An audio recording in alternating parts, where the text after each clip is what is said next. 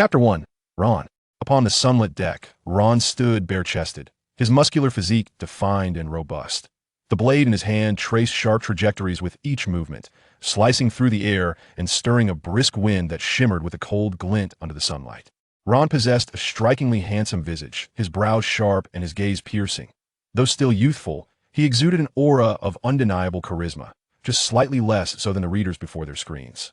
It had been 4 years since Ron found himself transported into the world of One Piece. Upon his arrival, instead of exuberantly calling out to a system or an elder, his first reaction was one of shock as he hastily lifted his trousers to confirm his condition, ultimately letting out a sigh of relief. As long as he hadn't been reincarnated as a pampered noblewoman. Everything else seemed trivial. Upon spotting the familiar bounty notice, Ron immediately recognized that he had indeed crossed into the realm of One Piece. After a restless night, without even managing to summon a loading system, Ron refrained from lamentations. Instead, he began to analyze the information at his disposal. From his knowledge of the original narrative, the only thing he clearly understood was the approximate location of the Thunder Fruit, a top-tier natural-type devil fruit. Unfortunately, Ron soon realized he had arrived at a rather awkward juncture. 7 years had already elapsed since the execution of the Pirate King. If the Pirate King had yet to perish, then Ron would have had ample opportunity to devise a plan to ascend to Skypiea and seek the Thunder Fruit. However, if Luffy had already set sail, then the prospect of the Thunder Fruit would be far-fetched. If he was so fond of electricity, wouldn't it be better for him to seek out Professor Yang to curb his internet addiction? Thus, the current timeline was exceedingly precarious, offering a glimmer of hope, yet lacking in tangible prospects. 7 years. 7 years. You might as well tell me my wife left me due to a 7-year itch. Damn it. Ron paced restlessly in his room, his face a portrait of conflict, his brows knitted tightly together. After pondering for over 10 minutes, he ultimately resolved to abandon the thought. Damn it, forget it, the risks are too great, and the rewards are uncertain. Preserving my life is paramount. He was a man who assessed risks and rewards prior to undertaking any endeavor. He never lingered over trivial matters, such as whether to apply to Tsinghua or Peking University. He was a person of considerable discernment, never indulging in daydreams. Ron had little faith in his ability to possess the luck of a protagonist, casually stumbling upon the Thunder Fruit in Skypiea. The uncertainties were far too numerous. He didn't even know how to reach Skypiea, as the original narrative had failed to mention any safe methods of ascent.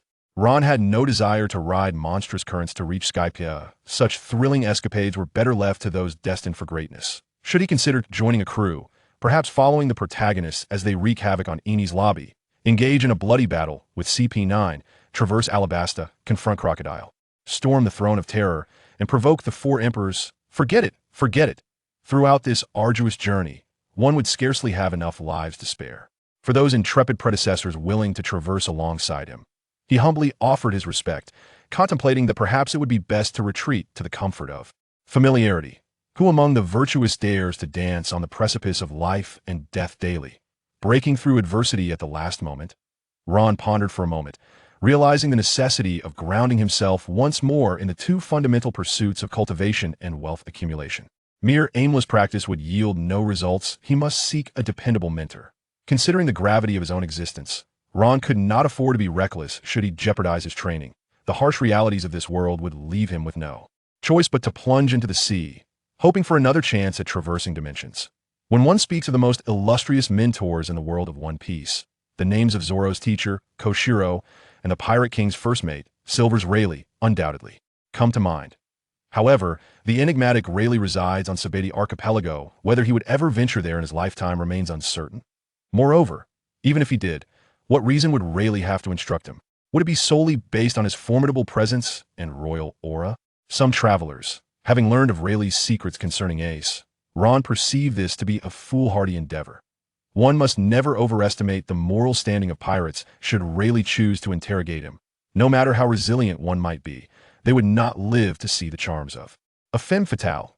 After careful consideration, Ron concluded that seeking Koshiro as a mentor was the more prudent choice, but he sensed that as the narrative unfolded, Koshiro's significance grew ever more profound. Koshiro is the illustrious swordsmith who crafted the legendary swords Enma and the supreme greatsword, Wad Ikamanji, and is the son of the renowned blacksmith Shimatsuki Kozaburo. Regardless of the circumstances that led Koshiro to the East Blue, Ron refused to believe he lacked a method for training Haki. As for Zoro's failure to acquire hockey techniques from his master, Ron found a plausible explanation. When Zoro set sail as a bounty hunter, he had yet to master the art of cutting steel and thus lacked the foundational skills required for hockey. Yet, who could have foreseen that upon boarding a pirate ship, he would never return to Shimatsuki village? With no means of communication, it is likely that Koshiro wept inconsolably. Another advantage of seeking Koshiro as a mentor is that he operates a dojo with sufficient funds.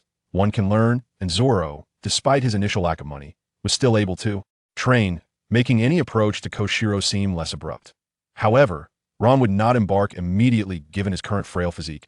It would be an imprudent gamble to believe in the security provided by the world government.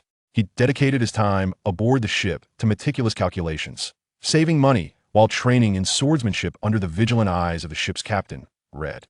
For the past 4 years, he committed over 10 hours daily to practice, come rain or shine. The notion that strength could be attained through diligent training is a temptation few men can resist.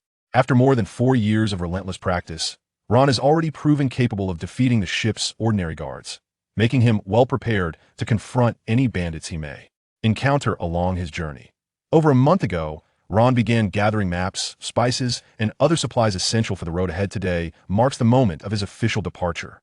On the deck, Red, the captain towering over 2 meters with muscles bulging like a humanoid bear, observed Ron's swordsmanship and couldn't help but nod in approval. As Ron completed his swordsmanship practice, Reed straightened his face and stepped forward.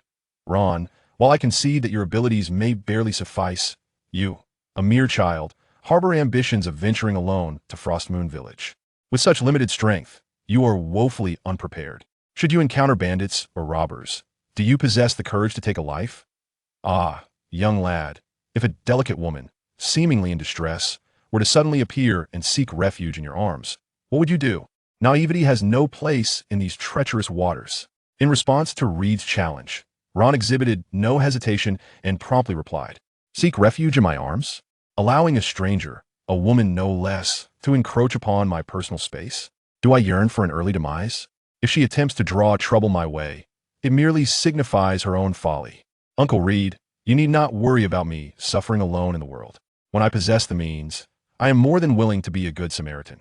Yet, in times of vulnerability, I shall not jeopardize my safety for the sake of a stranger.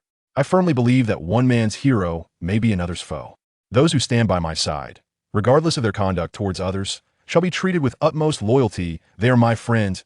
As for those who wish me harm, regardless of their age or gender, I shall show no mercy." Ha ha ha. That's the spirit, lad. Only such a mindset can ensure survival in these vast oceans. Go forth, young one. I eagerly await the day I hear your name echoing across the seas. Chapter 2. First Blood. Ron, with the map in hand, confirmed his direction and, burdened by a backpack taller than himself, proceeded along the main road. Traveling by wagon was not always feasible, so to save time, Ron often opted to walk, enduring the elements along the way. Many might perceive that roughing it outdoors equates to a miserable existence. Yet this is a misconception only the impoverished suffer in such conditions. As dusk descended, Ron gathered some firewood and retrieved jerky, canned goods, and dried fruits from his enormous backpack to prepare a modest meal. He then carefully sprinkled a variety of exquisite spices over the jerky. These spices, not only beautifully packaged, but also quite expensive, some even surpassing the cost of gold by volume, required careful application, not to be treated as mere barbecue seasoning. Nevertheless, Ron deemed the expense utterly worthwhile. Even accustomed to the harsh realities of technology, he found the flavors utterly delightful, likely due to the unique flora and culinary techniques of the pirate world. Ron cared little for the exorbitant prices of the spices amidst his training. He never shied away from life's pleasures, a privilege afforded by his talent and strength. Soon, the jerky released an enticing aroma, but whether it was the scent or the flames that drew them, 2 unexpected guests emerged. From the forest appeared 2 true vagabond bandits, their faces gaunt, clothing tattered, and even from a distance, Ron could detect the foul stench emanating from their bodies. Upon encountering Ron, their faces instantly illuminated with surprise. The lead bandit, brandishing a knife, pointed toward Ron and shouted back to his comrades, "Boss, splendid news. We've stumbled upon a plump target." Before the bandit could finish his sentence, Ron, who had been warming himself by the fire, abruptly vanished from sight, reappearing before the first bandit in an instant. His long blade, imbued with a terrifying force, cleaved the bandit's weapon into fragments, and with unrelenting momentum, struck the bandit squarely in the chest. The flying shards of metal sliced through the first bandit, only to strike his so-called boss behind him, producing a dull thud reminiscent of a blunt object meeting flesh. With a swift kick, Ron sent the first bandit hurtling away before advancing upon the second bandit, his blade glinting coldly as he swiftly severed the bandit's throat. Having dispatched the two bandits, Ron wiped the blood from his blade and sheathed it, savoring the metallic scent of blood in the air, a satisfied smile gracing his lips. However, let there be no misunderstanding, Ron harbored no peculiar inclinations. The scent of blood would soon attract fresh prey, ensuring he need not rely on jerky for sustenance that night. Aside from this brief encounter with bandits, the entire journey proved remarkably smooth. After more than 3 months of arduous travel, Ron finally arrived at Frost Moon Village. Nestled against the mountains and facing the sea, the village is encircled by towering peaks, with many villagers relying on fishing for their livelihood. As he approached, vast expanses of farmland came into view, predominantly owned by the dojo. Upon entering the largest courtyard in the village, Ron was immediately greeted by the sound of bamboo, swords clashing, followed by a dull thud and a cry of pain. 962-0, Kuina wins, announced a voice. Unable to suppress a laugh, Ron found the scene all too familiar, Zoro being thoroughly thrashed. After chuckling for a moment, he composed himself, rubbed his face to regain his demeanor, and knocked on the door. "Please come in," a voice beckoned. Upon seeing Ron enter, many individuals exhibited expressions of astonishment. In such a small village where everyone knew each other, the arrival of a stranger was indeed a rarity. Ron scanned the room. It marked his first encounter with characters from the original narrative. A bespectacled middle-aged man sat on the floor, sipping tea while clad in a fitted gray kendo uniform that harmoniously complemented his physique. Acting as referee was Zoro's senpai, Zosuk, a middle-aged man with a small mustache, who served as an instructor at the dojo and possessed little presence. Ron's gaze swiftly moved past him to the two main figures who had just finished their duel, Zoro and Kuina, surrounded by a gaggle of sniffling children. Zoro lay on the ground, his head adorned with bumps, entirely preoccupied with the bamboo sword in Kuina's grasp, his eyes filled with determination as he resolved to triumph over her next time. Kuina regarded Ron with a curious gaze, appreciating his well-fitted attire and hairstyle, which stood in stark contrast to the monotonous plain linen garments of the villagers and the unchanging buzz cuts of the local children. Though intrigued by Ron, Kuina understood that with adults present, it was unnecessary for her to step in. The ever-helpful Jie took the initiative, approaching to greet Ron. "Good sir, is there something you require? I'm seeking a dojo to study the way of the sword and happen to pass by, so I thought I'd take a look," Ron replied, carefully concealing his true intentions to avoid raising suspicions. Unlike Zoro, he had no desire to claim he was there to challenge anyone. Such behavior was unbecoming of a reasonable person. The prospect of business brought an immediate smile to Jie's face. "I am the instructor here at the dojo. Allow me to introduce you to our establishment," he offered, and no need for that. "It appears you're engaged in practice." These two individuals seemed to be of a similar age to mine, perhaps just a year or two younger. I would prefer to spar with them instead. After more than 4 years of rigorous training and swordsmanship study, Ron's physique was well-proportioned and robust, with muscle definition resembling that of a finely sculpted statue. Having invested so much sweat and effort, he was eager to test the fruits of his labor. The most suitable opponents were undoubtedly the two individuals before him, and Ron's eyes gleamed with a fervent fighting spirit. While the dojo typically operated in a laid-back manner, there was no reason to turn away an opportunity for business. Allowing the students to showcase their skills would serve as the best advertisement. No amount of grand promises could compare to tangible results, surely. Everyone understood this simple truth, except for fools. Thus, Jie readily agreed to Ron's request, his gaze momentarily flickering to the incapacitated Zoro before resting on Kuina. "Kuina, why don't you spar with him and demonstrate the prowess of our dojo?" With a playful wink, Jie signaled Ga to take it easy, urging her not to strike Ron too hard, lest she treat him as she had Zoro. Over the years, Zoro had been the only student from outside the village to attend the dojo, and he hadn't even paid. It was a rare occasion to have another student. They certainly didn't want to scare him away. Chapter 3. Kuina. Kuina understood Jie's unspoken message. She adjusted her somewhat disheveled attire from her earlier bout with Zoro and stepped forward to face Ron, offering him a bamboo sword. "The conditions at our dojo are rather rudimentary, and we lack protective gear, but I will be cautious." Upon hearing this, Ron raised an eyebrow. While he recognized Gina's good intentions, he held a firm confidence in his own abilities. Her words ignited his competitive spirit, leading Ron to believe that with his current strength, he would not be bested by Kuina. However, there was no vertical comparison to be found. It was merely a confidence cultivated over 4 years of dedicated training. If one lacks even this modicum of self-assurance, how can they hope to traverse further along the path of the strong? Please guide me. Ron grasped his sword with both hands, the blade poised towards Kuina, his toes slightly together, maintaining the equilibrium of his body. Begin! At the command of Zhuai, Ron and Kuina launched themselves at one another simultaneously. In their initial clash, neither party opted for a tentative approach. Instead, they both advanced with fervor, eager to ascertain the other's caliber. Bang! A muffled thud resonated as their swords met, and in that fleeting moment of contact between the bamboo blades, Ron felt a jolt reverberate through his grip. After a brief struggle of strength, both combatants withdrew. Ron's expression was one of astonishment. He had never anticipated that Kuina possessed such formidable strength, capable of matching him blow for blow, despite his greater age. He seemed to have forgotten that Kuina could effortlessly spin Zoro like a top, largely due to the fact that at this age, girls typically develop faster and are stronger than boys. Not only was Ron taken aback, but Kuina's own surprise was equally profound. Although Geng Silang had never shown her much affirmation, her strength had always far surpassed that of her peers. Before Zoro's arrival, there had been no children of her age worthy of competing with her. While Kuina had anticipated that Ron's prowess would not be insignificant, she was nonetheless taken aback that her full-force strike could be so easily deflected. Her demeanor shifted to one of seriousness as she fixed her gaze upon Ron's shoulder and footwork, bracing herself for his impending assault. After a brief exchange of tentative strikes, Ron surged forward, his bamboo sword slicing through the air with a whistling sound aimed at Kuina's abdomen. Kuina accurately anticipated Ron's movement, executing a downward cut from the lower side to intercept his attack, then skillfully flipping her wrist to thrust forward along the path of Ron's sword. Ron leaned to the left, evading Kuina's forward thrust. He then shifted his shoulder, attempting to collide with her, only to be anticipated by Kuina, who swiftly retreated, causing him to stumble momentarily. Regaining his balance, he charged towards Kuina once more, their swords intertwining as they unleashed a rapid series of attacks with ferocity. Soon, Ron seized an opportunity, darting within 3 steps of Kuina. He crouched low to evade her strike, directing his bamboo sword towards her legs. Seizing the moment while Kuina bent to defend, Ron pivoted on his right leg, sweeping his left leg towards her lower limbs. However, Kuina had already perceived his intentions. She raised her right leg, bending it forward to block his sweep with her calf.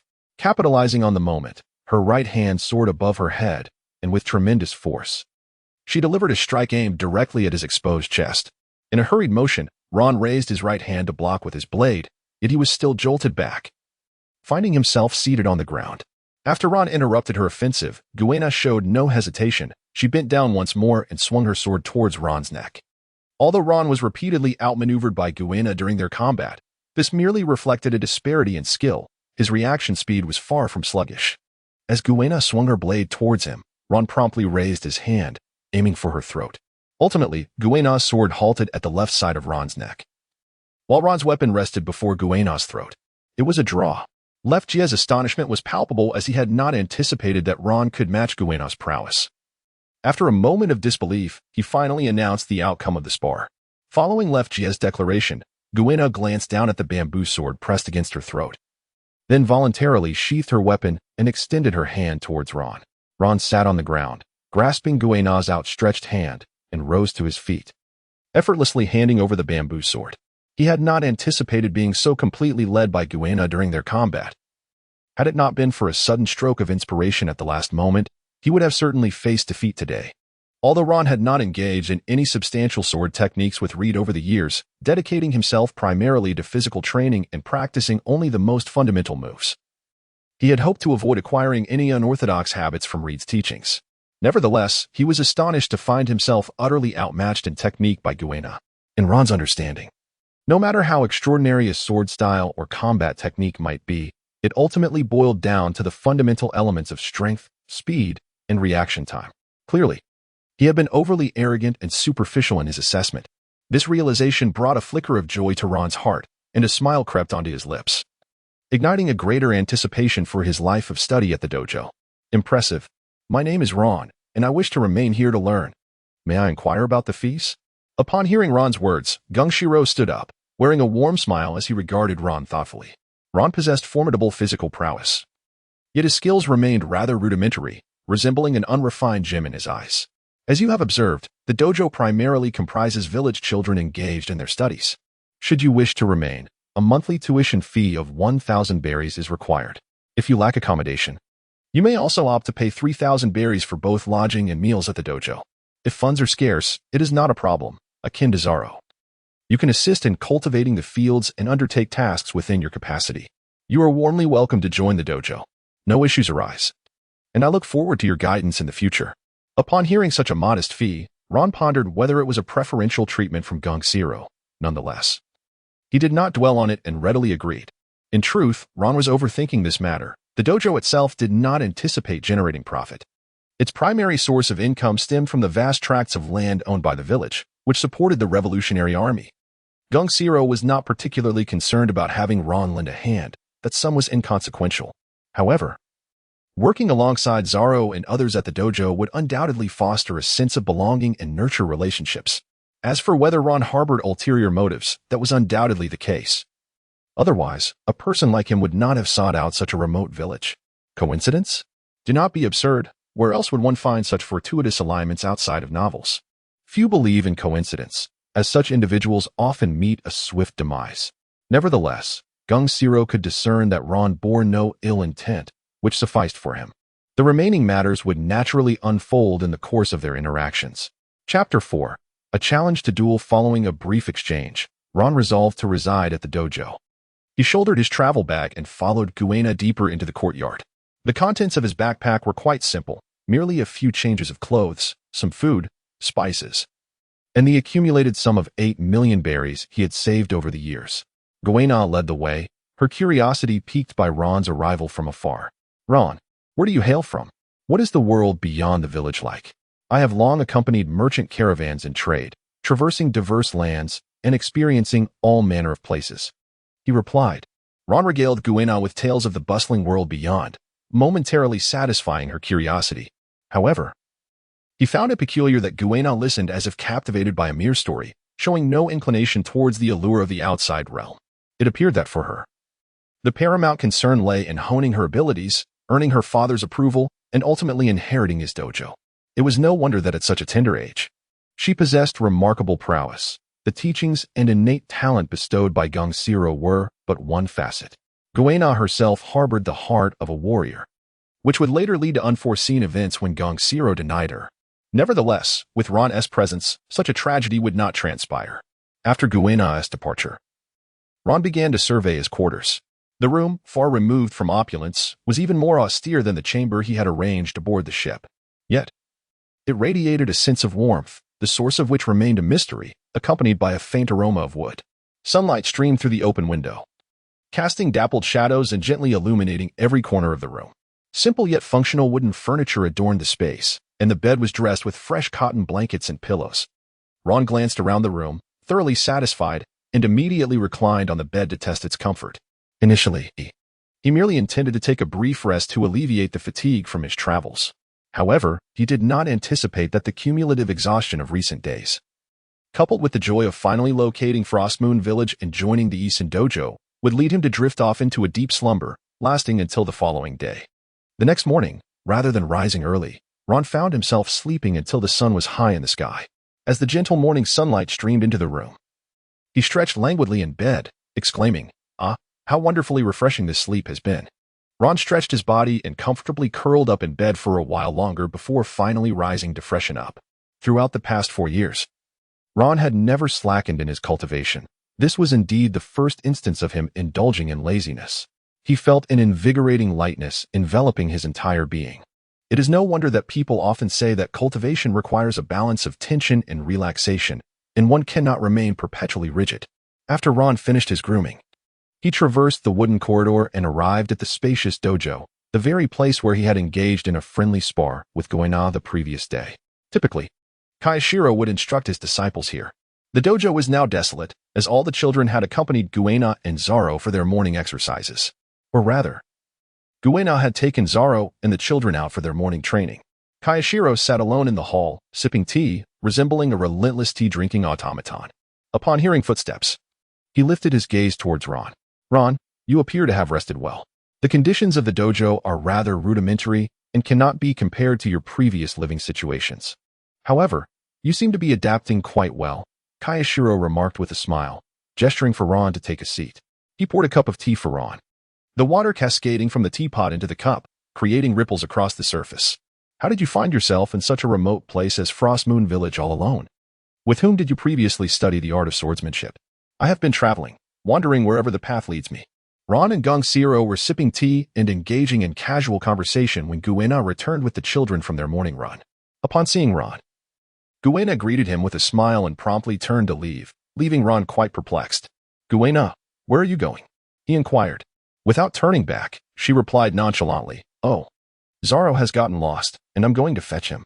At this revelation, Ron nearly spat out his tea in surprise. He had not anticipated such a significant event occurring so soon after arriving at the dojo. Setting down his cup, he rose with enthusiasm, exclaiming, Let us go. I'll accompany you. Only then did Kuina turn back, casting a curious glance at Ron, yet she did not decline his offer. Very well. Then you may come with me. The terrain surrounding Frost Moon Village was not at all complicated. Beyond the village lay the path leading up the mountain. The daily running route consisted of a loop around the village, followed by a trek to the summit and back down. Therefore, in theory, there was no room for getting lost along the way.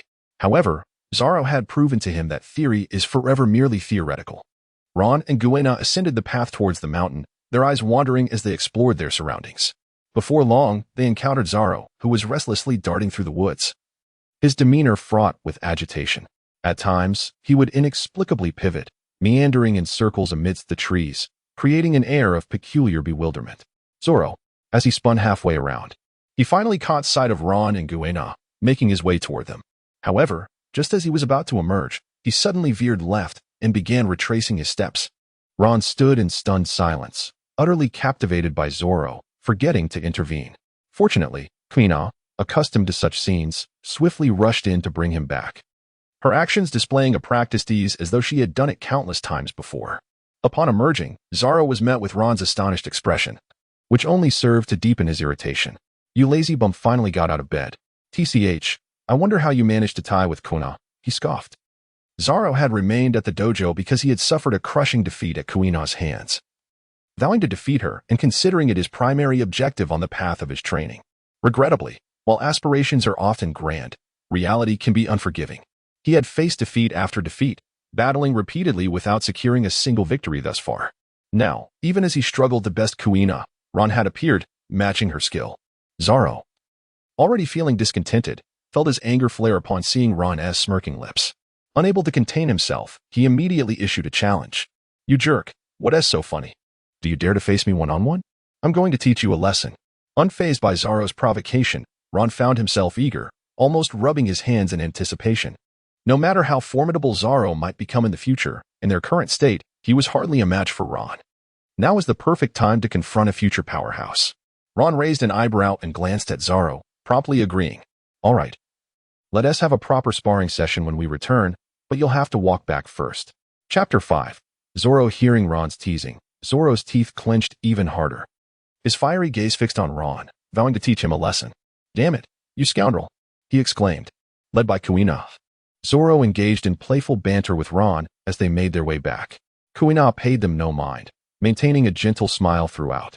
Though they had only met the day prior, the bond of friendship among peers is often straightforward, perhaps enhanced by Ron's naturally affable demeanor, allowing for a harmonious interaction.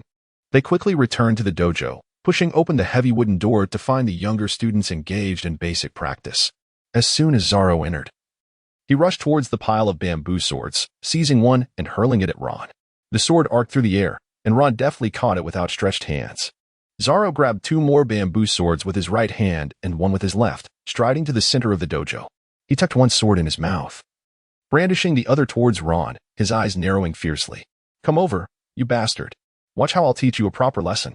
The other children, sensing the excitement, tossed aside their bamboo swords and quickly settled in rows, eager to witness the unfolding spectacle. Ron was taken aback to discover that Zoro had already commenced his 3-sword style, and even more astonished by his ability to articulate so clearly while holding a blade in his mouth. He promptly moved to the center of the dojo, standing opposite Zoro, eager to experience this unique swordsmanship firsthand. At the command of Left Jiao, Zoro, who had been itching for a fight, swiftly charged at Ron. Zoro's 3-sword technique was imbued with dominance and ferocity, with the 3 blades striking like a tempest, each move executed with piercing force and velocity. The rapid succession of his attacks initially left Ron struggling to defend himself. However, as he fought and retreated, gradually adapting after several exchanges, he began to find his footing. Zoro's swordplay was bold and straightforward, lacking the agility and variability of Kuina's attacks. Moreover, Zoro, brimming with frustration, approached the battle with a directness that made his movements easily predictable. After his battle with Kuina yesterday, Ron has become increasingly focused on anticipating his opponent's movements. Now, a perfect opportunity presents itself for practice. He faces Zoro, who is seething with rage and has become somewhat disordered in his approach. And it feels as if he can easily manipulate the situation to his advantage. Ron feigned a vulnerability, and Zoro, predictably, took the bait.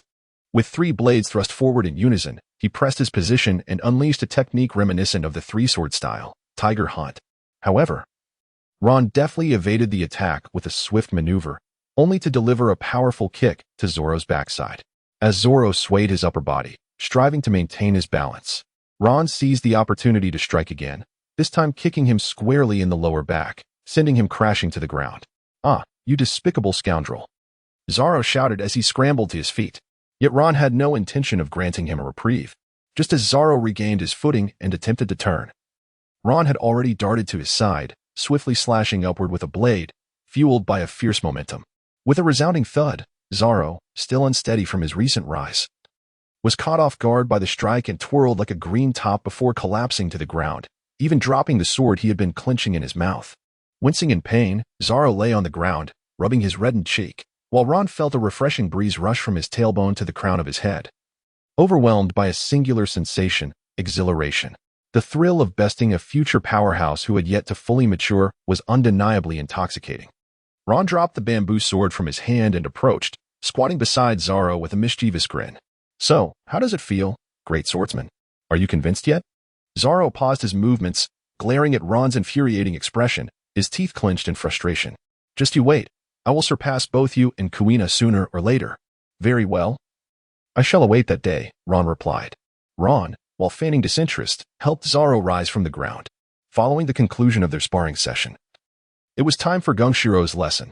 Ron, Zoro, and Kuina settled down in the vicinity of Kongshiro, eager to absorb his teachings. Kongshiro commenced with an evaluation of their recent sparring session. "Ron, you performed admirably. This was likely your first encounter with a 3-sword style swordsman. Yet your composure was commendable. Initially, you probed cautiously, engaging while retreating, and you committed almost no errors. Once you discerned Zoro's offensive strategy, you seized upon his vulnerabilities and decisively secured your victory." With a stern countenance, King Shiro turned his attention to Zoro. "However, Zoro, you made numerous mistakes during the combat. You were led by Ron from beginning to end. What is this? Have you become unsettled by the emergence of a pupil who surpasses you in skill? You fought with a direct approach, fixated solely on offense, yet you lacked the strength for a swift victory, and your abilities fell short compared to your opponents. Prolonged engagement will only expose more of your weaknesses. Such blatant flaws would lead to certain demise in a real battle." Faced with Kongshiro's admonitions, Zoro stammered, struggling to articulate a response, eventually managing to utter a few words. "Sensei, it's just that this guy keeps provoking me. Which is why I wanted to teach him a lesson quickly." Kangshiro retorted. "So, in a battlefield, do you intend to succumb to the enemy's provocations and walk into their trap, risking your life? It may not merely be a matter of provocation. Your loved ones and friends could fall into the enemy's grasp, and you might find yourself restrained by various concerns. A true warrior is not only proficient in swordsmanship, but also possesses an unwavering spirit in adversity and the ability to analyze situations calmly. Only then can you make the most prudent decisions in perilous moments, and only thus can you traverse further along the path of the strong." Zoro, Ron, Kuina. Remember this. During battle, it is natural for emotions to influence you. Rarely can one guarantee immunity from emotional turmoil in the heat of combat, and I would not wish for you to become such individuals. However, you must never allow your emotions to cloud your judgment. For instance, Zoro, your desire to punish Ron is understandable. Yet, King Shiro glanced at Ron, a smile creeping onto his face. This rascal does seem a bit deserving of a beating. But have you truly laid a hand on him? You've accomplished nothing but allowing him to dictate the rhythm of the fight. Now, Ron has exposed your shortcomings, which is, in fact, a fortuitous outcome. I do not wish for any of you to repeat similar mistakes in battle, otherwise, it is likely that you will not return to see me again." Geng Silang's piercing gaze swept across the entire arena like a razor's edge, even causing Ron to feel a subtle sting in his brow when their eyes met, compelling him to lower his head involuntarily. It seemed that the gravity of the matter had finally unveiled the formidable essence of Geng Silang, who had always maintained a cheerful demeanor. After imparting lessons to Ron and his companions on the management of emotions during combat, they commenced their daily fundamental training. The subsequent instructional content was indeed commensurate with the modest monthly fee. However, Ron remained unhurried. Having only recently joined the dojo, he was aware that time was on his side. Chapter 6: A Life of Tragedy. Ron was profoundly dissatisfied with his life after joining the dojo, to the extent that his discontent could be deemed significant. Prior to his induction, both Kuina and Zoro exhibited a formidable prowess within the dojo, their strength akin to a sheer cliff. The younger students were no match for them, and even Zoke was unable to contend with Zoro. Consequently, it was Kuina and Zoro who typically assumed the responsibility of guiding the children in their training, imparting various fundamental sword techniques as assistant instructors. Although Ron had only recently joined, his capabilities were evident. On his very first day, he matched Kuina in skill, and on the subsequent day, he triumphed over Zoro. The children had no objections to Ron's role as an assistant instructor. However, Ron himself harbored considerable grievances. Upon joining, he believed that, possessing sufficient funds, he would not need to take advantage of the dojo's offerings, and that he would willingly pay his dues. Yet, he soon discovered that regardless of whether he contributed to the meal fund, he was obliged to supervise the children. This was an unspoken rule, an option that could not be deselect. While the dojo purported to be a serious training ground, Ron perceived it as little more than a kindergarten. Villagers paid a nominal fee to leave their children here, only to retrieve them at mealtimes. Observing a gaggle of youngsters frolicking outside, their faces sun-kissed and some sporting shaved heads or crew cuts, he noted that many bore runny noses, and a number were in the throes of teething, revealing gaps in their smiles. This scene left him feeling overwhelmed. As Kuina and Zoro led their respective apprentices toward the sides of the dojo, Kuina frequently glanced back, evidently anxious about Ron's ability to manage the children effectively. Although Ron did not witness Zoro turning back, the incessant twitching of his shoulders clearly indicated that the lad was reveling in schadenfreude. It seemed evident that when he first began mentoring these youngsters, Zoro must have endured his fair share of hardships, and now, as the tables had turned and Ron found himself in a similar predicament, Zoro was undoubtedly overjoyed. Ron glared at Zoro's retreating figure, his teeth clenched in frustration, vowing to deliver a resounding blow to his backside during their next sparring session. He turned around, his expression a mix of exasperation as he regarded the group of youngsters, letting out a deep sigh. "Come here, gather around, and line up. Follow me this way." Ron brought the children to a corner of the dojo, sitting cross-legged on the ground. He rested his right elbow on his thigh, propping his face with his hand, and called out the sword techniques with a sense of helplessness. Thrust, horizontal slash, left flick, backhand chop. Observing the awkward and uncoordinated movements in the arena, Ron had no inclination to correct them, resembling an employee merely going through the motions. He felt like a slackened fish, content to drift through time, waiting for the end of the day. Only by idling could he barely sustain his existence. Ron was tempted to throw a stack of berries in Zhuajie's face and bellow, "I quit." The morning training sessions had pushed these children to their limits of compliance, thus the afternoons were reserved for sparring in the dojo, or rather, a time for free activity and spectating. Ron let out a deep sigh, his weary voice tinged with the exhaustion of a morning spent in toil. "Dismissed, go and play," he declared, hoping that the session of child wrangling had finally come to an end. However, to his surprise, as soon as he announced the dismissal, the energetic children swarmed around him. Ron, did you come from the big city? What's it like there? Is it particularly bustling? My father promised to take me to the big city for ages, but we still haven't gone. Such a lack of integrity. How come you're so remarkable, effortlessly defeating Zoro? He can even overpower adults. Do you have any secrets to your training? Please, enlighten us." Ron gazed at the sudden swarm of mischievous children, his expression instantly betraying a palpable sense of alarm. "Please, don't come any closer. Do not let your snot touch me." He stood amidst the throng, twisting and turning like a serpent in time with the music, evading the playful antics of the little rascals while pressing down on the head of a snot-nosed child charging towards him. These youngsters were exceedingly curious about Ron, who had come from the bustling metropolis. Their intrigue peaked after he triumphed over Zoro. After all, Zoro had lived with them in the dojo for quite some time, and they had witnessed his rigorous training regimen firsthand. Although Zoro often found himself in amusing predicaments during his training, such as getting lost. The intensity of his workouts was beyond anything these children could fathom. Thus, despite Zoro's rapid progress, capable of defeating Left Hand and holding his own against Kuina, they harbored no doubts about his abilities.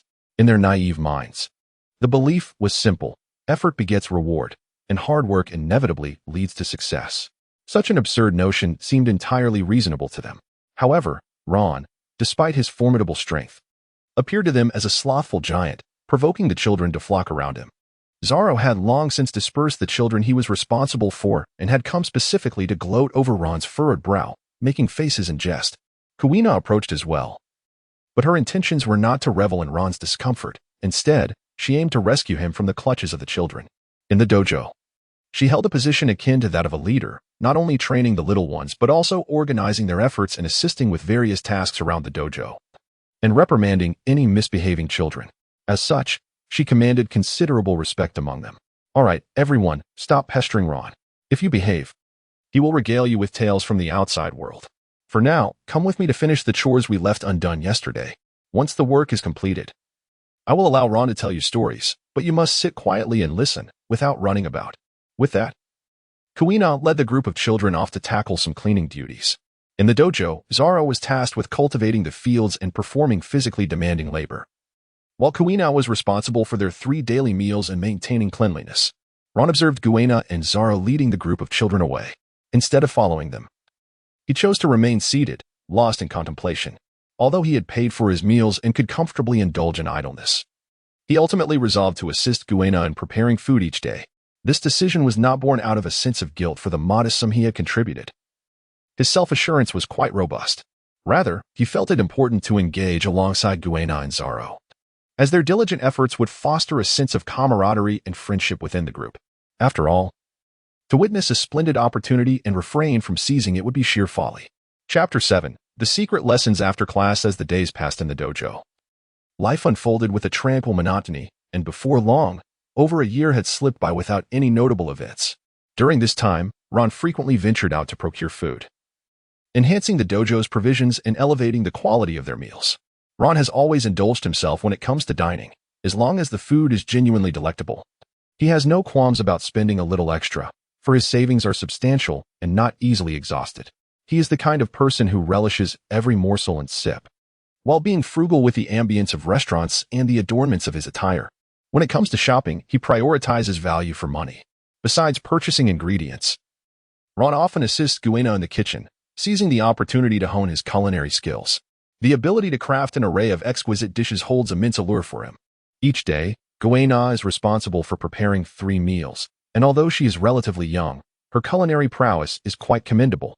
Ron has even acquired commendable cooking techniques himself. Many perceive the cuisine of the mountain village as rudimentary, yet the reality is far more nuanced.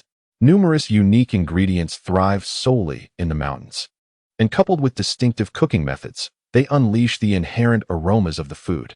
Wild vegetables, camellias, honey, matsutake mushrooms, and river delicacies are among the local specialties.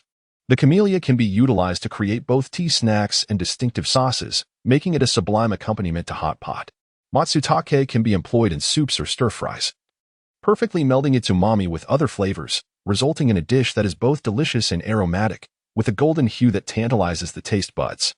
River delicacies can be transformed into soups or barbecued, and when enhanced with various spices Ron procures from outside, it becomes an exquisite sensory delight.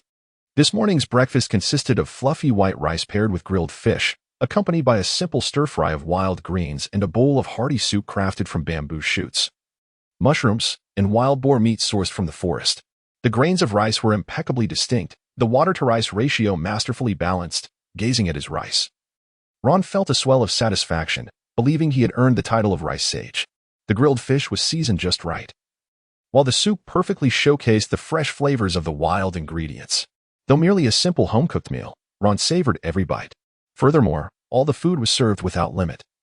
As long as one could eat, there was no restriction on quantity, for one could not cultivate a robust physique without ample nourishment.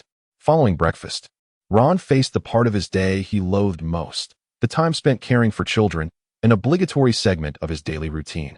Ron and his companions would bring the children to practice the fundamental movements of swordsmanship.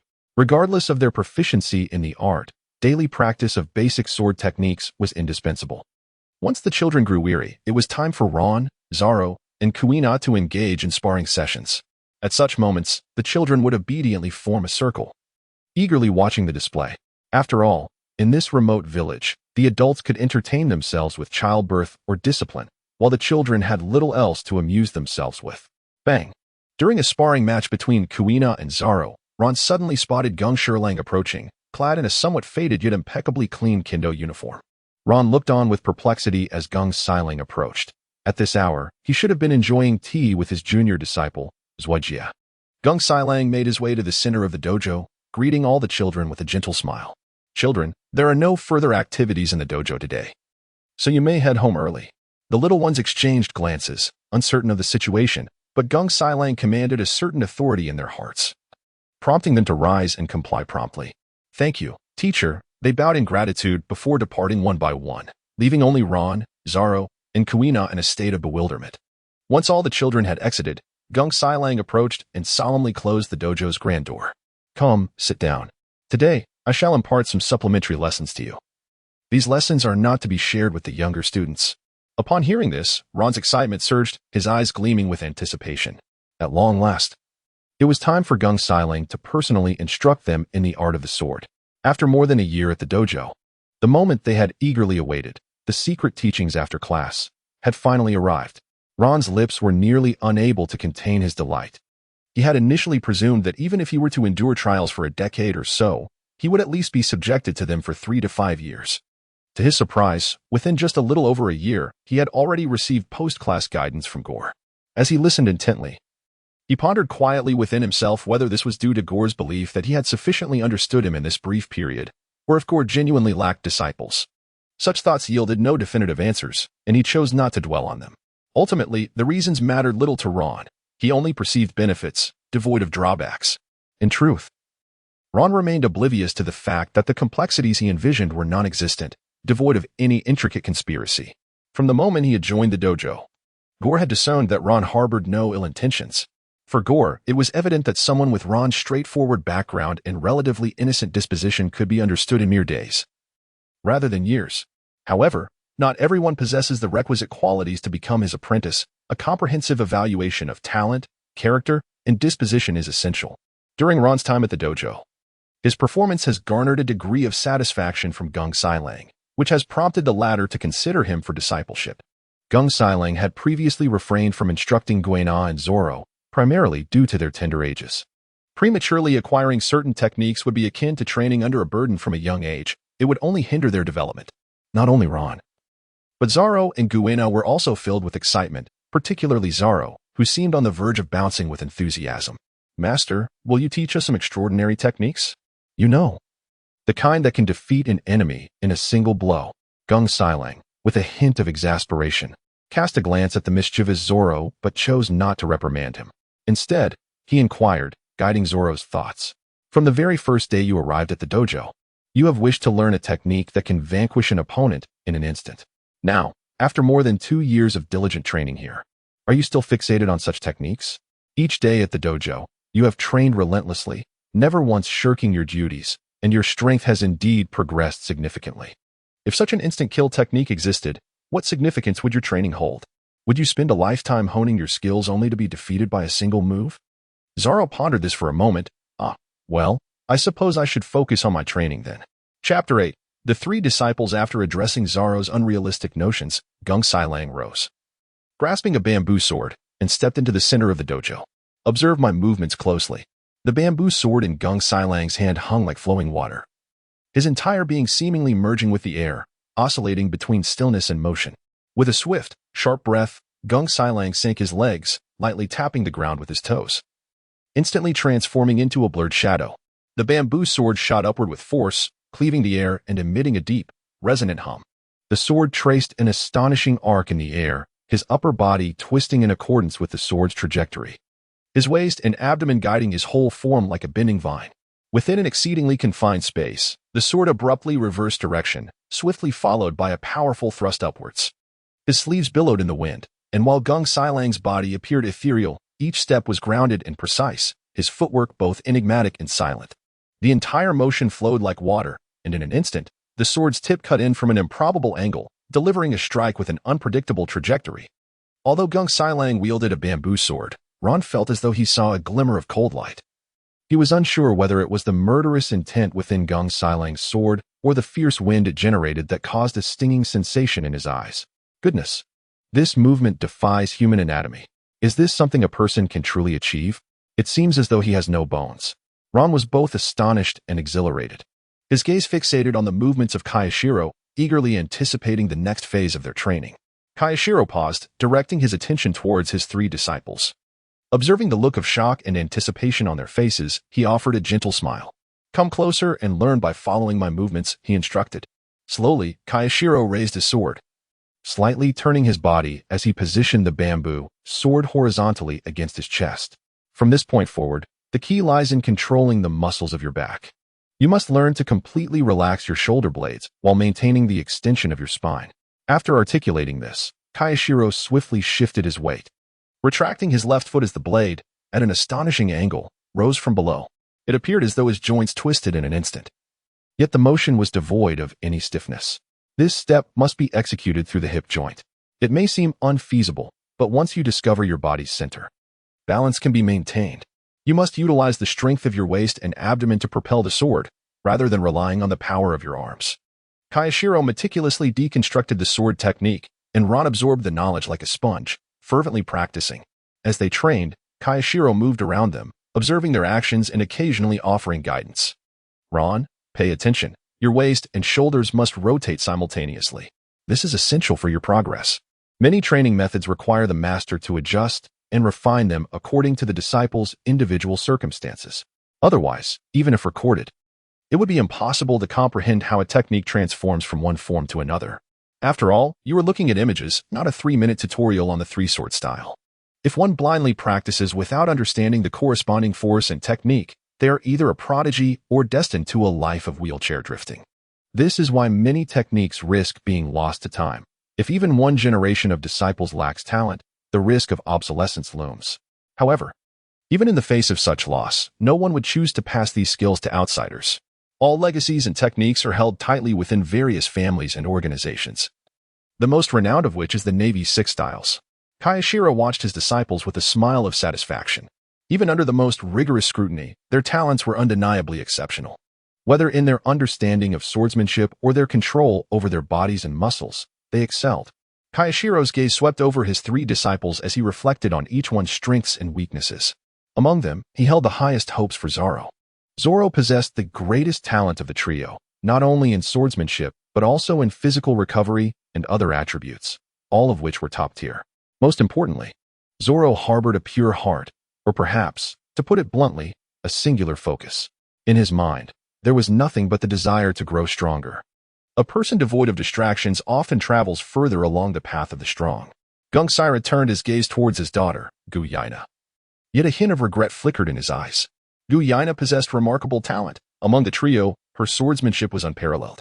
Moreover, as a girl, her thoughts were more intricate, allowing her to be more agile in combat. However, it was precisely because she was a girl that her potential, in terms of physical attributes and other aspects, was inherently limited. Without sufficient physical prowess, one cannot wield an imposing level of armament haki. Thus, he felt that a girl was destined to fall short of becoming a top-tier warrior. Geng Silang then shifted his attention to Ron, who had just arrived at the dojo. Contemplating the impact of his presence on the dojo in his heart, Ron's origins are shrouded in mystery, seemingly laden with secrets. However, setting aside his innate talents, his heart lacks purity. He is burdened by myriad thoughts and is devoid of a definitive belief to anchor him. Were Ron privy to the current musings of Geng Silang, he would undoubtedly be taken aback, exclaiming in astonishment. Despite the limitations imposed upon Geng Silang by certain archaic notions from Wano country, his judgments are remarkably astute. Indeed, conviction is an indispensable element on the path to strength. It is belief that fuels one's drive. Much like a Kuina, who endured 10 days and nights in the stench of fish mouths, driven by the unwavering conviction to exact vengeance upon all pirates, ultimately overcoming countless obstacles to ascend to the rank of fleet admiral, heralding a new era of hawkish dominance for the Navy. Kuina's aspiration is to earn her father's approval, while Zoro's current ambition is to vanquish Kuina. His future goal is to fulfill their shared dream of becoming the world's preeminent swordsman. Prior to the Straw Hat Pirates' devastating defeat at Sabaody Archipelago, the crew's three primary forces witnessed Sanji daily enamored by beautiful women.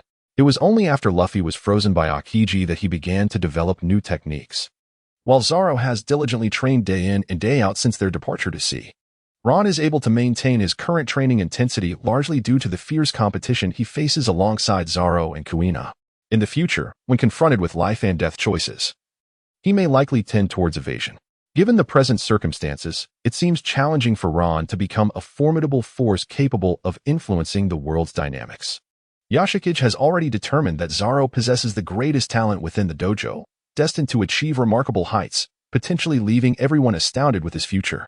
As they train together, both Kuina and Ron will undoubtedly become significant allies for Zoro, particularly Ron. This support transcends mere physical strength. When Ron was still in his infancy, and even after Zoro had matured, he could provide him with tremendous assistance.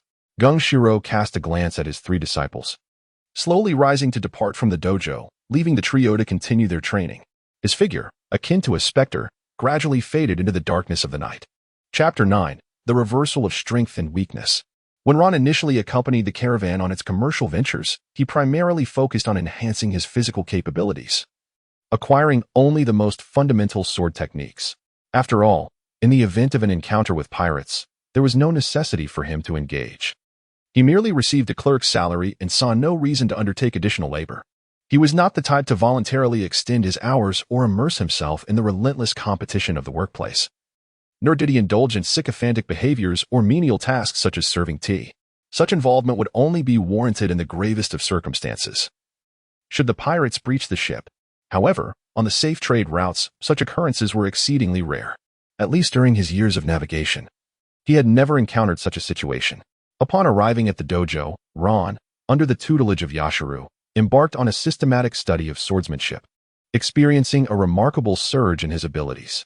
He even briefly surpassed both Zoro and Kuina. Sometimes, age does not adhere to reason. During his sparring sessions with Zoro, he triumphed through skill, while against Kuina, he relied on sheer strength. It was indeed reminiscent of a strategic maneuver akin to the famed Tianji's horse racing, employing an approach that was both audacious and unconventional. Naturally, neither Kuina nor Zoro were willing to concede defeat, and without the need for Yashiro's encouragement, their training became increasingly vigorous. Ron certainly could not have merely sat by and watched during their training sessions. Prior to Ron's arrival at the dojo, the intensity of his training with Kuina was, in fact, not on par with that of Zoro. Ron initially believed that his training intensity was sufficiently high. Yet upon witnessing Zoro's rigorous regimen, he immediately recognized the potential for his own improvement. He was unwilling to exert himself merely for his employer, but for his own sake. He was ready to push his limits. The competition among the three of them intensified, leading to an increase in training intensity, and if this continued, they might all face injuries. Ultimately, it was Yusaka who intervened to halt this relentless rivalry, establishing daily training tasks for them. Now, Ron, Zoro, and Kuina had approximately the same amount of training time each day, although the intensity of their training varied significantly. Within the same time frame, Ron and Kuina managed to perform nearly 1,000 sword swings, while Zoro surpassed them with a remarkable 1,100. Not only did Yusaka take note of Zoro's extraordinary recovery speed, but Ron also observed that Zoro seemed to possess an almost beastly resilience. During their daily sparring sessions, they left each other battered and bruised.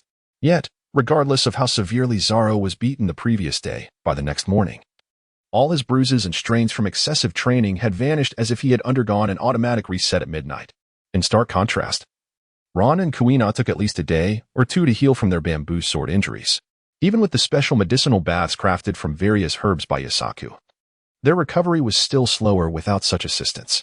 This clearly demonstrated Zoro's unparalleled talent. After all, to learn to strike, one must first learn to endure strikes. Every path to strength is paved with hardship. Previously, Zoro had been the weakest among the trio, simply due to his shorter time in training and learning. Yet his rate of progress was the fastest.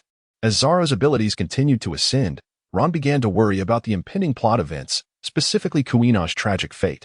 In his recollection, after their 2000th duel, Yusaka had a conversation with Zosuke, remarking that due to inherent limitations, girls often found it difficult to achieve greatness in the sword arts, or to become the strongest.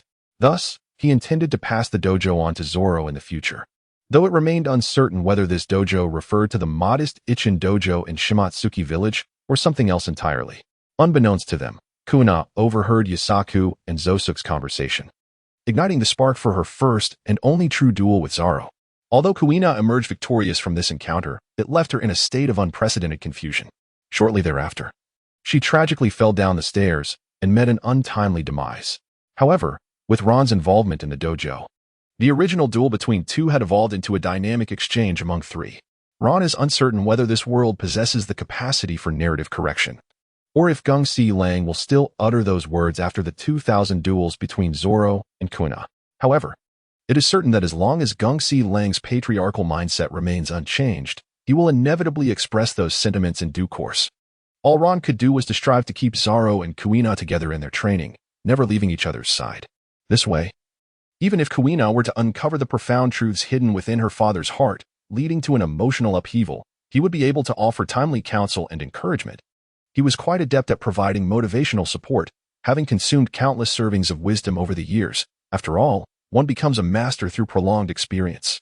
In a world teeming with formidable female warriors, such as the warlord Boa Hancock, the Emperor Big Mom, and Vice Admiral Tsuru, drawing upon a wealth of examples to inspire and uplift Kuina would be a simple task. Ron felt that the moment to harness his prowess as a mentor of success and to comfort Kuina was swiftly approaching. Another morning run had concluded, and the autumn sun broke through the sparse clouds, casting strands of golden light upon every corner of the dojo. Just as the team returned to the dojo, barely having the chance to sit and rest, Zoro rushed out in haste, seizing his 3 bamboo swords and proclaiming loudly, "Kuina, today I shall surely defeat you." With 1 bamboo sword clenched between his teeth and 1 in each hand, Zoro gazed confidently at Kuina, his face brimming with eagerness. In contrast to Zoro's palpable enthusiasm, Kuina, as the perennial defender, could hardly decline, though her expression bore a hint of gravity. Zoro, with his continuously improving physical prowess, had honed his swordsmanship to an impressive degree, gradually closing the gap in strength between himself, Kuina, and Ron. The dynamics of power had quietly shifted with the passage of time. The young children within the dojo formed a large circle with remarkable precision, their hands resting on their knees, backs straightened. They attentively observed the duel between Zoro and Kuina, as if ready to produce snacks and beverages at any moment. Meanwhile, Zhuojie, who should have been officiating the match, sat a short distance away in a kendo uniform identical to that of Geng Shiro, calmly sipping tea as though he were entirely uninvolved. Ron cast a helpless glance at Zhuojie, then silently positioned himself between Zoro and Kuina, assuming the role of a referee. In his heart, he quietly lamented how increasingly ineffectual Zhuojie had become in the dojo. Observing the two combatants poised for their imminent duel, a myriad of thoughts flooded his mind, accompanied by a strong premonition that Zoro was destined for victory today. Chapter 10. Refrain from violence. One must seek understanding. When Zoro first arrived at the dojo, he was utterly oblivious to the concepts of swordsmanship and technique, relying solely on brute strength. He believed that wielding multiple weapons would render him more formidable. And before even leaving the novice village, he fancied himself a master of the nine-sword style. How terrifyingly misguided. As a result, he charged at Kuina with an armful of bamboo swords, only to be mercilessly battered and sent spinning like a top. In a mere blink of an eye, several years had elapsed, and Zoro's prowess had escalated to a point where it was becoming necessary to engage him in discourse rather than combat. As the 2000th duel commenced, Ron felt an overwhelming sense of anxiety, fearing that a moment's inattention could lead to disaster. He found himself shadowing Ka even during the most mundane activities, such as using the restroom, leading Zoro and Kuina to question whether he had lost his mind.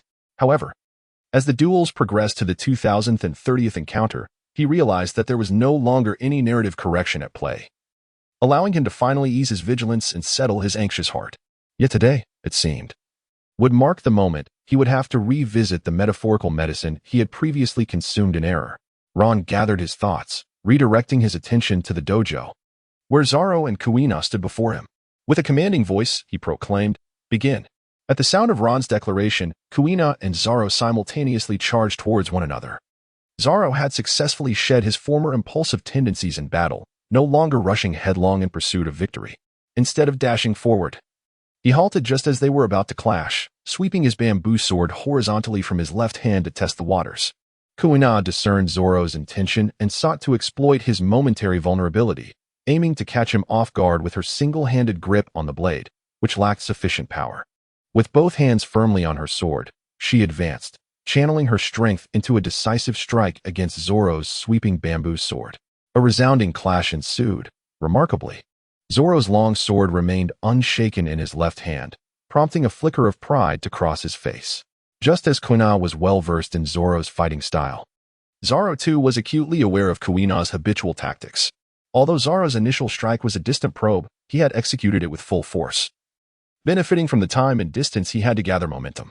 Seizing the fleeting opportunity when Kuina faltered, he arched his right hand in a swift semicircle, aiming a fierce blow at Kuina's head.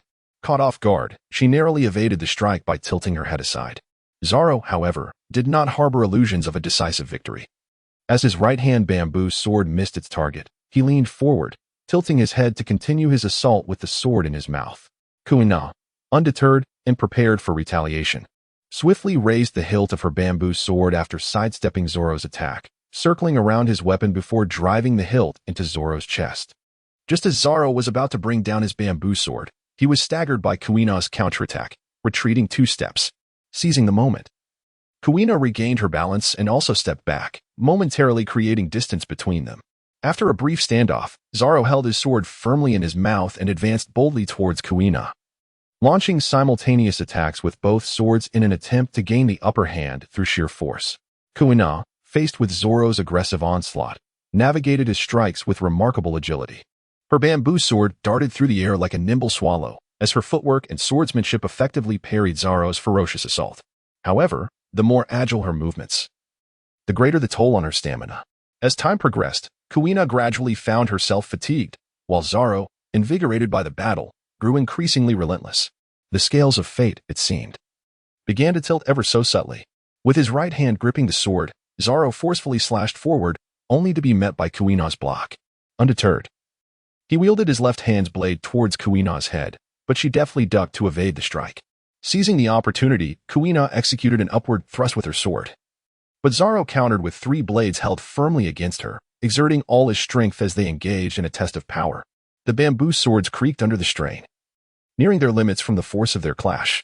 Kuina felt her arms growing heavier. In desperation, she attempted a sweeping kick aimed at Zoro's lower body. But he nimbly evaded her assault. She swiftly sidestepped, creating some distance, and refrained from rushing into another attack, positioning her bamboo sword defensively across her chest while panting heavily.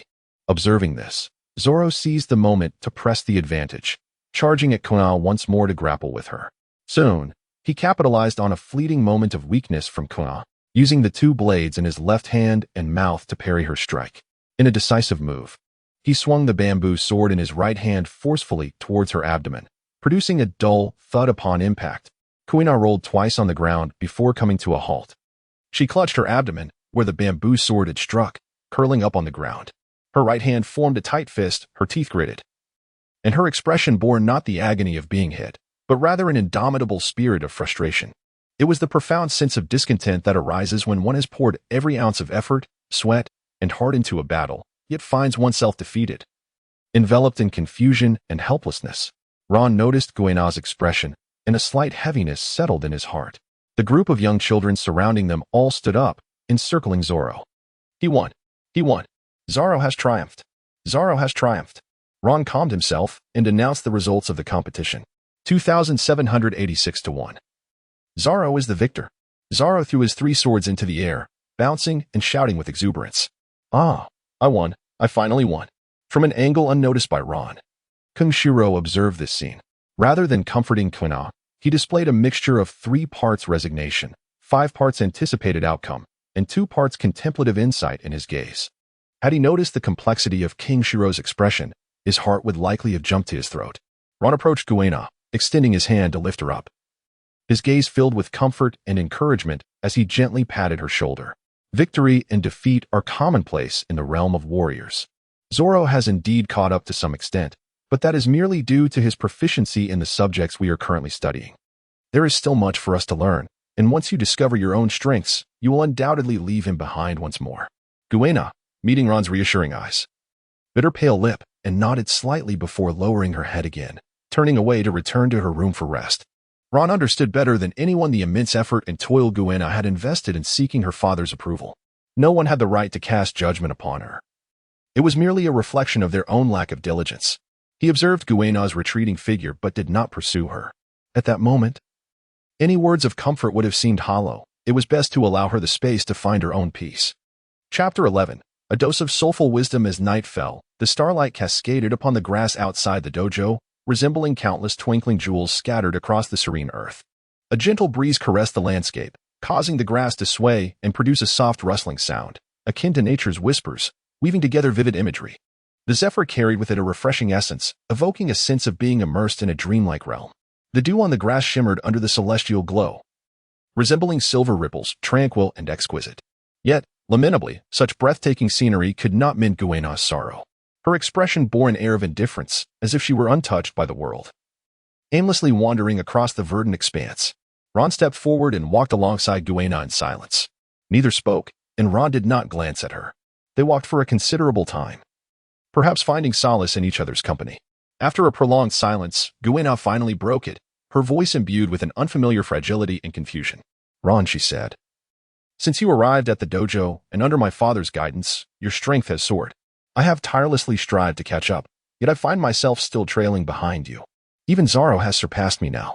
Deep down, I have always known that my father believes girls cannot become strong warriors. But I have never subscribed to that notion and have longed to prove him wrong. However, it seems that perhaps my father is indeed right. Ron, are girls destined to remain powerless?" Ron came to a halt, grasping Kuina by the shoulders, his earnest gaze locking onto her eyes as he resolutely declared, "Of course not. Kuina, you are aware that prior to my arrival at the dojo, I had been traversing the seas with merchant fleets, thus acquiring a wealth of information. Presently, the most formidable and influential organization in the world is the world government. They wield control over the largest territories, encompassing more than 170 member nations. All member states are compelled to adhere to the policies and directives of the world government. Furthermore, annually, they must pay the celestial dragons a tribute known as heavenly gold, essentially a protection fee, in exchange for the shelter provided by the world government and the Navy. This illustrates the overwhelming power of both the world government and the Navy. Yet, despite their formidable stature, the world government has faced relentless setbacks in recent years, having completely lost its foothold in the New World. Currently, the New World is dominated by the four most powerful pirates, collectively referred to as the Four Emperors, who epitomize the pinnacle of pirate strength. They are led by Edward Newgate, known as Whitebeard, the strongest man in the world, Shanks, the red-haired, Kaido, the strongest creature, and lastly, Charlotte Lin, ominously dubbed Big Mom. The very moniker Big Mom indicates her gender, yet before one even considers her sex, they are invariably reminded that she ranks among the most terrifying powers in existence, inciting fear through her sheer strength.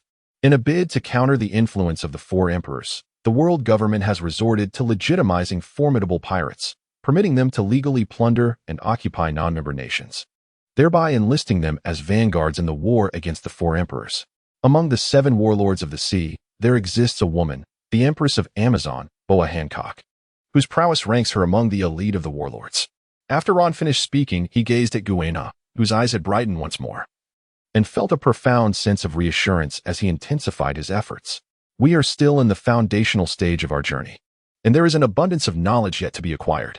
For instance, the concept of haki, which in time you will come to understand is the true determinant of a warrior's potential. Furthermore, the fabled devil fruits, treasures of the sea, each possesses unimaginable mystical powers. At present, Zoro and I may have a slight edge over you, yet the path to becoming formidable is still long and arduous. We are merely at the very beginning of this journey. When you eventually become the world's greatest swordsman, it will surely leave your father astounded. And I wonder if you will still utter such words as women cannot be strong." Kuina, envisioning the scene of her usually solemn father rendered speechless, burst into laughter, her previously heavy expression lightening as her furrowed brow gradually relaxed. Wiping her tears, she stood tall, her gaze resolute. "I shall undoubtedly become the world's greatest swordsman and prove it to my father." Meanwhile, in the dojo's chamber, Kayashiro was engaged in conversation with his junior, Zosuke. The flickering candlelight cast shadows on their faces, enveloping them in an aura of deep twilight, rendering Kayashiro's countenance mysterious and somber under the dim glow. "Zoro, that boy," had boisterously proclaimed his intent to challenge the dojo upon his arrival, despite having no knowledge of swordsmanship whatsoever. With his youthful vigor and raw strength, I sensed he was a natural swordsman. In the blink of an eye, he has grown to this extent.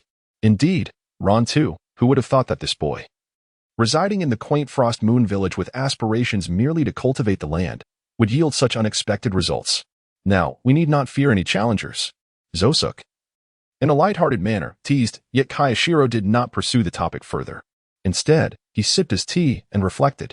Ron had approached our dojo with the clear intention of learning the way of the sword, as it was evident that he sought us out directly. Otherwise, in such a remote area, it would be years before an outsider might pass through. However, we possess little beyond food, so we harbor no fears of scrutiny. Which is why I allowed him to remain.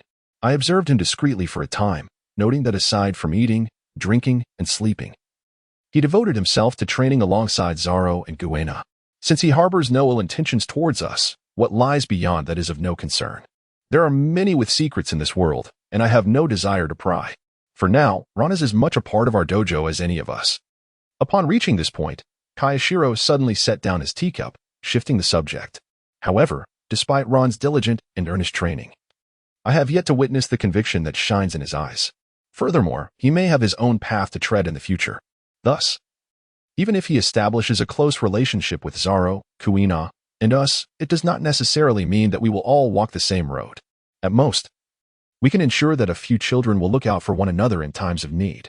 As for Kuina, sighing at the thought of his daughter, Gongshiro's face displayed a fleeting expression of conflict and hesitation, which quickly transformed into resolve. Kuina indeed trains with unwavering diligence and possesses considerable talent in swordsmanship. However, being a girl, she faces inherent limitations that make it challenging to become a formidable warrior. Moreover, if she can navigate life safely and soundly, I will be utterly content. Besides, should any challenges arise in the future, Zoro and Ron will be there to bear the brunt. I still intend to have Zoro inherit the dojo when the time comes. Kuina did not hear this conversation. Perhaps she did, but at this moment, it would not concern her. She has resolutely decided to demonstrate through her actions to Gengshiro that a woman can also become the greatest swordsman in the world. Chapter 12. Setting sail. Time flies, and in the blink of an eye, Ron and Kuina are 19, while Zoro is about to turn 18. Over the years, the three of them have trained together, competing with one another, and their prowess has made significant advancements.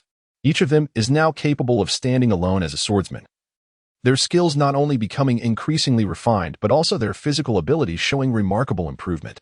After years of training, Zoro's strength has surpassed that of both Kuina and Ron.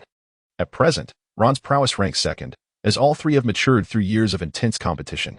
Even Kuina, the weakest among them, now possesses the strength akin to Zoro's upon his departure from the original storyline. Naturally, Zoro has grown even stronger.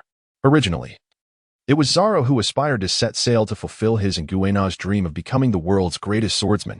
Yet now, it is Kuina who has taken the initiative to embark on her journey, seeking her father's approval and the grand world Ron has described. With the aim of defeating Kuina as his ultimate goal, Zoro is determined to vie for the title of the world's best. Thus, 5 years ago, the trio made a pact to set sail together for their training, and that day has arrived. Today, Kayashiro stands at the entrance of the dojo, his heart swelling with pride as he observes the three children he has watched grow. Ron and the others stand outside, bidding their final farewells. Kuina, now grown, bears an uncanny resemblance to Daisuke, almost indistinguishable, yet her aura is strikingly different from the whimsical Daisuke. Those familiar with Kuina would easily discern her individuality. She is tall and graceful, with a delicate visage framed by long, lustrous black hair, neatly tied in a high ponytail that exudes a sense of competence. Her deep, bright eyes shine with determination, clad in a simply adorned dark robe, accented only by a few straps and stripes, concealing a waist as slender and curves as captivating as Daisuke's. Although Kuina adorns no exquisite jewelry, she does not appear plain or simplistic. It seems her only accessory is the sword at her waist, which suffices without the need for further embellishment. At the moment of parting, emotions run high. The girl who usually radiates sharp intellect and insight now has slightly reddened eyes, yet within them lies unwavering resolve. As if one could glimpse the vast journey across the stars and sees through her gaze. Father, I will become the world's greatest swordsman and prove to you that women can be formidable. I will make you proud. Kayashiro, sensing her determination in her resolute gaze, feels a mix of concern and pride, ultimately nodding and placing a reassuring hand on her shoulder, offering his blessings. Kuina, you have grown. Beside Kuina stands a man with a chiseled face and a defined jawline. Beneath thick brows lie deep-set eyes. It is Zoro. He is attired in a simple, practical shirt devoid of unnecessary embellishments, paired with deep green trousers. His signature 3 swords hang at his waist, and his unique green hair, tousled by the wind, adds to his dashing, carefree persona. With an air of nonchalance, he leans back, exuding confidence while seizing every opportunity to boast. Humph. I shall be the strongest swordsman in the world. When that time comes, you can return home and take over the dojo.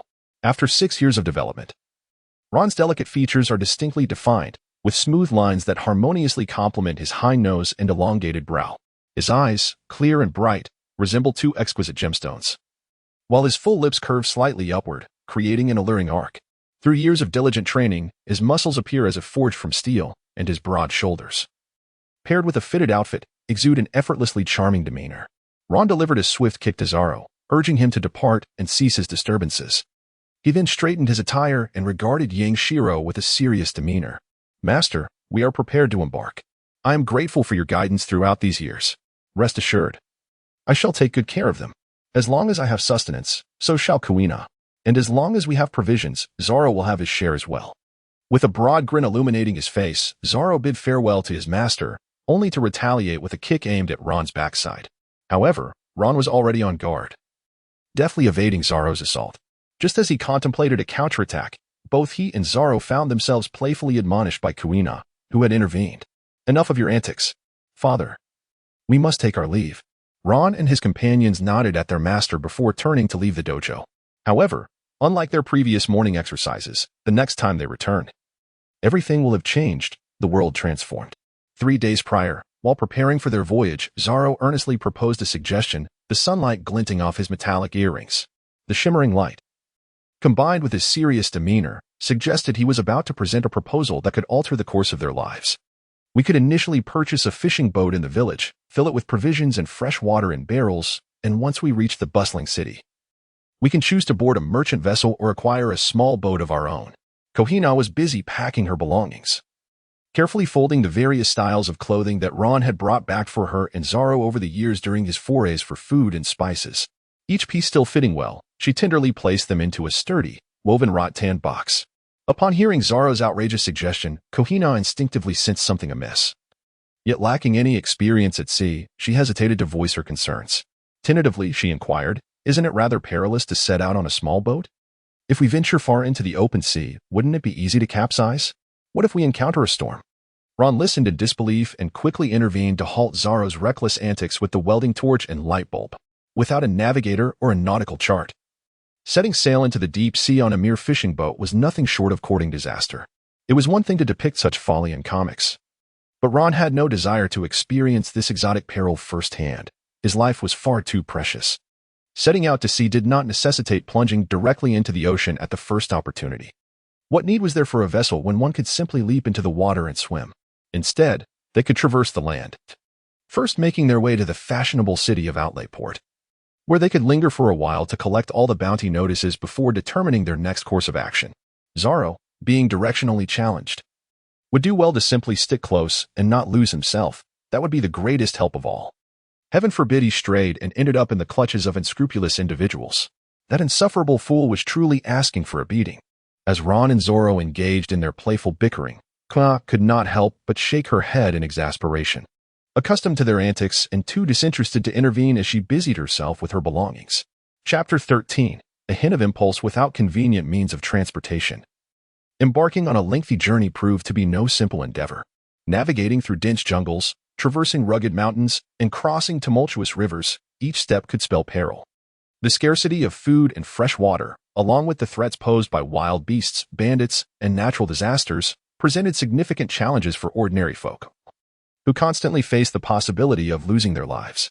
However, for individuals of Ron and his companions' caliber, the obstacles became markedly simpler.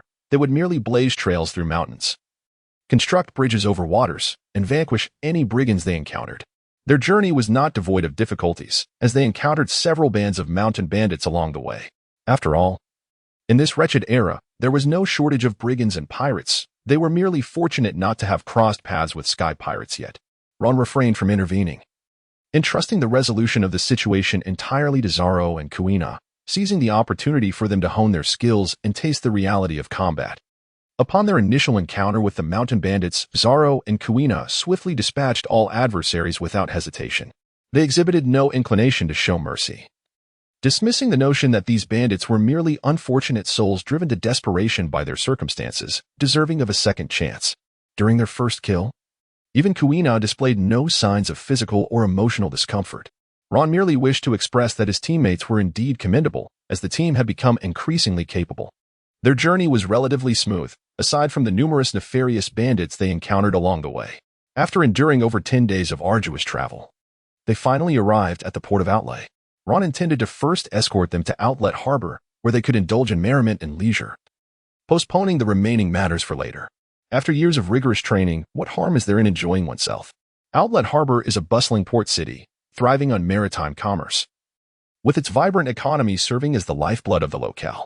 Luxurious goods from distant lands converge here before being dispatched to various destinations across the East Sea, marking it as a pivotal waypoint along the trade routes. At the docks, a continuous stream of vessels arrives and departs, their cargoes resembling colossal dragons weaving through the harbor. The city boasts a flourishing market for luxury items, offering everything from haute couture to exquisite jewelry.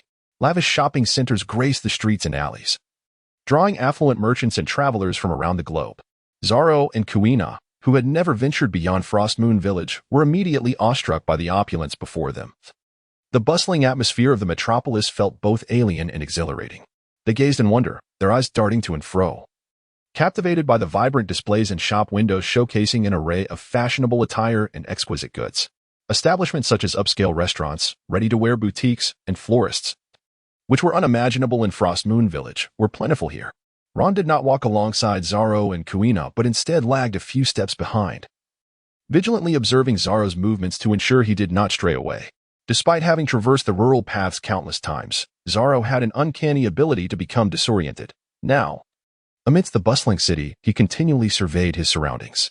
Ron was genuinely apprehensive, fearing the emergence of that classic scenario where he conversed with Zoro while walking ahead, only to turn around and find him vanished. Ron observed Zoro and Kuina, their faces alight with excitement, and a gentle smile graced his own. Youth, after all, is meant for enjoyment. Instead of merely gazing, if something captures your fancy, do not hesitate to acquire it. Let us first procure several outfits for you, and thereafter indulge in the local delicacies. Yet, whether out of concern for finances or overwhelmed by the novelty of it all, Zoro and Kuina seemed uncertain about what to choose. They fully embodied the spirit of window shopping, merely observing without purchasing. Ron did not press them, they would surely grow accustomed to it in due time. As they strolled, the various shops piqued Zoro's curiosity, but it was upon encountering a weapon store that his eyes widened with intensity. Prior to embarking on their maritime journey, Master King Shiro had bestowed upon Kuina the family heirloom, the famed sword Wado Ikamanji, one of the 21 great swords. Conventionally, such a treasured possession would be passed to an apprentice rather than a child. The inheritance typically hinges on the disciple's character and potential rather than mere blood ties. Only those truly capable of upholding the family's ideals are deemed worthy of such a legacy and entrusted to carry forth at will. Much like when the weapon shop owner entrusted Zoro with his own family treasure, the sword Yuki, believing Zoro could embody his dreams. However, it seemed that despite Master King Shiro's doubts regarding Kuina's potential to become a formidable warrior, he nonetheless offered her his silent support. A father's love often manifests in such subtlety, rarely expressed in words or overt emotion, yet steadfastly protective. Ron, however, preferred a different interpretation.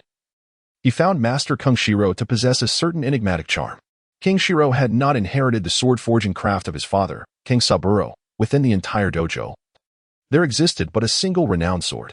The significance of a fine blade to a swordsman is undeniable, ensuring that one does not find themselves disarmed in the heat of battle, while also greatly enhancing the user's presence and swordsmanship. By passing Wado Ikamanji to Kuina, Zoro was left without a proper weapon. Both his and Ron's swords were crude, hastily crafted by the village blacksmith. Inside the weapon shop, a dazzling array of arms adorned the walls and display cases, exuding a faint metallic aroma. The finely forged swords bore intricate engravings and patterns that gleamed ominously under the light. The hilts, wrapped in exquisite leather, beckoned one to pick them up and admire their craftsmanship. Zoro pressed his entire face against the glass of the shop, his expression akin to that of a child.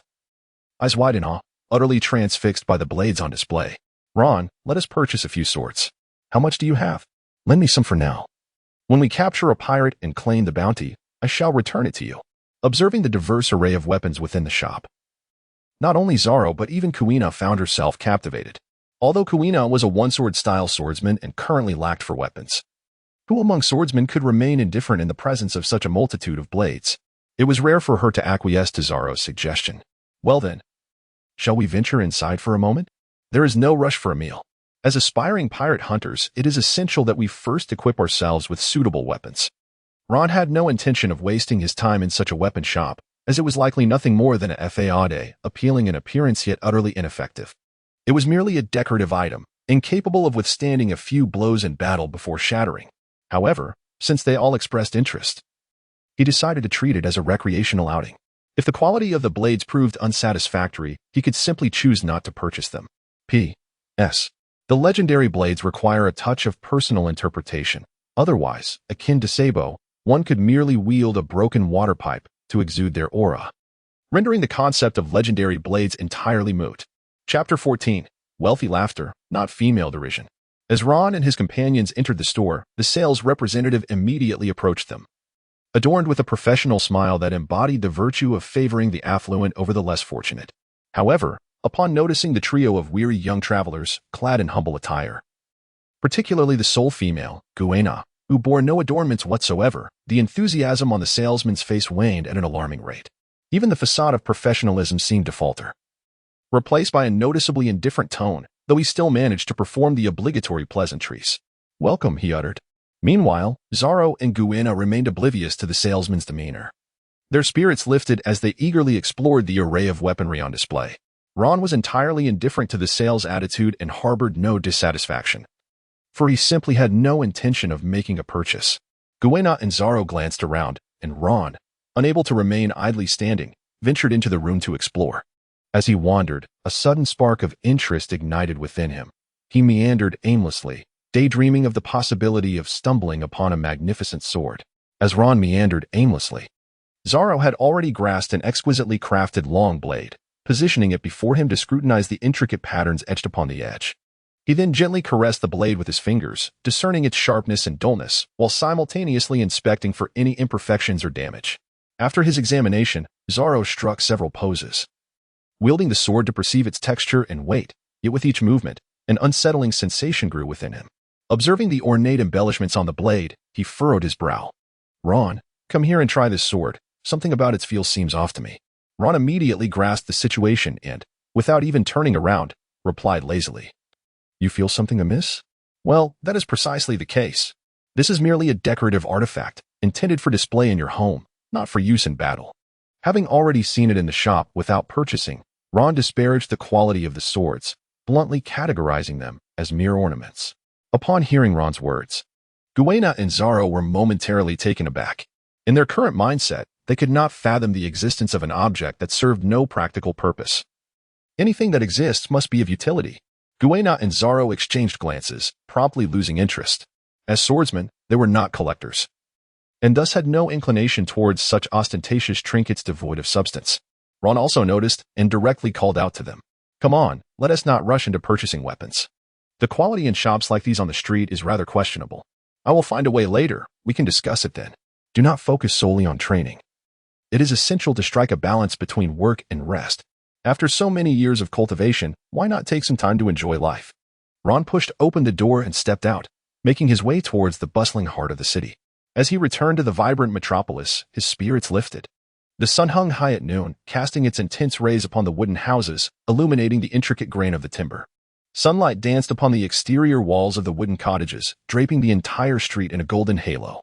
The thoroughfare was teeming with pedestrians, alive with the hustle and bustle of city life. It was mealtime, and the air was thick with an array of tantalizing aromas. The scent of roasted meats and spices wafted from a nearby tavern, mingling delightfully with the rich fragrance of stews from street vendors, making one's mouth water. The variety of stalls along the street was astonishing, with vendors offering skewers of grilled meat, enticing roasted chickens and fish, as well as an assortment of pastries and desserts.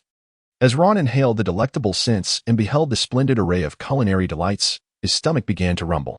Perhaps he should indulge in a meal on the street. The aromas were simply irresistible. Ron glanced back at Zoro and Kuina, realizing that it was not only he who felt hunger. Indeed, it was the appointed hour for a meal. However, having just arrived at Outlay Port, Ron was determined to treat Zoro and Kuina to the finest dining experience. He decided to wait a moment longer, planning to venture further in, for today's midday feast should be of exceptional quality. A splendid meal is worth the wait. Ron and his companions quickened their pace along the bustling street, nearly taking flight with their exhilaration.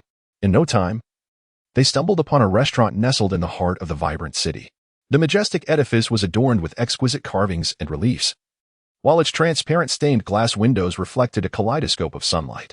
A grand sign hung prominently above the entrance, its opulent golden letters proclaiming the name of the establishment, evoking an immediate sense of luxury. This is the one, they decided. Let's go. Regardless of its facade, we shall indulge in the experience. Ron entered the hotel lobby, where the marble floor was adorned with a sumptuous carpet, and the walls were embellished with golden and emerald-hued murals. A magnificent crystal chandelier hung from the ceiling, casting a gentle, shimmering light. At the heart of the lobby stood an exquisitely carved fountain, its droplets sparkling in the sunlight. Flanking the corridor were towering marble columns, intricately etched with delicate patterns and designs. At the end of the hallway loomed a series of splendid doors, inlaid with gilded decorations and adorned with magnificent stained glass windows. A hostess, clad in a high-slit, low-cut cheongsam and radiating a sweet smile, promptly approached them, showing no sign of disdain despite Ron and his companion's ordinary attire. With a voice as refreshing as spring, she guided them to their seats. Esteemed guests, here is our menu for today. May I recommend some dishes for you? The astonishment on Zoro and Nami's faces was palpable. This opulent setting was a stark contrast to the humble fishing village where they had grown up. Not to mention, even the elegant menu in their hands was a source of wonder for them. Ron, well acquainted with the surroundings, despite never having eaten pork, was familiar with the essence of it. He turned his gaze towards the waitress. Please recommend today's special dishes. The waitress, having already discerned who the one with the purse was, promptly approached Ron, bending slightly to meet his gaze as she squatted beside him. She took the menu from Ron's hand, delicately flipping it to the back, where, with her slender fingers, she pointed out the day's highlights. Today's signature dish is the chef's exquisite presentation of Wagyu sushi, crafted from the finest Wagyu beef, renowned for its tenderness and juiciness, offering a sublime fusion of rich meat flavor and delicate rice. The specially crafted sauce, a harmonious blend of high-quality soy and citrus notes, elevates this dish, imparting a delightful complexity. Another recommended specialty is the scallop and abalone stew, featuring meticulously selected fresh scallops from the deep sea and wild abalone. Known for their delicate and resilient textures, the chef employs carefully chosen ingredients, slow-cooked at low temperatures to preserve the natural freshness of the ingredients. The broth is rich yet refreshing, perfectly accentuating the sweetness and flavor of the seafood, a feast for the senses that is sure to satisfy. Chapter 15. Opportunities may be scarce in the future.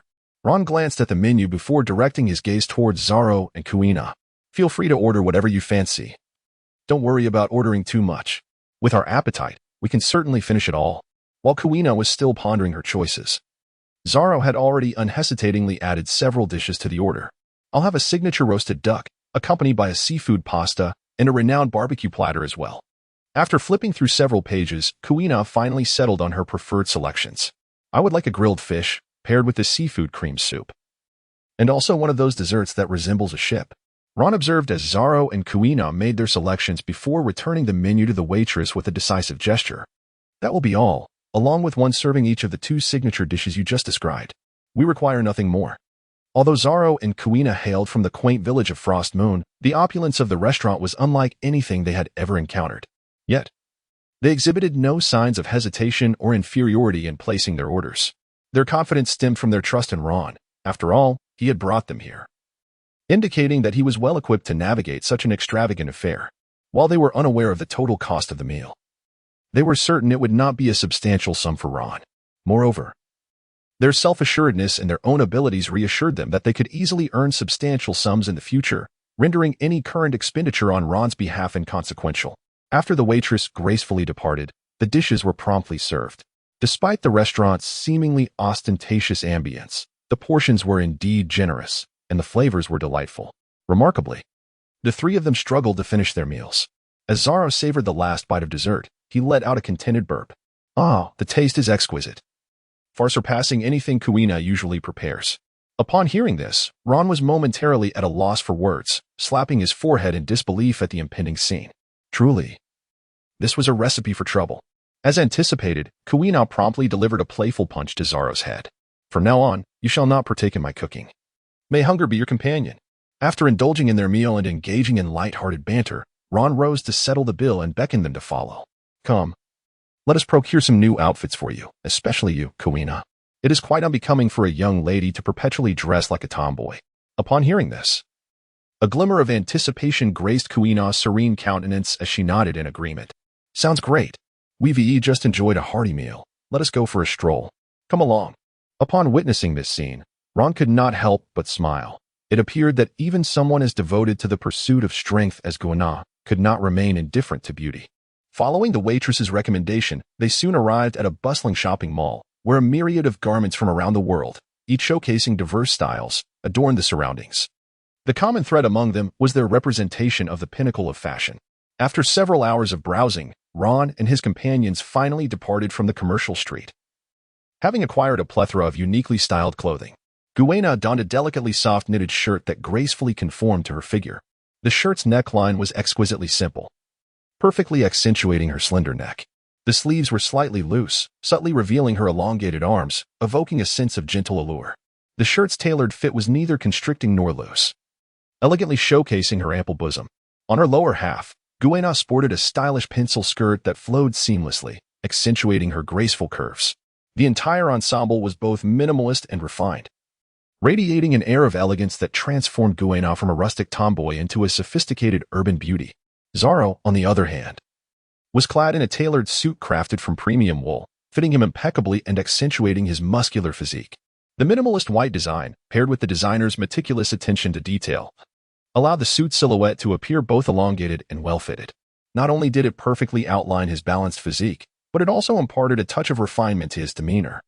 As Kuina and Zoro walked, they occasionally adjusted their attire, clearly satisfied with their high-end fashion selections. Ron did not solicit their assistance. Instead, he carried a multitude of garments alone, trailing slightly behind. He observed Kuina and Zoro ahead of him as they meticulously arranged the clothes, a faintly significant smile gracing his lips. Ron, accompanied by Zoro and Kuina, selected a lavishly decorated inn on the street for their accommodation that night. Upon entering the room, Zoro casually tossed his clothes onto the sofa and leaped onto the sumptuous velvet bed, sinking into the soft embrace of the blankets.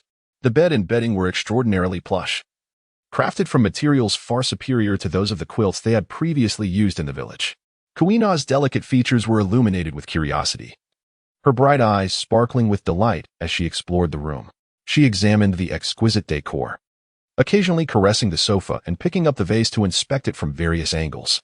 Observing Zoro and Kuina's fascination with the opulent surroundings, a sly smile crept onto Ron's lips. Go ahead, laugh now. There will come a time for tears. So, do you like the clothes we bought today? How do you find this hotel? Would you prefer staying in the dojo or here? At Ron's words, Zoro, who had been resting with his eyes closed on the bed, swiftly rolled over and hopped off to join Ron on the sofa, settling into a comfortable posture as he gazed up at him. Undoubtedly, this is the place. The big city is simply marvelous. Whether it's the food, attire, or this hotel, it's all exceptional. In that bathroom, hot water flowing from above. Unlike in the village, where after training each day, one had to gather firewood to heat water, often laboring until the dead of night. Ron turned his gaze towards Kuina, who was admiring her reflection in the mirror, gently rotating her body to appreciate the elegance of her new attire. What do you think, Kuina? She replied, her countenance adorned with a subtle smile as she gazed at her reflection. I certainly adore it. It is only now, as I have grown older, that I have come to realize how many exquisite garments exist in this world. In this room, it appears so remarkably refined, as if it belongs to an entirely different realm compared to our village. It is simply astonishing. Upon hearing the words of Zoro and Kuina, Ron nodded in satisfaction, then composed his expression, adopting a serious tone. You both ought to change out of those elegant suits and dresses. It seems unlikely you will have many opportunities to wear them in the future. Chapter 16. A declaration of intent. Taken aback by Ron's statement, both Kuina and Zoro paused. Zoro straightened himself on the sofa, gazing at him with curiosity. Kuina, with her long legs that displayed perfect proportions, gracefully returned to the living room from in front of the floor-length mirror, her high-heeled shoes producing a crisp click against the floor, echoing throughout the opulent room. Seeing Ron's earnest demeanor, Zoro, perplexed, inquired, "Why change our clothes? I rather like this outfit. There's nothing pressing at the moment. Are we heading out to fight shortly?" Kuina, embodying the elegant stride taught to her by the salesperson who had presented her with 17 garments today, settled onto the sofa opposite Ron, her mind brimming with questions. "Moreover, Ron, you just mentioned that there won't be many opportunities to wear them in the future. What do you mean by that?" Ron's gaze swept across Kuina and Zoro's faces, and he did not rush to respond. He leisurely picked up the enamel teapot from the table and poured 3 cups of floral tea. After taking a sip from his cup, he tantalized their appetites before he began to speak. "So, this is your first time exploring the big city, is it? Are you enjoying yourselves? The sumptuous feast you had today, the shopping, the various novel attractions, and the items you've purchased, surely you find them delightful?" Kuina and Zoro both nodded. Yet they remained perplexed about the unfolding situation. "Indeed, I previously mentioned how wonderful big cities can be, as long as you enjoy it. If you wish to live this kind of life every day with your capabilities, it would be effortless." However, at this juncture, Ron abruptly slammed his teacup onto the table, the base of the cup colliding with the coffee table, producing a resounding thud that startled Kuina and Zoro. Ron straightened his posture, pressing his hands upon the coffee table, his body leaning slightly forward as he gazed at Zoro and Kuina. This forward stance imparted a greater sense of pressure. "Do you recall the exquisite craftsmanship of the swords Zoro played with today? If you were to embody a blade, then those so-called master chefs, who have languished in their culinary styles for decades, would merely present before you extravagant feasts that bear no resemblance to flavor, having gone through various flamboyant performances, adorning your forms, crafted from the most precious materials by renowned designers and what one might dismiss as mere tailors.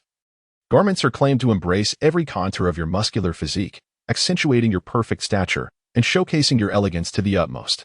All of this, the entirety of it, merely serves as the embellishments upon your blades. Such superfluous decorations and patterns only serve to transform you into mere artifacts gathering dust upon a shelf, shattering at the slightest touch in the throes of genuine combat." Having spoken, Ron returned to the sofa, observing the contemplative expressions upon Kuina and Zoro's faces, granting them a moment for reflection before he continued.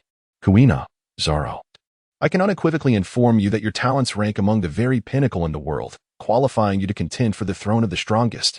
However, this path is fraught with obstacles, akin to traversing a tightrope over an abyss, where peril lurks at every turn. Should you wish to continue along this arduous journey, you must maintain the intensity of training we have upheld for the past 7 years, unwavering for decades to come. As your strength escalates, so too will your worth, drawing an ever-growing number of individuals eager to align themselves with you, seeking your favor. The modest meal we partook today, the trivial amusements we engaged in, pale in comparison to what lies ahead, a mere appetizer. Is this room opulent? Does it not seem vastly superior to that small fishing village of Frost Moon, with its humble training hall? In the future, you shall be presented with palaces 10, even 100 times more lavish, delivered to you without cost. Walls adorned with gilded reliefs, decorations carved from agate, embellishing every corner of the space. The sofas draped in sumptuous silk, opulent enough to render the room indistinguishable from that of Frost Moon. All of this, entirely free, requiring not a single cent from you. Indeed, they may plead for you to accept, merely to forge a friendship. What I have shown you today, the food, the entertainment, is but the slightest of temptations, inconsequential when compared to what awaits you in the future. Yet, at this juncture, Ron shifted his tone once more. Earlier, he seemed to counsel Zoro and Kuina, but now he redirected the conversation. "However, I do not assert that indulging in such a lifestyle is inherently detrimental. What could possibly be wrong with such a life? This is a life that the vast majority of people in this world would scarcely dare to dream of, one of ease and comfort, where each day is a pinnacle of indulgence. You have often inquired as to why I remained silent when you all aspired to become the world's foremost swordsman. Today, I can unequivocally convey that the life I yearn for is precisely this, a life of luxury and tranquility, rather than one spent in relentless struggle.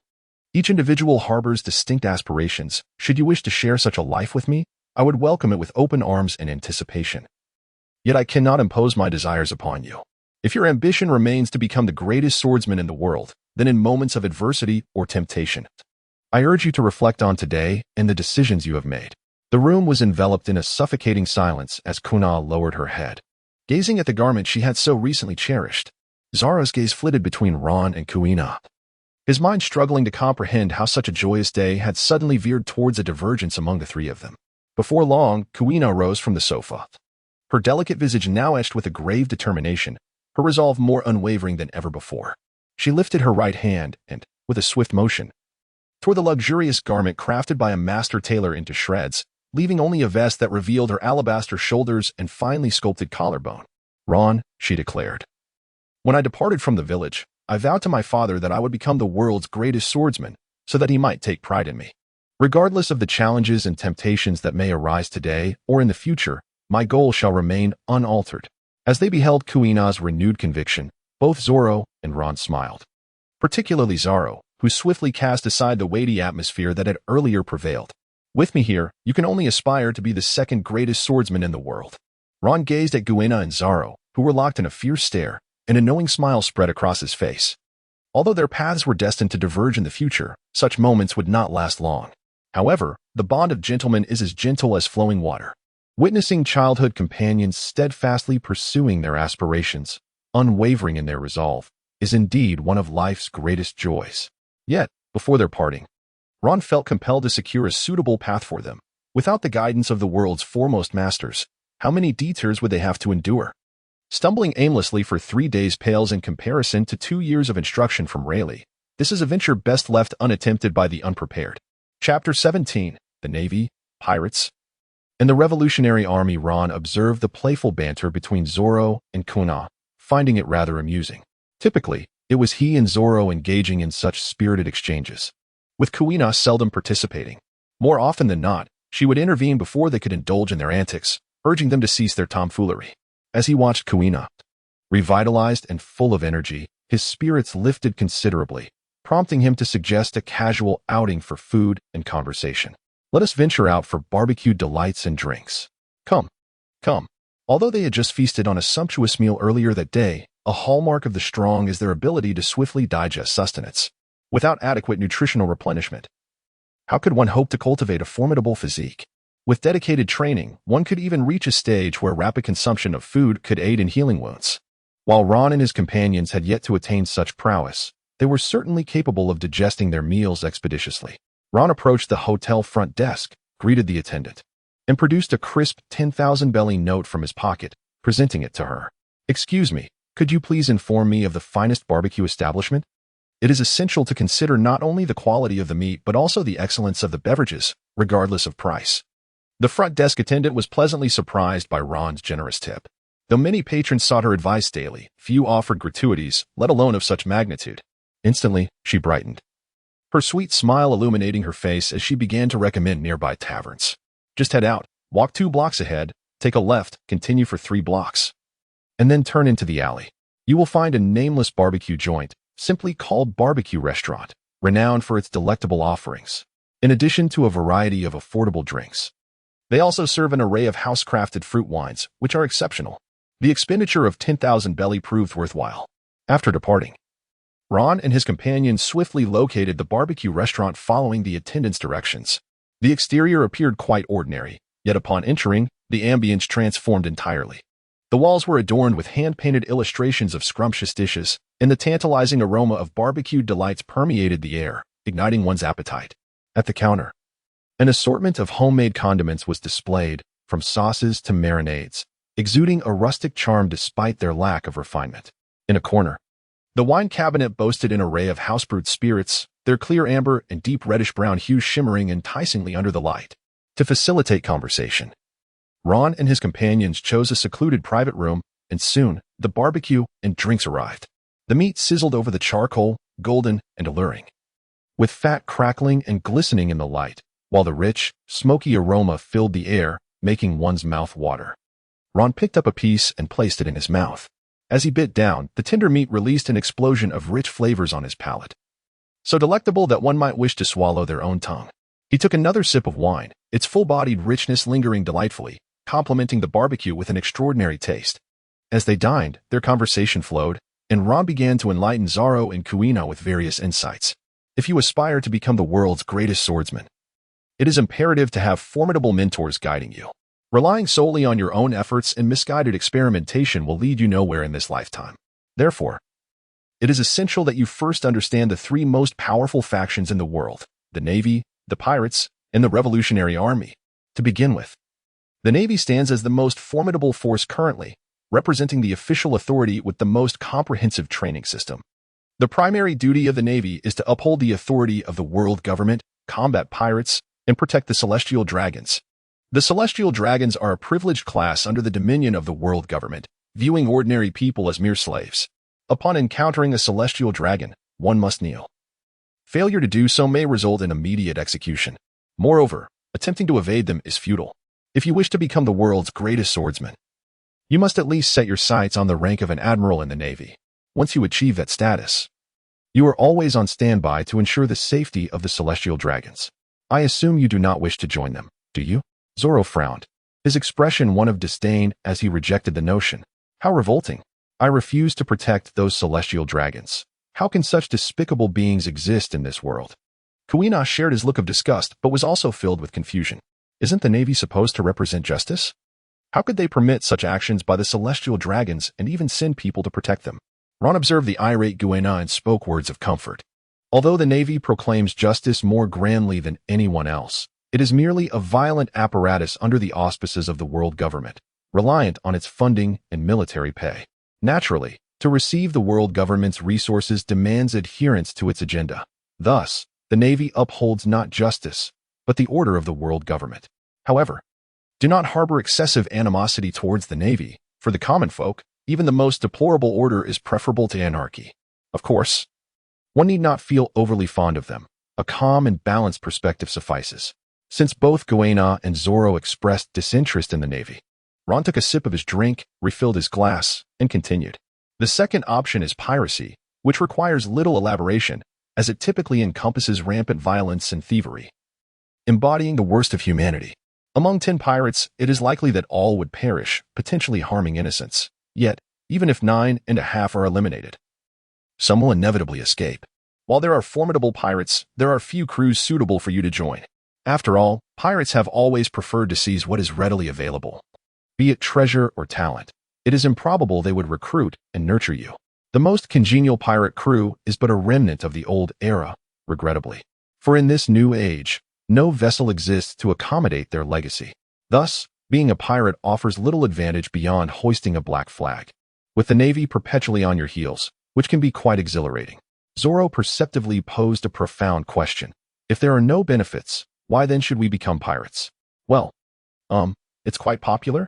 This inquiry fell squarely within Ron's area of uncertainty, as he too struggled to comprehend why so many are drawn to piracy.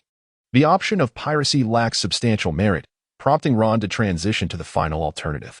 Beyond the Navy and piracy lies the Revolutionary Army. Revolution. This signifies a direct challenge to the life of the world government. The Revolutionary Army dedicates itself to liberating nations and individuals oppressed by tyranny, aiming to overthrow the dominion of the world government and the celestial dragons, and to establish a realm of freedom and equality. Consequently, they are viewed as thorns in the side of the world government. Joining the Revolutionary Army is fraught with peril, yet their strength is formidable. Those lacking capability would have long been eradicated by the world government. By joining the Revolutionary Army, you would gain the mentorship of the world as foremost warriors, significantly aiding your journey to becoming a swordsman. However, it is advisable to merely listen to their ideals without becoming overly involved. This world has not yet reached a point of despair where survival is unattainable. In such times, organizations like the Revolutionary Army are often filled with more ambition than idealism. Thus, reflect on the benefits you may gain and the contributions you may render. When faced with dilemmas, think carefully before making decisions. If uncertainty arises, do not hesitate to consult me, especially you, Zoro. Exercise restraint and heed Kuina's counsel. Well, that's a bit verbose, but this option is quite appealing, don't you think? Kuina concurred, recognizing the merit in the choice. However, unlike Zoro, she possessed a remarkable ability to grasp the crux of the matter. Given that the Revolutionary Army had been relentlessly pursued by the world government, it was evident that they were concealing themselves. How then could we locate the Revolutionary Army? You need not worry about that. Once you have made a decision, I have a plan. Chapter 18. You know at dawn the following day. Kuina and Zoro discarded the various luxurious garments they had purchased the previous day, leaving them behind in the hotel, opting instead for practical attire suited for action. Those garments would undoubtedly become a bargain for some fortunate soul. As they stepped into the morning sunlight, Ron and his companion strolled along the bustling streets. However, unlike the previous day, Zoro and Kuina had entirely lost interest in such trivialities. "Ron, where shall we go now?" After Kuina and Zoro expressed their determination to pursue the title of the world's greatest swordsman, Ron had already devised a plan. "First, we shall seek out a tavern to gather some intelligence. And as bounty hunters, how could we possibly forego the wanted posters? Being bounty hunters not only hones one's swordsmanship and enhances practical experience, but also rids society of malevolent individuals while allowing for self-sufficiency through monetary gain. Truly a multifaceted endeavor. Then we shall procure a few barrels of fine wine. To aspire to be a great swordsman, one must first be a great connoisseur of wine. While it is wise to avoid indulgence, it is equally unwise to shun enjoyment altogether. Living a life akin to that of an ascetic offers no benefits to either one's training or mindset. If one cannot resist such temptations, it would be better to return to the dojo and tend to the children. In a prosperous place like Outlay Harbor, taverns were abundant. Yet they sought one of a slightly higher caliber. Soon, they stumbled upon a tavern named Nameless, its exterior constructed from robust stone, exuding an air of grandeur. Upon entering, they were greeted by a spacious and well-lit hall, adorned with an array of wine vessels and tapestries. The rich aromas of spirits and roasted meats enveloped them. In the center of the hall stood expansive long tables, surrounded by smaller square tables and wooden benches. Each table was illuminated by an iron oil lamp, casting a warm amber glow. Ron surveyed the tavern's surroundings, nodding in satisfaction. The establishment at Outley Port, of course, was not akin to those on the Grand Line, where a mere rudimentary wooden shack, adorned with a few rickety tables, could suffice for business. Such places were of negligible cost, easily replaced if damaged. The patrons within this tavern were an assortment of rugged, fearsome pirates, perpetually engaged in raucous shouts, drinking contests, and boastful tales. In a corner of the tavern stood an exquisite bar, adorned with a dazzling array of spirits that captivated the eye. Ron, accompanied by Zoro and Kuina, made his way directly to the bar, where several bartenders stood ready to serve patrons. As he surveyed the scene, he noticed that all the bartenders were male, with not a single woman in sight. He couldn't help but internally lament, wondering where the promised uniformed female mixologist had gone. After a brief comparison, Ron approached a relatively young bartender. The youth often signifies a more flexible mindset and perhaps a greater need for money, as long as they achieve results. They sometimes do not mind divulging certain undisclosed information. The bartender was clad in form-fitting black trousers paired with a crisp white shirt, skillfully twirling a polished, gleaming glass in his hand as he expertly crafted exquisite cocktails. Even upon noticing the arrival of guests, he did not cease his movements. Instead, he continued to mix drinks while engaging with patrons, a warm smile gracing his lips. What would these two handsome gentlemen and this lovely lady like to drink? Ron requested 2 tequila sunrises and a margarita. During the bartender's flamboyant cocktail preparation, Ron began to engage in light conversation, soon steering the topic towards pirates. "By the way, your establishment must have wanted posters for pirates. Could you kindly fetch me a copy?" Ron had always perceived the wanted posters of pirates as possessing a certain aesthetic simplicity, making them remarkably appealing as decorative art. In his previous life, acquiring a pirate's bounty notice would have necessitated a monetary investment, yet here, an abundance of such posters was readily available, entirely free of charge. The Navy was responsible for their design, while the world government handled the printing and distribution, akin to public service announcements in the realm of piracy. Thus, when Ron requested a wanted poster from the bartender, it was as effortless as asking for a napkin in a restaurant. The bartender promptly presented him with a substantial stack of bounty notices, ranging from the modest sums of several 100,000 berries for minor pirates to the extravagant figures exceeding 10 million berries for the overlords of the East Sea. Encompassing a comprehensive array of options, Ron took the wanted notice in hand, casually flipped through it, and then handed it over to Kuina, allowing them to peruse it at their leisure. After all, a mere wanted notice is of little use without knowledge of the pirate's whereabouts. He had witnessed Blackbeard trailing behind Luffy for an extended period, only to end up empty-handed and covered in dust. Ultimately, it was through the forceful delivery of Ace that he ascended to the rank of Warlord of the Sea. This enabled him to infiltrate Impel Down, successfully amassing a considerable following, and subsequently, on the battlefield, he acquired the Tremor fruit, thus securing his ticket to compete for the title of Pirate King. Such extraordinary encounters, akin to those of a protagonist, were something Ron had ceased to hope for since his very first day in this new world. From the outset, Ron's ambition was akin to that of a fearsome dragon, establishing a fixed territory or a designated realm akin to that of a notorious pirate. Although these pirates have secured territories similar to the Seven Warlords, due to their collusion with the Navy or the Navy's inability to manage them effectively, they remain, nonetheless, entities of illegitimacy requiring a veneer of respectability. The common populace is largely unaware of their clandestine activities. However, the whispers surrounding them are not entirely shrouded in secrecy. Those who frequent the underbelly of society, such as bartenders, often possess snippets of both truth and fabrication. Thus, Ron's focus remained on the bartender, engaging him in casual conversation. "Pray tell, which prominent pirates currently have established territories in our East Blue?" he inquired. "I must admit, I am rather uncertain," the bartender replied, his demeanor shifting from the earlier forthrightness exhibited when discussing bounties to a more hesitant stance. Ron understood this reticence, despite the general consensus regarding the Navy's ineptitude. One must exercise caution when addressing such matters in the presence of an unknown individual.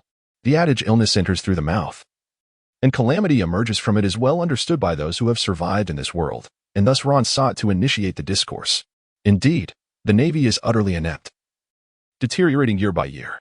Let alone other regions, even in our ostensibly tranquil East Blue, the number of pirates is considerable. Yet, for us, this may be fortuitous.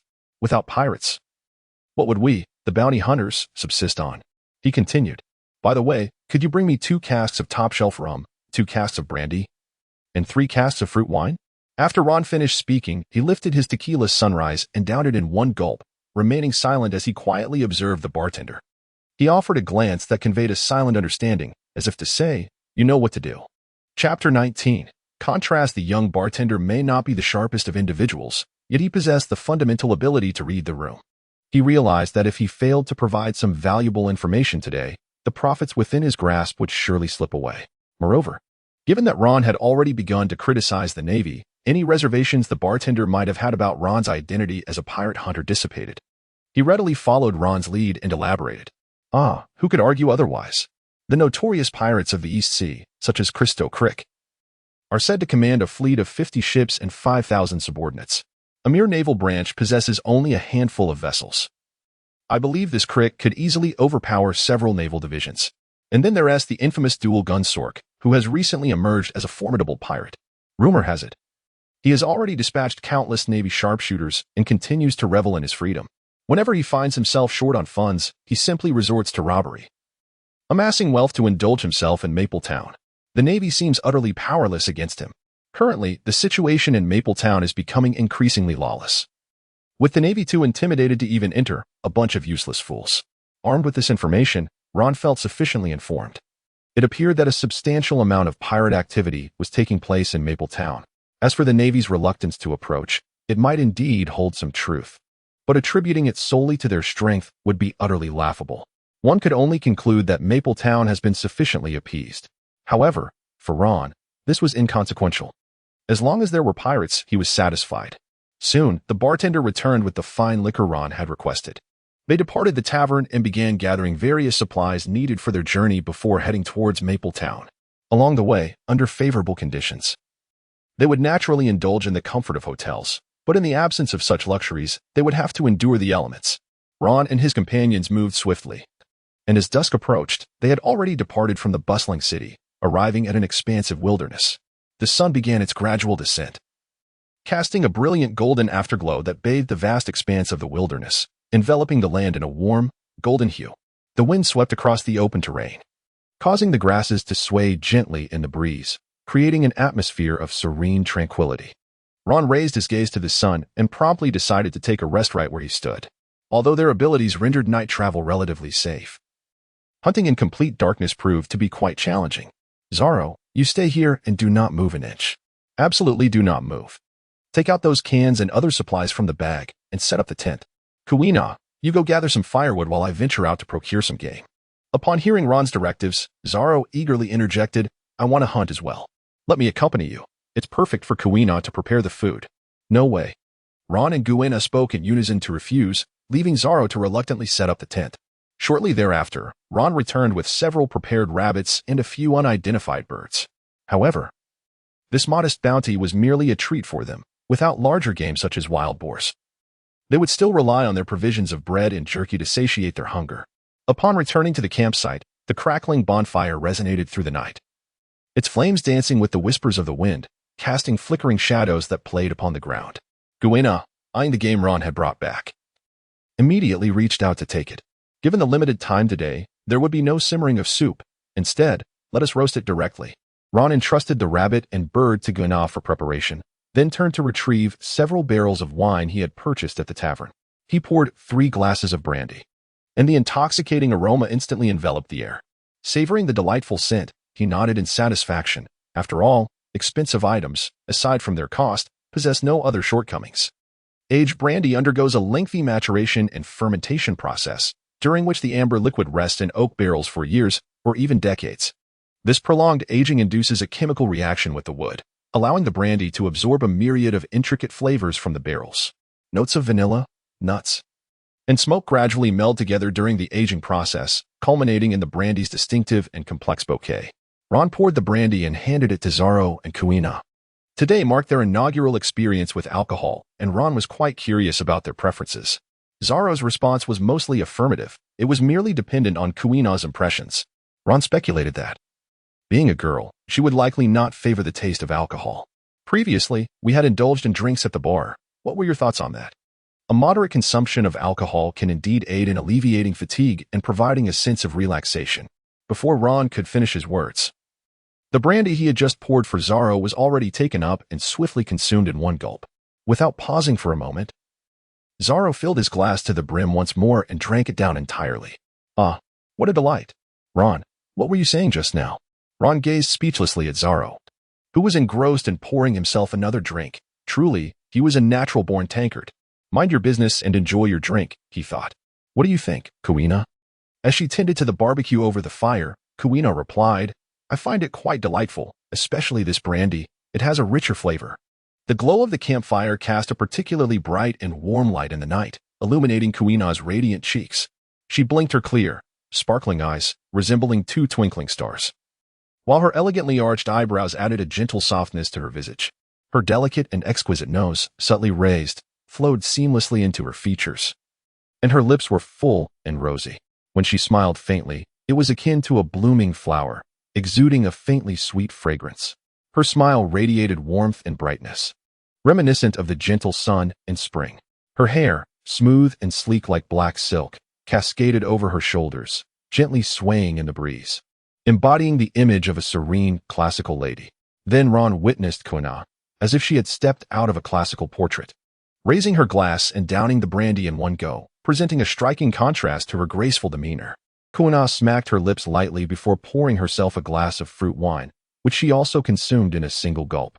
I still prefer this brandy. The fruit wine is a bit too subtle for my taste. Goodness, watching Kuina effortlessly down 2 large cups of alcohol without flinching made Ron's eyes nearly pop out. He felt as if he were a husky lost among a pack of wolves, realizing that one should not force oneself into an unwelcoming circle. Indeed.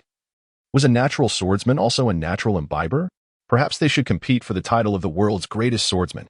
Ron became increasingly resolute in his desire for a tranquil and opulent life, declaring that in this world, the foremost swordsman was free to pursue whatever path they wished. He silently finished the remaining half of the brandy in his glass, then took a cask of fruit wine, which Kuina had scorned, and poured himself a glass. He then clutched the fruit wine cask tightly to his chest, embodying a sense of vulnerability, fragility, and helplessness. Chapter 20. The Soaring Head After a Night of Rest. Ron and his companions set forth once more, heading towards Maple Leaf Town. Following their departure from the bar they had no intention of naming yesterday. They inquired at several establishments for information about Maple Leaf Town and confirmed it to be a veritable den of iniquity. Although referred to as a town, its expanse was indeed vast, having evolved from a humble settlement. Maple Leaf Town was perpetually inhabited by a multitude of pirates. However, one must not be mistaken, this town was far from a pirate stronghold. The pirates were merely its consumers, relegated to the lowest echelons of society, regardless of their bounty. Those who dared to flaunt their strength and arrogance would inevitably be purged by the world government and the navy. Even if a pirate possessed formidable power, should they prove unmanageable, they would seek assistance from their superiors to eliminate the obstacle to their lucrative endeavors. Of course, if a pirate possessed wealth, they would naturally be welcomed. In Maple Leaf Town, There existed no discrimination based on profession, nor any prejudice based on race. This town was a true pioneer on the path of equality, where only the distinctions of wealth and power mattered. From the highest-ranking officials of the world government and the navy to affluent merchants, all flocked to Maple Leaf Town to revel in its delights. The officials and naval officers enjoyed the privileges of VIP treatment, as they were the true masters of this domain. Those in positions of great power, alongside numerous mid-level operatives, would reap substantial profits from this arrangement. Only individuals like Colonel Rat, lacking both strength and connections, who had toiled their entire lives, could barely scrape by as a colonel without any real authority. Such individuals were often tasked with arduous duties, forced to subsist on the meager leftovers offered by pirates like the Evil Dragon. Colonel Rat held his title because certain tasks could only be assigned to a colonel. Should he mistakenly believe that his rank equated to that of others, he would soon find himself in dire straits, facing imprisonment. The true magnates lounged on lavish sofas and opulent studies, sipping on wines aged for decades, awaiting their subordinates to present the richest bounties with deference. This is precisely why pirates could boldly appear in Maple Leaf Town. It is uncertain how many interests are at stake here. Even if the Navy wishes to dismantle the situation, it finds itself utterly powerless. Undeniably, not all within the Navy are corrupt. There was once a fiery naval colonel who encircled Maple Town with his troops, intending to storm in and eradicate the pirates. Alas, before the order to attack could be issued, a series of urgent calls flooded in, and with each phone call answered, the colonel's expression darkened further. As the saying goes, commands issued outside the military may not always be adhered to. What might have once been a slight deviation from protocol has now become an insidious norm that his superiors exploit against him. Formerly obedient subordinates now invoke regulations and discipline, embodying dogmatism to the utmost degree. At the nearby naval base, all supply vessels coincidentally suffered damage or were sent for routine maintenance. Within his jurisdiction, multiple incidents of pirate unrest arose simultaneously, and the headquarters was unable to dispatch reinforcements. Suddenly, it felt as though the entire world conspired against him, as if he had unwittingly lifted the veil of Lady Luck, only to find himself smacked by her in a bewildering turn of fate. Ultimately, the naval colonel had no choice but to retreat, leaving behind the sorrowful EC to engage in battles against the truly formidable and uncontainable pirates of the Grand Line. Consequently, Mapletown's notoriety soared, attracting various pirates and unsavory characters who grew increasingly brazen in their exploits. Here, as long as one abides by the rules of Mapletown, absolute safety is assured. This has led to the town's flourishing prosperity, now recognized as the largest entertainment hub and black market in the entire East Sea. In truth, the more peaceful a place like the East Sea appears, the more insidious the undercurrents may be. It is not that the pirates or the underworld here wield exceptional power to conceal information amidst a facade of merriment and revelry. Rather, it is simply because they pay sufficiently high protection fees and serve as a readily accessible source of wealth. Ron is not a savior, incapable of managing such a malignant force. His sole concern lies in how to procure what he desires within this echelon of the black market, be it a renowned blade, a telephone bug, or a life card. Similar to their previous journey, Ron and his companions each carried a massive bundle as they raced towards Mapletown.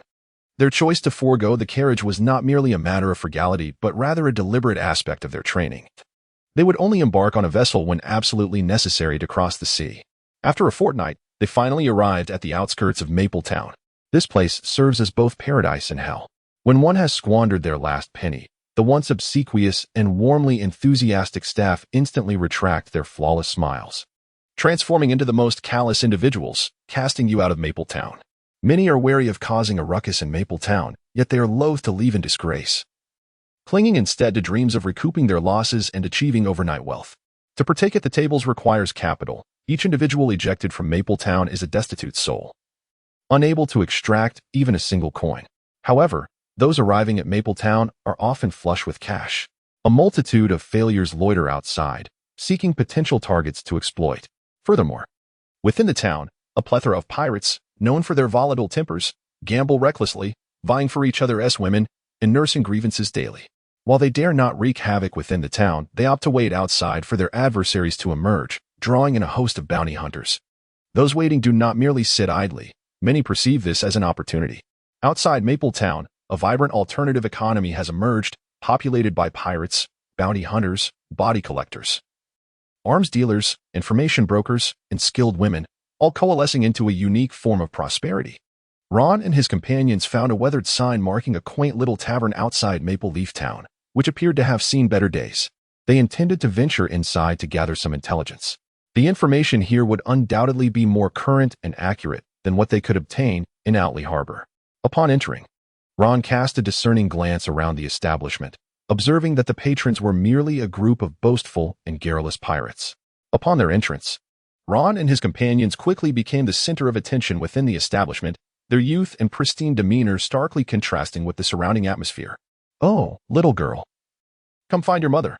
Come here, and let Uncle take you for some fun," exclaimed a middle-aged pirate, his hair so unruly it nearly obscured his face. As he raised a beer towards Ron and his friends, prompting a chorus of laughter to erupt in the tavern. Zoro and Kuina, upon hearing the pirate's taunt, felt the veins in their foreheads throb with anger, their eyes narrowing with lethal intent as they fixed their gaze upon the ruffian. However, as this was their first time accompanying Ron to such a venue in search of information, despite their rising fury, they refrained from acting impulsively, instead resting their hands on the hilts of their swords and looking towards Ron for guidance. Ron vanished from his original position, instantaneously reappearing before the table of the middle-aged pirate, his blade slicing through the air with a chilling arc. Accompanying the ascent of the blade was the severed head of the pirate. Chapter 21. The cheerful young boy as Ron's hand descended with lethal intent. The pirates at the table remained oblivious to the unfolding chaos, engrossed in hearty laughter. Suddenly, a warm liquid cascaded down upon one of them. With a significant portion splattering into his mouth, the metallic taste of rust causing him to freeze in shock. Slowly, he turned his head, only to behold a grotesque fountain of human carnage beside him, his expression solidifying in horror. After tentatively touching his face, he raised his trembling hand before him, staring at the crimson liquid that adorned it. As he felt the warmth on his palm, the grim reality of the situation began to dawn upon him, or rather, he reluctantly accepted it. These pirates, each with bloodied hands, often boasted of their ferocity and ruthlessness after indulging in too much drink. Yet, they had never witnessed such a swift and bizarre demise. The unknown had utterly ignited their fears, revealing their cowardice beneath their bravado, as they thrived only in bullying the weak. The tavern erupted with a cacophony of screams, reminiscent of a zoo, causing Ron's head to throb from the overwhelming sound. Ron's expression darkened as he bellowed in a voice brimming with menace, "Those who wish to live, silence yourselves." Instantly, the raucous tavern fell into a profound hush, the previously clamorous pirates resembling squawking ducks whose throats had been seized. Indeed, a few of them genuinely clutched their throats with trembling hands, terrified that the slightest utterance would lead to a fate as grim as that of the fool who had just met his end. Ron gazed at the silent tavern, dismissing the band of pirates, and strode towards the bar, standing before the counter. A subtle smile graced the corners of Ron's lips as he offered a friendly expression to the bartender. The sunlight streamed through the glass, illuminating the interior with its warm glow. Ron basked in the sunlight, the rays warm and gentle, enveloping his form and illuminating the texture of his attire with clarity. Under the sun's embrace, Ron's smile radiated warmth and brightness, reminiscent of a cheerful young man. He placed a stack of bills upon the table and softly uttered, "My good fellow, I would like to inquire about some information." In stark contrast to the sunlit ambience, the bartender felt an overwhelming chill today, shivering involuntarily at the sight of Ron's amiable smile. He swallowed hard, striving to maintain a composed demeanor while serving Ron. Yet his trembling hand as he poured the drink betrayed the turmoil within, revealing that he was far from the calm facade he attempted to project. "First and foremost, sir, what kind of information do you seek? Our establishment is committed to serving you with utmost sincerity, offering fair prices, and ensuring that all customers are treated with integrity, with no instances of overcharging."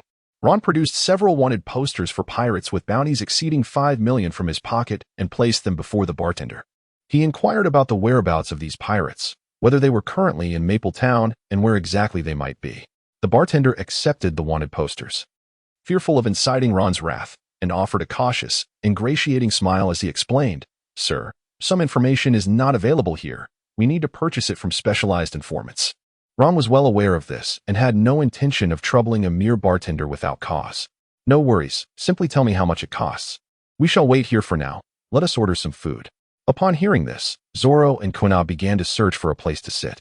However, before they could reach an unoccupied table, the pirates at the first table sprang to their feet simultaneously, causing a cacophony of clattering chairs and tables. Once standing, This group of pirates eagerly took on the role of hosts, swiftly clearing away their leftover food and drinks. One particularly quick-witted pirate leaned over the table, hastily wiping it down with his sleeve, and then turned to Zoro and Kuina with a solicitous grin. "Esteemed guests, please have a seat. What would you like to eat? I shall fetch it for you." The sudden shift in demeanor from the pirates left Zoro and Kuina utterly bewildered. Zoro, taken aback by the sycophantic pirate, felt somewhat at a loss.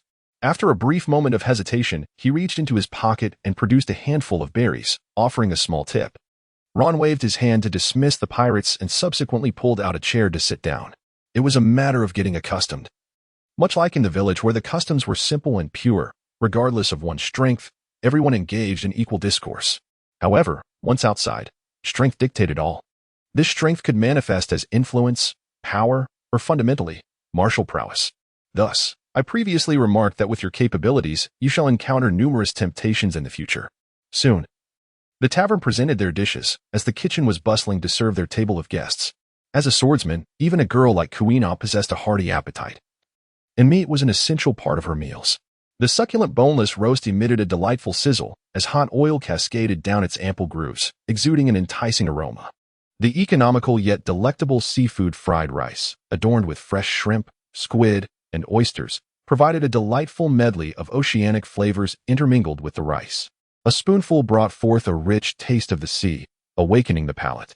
Lastly, a whole salt-baked tiger fish was served, its abundant salt retaining the essence of the ingredients, rendering the fish meat tender, firm, and exquisitely flavorful.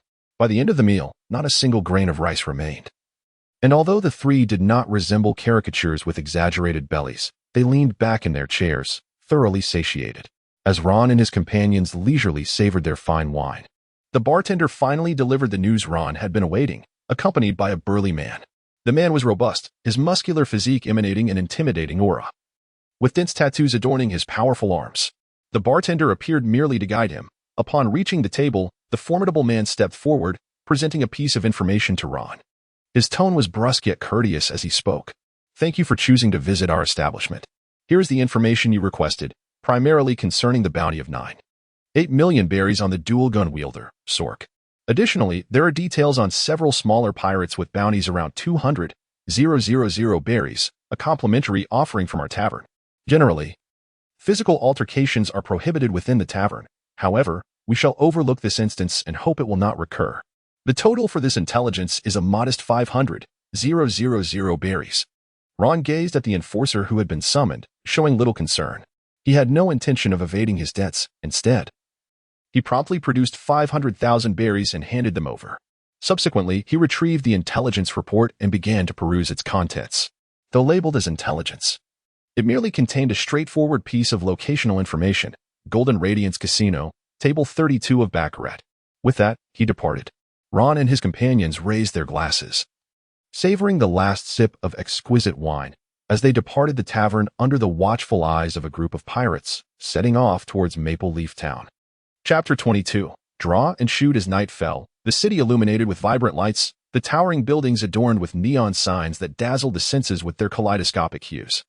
Within Maple Leaf Town, opulent casinos and luxurious hotels dotted the landscape, each structure exuding an air of grandeur and splendor.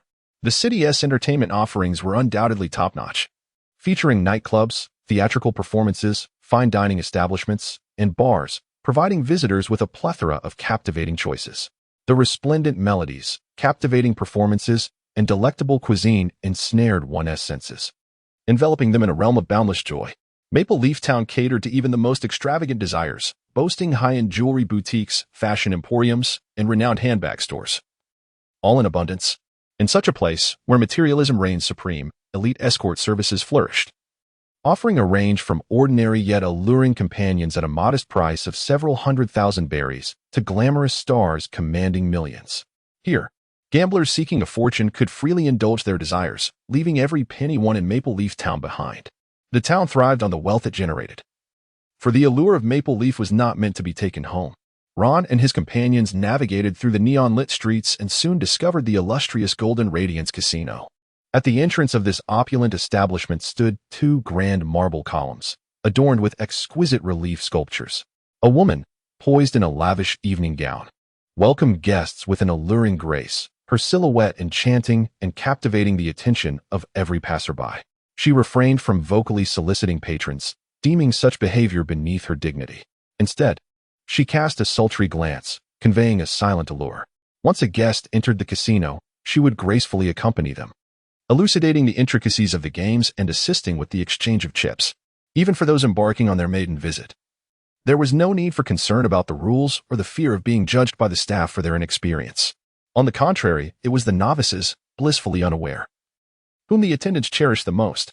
Upon their entrance into the casino, women adorned in elegant evening gowns immediately flashed smiles, gravitating towards Ron's side. However, due to the presence of Kuina among them, she refrained from directly wrapping her arms around Ron. One should never doubt their professional decorum.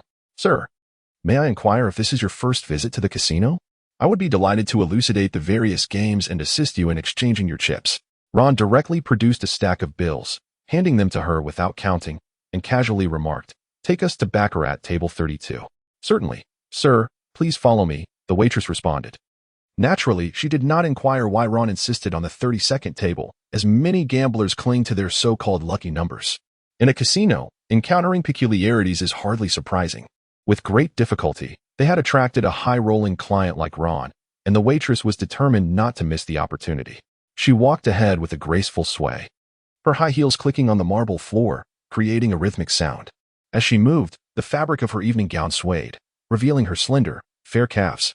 With each step, her curvaceous hips swayed slightly, exuding an alluring charm.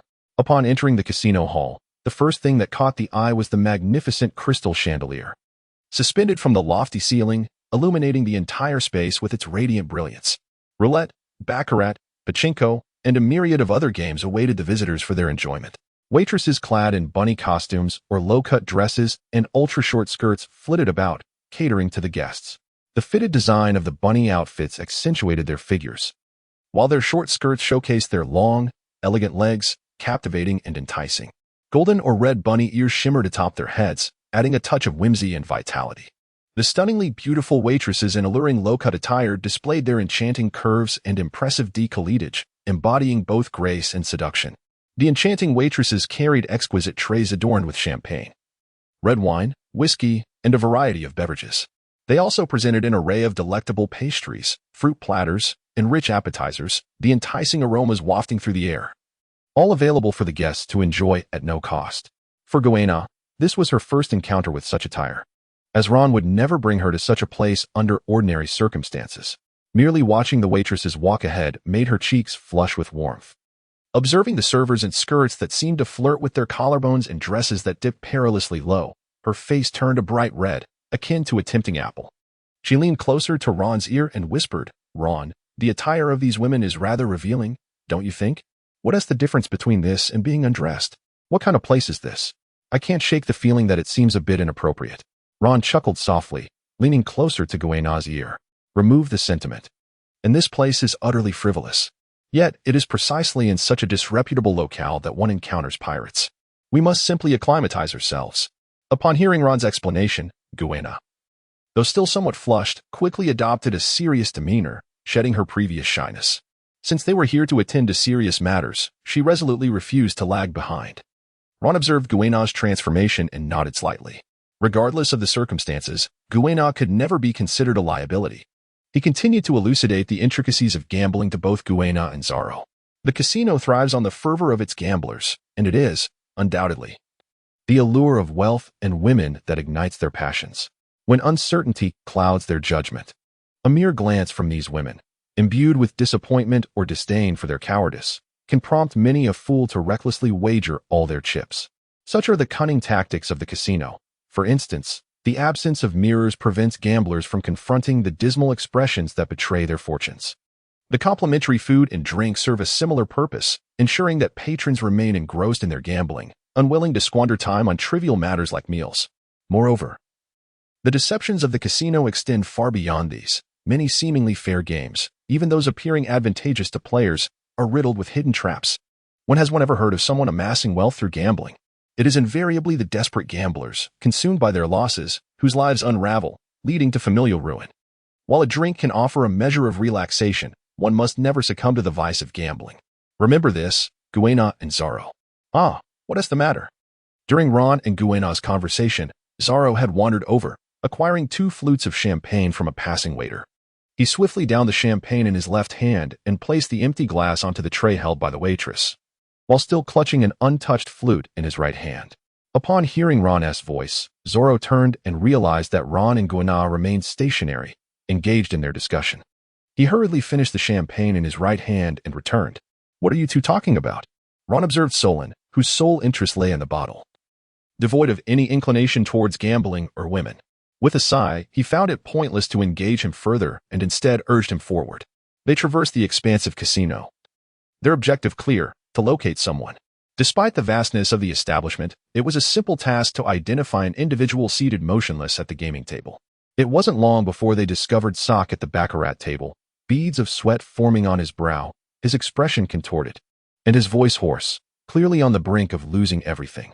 Ron received the chips from the waitress leading the way and distributed them to Zoro and Kuina. Just have some fun while we wait for Sock to leave.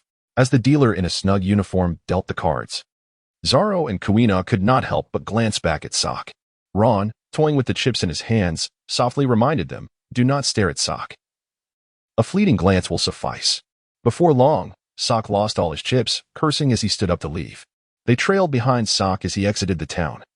And as the crowd thinned, Sock inevitably sensed their pursuit. In a fit of anger, he turned back with his combat captain, Roar, and bosun, Sean, awaiting the followers' approach. You brats, what do you want? Before the question was fully posed, Sock swiftly drew his twin guns and fired. Chapter 23, Cast Away. Sock did not care about Ron and the others' intentions. Certainly, they were not there to gift him money.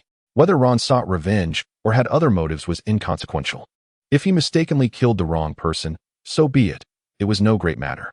Unfazed by Sock's ambush, Ron unsheathed his long blade, deflecting the bullet with a single stroke, charging forward with Zoro and Kuina closely behind. Sock, witnessing his surprise attack being effortlessly neutralized, was taken aback, realizing that this adversary was formidable. Do not let your guard down. Zoro, arriving later but striking first, slashed at Sean, who barely managed to block the blow and was sent staggering back. Just as Zoro aimed to slice at Sean's throat, Sock fired again, forcing Zoro to duck and evade while Sean retreated, wary of Zoro's prowess.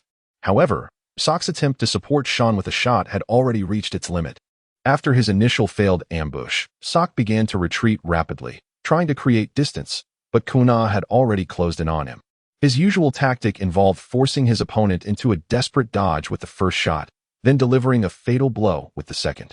Yet, Kuina remained undeterred by Sock's relentless gunfire, slicing through every bullet regardless of its angle. This spectacle caused Sock's heart to race, realizing the peril he faced that day.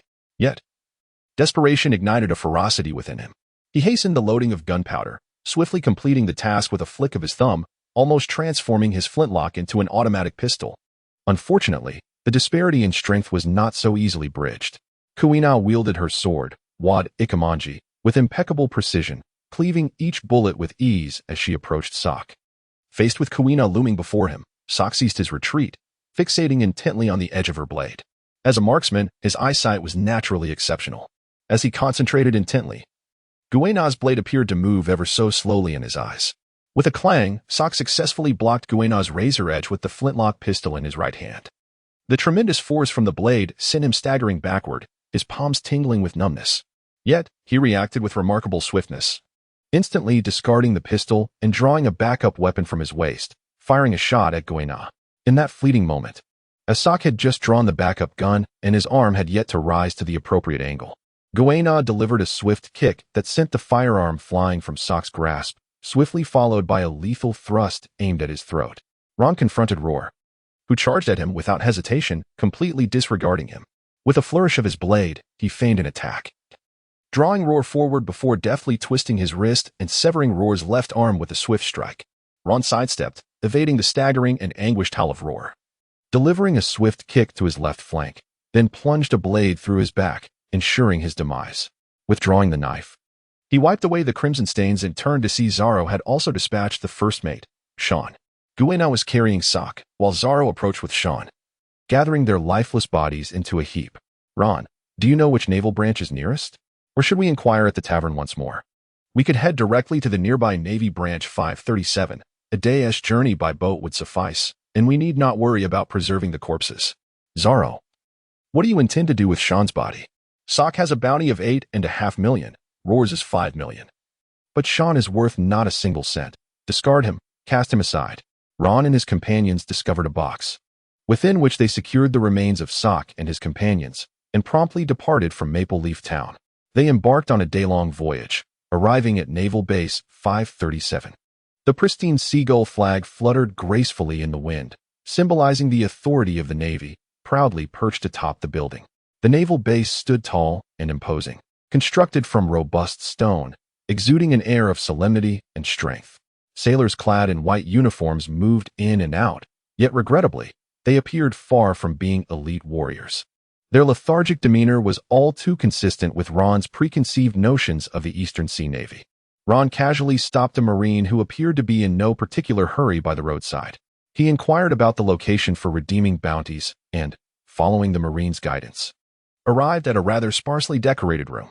The walls were uniformly painted white, and the floor was laid with simple flooring, devoid of excessive ornamentation or design. The office facilities were even more rudimentary, consisting only of basic desks, chairs, and filing cabinets. The Navy officer responsible for processing bounty redemptions sat behind a desk. He appeared to be in his 30s, with a corpulent physique and a round face, distinguished by prominent cheekbones and a hint of scrutiny in his gaze.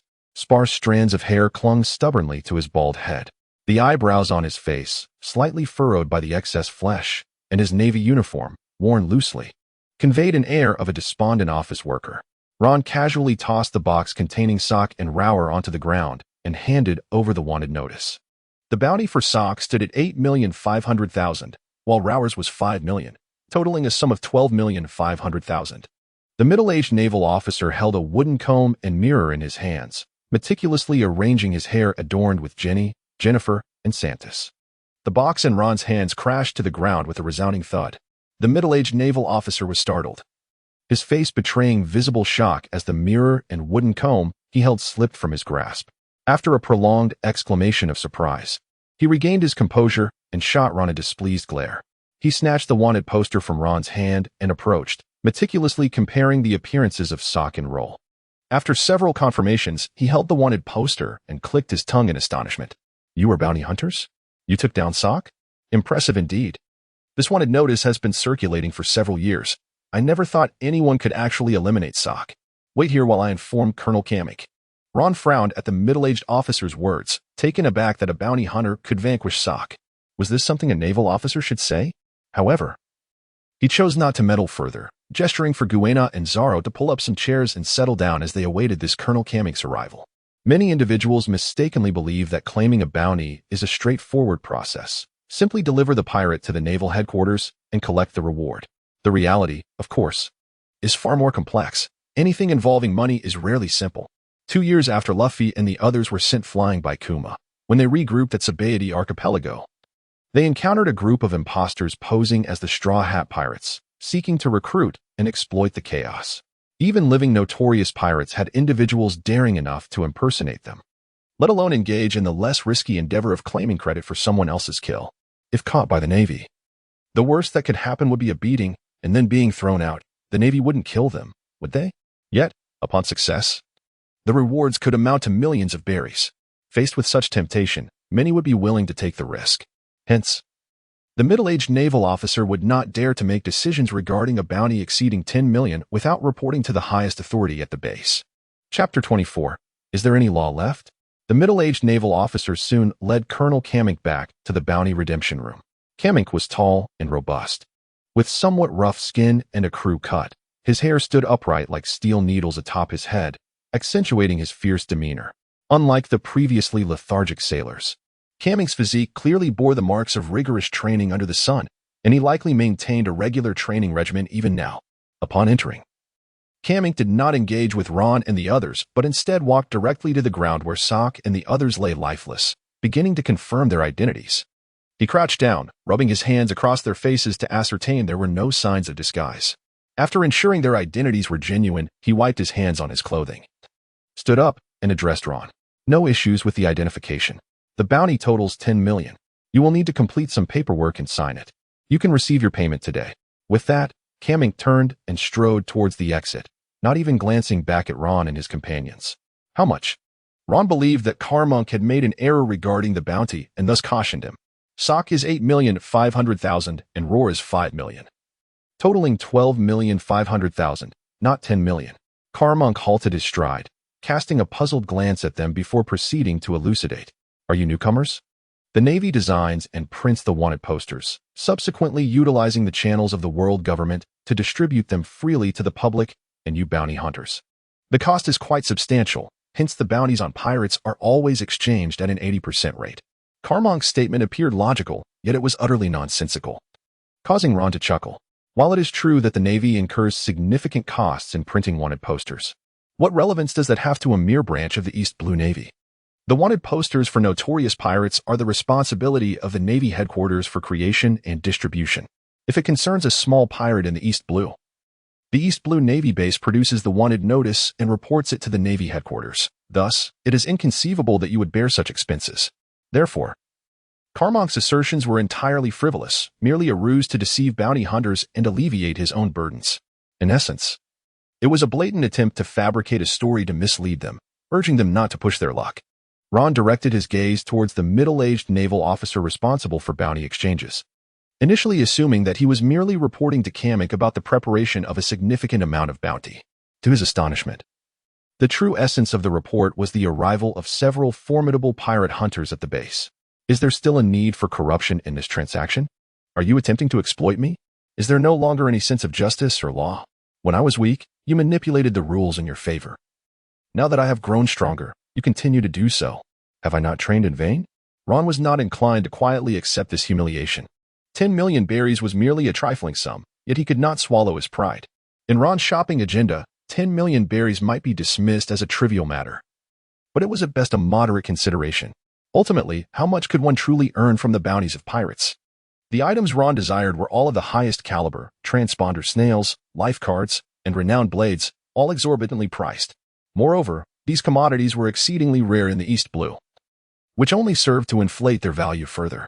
Even a transponder snail now commanded a premium. What could one accomplish with the meager bounty from pirates? Nevertheless, although 10 million berries was not a substantial amount, wasting it would at least yield a few echoes. Why should he relinquish it to you? The purpose of Ron's cultivation transcends the mere desire to do as he pleases. It also encompasses the freedom to choose not to act. The middle-aged naval officer responsible for fulfilling the bounty gazed at Ron with an expression of petty triumph. Regardless of how formidable you bounty hunters may be, what does it matter? My rules are absolute. Under the banner of the Navy, if you are a dragon, you must be coiled. If you are a tiger, you must lie low. Ron, weary of further dialogue, swiftly retrieved the lifeless bodies of Sock and Roll from the ground and made his way outside, intent on heading directly to Rogue Town to claim the bounty. Should the naval forces in Rogue Town prove to be equally inept, he would not hesitate to cast them into the sea as fish fodder. He resolved not to pursue this meager sum any longer. Zoro and Kuina harbored no objections to Ron's decision and promptly followed him outside. However, Kamink, observing their actions, frowned and raised his voice to halt them. Stop right there. How dare you attempt to take these pirates from the naval base? Are you here to rescue your fellow comrades? Upon hearing this, Ron paused mid-stride, and he and his companions were momentarily taken aback. So, he was supposedly rescuing the very corpses of the pirates he had brought along? Such audacity. Ron, unfazed, dismissed Kamink's words as mere nonsense and continued past him. As he proceeded, Ron's gaze did not linger on Kamink, yet his attention remained sharply attuned to him. As anticipated, just as Ron was about to pass Kamink, the latter's muscles bulged, stretching the confines of his naval uniform to its limits. With a clenched fist, he launched a ferocious punch towards Ron, imbued with menacing force. In the instant that Carmonk launched his attack, Ron crouched down, narrowly evading the blow. The speed of the punch exceeded Ron's expectations, grazing his scalp as it passed by. Ron felt a tightening in his chest. Kamink's strength might surpass his expectations, indicating that the Navy of the East Sea was not merely composed of novices. This punch ignited a fiery rage within him, abandoning the lifeless bodies of Sock and Roar. He immediately grasped the hilt of the sword at his waist. Damn it, you're courting death. Ron drew his blade with astonishing speed, in the very moment he crouched. The long sword in his hand was unsheathed, slicing through a perilous arc and, in an instant, struck against Carmonk's chest. Before Ron could make his move, he had to evade Kamink's attack, But Zoro and Kuina acted with swiftness. Zoro's blade struck Kamek's neck while Kuina's long sword sliced into his left side, threatening to cleave him into 3 pieces. The sound of metal clashing echoed as their weapons met Kamek's body, akin to striking steel, sending a forceful recoil through their arms.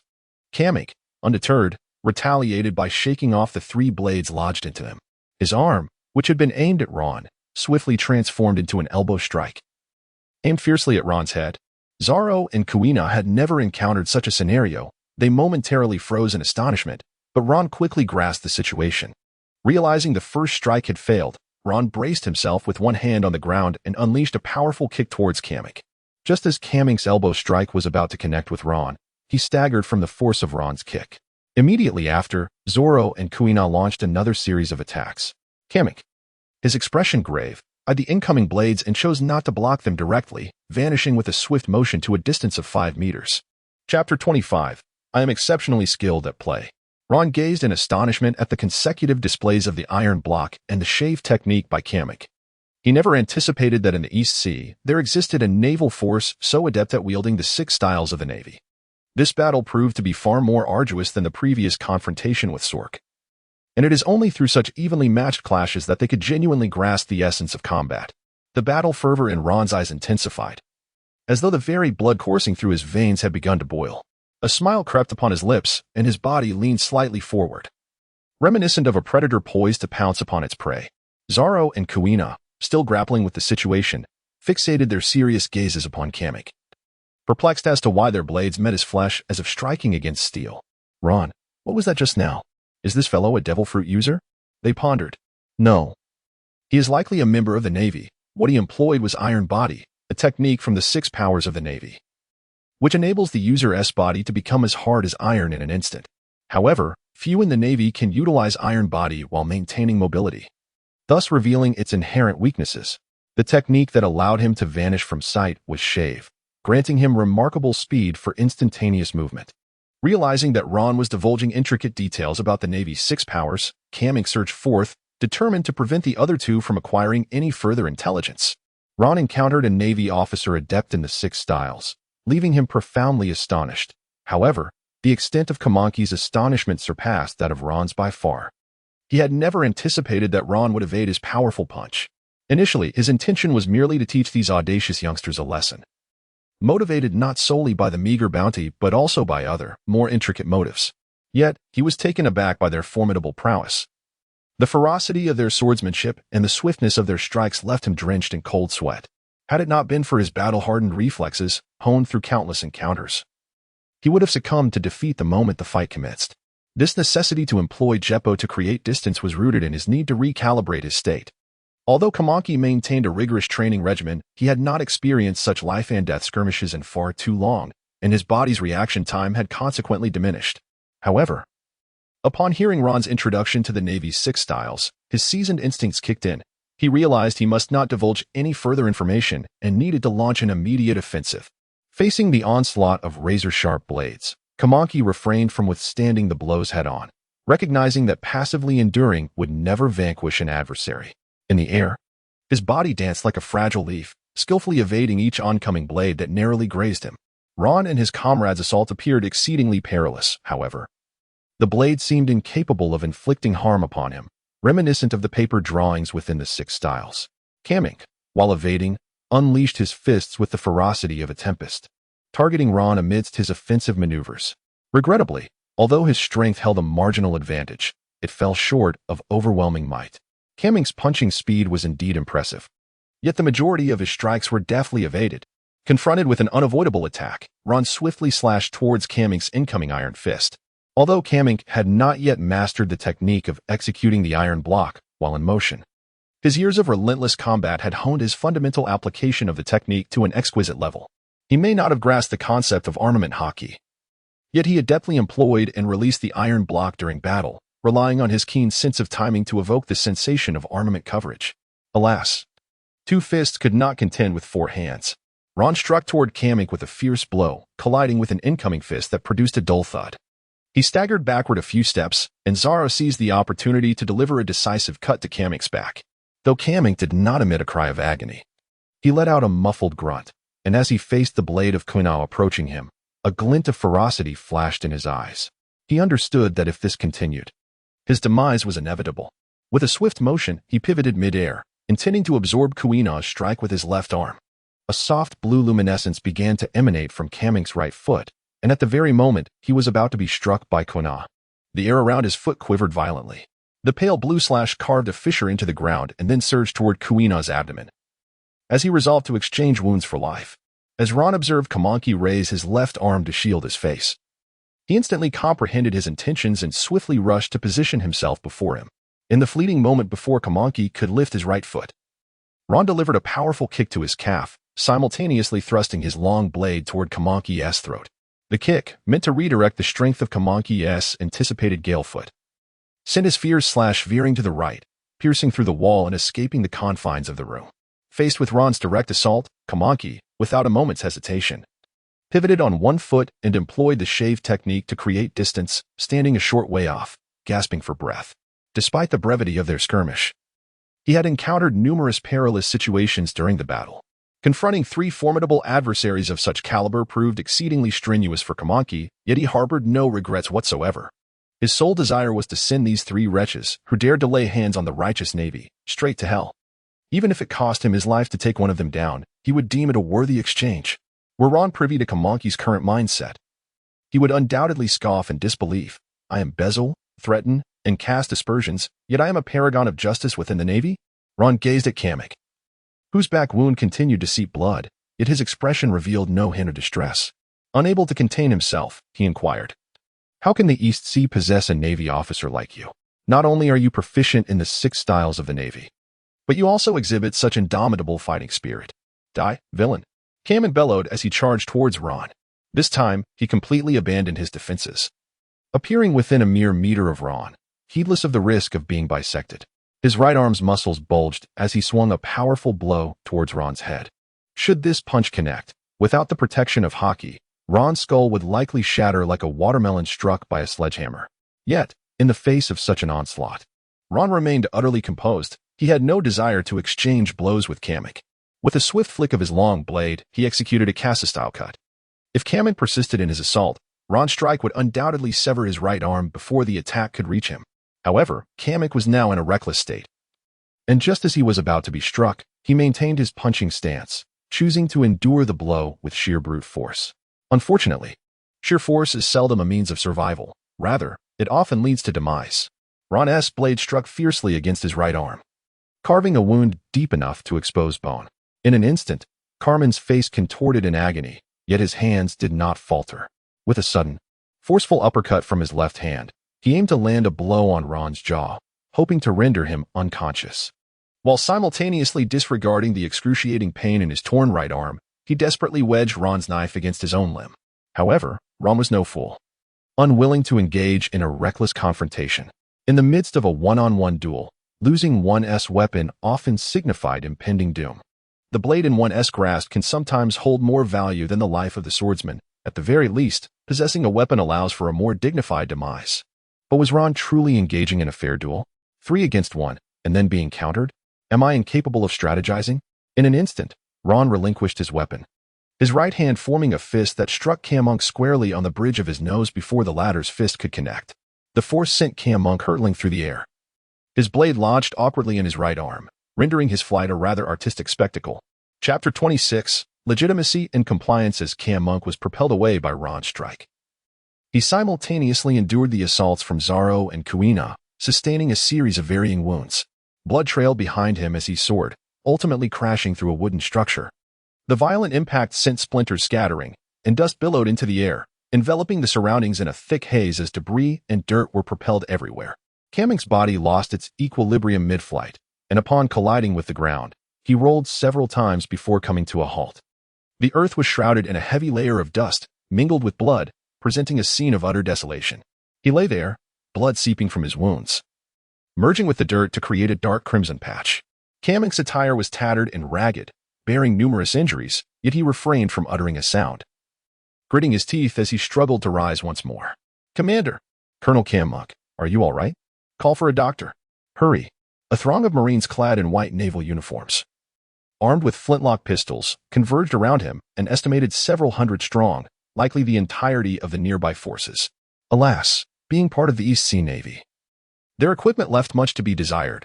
All they wielded were flintlock firearms, with nary a portable cannon in sight. With their flintlocks aimed at the recently collapsed structure, the soldiers' faces betrayed palpable tension, yet none dared to retreat. They remained fixated on Ron, who emerged from the smoke. The previously haughty middle-aged naval officer responsible for bounty exchanges had been knocked unconscious by the fallen roof, his fortune perhaps lying in the possibility of recovery. Ron and his companions emerged slowly from the smoke, facing the encirclement of a multitude of Marines in the ominous barrels of their firearms, unflinching and undaunted. Ron continued. Ron's dagger remained embedded in Kamanki's right arm as Zoro nonchalantly retrieved his third blade from his mouth and tossed it to Ron. Without a hint of hesitation, Ron accepted the longsword and gradually advanced towards Kamanki. Among the ranks of the Navy, a young officer emerged, clad in a crisp white naval uniform, featuring long sleeves atop black straight-cut trousers and polished black leather shoes. In the absence of Kamanki's command, this officer assumed temporary leadership.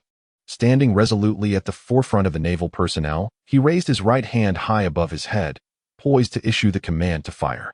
At that moment, Kamanki finally regained his composure, spitting out the blood from his mouth, and immediately began to shout, "Stop.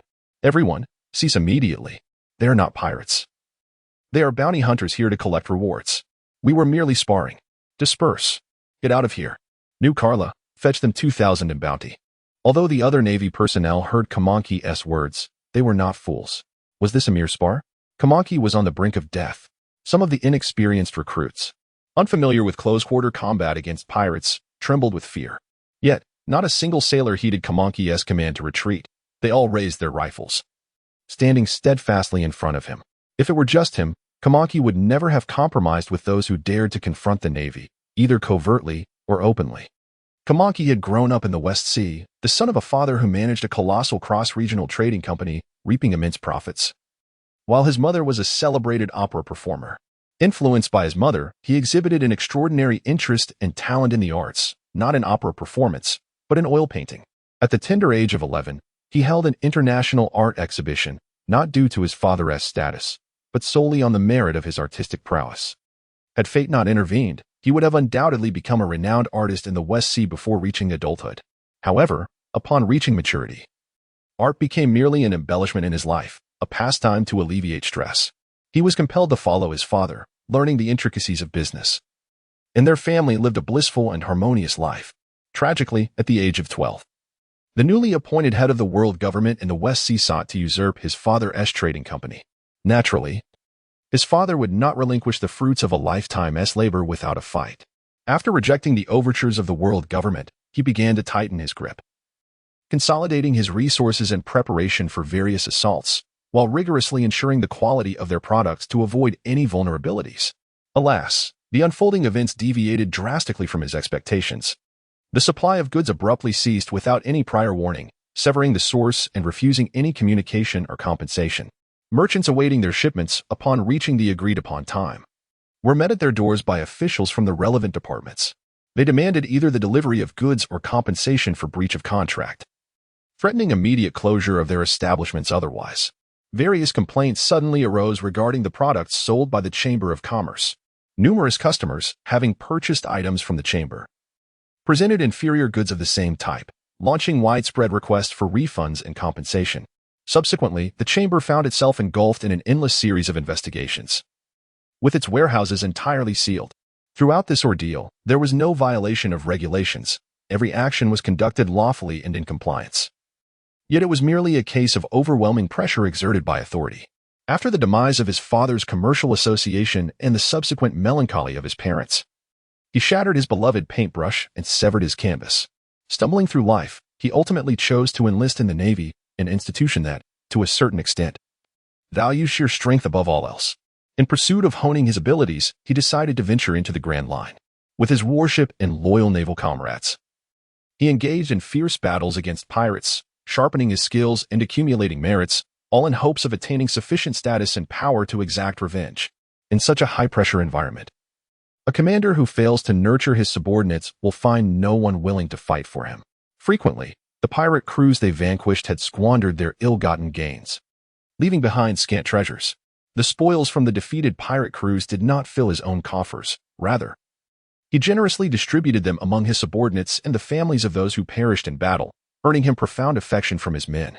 Regrettably, by the time Kamink began his training, he was already of considerable age, and his growth and strength was capped at the elite rank of colonel. During his missions, he not only engaged pirates but also sunk numerous legitimate trading vessels that operated in the gray market, ultimately incurring the ire of higher-ups who could tolerate his insubordination no longer, leading to his reassignment to the East Blue. This left him utterly disheartened. Upon arriving in the East Blue, he ceased to concern himself with any affairs. His daily routine comprised mechanical training. An attempt to numb himself and evade thoughts of unattainable aspirations, he distributed all his additional earnings to his subordinates, a gesture that endeared him to them.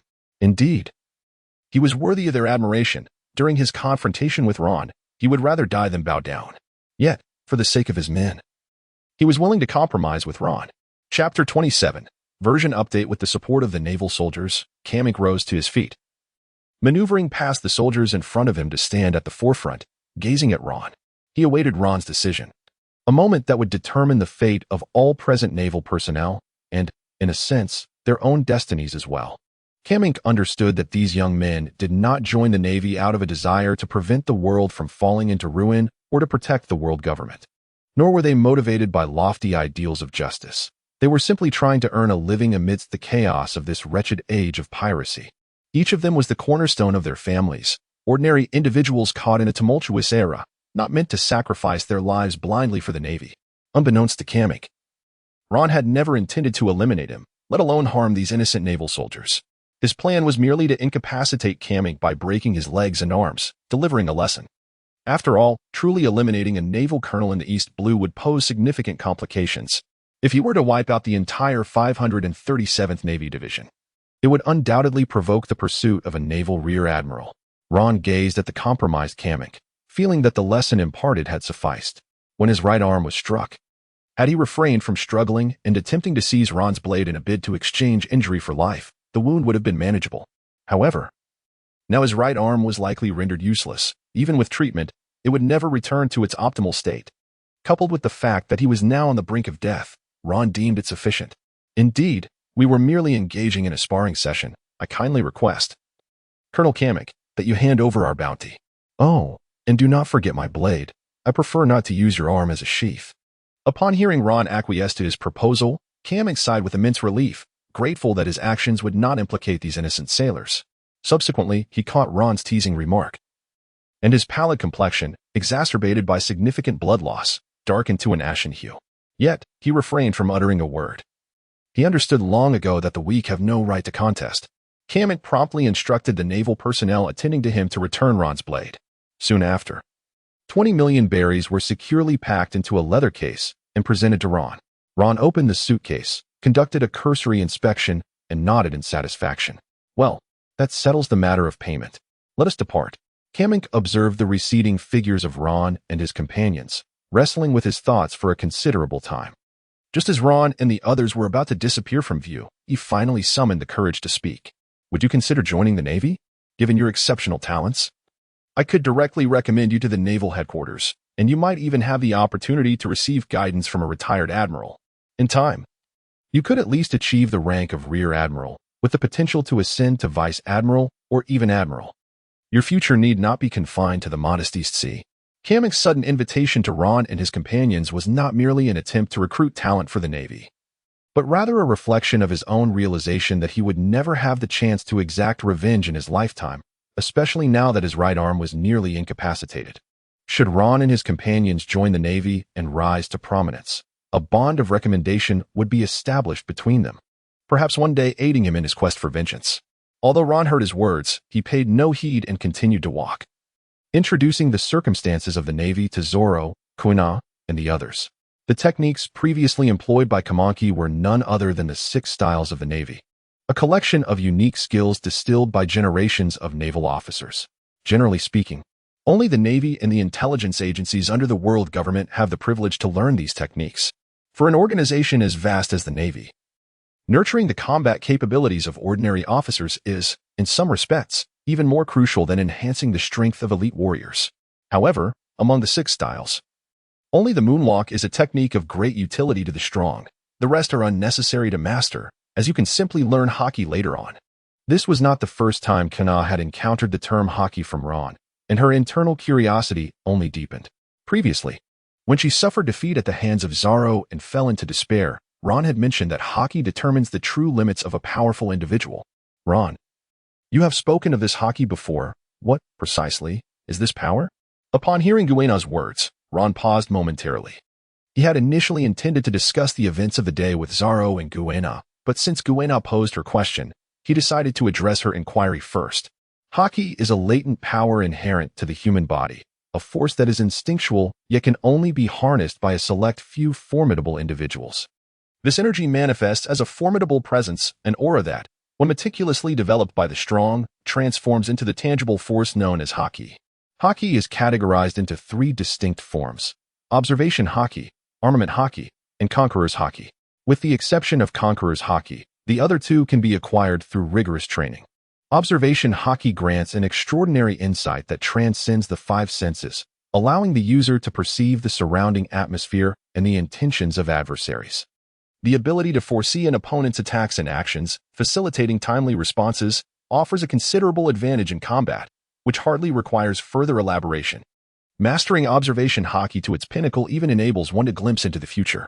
Armament haki enhances both defensive and offensive capabilities and can inflict tangible harm on elemental Logia-type devil fruit users, making it an indispensable skill for aspiring warriors.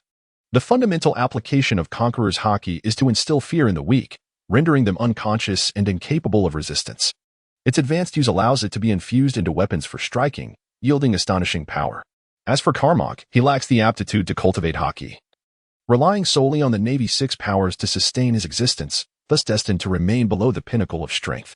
Presently, our abilities are commendable in the East Blue. Yet the true path of the formidable has scarcely begun. Upon hearing Ron's words, both Zoro and Kuina exhibited eager expressions, with Zoro impatiently inquiring, "Ron, where did you learn about haki? I have never heard Master mention it. Where can one acquire such power?" Ron gazed at the impatient Zoro, unable to suppress a chuckle. And teased, "Your master does not instruct you, which naturally indicates that you have yet to meet the prerequisites for learning. Just patiently await the next version update, young one." Ron's teasing remarks left Zoro utterly bewildered.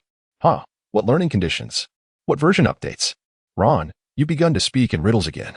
As they continued their banter, they departed from the naval branch, leaving Carmack, unattended on the stretcher, to grapple with the chaos of the wind alone. Chapter 28. In part after engaging in idle chatter for a while, Ron finally recalled the events of the day. However, instead of reflecting on their performance in battle, he contemplated their complete disregard for the naval colonel's authority. Ron was somewhat oblivious to Kuina's thoughts, yet in his recollections, Zoro was not one to exhibit such a temperament. There were no reservations between them, prompting Ron to directly inquire, "Zoro, you seemed rather enthusiastic when you struck that naval captain today. Do you not consider his status as a naval officer at all? That represents official authority, you know?" Zoro, upon hearing Ron's teasing tone, cast a curious glance in his direction. His expression seemed to convey that, rather than questioning his own actions, he found Ron's perspective to be the one in need of scrutiny. What official authority? He seemed to imply. Once he made the first move, why should I show him any leniency? It's simple enough to take action. Should I have merely stood by, allowing him to bind me and inflict harm? Ron was momentarily taken aback by Zoro's presumptuous tone. Wasn't he precisely the sort of person prone to such foolishness? However, he quickly regained his composure, wishing he could slap himself for succumbing to such preconceived notions. When Zoro ventured out to sea alone, he found himself navigating the treacherous waters of survival, grappling with rules and common knowledge that were entirely foreign to him. In the early days of his pursuit as a bounty hunter, he might have been unable to afford even a meal. Given Zoro's character, he was unlikely to resort to theft, should he fail to find honest work. He might have been reduced to scavenging through trash bins for sustenance. In the original timeline, while drinking at a tavern, Zoro encountered the menacing Barumabur, who unleashed his vicious dog upon the unsuspecting. Zoro, with a mere bench, subdued the beast. With his intellect, Zoro struggled to reconcile his desire to be a good person with the fear that the girl who had provoked Barumabur would face repercussions after his departure. Thus, in a display of misguided nobility, he bound his own hands, allowing Barumabur to tie him up in a futile attempt to protect the girl. In his naive mindset, He genuinely believed that adhering to his agreement with Barumabur would ensure the safety of both himself and the girl. As Zoro drifted through the world, his experiences as a bounty hunter reshaped his mindset, molding it to fit the harsh realities of society. Deep down, he harbored the belief that he could not confront the Navy, never once contemplating the notion of vanquishing Barumabur or his foolish father, Colonel Monka. With individuals like Barumabur, it was not about making them acknowledge their wrongs. It was about instilling fear. Had it not been for Luffy's invitation to join the crew and embark on reckless adventures, shattering his subconscious reverence for rules, Zoro might not have developed such formidable strength. Yet, given Zoro's nature, he would eventually come to realize that power was paramount. Even without Luffy's invitation, he likely would have found himself wanted after a heroic act, becoming a pirate who can truly predict the future that never came to pass.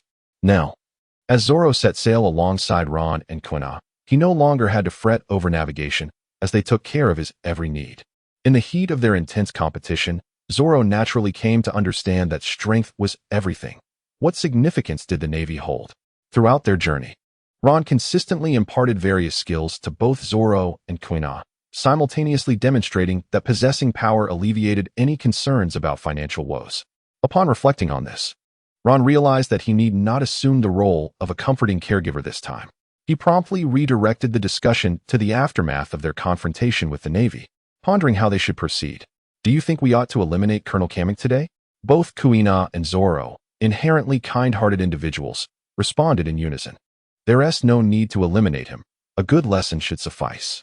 Ron, neither affirming nor denying their response, shifted the conversation once more. What if Colonel Kamek explicitly declares his intent to kill us, as a warning to others, to demonstrate the fate that awaits those who dare resist?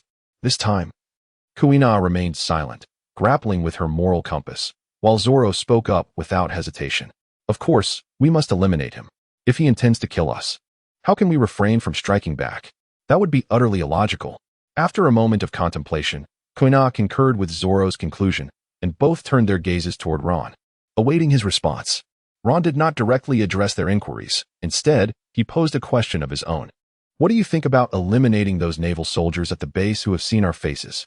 Zoro and Kuina replied in unison, certainly not. They are entirely innocent. Even if they were to act against us, it would be solely under orders from their superiors, compelled by circumstance. Regarding their response, Ron refrained from commenting on its correctness or incorrectness, choosing instead to assist them in analyzing the consequences of each course of action. After all, everyone must choose their own path and bear the responsibility for their choices. The trio of Luffy, Sabo, and Ace did not share the same vessel. As Luffy stated, each individual embarks on their own adventure, whether it culminates in fame or ends in battle.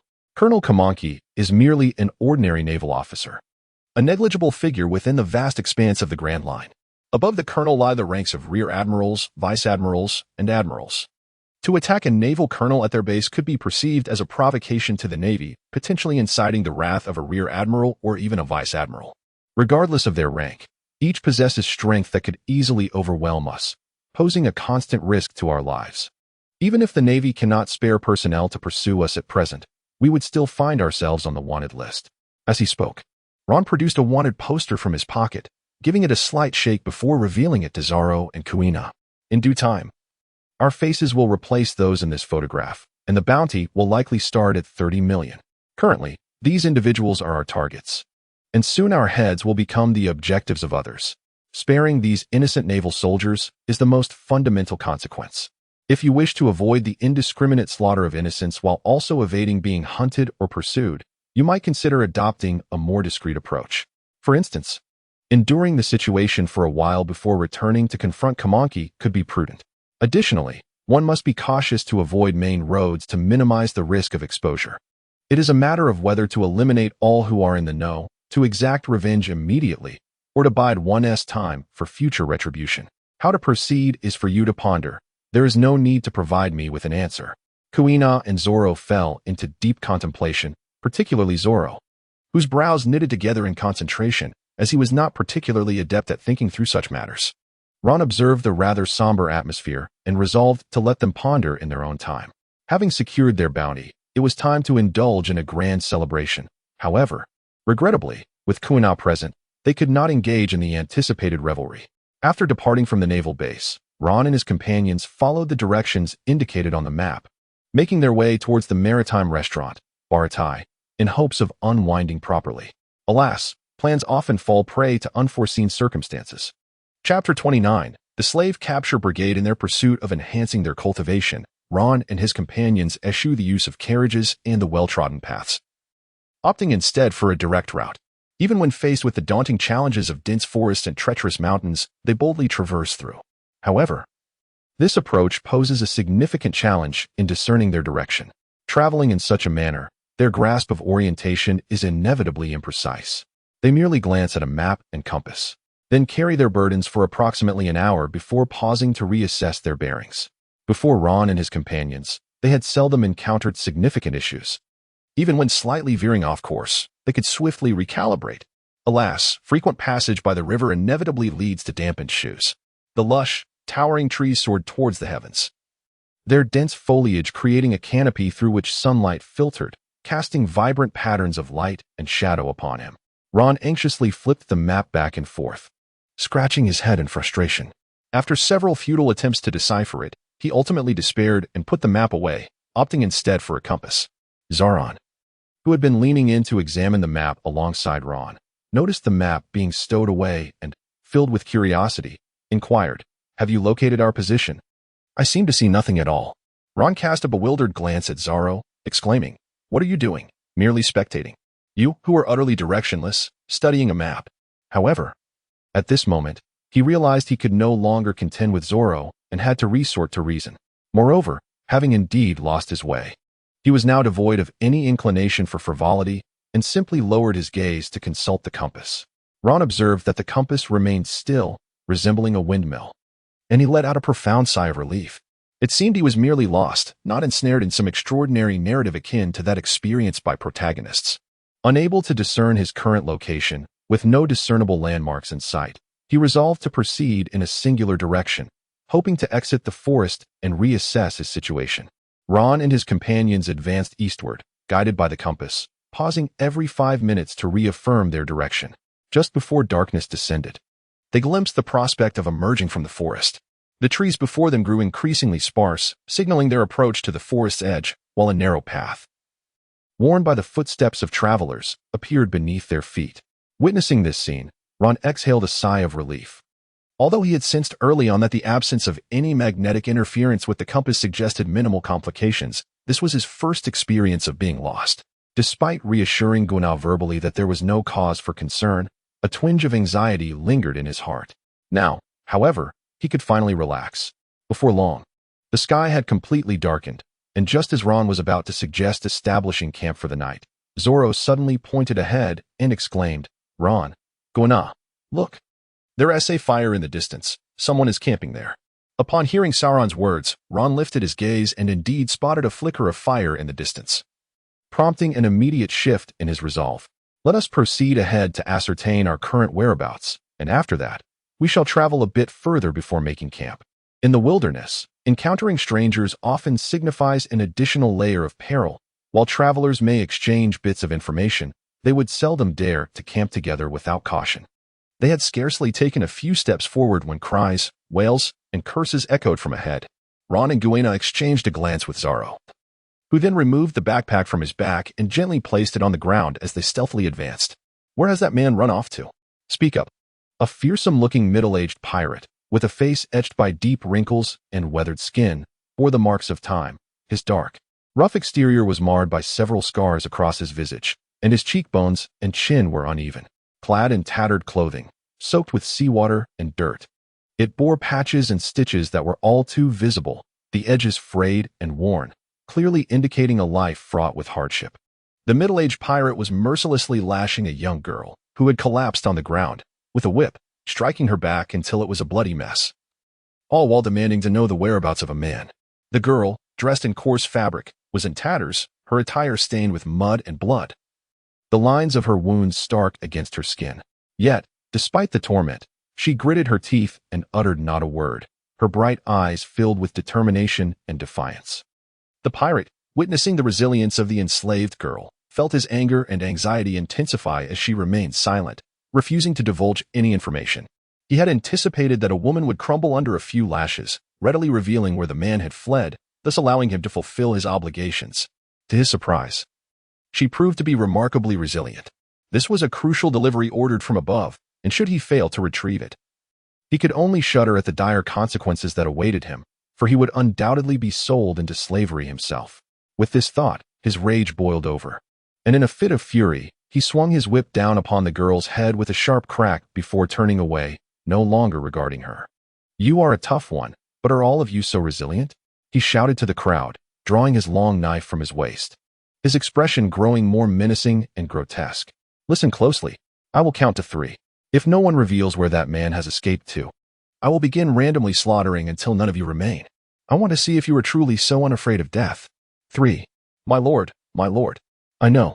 He ran southwest. He even said he would come back to save us. Just set a trap and wait for him." Before the pirate could finish his count, a youthful voice, brimming with eagerness, divulged the whereabouts of the fugitive man, even revealing that he intended to return. The surrounding slaves glared at the traitor with fury. The betrayer was a small boy, appearing to be around 8 or 9 years old, yet devoid of the innocence typical of his age. His slightly plump cheeks were twisted with malice. Facing the wrathful gazes of the other slaves, he exhibited no shame or remorse, instead displaying an expression of pride, his eyes gleaming with cunning and wickedness as he provocatively taunted, "What now? Do you want to strike me? Come out of your cages." The sole hope extinguished, some slaves clutched the iron bars of their confinement, roaring in desperation. "Are you mad? You don't wish to flee, while we yearn to escape. You wretched little brat. If you let me out, I shall tear you apart." Upon hearing the slave's despairing words, the mischievous child's expression swelled with pride. "Uft! You fools actually expect that man to return and rescue you? Dream on. Even if he does return, what can he possibly achieve? He was captured then. How could he possibly defeat those pirates now? At best, he might create a bit of chaos and free a few, but in such a case, the first to be recaptured will be children like me and women.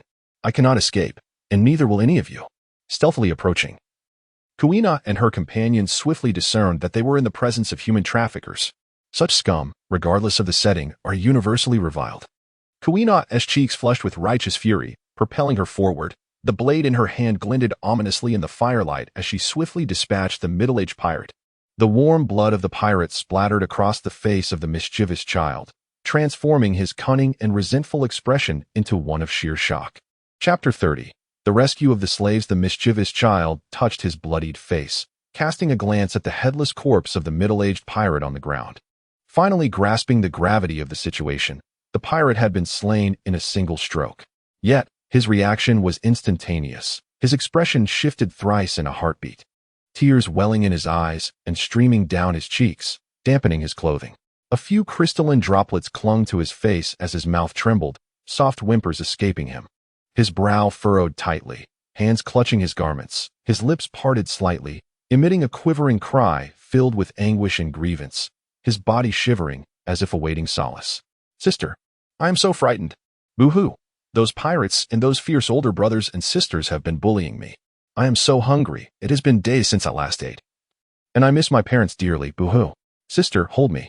From the child's perspective, a powerful and strikingly beautiful older sister suddenly appeared, effortlessly dispatching the pirate who had previously seemed insurmountable.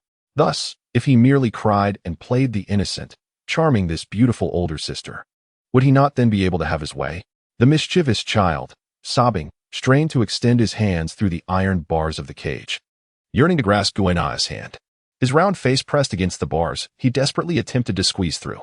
Alternatively, one could say he awaited Kuina's approach, hoping she would comfort him by taking his hand, allowing him to then nestle into her embrace for affection. Alas, Kuina, possessing keen insight, had overheard their prior conversation and was already aware of the child's true nature. Though kind-hearted, Kuina was no saint. Her compassion was reserved for those deserving of it. At this moment, the previously beaten slave girl stood astounded by the child's performance, momentarily frozen before she hurriedly attempted to explain to Kuina. "No, it's not as it seems, miss. We are all slaves captured by these pirates, kept in confinement.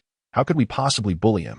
Moreover, he just revealed the whereabouts of someone attempting to escape, shattering their hopes for freedom. He is the villain here. Ah, sister, look at her. She is falsely accusing me. How could I ever do such a thing?" The child, upon hearing the slave girl's words and noticing Kuina remaining unmoved. Assumed she was deliberating over whose words held more credibility. Consequently, he cried even louder, hoping to elicit Kuina's sympathy. Little did he realize that Kuina's stillness was not a matter of judgment, but rather a reaction to her astonishment at the child's malevolence. Based on her past experiences, she could hardly fathom how such wickedness and cruelty could exist in a child. Meanwhile, Ron and Zoro were engaged in dealing with a nearby group of drunken pirates. The escaped slave was a Zoan-type devil fruit user. In the East Blue, the devil fruit was still a mythical concept for many, let alone the users of such fruits. A powerful Zoan-type devil fruit user would command a premium at the auction held at Sabaody Archipelago, not merely as a closing act but as a prized item. Due to their rarity in the East Blue, the selling price would be even higher. To capture this Zoan-type blue bull fruit user, the crew led by Monty suffered significant losses, with over half of their manpower decimated before finally securing him. These pirates had intended to retire from this venture, for with a higher death toll, the survivors would reap greater rewards. Such a rudimentary pirate crew could hardly possess sea-stone handcuffs to restrain Mingxi's abilities. They bound him tightly with iron chains, wrapping him up like a rice dumpling, even for mundane activities such as eating or using the restroom. A designated individual was appointed to ensure he was monitored, fearing that he might seize any opportunity to escape. The captain of the crew, being the most formidable and savage among them, felt secure enough to leave and negotiate prices with his regular clients who often catered to his business. This rare commodity, which, despite enduring severe beatings, could fully recover with just a meal, must be sold at a handsome price. He even bypassed the auction house, opting instead to directly solicit a quote from his old patron, fantasizing about selling it for an exorbitant sum and retiring to a life of nobility. However, for such pirates, even upon suddenly acquiring a fortune, a stable life would remain an elusive dream. It wouldn't be long before they squandered their wealth, reverting to their old ways. Until one fateful day, driven by greed or encountering formidable opposition, they would meet a grim end. Yet, he could never have anticipated that shortly after his departure, this group of incompetent guards would lose track of him. These pirates believed that binding Mingxi with iron chains would ensure absolute security. But with their visions of a brighter future clouding their judgment, their vigilance waned. Although Mingxi was unable to break free from the chains that bound him, they overlooked a timeless profession that would never vanish from this world: the thief. If it were solely the thief, even if he could free himself from the chains and cage, he would still be unable to surpass the guards, merely suffering a brutal beating before being confined once more. However, with a thief accompanied by a Zoan-type devil fruit user, the situation transformed entirely. The night before, the pirate tasked with delivering food found only a heap of chains, several empty cages, and the corpses of the pirates assigned to guard these slaves. Had these pirates not divided into smaller factions, keeping their captured goods separately, it is likely that all the slaves would have been liberated. The piercing scream of the food-delivering pirate quickly drew the attention of others. Soon, all were aware that the valuable cargo their captain had high hopes for had vanished. The entire crew descended into chaos, grappling with the shattering of their dreams of wealth and the chilling realization of their captain's cruelty. As they began to hurl accusations at one another, on the brink of conflict, an even more dire situation unfolded. Mengxi had not fled. Instead, he lay in wait, biding his time before launching a counterattack against the pirates. The crew had previously managed to defeat Mingxi solely through the captain's might and their numerical superiority. What capable pirate would engage in such endeavors? Only the most inept among them would resort to the business of slave capturing. In the gray realms of piracy, slave catchers occupied the lowest tier. Pirates scorned them for their lack of strength.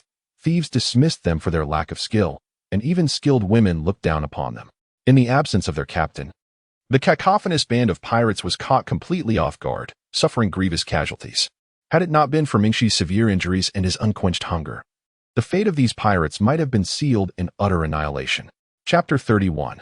Minotaur. Although these pirates managed to repel Mengxi's assault, their legs trembled in fear long after he had fled, leaving them shaken to the core. Even elite troops find it difficult to maintain morale after suffering such significant losses, leading inevitably to chaos and panic, drastically diminishing their combat effectiveness, if not outright collapse. This was even more pronounced among these pirates. During the siege against Mingxi, many had fled in terror, with the supervisory forces of the pirate crew executing several to barely keep the ranks from disintegrating. The pirate band had already lost a considerable number of men in the previous attack orchestrated by Simon, and now, with further desertions, their numbers dwindled considerably. Each individual harbored personal trepidations, none wishing to await the return of their wrathful captain, who would unleash his fury and reduce them to mere fragments. What madness that would be! In truth, they feared Simon, and paradoxically, Simon harbored a measure of fear towards them as well. To be precise, it was not fear, but rather a realization that confronting them head-on might be beyond his current capabilities, especially after sustaining heavier injuries in this latest skirmish. After being repelled, Simon altered his strategy, abandoning the notion of eradicating these vile traffickers and instead prioritizing the rescue of the enslaved. Under the cover of darkness the previous night, he had accompanied a slave thief, eliminating several pirates who should have been on watch but were instead lost in slumber, ultimately infiltrating their ranks. Regrettably, just as the thief was about to unlock the iron cage confining the enslaved girl, he was discovered by a middle-aged pirate. The pirate immediately raised the alarm, nearly surrounding Simon in the process. With no choice left, Simon fled with the thief, leading to the current situation where Ron and his companions witnessed the middle-aged pirate relentlessly interrogating the enslaved girl about Simon's whereabouts. The pirate assumed a peculiar connection existed between the girl and Simon, believing that was the reason for Simon's return to rescue her. He could not fathom that anyone would risk their life to save a stranger. Upon witnessing Simon's escape, the pirate felt emboldened, intent on extracting Simon's location and capturing him before the captain's return, hoping to redeem himself. Had a confrontation ensued yesterday, Simon would have quickly discerned that they were merely paper tigers. It was likely that within moments of engagement, these pirates would have fled in disarray. Now, they found themselves torn between the fear of Simon's potential return and the looming threat of their captain's sudden appearance. The remaining crew members were not steadfastly loyal to the captain, but were rather scheming to seize a fortune and flee. They had begun to hide the treasures aboard the ship, yet none dared to make the first move. Although it was evident that their allegiance to the captain was tenuous at best, all were contemplating a heist before making their escape. However, the question lingered, what if? Should I take the initiative, these ruffians might swiftly report me, and once I am eliminated, they would simply divide the spoils among themselves. A peculiar atmosphere began to permeate among the pirates, further intensified by the devastating casualties incurred during the previous attempt to capture Simon.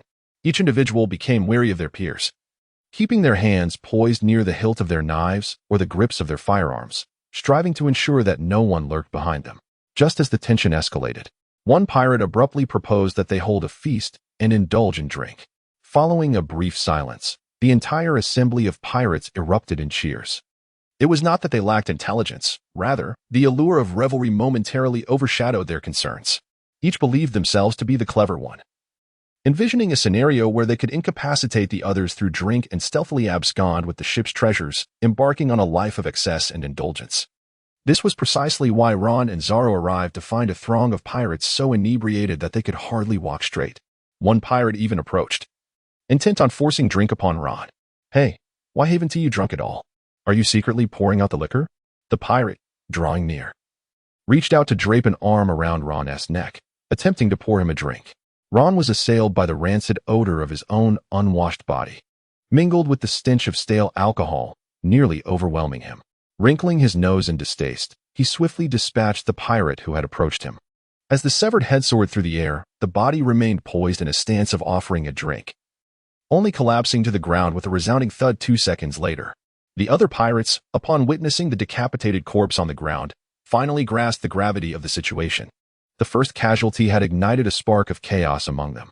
All at once, the pirates erupted into frantic screams, scattering in every direction, while several astute individuals made a beeline for their ship, seizing the opportunity to escape with their ill-gotten treasures amidst the turmoil. Ron gazed at the fleeing pirates, momentarily stunned. It was the first time he had witnessed an adversary scatter in such disarray. Even he and Zoro together would not have been able to vanquish every single one of those pirates. He surged forward, with Zoro matching his pace, resembling a ferocious tiger penetrating a flock of sheep. The glint of his blade swept through the air, claiming the lives of the pirates with each stroke. Soon, those pirates, who were inherently weak and had entirely lost their will to fight, were nearly eradicated. Bodies lay scattered across the ground, some sprawled in pools of crimson, their lifeless expressions frozen at the moment of death. Others were caked in mud and blood, with severed limbs strewn nearby. As for the few who managed to escape, it could only be deemed a stroke of luck. After all, even if one were to specifically pursue them now, they would likely only catch one or two. and perhaps gain little from such an endeavor. Ron extracted several strips of white cloth from his backpack, diligently wiping the blood from the blade of his knife. Suddenly, from the depths of the underbrush, a towering green bull, standing 2 meters tall, charged toward him. Simon, having remained in the vicinity since being discovered by the middle-aged pirate, continued to linger around the band of pirates, seeking an opportunity. Initially, he had been troubled, for he was unable to overpower them or steal away the slaves. He pondered how he might liberate them. Unexpectedly, the pirate camp erupted with cries of battle and screams of anguish. He immediately recognized this as a fortuitous moment. Either someone else shared his desire to rescue the captives, or the pirates were turning against one another. In either scenario, it heralded good news for him. Without a moment's hesitation, he transformed into his animal form and dashed forth. Simon paid no heed to his injuries, summoning all his strength as he surged onto the battlefield, intent on delivering a decisive blow to the pirates. However, as he burst forth from the thicket, he was struck by the sight of numerous pirate corpses strewn across the ground, dismembered limbs scattered about, and 2 young men diligently cleaning their long knives. This scene exceeded Simon's wildest imaginings. He abruptly halted his advance, his hooves carving deep furrows into the earth, coming to a stop just 3 meters from Ron. Staring in astonishment at the carnage surrounding him, Ron was taken aback as a minotaur suddenly charged towards him, coming to a halt right in front of him, leaving him momentarily stunned. What on earth was happening? Chapter 32. More experts. Ron, having just polished his blade, sheathed it momentarily before drawing it once more, aiming it cautiously at the minotaur before him. Tentatively, he inquired, "Are you a pirate as well?" Upon hearing Ron's query, Simon quickly realized the gravity of the situation. He hastily transformed back into his human form, gesticulating fervently to indicate his benign intentions, striving to elucidate, "I am not a pirate. I was captured by them and managed to escape with the assistance of other slaves.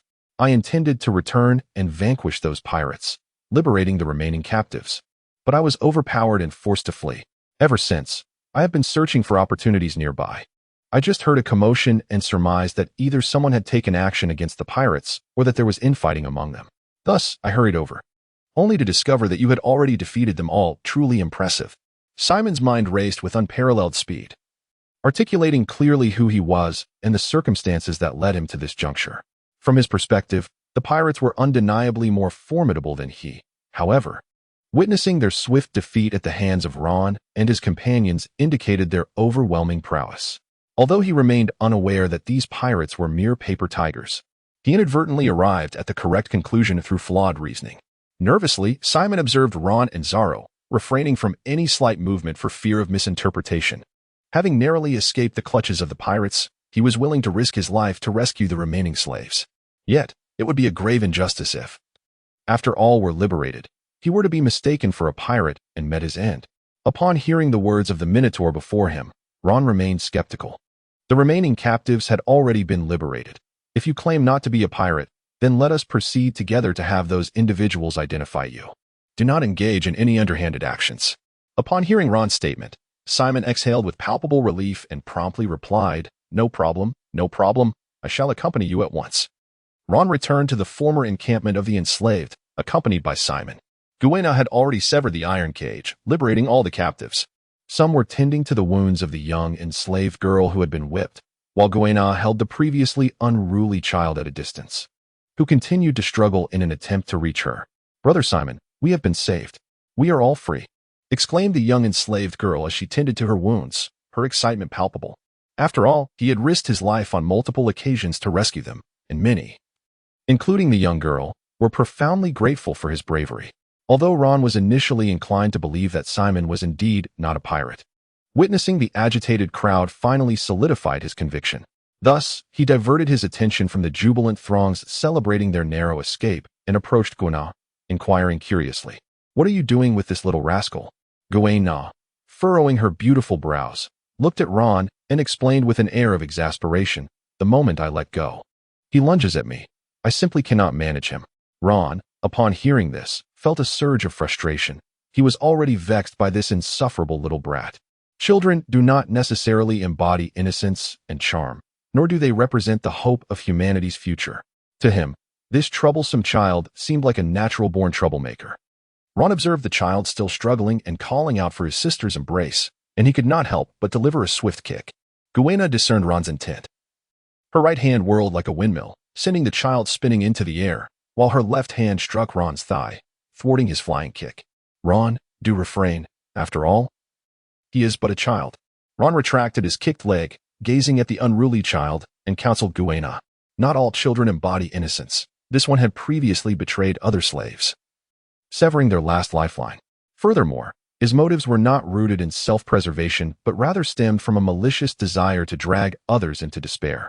Absent our intervention, he would likely have aligned himself with the slave catchers. Individuals of his ilk, upon acquiring status and power, often display the most brutal and merciless treatment toward slaves in a bid to demonstrate loyalty to the slave-catching factions. Allowing him to remain would undoubtedly invite calamity. Although Ron articulated these views, Kuina remained unconvinced, harboring her own perspective. While he is indeed a troubled child, this is primarily a consequence of his prolonged existence in such an oppressive environment, which has stunted his moral development.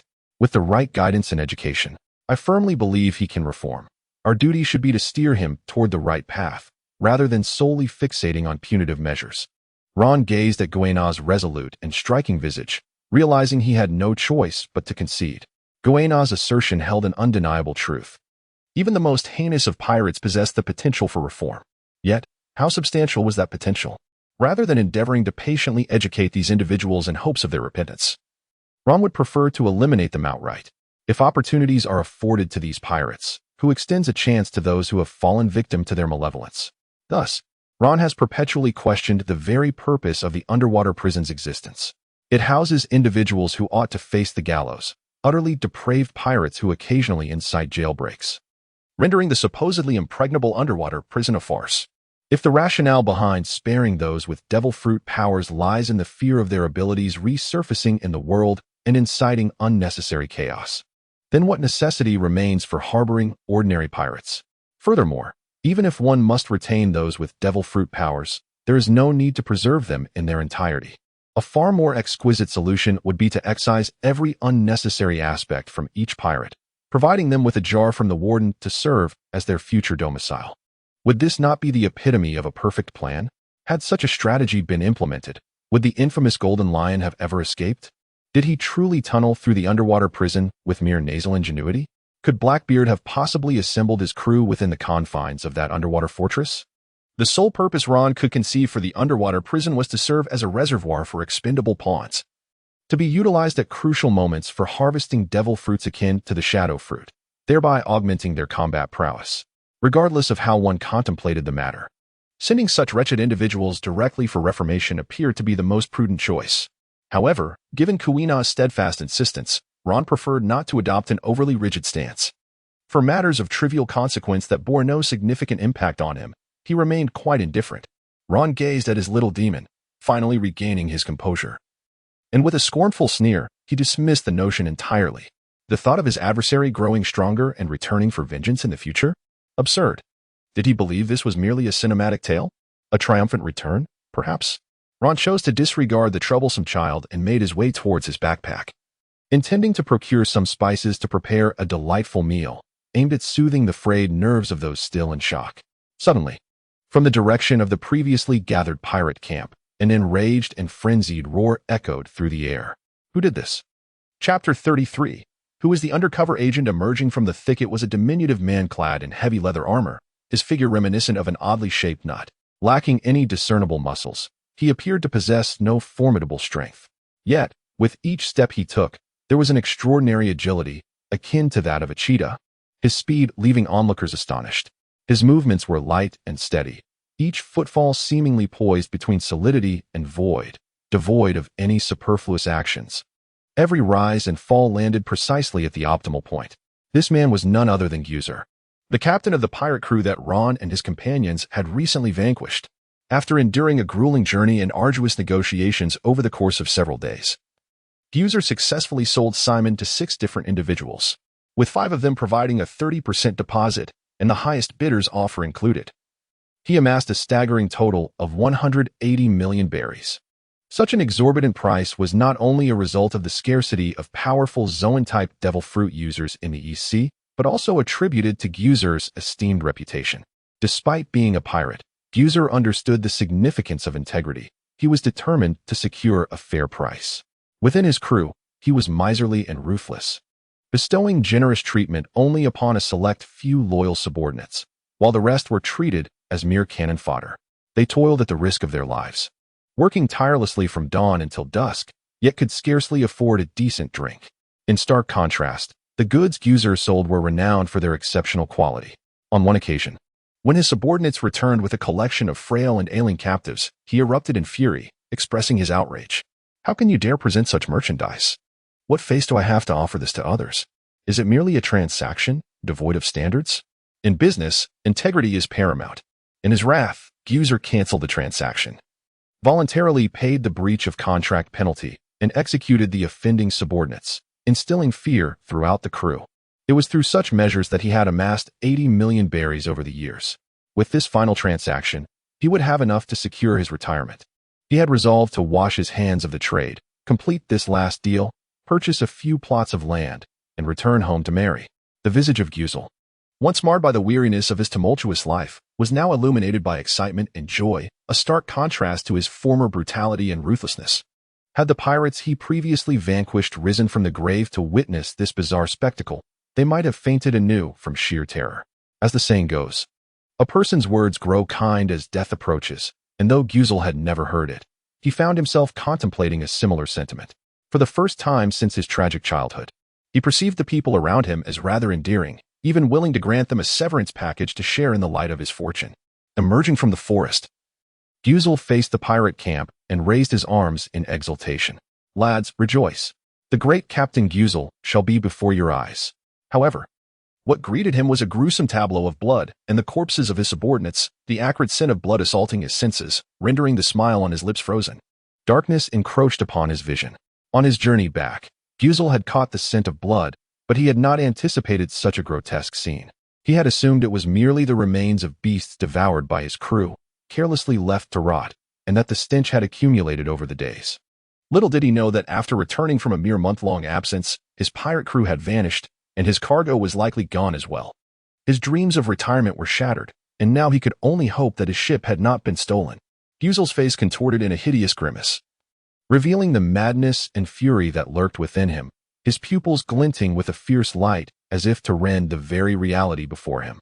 His lips twisted into a sinister smile, exposing sharp teeth that sent a chilling shiver down the spine. In that moment, he was no longer the man dreaming of a prosperous life. He had reverted to the merciless captain he once was. Though devoid of hope, he felt compelled to investigate the place where Simon and the others had been imprisoned. As he advanced halfway, the cacophony of voices reached his ears, igniting a flicker of anticipation in his heart. Perhaps the scoundrels who had attacked his crew had not fled after all. Guzul quickened his pace, and upon emerging from the thicket, he beheld the group of liberated slaves, elation surging within him. "You lot, where are you going?" "Those are my goods." "Who killed my men? Step forward and face your demise." Panic and chaos erupted among the throng. "It's that notorious pirate. Run!" In stark contrast to the fearful crowd, a previously resentful child who had fixated on Ron now crouched in the corner, a look of unrestrained joy spreading across his face. Rising, he shouted, "Sir, pirate lord." It was he. It was that man who killed the other pirate lords and freed all the slaves. The mischievous child stood with one hand on his hip, the other pointing at Ron, wearing a smug expression that radiated a sense of vengeful glee, a triumph of the small-minded. Guzul followed the direction of the child's finger and charged at Ron with his blade drawn. He had never considered the possibility that he might not be Ron's equal. His confidence in his own strength was absolute. Guzul's prowess far surpassed that of his subordinates. He had chosen the path of human trafficking purely out of a fear of death. Throughout the years, he had encountered no adversary stronger than himself, often sending his underlings in front as cannon fodder merely to avoid unnecessary risks. This cautious nature stemmed from his aversion to provoking formidable opponents. Now, however, the allure of a noble life beckoned to him, and he cast aside all concerns of risk. Consumed by the desire to tear Ron and his cohorts, those who thwarted their plans, into shreds. Before Guzul could reach Ron, he was intercepted by Zoro. With a sword clenched between his teeth, Zoro raised his arms, drawing the long blades to his sides before lunging forward with ferocity. Three-sword style, tiger hunt. Zoro charged at Guzul like a descending tiger, exuding a terrifying aura, the shrill sound of slicing air instantly instilling a sense of fatal threat within Guzul. It was an experience he had never encountered in over a decade of combat. A chilling sense of crisis crawled over him like ants, leaving him with a tingling scalp. Though Guzul lacked experience in battling strong foes, he excelled at utilizing his subordinates as bait and employing a barrage of firearms to overwhelm targets before selling them off once they had healed. Yet, confronted with the imminent threat of death, Guzul instinctively responded with remarkable clarity. He ceased to regard Ron and abruptly twisted his body, wielding his long blade to carve an arc in the air, aiming to intercept Zoro's assault. With a clang, Guzul's blade met Zoro's strike with precision. However, before he could relish his success, he was instantly repelled by the immense force of Zoro's sword, stumbling backward. At that moment, Ron appeared behind him, delivering a swift kick to his spine, halting his retreat, while Zoro followed up with a decisive strike that ended it all. The entire sequence unfolded in the blink of an eye. The mischievous child remained ensnared in his vengeful delight, and in an instant, Guzul was vanquished. The expression of smugness on his face froze, replaced by a tremor of sheer terror that coursed through his body. Ron watched his transformation with keen interest and malevolently remarked, "I believe he must be an undercover agent planted by the pirate crew among you.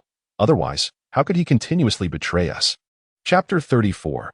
Seek reasons in others. Observing the once formidable Guzul so easily dispatched, the emotions of the slaves resembled a roller coaster ride, suddenly retracting into an awkward silence. Upon hearing Ron's accusation that this mischievous child was an infiltrator from the pirate crew, the previously calmed emotions erupted into chaos. Everyone began to frantically cast blame upon the boy.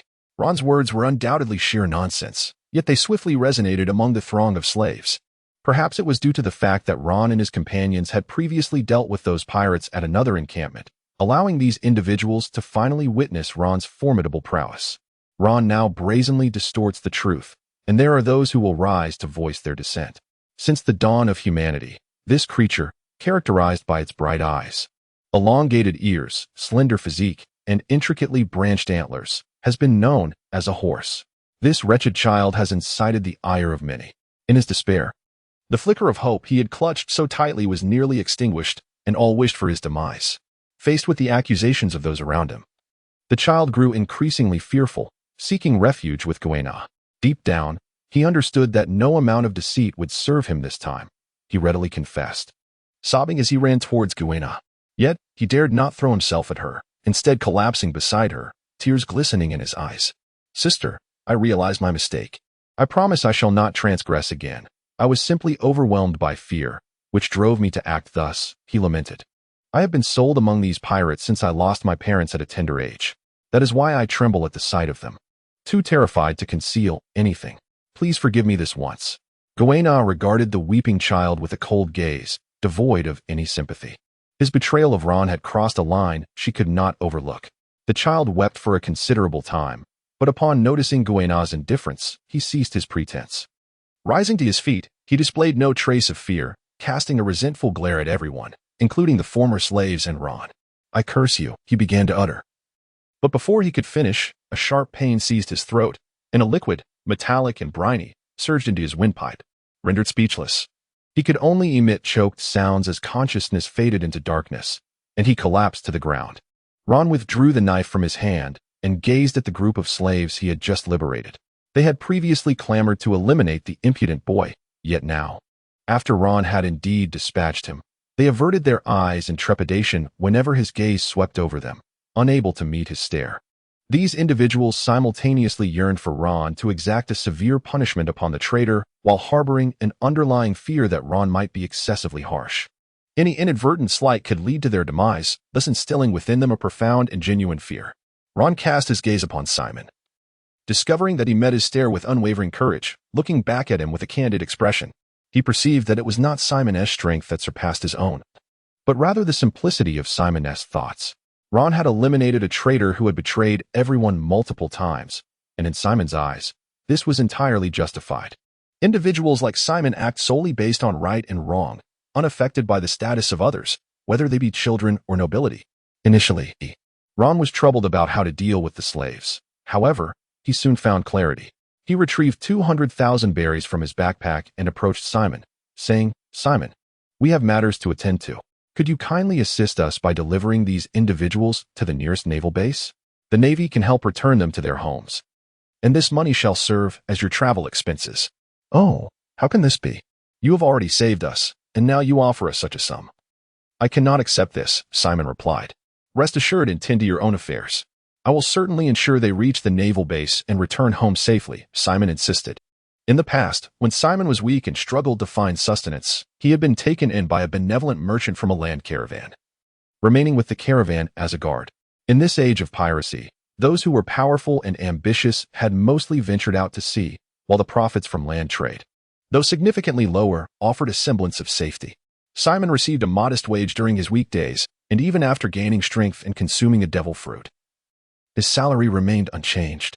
This was not due to his kind-hearted benefactor exploiting him, but rather a lack of opportunities for Simon to showcase his abilities, as no mountain bandits emerged to challenge him. Given Simon's nature, he would never approach his employer to assert, "I am strong, pay me more." Consequently, his earnings remained meager, and with his abilities, especially as a Zoan-type devil fruit user, he required vast amounts of food daily, leaving him with little savings. Thus, when confronted with the substantial sum of 200,000 berries, he found himself repeatedly declining the offer, considering himself one of those rescued by Ron and his companions. Ron grew increasingly pleased with him, if not for the fact that Zoro and Kuina had yet to settle down and that they were still in the East Blue. He would have sought to recruit Simon. Ron directly placed the money into his hands and gently patted his shoulder, offering comfort. "This sum is insignificant to us. It is easily attainable. You can utilize it more effectively to assist these individuals. Please take care on your journey. We shall be on our way." Upon concluding his words, Ron retrieved a compass and a map, setting off once more. After distancing themselves from the group, Zoro inquired with a hint of confusion, "Ron, is there something urgent that I am unaware of?" Ron replied, "There is nothing pressing. We have been away from the village for quite some time. Let us head to the Baratai restaurant and relish a delightful vacation." At this moment, the contrast between Kuina and Zoro became evident. While Kuina pondered the intentions behind Ron's actions, Zoro exhibited a disinclination to engage in any contemplation. "Then why are we in such haste? Have you even concocted an excuse?" Ron did not provide a direct answer. Instead, he encouraged him to ponder the question. "What do you believe is the reason behind this?" After furrowing his brow in contemplation for several moments, Zoro arrived at what he deemed the most accurate conclusion. "You believe that Simon's strength is sufficient to escort them to the naval headquarters. You are eager, yearning to hasten to the seaside restaurant you mentioned for a sumptuous feast. Am I correct?" Upon hearing Zoro's words, veins bulged on Ron's forehead as he clenched his fists and, with a resounding thud, delivered a blow to his own head. "Ouch! You rascal, what are you doing? Do you wish to fight? Come on then." Ron disregarded Zoro's glare and directed his gaze towards Kuina, who had already arrived at her conclusion. "Is it because you eliminated that troublesome brat?" Upon hearing Kuina's answer, Ron was nearly moved to tears. As long as either Kuina or Zoro was capable of reasoning, it sufficed. As for Zoro, he should focus on being the embodiment of strength. If Ron were to encounter Zoro's parents, he would earnestly advise them to seize their youth and consider having another child. "Indeed, I disposed of that troublesome brat, and they immediately began to fear me. Even after I rescued them from the clutches of human traffickers, they continued to worry that I might inflict harm upon them."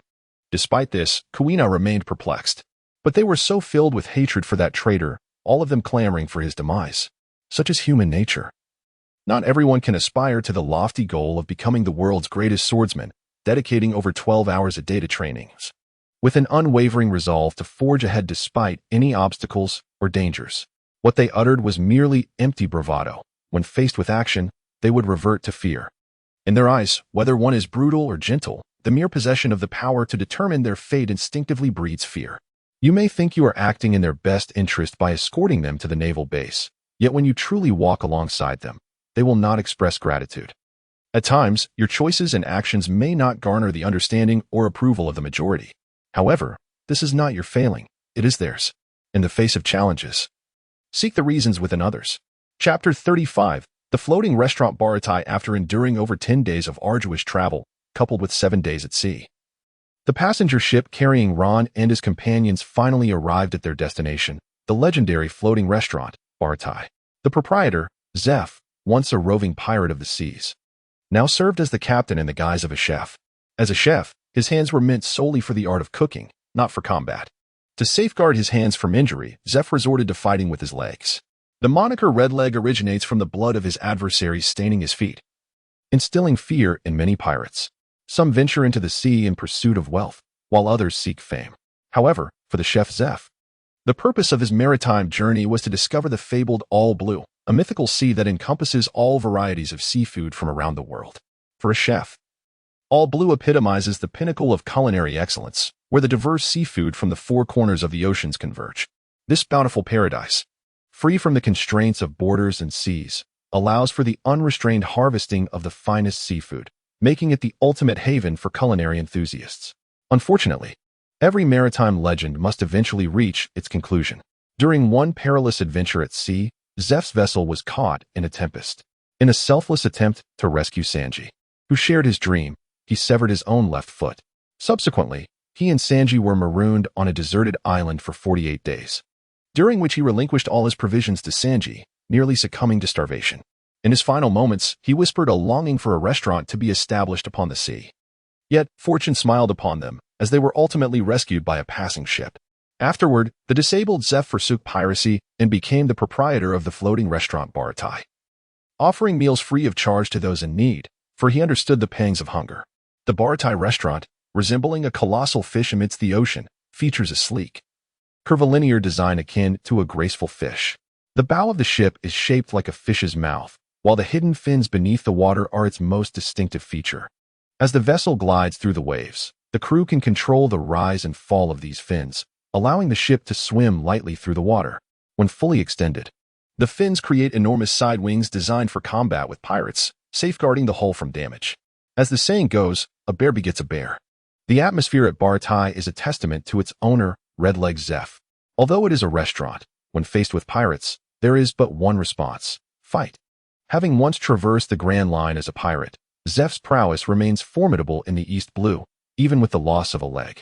Dispatching a few million pirates is a trivial matter for him, and the other chefs in the restaurant are equally formidable, ensuring the establishment thrives on the high seas. The exquisite flavors, combined with the enchanting allure of a restaurant at sea, draw numerous affluent patrons and naval officers to Baratai. Ron and his companions disembarked from the passenger ship and made their way onto the deck of Baratai, casually selecting a spot to settle down and prepare to order. Before Ron could even notice Sanji had already taken note of Ron, or more precisely, of the enchanting Kuina beside him, instantly abandoning the guests he was serving. Sanji's legs moved with the swiftness of a whirlwind, his eyes sparkling with infatuation. With arms raised in exuberance, he dashed towards Ron's table. As he neared, Sanji executed a sudden stop and crouched in front of Kuina's chair, leaning in closer. Clutching the menu, he gazed at Kuina with an ardent expression. "Beautiful lady, how may I be of service to you?" I would like to order a few of your signature dishes, and please add a large soup. I'm willing to pay extra for a bigger portion. Also, could you kindly step back a little? Thank you." The sudden appearance of Sanji left Kuina momentarily flustered, rendering her somewhat embarrassed. Ron also found the scene amusing, while Zoro noticed the waiter approaching and had already begun to order drinks. 1 bottle of white wine, a bottle of ocean-flavored dry whiskey, 3 glasses of white ale, and a barrel of tequila. Unfortunately, after Zoro finished his order, Sanji paid him no mind and continued to fawn over Kuina. "Beautiful lady, today's specialties include steamed scallops, braised mackerel, takoyaki, a rich seafood chowder, and lobster sandwiches. I particularly recommend the lobster sandwich, crafted by my own hands, featuring fresh lobster meat paired with crisp bread, enhanced with a special sauce and fresh vegetables. It offers a delightful and unforgettable taste." Seeing that Sanji was completely ignoring him, Zoro's anger flared up inexplicably. He slammed his hand on the table and shouted, "Hey, curly brow, can't you hear me? I said, bring me my drinks." Sanji, who was passionately extolling his culinary skills to Kuina, was interrupted by Zoro's outburst, and his irritation surged. He turned to face Zoro, his face mere inches away. "What did you say, mosshead? Can't you see I'm attending to this lovely lady? You bastard, am I not a customer? Why are you fixated on Kuina? Just note down my order and be done with it. Am I not paying? Huh? Can your money fill your stomach? Why don't you just eat your cash, mosshead?" The tension between the two escalated, as Sanji steadfastly locked eyes with Zoro, and the air around them crackled with an invisible electricity. Ron and Kuina furrowed their brows as they observed the scene before them. Were it merely a playful scuffle among companions, this moment might appear rather heartwarming and amusing. However, in the present context, where Zoro and they were patrons of the restaurant. It was utterly unreasonable for a server to not only neglect to take their orders, but also engage in a dispute with the guests. Ron is indifferent to your concerns. Opposing a chef at sea is tantamount to courting disaster. If you are to open a restaurant, focus on serving your dishes well, rather than putting on airs. Your past may have been bleak, having endured hunger and understanding the value of food, yet that does not justify your pretensions before me. Ron rose to his feet, his right hand gripping Sanji's shoulder with the tenacity of a vice, causing him to stagger back a couple of steps. Dear sir, as guests, we have not acted in any manner that could be deemed inappropriate, have we? It seems a reasonable request to ask you to take note of our desired dishes. Does it not? I wonder if you might be inclined to fulfill this modest expectation of ours as patrons. Chapter 36. No shortage of funds. Feeling a sharp pain in his shoulder, Sanji abruptly shrugged and struggled several times, yet the hand upon him remained steadfast. Trained under the esteemed Zeph, Sanji had mastered an impressive leg technique. Growing up in this pirate-infested restaurant, he engaged daily in two pursuits, cooking and fighting. Consequently, Sanji's strength had always been formidable. Even a typical Navy lieutenant, such as the formidable Iron Fist Hofundi, who shared the same moniker as Carp, had received a harsh lesson from Sanji during a visit to the restaurant. At this moment, although he had lost the initiative, he found himself completely restrained by Ron, a scenario he had never anticipated. Astounded, he gazed at Ron in disbelief. What on earth is happening here? Just as Sanji intended to place his right hand on the table and deliver a kick to Ron's arm to break free from his grasp, he was abruptly struck on the head by a ladle. Which scoundrel hit me? You old fool. How infuriating. Clad in a standard chef's attire, with braids longer than those of most women and a neatly woven brown mustache, the owner of the baratai, Zeph, stood before him, wielding the ladle he had just used to strike Sanji. Sanji, you rascal, get back to the kitchen and stop causing a ruckus here. My apologies, esteemed guests. I shall personally oversee the preparation of your meals as a gesture of goodwill. Upon witnessing Zep emerge to confront Sanji, Ron released his grip from the latter's shoulder, nodded toward Zep, and returned to his seat. Soon, a sumptuous seafood feast was laid before them, beginning with a breathtaking seafood platter, resplendent in vibrant colors and tantalizing aromas. The dish featured crisp, succulent clams, tender and juicy lobster tails, aromatic scallops, delectable conch, and black tiger prawns that resembled elongated arms. Each variety of seafood had been meticulously selected and prepared, preserving its authentic flavors while exuding an irresistible maritime essence. Next came a uniquely flavored seafood bisque, where a rich, creamy base harmoniously blended with the sweetness of the ocean's bounty. Floating within were generous chunks of lobster, crab meat, and fresh fish fillets, compelling one to ladle scoop after scoop. Following this was a traditional seafood risotto, with plump grains of rice releasing an enticing fragrance. The harmonious pairing of rice with seafood created a delightful symphony of flavors, as shrimp, crab, and shellfish intertwined with the rice, offering a diverse and rich taste experience. In one corner of the table, an array of seafood sashimi was presented, with fresh slices of fish artfully arranged in a circular formation on a transparent platter, accompanied by wasabi and soy sauce, providing a refreshing sensation that was utterly captivating. The Bharati restaurant primarily focused on its culinary offerings, with a limited selection of wines. Thus, Ron promptly ordered 5 barrels of crisp white wine, perfectly enhancing the exquisite flavors of the seafood and imparting a profound sense of enjoyment and delight. Beneath the gentle sunlight and soothing sea breeze, indulging in such a delectable seafood feast completely washed away the fatigue Ron and his companions had accumulated on their journey.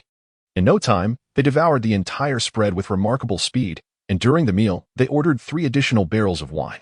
Ron consumed 2 barrels, while the remainder was shared between Zoro and Kuina. Ron gazed at the extravagant Kuina and Zoro, perpetually feeling a sense of disconnection from the mundane world. Ron, you truly are pathetic. Keep drinking, whatever you consume, I shall match you cup for cup. Zoro taunted, belching loudly while raising his glass towards Ron. Ron gazed at the last remnants of wine at the bottom of his glass, lifting it to his lips and draining it entirely, choosing to ignore him as he silently rose to his feet. Waiter, the check, please. Shortly thereafter, Ron returned with a large bowl of ice cream, and they commenced sharing the delightful dessert. The cream of the ice cream was infused with a rich, milky aroma and a velvety texture.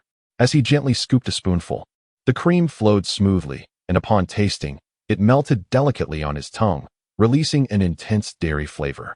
Zoro, not particularly fond of sweets, took a couple of bites before abandoning his spoon. Leaning back in his chair with closed eyes, savoring the moment, he inquired of Ron, "Where shall we go after our meal? Shall we continue our pursuit of pirates?"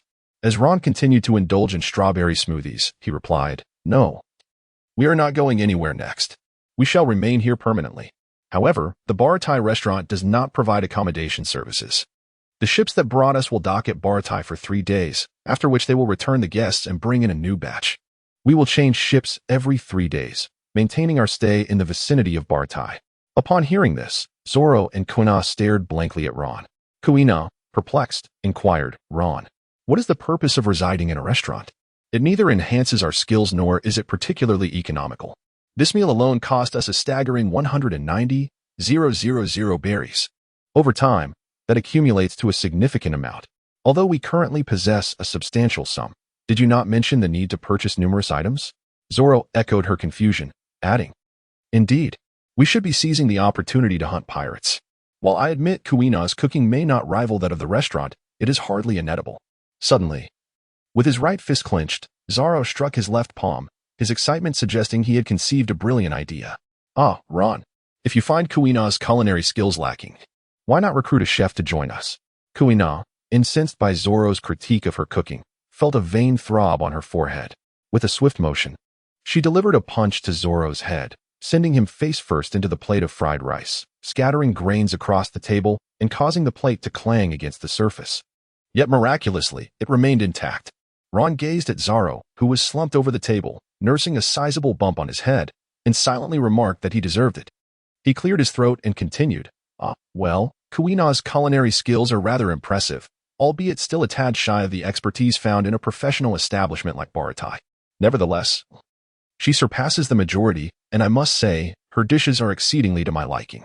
As for the expenses incurred at the restaurant, there is no need for concern. I have already devised a lucrative plan to acquire a substantial sum of money that will cover all our expenditures. Not to mention, the cost of our meals is but a trifling matter. Even the bounties on pirates are negligible in comparison. We are not lacking in funds." Upon concluding his playful banter, Ron adopted a serious demeanor and stated, "Do you not aspire to become the world's foremost swordsman? The current champion, Dracul Mihawk, is soon to grace this vicinity. You shall witness firsthand the prowess of the world's greatest swordsman." Chapter 37. You eliminate the Straw Hat Crew. Since departing from Frost Moon Village, Ron had remained in the company of Zoro and Kuina. Recently, he had refrained from venturing out alone to gather intelligence. Nor had he received any messages from carrier pigeons or newsbirds. However, given Ron's assertion that Mihawk would be arriving, both Zoro and Kuina instinctively placed their trust in him. Their attention was immediately captured by the phrase "world's greatest swordsman," and they gazed at him in disbelief. "Did you not previously assert that the East Blue is the weakest sea?" Zoro inquired. "I had presumed that to encounter Mihawk, we would need to traverse the New World, or at the very least, the latter half of the Grand Line. Are you suggesting that he is indeed coming to the East Blue?" Ron observed the exhilarated Zoro and Kuina, calmly nodding. Indeed, he would eventually pursue an unfortunate soul who had journeyed from the Grand Line to the East Blue, though the exact timing remained uncertain. Hence, he had brought them to Baratai in advance. The individual would inevitably appear here, and all they needed to do was wait. After meeting with Hawkeye, they would seek to eliminate the East Blue's most notorious bounty, the dragon, who had a considerable sum awaiting them. Subsequently, they would procure supplies in Maple Town and prepare to depart from the East Blue. Kuina and Zoro were enraptured by the imminent encounter with Hawkeye, completely oblivious to Ron's phrasing of preparing to leave the East Blue, rather than us preparing to leave the East Blue. Meanwhile, Ron's thoughts drifted to why Creek was being pursued by Hawkeye. Could it be that he had indeed seen Hawkeye at sea, wielding a blade to scrape his backside? In the blink of an eye, they had resided in Baratai for nearly a month. Today was yet another splendid, sunlit day, with the sky stretching endlessly clear. Occasionally, a few seabirds flew by, emitting their cries, while the glistening sea surface was bathed in golden hues. They had just concluded their daily 4-hour morning training. Ron and Zoro were seated on the deck, basking in the sea breeze while sipping on a refreshing blend of smoothie juices to quench their thirst. Suddenly, Kuina dashed onto the deck, brandishing some breadsticks to feed the seagulls, much to the indifference of Ron and Zoro. The gentle sea wind caressed their faces, causing Ron to stifle a yawn just as he was on the verge of drifting off. While meandering about the deck, Kuina spotted a pirate ship approaching and hurried back to inform Ron and Zoro. Ron, there's a pirate ship we haven't seen before coming our way. Its black flag bore a design of crossbones beneath a skull, distinguished by the peculiar detail of a straw hat perched atop the skull. The pirate flag appeared somewhat haphazardly painted, suggesting it belonged to a fledgling pirate, likely not the ship of Hawkeye. Not Hawkeye, but Hawkeye will be here soon. Upon hearing the familiar sound of the pirate flag adorned with a straw hat, Ron immediately recognized that Luffy had arrived. He rose from his seat and made his way to the edge of the deck, where he beheld the approaching pirate ship. The prow of the vessel was designed with an upward curving ram, yet it did not take the form of a majestic creature such as a lion, dragon, or eagle, which typically symbolize the might and authority of a fleet to intimidate adversaries. Instead, it bore the gentle visage of a sheep. The ship was equipped with multiple decks, featuring a helm, sails, and an array of apparatus necessary for navigation. The sails, crafted from durable canvas, were intended to capture the ocean breeze and propel the ship forward. Emblazoned with a colossal skull adorned with a straw hat, an unmistakable emblem of the Going Merry. As the protagonist Luffy drew near, Ron felt no surge of excitement. Perhaps owing to his indifference towards celebrity culture, Ron returned to his seat at the table, casting a glance at Zoro and Kuina, who were leisurely basking in the sunlight. He spoke up, urging caution. Be careful, there may be cannonballs flying over shortly. Ron, are you suggesting that pirate ship will fire upon Baratai? Zoro replied incredulously. Baratai has been operational for so many years. What chance does a small-time pirate have to plunder it? There are indeed many foolish newcomers these days. No, it is not that they will target the restaurant with cannon fire, but rather that unforeseen incidents may arise. Various unexpected occurrences, to be precise. Ron, filled with trepidation, remained ever vigilant of his surroundings, fearful that a shell might unexpectedly descend upon him. After all, reality does not mirror the whimsicality of cartoons. Should a shell detonate directly above, without any form of defense, Ron and his companions would undoubtedly meet their demise, given their current physical state. The reason why cartoons perpetually adhere to the law of smoke without injury is that the destructive power of modern weaponry is undeniably formidable. The moment a shell explodes, the searing heat and energy released can reduce everything to ashes, unleashing catastrophic devastation. An explosion can ignite uncontrollable flames, incinerating buildings, consuming forests, and even transforming entire cities into desolation. Cartoons often emphasize personal prowess, but for a formidable warrior like Hawkeye, inflicting genuine harm with firearms is merely a fanciful notion. After all, Hawkeye is not a stationary target, and he would never allow himself to be bombarded unimpeded. However, even on a fixed battlefield, the mightiest warriors, such as Whitebeard, cannot entirely dismiss the threat posed by artillery.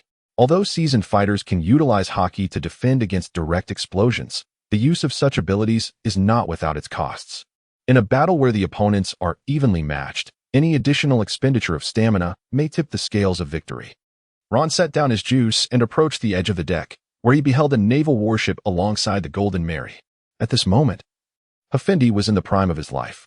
As a lieutenant in the naval headquarters, he had earned the right to command a warship independently, even to take it out for leisure. Upon arriving at the maritime restaurant, Baladi, he wrapped his right arm around the slender waist of his female companion, his face alight with exuberance.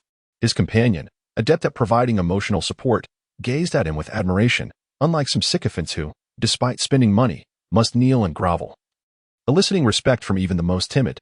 As Effendi walked across the deck, embraced by the beauty in his arms, he reveled in the greetings of his soldiers, who hailed him as Sir, while boasting of his past achievements. Upon raising his gaze, Effendi spotted a pirate ship flying a black flag. The unfamiliar pirate banner hinted at a band of small-time rogues. Were it not for his vacation, he would have dismissed such minor threats without a second thought. I could leap onto that pirate vessel alone and dispatch them all with my iron fists. Wow, Lieutenant Effendi, you are truly the epitome of masculinity. You instill such a sense of security. I admire you immensely. His companion clapped in praise, further inflating Effendi's already soaring ego. He casually gestured to one of his subordinates, commanding, "You, go eliminate those pirates." "Yes, Lieutenant Effendi." In response to the orders of the naval soldiers, the warship's cannons roared to life, unleashing a barrage of cannonballs toward the Golden Mary. Ron observed the scene, chuckling softly as he shook his head. Provoking Luffy was akin to awakening a formidable foe. Aboard the Going Merry, Luffy suddenly sprang to his feet, inhaling deeply and causing his body to swell. He bellowed, rubber balloon. In that instant, as cannonballs struck him, several bulges resembling cannonballs protruded from his abdomen. After a brief moment of gathering his strength, Luffy propelled all the cannonballs outward, scattering them like petals in the wind. The majority of the cannonballs exploded upon impacting the nearby surface of the water, sending sprays of droplets into the air, while a smaller number soared further afield. Ron beheld the incoming projectile soaring towards him. With his right hand firmly gripping the hilt of his blade, he swiftly drew it forth, cleaving the missile in twain. The two halves, their surfaces as smooth as polished glass, sailed past Ron before detonating behind him, culminating in a triumphant achievement, smoke billowing forth, yet he remained unscathed. Ah, exhilarating! Ron, with an air of exhilaration, sheathed his knife, a subtle smile gracing his face as he returned to his seat. He picked up the juice he had previously set down and took a sip. Although the smoothie had partially melted, Ron found its flavor to be even more refreshing than before. He had long yearned to experience the sensation of slicing through cannonballs, and at last, his wish had been fulfilled. Ron, why are you still seated? The pirate ship across from us is already attacking. Ron nonchalantly waved his hand at the poised Zoro and Kuina, signaling them to take a seat. It's just a minor issue, nothing to fret over, he said calmly. Suddenly, a cannonball soared through the air, exploding upon impact with the rooftop of the Baratai restaurant, sending splinters of wood scattering. A nearby table of patrons was showered with debris from the blast. Amidst the chaos, thick smoke billowed upwards, and shouts from the kitchen echoed, urging for help as a fire broke out. Zoro tilted his head to glance at the burning rooftop before turning back to Ron, incredulously asking, Ron, are you sure everything is all right? Ron gazed at the restaurant engulfed in flames, feeling a tinge of embarrassment. Yet, maintaining an air of nonchalance, he remarked, it's nothing serious. It was merely the cannon fire from a warship, and the shell was deflected. I surmised the Navy was concerned about destroying the restaurant and disrupting the meal of that naval officer, hence they ceased their assault. Come, let us venture inside the restaurant to witness the spectacle. Something amusing is bound to unfold shortly. The entirety of Barati's establishment was devoid of extravagant embellishments. The tables, chairs, and bar were all crafted from the most ordinary wood, a testament to the culinary prowess that reigned supreme here. Ron and his companions casually selected a table, and soon after, a server approached to take their order. Shaven-headed, with a pronounced chin and muscular arms capable of racing a horse, the individual resembled Popeye's chef, Patty. As he rubbed his hands together, he revealed a somewhat obsequious smile. Ah, Mr. Ron, Mr. Solon, and Miss Kuina, what delights do you wish to indulge in today? Our establishment is committed to providing you with dishes crafted from the freshest and finest ingredients, ensuring your utmost satisfaction. Ron and his companions had resided aboard the ship for nearly a month, becoming quite familiar with the chefs. In Patty's eyes, affluent and discerning patrons were akin to royalty.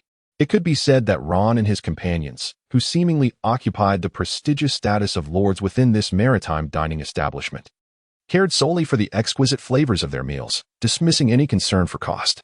Ron casually instructed, Patty, prepare 5 of your signature dishes. I have faith in your culinary skills. Also, please select a wine to accompany the meal. And do bring out some popcorn first. The affirmation of customers serves as a chef's motivation, especially when it comes from discerning patrons like Ron and his companions. With renewed enthusiasm, Patty promptly descended to prepare the food. Ron and his companions, while indulging in popcorn, observed Sanji as he dealt with the raucous Effendi, and then continued to watch as Zeph reprimanded Sanji for the chaos he had wrought in the restaurant. The day swiftly passed amidst feasting and merriment, along with light-hearted conversations, particularly about Luffy, who had become the newest in-turn server at Baratai after shattering the restaurant's deck. Ron and his companions were reminiscing about the amusing incidents from their childhood when Zoro got lost. Suddenly, with a loud bang, the restaurant's grand doors swung open. The famished Admiral Creek, supported by Akin, burst in through the entrance. After his threats to compel the restaurant to provide sustenance proved futile, he began to weep uncontrollably, pleading for a morsel of food and some fresh water. Zep, who had narrowly escaped starvation at sea, unhesitatingly offered 100 portions of food to Creek. Ron cast a cold gaze upon the farce unfolding before him. He drained the last drop of wine from his glass and addressed Zoro and Kuina, stating, Hawkeye is imminent. Prepare yourselves to witness the world's foremost strike. Will you be daunted by its ferocity, or shall you muster the courage to scale new heights? Ron observed Zoro and Kuina, suspecting they had not heard what he had said behind them. Zoro and Kuina, brimming with excitement, sprang to their feet and strode outside, leaving Ron no choice but to hasten after them. They stood upon the deck of the Baratai, gazing longingly towards the dilapidated flagship of the Creek pirates. The pirates aboard the flagship were in jubilant celebration, rejoicing over their newfound provisions of food and fresh water. "Ah, I am alive again, truly alive. Ha. The feeling of being full is simply exquisite," Creek remarked, seated atop a barrel, observing his exuberant crew with a nonchalant demeanor. "Yes, this way. We can continue our journey towards the Grand Line." In an instant, the atmosphere aboard the ship was doused as if cold water had been thrown over it, extinguishing the fervor of the crew, akin to being stripped bare and cast into an icy abyss amidst the winter's chill. The sudden shift from elation to despair shattered the sanity of many, leading one pirate to pose an utterly foolish question. Must we return to that dreadful place? The Grand Line? Bang! The barrel of Creek's golden armor erupted with smoke, and the pirate who had uttered the foolish query was swiftly silenced.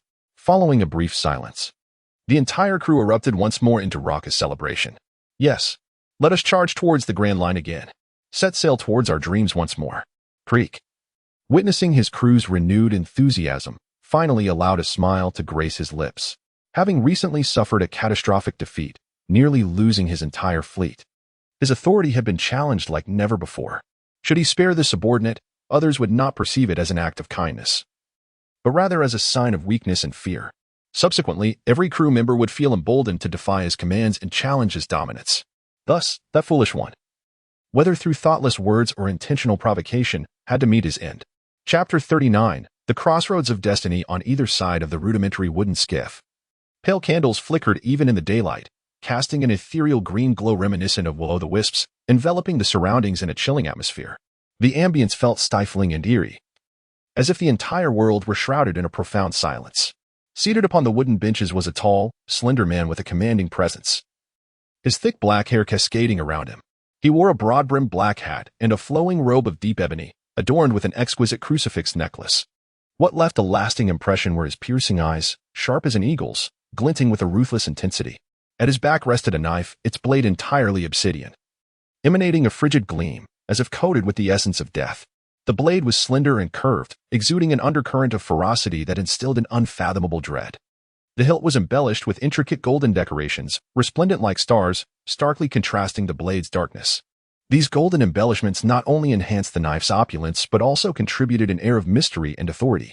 The blade was a tattered, ornate dagger, one of the fabled 12 supreme blades known as the Black Knight. Meanwhile, the crew of the Krieg pirates remained ensnared in their delusional revelry, utterly oblivious to the circumstances surrounding them. Ron and his companions stood on the deck of the Barati restaurant, intently observing the movements of the four varieties. The moment the small vessel belonging to Hawkeye made its appearance, they recognized him. Ron inquired, "Is that ship, indeed, Hawkeye's?" Ron glanced in the direction pointed out by Zoro and immediately beheld the eerie flames flickering upon the sea. Indeed, it was he, the infamous Mihawk, preparing to strike. Observe closely. Mihawk, seated within his small vessel, remained utterly undisturbed, extending his right hand to retrieve the black blade, Yoru, from behind him. In an instant, he unleashed 2 arcs of sword energy. The emerald-hued light surged forth from Yoru, cleaving the ocean and creating 2 profound chasms in its wake. As the sword energy coursed through, the waters on either side began to surge back, inciting tumultuous upheaval upon the sea. The sword energy, accompanied by a deafening roar, instantaneously tore through both space and ocean, crashing against the massive pirate ship. It sliced through the formidable hull with the ease of a hot knife through butter. Each fragment of the wreckage, propelled by the waves, cascaded into the depths at varying angles, resembling a tumultuous flow of mud and stones. The colossal flagship descended into the abyss, sending ripples of shock that reverberated even to the vessels of the Baratai restaurant, causing the entire ship to sway violently.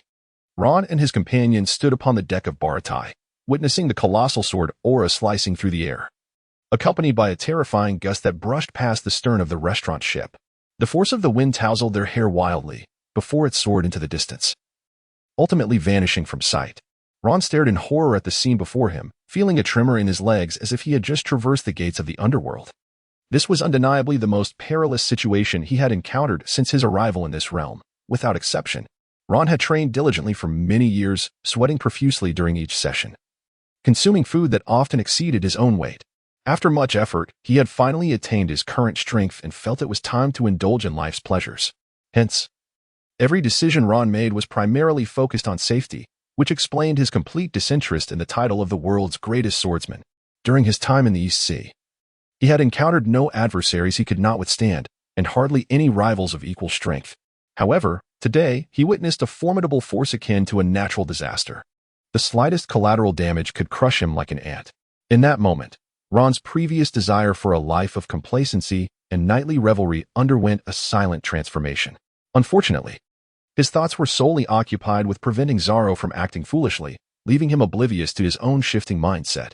Many years hence, when he reflected on the past, he would realize that had he been aware of this change at the time, perhaps he, Zoro, and Kuina would have embarked on an entirely different path.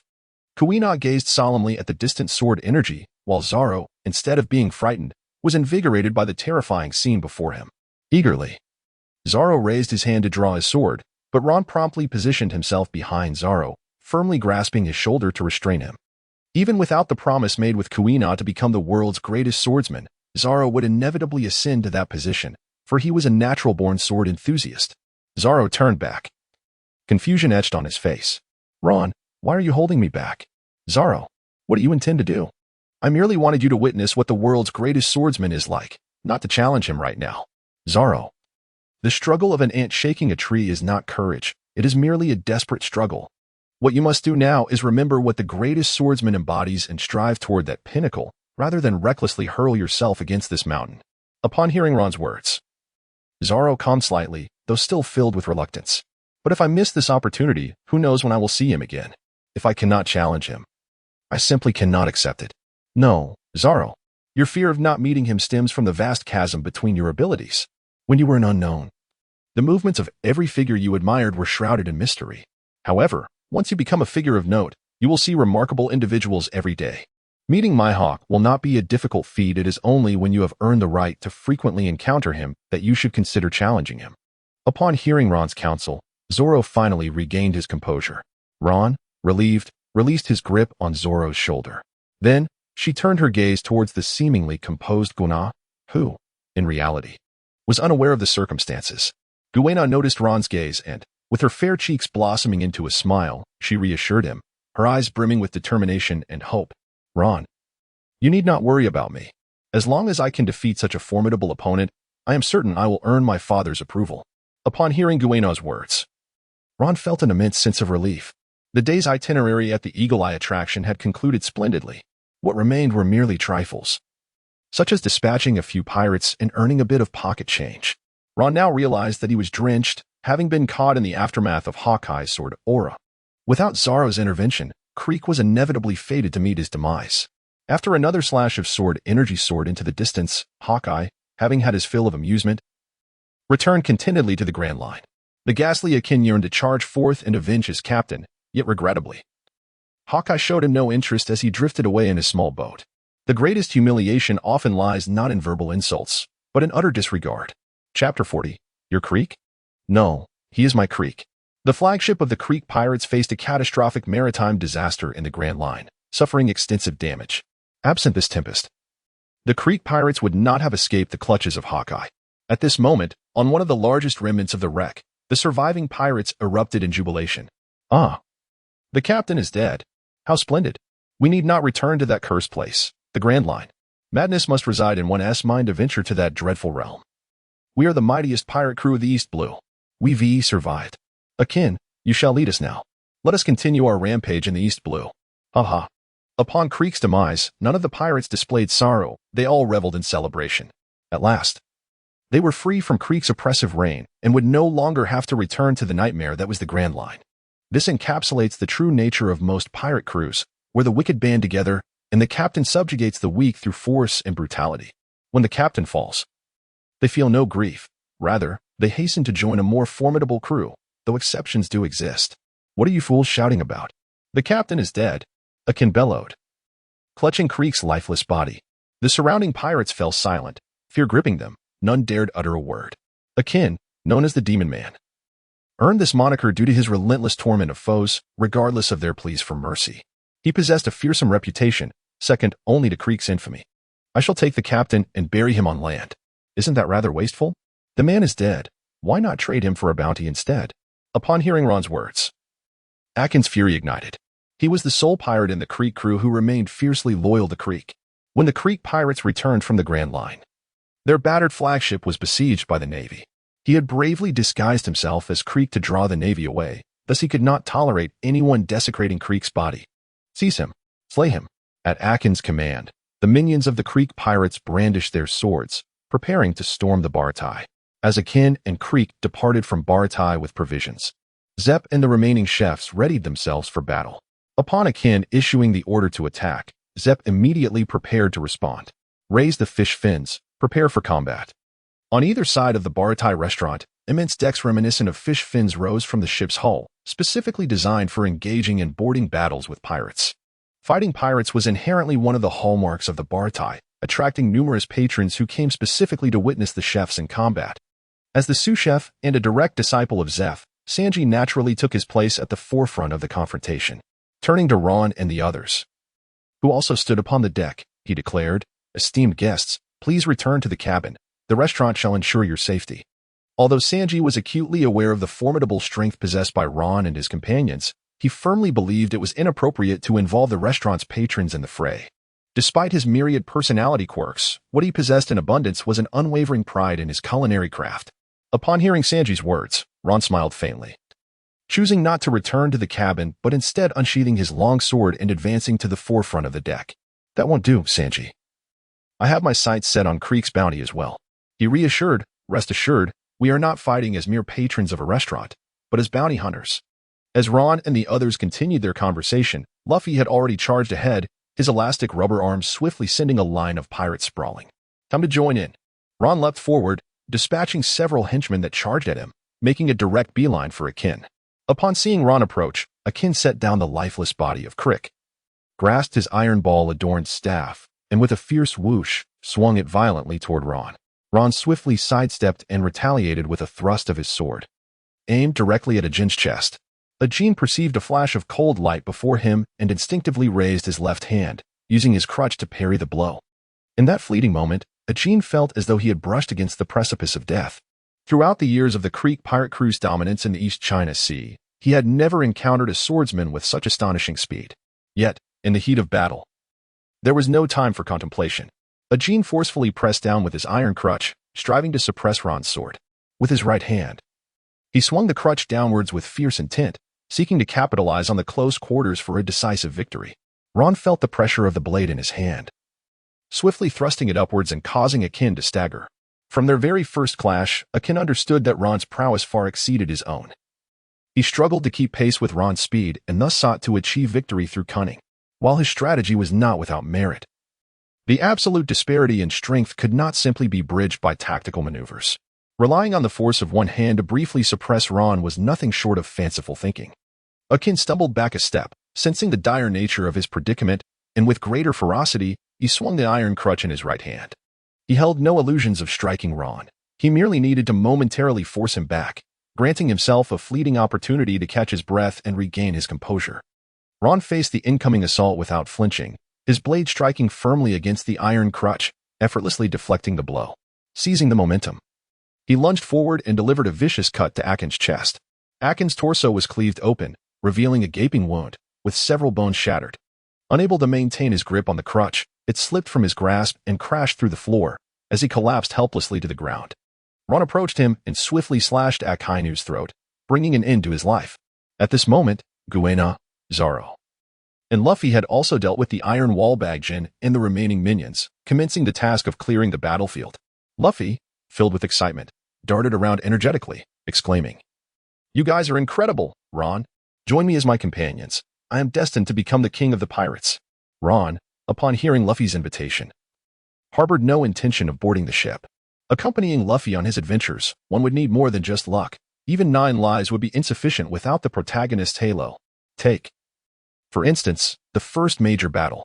A group of novices, lacking even the most basic mastery of haki, managed to defeat Crocodile, the formidable user of the Sand fruit and a member of the Shichibukai, who ranks among the top 3 in power, even with water's inherent advantage over sand. The situation was nothing short of fantastical. How could unenhanced fists shatter Crocodile's razor-sharp desert sword? If one were to force an explanation, It might be said that Luffy inadvertently unleashed the latent haki within him, triggering an extraordinary surge. Yet, Ron did not wish to gamble on whether Luffy could replicate such feats in the real world. Moreover, could Luffy's companions truly reduce even the Emperors of the Sea to mere clowns, forgetting their own mastery of Conqueror's haki and relegated to mere basic attacks that invariably miss? Chapter 41. Where is the ship? Ron smiled as he declined Luffy's invitation, believing that both Kuina and Zoro were more suited for a path grounded in reality. Moreover, he wished to see if, without one companion, the Nika fruit could still lead to the destined title of Pirate King. Greetings, Pirate King. I am a bounty hunter, he declared. Upon hearing Ron's words, Luffy, who had been crouching, sprang to his feet. A bounty hunter? How terrifying. Have you been issued a bounty? No. I have yet to receive a bounty. How frustrating, he exclaimed. You aim to become Pirate King before even leaving the East Blue? Do you truly understand what it means to be the Pirate King? It entails conquering the seas, discovering Raftel, and becoming the freest person upon the ocean. I will undoubtedly become the Pirate King. Luffy pressed his right hand against his straw hat, beaming with a broad smile as he stretched his body toward the sea. Basking in the sunlight, and extended his hand toward Ron. So come and be my companion. Ron gazed at the resolute Luffy, remaining silent and merely shaking his head. In his estimation, regardless of the true nature of the D lineage, it was undoubtedly an adversary of the celestial dragons, dedicated solely to the overthrow of their dominion. In the eyes of the D clan, the celestial dragons exploited their power, demanding that all allied nations pay the exorbitant heavenly gold to secure the protection of the navy. Nations that failed to comply not only faced harassment from pirates but also risked having their citizens secretly captured by the world government, who would then be enslaved to construct bridges connecting islands and uphold the world government's reign.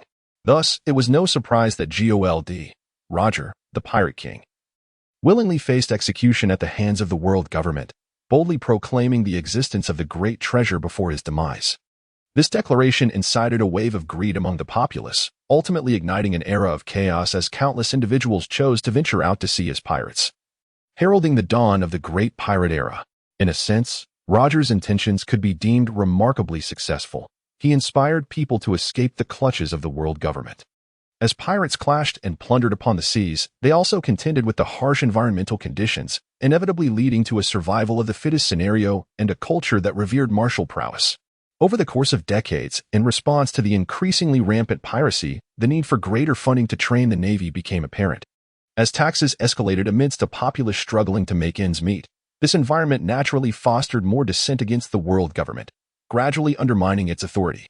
At that juncture, a multitude of formidable pirates would emerge, with Shanks, the red-haired, selecting his successor who would reach Laugh Tale and claim the title of Pirate King. With the support of the Pirate King and the four emperors, they could forge alliances with other pirate sovereigns, uniting all pirates in their struggle against the world government. Should the pirates achieve a significant victory, the ordinary citizens, desperate for survival, would find the courage to rise against not only the world government but also the celestial dragons themselves. This approach, however, entailed sacrificing the lives of countless ordinary people over decades, hoping to ignite a flourishing era. How many forsook their families to pursue the call of the sea, only to blame their own greed? Yet, what of those who suffered devastation at the hands of pirates, left with shattered lives and broken homes? A grain of sand from the era, when it falls upon the ordinary populace, becomes an insurmountable mountain. Whether Gold, Roger is an ambitious figure or genuinely seeks the betterment of this world, Ron harbors no fondness for him. His disdain for pirates is unwavering. Even though Luffy is inherently innocent, he wishes to shield Zoro and Kuina from such entanglements. In contrast to pirates, the Revolutionary Army is steadfastly dedicated to dismantling the tyrannies of various kingdoms, liberating the suffering populace and slaves, rather than exacerbating their plight. Thus, he holds a favorable view of the Revolutionary Army, believing that Monkey D. Dragon embodies the true essence of the D. Joining the Revolutionary Army not only promises the guidance of a world-class powerhouse like Dragon, but also offers a genuine opportunity to effect change in the world. It would indeed be an excellent avenue for Kuina and Zoro. However, Ron has no intention of joining the Revolutionary Army. After all, a successful movement is deemed a revolution, while one that is quashed is merely rebellion. The risks are too great and do not align with his principles. The chefs at Baratai swiftly tidied the battlefield. As all the skirmishes had occurred on the fish fins, leaving the restaurant unscathed, Zeph stepped forward to call upon all the chefs. Everyone, Follow me to the kitchen and retrieve the finest ingredients. You lot, showcase your culinary prowess and prepare a sumptuous feast to celebrate our guests. Yes, boss.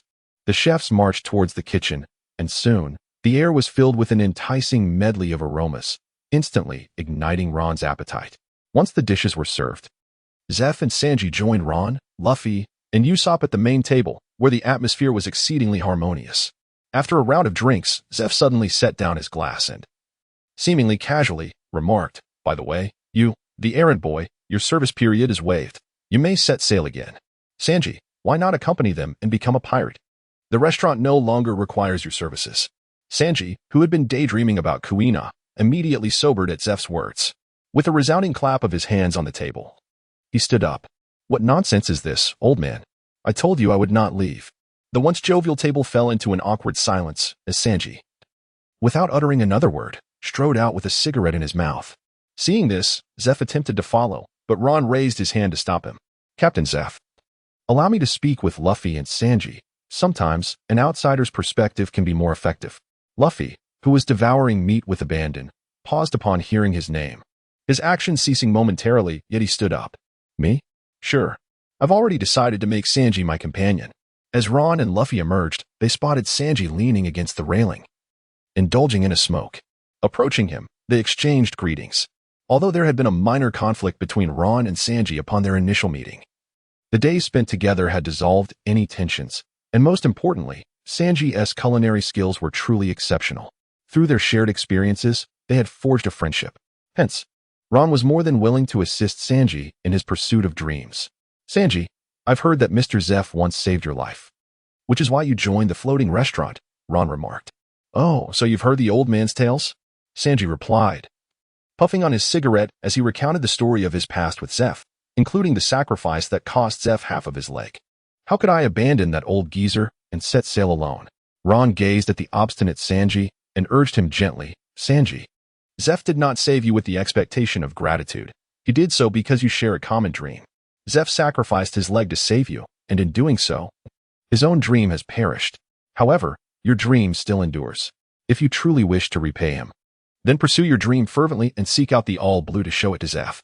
Ron pointed towards the surface of the sea and passionately declared, "Behold, this is the vessel that carries your dreams." The ship. Chapter 42. Can it be eaten? Ron, Luffy, and Sanji leaned over the railing at the edge of the deck, their upper bodies extending outward as they gazed intently at the empty expanse of the sea. At that moment, it was Sanji, the hopeless romantic, who first realized that something was amiss. Indeed, where had Miss Nami disappeared to? Yes, I thought something was amiss.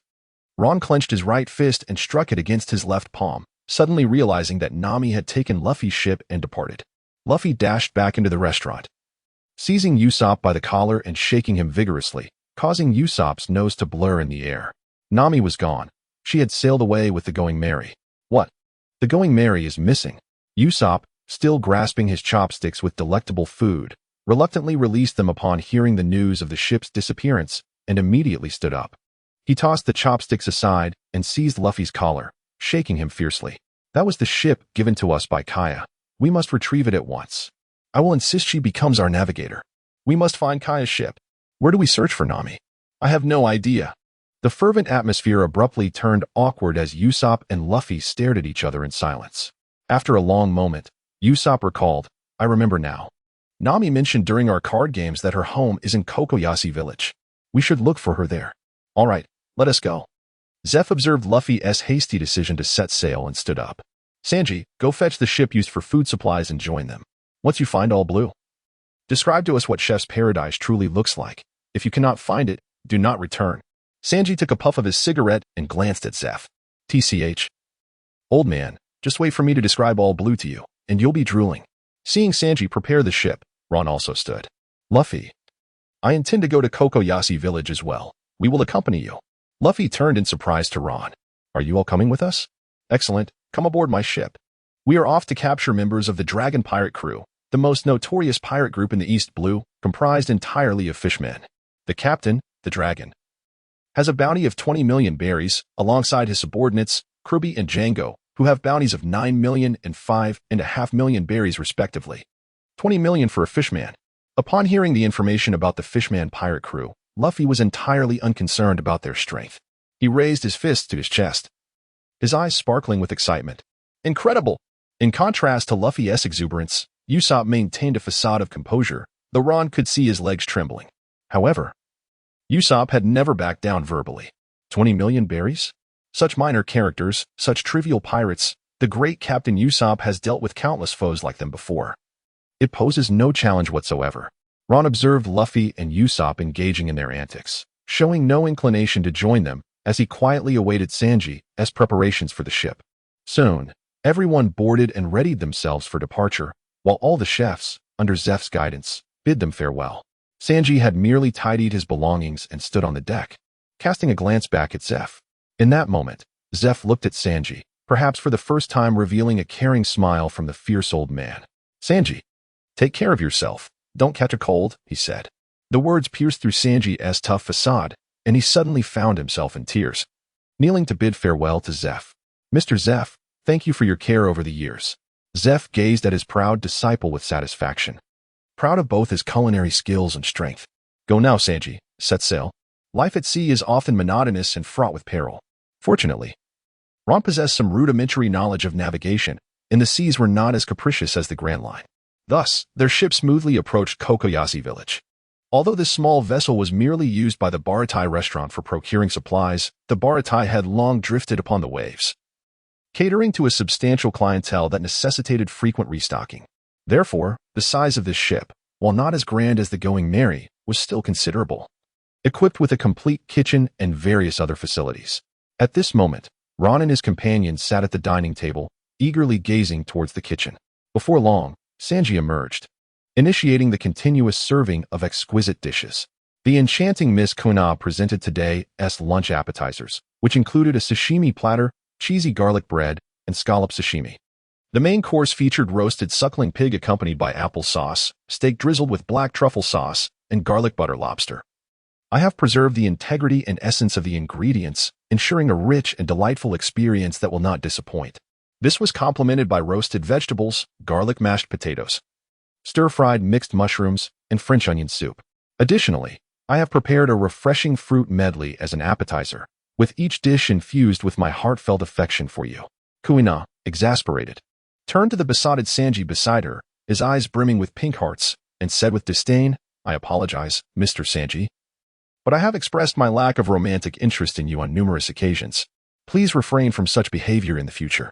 With a dramatic snap, Sanji seemed to be struck by Cupid's arrow, becoming momentarily petrified before collapsing onto the deck with a thud. "Ah, this must be the trial set forth by the god of love," he mused silently, performing for an audience that was notably absent. All present, including the very Kuina who had just rendered him immobile, were engrossed in their meals. Setting aside personality quirks, one cannot deny that Sanji's culinary skills are indeed commendable. Even at the seafaring restaurant Baratai, he rightfully earned the title of sous chef. Although Ron and his companions spent nearly a month at the Baratai restaurant, the establishment boasted a considerable number of chefs. Thus, not every meal was prepared by Sanji, and the instances of Zeph personally taking to the kitchen were even rare. Given Kuina's exquisite beauty, there were scarcely any patrons during that month who could rival her allure, and naturally, Sanji yearned to remain by her side, showering her with attentions. However, Zeph could not permit him to wander aimlessly around the restaurant, neglecting the guests. Consequently, the meals prepared by Sanji that Ron and his companions enjoyed during that month were rather few. Ron, while savoring his meal, contemplated the urgent need to recruit a highly skilled chef, for life is fundamentally about the joy of dining. Just as Ron and his companions were indulging in their feast, the sea to the left of the vessel suddenly erupted, waves surging to heights of several meters, even splashing onto the deck. From the depths emerged a colossal sea creature, its striking black and white body remarkably vast, with a clear demarcation of colors, the patterns of black and white interwoven seamlessly. Its head was broad and well-defined, adorned with round, luminous eyes, large supple ears, and long horns reminiscent of a bull. The creature's broad nose flared open, occasionally releasing puffs of warm air, a testament to its vitality and health, embellished with a nose ring, indicating it was certainly owned. Its lower half resembled that of a mermaid, a fishtail gracefully extending from the body of a bull. Perhaps it could be aptly termed a bullfish? Ron gazed upon the peculiar sea creature, and an instinctive thought crossed his mind. Is it edible? Chapter 43. The Pitiful Wretch. The colossal beast that emerged from the ocean loomed large, casting a shadow over the sky. The small boat that Ron and his companions boarded appeared minuscule in comparison, resembling an ant next to the mighty sea cow, Moo, raised by the fisherman pirate crew. The colossal head of the sea beast leaned towards the dining table, fixated on the food before it. Sanji, witnessing this scene, proactively brought a plate of meat forward. Are you hungry? Go ahead and eat. In an instant, Moo opened its mouth wide and charged towards Sanji. However, its target was not the roasted meat in Sanji's hand, but rather Sanji himself. Damn it, a meat grinder feast. Gum pistol. After receiving a thorough beating, Moo was successfully transformed into a vessel drawing tool. Suddenly, Ron and his cruise ship transitioned from sail power to biological propulsion, consuming energy at a rate of 3 punches per 100 kilometers. Under Moo's guidance, they swiftly arrived on land. The beast's enormous size incited panic among the local residents, causing chaos on the shore. However, upon realizing that Ron and his companions were not members of the fisherman pirate crew, someone finally dared to approach them. An elderly man, leaning on a cane, with hair and beard white, disheveled yet still spirited, slowly approached and advised, "Who are you? And why have you come here? If there's nothing urgent, you should leave quickly. This is not a safe place." Seeing someone approach, Luffy, ever the extrovert, flashed a bright smile and asked, "Old man, do you know Nami?" Upon hearing Luffy's words, the elderly man's initially friendly demeanor darkened instantly. He waved his cane a few times, as if to shoo them away. "Who are you? And what do you want with Nami? Whatever your intentions, I advise you to abandon them." Nami is an officer of the Arlong pirate crew, under the protection of Arlong himself. Arlong is the most formidable pirate in the East Blue, and his crew consists of fishmen who are far stronger than humans. Arlong has a bounty of 20 million berries. No one can defeat him. At first, the old man's tone was fierce, detailing the strength and invincibility of Arlong in an attempt to frighten Ron and his crew. Yet, as he spoke, his voice grew increasingly sorrowful. This was understandable, as Kokoyasi village and the surrounding areas had suffered under the oppression of the Arlong pirate crew for over a decade. The Navy turned a blind eye, with corrupt officers like Captain Mouse colluding with Arlong. In Arlong's domain, every resident was forced to pay for their lives each month. Recently, in Gosa Town, someone could not afford the payment and was subsequently destroyed by Arlong. Though the old man spoke ill of Nami, Ron could discern that he was, in fact, trying to protect her. Over a decade ago, after the death of Fisher Tiger, the captain of the Sun Pirates, who had climbed the Red Line with his bare hands, Jinbei, now one of the 7 warlords of the sea, took over as the new captain. Arlong firmly believed that humans were an inferior race and insisted on waging war against the pursuing navy. Due to a fundamental divergence in ideology, the paths of Jinbei and the dragon diverged. Subsequently, the dragon, accompanied by his loyal followers, departed from the Sun Pirates, journeying to the East Sea, where he imposed tyranny upon the village of Kokoyasi and its surrounding regions, thereby establishing the Dragon Empire.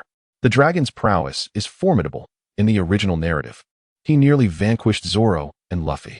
Yet, Ron has never regarded him as a threat, acknowledging that his strength is merely substantial within the confines of the East Sea. The notion of the dragon being on par with Jinbei is a relic of a bygone era. In Ron's eyes, the dragon is merely a fool, inept yet ostentatious, perpetually embroiled in conflicts, and reliant on his family's influence to extricate him from the consequences of his actions. In the past, the dragon proclaimed that humans were an inferior race, while fishmen were the superior beings. He audaciously incited the Sun Pirates to attack naval vessels to avenge Fisher Tiger. Had he, after being thwarted by Jinbei, ascended the Red Line to assert that fishmen were indeed the superior race, Ron might have harbored a modicum of respect for his willingness to die for his convictions.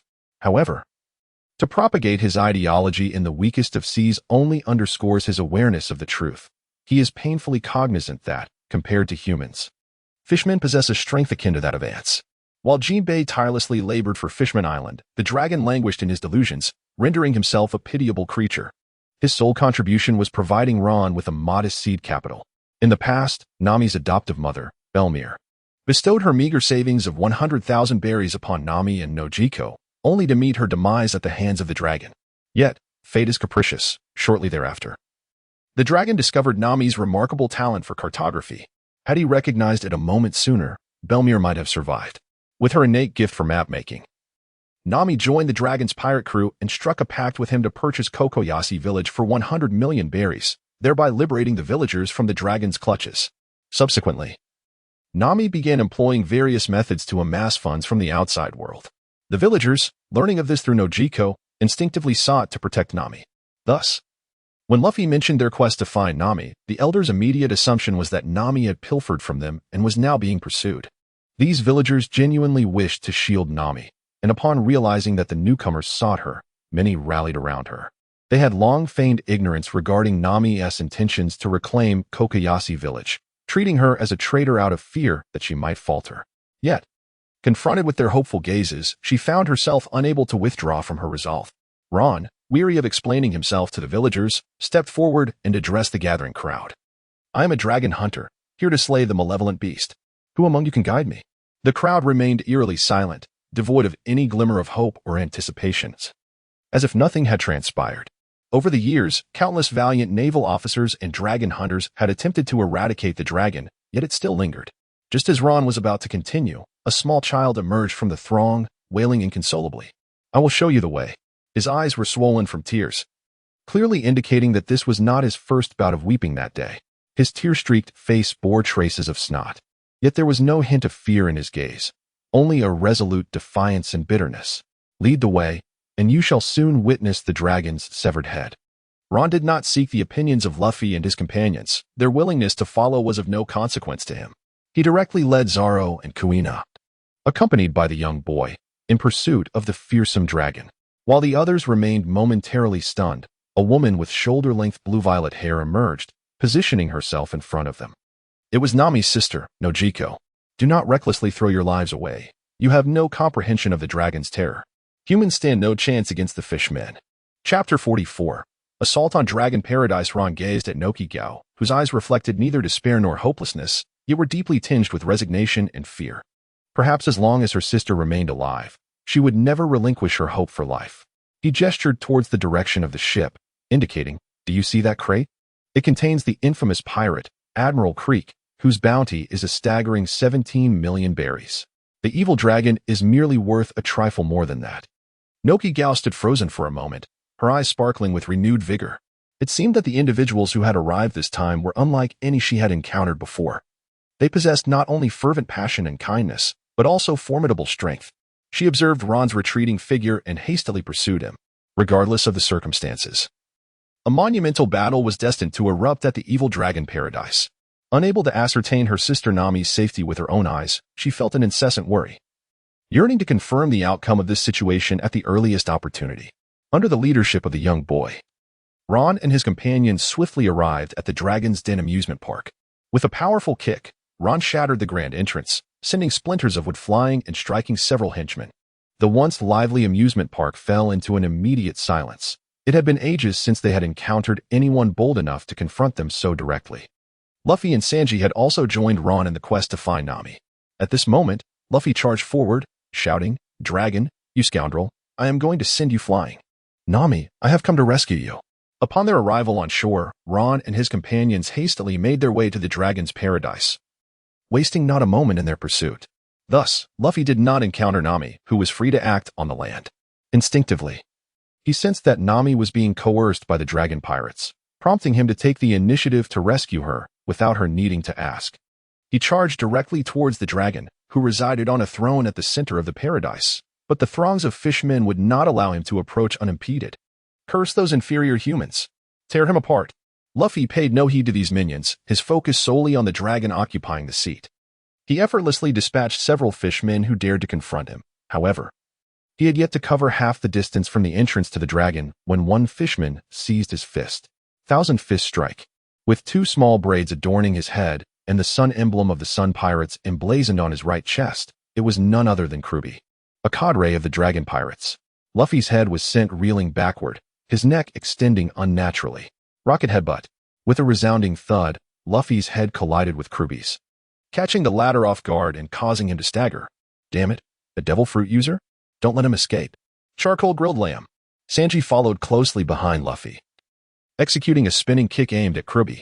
Sensing the rush of wind behind him, Kruby halted, raising his right arm to block the impending strike with his elbow. Sanji, cigarette smoldering between his lips and hands in his pockets, gradually retracted his right leg from the kick. "You shall contend with me."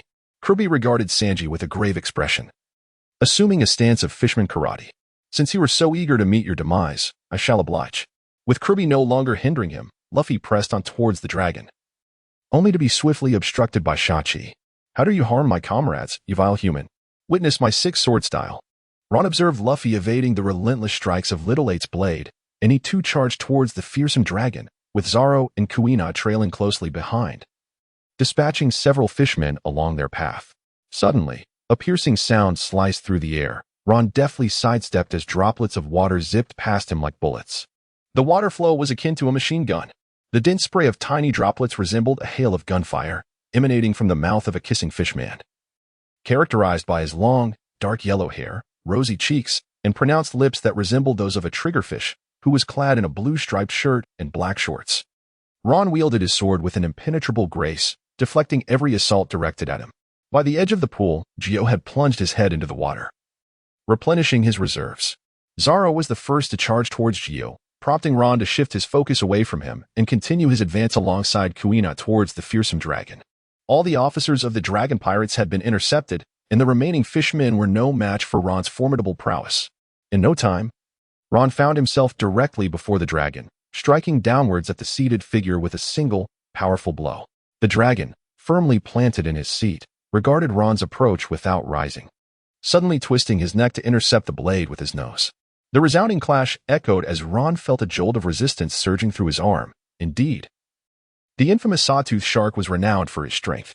The dragon had intended to parry Ron's attack with his nose, intending to deliver a few menacing remarks to propagate his fishman supremacy ideology and instill fear. However, Ron's overwhelming force shattered the chair beneath him to smithereens. The dragon maintained his seated posture even as he crashed to the ground. Amidst the rising dust, Kuina lunged with her sword aimed at the dragon's heart.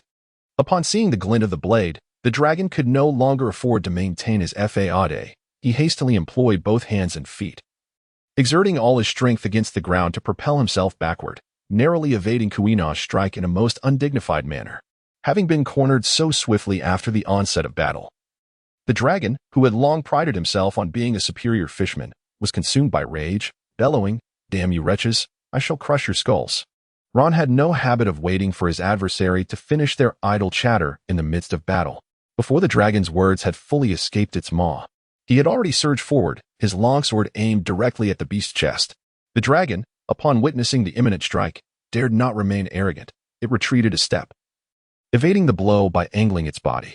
Clenching its right fist, the dragon's muscular arm swelled with terrifying might, unleashing a punch that hurtled towards Ron's head with the ferocity of a gale. The sheer force of the blow was accompanied by a sound that seemed to cleave the air, reaching Ron in the blink of an eye. Ron firmly grasped his blade, delivering a powerful kick with his left foot towards the open chest of the malevolent dragon, producing a resounding thud. Even the colossal sea beast, towering several meters high, would have been sent flying by such a blow. Yet, to Ron's astonishment, the dragon merely staggered back a couple of paces before regaining its footing. As Kuina approached from the left, the dragon's right wrist began to drip water, which it swiftly launched towards her like a cannonball. Kuina struck the incoming water projectile with her sword, cleaving it in two, causing the halves to fly backward and smash against the outer wall of the dragon's lair, creating two enormous breaches. Undeterred, Kuina maintained her speed and pressed forward towards the dragon. At this moment, Ron charged towards the malevolent dragon from the right. The dragon, confronted by the dual assault of Ron and Kuina, wore a grim expression, hesitating to engage in hand-to-hand combat. Swiftly, it tore two of its own teeth from its mouth. As a serrated shark man, the dragon possessed not only immense strength, muscular density, and razor-sharp teeth, but also an astonishingly rapid regeneration capability, allowing it to grow a new set of teeth in an instant. Chapter 45, The Malevolent Dragon in Its Hands. The dragon brandished the teeth it had plucked from its mouth, a sight both comical and perilous. In truth, its teeth could effortlessly sever steel, posing a significant threat. Ron immediately cautioned Kuina, warning her to be wary of its teeth and its nose, sharper than any blade. The dragon wielded its teeth to fend off the onslaught of blades coming from every direction, boasting as it did so, "Do you comprehend now, inferior humans? Only you fragile beings require weapons, while we, the superior fishmen, are endowed with the power to crush you with our very existence." Ron executed a feint with his blade, deceiving the malevolent dragon into thrusting forward with its iron jaws, only to find itself striking nothing but air, causing it to lose its balance in an instant. Seizing this opportunity, Kuina delivered 2 intersecting slashes across its back, though the wounds were not grievous and did not penetrate to the bone. The dragon's muscular fortitude was indeed remarkable. Meanwhile, Ron was not idle. As the dragon swung its fist forward, it found no target to strike. Ron lunged forward with a fierce thrust, his blade striking mercilessly against the outstretched right arm, the wound deep enough to reveal bone. Ah, damned wretch! Simultaneously, receiving several cuts. The malevolent dragon let out a piercing scream. Ron withdrew the blade from the right arm of the malevolent dragon and, harnessing the momentum from his withdrawal, lifted his right leg high and delivered a powerful kick to the dragon's jaw. The impact forced the beast to stifle its anguished cry as it was propelled backward for several meters before crashing onto the ground. Fool! The distinction between humanity and mindless creatures like you lies in the ability to wield tools. A brutish entity such as yourself, possessing only raw strength, is ideally suited for pulling a cart. Ron did not wait for the enemy, poised to take flight, to rise again and resume the next round of combat. As he taunted the vile dragon, he charged towards its fallen form. The dragon lay amidst the ruins, shaking its dazed head. And just as it began to regain its senses, Ron's mockery reached its ears. Enraged, or rather, consumed by the pent-up fury that had been building since the demise of Fishertake, it erupted with a ferocity unmatched. There lingered even a hint of an unrecognized dread. A fear that its dream of an exalted race of fishmen, supreme in their domain, had been shattered. The dragon's eyes appeared as if scorched by searing flames. Blood vessels resembling a spider's web crisscrossing its sclera, radiating a wild intensity. The spread of the blood vessels seemed to signify the rampant source of its anger, eroding its rationality bit by bit. Struggling, it propped itself up on its forelimbs and roared, "Damn it!" Just as the dragon managed to lift its upper body, Ron's attack was already upon it, aimed at its neck, instantly invoking the specter of death. The dragon halted its ascent, collapsing back down, rolling away, and scrambling towards the edge of the pool. Kuina glanced at the pool in the paradise and said to Ron, "If it escapes into the water, we certainly cannot pursue it. This is our only recourse." "No, wait," she added. "It does not intend to flee." Ron extended his right hand, drawing Kuina back with him. In the depths of the water, the malevolent dragon's eyes blazed with fury, its limbs propelling it forward with reckless abandon. Its body was held rigid, the snout resembling a sword, poised to pierce through any obstacle or adversary in its path. As it reached its maximum velocity, the dragon sought to discern Ron and Kuina's location through the fleeting shadows cast upon the water's surface. Suddenly, its forward momentum faltered, the hard-won speed dissipating as it found no trace of its quarry at the water's edge, merely an emptiness. The dragon came to an abrupt halt, its seething rage transforming into a perplexed haze, desperate to annihilate the loathsome human known as Ron. Had they vanished into the depths, leaving no trace behind? Were there none observing from the shore, their curiosity piqued? After a momentary reflection, the dragon pivoted once more, accelerating as it surged toward the spot where Ron had previously stood, erupting from the water's surface in a violent display. Shark flying sword. Ron gazed at the dragon emerging from a distance of several meters, akin to an arrow released from a bow, as it struck the towering edifice of the dragon's paradise, which soared 7 or 8 stories high. 2 massive breaches were created on either side of the building, a testament to the force of the impact. The combat experience of Kuina and Ron, particularly in engagements against adversaries of comparable strength, was not particularly extensive. However, under the tutelage of Geng Silang, their theoretical knowledge was undoubtedly substantial.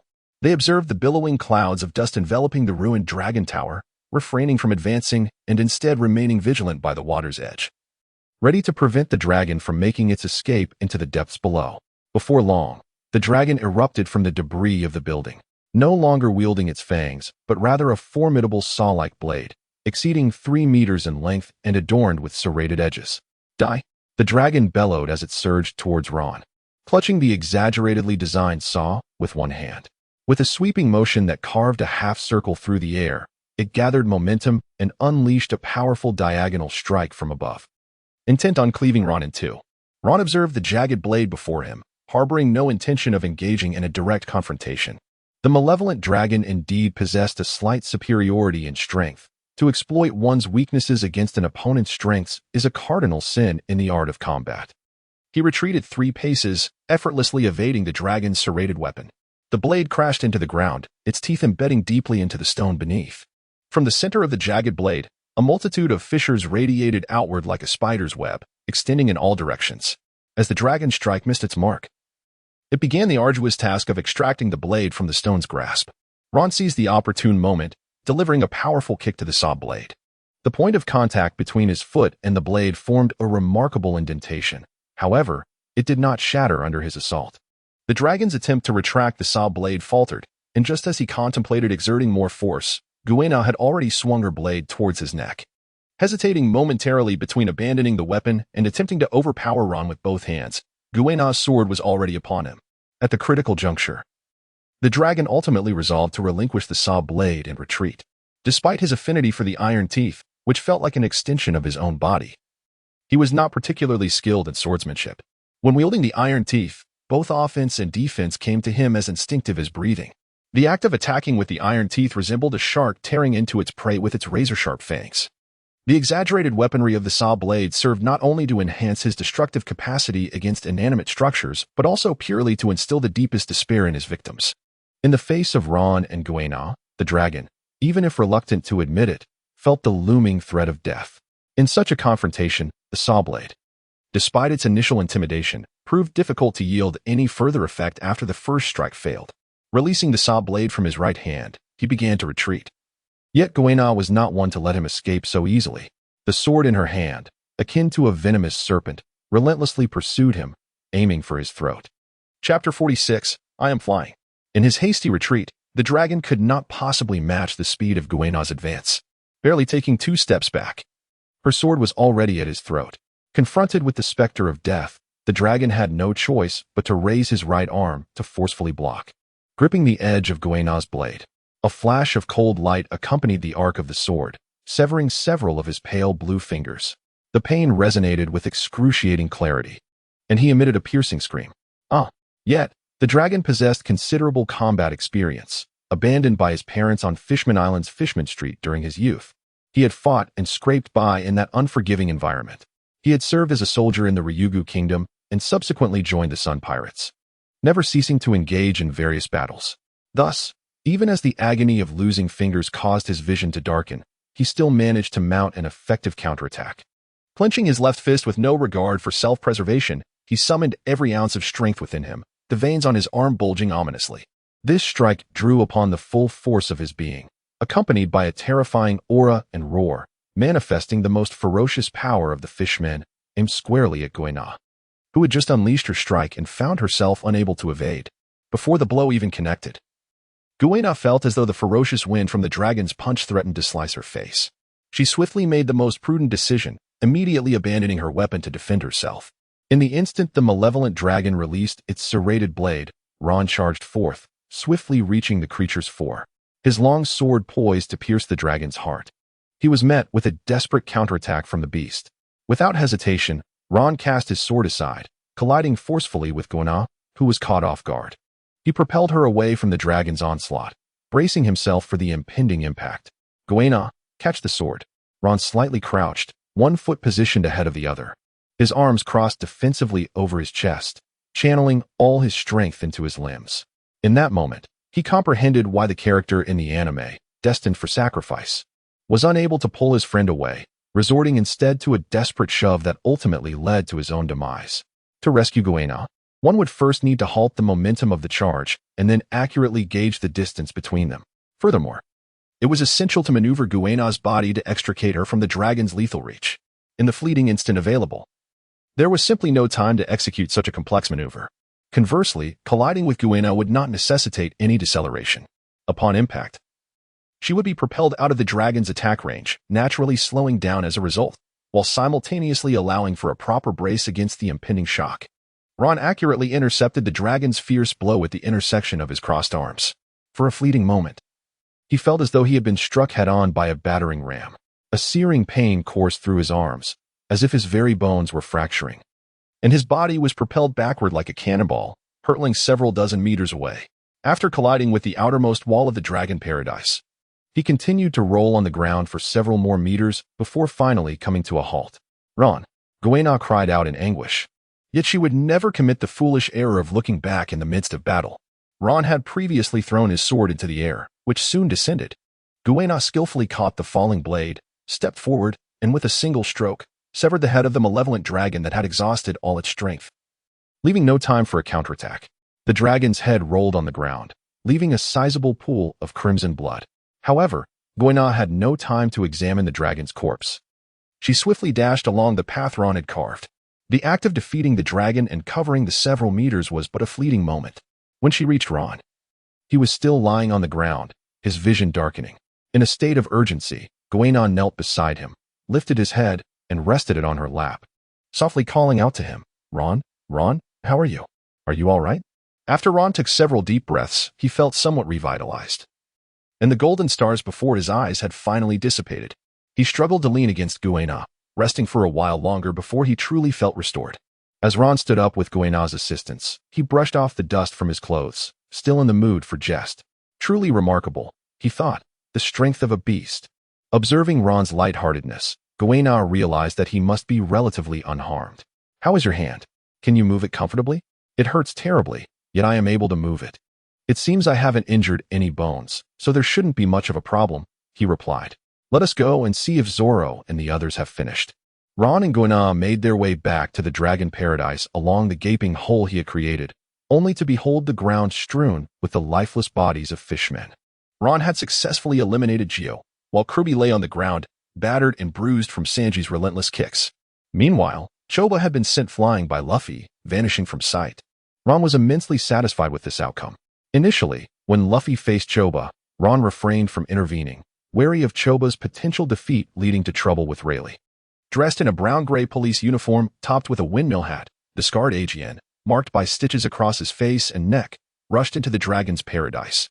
In his hand, he brandished a firearm issued by the police, followed closely by all the villagers who were not yet frail enough to need canes, each clutching the weapons they had secretly accumulated over the years.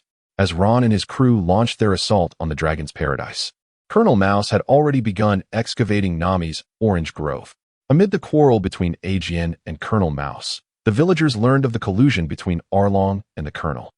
Although the dragon had verbally assured Nami that if she amassed 100 million berries, he would relinquish control of Kokoyashi village, sparing them from the threat of starvation. The truth remained that Nami could never gather such a sum. In the dragon's deluded aspirations, he believed that with Nami's navigational charts and the strength of the fishmen, he could conquer the world, a notion both ludicrous and tragic. Realizing the dragon's intentions, the villagers could no longer endure their plight. Had it not been for the hope Nami instilled in them, they would have long since confronted the dragon, even without any chance of victory. Unwilling to continue their mere existence, under Aegean's leadership, the villagers charged into the dragon's paradise, each face reflecting a fierce resolve to fight to the death.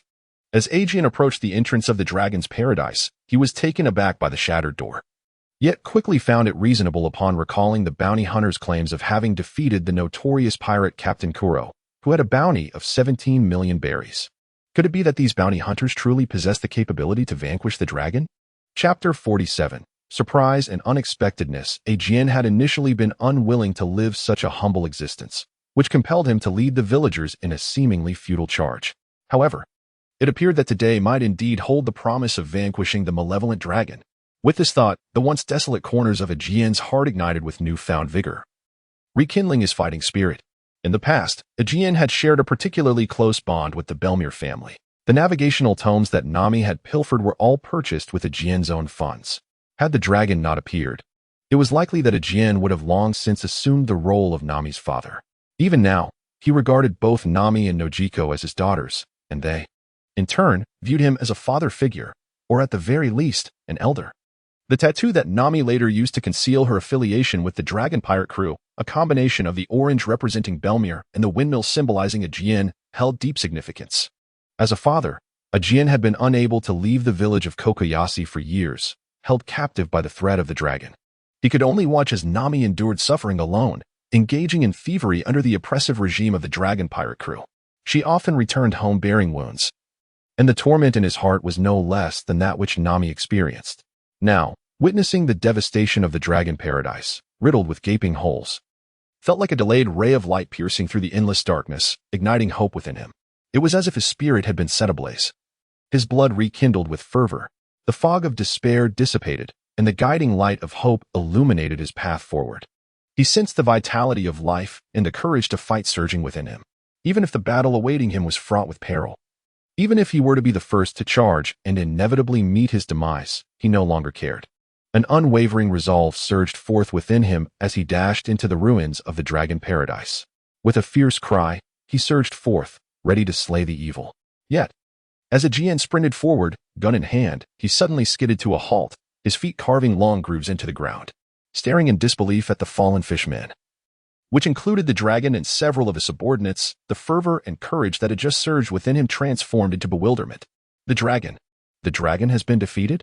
Ron observed the petrified expressions of the villagers, finding them rather amusing and endearing. Their selflessness was evident, as they were even willing to feign ignorance regarding Nami's true intentions for joining the Arlong pirates to redeem Kokoyashi village, so as not to burden her with their expectations. They did not place the entirety of their hopes upon others. Even if they could not leave Kokoyashi village, they were stealthily amassing weapons, ever prepared to confront the Arlong menace. There was no sense of ingratitude or resentment among them. In the original narrative, Nami was reluctant to yield to Arlong's demands, urging the villagers to face death alongside her. Yet, all the villagers cheered, ready to confront the tyrant, with not a single soul daring to cast blame upon Nami. Thus, Ron held a deep fondness for these individuals. He approached Aegean, playfully patting him on the shoulder and teasing, surprised, intrigued, exhilarating, isn't it? Aegean turned to regard Ron's remarkably youthful face, somewhat incredulous. Could it be that the colossal burden that had loomed over them for so many years was so effortlessly dismantled by these young individuals? Though it felt somewhat surreal, Aegean nonetheless gathered his spirits and engaged Ron in conversation. Did you truly defeat Arlong so swiftly? Ron casually waved his hand and spoke to Aegean. It's nothing much. The strength of the evil dragon is indeed formidable, yet he is impulsive and arrogant, lacking in intellect, nothing to be overly concerned about. To be honest, the evil dragon's power surpassed my expectations somewhat. However, even if I were to assess him now, I would primarily focus on his capabilities. During the battle, I advised Kuina to adopt a more conservative strategy, rather than regarding the evil dragon as a significant threat. As the saying goes, one can gauge a person by the quality of their adversaries. An individual like the evil dragon, who is stagnant and lost in his own delusions, should not be taken seriously as a formidable opponent. Otherwise, any hope for progress would be futile. Ron's nonchalant demeanor left an even greater impact on Aegean. For many years, even a naval brigadier had attempted to vanquish the evil dragon, only to be effortlessly annihilated. This led them to steadfastly believe that merfolk were the superior race, while humanity was merely an inferior one. Was it not so? The reshaping of his worldview caused Aegean to feel a dizzying disorientation. In a moment of clarity, he suddenly beheld Nami, kneeling on the ground within the depths of the dragon's paradise, weeping inconsolably, with no Kigo embracing her in comfort. He could no longer afford to engage in conversation with Ron. After a brief greeting, he dashed towards Nami and her companion. The villagers who followed, after a brief silence, erupted into deafening cheers. Many of the swifter youths raced back to the village to relay this momentous news to everyone. After a prolonged search within the realm of the evil dragon paradise, Ron finally discovered Krubi, whose head was adorned with bumps from Sanji's kicks. After a while longer, Nami ceased her tears, transforming her sorrow into laughter with the comforting presence of Noki and Aegean. Ron, with a handful of crocodile's hair, approached Nami and her companions, tossing it aside with a thud that captured their attention. Nami and the others turned to him with puzzled expressions. Ron, why did you drag him over?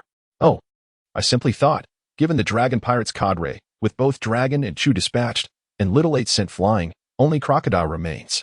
You could eliminate him to vent your frustrations. Nami's previously warm smile instantly froze, and she hesitantly responded, I don't think that's necessary, is it? When I greeted you, it wasn't because I thought I had a problem. I believed it was you who had the issue. Ron was not particularly concerned about the fate of Krubi. Rather, he simply could not comprehend Nami's perspective. The Arlong pirates had ruthlessly slain her adoptive mother, Belmir, and had exploited Kokoyashi village for many years. They had killed numerous villagers who were unable to pay their dues, coercing Nami into joining their ranks, forcing her to chart various nautical maps for them. Yet, despite these atrocities, Nami remained unwilling to take action against the fishmen of the Arlong pirates, leaving Ron utterly bewildered by her thought process. He gazed at Nami and asked once more, Are you truly certain you don't want to? Thank you for your kindness, but no, I refuse, Nami replied, her resolve firm. Ron did not press further. He simply dragged Kruby through the Arlong Park, making his way to the entrance. Along the way, he discovered Arlong carelessly discarded by the poolside, and picked him up as well, bringing him to the young boy, Casil, who had previously guided them. He unceremoniously dropped Kruby to the ground and extracted his knife, plunging it into the earth. "I have fulfilled my promise," he declared. Chapter 48. Colonel Rat Ron gazed at the young boy before him, who appeared to be no older than 7 or 8, and spoke. "The wicked dragon has perished, leaving only this one remaining officer of the evil dragon pirate crew, Kruby. Your hometown, the town of Gosa, has just been ravaged by them, and your father." Before Ron could even inquire if Castle desired to exact his vengeance personally, the latter could hardly contain himself. Grasping the blade that Ron had plunged into the earth, he fiercely thrust it towards Kralaby, channeling his fury and anguish. Observing the stark contrast between Castle's expression, filled with hatred and resilience, and the more serene demeanor of the others, Ron couldn't help but nod in acknowledgement. To repay kindness with enmity, how then can one repay kindness? Castle's frenzied outburst captured the attention of many, including that of Aegean and his companions. They watched Castle intently. Although they refrained from intervening, it was evident that they believed Ron should not allow a child to wield a knife for the sake of vengeance. Ron was naturally indifferent to their opinions. Once Castle had vented his frustrations and was panting on the ground, he inquired, "Castle, do you have any other relatives at home? If not, I suggest you join the Navy. Of course, not the pathetic local Navy. I can arrange for you to go to Rog Town, where the naval commander is a colonel from the naval headquarters, immensely powerful. There, you will receive exceptional training, and with strength, you will be qualified to prevent such tragedies." "I still have my mother. I have no intention of joining the Navy," Castle retorted vehemently. "If he is truly strong, why doesn't he eradicate the evil dragon? Even if he possesses strength, he is merely a figurehead, living off others' efforts. I refuse to join this band of inept individuals." Castle's furious outburst rendered Ron momentarily speechless. The boy's logic was indeed compelling, and Ron found himself increasingly fond of him, prompting him to propose another suggestion. "Would you consider joining us at our dojo to learn the way of the sword? Our strength is derived from the training and education we receive there, though it is not something just anyone can endure." Hope ignited in Castle's eyes as he looked up at Ron, eagerly nodding his head. "I am willing. I am eager to learn the way of the sword at the dojo." Ron directly retrieved a stack of berries from his pocket and placed it into Castle's hands. "You will still need to convince your mother to relocate to Frostmoon Village with you. However, I believe that with your capabilities, it should not pose much of a challenge. Take this money as your travel expenses. There is no need to hastily decline. This sum is trivial to me. At the very least, it will enable you and your mother to travel on an official merchant vessel or convoy, ensuring your safety. Otherwise, the journey ahead will not be an easy one. With your father gone, you are now the sole man in your family, and you must shoulder the responsibility of protecting your mother." Castle's eyes reddened, tears streaming down his cheeks, tracing streaks across his weary little face. He bit his lip tightly, accepting the money from Ron's hands and bowing deeply in gratitude. "Thank you. Thank you for avenging my father, and thank you for your assistance. I will strive to become a bounty hunter like you, capturing all the pirates in the world." Ron smiled reassuringly and waved his hand at him. "Go on, return home to your mother. If she discovers your absence, she is likely to be beside herself with worry. It is admirable to have dreams, yet your foremost duty now is to ensure that your mother no longer lives in fear and anxiety. Off you go." Ron observed the retreating figure of Casella, and his spirits noticeably lifted. He turned to engage in light conversation with Kuina. "Am I inadvertently contributing to the dojo's revenue? Our dojo's performance has been rather lackluster," he mused. Suddenly, a mischievous thought crossed his mind, and a sly smile appeared on his face. "Hey, just imagine. If one day we became pirates and had a grand bounty poster released. If that boy saw it, he would probably shatter into pieces right on the spot." "Ha ha ha." Kuina looked at him, amusement dancing in her eyes as he resembled a child who had just committed a mischief. "You know the state of our dojo better than anyone. It's merely a nursery for the village, when there are no farming tasks. We need to keep these overly energetic children from running amok and causing trouble. Over the years, Haven T, there only been 3 of us who could be truly called disciples." At this point, Kuina's tone faltered, and Ron quickly realized what she was implying. Their eyes met, and in unison, they exclaimed, "What about Zoro?" As Ron and Kuina were about to part ways in search of Zoro, they were suddenly startled by the commotion emanating from the distant villagers who were engaged in a celebration. A contingent of Navy personnel had surrounded them. and the villagers glared at the soldiers with palpable fury. At the forefront stood a middle-aged Navy officer, his skin a deep shade of brown. Not the healthy tint acquired from sun exposure, but rather reminiscent of someone gravely ill. A neatly trimmed goatee adorned his chin, while the most striking feature were the 3 whisker-like hairs protruding from either side of his nose, akin to those of a rodent. Dressed in a Navy uniform, complete with mouse-ear decorations atop his head, he wore a gray-blue buttoned coat, accented by a black belt and blue epaulets. However, when he donned the hooded jacket, he appeared particularly sleazy, reveling in the presence of the outraged villagers, his face contorted into a smug grin. "I am Colonel Mouse of the 16th Division of the Navy. What brings you to encircle me? Do you intend to assault the Navy?" Officer Ajian, what are you staring at? As a law enforcement officer, you ought to restrain these villagers instead of gaping at me. Do you wish to lay hands on a Navy colonel in your small town? He continued. I have come here following reports of a thief who has pilfered a considerable sum of finances, a most heinous crime, and I am here to apprehend her. However, today I might show some leniency and let her go. Naturally, all her ill-gotten gains must be confiscated and turned over. Furthermore, the assets of the dragon pirates are also deemed illegal and must be surrendered to the Navy. Haha. Colonel Mouse was salivating at the thought of the vast wealth amassed by the dragon pirates over the years near Kokoshia village. Previously, under the threat of the dragon, he had been forced to subsist on scraps. But now that the dragon was dead, all the riches would belong to him. As he noticed Ron approaching, he immediately assumed a commanding demeanor, straightened his collar, and addressed Ron in an encouraging tone. Young man, you are the ones who vanquished the dragon and his crew of pirates, are you not? Quite impressive for someone of your tender age. You must continue to hone your skills and contribute to the cleansing of this CS filth. The Navy shall not overlook your efforts. Originally, I was to capture the dragon myself, and though you have beaten me to it, I harbor no resentment. According to protocol, your bounty will take some time to process. But I place great value on individuals of your caliber. Thus, I will expedite the matter. Ron gazed at the incessantly chattering Colonel Mouse and delivered a resounding slap that sent him spinning around several times. Chapter 49. Your 100 million? No. My 100 million?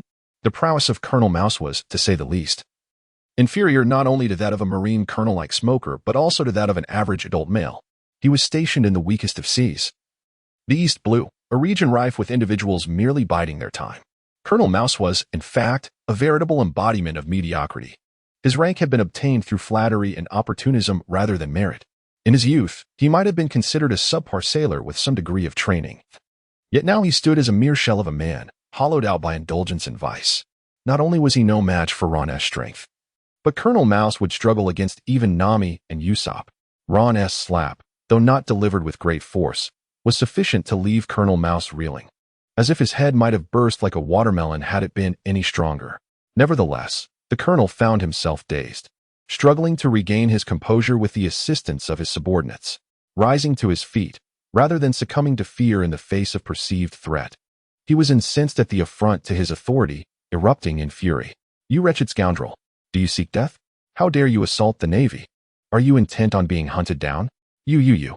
Ron, weary of his incessant prattle, delivered a swift kick that shattered the man's leg, planting his foot upon his chest while drawing a blade to press against Colonel Mouse's throat.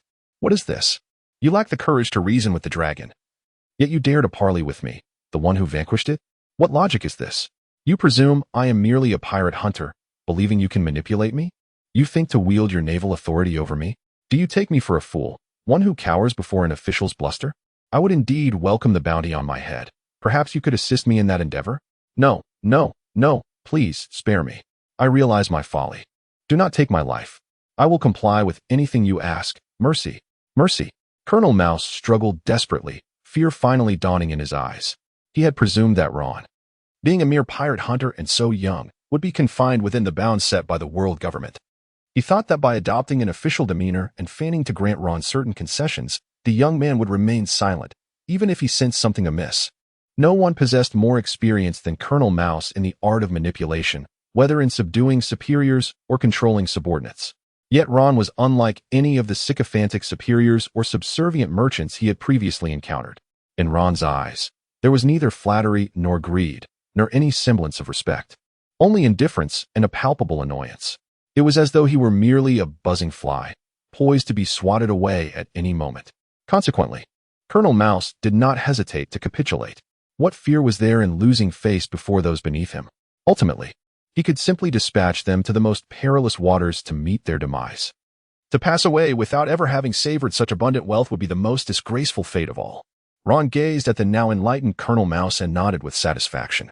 Retracting the knife that had been poised against his neck and withdrawing the foot that had been thrust against his chest. After engaging in numerous dealings with the malevolent dragon, you must have accumulated a substantial fortune. I have heard that you recently pillaged 100 million berries in the village of Kokochia.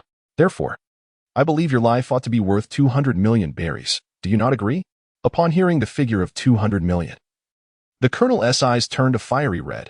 It was a sum that would render him incapable of affording even a pair of trousers, stripping him of all his hard-earned savings. However, upon witnessing Ron's exasperated expression, a chill swept over the Colonel, and cold sweat began to bead on his brow. He harbored grave doubts that should he dare to negotiate, Ron would not hesitate to eliminate him on the spot. Resolutely, he looked at Ron and, after a moment's hesitation, acquiesced to his demands. Very well, grant me 1 week to gather the funds. Fine, leave the warship and those soldiers here. 1 week it is. By the way, your ship should possess a transponder snail, correct? Why not begin by revealing the steadfast friendship you have maintained with the dragon over the years? Zoro seamlessly maneuvered through the villagers behind him and approached Ron, catching sight of Colonel Mouse. Ron, who is this Mouse, and from which navy does he hail? Ron and Kuina turned to see Zoro approaching, his expression filled with astonishment. You are Colonel Mouse, our harbinger of fortune. You managed to find your way back on your own. We hadn't even had the chance to search for you yet. Where on earth did you wander off to? Zoro, hearing Ron's words, looked perplexed and inquired. What do you mean? Where did I wander off to? After I dealt with that fishman Gio and those other scoundrels, I made my way directly to the main gate to find you. The distance is not insignificant. I only just arrived here. Ron stared at Zoro in disbelief, as if to say, are you truly oblivious to the fact that you are lost? Do you not have any sense of the time it took to traverse from the entrance of Dragon's Paradise to the interior? Ah, never mind, never mind. It works out perfectly. Zoro, you go. Kuina, accompany Captain Mouse to the warship and retrieve the transponder snail. Upon hearing Ron's words, Zoro shot him an irritated look. What do you mean, Ron? Do you doubt that I could follow Captain Mouse without getting lost? No, I harbor not a shred of doubt. Enough with the chatter. Accompany me into Dragon's Paradise to search for the accumulated treasures of the dragon pirates over the years. By the way, Luffy, do you wish to be a wanted man? Ah, yes. What kind of seasoned pirate would not want to be sought after? Upon hearing this, Luffy's eyes sparkled with excitement. This pest is a naval captain. Let us deal with him. Captain Mouse, upon hearing these words, hastily waved his hands in protest. No. I can report directly to the Navy. Rubber pistol.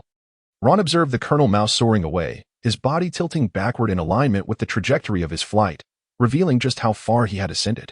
Good heavens. I hope he is unharmed. Kuina, go search for him and bring him back. Just as Kuina and the others were about to depart, they were halted by Nami, who had managed to compose herself. Luffy, Sanji, Noki, and Akin were also trailing behind. Nami, with an expression of unwavering determination, obstructed the path of Colonel Mouse, who was being assisted by soldiers. That money comprises the wealth of Kokochia village. You cannot take it away.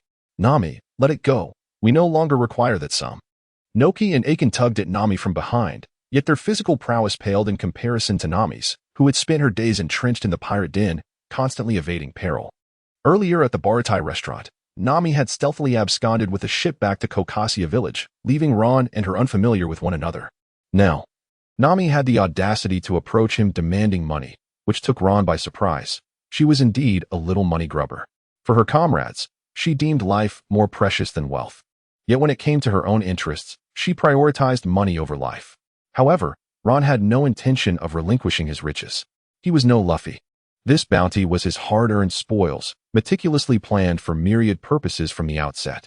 What wealth of Kokochia village, the funds aboard Colonel Mouse's vessel, didn't you acquire them from elsewhere? After Colonel Mouse seized that money, I reclaimed it from him. Thus, it rightfully belongs to me. As for the Dragon-Esh treasure, it indeed belongs to Kokochia village. Are you only just realizing this? Why did you not demand it from him while he was still alive? Chapter 50. Just because I have perused your manuscript, does that imply I owe you anything?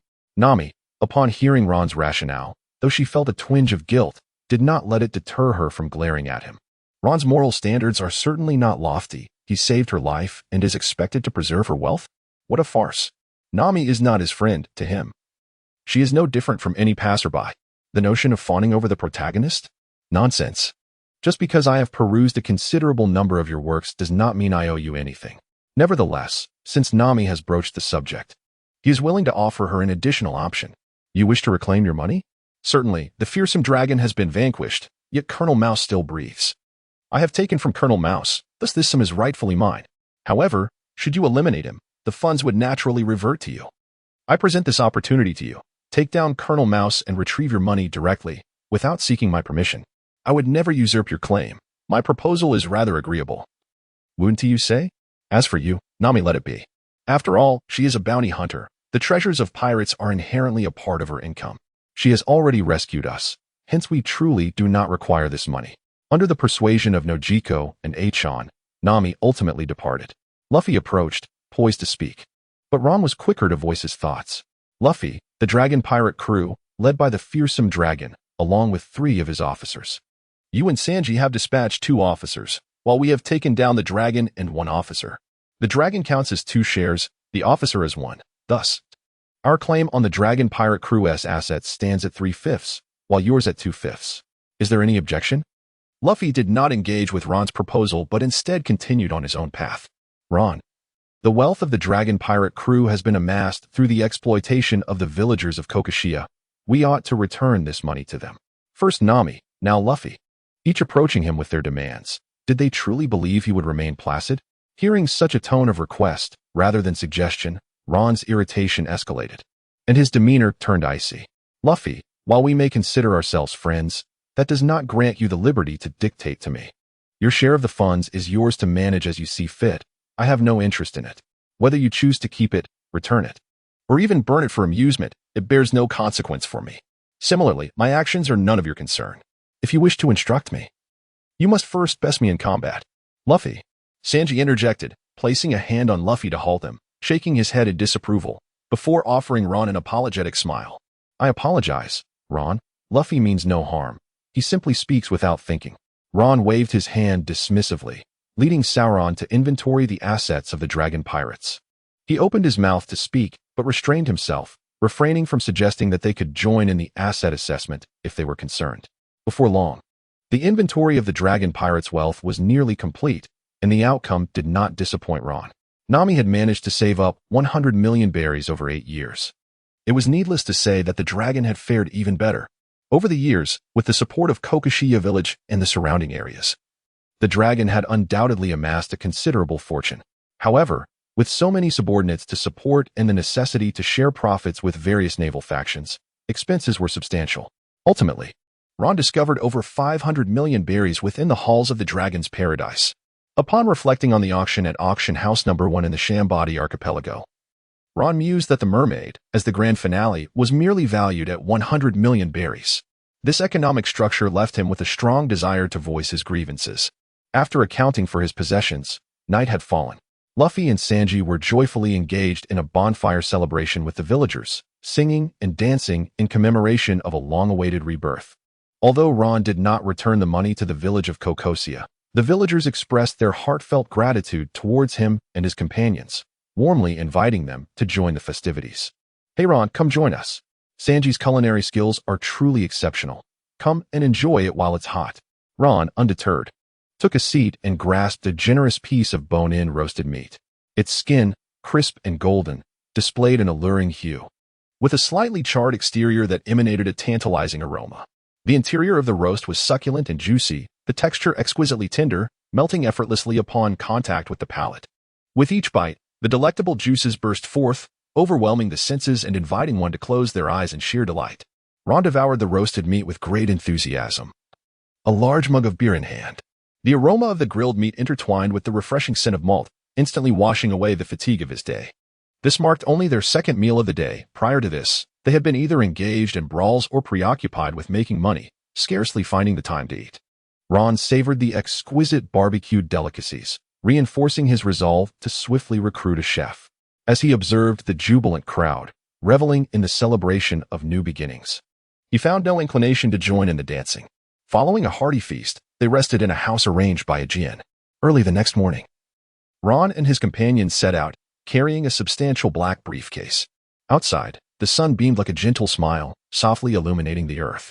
A refreshing breeze brushed by, bringing with it the essence of spring, instilling a sense of tranquility. Everything before them seemed to be washed clean by the sunlight, radiating an extraordinary brilliance, as if the heavens themselves were assisting the village in its celebration of rebirth. Kokoja village was not large, and Ron and his companions easily located Sanji, who was preparing breakfast for Nami and Noki. Without hesitation, they approached to partake in the meal. Naturally, Sanji was delighted that someone appreciated his culinary creations, especially with Kuina present as well. "Good morning, Ron, Algae Head, and the enchanting Miss Kuina. Your heartfelt breakfast will be ready shortly. Please bear with me a moment." Despite the minor discord of the previous day, Nami remained silent about it and even took the initiative to greet them. "Good morning, Kuina, Zoro, Ron." Ron cast a glance at Nami and greeted her with a smile before picking up a plate and beginning to eat while engaging in casual conversation. "Where's Luffy? Has he not risen yet?" he inquired. "That fool and Usopp are over there in the clearing, imitating fishmen. They should be back shortly." No sooner had he spoken than Luffy and Usopp returned. Luffy's face still bore that ever-present, cheerful grin, even though there had been a minor disagreement yesterday. Ron found himself questioning whether Luffy was even aware of the previous day's altercation. Ron tossed the handbag he held towards Luffy, who clumsily caught it. "Ah, Ron. What is this?" Luffy inquired. "This is your portion of the money, slightly over 200 million berries. Yesterday, we discovered a total of over 500 million berries at the Dragon's Paradise. I kept 300 million berries, and this is your share. Since you've reclaimed your pirate ship, the small boat gifted by Captain Zeph is now mine. How does that sound?" Chapter 51. Tansin Town. Upon hearing the figure of 200 million berries, Usopp's eyes widened, surpassing even the length of his nose.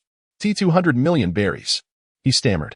"Of course, this amount pales in comparison. During his illustrious days as a formidable warrior of the seas, Captain Usopp possessed wealth far beyond this." Luffy, equally astonished, leapt into the air. 200 million berries. What an astounding sum. Nami and Noki, however, displayed no surprise at this figure. The dragon had ruled this region for a full 8 years. Each adult was required to pay 100,000 berries monthly, while children needed to contribute 50,000 berries to survive. Over 8 years, 96 months, an adult would accumulate nearly 10 million berries. The dragon's ability to effortlessly obliterate an entire town served as a stark testament to the extent of his dominion and the vast wealth he could extort. Although Luffy had already declared his intention to return this money to the villagers, Ron could not help but tempt him to see if he would waver. "This money is yours. You may dispose of it as you wish. 200 million berries is ample to craft a vessel from atom wood." The Aro Jackson, once belonging to the pirate king Joel D. Roger, was famously constructed by the legendary shipwright Tom in Water 7 using atom wood.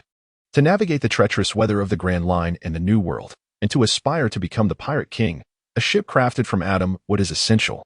Of course, you could also choose to give the money to the villagers. After all, it is your money. Without a moment's hesitation, Luffy handed the money to Nami, his face adorned with a broad smile that revealed a row of pearly white teeth. "Ron, thank you for the information. As for the money, I believe I shall uncover even greater treasures in our forthcoming adventures." Smiles and emotions possess the remarkable ability to convey and influence others. As Ron gazed upon Luffy's beaming smile, he felt a significant uplift in his own spirits. In truth, he harbored at least 2 questions he wished to pose to both Luffy and Nami. The first inquiry pertained to whether the treasures discovered in their adventures were, in fact, the spoils left behind by previous pirates who had plundered others. The second question was directed at Nami. Did she intend to distribute this fortune to the village of Kokoshiya, or to all those who had suffered under the tyranny of the malevolent dragon? However, with the sun shining so splendidly today, he decided it would be more prudent to devote his time to basking in its warmth. Before he knew it, 6 days had swiftly passed. Luffy and his crew had set sail 2 days prior aboard the Thousand Sunny, embarking on a new adventure with their newfound companions. Today, Captain Mouse finally delivered the ransom, a sum of 200 million berries. Ron returned the recording of his confession regarding his dealings with the malevolent dragon, along with the image phone bugs, and casually took a few ordinary phone bugs from him. After bidding farewell to Noki and the others, Ron, accompanied by Kuina and Zoro, boarded a small boat provided by Captain Zep, arriving at Tansin Town. This town, flourishing through logistics and transportation trade, is nestled along the Azure coastline, boasting an impressive port. Vessels navigate the waters, and opportunities for profit abound. Though referred to as a town, it has evolved over the years into a bustling port city. The profits generated annually are substantial enough for the world government to establish a naval branch here to ensure the city's security. At the harbor, numerous cargo ships sail across the sea, laden with goods from around the globe. A myriad of containers are densely stacked at the docks, creating a breathtaking scene. A diverse array of ships and people converge here, all in pursuit of commercial hope and profit. The small boat provided by Captain Zepp had fulfilled its purpose and was gifted by Ron at the dock to a man who, with a child in tow, toiled to assist the caravans in transporting goods.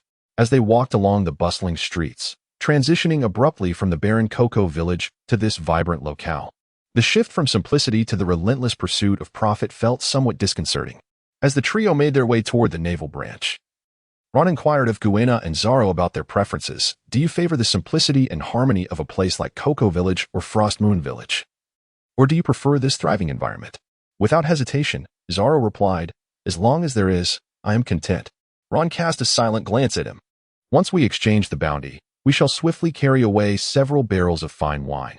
There is no time for you to leisurely indulge in the restaurant. What is the urgency? You will understand in due course. Ron did not provide a direct answer, but rather left a sense of suspense. Meeting Hawkeye was a different matter. There was no need to engage with him, merely observing from a distance sufficed. However, visiting Rogtown to see Dorag was an entirely different affair, as it necessitated direct interaction with him. Ron is utterly at a loss to elucidate how he came to know that Drago would appear in Rogue Town. If he were alone, he might feign a chance encounter, but with Zoro, who is so straightforward, such pretense becomes utterly futile. To be frank, in the presence of a powerhouse like Drago, Ron possesses no confidence in deceiving him. Had he not witnessed Drago's ships docking at Frost Moon Village on several occasions over the years, he would never have dared to approach Drago directly. Lacking that connection, should Drago discern that Ron was waiting for him, he would undoubtedly apprehend Ron, subjecting him to severe interrogation to uncover how his whereabouts were compromised. One must not be deceived into believing that the Revolutionary Army is comprised solely of benevolent individuals. Both ambitious schemers and genuine rebels can be found among their ranks. Even the latter, in pursuit of ultimate victory and hope, can exhibit a ruthless demeanor. As for evidence, it is non-existent. At this juncture, Kuina has also arrived at her own conclusions. I have developed quite an affection for the vibrant metropolis. In fact, I truly cherish the lovely garments you once gifted me. Ron, indeed, I adore them. Once I achieve my goal of becoming the world's greatest swordsman, I aspire to assist all my acquaintances in relocating to the bustling city. Naturally, provisions for libations must be ample. Zoro is quite right in this regard. Spending time in the village with nothing but tea has proven to be exceedingly bland. I much prefer wine. When the time comes, as we all realize our dreams and continue to reside in proximity, we shall establish our own distillery and indulge freely. Ron gazed upon the bustling streets, filled with a myriad of reflections. It is within towns fortified by a formidable naval presence that the residents find their sanctuary. Despite the burdens of national taxation and the additional levies imposed from above, life remains exceedingly prosperous. In regions where the soil is barren and commercial resources are scarce, the populace may suffer from poverty. However, in most areas, the dire plight of the people is not so pronounced. Only in a few locales, particularly those under the tyrannical rule of pirate factions akin to fearsome dragons, does the populace endure a life of profound hardship. Thus, it becomes evident that pirates are indeed the root of the people's suffering. While engaged in idle conversation, he suddenly heard someone tentatively calling out to him from behind. Ron. Chapter 52, A Long-Awaited Reunion. Ron was suddenly taken aback by the sound of someone calling his name. In this unfamiliar place, who could possibly be addressing him? He turned around, casting a scrutinizing gaze behind him. The first thing that caught his eye was the robust and well-defined musculature, each muscle exuding strength and vitality.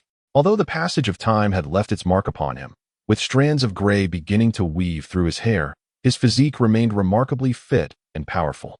It was as if time had merely brushed gently across the surface of his being, enhancing his composure and maturity, while his life force and vigor remained undiminished. Despite the many years that had elapsed since their last encounter, Ron recognized the figure immediately and, filled with excitement, rushed forward. Uncle Red, it has been far too long. When Ron first traversed into this new realm during his youth, it was Red who rescued him from the depths of the sea. Subsequently, alongside Captain Ness, he proposed to secure a livelihood for Ron, which enabled him to assume the role of the ship's accountant, thus establishing a firm footing and ensuring his sustenance. Furthermore, Red became his mentor in the art of swordsmanship, imparting invaluable teachings that laid the foundation of his martial prowess. Upon Ron's decision to depart from the fleet to seek apprenticeship in Frostmoon Village, although Uncle Red could not fully comprehend his choice, he nonetheless offered his unwavering support. As Ron set forth on his journey, Red generously provided him with a travel fund of 500,000 berries.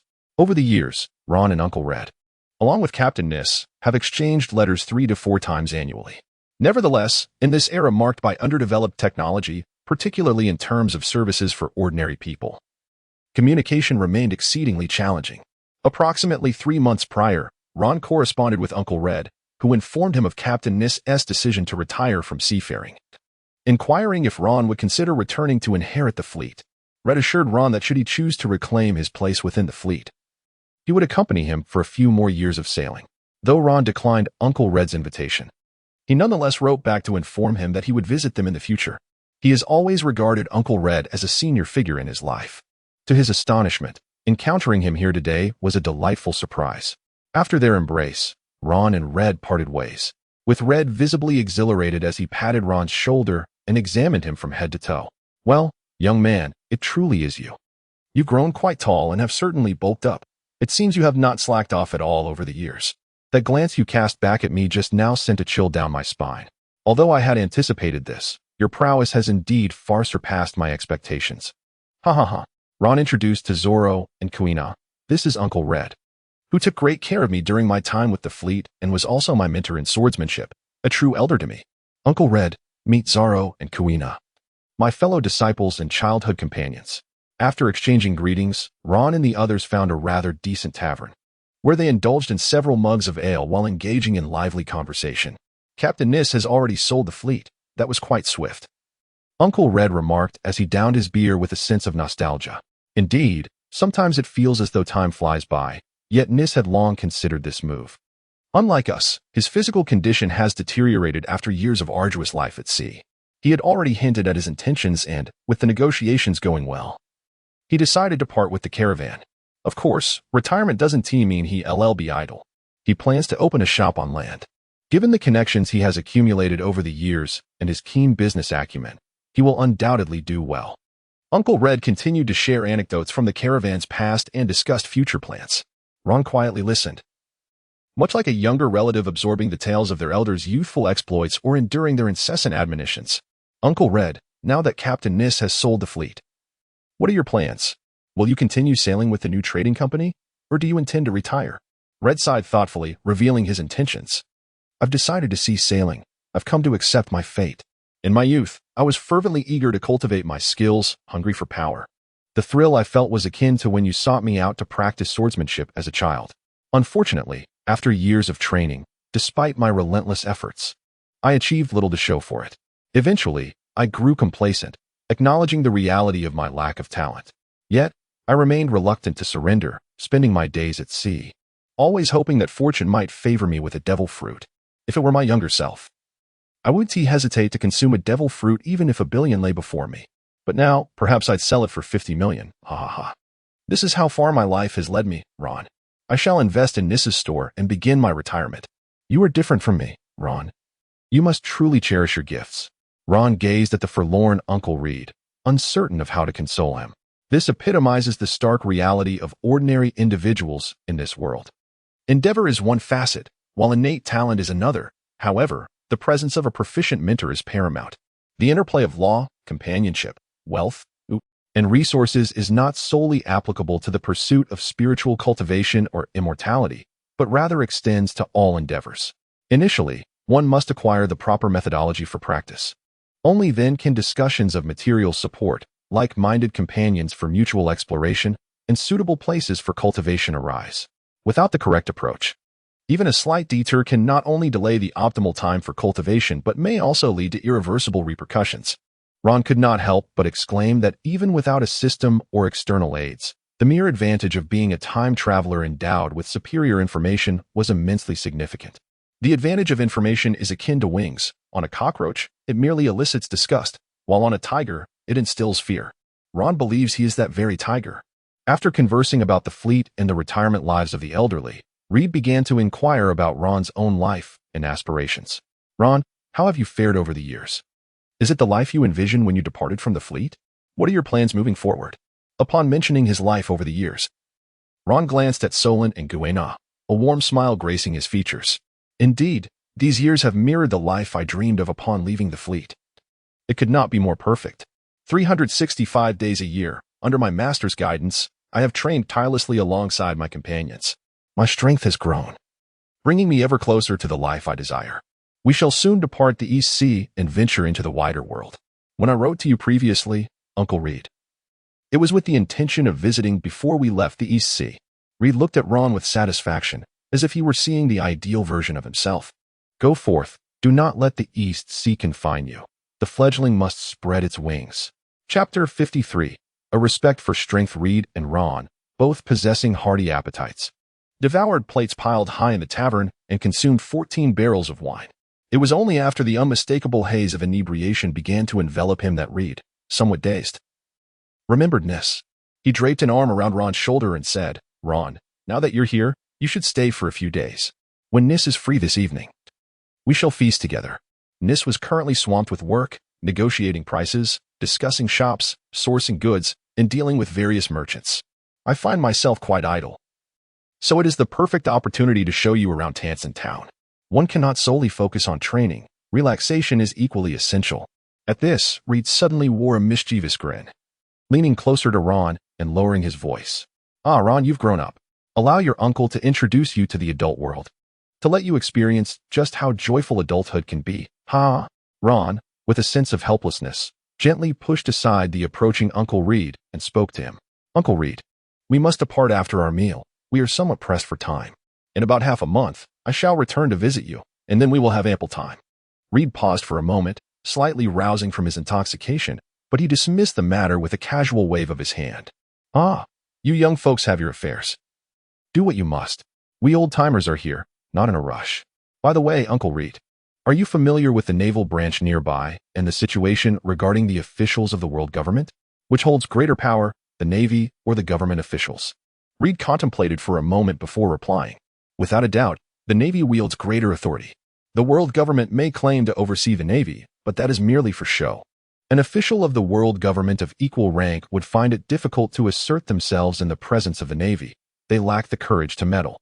However, I have heard that the commander of the Navy's 123rd branch, a fellow named Mori, seems to be in a rather precarious situation lately. This man has profited greatly from Tansen Town, although he does not hoard everything for himself and pays what is due without hesitation. It is rumored that he may soon lose his grip on this lucrative territory. What? Are you seeking someone to assist you? I can inquire with Nis and see if he can help you establish a connection. After all, Uncle Nis has extensive business experience and quite the network. Oh, no need for that, Uncle Reed. I was merely asking out of curiosity. This outcome aligned closely with Ron's expectations.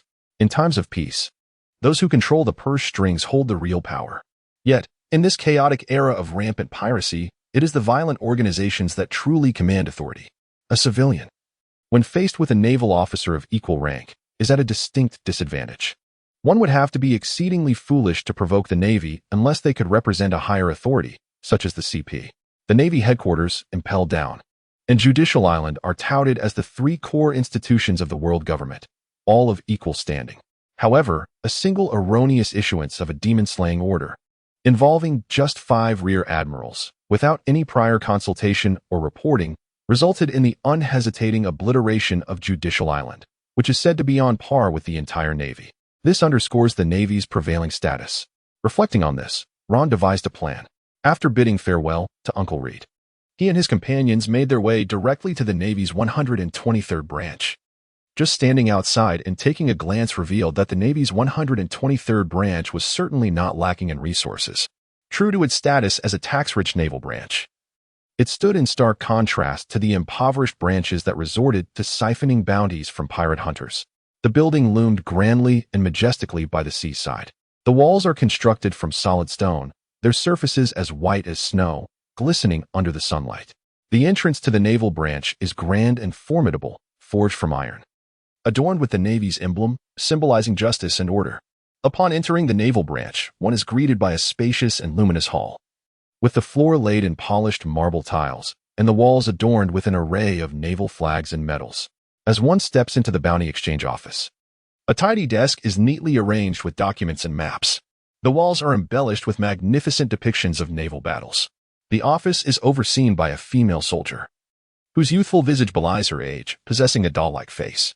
Her eyes, dark and bright like an infant's, are framed by slender eyebrows, while her petite and exquisite nose adds to her charm, complemented by a hint of baby fat on her cheeks. Upon noticing Ron and his companions enter, the female soldier smiles warmly and greets them. "Hello, are you here to exchange for a bounty?" "Indeed, we have brought in the Dragon Pirates and the Creek Pirates, all those who are wanted. Furthermore, I would like to request an audience with Colonel Mori. Please notify him. Thank you." The gentle smile that graced the female soldier's face abruptly falters, replaced by shock and disbelief. You mean to say you have dealt with the Dragon Pirates and the Creek Pirates?" "I apologize, it's not that I doubt you. But could you please let me see the individuals first?" Understanding the soldier's skepticism, Ron readily complied, presenting the box containing the captured pirates for her verification. After a brief comparison, although still astonished, the soldier, relying on her professional acumen, confirmed the reality and hurried off to report to Colonel Mori. Soon, a tall and imposing man entered, donned in navy uniform, with the insignia of a colonel adorning his shoulders. He sported short hair and possessed well-defined features. His clear, bright eyes sparkled beneath thick brows, and his countenance radiated warmth and approachability, evoking a sense of springtime gentleness. It seemed he always engaged with others in a manner that exuded kindness and humility, treating everyone with equality and fairness. However, Ron was more inclined to believe that he was aware of their significant accomplishment in vanquishing the Dragon Pirates and the Creek Pirates. Recognizing Ron and his companions' formidable strength, and understanding his own precarious situation, he adopted such a demeanor. Colonel Mori approached, enthusiastically greeting Ron and his companions. "Ah, you are the ones who have relieved our East Blue of such a grave threat. Ha ha ha. I had heard from Sonny that they were merely a few youths, and I was skeptical. I never imagined you would be so young. Truly, you are youthful heroes. I understand you have matters to discuss with me. Come, let us converse further in my office." A naval colonel personally emerged to greet several pirate hunters, underscoring the significance of strength. This principle holds true even within the Navy, an institution that places great emphasis on lineage, experience, faction, and achievements. Being constrained by such factors merely indicates a deficiency in one's capabilities. Following the Summit War, the newly inducted Admirals Fujitora and Green Bull swiftly surpassed Peach Rabbit and T-Pork, thus ascending to the rank of Navy Admiral, while the latter two remained perpetual candidates. Upon entering his luxurious office, Mori dismissed his secretary and personally poured tea for Ron and his companions before speaking. It is indeed a pity that individuals of such caliber are merely serving as pirate hunters in the East Sea. Even the most formidable talents require guidance from esteemed mentors. With the counsel of a Navy Admiral, I am confident that given their innate abilities, they possess the potential to become admirals themselves in the future. Chapter 54. Achieving success under proper guidance. One does not strike a smiling face. Mori's assertion that Ron and his companions possess the potential to become Navy admirals is utterly absurd.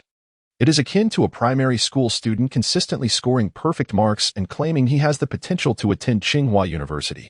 A modest accomplishment at the nascent stage is insignificant when measured against such distant aspirations. Only by excelling at each subsequent stage and ultimately prevailing can one hope to attain the esteemed title of Navy Admiral, serving as the face of the Navy.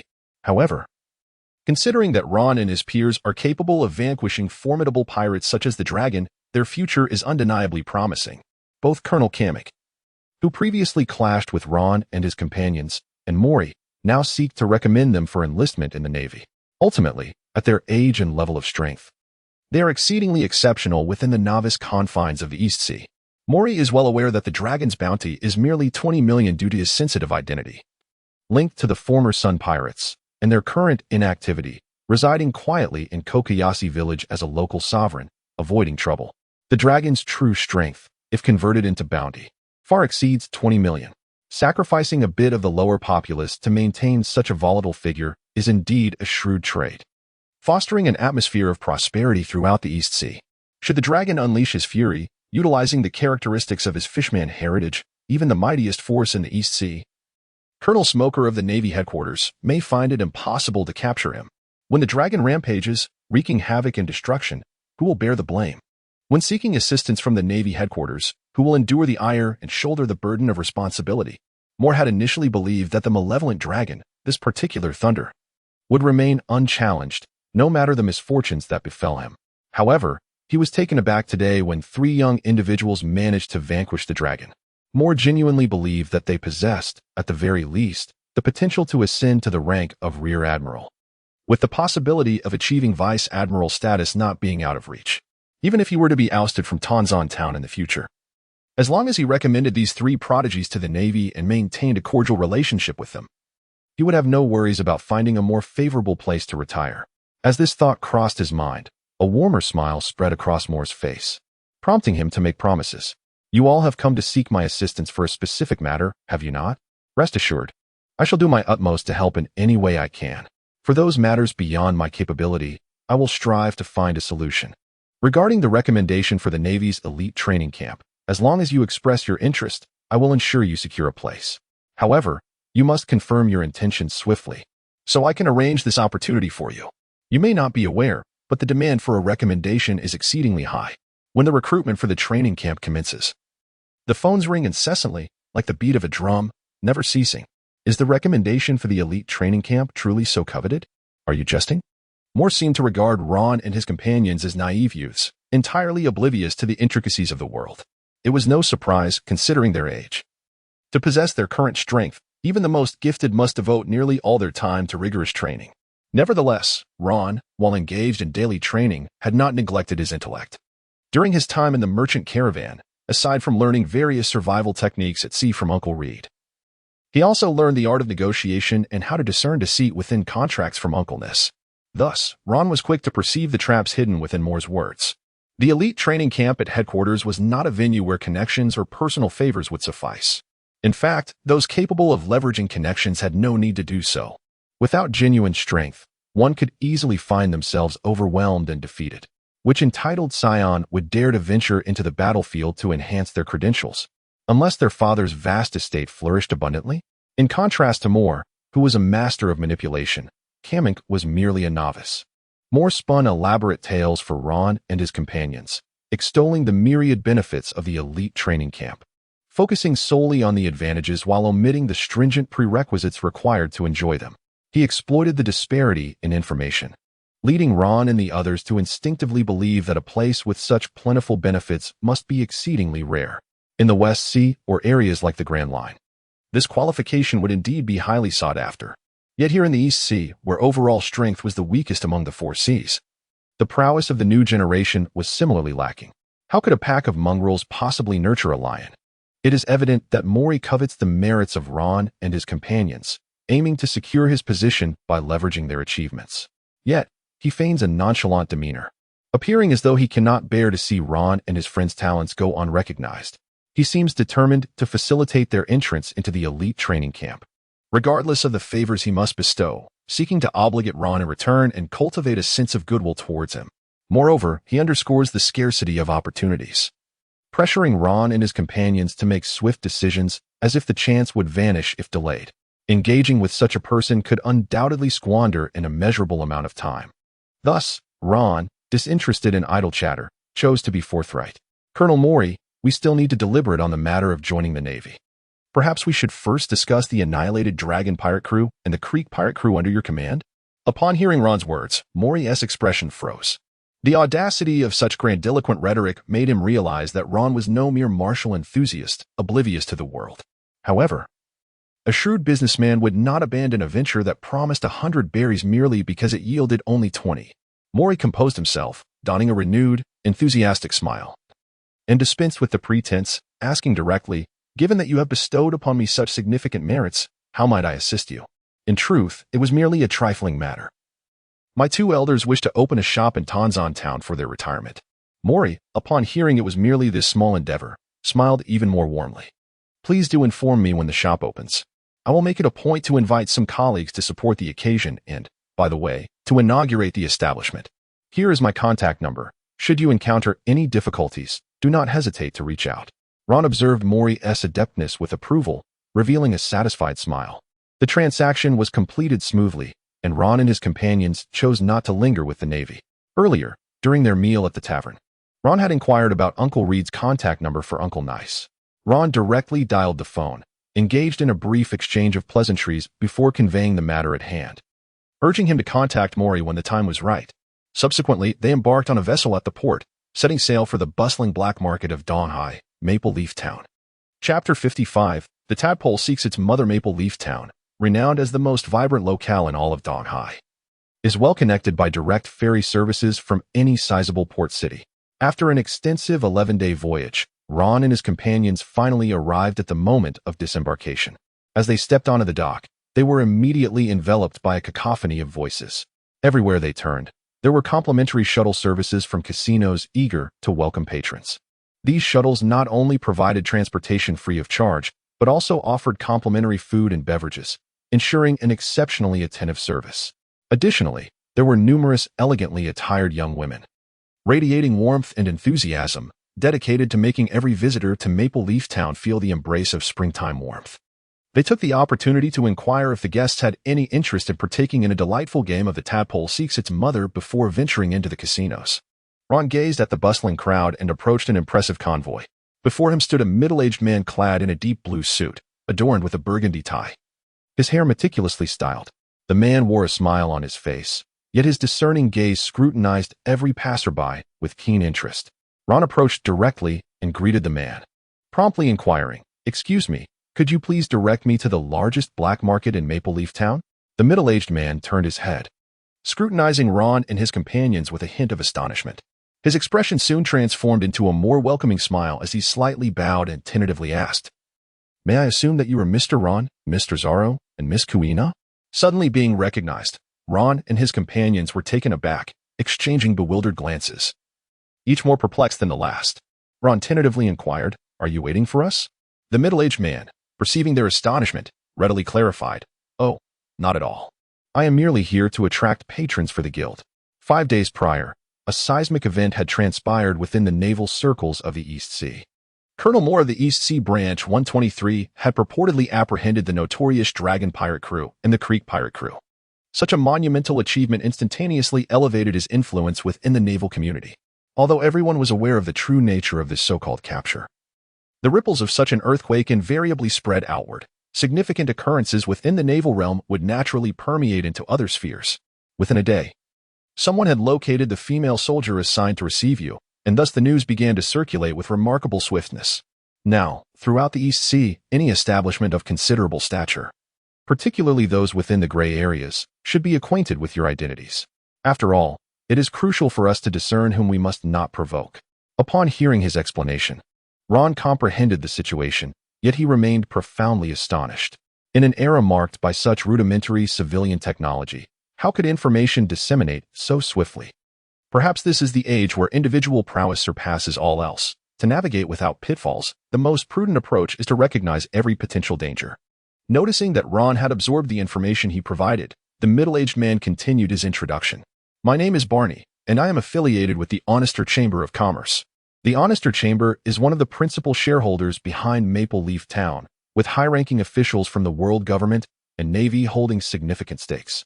The chamber engages in various industries, encompassing nearly every conceivable field, though I shall refrain from detailing those.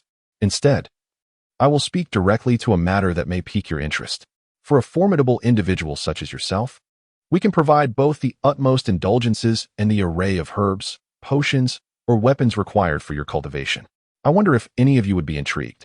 Upon hearing these words, Ron immediately became intrigued. This opportunity seemed effortlessly attainable. "We require a renowned blade, a silver phone bug for counter-surveillance, and life cards." Upon realizing that Ron and his companions were not merely visiting Mapletown for leisure, Barney's smile widened even further. He summoned his assistant, casually issuing instructions. "Kafra, remain here to prepare for the arrival of Sheila and her group. Subsequently, arrange for another convoy. If they arrive before the convoy reaches, we can afford to make concessions during negotiations." After concluding his directives, Barney personally opened the door of an opulent carriage, drawn by a formidable beast reminiscent of a ram, yet of an extraordinarily colossal stature, adorned with gold, silver, and gemstones, inviting Ron and his companions to ascend. Outside the lavish club, a captivating woman awaited their arrival. Clad in a backless evening gown of delicate black lace that gently caressed her porcelain skin, she moved gracefully in the breeze. Her long, wine-red tresses flowed like molten amber, igniting like flames against the night, complementing her water-like eyes that ensnared all who dared gaze upon her. Her crimson lips parted slightly, forming a perfect curve, as if beckoning every stare directed her way. Her stately bosom rose proudly, harmonizing with her slender waist. Her graceful silhouette exuded the allure and charm of femininity, her gently rounded hips accentuating her enticing curves. As the carriage came to a halt, the enchanting woman approached Ron and his companions with light, elegant steps. Mr. Ron, Mr. Zoro, Miss Kuina, I am Sunny, the supervisor of this trading center. Despite having heard of you on numerous occasions, I am still astonished by your youth. Witnessing your prowess truly humbles me. Thank you for choosing the Honester Trading Association. I hope we can contribute to the legendary tale you are about to weave. Please, follow me. Ron gazed at Sunny's swaying figure leading the way ahead, sensing that he was undoubtedly influenced by the enchanting ambience of Maple Leaf Town. Unfortunately, with Kuina still present, he found himself pondering whether he would accept an invitation from Sunny to engage in the whimsical game of Little Mother Finds Tadpoles. Would he acquiesce, yield, or concede? Ron and his companions followed Sunny through a lengthy corridor, arriving at an opulent chamber, bathed in dim light. A colossal genuine leather sofa occupied the center of the room. Every backrest and armrest of the sofa was meticulously crafted, showcasing splendid curves. A crystal chandelier dangled from the ceiling, casting a gentle glow that illuminated the entire space. Each crystal sparkled with a kaleidoscope of colors, enveloping the room in an aura of mystery and allure. Beneath the chandelier, the glass reflected a gem-like luster, enhancing the soft carpet that adorned the floor. The walls of the chamber were adorned with exquisite murals and decorative pieces, each artwork painstakingly hand-painted by masterful artists, exuding a style of luxury and elegance. The wall decorations, composed of precious crystals and gold, radiated an intoxicating brilliance. The floor was covered with a thick woolen carpet, soft and inviting, making each step feel as though one were walking on clouds. The hues of the carpet harmonized with those of the sofa and walls, creating a cohesive ambience. The entire room resonated with an air of lavishness and comfort, with every detail reflecting unparalleled quality and finesse.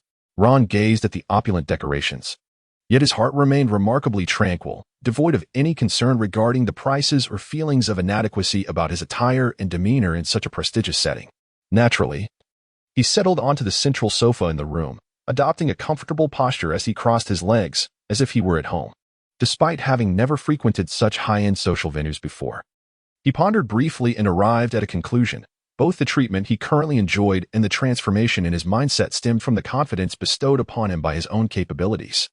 Chapter 56. Premier treatment. As Sunny entered the room, her silver high heels, measuring no less than 7 or 8 centimeters, clicked against the floor, drawing attention to her long, slender legs. She approached the bar and inquired of Ron and the others what they would like to drink, be it wine, coffee, or juice.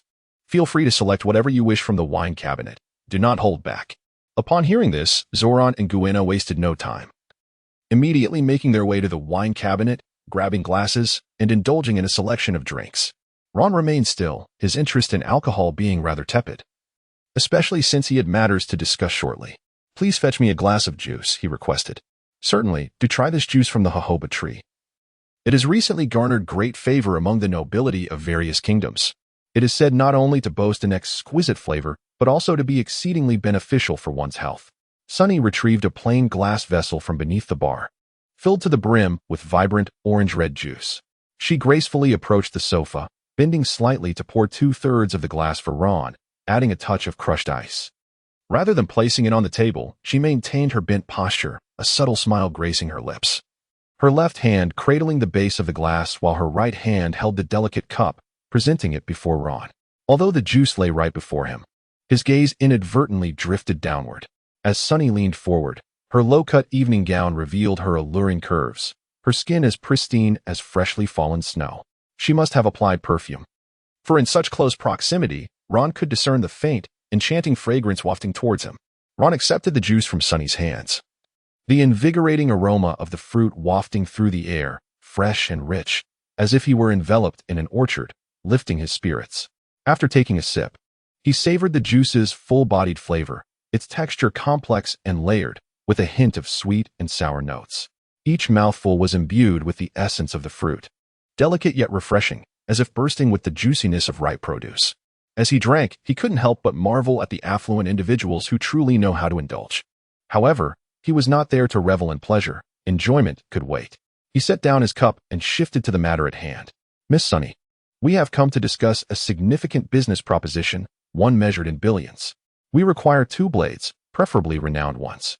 Additionally, we need to create life cards for the 3 of us, along with 3 silver listening devices. Upon hearing this, Sunny's face immediately brightened with a more enthusiastic smile. The magnitude of this deal exceeded her expectations. Initially, she had thought that a transaction worth several tens of millions was already ambitious. She had personally attended to them merely to forge connections with Ron and his associates, but she hadn't anticipated that the profit from this deal alone warranted her direct involvement. Nonetheless, for a transaction of this caliber, Sunny would need to exchange some inventory with her business partners. After all, as long as one's position is elevated enough, everyone operates within the same circle. Mr. Ron, please wait here while I arrange the goods, Sunny said, stepping out to make a call. At that moment, Zoran leaned in. He glanced at Sunny's retreating figure, believing she couldn't hear, yet still whispered, Ron, I need 3 blades, and you need 1. Shouldn't we require 4 in total? Why did you tell her 2? Ron quietly remarked to Zoro, you haven't claimed your novice sign-in gift pack yet. It contains 2 exquisite swords. What? A novice sign-in gift pack? Ron, you're speaking in riddles again. What on earth are you talking about? Are you short on funds? If that's the case, just buy yourself a decent one and I'll settle for 3 lesser ones. Rest assured, I have ample funds. I've already acquired information about the other 2 swords. They are perfectly suited for you and will surely leave you drooling with desire. Soon, Sunny returned from her call, effortlessly taking a seat beside Ron, engaging him in delightful conversation filled with intriguing anecdotes. However, she did not overlook Zoro and Kuina, noticing their keen interest in the beverages. She enthusiastically led Ron and the others to the bar, where she began to craft exquisite cocktails for them. Ron observed her arms, resembling agile serpents, gracefully tracing magnificent arcs in the air. One moment the wine bottle was held aloft, the next it swayed softly. In her hands, the bottle seemed to become weightless. Her fingers danced through the air, skillfully manipulating various cocktail tools, swiftly pouring spirits, tossing the bottle or shaker into the air, and then deftly catching them. The entire process was imbued with rhythm and dynamism. It was less a matter of bartending and more a captivating performance. Soon, an array of potent cocktails and several drinks of slightly lesser strength filled the table. Time passed swiftly in the delightful atmosphere, after only a few drinks. Several stunning waitresses clad in high-slit kipeos entered, carrying exquisite red wooden boxes. They placed the items they brought onto the table. Following this, the waitresses smiled brightly at Ron and his companions before exiting the room without lingering. Sunny took their place, and without the need for any preparation, began introducing the contents of each wooden box with the familiarity of one recounting treasured memories. The first blade, named Moon Slasher, exhibited an ancient silvery sheen, its surface adorned with intricate patterns reminiscent of tumultuous seas. The spine bore finely engraved wave designs, exuding a rich maritime aura. The scabbard, crafted from precious obsidian, was smooth yet durable, embellished with exquisite silver wave motifs that echoed the blade's textures, set with aquamarine gems that sparkled enchantingly. The second blade, called Flame of the Inferno, gleamed with a bronze-like luster, its surface radiating a faint metallic glow, the lines both fluid and sharp. The scabbard was made of red hardwood, engraved with fierce flame motifs and edged in gold, capturing a wild and commanding essence, as if it could incinerate all in its path. The third blade, Dragon's Tooth, shone with a silvery brightness, intricately etched with dragon patterns, its edge as sharp as a crescent moon, emanating an air of mystery and authority. The scabbard was fashioned from black leather resembling dragon scales, embedded with crimson gemstones and crowned with a dragon's head forged from fine iron, its claws poised menacingly, shimmering with an eerie light. Sunny continued to introduce 7 blades in total, detailing their materials, characteristics, the masterpieces of their forgers, and the unique traits of each weapon. After Sunny concluded her presentation, Ron, Zoro, and Kuina stepped forward, each taking hold of a blade to spar. With a shared glance, they silently commenced their duel. And in an instant, the room was filled with flickering cold light. Sunny could barely discern their movements, Each seemed to transform into a fleeting shadow, the blades reflecting the icy glow of the crystal lights, sending shivers down her spine. She gained a clearer understanding of Ron and his companion's prowess. Although she knew she could not be mistakenly harmed standing before Ron, she instinctively took a step back. After Ron and his companions casually experimented for a while, they eventually ceased their attempts. The knife was indeed remarkable, yet Ron found himself not entirely satisfied. He turned his gaze towards Sunny and inquired, "Are there no renowned blades available?" Chapter 57. A free ride. Sunny's large, glistening eyes revealed a hint of grievance, her brows slightly furrowed, imparting a sense of helplessness. "Mr. Ron, the world is vast, yet the number of famed blades is exceedingly few. Even the mightiest among us require a stroke of fortune to acquire such a treasure. Take our trading company, for instance. While we handle a tremendous volume of goods daily, we are not without our fair share of competitors. When a legendary sword appears, countless influential figures vie to possess it, leaving little chance for it to languish in a warehouse. Wouldn't you agree?" Her words held a kernel of truth. A famed blade, whether given as an extravagant gift to a dignitary, used to secure loyalty from subordinates, or simply cherished as a collector's item, was indeed a top-tier prize. However, Ron was skeptical of this black market supervisor, questioning whether she had amassed any wealth over the years. He addressed the matter directly. "Let us consider this a debt of gratitude owed to you. You all. Indeed us." Sunny's demeanor shifted as she straightened her posture on the opulent sofa, abandoning her previously alluring pose. After a brief moment of contemplation, she refrained from answering the question directly and instead diverted the conversation. "The highest bounty hunters in the East Sea have already apprehended several notorious pirates. What are your plans moving forward? Will you continue towards the Grand Line in pursuit of even more formidable and higher bounty pirates?" Ron, upon hearing Sunny's probing inquiry, did not hesitate for even a second and responded immediately. "Hey, how much can a bounty hunter truly earn? It's hardly worth the effort. After years of relentless training, it is high time to indulge in some pleasures. Our next venture involves delving into the underworld of the East Sea, where we shall leverage our formidable strength to engage in some illicit enterprises. Furthermore, we shall seek a noble position within the Kingdom of Heya. There are numerous opportunities for collaboration ahead." Sunny's face brightened at these words, her smile growing more enthusiastic as she wholeheartedly endorsed Ron's perspective. "Indeed, my charming young man. With such extraordinary prowess at your disposal, it is only fitting that you pursue greater ambitions." As she spoke, she cast a flirtatious glance at Ron, her eyes sparkling with allure. It seemed she had finally recognized that Ron and she belonged to the same ilk, not mere martial enthusiasts devoid of desires. This realization ignited her fervor, making her bolder in her demeanor. "Forget about pleasantries. Consider this a token of sisterly affection. Stay here for a few days, and allow me the pleasure of hosting you. Anticipate my good news," she said with a playful chuckle, as if to imply her words were both earnest and whimsical. Ron wore a bright smile, exuding an air of innocence akin to that of a harmless neighbor. Without knowledge of the circumstances, one could hardly suspect the mischief brewing within him. His performance was nothing short of flawless. Soon, Sunny exited the room, leaving only Ron and his companions behind.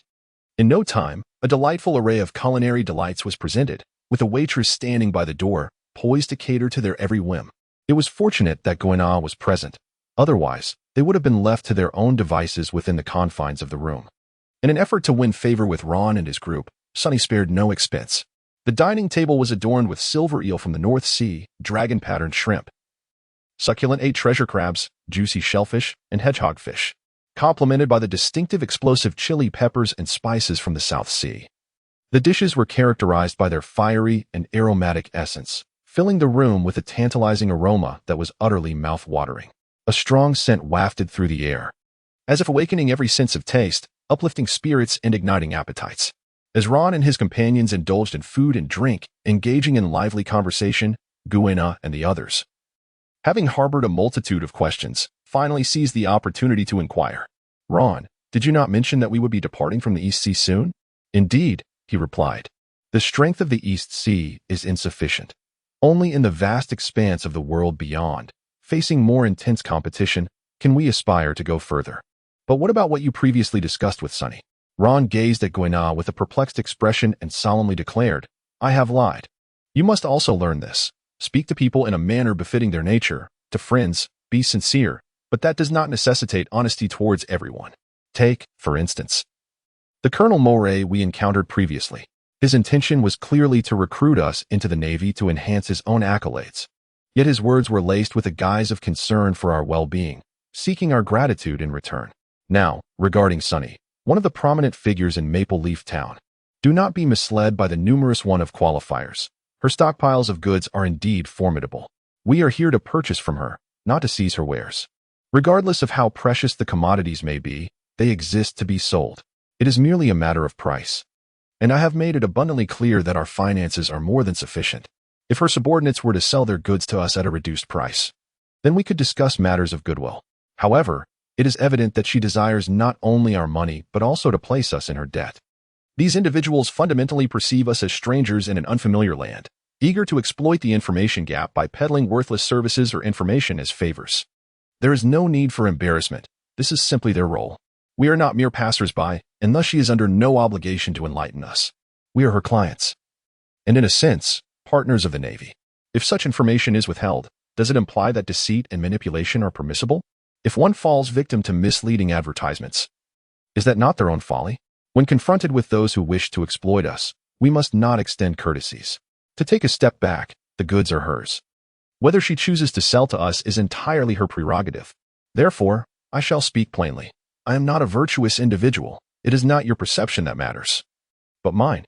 If I sense you are attempting to deceive me, I shall act preemptively. However, discerning whether she truly seeks to exploit us or genuinely wishes to assist can be quite challenging. The information at hand is insufficient, rendering any speculation futile. For instance, regarding the Navy's elite training camp. Knowing that the younger generation in the East Sea is significantly weaker, those who attend will likely be expelled, makes it clear that he was deceiving us. Conversely, if someone in the North Sea grants us this opportunity, it signifies genuine goodwill, and even if we do not benefit, we must remember their kindness. Thus, upon arriving in a new place, it is imperative to ascertain the circumstances clearly before determining who is friend or foe, especially in the case of the Revolutionary Army, where the composition of personnel is particularly intricate. Many harbor ambitions to overthrow the world government amidst the chaos of this tumultuous pirate era. Even those truly devoted to the welfare of the underprivileged may resort to any means to achieve their ultimate victory. Therefore, be vigilant and do not allow yourself to be taken advantage of while still compensating the deceivers. In this regard, one should not place too much trust in Zoro. When challenges arise, Kuina, I urge you to think critically. Zoro? Chapter 58, 270 million berries in the blink of an eye. 3 days had elapsed. During this time, Sunny had only made brief appearances each day, vanishing for the remainder. It appeared that managing such a vast black market was no simple task. Those in power could delegate numerous responsibilities to their subordinates. Yet complete detachment would inevitably lead to being marginalized. Today, Sunny finally sensed that the performance was reaching its climax. Just after Ron and the others had finished their breakfast, a series of knocks echoed at the door. Sunny entered, adorned in a delicate flesh-toned slip dress, the hem swaying gently, accentuating the contours of her figure. Though her skin was nearly concealed, every line emphasized her flawless form, rendering it impossible to divert one's gaze. Her complexion was fair and smooth, emanating a subtle sheen, reminiscent of a finely crafted jade sculpture. The slip dress clung to her body, highlighting her slender waist and voluptuous curves, showcasing her impeccable physique. With long, graceful legs, her steps were light and elegant, reminiscent of a delicate lotus gliding across the water. Her long hair cascaded over her shoulders, gently swaying, adding an air of allure. In her hands, she held a wooden box, exquisitely crafted from dark timber, its surface polished to a mirror-like finish, exuding a profound sense of quality. Every edge of the box was meticulously smooth, its lines fluid, and its minimalist design radiated sophistication and elegance. Sunny opened the box, revealing a renowned blade nestled within. Cushioned by crimson fabric, the famed sword, Seabreeze, while not among the finest of the 50 masterworks, was a rare gem in its own right, comparable to many legendary swords, such as the third generation of Onakiri. The blade was forged from the legendary metal known as starlight blue, sourced from rare ores found in the depths of the ocean, boasting remarkable hardness. "Take a look," she said, her voice imbued with excitement. "This is something I painstakingly obtained from a friend. I devoted considerable effort to acquire it. Given your prowess, I trust you need no further introduction. You may experience it for yourselves." Ron and his companions gazed at the exquisite blade encased within its box, their eyes sparkling with a fervor surpassing that of encountering a stunning beauty. The hilt, crafted from the finest precious wood, was enveloped in a thick layer of luxurious leather, providing a comfortable and firm grip. Intricate engravings of unknown marine creatures adorned the hilt, evoking an air of mystery and a maritime aesthetic. The scabbard boasted a distinctive design and craftsmanship, fashioned from both wood and metal. Its surface was embellished with azure gemstones and pearls, shimmering with a captivating brilliance that exuded opulence. Upon drawing the blade from its sheath, one could behold the exquisite patterns of waves etched upon the blade, reminiscent of the undulating tides of the ocean, glistening with a cerulean glow. It seemed to capture the essence of the sea breeze brushing over the water's surface, revealing a unique allure. Ron gently wielded the hilt of the knife, exploring the feel and weight of the new blade. The edge traced exquisite arcs through the air, allowing him to appreciate the sharpness and power of each inch. After a thorough examination, he handed the knife, named Sea Breeze, to Zoro. Each person took a turn to test it, drawing their blades and striking against one another several times, collectively agreeing that this knife was indeed exceptional, truly remarkable.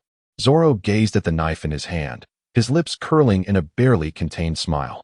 He glanced between the knife and Ron, wanting to express his admiration for the blade, but fearing that voicing his thoughts might lead to dire consequences. Ron found Sauron's expression quite amusing. With such a lack of emotional control, there was no need for pretense. Even Sunny could discern the color of your underwear today, as long as the goods were satisfactory. Ron had no fear of being overcharged. What truly frightened him was the absence of quality items. He directly addressed Sunny, stating, "We want this sword, the Sea Breeze, along with the previous Dragon Tooth and Moon Cutter. Additionally, we require 5 ordinary Din Din Mushi and 3 silver anti-eavesdropping Din Din Mushi, as well as 3 pieces of sea stone and the creation of life cards for the 3 of us. What is the total cost in berries?" Sunny, already aware of Ron and his companions' needs, had anticipated the price and promptly quoted a figure that would leave many in disbelief. In total, it amounts to 270 million berries, of which the famed sword Sea Breeze alone costs a staggering 150 million berries. Even so, my friend is reluctant to part with it. Without further elaboration, I trust your judgment. Let us proceed with the preparation of the life cards. Each of them, including Ron, carried 2 sizable black duffel bags. Within the bags held by him in Kuina, there resided a staggering sum of 250 million berries. As for the bag in Zoro's possession, it contained only loose change, a fact he had yet to realize. Ron handed his handbag to Sunny and then extracted 20 million berries from Kuina's bag, passing them to Sunny. Upon hearing Ron's remark that he did not require a detailed quotation, a charming smile immediately graced Sunny's face. She felt that her investments over the past few days had not been in vain, as the relationship between them had significantly deepened. Little did she know, Ron simply found it bothersome. Many might believe that knowing the specifics of pricing could spare one from being taken advantage of. However, this theory only applies when purchasing clearly marked goods in small shops. For precious items that exhibit considerable value fluctuations, it is best to forego such unnecessary processes. Once the transaction was settled, Ron and his companions observed an elderly gentleman, at least in his 60s, as he produced 3 life cards before their eyes and subsequently destroyed all remaining materials. Despite a minor hiccup along the way, their journey to Maple Leaf Town concluded smoothly, and Ron and his companions promptly headed to the dock, preparing to set sail for Rogue Town. Ron sat within the opulent carriage arranged by Sunny, elucidating the various uses and significance of different items to Zoro and Kuina. At present, we have yet to master hockey. However, Sea Prism Stone can occasionally yield remarkable effects, as it has the capacity to suppress the abilities of Devil Fruit users. Nature-type Devil Fruits enable their wielders to embody elemental forms, rendering physical attacks, non-hockey assaults, and most energy strikes ineffective, unless they involve opposing elements such as ice and fire. Currently, we find ourselves utterly powerless against users of nature-type Devil Fruits, with our sole hope resting upon the Sea Prism Stone. Upon contact with the stone, a Devil Fruit user becomes incapable of utilizing their fruit's powers. It is essential to note, however, that while it can suppress the abilities of the fruit, its limitations on physical prowess are somewhat constrained. Even if a user is restrained by Sea Prism Stone, one must remain vigilant against potential ambushes. The life card, immune to both water and fire, symbolizes the vitality of its bearer. As the holder weakens, the life card will spontaneously combust and diminish in size, returning to its original form upon recovery. Upon the holder's demise, the life card will completely incinerate. The torn fragments will attract one another, orienting themselves towards the direction of the bearer. Therefore, the loss of a life card can be exceedingly perilous. However, if one finds themselves adrift in a tumultuous magnetic field, the life card can be employed to ascertain direction. Zoro, should you become separated from Kuina, you may utilize the life card to locate her. What a lengthy exposition. Chapter 59, Rogue Town. Ron and his companions found a passenger ship bound directly for Rogue Town at the dock in Maple Leaf Town. After a voyage lasting 17 days, they finally beheld Rogue Town from the deck. Rogue Town, situated to the north of Reverse Mountain's entrance, can be regarded as an essential waypoint on the path to the Grand Line. Hence, pirates from the East Blue often replenish their supplies here before embarking upon their journey into the Grand Line. This town is also known as the City of Beginnings and Endings, for it is the birthplace and execution site of the Pirate King, Joel D. Roger. Before his demise, Roger proclaimed the existence of the legendary treasure, igniting the Great Pirate Era. Countless men have abandoned their families in pursuit of what they deem dreams. While multitudes suffer at the hands of pirates, their lives shattered. Pursuing one's dreams is not inherently wrong. However, prior to dreams, one must acknowledge the weight of responsibility. Usopp's plight stems from his father's departure with the red-haired pirates, leaving him and his mother without support. Usopp's mother passed away during his early childhood, a tragedy perhaps exacerbated by the limited medical resources of their small village, or perhaps a lack of funds for treatment. Had Usopp remained at home, or at least left a transponder snail or some financial assistance behind, Usopp's mother might have been able to seek care in the city, sparing Usopp from the fate of an orphan. It is crucial to note that the red-haired pirates did indeed return to the East Blue. Usopp even expressed his longing for Usopp while dining with Luffy, yet he chose not to return. Despite abandoning his family for the call of the sea, he still professes his love and longing for them. Usopp fabricates tales of pirate invasions in hopes of his father's return. But this wish remained unfulfilled until his mother's passing. She urged him not to harbor resentment towards Usopp, fostering in Usopp an admiration for his father and a desire to become a courageous warrior of the sea. Ron could indeed comprehend such behavior. In this world, many individuals regard their dreams as more significant than life itself or many other pursuits, including the unwavering support of their families. Ron had witnessed numerous instances of this before his journey began, yet mere observation does not equate to understanding. If Ron were Usopp, his sole purpose for venturing into the sea would be to unravel the reasons behind Jesus' departure, thereby rendering his own journey unnecessary. This also serves as another reason for Ron's lack of interest in accompanying others. Individuals with disparate worldviews should not be forced together. On the deck, Ron gazed at the buildings emerging from the distant horizon, relishing the beauty of the seascape. Suddenly, Zoro approached from behind, holding a newspaper delivered by the morning newsbird. Ron, take a look at this, he said. The latest bounty notice. Luffy has been issued a bounty. Ron seized the newspaper from Sauron's grasp. Its front page emblazoned with the bounty of the illustrious Monkey D. Luffy, the most notorious criminal in the East Blue. The bounty amounts to a staggering 20 million berries. Oh, is it truly only 20 million berries? Ron gazed perplexedly at the wanted poster, but upon reflection, he comprehended that both Christ Creek and the malevolent dragon had been vanquished by their hands, with Luffy merely playing a part in that endeavor. The only adversaries Luffy had defeated single-handedly were the Clown Buggy and Arlet, whose bounty of 20 million berries was substantial in its own right. This time, Luffy ought to feel elated, though it remained uncertain what Usopp and the others might think. Ron, do you truly believe there are individuals who desire to be wanted? Ron tossed the newspaper to Zoro, explaining, did you not hear how they introduced the Pirate King? A pirate who possesses wealth, fame, and power, with reputation preceding authority. For these pirates, a bounty enhances their prestige among peers. Many value their renown even more than their riches. Everyone pursues their own desires. What others cherish is of no concern to us. In the cabin, Kuina finished packing her belongings and stepped onto the deck, where she spotted Zoro and Ron engaged in conversation. What are you two discussing? Zoro casually handed the newspaper to Kuina. Luffy has been given a bounty. Forget about him. There's a culinary competition in Rogue Town, and we shall feast. Upon hearing about the culinary contest, Kuina discarded the newspaper, and Zoro's eyes sparkled with excitement. A culinary competition. We must indulge ourselves. Rogue Town, the closest town to the Grand Line, sees the waters of the four seas converge at Reverse Mountain. Consequently, fishermen frequently catch fish from various seas, creating exquisite seafood dishes that could never be replicated in any singular maritime region. It is this unique marine phenomenon near Reverse Mountain that convinces chefs like Sanji of the existence of All Blue. Soon, their ship docked, and Ron and the others approached an elderly man with graying hair and a cane, who was observing the bustling port and the workers unloading cargo while enjoying a hearty drink. "Excuse me, sir, we heard there is a culinary competition in Town. Do you know on which day it will be held?" The old man smiled broadly at the group of young travelers and replied jovially, "Aha, young fellows. Your timing is impeccable. It's today. The competition is in the afternoon, so you can explore Town in the morning and visit the site of the Pirate King's execution. Many tourists come from afar for that. The garments and adornments in Town are greatly influenced by various cultures from across the seas, showcasing an array of styles. It would be delightful to purchase some for this little girl. As for you two young lads, why not indulge in the rich flavors of the Northern Seas wine? Naturally, you both could also acquire a few outfits for the girl, allowing her to savor the wines of distant lands. Ha ha ha. Good sir. Our pursuits extend beyond mere libations. We seek to procure weapons as well.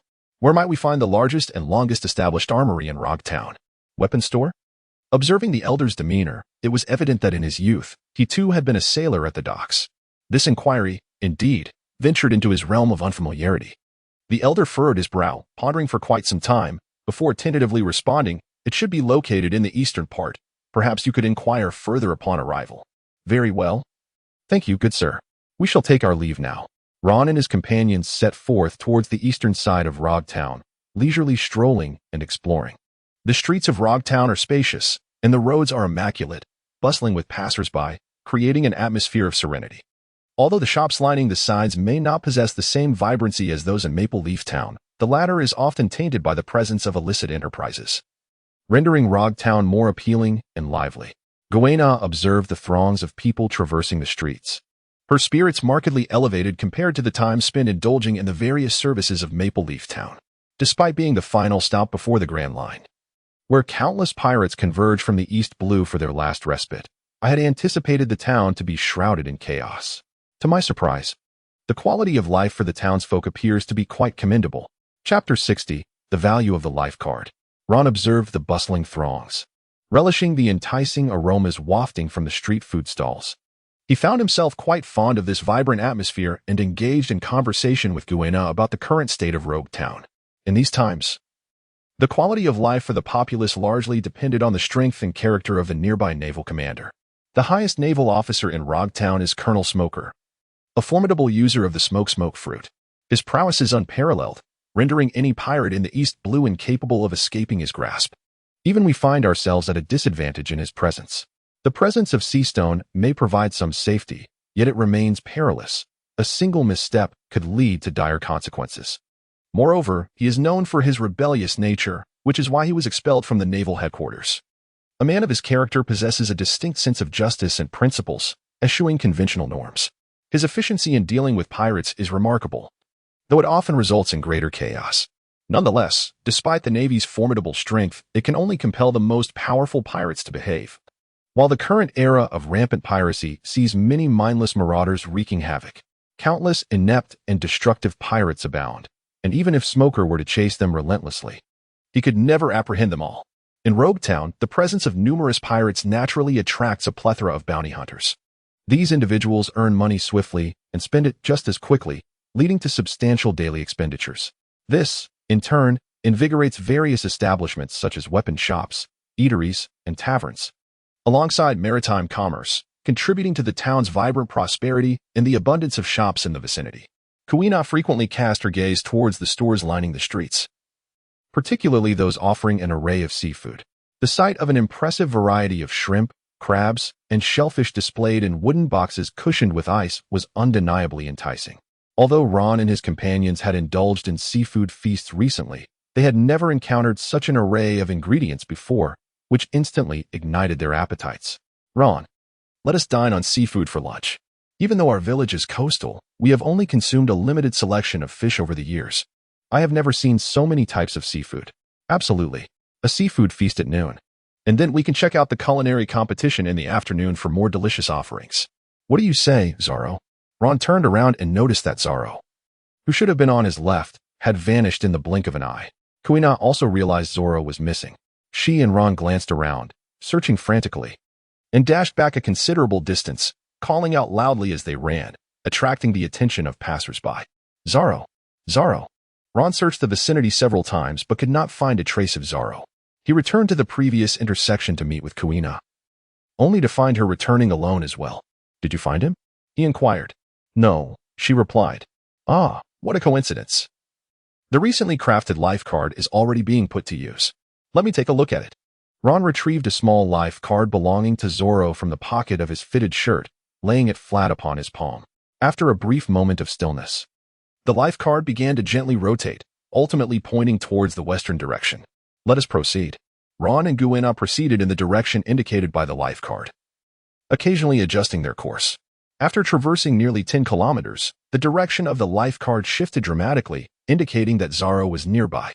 Kuina glanced around and successfully spotted Zoro's distinctive green moss-like hair. Ron, Zoro is over there. Zoro strolled through the bustling street, inhaling the delightful aromas wafting from the stalls, tempted to indulge in a meal. However, he felt it prudent to first devise a way to reunite with Ron and Kuina. Despite having been together just moments ago, Ron still within his sight, he found himself alone in the blink of an eye. Nevertheless, Zoro was unperturbed. He had long since grown accustomed to such occurrences. Oh, is that Kuina up ahead? Zoro mused, observing Kuina scanning her surroundings. He approached her and gently tapped her shoulder. Startled, Kuina reacted like a frightened rabbit, trembling slightly. Only after adjusting her glasses did she realize someone was near, turning to face the man who had touched her shoulder.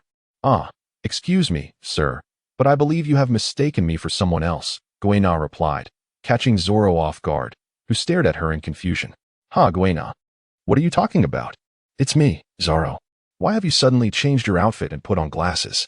Zoro, perplexed by the Kuina before him, suddenly heard someone calling his name from behind. Turning to look, he saw Kuina. Oh, Kuina, Ron, I'm here. Wait. As Zoro swiftly turned back, he was met with the sight of the Kuina behind him. He spun back to the Kuina he had just approached, then turned again to the Kuina alongside Ron, rotating like a little green top. What is happening? Two Guinas? Ron and Kuina approached Zoro's side, and naturally, they beheld a girl who bore an uncanny resemblance to Kuina herself. Kuina gazed at the girl opposite her, her face awash with astonishment. Ron naturally recognized that this was Dasky, a subordinate of Smoker, known for his integrity and selflessness, who vowed to reclaim all the renowned swords taken by wicked individuals. Kuina and Dasky exchanged glances, and the two resembled each other so closely in both appearance and stature that even Zoro had failed to discern their differences moments ago, primarily due to not considering it. Ron's gaze flitted between Kuina and Dasky, his heart marveling at this extraordinary scene. Despite their lack of any blood relation, these two individuals bore a resemblance that surpassed that of ordinary twins. At that moment, Zoro also realized his mistake. His typically small eyes widened in astonishment as he alternated his glance between Kuina and Dasky. Kuina took the initiative to step forward and greeted Dasky. Hello, I am Kuina. May I ask your name? I am Dasky. We look exactly alike. Indeed. Ron observed Kuina and Dasky as they engaged in increasingly lively and animated conversation, choosing not to intrude upon their moment. Instead, he approached Zoro, gently tapping him on the shoulder, raising an eyebrow in jest. Ah, is this not our considerate Zoro? He teased. Huh, considerate? Have you suddenly encountered two Guinas and lost your mind? Ron leaned back slightly, a puzzled expression on his face as he looked at Zoro. What? Are you not aware that life cards are exorbitantly priced? It pains me so much that I lose sleep over it at night. Is this why you purposely sought an opportunity to get lost, so that I might appreciate the value of a life card? Could it be that you were genuinely lost? Surely not. Chapter 61. The weapon shop. A symbol resembling a well appeared on Zoro's forehead as he finally realized that Ron had spun such a tale merely to mock him for getting lost once again. Zoro fell silent, and in an instant, he swung a fist toward Ron's head. Although the distance for his wind-up was minimal, the sheer force behind Zoro's blow produced a resounding crack through the air. The moment Zoro launched his punch, Ron discerned his intent. He swiftly leaned back to evade the strike, simultaneously delivering a sweeping kick aimed at Zoro's abdomen, which Zoro blocked with a raised knee, and thus commenced their scuffle. Dasky, who had been chatting and laughing with Kuina, was suddenly startled by the dull thuds of impact and the sound of fists slicing through the air behind her. She turned to see Zoro and Ron engaged in an astonishing exchange of blows, their arms moving so rapidly that they appeared to leave afterimages in their wake. To an unsuspecting observer, one might presume they harbored deep-seated animosity toward each other. Dasky let out a shriek. Kuina, they are fighting. What should we do? In contrast to Dasky's frantic demeanor, Kuina remained remarkably composed. After all, one could become accustomed to the supernatural with enough exposure, let alone two individuals brawling. She waved a hand apologetically at Dasky. It's all right. It's all right. This is just routine for me. You too, cease your antics. Dasky knows where the largest weapon street in Rogue Town is. Let us move. Instantly, Zoro and Ron separated, tidied their clothing, and acted as if nothing had transpired, striding away, leaving Kuina momentarily dumbfounded before she regained her composure. Oh, this way, this way.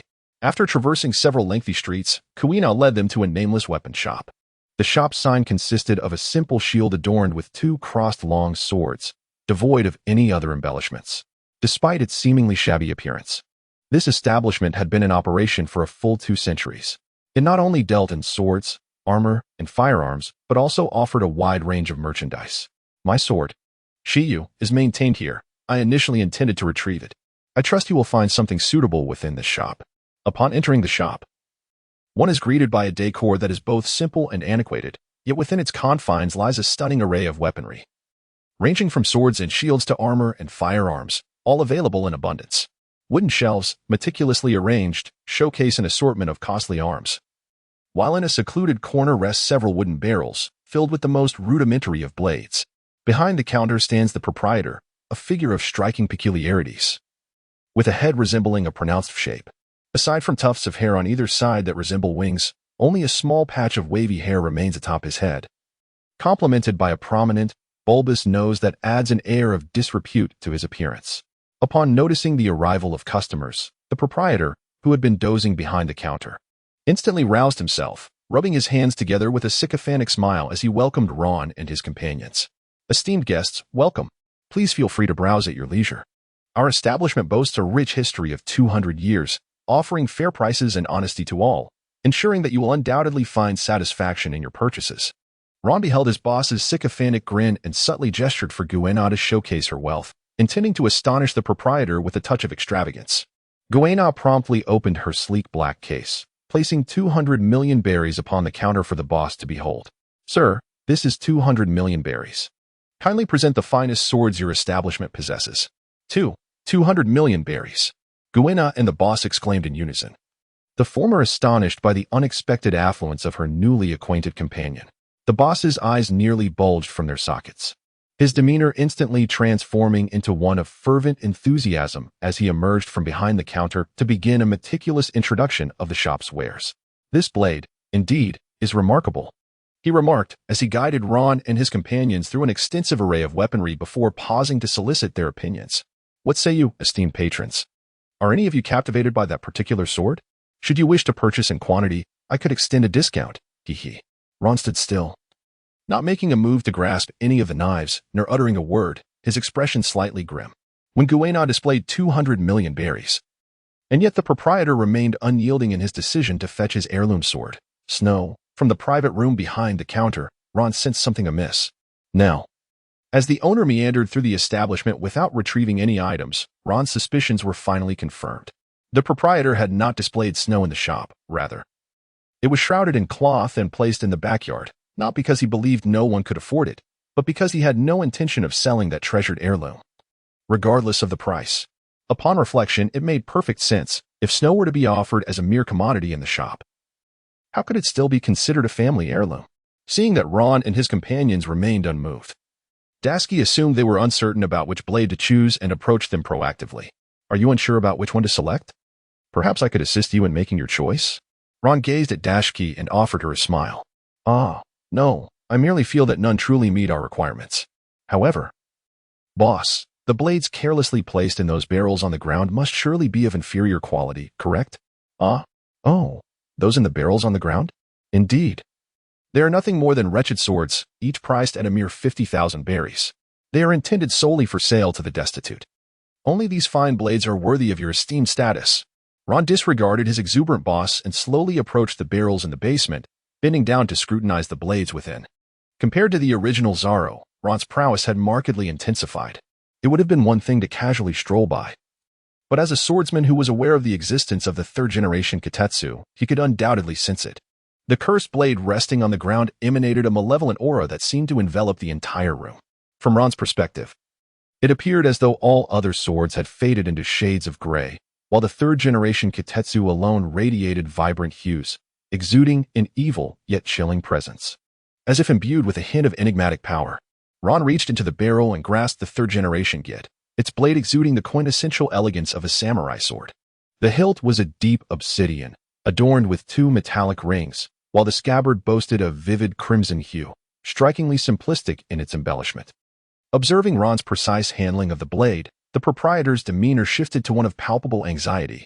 Beads of sweat began to form on his forehead as he hurriedly approached. "Ah, esteemed guest, this sword, it is of rather poor quality. I cannot sell such a defective item to you." He continued, "This sword, yes, indeed.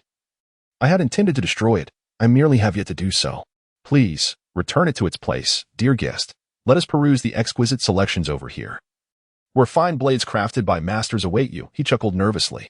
Chapter 62. The Romance of Men. Ron paid no heed to his boss, who attempted to engage him with trivial chatter.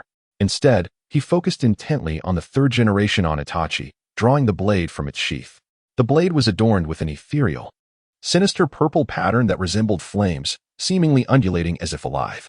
Gazing at this demonic sword, one could sense a bizarre aura emanating from the depths of hell, as though it were illustrating a macabre tapestry of the underworld, fiery infernos and wailing tormented souls. Countless vengeful spirits lingered upon the blade, conveying ominous portents. Yet, in the blink of an eye, one might question whether all of this was merely an illusion. It was, after all, just an ordinary sword resting quietly in one's hand. Both Kuina and Zoro regarded Ron's sword with grave expressions. Zoro stepped forward first, taking the blade from Ron's grasp, positioning it before him for a meticulous inspection. Is this truly a demon sword? Though framed as a question, his tone carried an air of certainty. The boss, realizing that the secret of the Onitachi had been unveiled, could only sigh in resignation and recount the tale of the sword. Each iteration of the Onitachi was indeed a cursed blade. Every swordsman who had wielded the third generation had met their demise due to its curse. Zoro, however, paid little mind to the boss's narrative, scrutinizing the third generation Onitachi with growing satisfaction. "I shall claim this blade. Let us see whether my fortune or the sword's curse proves the stronger." With a swift motion, he hurled the Onitachi into the air, extending his left hand to intercept its descent, then closing his eyes. In that moment, the weapon shop was filled solely with the sound of the Onitachi slicing through the air, leaving the boss and Dasky utterly stunned. As the sword neared the ground, the boss finally snapped back to reality, shouting, "Stop. It is exceedingly sharp. You may sever your hand." In stark contrast to the boss's frantic cries, Ron and Kuina remained remarkably composed. Ron unsheathed his dragon tooth, while Kuina drew her Wado Ikamanji, both fixated on the spiraling descent of the Onitachi. Should the angle of its fall prove unfavorable, they would be ready to draw their blades in an instant to protect Zoro's left arm. The Onitachi glided gracefully through the air, its spine tracing a flawless arc. It circumvented Zoro's left arm before plunging into the ground, nearly embedding itself entirely, a testament to the blade's razor-sharp edge. As Ron sensed that the Sandai Kitetsu indeed possessed the qualities of a cursed blade, he understood that Zoro's actions would likely yield no unfavorable outcomes. His audacity was ample enough to conquer the formidable sword. Yet, he could not suppress his anxiety. Witnessing the unfolding scene now, he could not help but exhale a sigh of relief. It was not only the boss who was awestruck. Even he was captivated by Zoro's formidable presence. He truly lacked the courage to wager such a heavy bet. This was indeed the essence of a man's romantic spirit. The boss, seated upon the cold floor, stared blankly at Zoro for a considerable time before finally regaining his composure. He stumbled towards the back courtyard, calling out as he ran, "Wait a moment, please." Soon, the boss returned, clutching a sword that rested upon its stand, draped in a dust cover of black cloth, a proud smile illuminating his face. The blade, forged from black lacquered steel, featured a haphazard edge, the renowned sword Yuki, my family heirloom. It had been long since I had witnessed such a discerning gaze from a true swordsman. "I entrust this Yuki to you, and I shall also bestow upon you the Sandai Kitetsu." Ron gazed into his boss's eyes, which seemed to burn with intensity, refraining from uttering any derogatory remarks about money. After Zoro took up the sword Snow, he turned to his employer and said, "Boss, this is Zoro, and this sword, Snow, shall accompany him, destined to become one of the most formidable swordsmen in the world." After bidding farewell to the proprietor, they left the weapon shop and strolled down the street. Ron reminisced about the fate of Snow in the original tale, cautioning Zoro and Kuina, "The blade you wield may appear robust, yet it is susceptible to fierce collisions and elemental attacks, whether from the natural or supernatural realms. Abilities such as the rust fruit can obliterate a sword in an instant. To safeguard your weapon, mastering the haki of armament is imperative. This potent haki not only protects the sword but may also nurture it into a black blade, significantly enhancing its quality." Upon hearing Ron's words, the sword enthusiast Dasky, curious despite their recent acquaintance, hesitated momentarily before inquiring, "Excuse me, what exactly is this haki you mentioned? May I seek your guidance on the matter?" "Ah, certainly. If it were a secret, I would refrain from divulging it," Ron replied. "But it is no secret. You will encounter it sooner or later." Subsequently, Ron shared some knowledge about haki with Kuina, as a gesture of gratitude for her guidance. However, Kuina felt that leading them was a trivial task that anyone could accomplish, while the concept of haki remained an elusive mystery for many throughout their lives, making her feel indebted to Ron and his companion. Standing before Ron and the others, she bowed earnestly and declared with a solemn voice, "I shall utilize this information to better protect these esteemed swords, applying it in ways that benefit the populace and the world." In contrast to Dasky's earnestness, Ron remained indifferent, recognizing that sharing this knowledge posed no loss to him. Moreover, Dasky possessed a commendable character, genuinely valuing her subordinates and striving to safeguard the vulnerable amidst danger, truly embodying the essence of justice. Ron believed that having more individuals like them in the world would be beneficial. He helped Dashi to her feet and assured her, "I am confident you will succeed." Dashi stood up and approached Kuina, her curiosity piqued about Ron and his companion's remarkable prowess. Previously, when she witnessed the fierce clash between Zoro and Ron, the terrifying sound of the air being split by their fists had already stirred her intrigue about their strength and their true endeavors. Yet, the very spectacle of their battle had diverted her attention.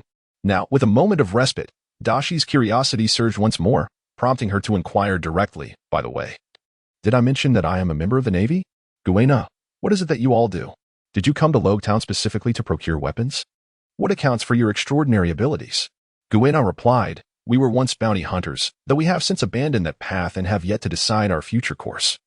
As for our strength, we grew up together, honing our skills in the dojo, training, sparring, and competing with one another, which has fostered our rapid development." Here, Kuina told a slight fib. After all, she could not openly admit to a Navy officer that they had previously been bounty hunters, allies of the Navy. However, they had now resolved to turn their backs on the Navy, opting instead to embrace the cause of the Revolutionary Army. Upon hearing Kuina mention their past as bounty hunters, Dashi felt a tinge of embarrassment. She had always believed that those who wielded renowned swords as instruments of profit were unworthy of such blades. Yet, the significant information Ron had shared made her blush slightly, akin to speaking ill of someone who had treated her kindly. Nevertheless, the thought that Kuina and her companions had ceased their bounty hunting filled Dashi with excitement. Since they were now unoccupied, wouldn't it be wonderful if they could join the Navy like her? Not only would they be able to spend time together, but given Kuina's group's capabilities, they could greatly bolster the Navy's forces and better safeguard the populace. With enthusiasm, she proposed to Kuina and her friends, "Since you no longer pursue bounty hunting, how about joining the Navy? Together, we can eradicate the nefarious pirates and protect the people." As Dashi's eyes sparkled with fervor, Kuina, Zoro, and Ron exchanged glances. Ultimately, it was Kuina who responded, "We intend to rest for a while. As for joining the Navy, we shall contemplate that upon our return." Indeed, joining the Navy is undoubtedly a commendable choice. Dasky regaled them with tales of how the Navy valiantly battled pirates, safeguarding the populace. It was evident that she had only encountered commendable officers like Smoker and had yet to witness the disgrace of a rogue like Captain Mouse. However, Ron and his companions refrained from dissenting, quietly absorbing the stories of the Navy's heroic deeds as narrated by Kuina. As they strolled onward, the streets grew increasingly vibrant, teeming with a bustling crowd. Stalls lined both sides of the road, overflowing with an array of delectable offerings. The tantalizing aromas wafted through the air, enticing the senses of passers-by. Observing the lively scene, Dasky ceased her advocacy for the Navy and assumed the role of a diligent guide, beginning to unveil the origins of the Roguetown culinary competition and the rare prizes that had graced it in the past. Zoro quickly spotted a figure on stage, expertly wielding a frying pan and skillfully sought the ingredients. Sanji wore an expression of intense concentration, his gaze fixed unwaveringly on the pan, a stark contrast to his usual infatuated demeanor. It seems that Curly Brow has made it to the finals. He certainly possesses some skill. That chef with the golden locks, is he one of your acquaintances? Should he emerge victorious, you shall have quite the tale to tell. This year's culinary competition boasts as its prize an extraordinarily rare elephant tuna. This fish primarily inhabits the South Sea, characterized by its elongated trunk akin to that of an elephant, adorned with splendid patterns. The flesh is exquisite, particularly the trunk, which is the most delectable part. In the East Blue, one can perhaps only savor it in Roguetown, and one can only speculate how long it may be before another opportunity presents itself. I have yet to taste it myself. At that moment, Sanji caught sight of Ron and the others in the audience, merely raising an eyebrow. Yet he refrained from losing himself in admiration. The chef in him was truly a different persona. Ron gazed at the various esteemed chefs from the East Sea, each presenting an array of exquisite culinary creations. The aromas of diverse delicacies wafted through the air, mingling together to create an enticing atmosphere that awakened his appetite. He turned to Kuina and inquired, "How can we possibly sample the dishes prepared by those chefs?" She replied, "The portions crafted by each chef are quite limited, sufficient only to serve a handful of judges." Ron was suddenly seized by a foreboding sense, yet he remained undeterred and inquired, "So how does one become a judge?" It was explained that only renowned chefs from the East Sea might receive invitations to serve as judges, and Ron, you are not a chef, are you? Then, do the townsfolk of Rog merely revel in the spectacle of the culinary competition? "Oh, not quite," came the response. During the culinary competition, many chefs gather to partake in the festivities, setting up stalls along the streets. During the event, one can savor the culinary skills of top restaurant chefs at the price of street food. For many, this is a source of great joy. Thus, each culinary competition feels akin to a festival, bustling with excitement. Upon hearing this, Ron comprehended that there was little for him to anticipate regarding the culinary competition. Soon, the event reached its conclusion, and Sanji, as expected, triumphed over Carmen, claiming the title of champion and securing the magnificent elephant tuna. "Come, let us hurry and see if we can partake in the feast." With the 3-meter-long elephant tuna serving as their beacon, Ron and his companions quickly located Sanji, who was accompanied by Nami and Usopp. Though Ron and his companions approached from behind Sanji, he seemed to possess an uncanny awareness, swiftly turning around as if guided by an unseen force. His legs moved with the swiftness of a whirlwind, nearly leaving a residual blur in their wake, and his eyes sparkled with rosy hearts as he dashed forward. The enchanting Miss Kuina. Our paths cross once more. This must surely be destiny's design. Two Miss Kuinas. Surely, I must be dreaming, for how else could such a delightful occurrence transpire? If this is a dream, may I never awaken." Kuina appeared to have acclimated to Sanji's antics, regarding him with a hint of exasperation. Meanwhile, Tashigi was on the verge of a nervous breakdown, looking at Sanji with bewilderment. Her fists clenched tightly. However, it seemed Sanji was a friend of Ron's, which kept her from unleashing her pent-up frustration. "Kuina, is he one of your friends? Please, could you have him rein in his behavior?" Zoro quickly stepped forward, placing a hand on Sanji's shoulder and forcefully pushing him back, causing him to stagger 2 steps. "You lecherous fiend, keep your distance from Kuina and Tashigi." Sanji, momentarily interrupted from his reverie, glared back at Zoro with equal intensity. Ron and the others were already accustomed to it, so they let the two enjoy themselves at their own pace. Kuina then approached Nami and the others to greet them. "Nami, Usopp, this is Dasky, a new friend we met in Roguetown, who is particularly well-versed in the town's history. She just took us to a time-honored weapon shop, where we found 2 excellent swords for Zoro. Dasky, these are Nami and Usopp, our friends from before, with whom we defeated the Dragon Pirate crew." At that moment, Ron hastily added, "Dasky is a local naval officer of Roguetown, quite familiar with the area. If you require any assistance, you may seek her help." "Navy. The Navy." Nami and Usopp exclaimed in unison, their voices tinged with panic as they gazed at Dasky in alarm. Having recently taken on the mantle of pirates, the mere mention of the Navy sent them into a state of anxiety, fearing capture.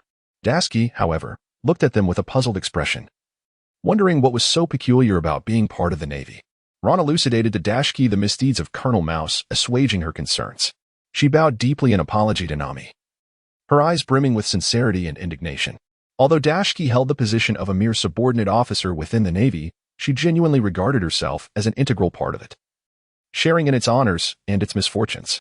The presence of such a rogue within the Navy, inflicting so much suffering upon the villagers of Kokosia, was truly lamentable.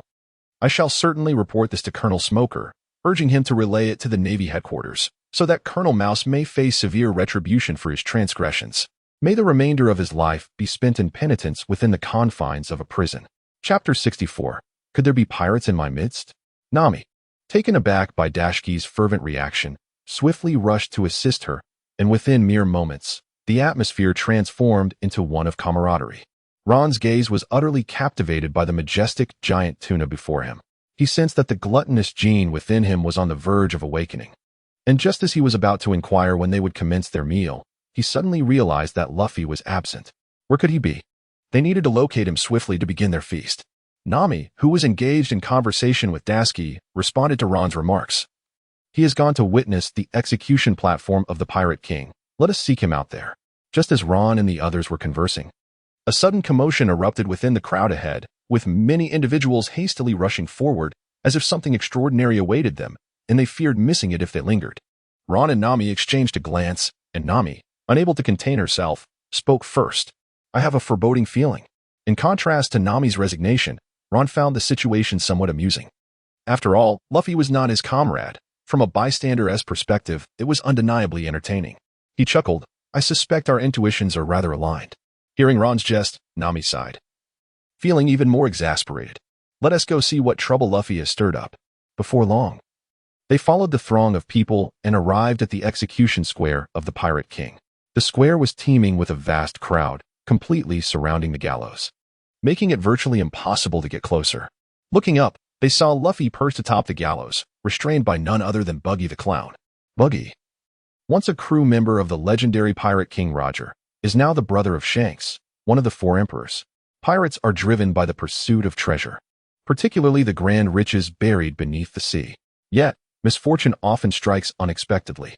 While Buggy was interning alongside Shanks, he was unwittingly tricked into consuming the chop fruit, becoming a devil fruit user and rendering him incapable of diving for treasure.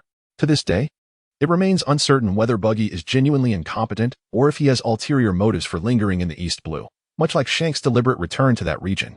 It is unclear whether Buggy intends to execute Luffy in Logtown or if he seeks to embellish his own journey with a touch of legendary flair.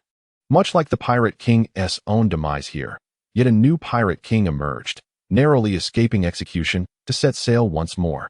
In stark contrast to Buggy, the crowd's attention was drawn to Alvida, the Iron Mace wielder, who was merely a minor character in this grand tale.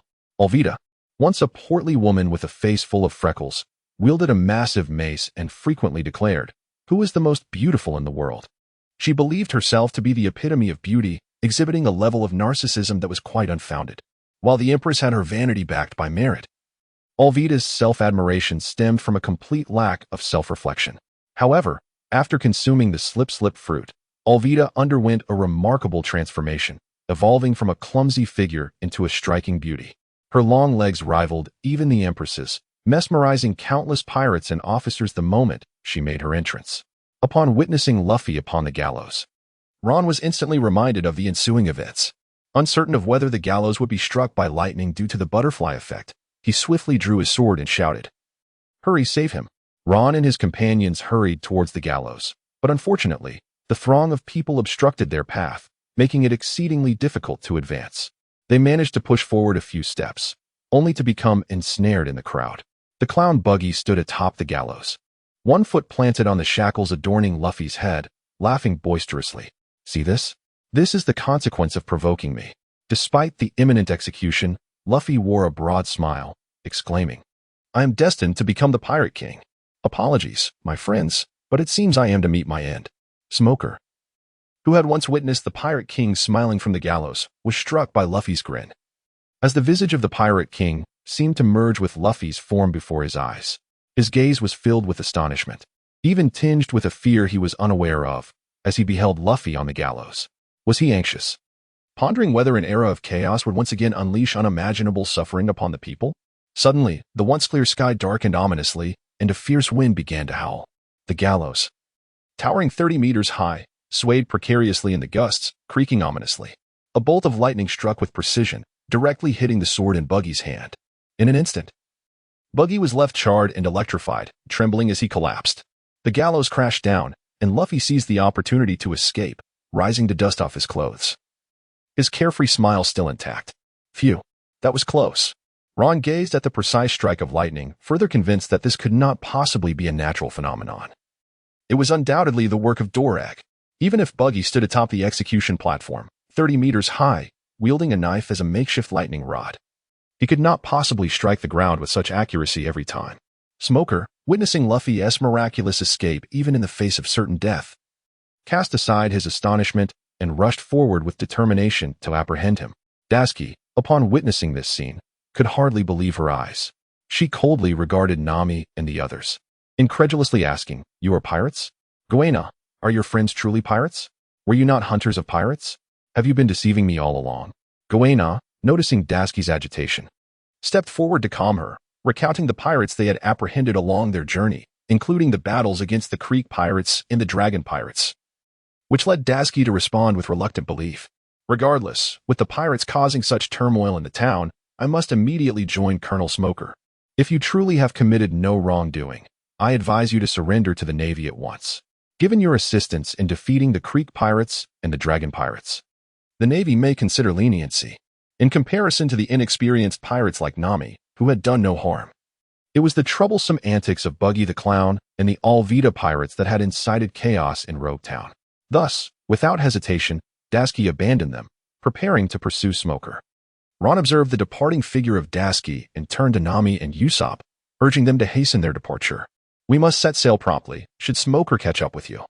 Escape will be impossible, as his strength is beyond your capabilities."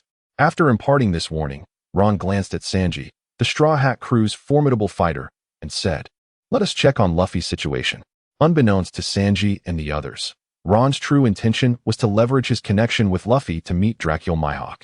While they assumed he was merely eager to rescue Luffy, moved by a sense of camaraderie. Thank you. Chapter 65. Full of bravado, the chaos from the execution square had nearly dissipated, with only a tangle of pirates and marines remaining. At this juncture, Luffy stood no chance against Smoker.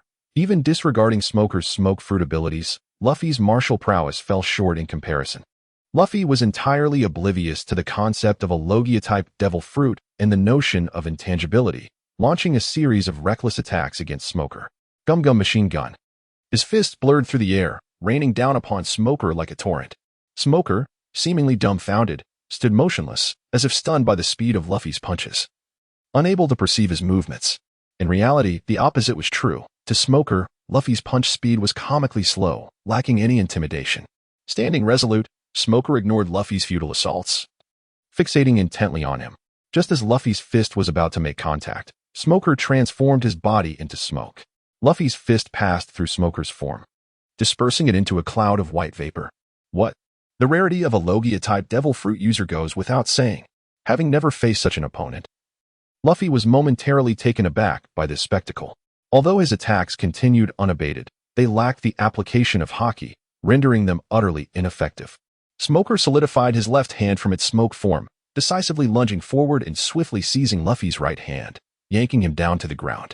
With his right hand, he produced a weapon embedded with sea prism stone from behind, pressing it firmly against Luffy's throat.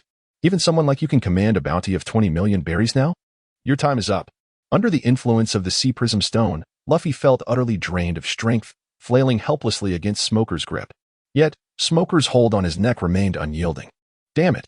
The confrontation between Smoker and Luffy transpired in mere seconds, as Ron had only just arrived near them. He, along with Kuina and Zoro, drew their sea prism stones, prepared for action. However, Smoker's movements were swifter, entirely devoid of the villain's penchant for excessive dialogue. Upon reflection, it might be Luffy who embodies the role of the antagonist. Smoker's left hand gripped Luffy's neck like an iron claw, while his right hand, wielding the jutty, was poised to deliver a fatal blow.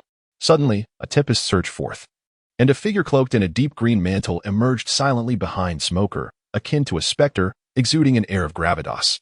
This imposing figure bore a face adorned with scale-like tattoos. It was none other than Luffy's father, the very individual Ron sought.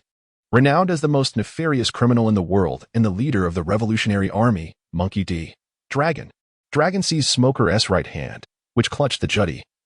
A smile gracing his features as he regarded Smoker, or rather, the Luffy being restrained by him.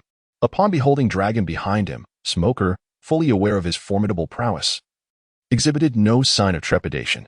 The world government has long coveted your head. Unfazed by Smoker's provocation, Dragon responded with indifference as lightning crackled, illuminating his face beneath the green cloak. The world awaits our answer.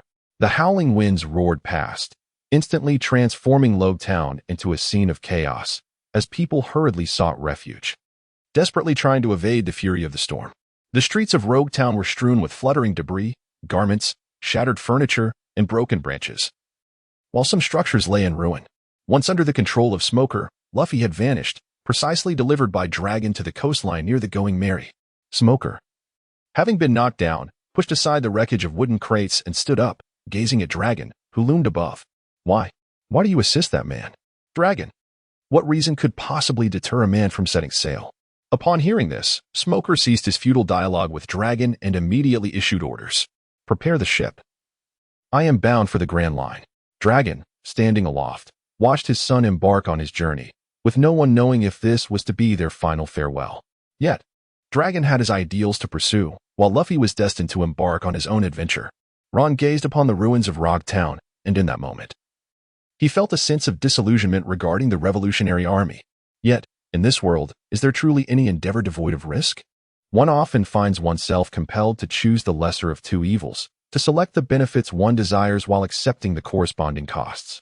After Smoker led his men in pursuit of Luffy, Ron approached Drago with Zoro and Kuina by his side, offering a smile. Greetings, Mr. Drago. I am Ron. And these are Zoro and Kuina. We are students of Master Geng Silang from the Xuangyue Dojo. Might it be possible for my two companions to join the Revolutionary Army? Upon hearing Ron's request, Drago displayed no hint of surprise. His demeanor remained as calm as his vessel, as if he had never resupplied in Xuangyue village. However, when Ron expressed his desire for his companions to enlist in the Revolutionary Army, Drago's interest was piqued. After all, for whatever reason, Master Geng Silang would never have discussed the Revolutionary Army with these young ones. According to the propaganda of the world government, he had been vilified as the most nefarious criminal in existence, completely demonized. It is indeed remarkable that Ron wishes for his companions to join the Revolutionary Army. Typically, the allies of the Revolutionary Army are liberated slaves or oppressed individuals struggling to survive. Those who proactively seek to join the Revolutionary Army are exceedingly rare, particularly when they approach a leader such as him. Although he has not disclosed his relationship with Geng Silang, he does not harbor the initial suspicions Ron had concerning their potential affiliation with the world government. With his formidable strength, there is no way anyone could locate him without his consent. If spies could easily track him down, the Revolutionary Army would have perished long ago. In a swift motion, Dragona appeared before Ron and his companions, gazing at Ron as he inquired, "Why do you wish for your companions to join the Revolutionary Army? And what of yourself? Are you aware of the purpose of the Revolutionary Army? It is an organization that the world government is determined to eradicate." Ron observed that Dragon did not turn away and realized that their endeavor had already succeeded significantly. It was now evident that the Revolutionary Army was dedicated to liberating the oppressed populace from tyranny and rescuing slaves. The next step was to overthrow the world government and the celestial dragons. I am correct in this assertion, are I not, Mr. Dragon? Chapter 66. A direct confrontation. Upon hearing Ron's response, Dragon was somewhat taken aback. He had presumed that Ron possessed only a vague understanding of revolutionary matters. Yet he was surprised by the clarity of Ron's knowledge. Nevertheless, Dragon did not delve into how Ron had acquired such information. The more individuals who grasped the principles of the Revolutionary Army, the more advantageous it was for him. Indeed. So you and your allies have joined the Revolutionary Army to liberate the people and to resist the tyranny of the celestial dragons, thereby contributing your efforts? In response, Ron merely smiled and candidly confronted Dragon. After all, it was unrealistic to conceal such truths from a being of his caliber. And any trustworthy force would be invaluable to the Revolutionary Army. Not at all. My two companions aspire to become the world's foremost swordsmen, and naturally, I must endeavor to provide them with a broader stage. Remaining in the East Blue, the best one could achieve is to become its leading swordsman. Only through the guidance of formidable individuals like you, Mr. Dragon, can they hope to attain greater heights. If, in the process, they can also contribute to the liberation of the oppressed, that would be even better. Zoro and Kuina, while not as articulate as Ron, express their sentiments as well. We firmly believe that one among us will undoubtedly become the world's greatest swordsman. We hope to gain experience and grow within the Revolutionary Army. After joining the revolution, we vow never to divulge any information related to the Revolutionary Army. The benefits we receive during our growth will surely be repaid manifold. As one who has set a life goal to overthrow the world government, a task nearly deemed impossible, Dragon regarded Zoro and Kuina's confident and resolute gazes, and he would not mock their ambitions. In this era, who could venture out to sea without dreams? Thus, Dragon unhesitatingly agreed. Very well, comrades of like mind. The Revolutionary Army welcomes you. We also embrace those capable of collaboration. Dragon was particularly receptive to the inclusion of exceptional new blood such as Zoro and Kuina. Regardless of how his ideals resonated with the populace or aligned with their needs, these were merely indirect means. In this world, only tangible strength holds true value. Of course, Dragon could not fully trust them based solely on these words. Investigating their backgrounds and verifying the authenticity of their statements would come later. After deciding to take Zoro and Kuina with him, Dragon turned his gaze toward Ron. His interest in Ron actually surpassed that in Zoro and Kuina. With keen curiosity, he inquired, "Since you aspire to join the Revolutionary Army for the guidance of the strong, why not enlist in the Navy instead? The Navy is the most formidable force in the world, boasting the most comprehensive training system. By joining the Navy, the path to becoming a powerhouse would be virtually assured." In response to Smoker's skepticism, Ron exhibited an eloquence that rivaled even seasoned spies, surpassing the proficiency of CP agents. While it is true that the Navy's training system is unparalleled, it is accompanied by considerable constraints. One must consider that within the Navy, rank can overshadow merit. Those without connections may find themselves under the thumb of a corrupt superior, their resolve gradually eroded by the incompetence of the weak. Moreover, even if one's ascent within the Navy appears smooth, to become the world's greatest swordsman would necessitate reaching the rank of an admiral. Upon attaining such a rank, one must be prepared to act in defense of the celestial dragons, engaging in actions that are not only restrictive but also morally repugnant. Given Zoro and Kuina's characters, they would find themselves ensnared in an untenable position, ultimately hindering their growth. Thus, I contend that the environment of the Navy is wholly detrimental to their development. Upon hearing Ron's words, a flicker of surprise crossed Dracula's face. He had not anticipated Ron's profound understanding of Navy affairs. However, he refrained from probing further. Recognizing that everyone possesses their own secrets, his sole concern was to determine whether this individual was a threat or an asset. Intrigued, he posed the question that Ron had previously left unanswered. "And what about you, Ron? You have provided them with a platform to realize their dreams. What is your own dream?" Ron dismissively waved his hand and remarked, "I have no dreams, or rather, my dream is to lead a life of luxury, indulgence, and idleness. Compared to their aspirations of becoming the world's greatest swordsman, I would be content to simply be a swordsman capable of unleashing sword energy." Upon hearing Ron's lack of ambition, Dorag felt no sense of disapproval.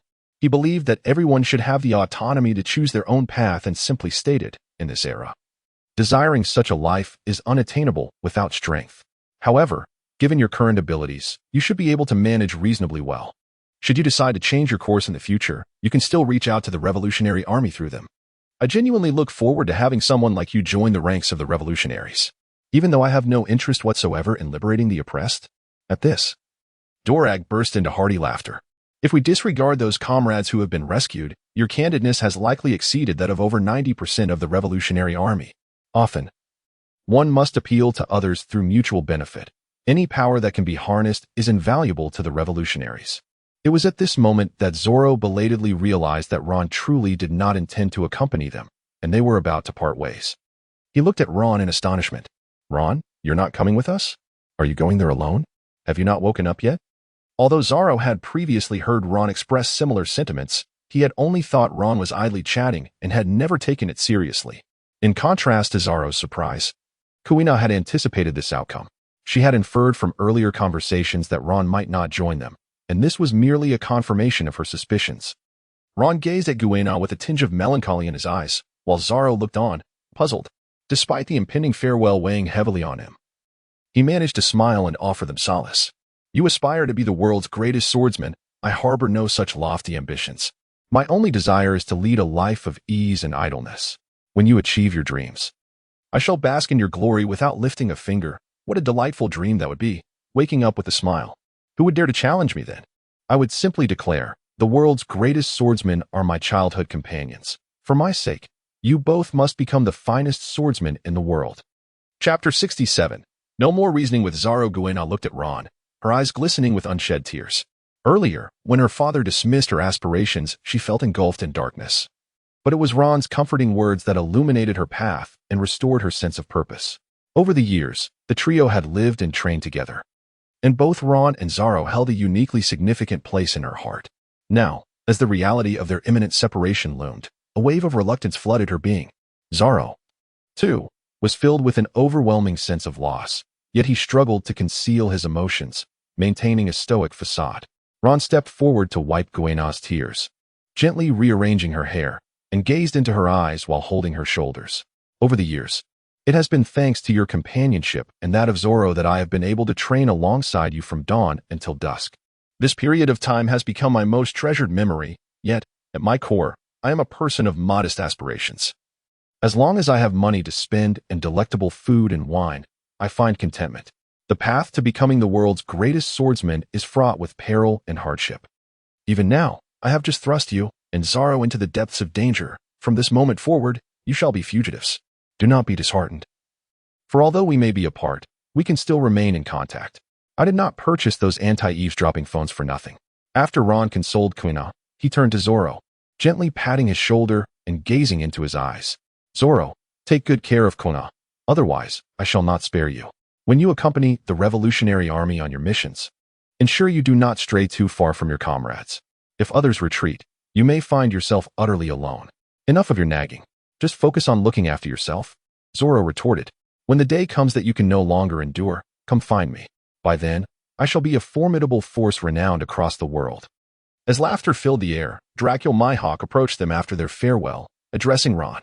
In that case, we must take our leave.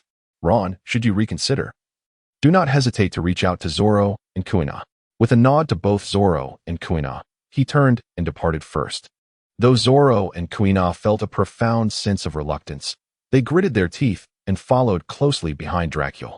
Ron gazed at their figures as they vanished at the end of the street, a profound sense of loss enveloping his heart, yet he harbored no regrets regarding his decision.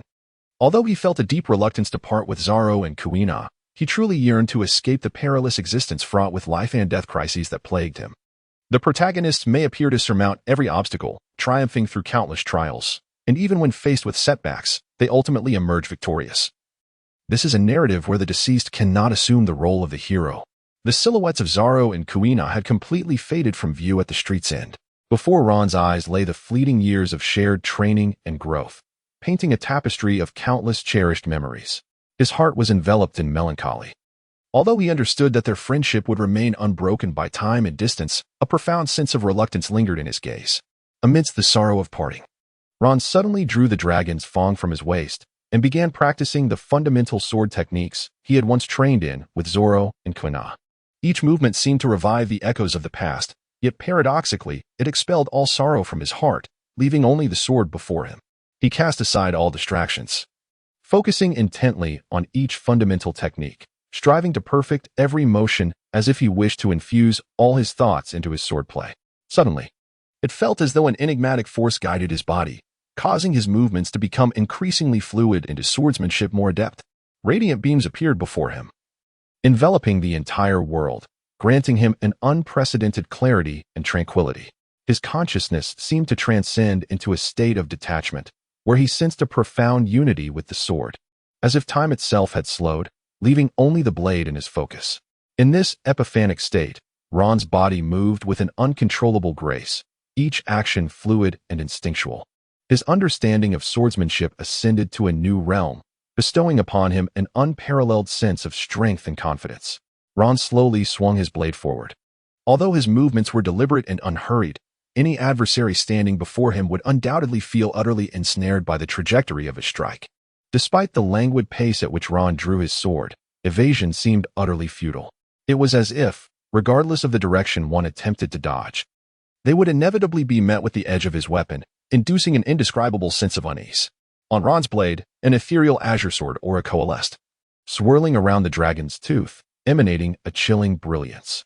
As Ron executed a swift strike, the 2-meter-long azure sword aura surged forth, swiftly traversing several meters before ultimately cleaving into the rocky ground ahead, carving a deep gash of over 10 centimeters. Although this sword aura paled in comparison to the one unleashed by Hawkeye at the Baratai restaurant, which seemed capable of splitting sky and sea, Ron felt a profound satisfaction. Regrettably, Zoro was no longer by his side. Had he been present, there would have been no need for discourse. Ron could now hold his own against him. The advancement in his swordsmanship rekindled Ron's spirits after a period of despondency. Having visited Ron Town, he lamented the departure of Zoro and Kuina, and the missed opportunity for a meal felt particularly disheartening. Aimlessly wandering the streets, Ron stumbled upon a tavern that appeared quite promising, where he indulged in a solitary and intoxicating revelry. The following morning, he embarked on his journey back to Frostmoon Village. In the current East Blue, whether pirates or navy posed little challenge to Ron, and after more than half a month of travel, he finally returned to the dojo. Although he had been away for merely a few months, the multitude of events made it feel like an eternity. As he navigated the village paths to the dojo, he encountered an 11-year-old child, awkwardly guiding even younger children in their training. Previously, it was Ron and his companions who had led the training sessions, but after their departure, only these preteens remained to mentor the others. In the dojo, aside from Ron and his peers, only the village children remained. As they grew older, they were expected to assist with farm work rather than remain in the dojo, which served more as a daycare, where they could practice and play. Upon seeing Ron's return, the training children excitedly rushed over to greet him. "Brother Ron, you have returned." Ron gazed at the group of children, warmly greeting them as he rummaged through his large backpack, producing an array of sweets, chocolates, cookies, and dried fruits, inviting them to share. Upon entering the dojo, he spotted Geng Silang seated in the center, leisurely sipping tea, a testament to the tranquil rural lifestyle, seemingly devoid of any other pursuits. "Master, I have returned." Chapter 68. The ramblings of elders within the dojo. Ron and Geng Silang sat cross-legged on the floor, each with a steaming cup of tea before them. Ron recounted the adventures of the past few days, the pirates they had vanquished, the delectable cuisines they had savored, and the various places they had visited. Upon hearing that Kuina and Zoro had joined the revolutionary army, a fleeting look of bewilderment crossed Geng Silang's face. Have they truly joined the revolution? Well, let them forge their own paths. Ron retrieved the blade known as Moon Cutter from his backpack, and then produced a communication snail, presenting it to Geng Silang. "Master, you can use this communication snail to contact Kuina and Zoro. I have prepared white communication snails for them, ensuring their security from eavesdropping concerns. During this outing, I have also acquired a knife for you as a gift, a token of remembrance." Geng Silang, upon hearing Ron's words, did not decline but accepted the communication snail along with the moon cutter. He then inquired, "You have assisted Zoro and Kuina in finding their desired paths. What about you?" "Ron, since childhood, you have harbored your own thoughts, and I presume you have contemplated your next course of action." "Well, Master, I intend to venture into the South Blue or the West Blue for a while. The East Blue is too tranquil for my taste. Although my ambitions may not rival theirs, I cannot remain stagnant. The East Blue is too weak, and the underworld of the North Blue is dominated by the Vinsmoke family, a clan that still manages to make waves in this new era. While their influence may quickly subside, they can easily trample over several supernovas. Hence, upon careful consideration, I have decided to journey towards the South Blue or the West Blue." Geng Silang nodded, sipping his green tea, and spoke slowly. "You have all matured and developed your own ideas. I recall when you first arrived at the dojo, you were distinctly different from Kuina and Zoro. From a young age, you exhibited a strong sense of individuality, yet your heart remained kind. You have also blended well with the children of the dojo." As Ron listened to his master's lengthy discourse, he felt a sense of overwhelming fatigue, yet he could only smile and nod in response. After an entire evening of conversation that rendered the tea tasteless, the discussion showed no signs of concluding, prompting Geng Silang to present several bottles of fine sake, which they continued to consume until the break of dawn the following day.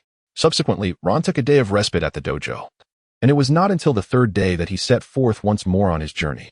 After a week of travel, Ron finally returned to Tansin Town, his backpack laden with a box of the finest golden liquor, selected from premium grains, precious herbs, and unique plant extracts. The ingredients underwent a meticulous fermentation and distillation process to ensure the purity and richness of the spirit. Ultimately, the finished liquor was aged in dragon bloodwood barrels, a material renowned not only for its exceptional stability and durability, but also for imparting a distinctive flavor and character to the spirit.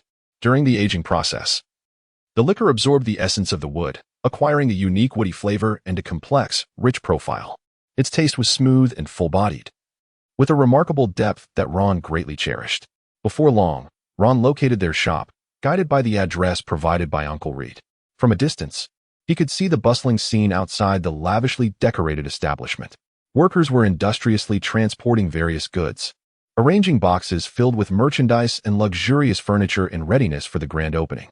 The interior of the shop was spacious and bright, adorned with opulent wall hangings and decorative paintings. The floor was laid with polished marble that reflected the gentle glow of the lighting, exuding an air of nobility and elegance. Enormous display windows showcased an array of branded products, capturing the attention of passers-by. Outside the shop, the owner, clad in a suit, stood at the entrance, directing the workers. Clutching a blueprint, he persistently communicated his ideas and requests to the laborers. From a distance, Ron recognized the figure of Uncle Nis and approached him with enthusiastic greetings. "Uncle Nis, it has been quite a while." Nis, who was directing the workers in the transportation of goods, turned around and was instantly taken aback by the sight of Ron, who was burdened with a massive package. A look of delight spread across his face as he hurried towards him. "Ron, you rascal, you're back. Look at you. You've grown so tall. Splendid, splendid." Nis gazed at the young man they had once rescued from the sea, initially perceiving him as a pitiful child.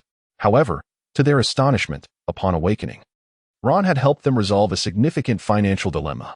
As they continued to interact, their fondness for the boy deepened. When Ron had departed from the fleet to pursue the path of the sword, though they felt a sense of loss, they nonetheless supported his decision. Now, witnessing Ron's remarkable prowess, their hearts swelled with genuine pride and joy. Ron gazed at Uncle Nis's beaming smile, feeling a genuine happiness swell within him. Had it not been for Uncle Nis and Uncle Reed back in the day, he might still be begging on the streets. "Uncle Nis, with my current strength, I can confidently say I rank among the elite in the East Sea. From now on, you shall have my protection." Ha ha! How delightful it is that two old men, once without support, have found a pillar to lean on in our twilight years. Come, let us seek out Reed. Before long, Nis led Ron to an upscale community. Rows of artistically adorned houses stood majestically beneath lush trees and a cerulean sky, exuding a unique, timeless charm. The exquisite and intricate designs of the houses featured finely crafted stone and naturally sourced wood, each structure showcasing the architect's ingenuity and superb craftsmanship. The rooftops were embellished with delicate carvings and patterns, while the windows, fashioned from wrought iron or intricately carved wood, radiated an air of elegance. The streets were paved with neatly arranged stones, immaculate and tidy. On either side, a vibrant array of flowers, plants, and trees flourished, imparting a sense of vitality, an ideal haven for retirement. Upon entering the courtyard of a detached house, Ron spotted Reed reclining on a lounge chair, asleep. He approached and gently shook him awake. Uncle Reed, wake up." What's the matter? Who's shaking me?" Reed, just roused from slumber, rubbed his face in an attempt to shake off the drowsiness while squinting against the glaring sunlight. After a few moments, he recognized Ron and sprang up from his chair. "Ron, you rascal, you've returned. Ha ha, you're back sooner than expected. You must stay for a while this time. By the way, where are the young man and lady who were with you last time?" Reed's face lit up with a curious excitement as he turned to Nis. "Let me tell you, Nis, you have no idea. Last time Ron came back, there was a young man and a young lady accompanying him. The young man looked quite dashing. But that is not the main point. The focus is on the young lady, who is absolutely stunning. Her complexion is fair and clean. She is tall and graceful. Perfectly matched with Ron. When she visits next, we must." Chapter 69, Whoosh. Faced with Uncle Reed's gossip, Ron felt overwhelmed and decided to divert Reed's attention with fine wine. Stop, Uncle Reed. You're referring to Kuina. We are merely friends, nothing more. We each have our own pursuits and no romantic intentions at this time. I've brought a case of exquisite wine. Let us enjoy a few glasses together. Come. Sure enough, the mention of fine wine piqued Reed's interest, and his eyes sparkled as he gazed at Ron's backpack. "Oh, What exquisite wine. This time, we must indulge ourselves thoroughly. Back in the day, when I suggested you partake in drinking, that scoundrel Nice vehemently opposed, claiming that children ought not to consume alcohol. Utter nonsense. I have been imbibing since the tender age of 8, and now I can drink without faltering. One's capacity for alcohol must be cultivated from a young age. The less one drinks, the less one can drink. Conversely, the more one drinks, the more one is able to drink. You are just like me. None of the young lads aboard can match my prowess in drinking. This is the fruit of early training. Just look at that wretched Nice, struggling to handle a mere sip of alcohol like a delicate flower. Ron, heed the words of your Uncle Red. You cannot go wrong. In the opulent restaurant, an array of delectable meats exudes an enticing aroma, tantalizing the senses. Each morsel is meticulously selected and prepared, boasting vibrant hues and tender textures, with every bite delivering a rich fragrance and exquisite flavor. Accompanied by fresh vegetables and savory seasonings, the feast is a visual and gustatory delight. The golden elixir in the glass releases a captivating bouquet, its full-bodied essence intoxicating all who partake. Alas, poor Red can no longer savor these delights. He slumps over the table, his body resembling a heap of clay, breathing uncontrollably, his complexion flushed crimson. Each breath escapes in deep, resonant snores, surging like the tide before gradually receding. His shoulders tremble gently with the rhythmic rise and fall of his breath, occasionally murmuring something, fully ensconced in slumber. Ron held up his wine glass, gazing at the fallen Red with an expression of helpless amusement. Ah, this is too much. Ha. Nis, observing Red's disheveled state, pounded the table in laughter, nearly bringing tears to his eyes, which caught the attention of others at nearby tables. Amidst his laughter, Nis playfully nudged Red's shoulder, exclaiming, "Come on, where's your capacity? Rise up, drink. The one who can hold 1,000 cups without inebriation, huh?" Ron observed the two elderly children, took a sip of wine from his cup, and finally seized the opportunity to indulge in a few bites of the dishes. Upon arriving at the restaurant, accompanied by complimentary appetizers provided by the establishment, Red commenced a drinking challenge, which persisted until he found himself sprawled across the table, unable to rise. It became evident that the training to enhance one's alcohol tolerance was rather limited. It is the formidable strength that begets superior physical resilience, thereby facilitating greater capacity for imbibing. Within the bodies of the strong lies a reservoir of potent energy and remarkable metabolic efficiency. After consuming fine wine, the organs within the body operate with the precision of a well-oiled machine, swiftly engaging in efficient functioning. The robust liver is capable of rapidly purging alcohol from the bloodstream, enabling one to drink without succumbing to inebriation should one desire. After Ron had savored 3 steaks, 2 lamb chops, and several plates of deep-sea clawed shrimp, Nice finally had his fill of laughter and shifted the conversation towards more serious matters. "Ron, do you recall Colonel Maury, whom you previously introduced us to? He called yesterday, inquiring if you were available. Did you leave him your contact number?" "Oh." Ron lowered his head and pondered. It seemed he had indeed failed to leave any contact information for Maury. At that time, he believed that their financial transactions had concluded, rendering further communication unnecessary. Maury likely assumed that Ron would reach out again, so he refrained from uttering any further words as Ron departed in haste, unaware that Ron intended to discard the relationship once his needs were met. "I did not provide him with my phone number. Perhaps I shall visit him tomorrow to discern his intentions." Soon, they finished their dinner, and Ron helped Maury back to rest. The following morning, at 4 o'clock, as Ron rose to engage in his morning exercises, he encountered Red, who was also awake. "Ah, Uncle Red, you're up quite early," Ron remarked. Red, who had been seated on the sofa lost in thought, appeared momentarily frozen upon seeing Ron, his expression gradually shifting to an awkward smile that lingered uncomfortably on his lips. He instinctively recoiled slightly, as if attempting to evade the awkwardness of the situation. Unsure of where to retreat, he crossed his arms defensively over his chest, trying to mask his inner discomfort, and the atmosphere in the room became palpably tense. "Ah, ahem, Ron, all these years. You still persist in rising so early for your training," Red stammered. Yes, commendable perseverance, young man. No wonder you possess such strength now. Keep it up," Ron observed Red, who was struggling to make conversation, and couldn't help but chuckle inwardly, though he maintained a facade of composure to spare Red's feelings. "I'm going for a morning workout, Uncle Red. How about we go together? It has been quite some time since the two of us exercised together." "Sure, let's go," Red responded with enthusiasm. Prior to Ron's arrival on the ship, Red had significantly reduced his training. After all, he believed his strength had reached a plateau, and he was resigned to a life of sailing until retirement, lacking motivation to pursue further cultivation. However, upon Ron's arrival, witnessing his vigorous dedication to training inspired Red to join him. While his strength may not have seen substantial improvement, it did help him maintain his peak condition for a longer duration. Yet, after Ron departed, Red lost his motivation for training, spending a day in idleness and never resuming his practice. Upon hearing Ron's suggestion to train together again, Red eagerly embraced the idea. Relishing the opportunity to relive the past and mend any previous awkwardness, achieving two objectives in one go, Ron sprinted ahead, leaving Reed far behind.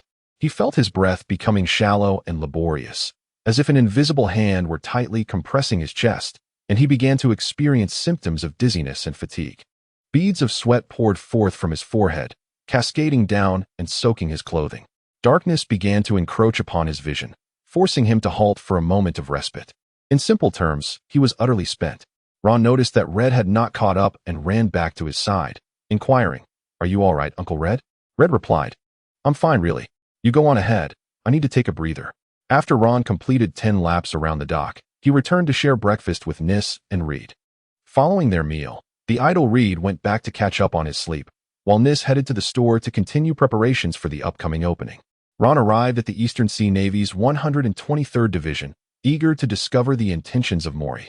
Upon his arrival at the division, he was surprised to find that he was not greeted by Mori, but rather by a familiar yet unfamiliar face. Chapter 70. I would rather perish from hunger than leap into this abyss and join the Navy. Ron arrived at Branch 123, only to find not Mori, but a tall and alluring woman. Her eyes sparkled with intensity. Her nose was straight and exquisitely shaped, with a subtly raised tip that bore a hint of arrogance. Her eyebrows were sharply defined, meticulously groomed, long and elegant. Her face was round and full, with skin as fair and delicate as freshly fallen snow, smooth and flawless. Most striking was her figure, with curves that were both graceful and enticing. Her elongated form radiated an enchanting charm. Cascading pink hair was parted into 2 strands that fell across her chest, her sultry red lips adorned with a pair of lady's sunglasses, and a cigarette delicately held between her fingers. She donned a strikingly open red leather outfit that accentuated her ample upper curves, draped in a cloak of justice, revealing herself to be Colonel Tina of the Navy headquarters. "Mr. Ron, welcome to your arrival. Tina is delighted. Your findings regarding Colonel Mouse's collusion with pirates to oppress the populace and amass wealth have been verified by our headquarters. All criminals involved in this matter have been incarcerated. However, this issue will not conclude within the Navy. We shall certainly enhance our oversight across various regions. Mr. Ron, do you comprehend Tina's intentions? The internal matters shall not extend beyond this point, and naturally, the external circumstances must also cease at this juncture. As it is often said that family scandals should not be aired publicly, the Navy certainly wishes to prevent such internal scandals from being disseminated. In truth, it is not particularly alarming. In such a vast organization, there are bound to be a few corrupt elements." Ron had no intention of lingering on this issue. Regardless of the Navy's stance regarding Colonel Mouse, he remained indifferent and simply nodded at Tina. "Rest assured, I shall not speak of this indiscreetly outside. There is no need for concern." Observing Ron's understanding and his willingness to cooperate, Tina smiled. Tina's visit was primarily to address the issue of Colonel Mouse, but more importantly, to ensure that this unfavorable scandal concerning the Navy does not escape into the public domain. She had already received directives from higher authorities, permitting the use of various means to execute this mission. Mr. Ron's understanding brought her joy. She also wished for Mr. Ron to trust that this is merely a rare exception within the Navy. The majority of the officers have undergone rigorous training, pride themselves on loyalty and a sense of justice, and prioritize the protection of the world and the interests of the people above all else. They face formidable enemies without fear, displaying valor and courage, even at the cost of their own lives. This is not mere flattery from Tina on behalf of the Navy. These valiant warriors truly deserve to be free from any slander. She hoped that Mr. Ron would not harbor any misconceptions regarding the Navy. "It has come to my attention that Mr. Ron and your companions have nearly vanquished all the great pirates of the East Sea." During her visit to the East Sea, Tina also wished to inquire whether Mr. Ron has contemplated joining the Navy. Given Mr. Ron's exceptional talent, He would receive the utmost training upon enlisting. Upon hearing Tina's invitation, Ron was at a loss for words. How many times had he received invitations from the Navy by now? The naval training mechanism you possess seems rather absurd, as they seem eager to recruit anyone they encounter. Although it can be quite bothersome, Ron is able to comprehend the Navy's perspective. It is undoubtedly the Navy personnel who have undergone rigorous training, fostering both strength and moral values, that truly represent formidable combat power. Take, for instance, the current 3 admirals of the Navy, all of whom hail from the Navy's training camps. Those nurtured from a young age under the Navy's tutelage, imbibing its principles, are the genuine admirals of the Navy. Additionally, there are candidates for admiral within the Navy, such as Peach Rabbit Shizuka and T-Pig Kakiji. However, when compared to ideology, the paramount factor remains strength. Following the Summit War, the duel between Aokiji and Akainu resulted in Aokiji's departure, leaving 2 admiral positions vacant as Akainu ascended to the rank of fleet admiral. Had there only been one vacancy, it would have sufficed to promote a candidate, even if their power was slightly lacking. Yet, with 2 vacancies emerging simultaneously and Akainu being a hawkish leader eager to capitalize on the momentum gained from vanquishing the Whitebeard pirates, he advanced to conscript globally. If Sengoku were the fleet admiral, such an occurrence would have been inconceivable, regardless of how strained the Navy's combat strength had become. What does it mean to be an admiral of the Navy? It is to place the Navy first, with the admirals following. To think from the Navy's perspective is to embody the essence of an admiral. Just as Aokiji, despite his inner resistance, executed the O'Hara mission. Although he allowed Nico Robin to escape, it was merely a minor issue in the grand scheme. However, the admirals joining the Navy through global conscription all harbor their own agendas. For instance, Fujitora knelt in Dressrosa to advocate for the abolition of the warlord system, publicly acknowledging the crimes of the Navy and the world government in his capacity as an admiral, thereby subjecting the Navy to immense internal and external pressure. Moreover, appointing an outsider as an admiral raises questions among the mid-ranking Navy officers who have fought valiantly and sacrificed blood for the Navy. They toil tirelessly without hope, only to have someone suddenly emerge as their superior. Now, joining the Navy not only risks conscription for the Summit War, but under Akainu's leadership, one faces no favorable prospects, being thrust into battles regardless. Thus, while the Navy may currently appear robust for Ron, who aspires to lead a tranquil life, it represents a vast, unfathomable abyss. Ron bluntly declined Tina's invitation. "Colonel Tina, I appreciate your offer, but I have no intention of joining the Navy. This matter regarding Colonel Mouse is entirely unrelated. I simply do not wish to enlist, and there is nothing more to it. I bid you farewell." Although his words were rather direct and lacked courtesy towards Tina, Ron was indifferent to her feelings. After all, as the saying goes, the county official is not as effective as the current administrator. No matter how promising a naval officer you may be, it holds no significance for me. Why should I grant you any favor? Having spent a fortnight at Uncle Nice's place, and after attending the grand opening ceremony of a shop, Ron felt it was time to depart and broached the subject at the dinner table. "Uncle Nice, I intend to head towards the West Sea or the South Sea next. Could you assist me in contacting any suitable fleet that may be in need of bodyguards? Ideally, it would be advantageous if I could hitch a ride while earning some money. If that is not feasible, reaching either the West Sea or the South Sea will suffice." Quite serendipitously, Uncle Nice had a lead. Without a moment's hesitation, he exclaimed, "Ron, do you remember that day I came home particularly late, having indulged in quite a bit of drink? That day I was out with an acquaintance, Badu. I must tell you, that fellow has worked tirelessly throughout his life. He is resilient and daring, traversing routes far more perilous than our own. I know of 3 occasions where he narrowly escaped death. His amassed fortune far exceeds mine, as he began investing in shops on land a decade ago and now owns several luxurious malls in the city center. However, he is not here to celebrate my retirement or his own. His savings have dwindled significantly, all used to cover his son's debts." Chapter 71, By Heaven Above. I hold no affinity with gambling and drugs. Uncle Nice lifted his glass and took a sip of the craft stout within. The golden liquid exuded an enticing malt aroma, with a frothy white head adorning his lips. He smacked his lips and continued, "Those scoundrels at the casino are utterly despicable. Yet, one must also blame Bada's son for his lack of ambition. This young rascal believes that his father's absence during his upbringing is a personal debt owed to him. If only his father were to remain at home, neglecting his work, and see how that would fare. That little imp might even dare to confront his father over money. He is truly a wretched creature." With his father's funds, he indulges in a life of debauchery, surrounded by a host of dubious companions, experimenting with substances like rainbow powder, and seeking thrills at any cost, ultimately succumbing to the vice of gambling. The casino is adept at dealing with foolish individuals who possess wealth but lack intellect.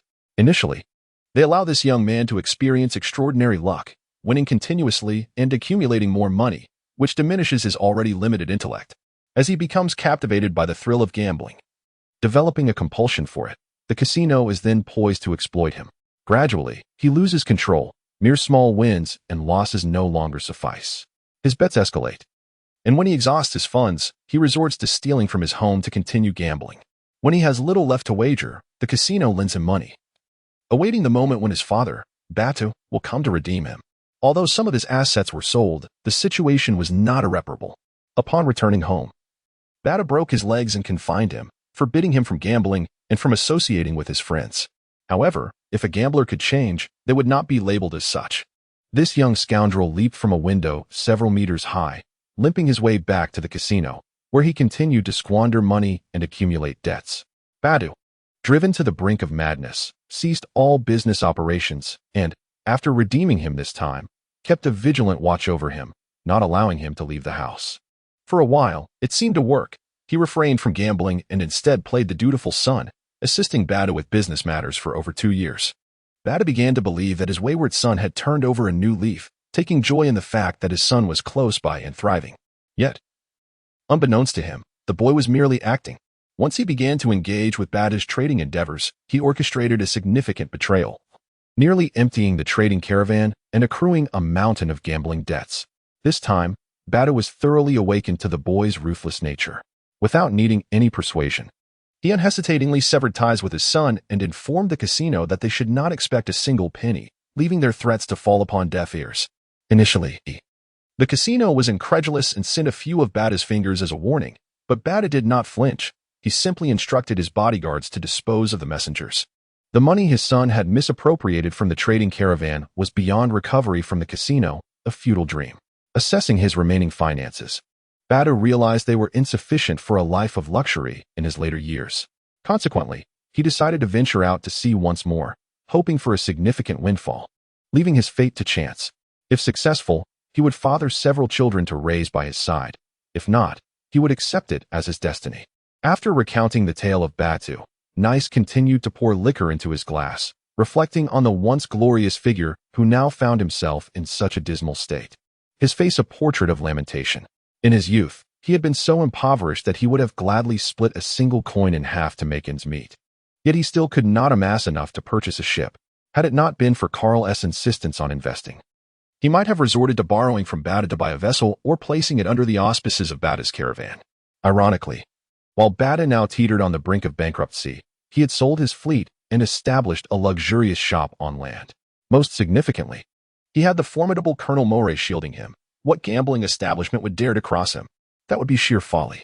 Their disparity lay in the fact that Batu had a prodigal son, while he had taken in Ron.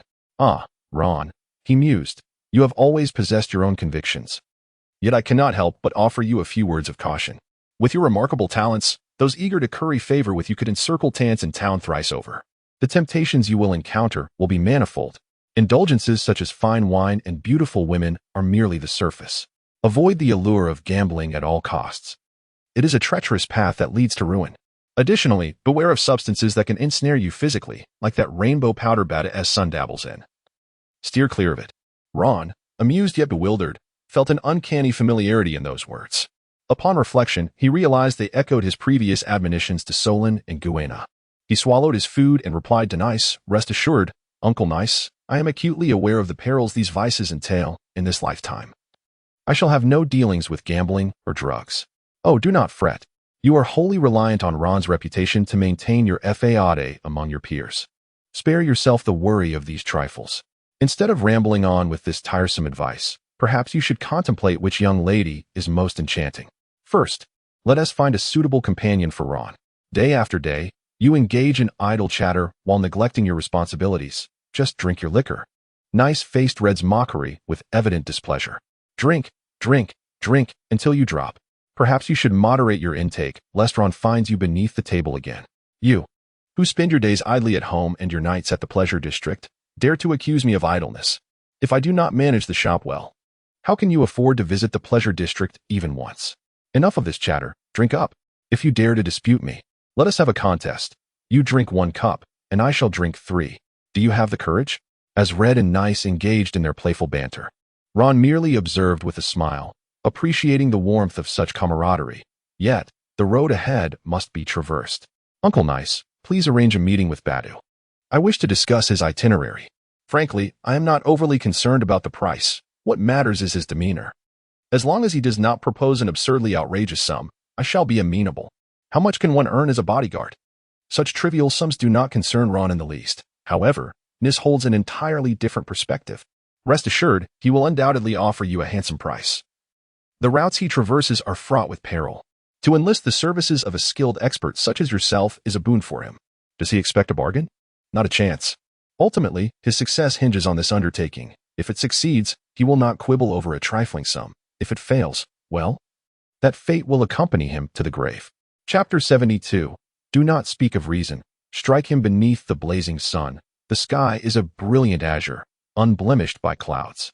The sunlight burns like a searing flame, mercilessly scorching the earth. The hot wind howls past, as if it were a breath of the sun's heat itself. The ground, rendered blistering by the sun's relentless rays, exhales a wave of oppressive warmth. The once vibrant insects have fallen silent, seeking refuge in the shade of trees or beneath the earth to escape the sweltering heat. Even the chirping of cicadas has waned, as if they too are lamenting the discomfort brought by the heat. Nis, feeling the piercing rays of the sun, cannot help but express his grievances. Tansang Town is delightful in many respects, yet the sunlight is simply excessive. And this is not even summer, when the season truly arrives and the heat intensifies. I will surely lament that we should have taken a carriage. Why bother with a carriage for such a short distance? Nis chided. Uncle Nis, you ought to exercise. Your belly has certainly grown over the years. Uncle Nis, do you see that individual? Is that Batu? Before a luxurious hotel stands a broad staircase, crafted from smooth marble. The enormous glass doors at the entrance reflect the sunlight, emanating a captivating brilliance, adorned with exquisite bronze decorations that gleam resplendently. A pair of opulent columns, hewn from precious marble, create an impression of grandeur. Above these columns hangs a golden sign, inscribed in ornate letters with the name of the establishment, radiating in the sun's reflection. A middle-aged man, in his 50s, stands upon the marble steps outside the hotel. His hair meticulously styled and gleaming. Clad in a well-tailored suit, his tie is neatly knotted at the collar. As Ron and his companions approach, Bada notices them and strides forward, extending a warm greeting. Ha ha ha, Nis, you have truly come to my aid. Just the other day, I mentioned my intention to embark on one last voyage, and here you are, introducing me to a remarkable expert. I shall remember this favor. This must be Ron, the hero who vanquished the Creek and Dragon pirate groups. Had I not accompanied Nis, I would never have believed it. To confront such notorious pirates and maintain peace and stability in our eastern sea, yet you are so young. Come, please enter. Under the enchanting guidance of a beautiful waitress draped in delicate gauze, Ron and his companions were led into an opulent private room within the restaurant. Once the dishes were served, Badu instructed all the waitresses to leave, rising to pour a bottle of red wine himself. He bent slightly as he filled the glasses for Nis and Ron.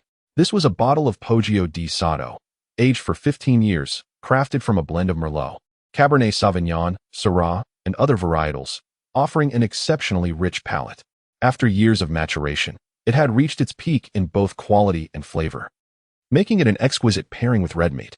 Any longer in the bottle would risk over-fermentation, resulting in a loss of its original character. If it weren't for your presence, I would have hesitated to uncork such a treasure. Come, take a sip and see if it pleases your palate.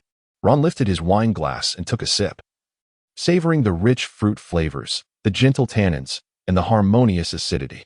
The wine was full-bodied and left a lingering aftertaste that was indeed unforgettable.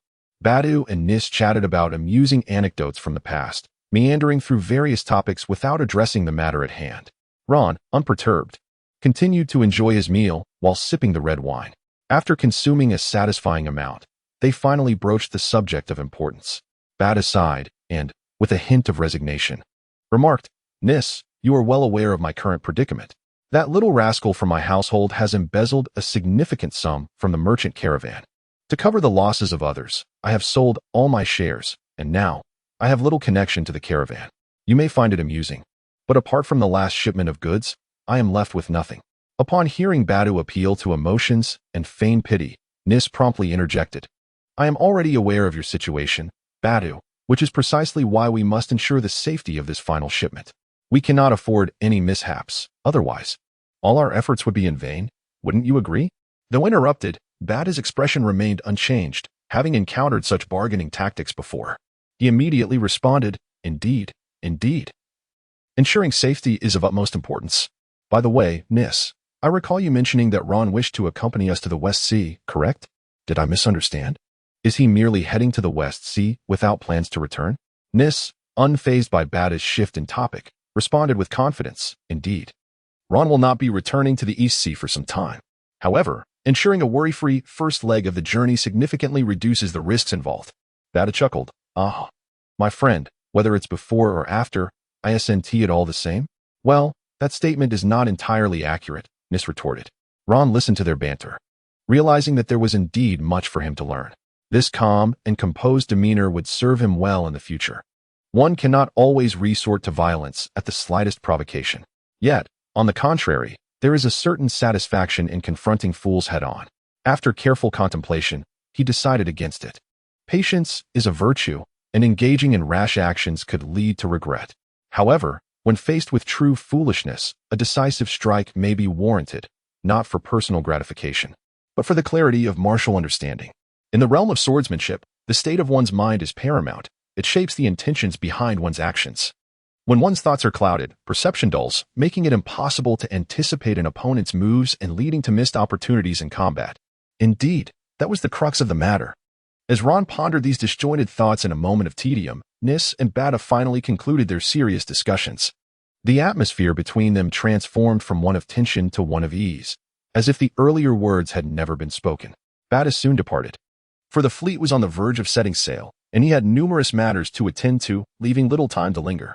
At this juncture, Nis had just begun his meal. Though much of the food had cooled, he could not be bothered to request the restaurant to reheat it. He savored it nonetheless. After all, during his previous voyages, he had endured far worse conditions. Not much to discuss, 3 million, Nis remarked. This rotund fellow knows you're eager to secure a favorable ship, and he truly knows how to drive a hard bargain.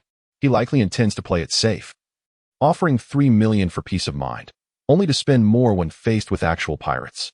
By my grandmother, if we encounter troublesome pirates, I shall deal with him severely. Despite Ron's previous indulgence in substantial sums, he recognized that this amount, although modest, was still commendable, especially considering the diligence with which Uncle Nis had negotiated. The price is quite reasonable, and I am satisfied. Chapter 73. Yearning for the world of adults. Before long, Badu's fleet had prepared all the cargo. With 11 grand ships docked at the pier, ready to embark, Ron arrived at the dock as scheduled, preparing to board the ship for his voyage. Nis and Reed came to the dock to bid him farewell. Both wore expressions filled with reluctance, aware that this separation might last for a considerable time, and Ron may not return soon. Ron, take fewer risks out there. Your abilities surpass mine greatly, and that should suffice. Keep moving forward. When will it all come to an end? Do you aspire to be the best in the world? They chuckled. Stay safe out there, Ron. We cannot assist you any longer. You must rely on your own strength now. But remember this, no matter how challenging things may become, there will always be 2 old fellows here to share a drink with you when you return. Ron felt a deep reluctance to part ways with Nis and Red. Yet life unfolds in such a manner. Much like his farewells to Kuina and Zoro, he too must embark on his own journey. Rest assured, Uncle Nis, Uncle Red, I shall take good care of myself out there, and will avoid taking unnecessary risks. Do not worry. You both should prioritize your health, especially you, Uncle Red. Drink less and refrain from frequenting the pleasure districts at your age. Fear not, you little rascal. My health is splendid, and I feel invigorated. So there is no cause for concern. Even the ladies of the pleasure district remark that I am in remarkable shape, brimming with vigor, far surpassing the young lads. I offered to introduce you to the adult world, yet you declined. At your age, it is indeed time. Nis, unable to tolerate Red's increasingly irreverent banter, delivered a sharp slap to the back of Red's head. Do you possess any sense of propriety? Teach the boy something worthwhile. Ron, do not emulate him. With your looks and abilities, you will undoubtedly attract a fine young lady and need not endure such a pitiful existence. Who is pitiful? The playful bickering between Nis and Red alleviated the sorrow of their impending separation. Soon, the time to board the vessel arrived, and Red handed over a large backpack to Ron. Inside were various delicacies, all specialties of the East Sea. If you feel tempted, indulge a little. After all, with wealth, one can acquire such treats anywhere. Consider this a memento. Ron, with his backpack in tow, approached and embraced Nis and Reed before boarding the vessel. Soon, the ship departed from the harbor. Standing on the deck, he waved at Nis and Reed until their figures faded from view. Under the guidance of the maid, Ron ventured to inspect his quarters. There exists no superstition aboard this vessel regarding the presence of women. Yet the scarcity of resources on board results in a notable absence of females. Bado has assigned Ron a dedicated maid, tasked specifically with the menial duties of laundering his garments and tidying his room. However, despite performing the role of a maid, she is not particularly adept in her duties. The years of exposure to the harsh elements have rendered her skin somewhat coarse, with enlarged pores adorning her face. Judging by her waist and arm measurements, she possesses the physicality to undertake the labor of a sailor when the situation demands. It appears the survival attributes of this ship have been maximized. It is hardly surprising, for Bada has staked both his fortune and life upon this very vessel. In Ron's usual encounters with women, they are either Kuina or the waitresses from various opulent venues. Thus, when he suddenly laid eyes on such a robust maid, a shiver ran down his spine, and he couldn't help but mentally remark, "This girl is quite the Amazon." The room allocated to Ron is situated adjacent to the captain's quarters, and it is one of the finest accommodations aboard, measuring an impressive 100 square meters. The space is both spacious and luminous, with a design that is both simplistic and elegant, rendering the area exceedingly airy. A plush and inviting king-sized bed, adorned with a velvet mattress and luxurious linens, is positioned to one side of the room. Opposite stands a beautifully crafted solid wood desk firmly anchored to the floor, accompanied by a comfortable chair, and the room also boasts a private bathroom equipped with hot water shower facilities and toiletries. The floor is adorned with a soft carpet, providing a gentle and cozy underfoot experience. Ron sat down on the bed, bringing over his own belongings along with the backpack given to him by Uncle Nice and the others, intending to organize his luggage. Upon opening the backpack gifted by Uncle Nice and the others, he immediately spotted a square package wrapped in brown paper. This was when Ron beheld the paper package. A sense of speculation washed over him. Upon opening it, his assumptions were confirmed. Inside lay 10 neatly stacked bundles of crisp banknotes, totaling a staggering 10 million berries. Sighing, he mused about the two elderly gentlemen. Earning a modest living was no easy feat, and they should be saving for their retirement instead. After all, he wasn't in dire need of this sum. Yet, despite his outward grumbling, a warmth blossomed within him. In truth, his finances were rather meager at this point. Most of the money he had possessed had been spent in the black market of Maple Town. The remaining funds had mostly been given to Kuina and her companions, leaving him with merely a few million berries. Had it not been for the financial constraints, the pressing nature of time was the primary factor, he would have invited Uncle Red to enjoy a delightful escapade in the flower district of Maple Town, a realm he had longed to explore. Previously, with Kuina by his side, opportunities for such indulgences had been scarce, but now that she was gone, he had intended to seize the moment for some well-deserved joy. Once in Maple Town, he believed he wouldn't need to spend much. He had faith that Sonny would take care of everything. However, contemplating this made him feel even more reluctant to visit Maple Town. It wouldn't be fair to constantly take advantage of Sonny's generosity, akin to shearing a sheep until it was bare. His decision not to accompany Red to the flower district of Tanzan Town stemmed not from a lack of interest, but rather from a simple belief that such a formal place lacked the sophistication he sought. After organizing his belongings, Ron found himself with little to occupy his time. The voyage to the Red Earth continent was exceedingly safe. The currents did not shift unpredictably like those of the Grand Line, veering off course without warning. There was no danger of treacherous serpentine currents or falling stones from the sky. Even the winds and waves were not particularly fierce. As for pirates, they were entirely absent, either dispatched by Ron himself or chased away by Smoker to the Grand Line or imprisoned and impelled down. Thus, the entire sailing experience could only be described as remarkably dull. Ron could only retrieve from his backpack the various notes on swordsmanship and the indomitable spirit gifted to him by his master, Geng Silang, when he departed from Frostmoon Village.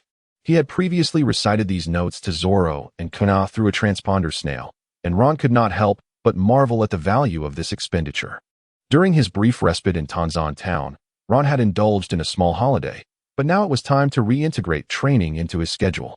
Although Ron did not aspire to become the world's foremost swordsman and take on such numerous risks, he understood that strength was the foundation of his existence. He set a new objective: to dedicate 8 hours each day to training in places where entertainment was available, while reserving the remaining hours for leisure. In areas devoid of recreational activities, he resolved to train from dawn until dusk. Chapter 74. It was better not to have heard. The fleet sailed across the ocean. Beneath a boundless azure sky, a magnificent canopy of blue enveloping them. The radiant sunlight cascaded down onto the sea, transforming the waters into a dazzling expanse of blue. Seagulls soared gracefully above, occasionally emitting their melodious calls. A gentle breeze caressed the surface of the water, stirring the waves and bringing a refreshing coolness. Ron stood on the deck, embraced by the gentle caress of the sea breeze, diligently honing his skills, in pursuit of a more solid foundation for his cultivation of might. He had shifted the focus of his daily practice from swordsmanship to physical conditioning. He placed a 100-pound weight plate on one side of the barbell, leaving the other side empty, grasping it firmly in his hands, wielding the barbell as if it were a sword. Ron grasped the barbell firmly, practicing the fundamental movements of kendo, as the barbell sliced through the air, creating a sound reminiscent of the wind's whisper. The sailors working on deck regarded Ron with a mixture of 3 parts reverence, 3 parts trepidation, and 4 parts envy, their eyes forming a fan-shaped chart of emotions. They had cleared a considerable space around him, for none dared to encroach upon it, fearful of being inadvertently harmed by Ron's rigorous training. A mere brush with him could likely result in a lengthy convalescence, if not worse. After 9 days of navigation, the fleet finally approached the shores of the Red Earth continent. Having conversed with the sailors the previous day, Ron learned that today would be the day he glimpsed this natural marvel. Thus, he rose early, breaking his fast with enthusiasm, and made his way to the deck, eager to behold the wonders of the Red Earth continent. As the ship advanced, a towering red peak gradually emerged before him, rising majestically into the clouds. Its summit obscured by thick layers of mist, rendering it endless to the eye. Although Ron had long been aware of the existence of the Red Earth continent, he found himself unable to suppress a sense of awe as it slowly revealed its true form above the horizon. Was this a testament to the wonders of nature, or the might of a formidable force? After a brief appreciation of the breathtaking scenery, Ron redirected his focus to his daily training regimen. Following a rigorous morning of physical conditioning, beads of sweat adorned his brow, and his trousers were thoroughly soaked. Upon returning to his quarters, Ron shed his garments and placed them into the laundry basket. He then indulged in a brief yet invigorating hot shower before making his way to the dining hall. Naturally, the ship's dining facilities were categorized into various tiers, and given Ron's prowess, he was certainly entitled to dine in the finest establishment. Ron chose a carbon-grilled tiger fish, a specimen longer than his arm, expertly sliced into 4 segments, releasing an enticing aroma. The flesh was tender and the broth delectable, while the accompanying vegetables had thoroughly absorbed the fish's exquisite flavors. Compared to the fish meat, the crispy skin was utterly irresistible.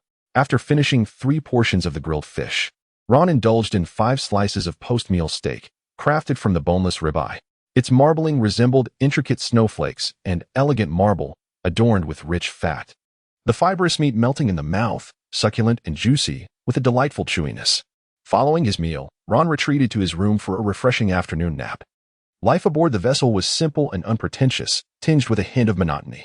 Upon waking from his afternoon slumber, Ron ascended to the deck and was immediately captivated by the towering Red Earth continent, its peaks seemingly piercing the clouds.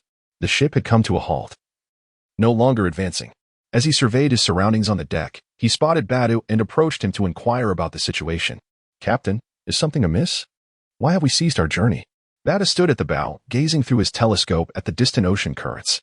Without turning around at Ron's query, he gestured for Ron to come closer and handed him the telescope, directing his gaze toward the currents in the distance, which flowed in the direction of the Red Earth continent. Ron took the telescope and gazed through it. To his astonishment, he could see from such a distance the tumultuous waters rushing forward, shattering the occasionally fallen boulders into pieces. Ron, with a look of astonishment, returned the telescope to the captain and could not help but inquire, "Captain, must we navigate through such a fierce current? Is it even possible to maintain our course?"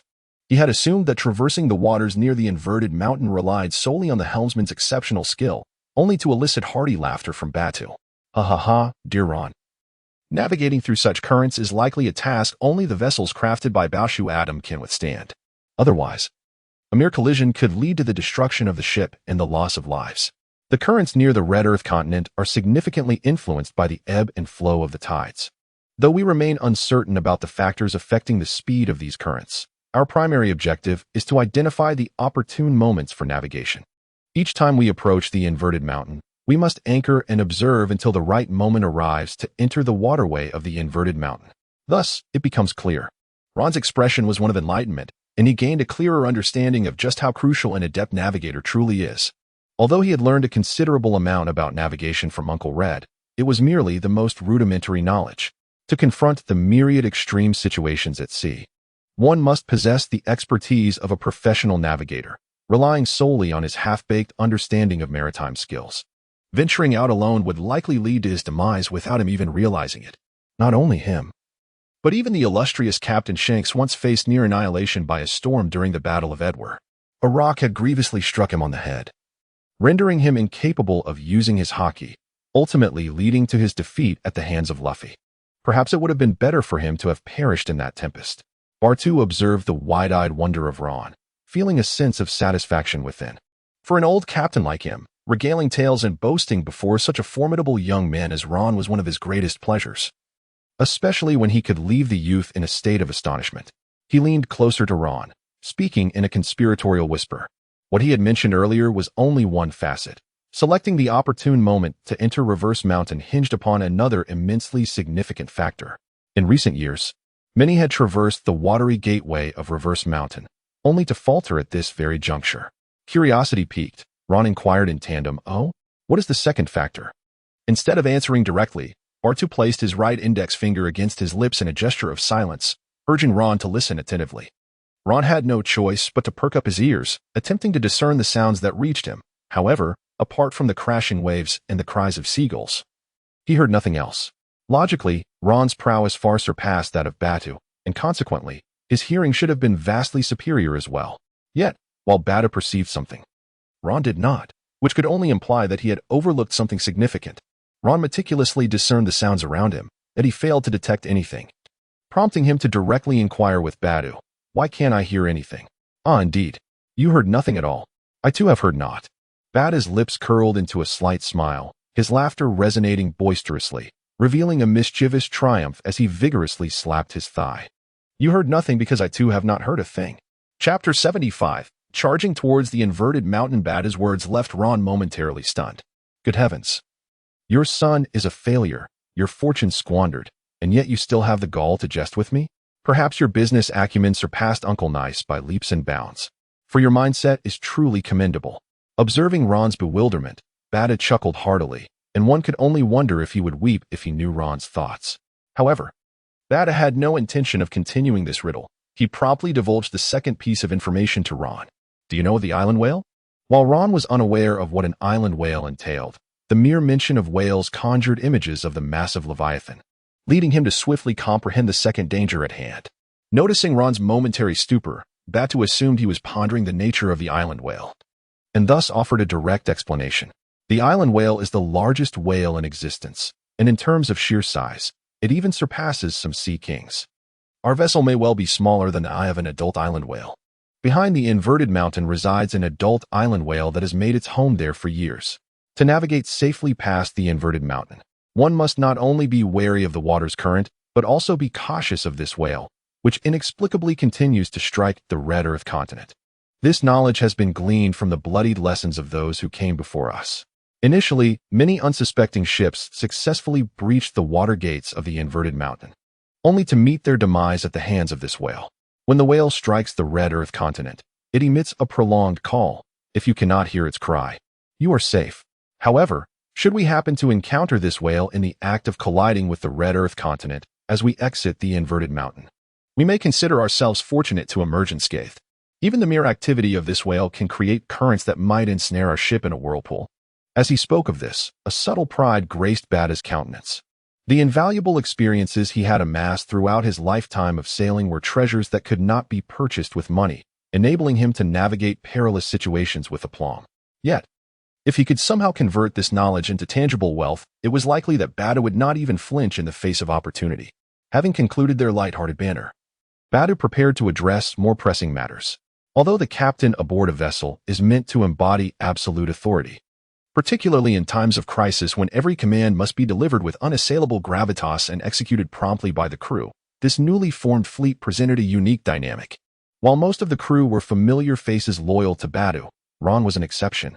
His prowess overshadowed that of the entire fleet, and should he entertain any contrary intentions, none would be able to restrain him.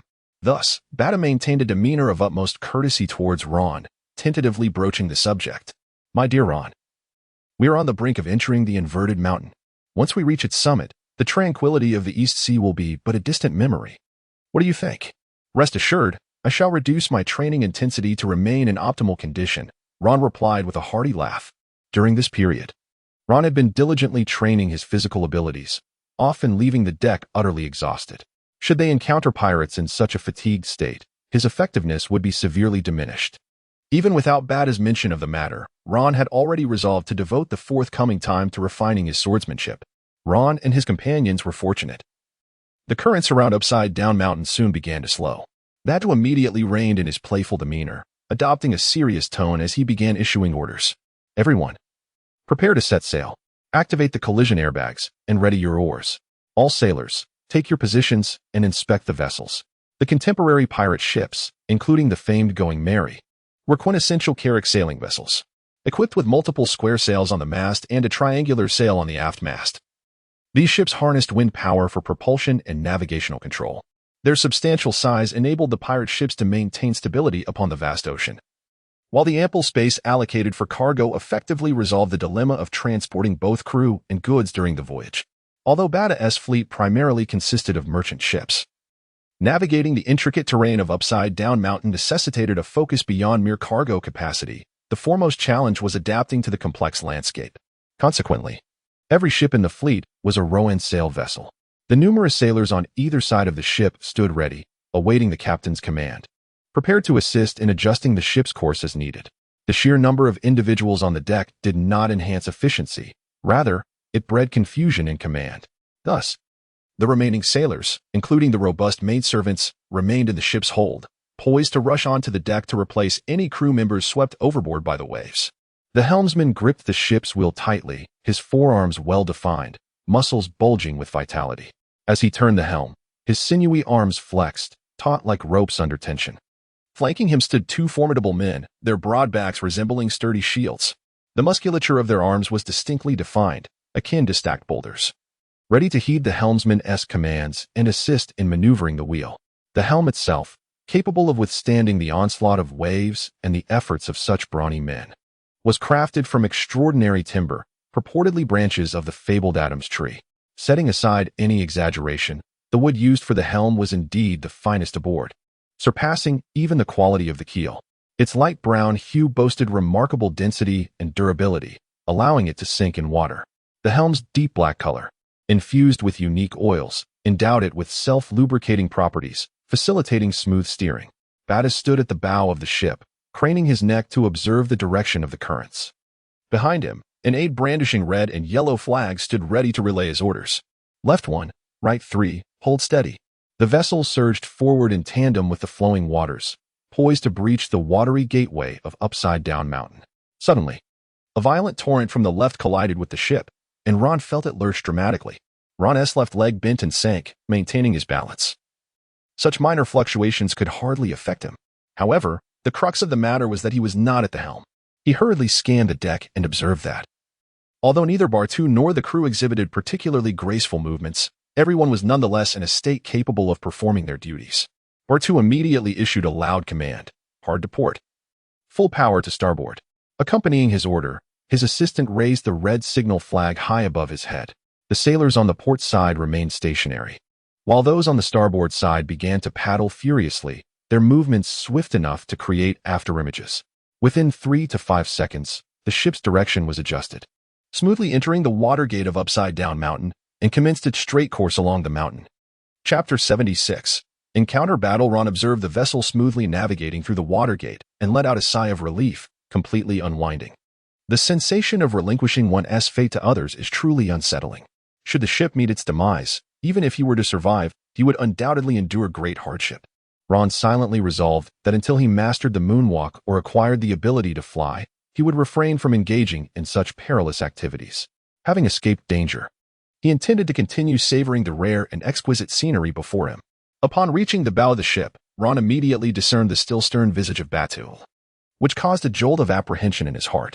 He hastily inquired about the situation, questioning whether there were any lingering issues and commenting on Batu's pallor. Without turning his gaze from the flowing waters, Batu continued to explain to Ron, "It is nothing of great consequence. I merely recalled an old rumor. It is said that a fleet, after much toil, successfully navigated the treacherous upside-down mountain, only to find a band of pirates awaiting them below, who, with the advantage of surprise, decimated their ranks almost entirely. Yet, having engaged in trade for many years, I have only heard this tale once. And it is likely mere folly to fret over such things. Who knows, perhaps in the next moment, a meteor might fall from the heavens." Ron smiled as he continued to revel in this potentially once-in-a-lifetime breathtaking vista and exhilarating sensation. Even if he were to traverse the upside-down mountain again with newfound strength, the awe of this moment would surely dissipate. The vessel beneath him raced across the tumultuous sea, surging towards the pinnacle of the red earth continent. The howling winds assaulted him, filling his ears with the cacophony of gusts and the rhythmic crashing of waves against the rocks. As the altitude steadily increased, the vast ocean began to blur, giving way to the cerulean sky and billowing white clouds. Soon, the ship plunged into the clouds, only to break free from their grasp, revealing an expansive panorama. Golden sunlight cascaded over the sea of clouds, transforming them into a vibrant tapestry of colors, a spectacle of resplendent beauty.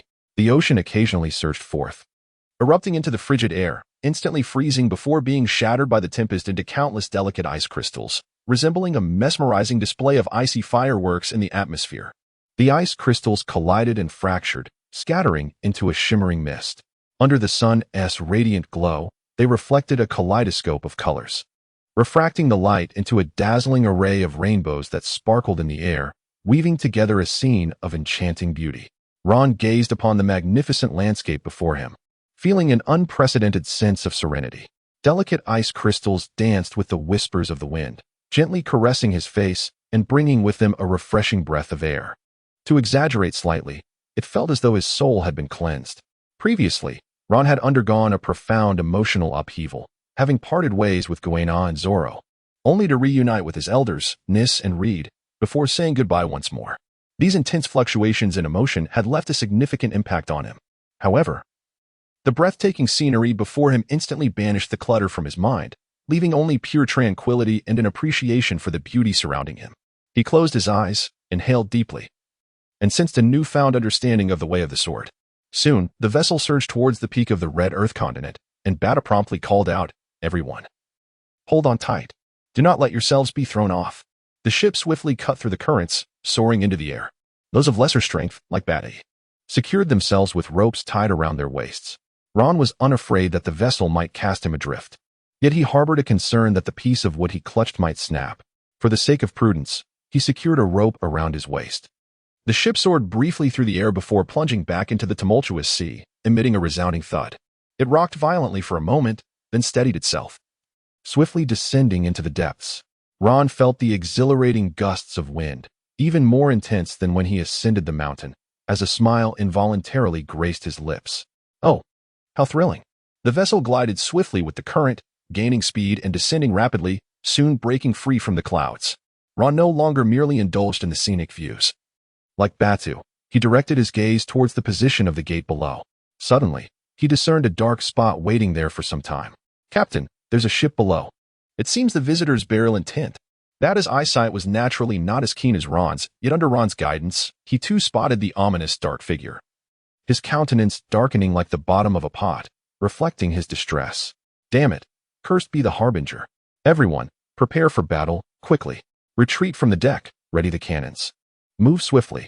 Below, the pirate ship loomed, its hull a deep shade of black, the bow adorned with a fierce dragon carving. The captain, with a grotesquely shaped head, stood at the ship's prow, his forehead protruding, eyes deeply sunken, and his visage marred with ghastly scars, leaving Ron astounded. Even though Ron had encountered a plethora of oddly shaped individuals, he was struck by the sheer height of this man's ugliness. On the deck, a motley assembly of pirates gathered, some bloated with excess flesh, others gaunt and skeletal. Upon seeing a ship descending from upside-down mountain, this band of pirates erupted with excitement, brandishing their long knives, massive iron hammers, or short-handled axes. A cacophony of blood-curdling roars erupted, their eyes gleaming with fervor. The pirate captain at the forefront immediately raised his long knife in his right hand, issuing a loud command. Ha ha ha, lads, our prey has arrived. Fire the cannons. Fire the cannons.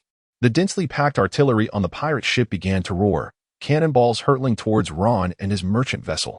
The merchant convoy did not falter. Although the ship maintained a plunging posture, it did not hinder the sailors from maneuvering the cannons, retaliating with fervor.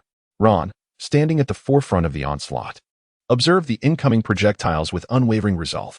With a swift motion, he unsheathed the dragon tooth from his waist and, in the blink of an eye, cleaved through 7 or 8 of the approaching shells. As the projectiles were severed in twain, they glided past the edge of his blade, continuing their trajectory for 3 or 4 meters before erupting in midair behind him. Ron remained steadfast in his defense against the incoming projectiles.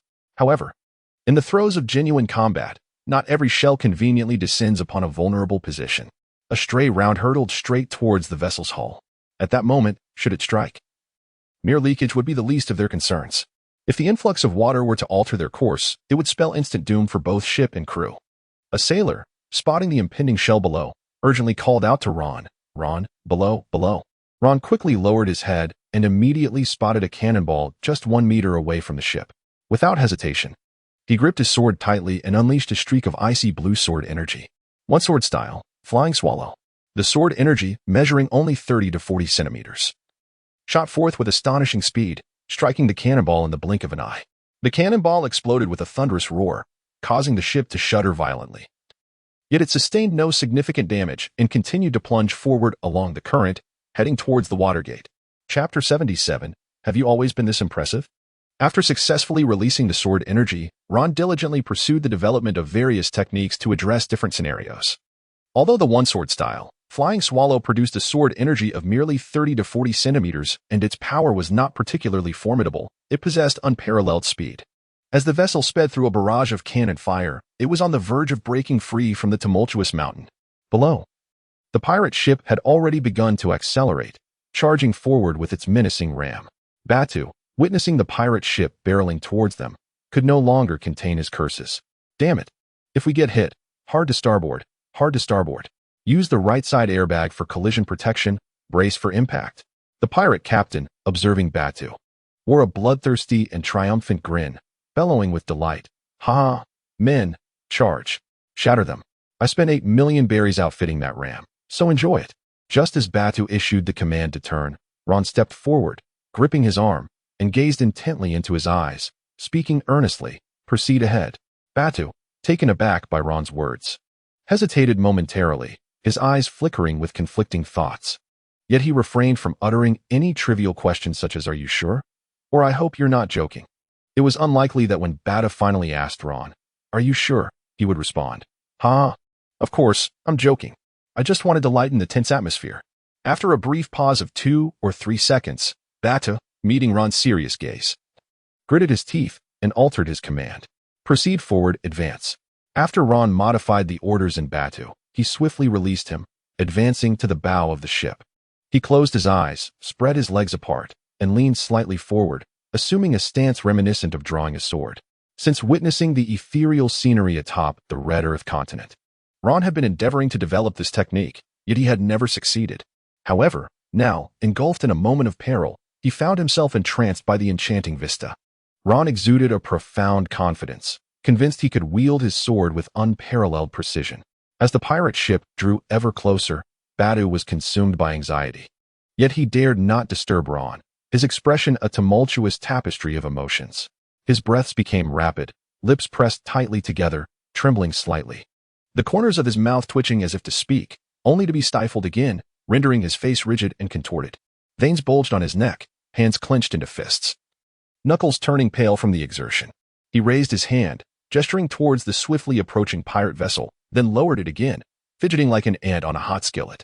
Just as the pirate ship was within 50 meters of their own, Ron abruptly opened his eyes, drawing his sword in an instant.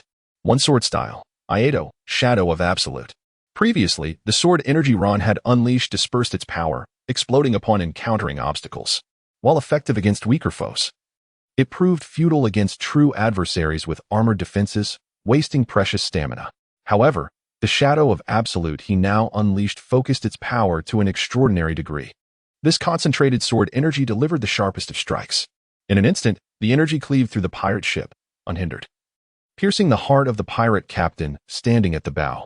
It then severed Ron's target, the ship's helm, slicing through the mainsail as effortlessly as a hot knife through butter. With a resounding thud, the captain looked down to see a severed hand still gripping a long blade. Why did it seem so familiar? This hand resembled his own, and this sword. It appeared to be mine as well. Captain, the helm is severed. The mainsail, it has collapsed. What do we do? Before the perplexed captain could comprehend the situation, he abandoned his thoughts of the severed hand, immediately turning to assess the mainsail's condition. Yet, as he pivoted his upper body, his lower half remained still, resulting in a loud crash as he toppled to the ground. It was at this moment that he finally grasped why his hand ached so intensely. The severed appendage lying on the ground was indeed his own. Darkness enveloped him, and he would never awaken again. The other pirates aboard, witnessing Ron's swift defeat of their captain and the destruction of the mainsail, were struck with terror, their screams piercing the air. Run, run, turn the ship around. You fools. The helm is gone. How can we turn around? Stop screaming, you idiots. Be quiet. The ship is about to crash into Red Earth continent. Ron stood at the bow of the ship, gasping for breath.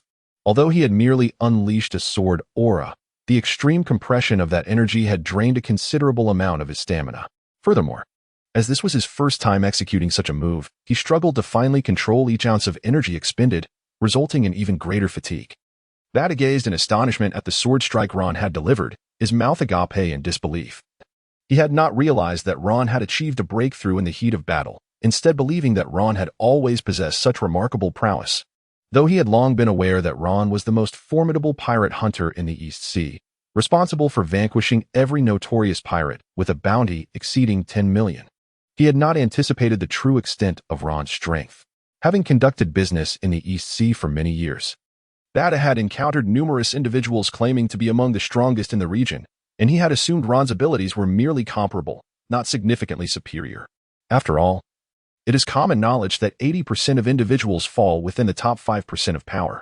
With 5 of the 4 emperors and many contenders for the title of the strongest in the East Sea, such notions were hardly surprising. However, it now appeared that Ron, the so-called strongest in the East Sea, truly embodied that title. Bada's demeanor shifted to one of increased enthusiasm. I told you, trusting Brother Ron was undoubtedly the right choice. It seems these pirates are merely a warm-up for you.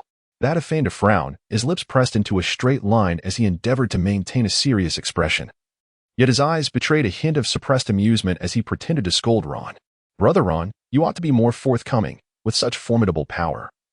Why keep it hidden? I was so anxious before. Are you secretly mocking me in your heart? Ha. Ron listened to Bada's jest, offering merely a faint smile without elaboration.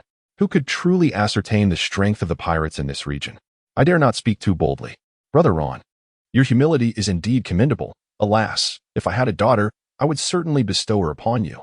Then my anticipation would be in vain.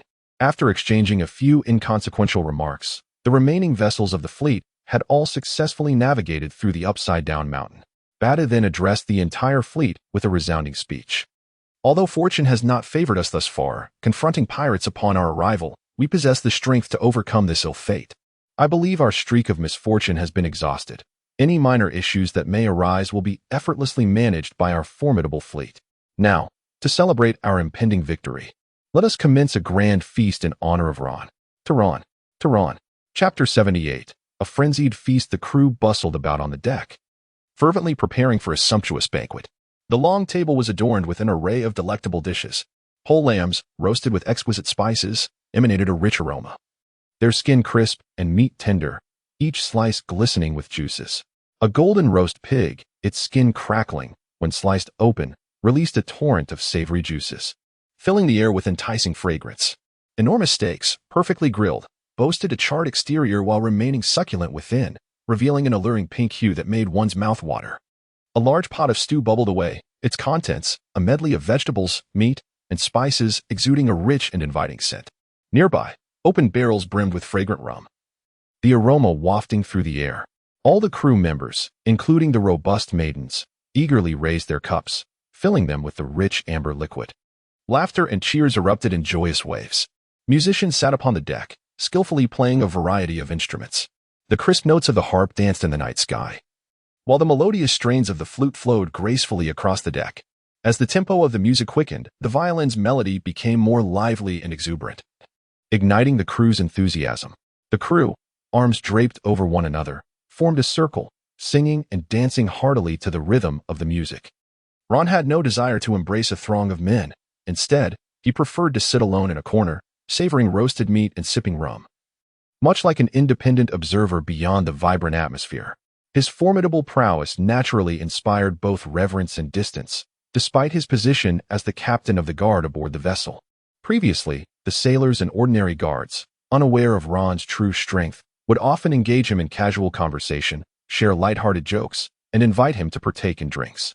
While Ron had never been particularly fond of such interactions, he did not harbor any aversion either, considering them merely as trivial diversions of life.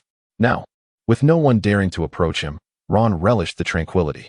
Upon noticing Ron seated alone in the corner, Badu promptly approached with a glass of wine in hand, extending a warm invitation. "Brother Ron, why are you drinking alone? You are our greatest hero. Come join us for some fun." Ron smiled and politely declined, gesturing to Badu to proceed as he wished. "Do not mind me, Captain. You may attend to the others. I prefer solitude." Badu presumed that Ron found the simplicity of the gathering too mundane and leaned in with a conspiratorial tone. "Our fleet's venture this time is a significant gamble. I've staked my entire fortune on this journey, and thus refrained from bringing aboard any women to avoid potential complications. Had I known your prowess was so formidable, I would not have worried at all. The conditions aboard are quite challenging. Let us endure for a few days, and once we reach Blackwater Port, I shall ensure you are well accommodated, if you catch my drift." Observing Badu's exaggerated gestures, Ron found himself both amused and exasperated, repeatedly shaking his head. "Captain, that is not my intention. I genuinely do not enjoy crowds. Please, attend to the others." Instead of departing upon hearing Ron's words, Badu settled beside him and began to discuss animatedly. "Had I known your capabilities were this remarkable, why bother with Blackwater Port? We could take our business directly to the Grand Line and earn a fortune." He continued, "Why not join my fleet? Half of it could be yours. We could make 6 voyages a year, amassing 7 or 8 billion berries, an unproblematic endeavor." Initially, Ron intended to dismiss Badu, but the mention of conducting business on the Grand Line piqued his interest. Conducting business on the Grand Line? How is that feasible? Navigating the Grand Line is notoriously unidirectional. One can only advance, not retreat. Upon hearing Ron's inquiry about the Grand Line, Badu assumed Ron was intrigued by his proposal and eagerly elaborated. To sail upon the ocean, the most crucial element is finding direction. On the Grand Line, one must utilize a log pose to record the magnetic field of the current island, pointing the way to the next. This explains the notion that one can only progress forward there.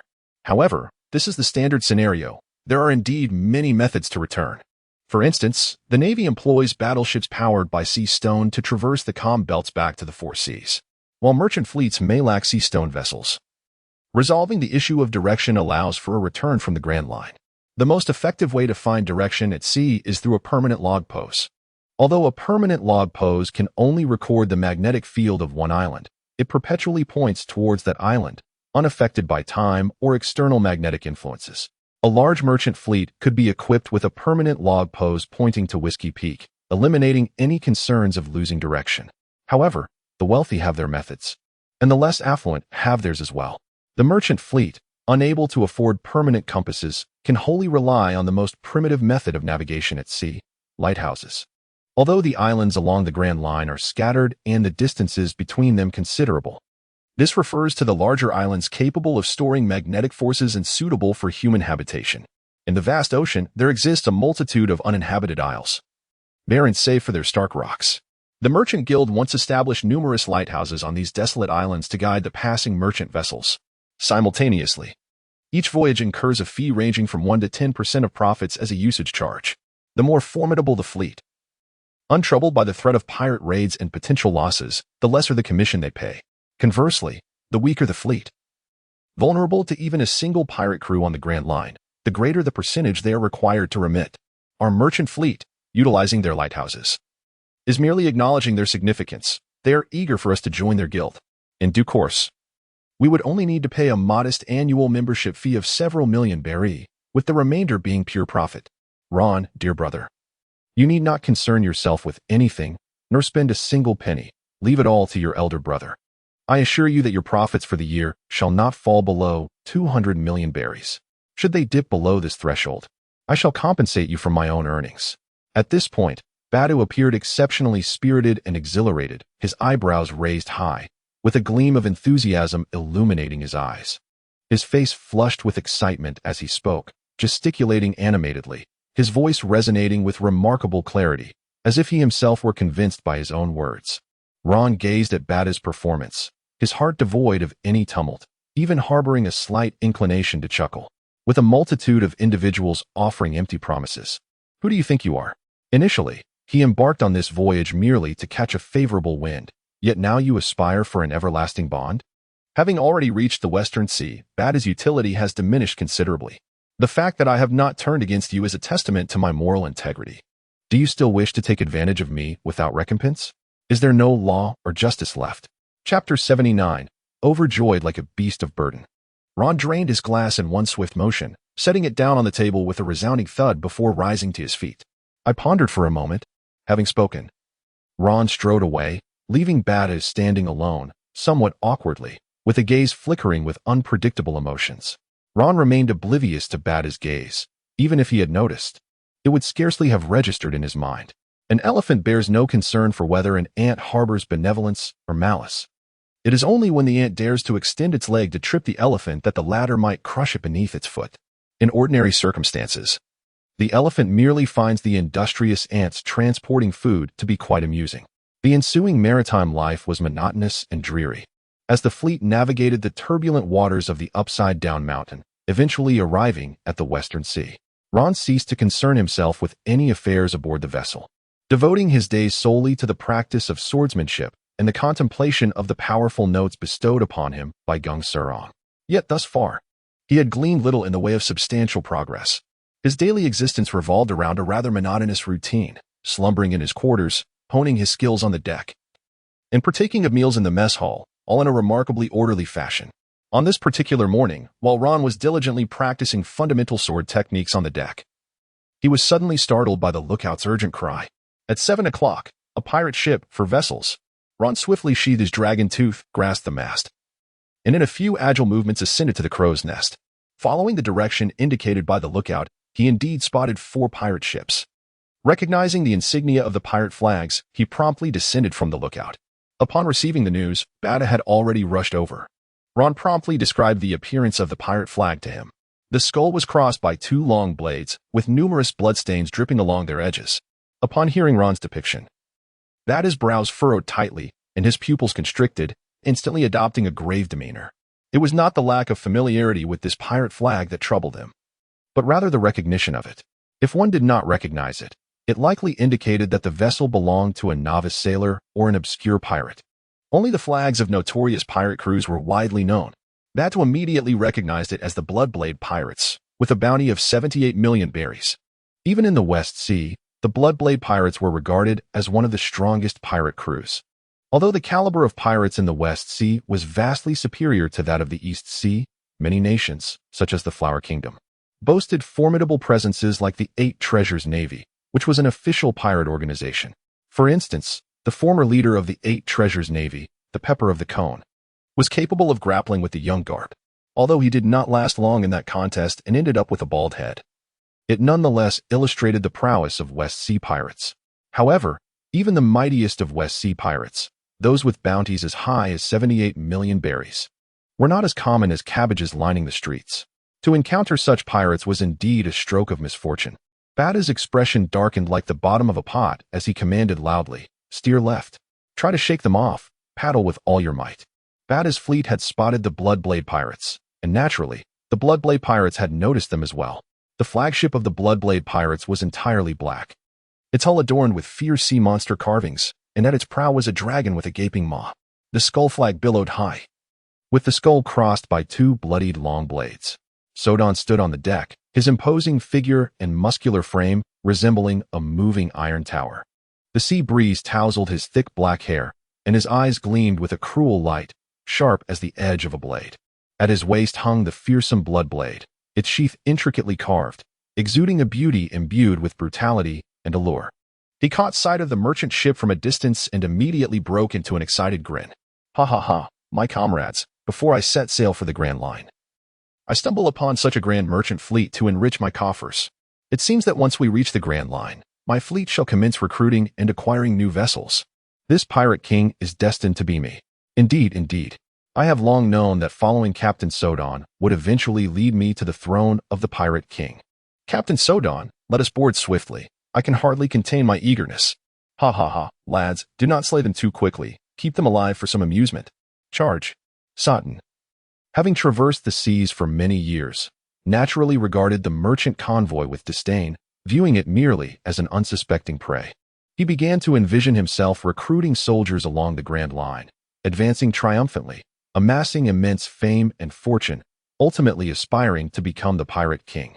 However, it was perplexing to observe the exuberance of the petty subordinates of the pirate crew below, as Soton accumulated greater wealth and fortified his ranks with more formidable allies. Weren't they merely inviting more formidable leaders to overshadow them? Yet, they appeared as jubilant as cattle anticipating their master's acquisition of a new vessel. Surely, they could not believe that their seniority would allow them to command those who joined the crew later, could they? After 6 hours of relentless pursuit, the Bloodblade pirate crew finally closed the distance to the merchant convoy. As Badu realized the Bloodblade pirate crew intended to secure their prey, he could no longer entertain the notion of taking the initiative to strike first, fearing the wrath of the pirates.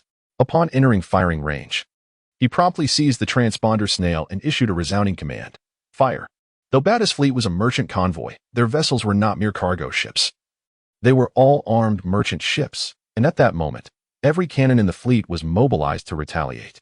The convoy exhibited remarkable vigor, particularly the flagship beneath Ron and his companions, which was equipped with several naval standard cannons acquired through special channels.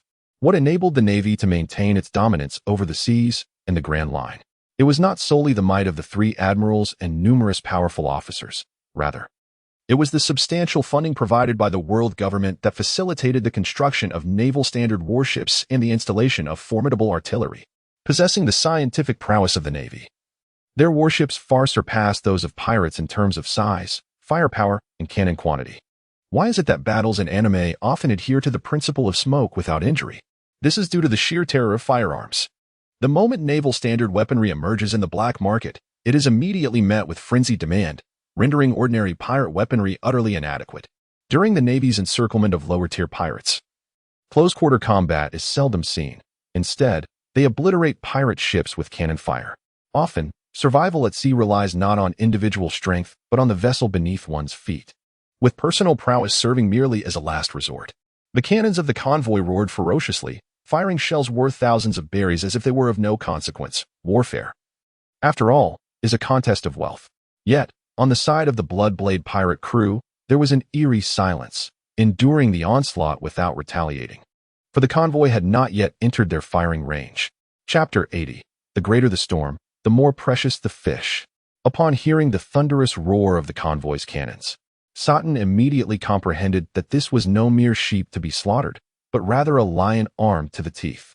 However, once the bow is drawn, there is no turning back. Issuing a retreat order now, returning empty-handed, would not only diminish his prestige but also leave him unwilling to let escape such a plump lion. Surely, a merchant vessel armed to the teeth carries more than mere apples, bananas, or rotten tomatoes. The cargo aboard must possess immense value, thus igniting Thornton's avarice even further. For the sake of this fleet, risking it all becomes worthwhile, for indeed, the greater the storm, the more precious the catch. Thornton immediately commanded, "Row with all your might. Prepare the grappling hooks and seize them. Whatever we find, it shall be ours. Advance." The Bloodknife pirate fleet, with 4 ships, charged toward the merchant convoy amidst fierce cannon fire, while the convoy gradually entered the firing range of the Bloodknife pirates. This also indirectly illustrated the disparity in strength between the convoy's escorts and the pirates. The escorts were no match for these marauders. A fierce battle erupted between the merchant fleet and the blood knife pirates, and the horrifying spectacle of naval warfare unfolded.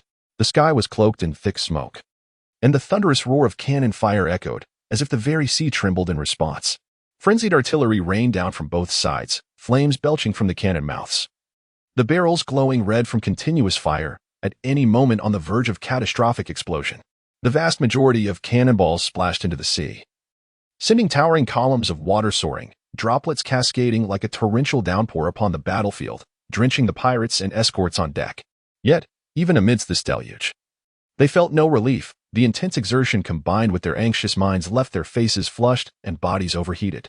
After 5 hours of relentless pursuit, 3 ships of the blood knife pirates sank one after another, while the merchant vessels, although damaged, retained their operational capability. On the side of the blood knife pirates, only the flagship, protected by Thornton, remained in pursuit, albeit in a less than favorable condition. Thornton stood at the side of the flagship, his eyes ablaze with fury and bloodlust, occasionally unleashing crimson sword energy to cleave through incoming cannonballs. Like Ron, he was a master swordsman. The blood-red sword energy was the very reason for Thornton's moniker. The blood knife, not due to a cruel disposition, but rather from the excessive blood of his enemies staining his blade, turning it crimson. Who cares about one's character when devoid of strength? Suddenly, another cannonball struck the pirate ship with unerring precision, resulting in an explosive detonation of the hull. A tremendous shockwave sent splinters of wood cascading through the air like raindrops.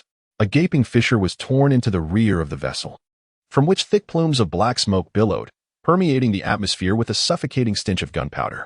Sa'dun, already fraught with irritation, felt his anger surge to the brink upon witnessing the destruction of the ship. His eyes turned a fierce crimson, and his expression twisted into one of terrifying ferocity. His gaze blazed with wrath, and prominent veins throbbed on his forehead, as if they could burst at any moment.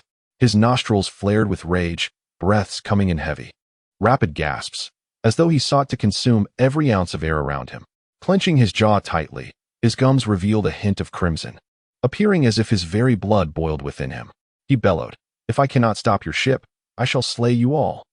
The pirates targeting the merchant fleet shuddered at Sa'dun's words, recalling his notorious cruelty, their legs trembling in fear.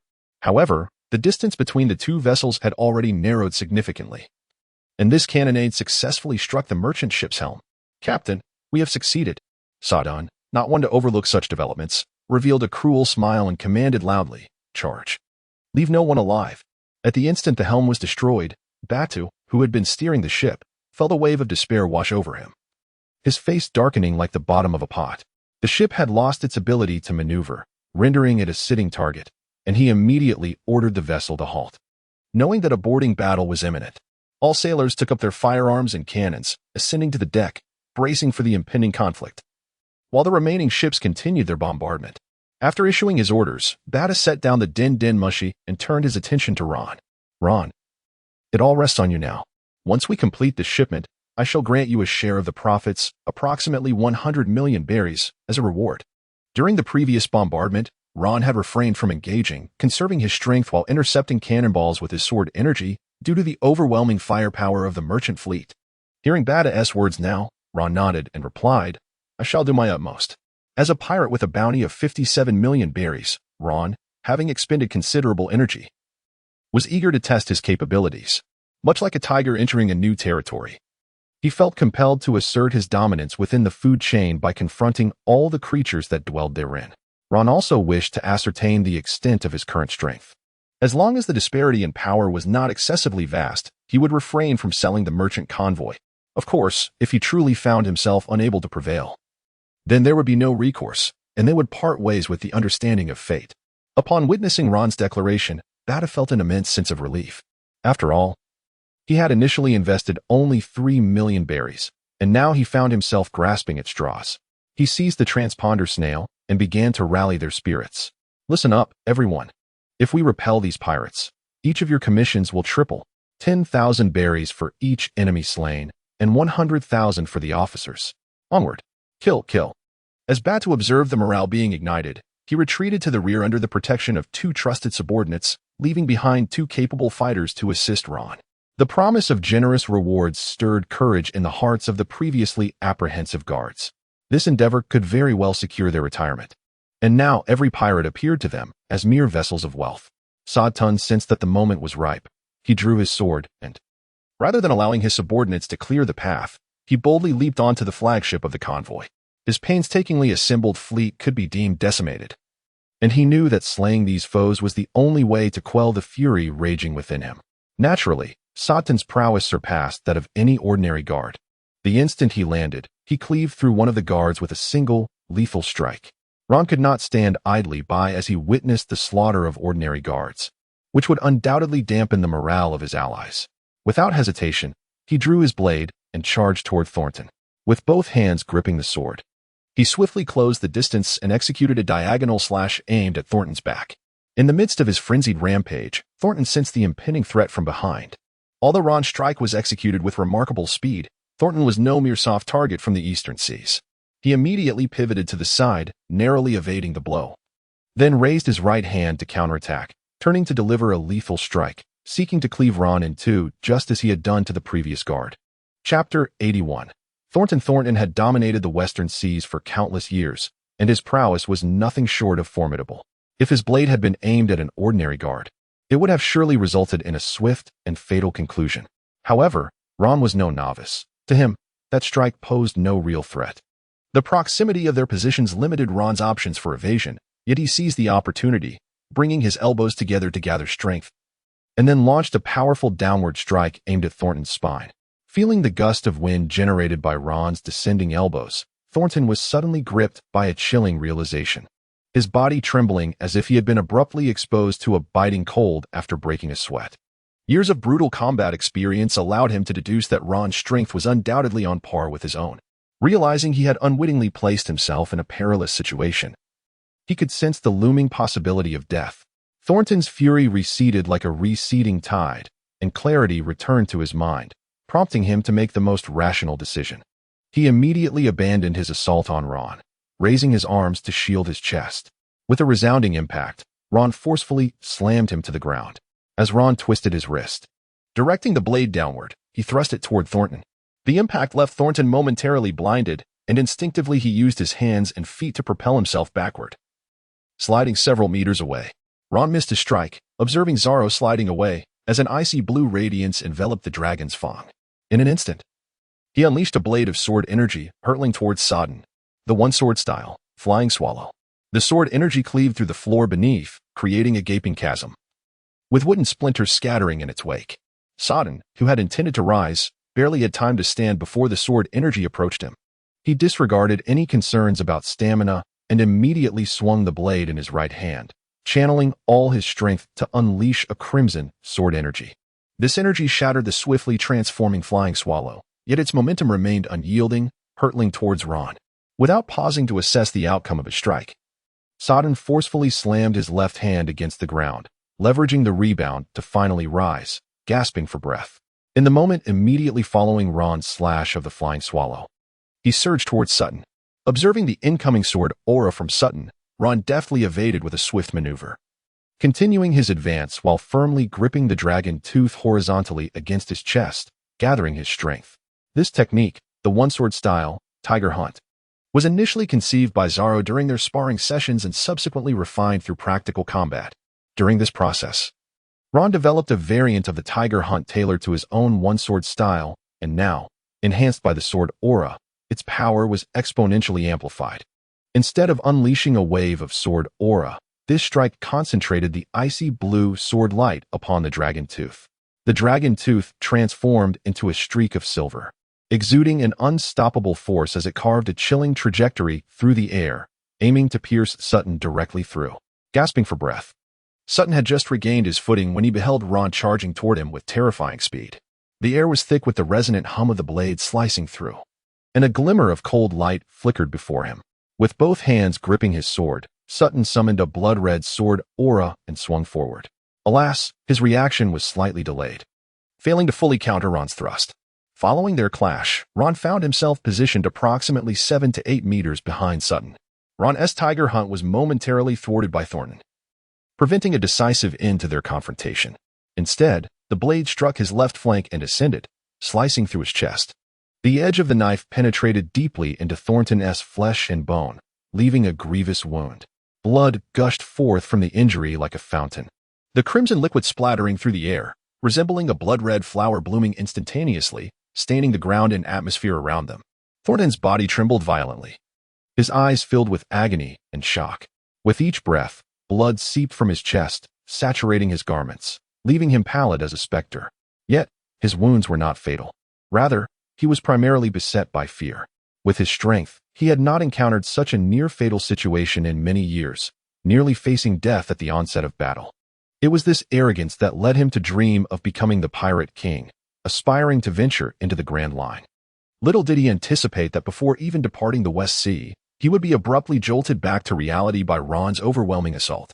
When Ron faced off against Thornton, the officers and minions of the Bloodblade pirate crew had already stormed the merchant ship, each one eager and prepared to unleash their pent-up frustrations from the previous naval battle where they could only endure blows without retaliating, was filled with anticipation. However, the moment they boarded the vessel, they were met with the sight of the gravely injured Captain Thornton, rendering them frozen in place, their morale collapsing instantaneously. Disbelief etched across their faces. How could Captain Thornton, a notorious pirate with a bounty of 78 million berries, be bested? This was utterly inconceivable. The once eager pirates, who had rushed forward in fear of being left behind and missing out on the spoils, now shrank back, exchanging glances filled with uncertainty, no longer daring to advance. And some even began to stealthily retreat. Yet, Thornton was still alive, and none dared to flee openly, for if he survived, they would find it nearly impossible to escape his wrath. In stark contrast, the guards of the merchant convoy exuded an aura of invincibility, spurred on by Bateau's generous rewards. They could no longer resist the allure of riches upon witnessing Thornton being subdued by Ron. With fervor, they charged forward, howling with excitement. Thornton, clutching his wound, glared at his cowardly subordinates, rage surging within him once more. He understood that if he did not fight with all his might, excessive blood loss would soon rob him of any opportunity to act. Resolving to abandon his hesitation, he unleashed two crimson blades of energy that sliced swiftly toward Ron. Charging forward with a fierce roar, "Die, brat!" Ron, upon seeing the pupils of Sothan's eyes, instantly realized that he was about to fight with all his might. At that moment, he knew he must not be daunted by Sothan's imposing aura, so he resolutely chose to confront him head-on. Standing his ground, he unleashed two swift strikes, shattering the sword energy that Sothan had unleashed. At this juncture, Sothan was merely a few steps away from Ron. Ron faced Thornton's assault with unwavering resolve, stepping forward with his left leg to gather strength and boldly advance to meet the challenge. The clash of dual swords resonated with a sharp, piercing sound, and their confrontation stirred a tempest, sending shockwaves outward as the dust on the ground was swept away in all directions. Ron felt an overwhelming force emanating from the blade, sending a tingling sensation through his palm. In terms of sheer strength, Thornton was undoubtedly superior. However, given Thornton's current state, Ron could simply outlast him. As Thornton realized that his full-force strike had not yielded the desired effect, anxiety surged within him. Nevertheless, his movements remained swift and resolute. As he gripped the knife tightly and pressed forward with all his might, the clash of their blades produced a cacophony of grinding sounds, accompanied by a shower of sparks. Ron felt that being restrained by Thornton was clearly not a viable strategy. Suddenly, he withdrew his strength and pivoted, causing Thornton to stumble. He then raised his knee and struck towards Thornton's abdomen. In response to Ron's sudden maneuver, Thornton reacted with remarkable speed, using the hilt of his knife to strike Ron's knee. With the momentum of the blow, he executed a horizontal slash aimed at Ron, a strike that, if not defended against in time, could cleave Ron in two. Chapter 82, Confusion. To kill you is also my right. Confronted with Thornton's onslaught, Ron reacted with unparalleled swiftness. Extending the distance of his charge, and with a powerful swing of his blade, he unleashed a terrifying gust of wind that sent Thornton staggering back several paces. After retreating 2 steps, Thornton abruptly pivoted, halting his momentum, and resumed his advance towards Ron. In that moment, the complexities of the battlefield faded from their minds, leaving only the singular focus on each other as adversaries. The incessant clashing of blades rang out between Ron and Thornton, their strikes accelerating to the point where mere afterimages began to form. The surrounding pirates and guards struggled to discern their movements, as the two engaged in a flurry of exchanges that numbered in the dozens within mere moments. This marked Ron's first encounter at sea against an opponent of equal prowess. And with each clash, his exhilaration grew, driving him to strike with increasing speed. In stark contrast, Thornton felt his spirits plummet. The wound on his chest oozed blood, and he sensed his condition deteriorating as Ron gradually gained the upper hand. Thornton grasped the grim reality of his situation, resigned to the certainty of his demise, and glared at Ron with a predatory intensity. Gritting his teeth, he abandoned all pretense of defense, lunging forward 2 steps to raise his left arm to deflect Ron's strike. In that moment, he swung his right-hand blade fiercely towards Ron's neck, intent on exchanging injury for life. Although Ron was growing increasingly exhilarated as the battle progressed, he maintained his composure and rationality. The moment Thornton charged forward recklessly, Ron understood that Thornton was prepared to fight with abandon. Nevertheless, Ron did not interrupt the rhythm of his assault. Instead, he launched a formidable strike aimed at Thornton. With one decisive blow, he severed Thornton's left arm and, with relentless momentum, obliterated his shoulder. Ron delivered a powerful kick to Thornton's abdomen, sending him hurtling away before he instinctively leaned back. In a desperate attempt, Thornton swung his blade, narrowly missing Ron, before being propelled through the air, rolling for several meters before finally coming to a halt.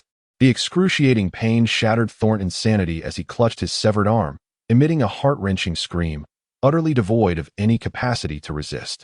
As Ron descended toward the ground, he forcefully struck the earth with both hands, utilizing the reaction force to regain his footing. He exhaled in relief upon witnessing the anguished cries of Thornton in the distance. Paying no heed to Thornton's lamentations, his gaze shifted instead to the dragon tooth. As Ron had anticipated, several nicks had indeed marred its surface. Alas, what a significant loss. However, in a colossal black market such as Blackwater Port, one can hardly lack for substitutes. I can only hope to procure a fine blade in due course. If Bata does not increase his offer, this venture will surely result in a considerable deficit. Yet, perhaps not entirely, for Thornton still has a bounty on his head. As Ron pondered the matters of renowned blades and bounties, the pirates of the Bloodblade pirate crew, upon witnessing Sutton's demise, were engulfed in shock, their grip on their weapons faltering. Those of feeble courage found their legs quaking uncontrollably, desperately howling in despair. Flee. Make haste, escape quickly. The morale of the pirates was already teetering on the brink of collapse, and with the first to flee, a chain reaction ensued. The deck erupted in a cacophony of clattering sounds, followed by the splashes of bodies plunging into the sea. Many pirates discarded their swords and leapt into the turbulent waters, fully aware that such an act often led to certain death. Thus, those choosing to jump were but a minority, likely driven by the knowledge of their misdeeds alongside Sutton. Realizing that capture by the Navy meant execution on the spot rather than imprisonment in the infamous underwater prison, the majority of the remaining pirates opted to relinquish their weapons and kneel in surrender, presumably awaiting the merchants to hand them over to the Navy. A group of fools chose to kneel in place, while Ron discerned several astute pirates quietly edging toward the deck's edge, likely contemplating a leap into the sea should the situation worsen. One of Bata's trusted aides entered the cabin to relay this favorable news, while another ascended to consult Ron. "My lord Ron, how shall we proceed with these pirates?" Ron cast a fleeting glance at him, finding the situation rather amusing. He had originally boarded the ship in the capacity of a captain of the guard, yet during the battle, not a single soul sought his counsel. It was merely Bata's loyal followers who commandeered the proceedings. However, Ron bore no ill will towards them, for they had been a steadfast crew under Bata for quite some time, while he was merely a newcomer. Yet, once the battle concluded, they approached him for orders. How curious that at this juncture, I am once again the captain of the guard, am I not? The more time Ron spent among Bata's crew, the more he found solace in the company of Zoro, Kuina, and Uncle Red. Fortunately, upon reaching Blackwater Port, he would no longer have to contend with them. Nevertheless, since they sought his command, he might as well issue one. What shall be done? Let them all be slain. It would be a waste of provisions to spare them. With the surplus food, one might as well cast it into the sea to feed the fish. Go tend to Sutton's wounds. We cannot afford to lose anyone before we reach the shore to claim our bounty, for several days lie ahead. With a splash and a plummet, upon hearing Ron's decree, many astute pirates leapt into the sea, though Ron did not hinder them. In the tumultuous waters, he deemed their actions futile, save for prolonging their suffering and death. The desire to flee was not confined to the pirates aboard the merchant vessel. A few remained on the flagship of the Bloodblade pirates, initially wearing expressions of discontent. Unable to personally board the merchant ship to pillage, Even the spoils they were to receive would be mere remnants picked over by others. Yet, upon turning their gaze, they beheld Sutton's demise, and panic ensued. They frantically rejoiced in their decision to abstain from boarding the merchant vessel and swiftly prepared to escape. Quickly, quickly, turn around, row. Row faster, they urged. Haha, today is my lucky day. With that scoundrel Sutton dead, I shall seize his riches and abandon my life as a pirate. I will return home, marry a few women, and never set sail again. Ron spotted the departing pirate ship and could not allow them to escape. He took a few steps back, then began to sprint, leaping from the edge of the deck and soaring over a distance of more than 80 meters. Landing on the pirate vessel with a resounding thud, Ron rose from a crouched position, shaking off the slight numbness in his legs, and cast his gaze upon the remaining pirates. These individuals, remnants of the Bloodblade pirate crew, were merely the dregs of their organization. They were not entrusted with the task of plundering merchant ships, and their lack of prowess was evident. They were truly the weakest among the weak. Terrified, they stared at Ron, their fear rendering them nearly speechless. Please, don't kill me. Wait. I know where Sutton's treasure is hidden. If you spare me, I can lead you to it. One pirate, who stood closest to Ron, suddenly seemed to discover a glimmer of hope. Fear dissipated, and he spoke with newfound clarity, his face alight with a sense of confidence as if he had stumbled upon a path to salvation. Ron stepped forward, and in an instant, with a swift stroke, the icy blue glow flashed, cleaving both the knife in his hand and the pirate in a diagonal split. Confusion, killing you is my own. Chapter 83, The Androgynous One? The pirates on the deck, witnessing their comrade's effortless demise, began to flee in a frenzy, rushing toward the cabin as if safety awaited them within. With a swish, Ron's figure vanished from sight, darting through the air with remarkable agility. Each reappearance was heralded by a chilling blade's glint, marking the end of yet another pirate's life. The pirate furthest from Ron had just grasped the cabin's handle, a flicker of hope illuminating his face. Suddenly, a blade pierced through him from behind, transfixing him completely. He seemed to attempt a word, but alas, his throat was filled with the briny liquid, allowing only desperate gasps to escape before he collapsed lifelessly to the ground.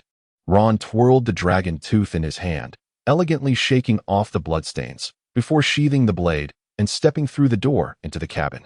To his surprise, the cabin's environment was remarkably tidy, devoid of any unpleasant odors, and it was not inferior to the merchant fleet's vessels. Ron felt that he might have developed a stereotype about pirates.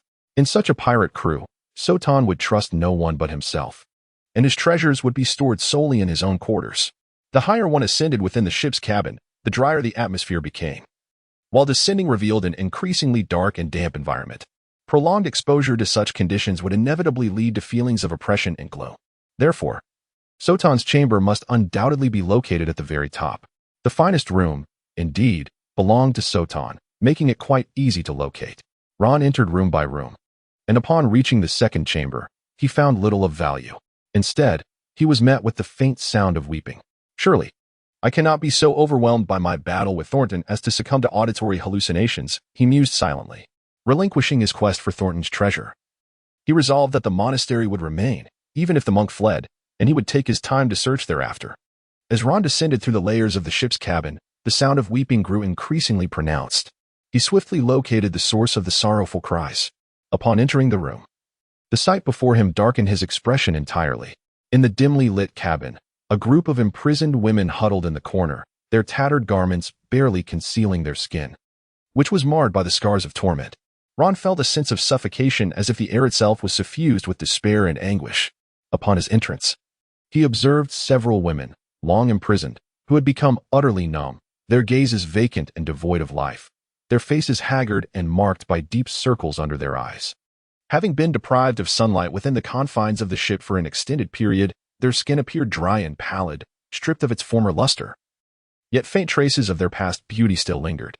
Upon Ron's entrance, the women exhibited no response, as if their very souls had been extracted, leaving behind mere shells devoid of hope and vitality. Those who had been imprisoned for a shorter duration continued to weep, tears streaming down their cheeks, etching sorrowful trails upon their faces. Terrified by the torment inflicted by the pirates and the thunderous cannon fire, their heart-wrenching cries resonated with despair and anguish. The cries that Ron heard emanated from them, and upon seeing Ron enter, they instinctively recoiled in fear. Ron stood at the entrance of the cabin, witnessing the scene before him, his rage erupting like a volcano. His fists clenched tightly, knuckles turning pale from the strain, his chest heaving violently, and his teeth grinding audibly. The muscles in his face twitched with fury, veins bulging on his forehead. These brutes. It would be too lenient for them to perish like this. Thankfully, that scoundrel Thornton is still alive. Ron refrained from directly drawing his dragon-tooth sword to sever the chains binding them, mindful of their fears. Instead, he stepped forward and comforted them, saying, "There is no need to be afraid.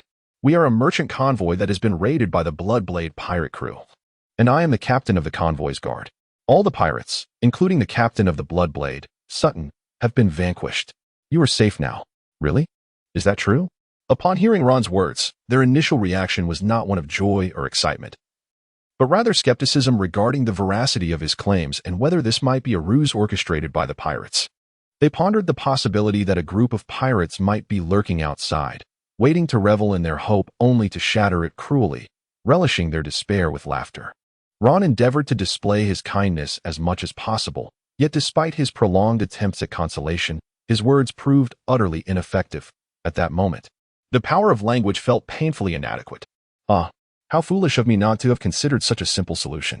Actions speak louder than words. He promptly exited the room, securing a rope to string together the corpses of the pirates on the deck, which he then brought into the cabin. Upon seeing the lifeless bodies of the pirates, the women finally erupted into heart-wrenching sobs, their cries echoing with profound anguish. Ron felt a deep discomfort in his heart, yet he was unable to offer them much assistance. Once their tears had subsided somewhat, Ron addressed them, saying, "Fear not, I shall sever your chains." The woman closest to Ron nodded in acknowledgement and leaned forward, presenting her neck. Ron unsheathed the dragon tooth from his waist, gripping the iron chain around her neck with his left hand while deftly maneuvering the blade of the knife into the inner side of the chain with his right. A flash of icy blue light illuminated the space as the chain was severed in an instant. He then lowered the dragon tooth, reaching out to pry the remnants of the chain from her neck before casually discarding it. "There you go, you are free now." She placed her hands upon her neck, exploring the area with a mix of disbelief and elation. After repeatedly confirming that the chain had indeed vanished, she could not suppress her emotions any longer and sank to the ground in tears. Witnessing this poignant scene heightened the yearning for freedom among the other women, who hurriedly gathered around. "Take your time, one at a time," Ron assured, swiftly severing the chains of all present, even rekindling a flicker of vitality in the faces of those who had previously been numb. Observing these individuals regain their essence, Ron quietly exited the room, allowing them to celebrate or express their emotions in solitude before proceeding to the next chamber. Upon liberating the women from 2 additional rooms, Ron stepped into the next chamber, only to be greeted by a far more lavish decor than the previous ones. The room, though compact, was tastefully arranged, featuring a modest wooden desk beside the bed, its edges showing signs of wear. A bookshelf, constructed from rough timber, stood nearby, scattered with several open books, while an antiquated chair was positioned beside the desk. Despite the modest conditions, it was a stark contrast to the prior rooms. However, what truly piqued Ron's curiosity was the unexpected presence of a man bound by chains within this chamber. A male? What a surprise. Did Sutton have a penchant for this? Chapter 84, Cagrit. Although a man occupied the room, Ron felt no philosophical aura emanating from him. He was not a delicate, effeminate figure, but rather a weathered young man. The man appeared remarkably youthful, perhaps in his 20s or 30s, yet his disheveled hair and unkempt beard betrayed a profound weariness and exhaustion. His face was etched with deep lines of fatigue, and his eyes, devoid of luster, reflected an abyss of pain and despair. Upon hearing Ron's entrance, the man directed his gaze towards him, yet he uttered not a word nor made any unnecessary movements, further piquing Ron's curiosity. Ron was filled with curiosity. As a male captive, what justified his privileged treatment within the Bloodblade pirate crew? Thus, he took the initiative to speak, proclaiming, "I have already eliminated the Bloodblade pirate crew." Before Ron could finish his words, the man on the bed suddenly sprang up. Yet, his neck was ensnared by chains, leaving a deep imprint upon his skin. Strangely, he appeared oblivious to the pain, neither gasping for breath nor sensing discomfort. His hands reached out frantically towards Ron, as if desperate to grasp the collar of Ron's garment, demanding to know whether his earlier statements bore any truth. "Sodden? Where is Sodden? Is he dead?" "He is not dead. He still lives, albeit in a diminished state, having lost an arm." "Ah, ha ha ha." The man abruptly sank to his knees, supporting himself with trembling hands upon the floor, tears streaming from his swollen eyes as he oscillated between laughter and sobs, creating a cacophony of sorrowful sounds. His laughter intertwined with cries, the weeping infused with hollow chuckles, producing an agonizingly discordant symphony that sent shivers down Ron's spine. After weeping for an extended period, he reached up to wipe his face, rubbing his hands against his clothing before sinking to his knees before Ron with a resounding thud, his forehead striking the ground with force. "Please, sell me Sodden. I will offer tenfold his bounty. No, I will pay you 100 million berries annually. At the very least, all the earnings I acquire henceforth shall be yours. Please, sell me Sodden. My name is Kajirot, a physician of some repute in the West Sea. Trust in my ability to amass such wealth. I implore you." Ron gazed at Kajirot, who remained kneeling on the ground, speechless. In an instant, he severed the chains binding Kajirot's neck and took a seat. "Now, speak of your affairs." Kajirot lifted his gaze to Ron and, after a moment of silence, painfully closed his eyes, recounting his tale. Kajirot grew up in a dilapidated slum, or rather, the lower district. Though his family was not affluent, it was filled with warmth. His father was a construction worker in the lower district, devoid of the vices commonly associated with laborers: alcoholism, gambling, and the propensity for domestic violence. Instead, he toiled diligently each day, striving to provide for his family. Regardless of the hardships faced at work, he always returned home with a smile. Kajirot's mother aspired to be a loving figure, nurturing their modest home with care. The lower district, of course, lacked gourmet delights, yet even with simple ingredients, she consistently found ways to transform them into delectable dishes, imbuing their impoverished abode with the essence of happiness. Despite their financial struggles, Kajirot's parents steadfastly insisted on his education. He did not disappoint his parents' expectations, excelling in both academics and the arts from a young age. He had a childhood sweetheart, Ellie, with whom he grew up in the slums. Possessing both beauty and intelligence, he was regarded as a paragon of success in the impoverished neighborhood. With the unwavering support of his parents and the companionship of Ellie, Kajirot ultimately gained admission to medical school, although the tuition was exorbitant. His parents and Ellie diligently worked to finance his education, supplemented by the scholarships he earned, allowing him to successfully pursue his studies. At medical school, Kajirot swiftly distinguished himself with remarkable academic achievements, making substantial progress on several medical research projects within just over a year. After receiving recognition and appreciation from esteemed figures in the medical field, he secured additional sponsorships. His family's circumstances improved significantly, enabling them to relocate from the lower district, marking a notable ascent in social class. However, misfortune soon struck. Just as Alex was nearing graduation, an epidemic broke out in the lower district. Tragically, his parents contracted the illness while visiting friends. Driven by desperation, Kajirot immersed himself in research on the virus, working tirelessly day and night until he successfully developed a cure. Regrettably, due to the toll of years of hard labor, his parents could not withstand the illness and ultimately succumbed. In his profound grief, Ellie remained steadfast by his side, offering solace and support, which gradually helped him emerge from the shadows of sorrow and regain his resolve to utilize his medical expertise to heal others. In the subsequent 5 years, Kajirot and Ellie traveled across various countries, aiding the impoverished and gaining considerable renown throughout the Western Sea. Wherever they went, they were not only welcomed by the lower classes, but also sought after by many nobles for medical consultations. Numerous aristocrats even donated supplies to enhance their public image. Upon learning of Ellie's pregnancy, they decided to return home for a respite. However, during their journey back, their ship was beset by the Bloodblade pirates. If it had merely been that, Kajirot would have joined the pirates without hesitation to protect Ellie. But when their vessel was boarded, he ventured out to assess the situation. Leaving Ellie in their cabin, he returned safely, but tragically, Ellie and their unborn child were struck by cannon fire and perished instantly. It was precisely because Kajirot was a skilled physician that he had access to a private cabin on the ship. Upon hearing Kajirot's tale, Ron was deeply moved. Reflecting that while studying medicine may save others, mastering the sword is the key to one's own salvation. Once Kajirot concluded his narrative, he rose again and knelt fervently before Ron. "As long as I continue to tend to the ailments of those officials and nobles, I can earn no less than several 100 million berries in a year. I desire not a single berry of that fortune, I implore you. Simply hand over Sotan to me." Ron gazed into Kajirot's eyes, filled with hatred and madness, and found his vengeful nature to be profoundly appealing, resonating deeply with his own worldview. He dismissed the cliché notions of violence only begets more violence and do not perpetuate hatred, regarding them as mere drivel. No, no. Even the thought of such platitudes caused his blood pressure to rise. So be it. Chapter 85, The Price of Labor. Ron gazed at Kajarat, who appeared somewhat lost in thought, and continued, I mentioned that Satan has given you this opportunity. I look forward to witnessing your performance. I am eager to see what tricks you can conjure from that despicable wretch, Satan.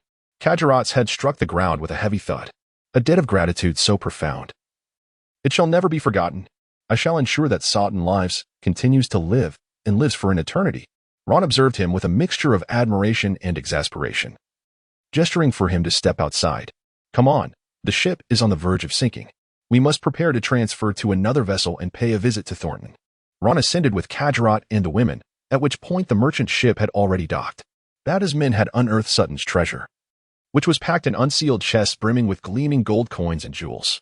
Among the golden heaps lay an array of exquisite gems, massive rubies, and deep blue sapphires, each meticulously cut to shimmer with a crystalline brilliance.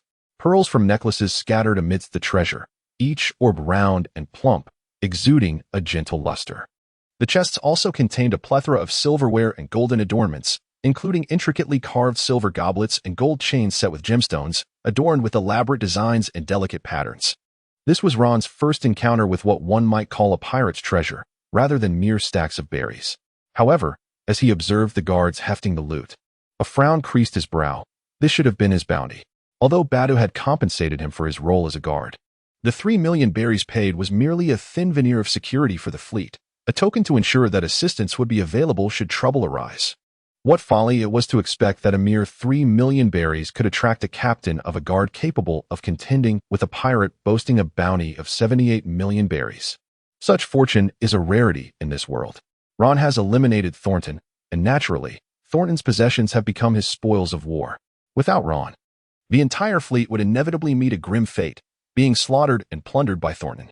Yet, as soon as we cross the river, you intend to burn the bridge? Ron was rather direct with them, stating unequivocally, have you organized the spoils? Just carry them to my room. Upon hearing this, Batui, who had arrived on the pirate ship alongside his guards, rushed over with an enthusiastic smile upon spotting Ron emerging from the cabin below deck. Ah ha ha, Ron, my friend. I was just searching for you everywhere. What were you doing down there? These pirates are quite affluent, aren't they? Ha ha.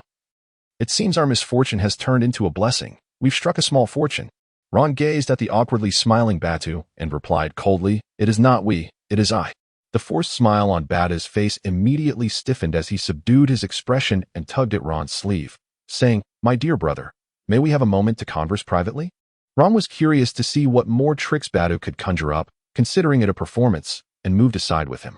Batu rubbed his hands together, steeling himself emotionally, and began, dear Ron, our encounter with the pirates, though filled with apprehension, has indeed led to significant losses for the fleet.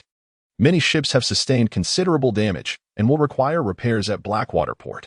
Moreover, I promised substantial bonuses to the guards, and I find myself somewhat financially constrained at the moment. Haha, as the captain of our fleet's guard, you are undeniably part of our team. Thus, I was contemplating that the spoils from this battle should also be shared with the fleet. Of course, dear brother, I acknowledge the immense contribution you have made. Without you, not just I but the entire merchant convoy would have perished. I am quite aware of that. With that, Bata thumped his chest with a resounding bang, accompanied by a somewhat sheepish grin. Times are indeed tough for the fleet, but rest assured, I shall not neglect your due rewards. How about this? We split the treasure from Sotan evenly, and I will use my share to pay the guards' bonuses. Let them see the money quickly, as it will motivate them, won't it? Furthermore, I will convert this portion of the treasure into your share of the convoy, and when the time comes, you will receive dividends. What do you think? First, you flatter me, then attempt to morally bind me, and finally dangle dreams in front of me, only to inquire about my opinion? My assessment is decidedly unfavorable. Do you think my youth and thin skin make me susceptible to your manipulations? I must say, you overestimate your influence. As long as I hold on to my principles, no one can coerce me. I am the captain of this guard, and you should remember the considerable sum I was hired for. 3 million berries for a task worth 87 million. Such opportunities are rare. My earlier stance may not have been entirely clear, leading to some unnecessary misunderstandings on your part. Let me reiterate, I have no interest in investing in the fleet or joining it. I have no intention of sharing my spoils with you or the fleet. The individuals I rescued will accompany the ship. I have assessed the situation, and there are 27 of them, each requiring 100,000 berries for their passage. This will be deducted from my 50 million berries commission, and the remainder will cover their travel expenses. Is that acceptable? Upon witnessing Ron's attitude, Bada dropped his facade, his expression turning cold as he shrugged. I currently have no funds. Let us wait until we sell the goods at Blackwater Port. Ron glanced at Badu, dispensed with further conversation, and turned to leave. Indeed, Badu was currently a destitute wretch. I shall speak plainly. Upon selling the first batch of goods, I expect to see the money. Otherwise, the situation will become quite dire. Should Bada contemplate absconding with his funds, Ron would undoubtedly ensure he learns the true meaning of cruelty. Ron returned to the deck and saw Kargrot hastily ascending from the cabin, clutching a leather suitcase. Kargrot, what do you have there? He inquired. Oh, this?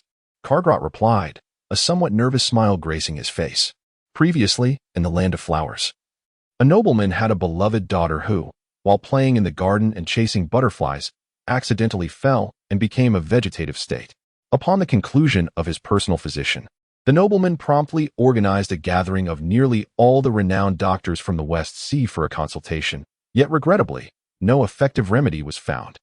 The nobleman then declared that he would sponsor a substantial sum for any suitable research proposal and subsequently issued a staggering bounty of 1 billion berries. Whether it be the power of a devil fruit or a medical technique, anyone who could restore his daughter to health would be rewarded with the immense sum of 1 billion berries. Within this context lies something capable of rousing even a vegetative person to their feet. Chapter 86. Utterly inhumane. Upon hearing such a staggering bounty, Ron could not help but gasp in astonishment. These nobles are indeed exceedingly wealthy. With his remarkable abilities, he had barely managed to earn a meager sum during this period of relentless toil. It became evident that achieving wealth through diligent labor was an impossibility. The more effort one expends, the more the employer can afford to upgrade their vehicle. As long as one works diligently, the landlord and the boss can lead a life of comfort and aspiration. One must consume what others have produced. Enduring hardship alone will not elevate one to greatness. To ascend, one must partake in the surplus value generated by others. No, this line of thought must be abandoned. Contemplating further would inevitably lead him to join the revolutionary forces. Just as Ron resolved to either fight or join, Kaguro continued to expound on the situation at hand. The doctors present proposed numerous solutions, such as transcranial magnetic stimulation, which applies a potent magnetic field above the scalp to invigorate the cerebral cortex. Alternatively, deep brain stimulation could be employed, wherein electrodes implanted within the brain directly stimulate specific neural regions. My own suggestion revolved around sensory stimulation. I believe the reason for a comatose individual's inability to awaken lay in their lack of external stimuli. By engaging various senses, sight, hearing, touch, and more, it was possible to rekindle cerebral activity in those in a vegetative state. Thus, I concocted a potion capable of amplifying human senses several-fold, hoping to use intense external stimuli to rouse the comatose. Of course, this potion would yield similar effects on healthy individuals, enhancing any of their senses. Upon hearing this, Ron's eyes lit up with excitement.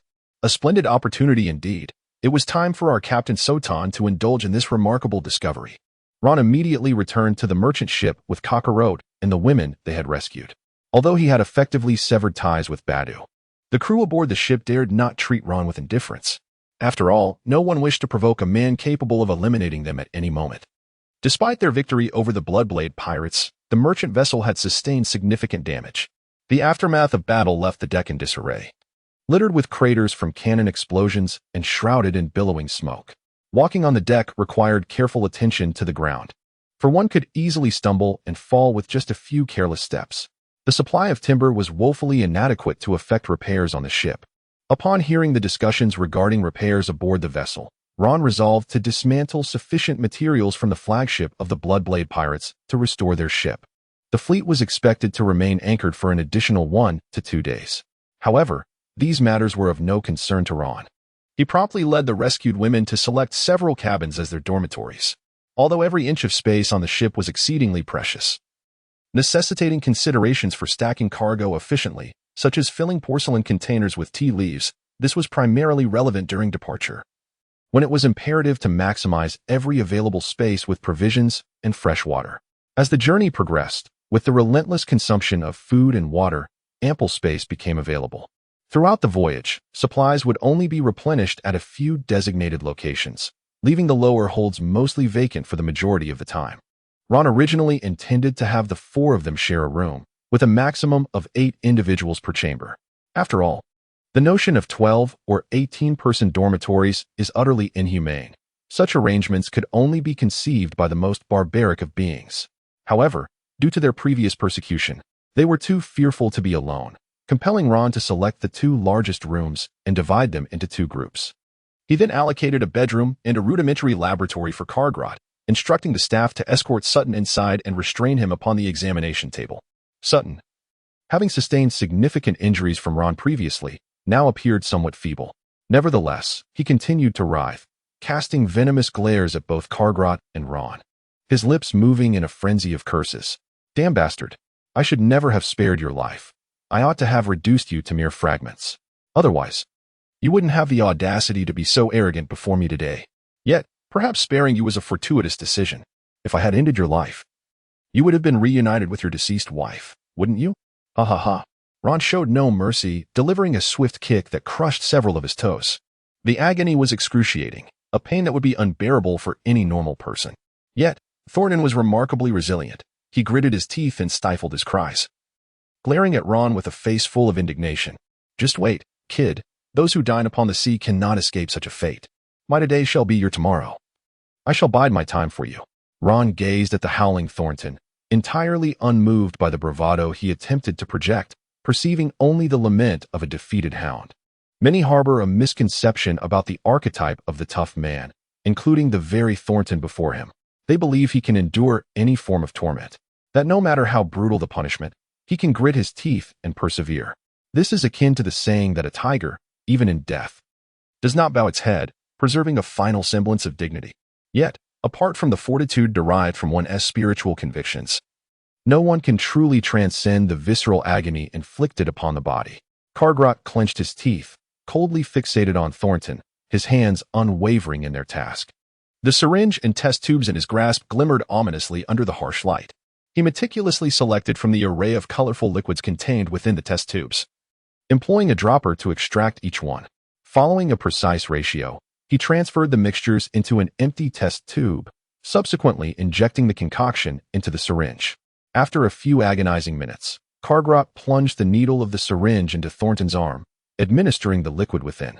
Initially, Thornton wore a contemptuous expression, but mere seconds later, his body tensed violently, veins bulging, his visage contorted in a mask of agony. A heart-wrenching scream erupted from him, his body trembling violently, as if every nerve were ablaze.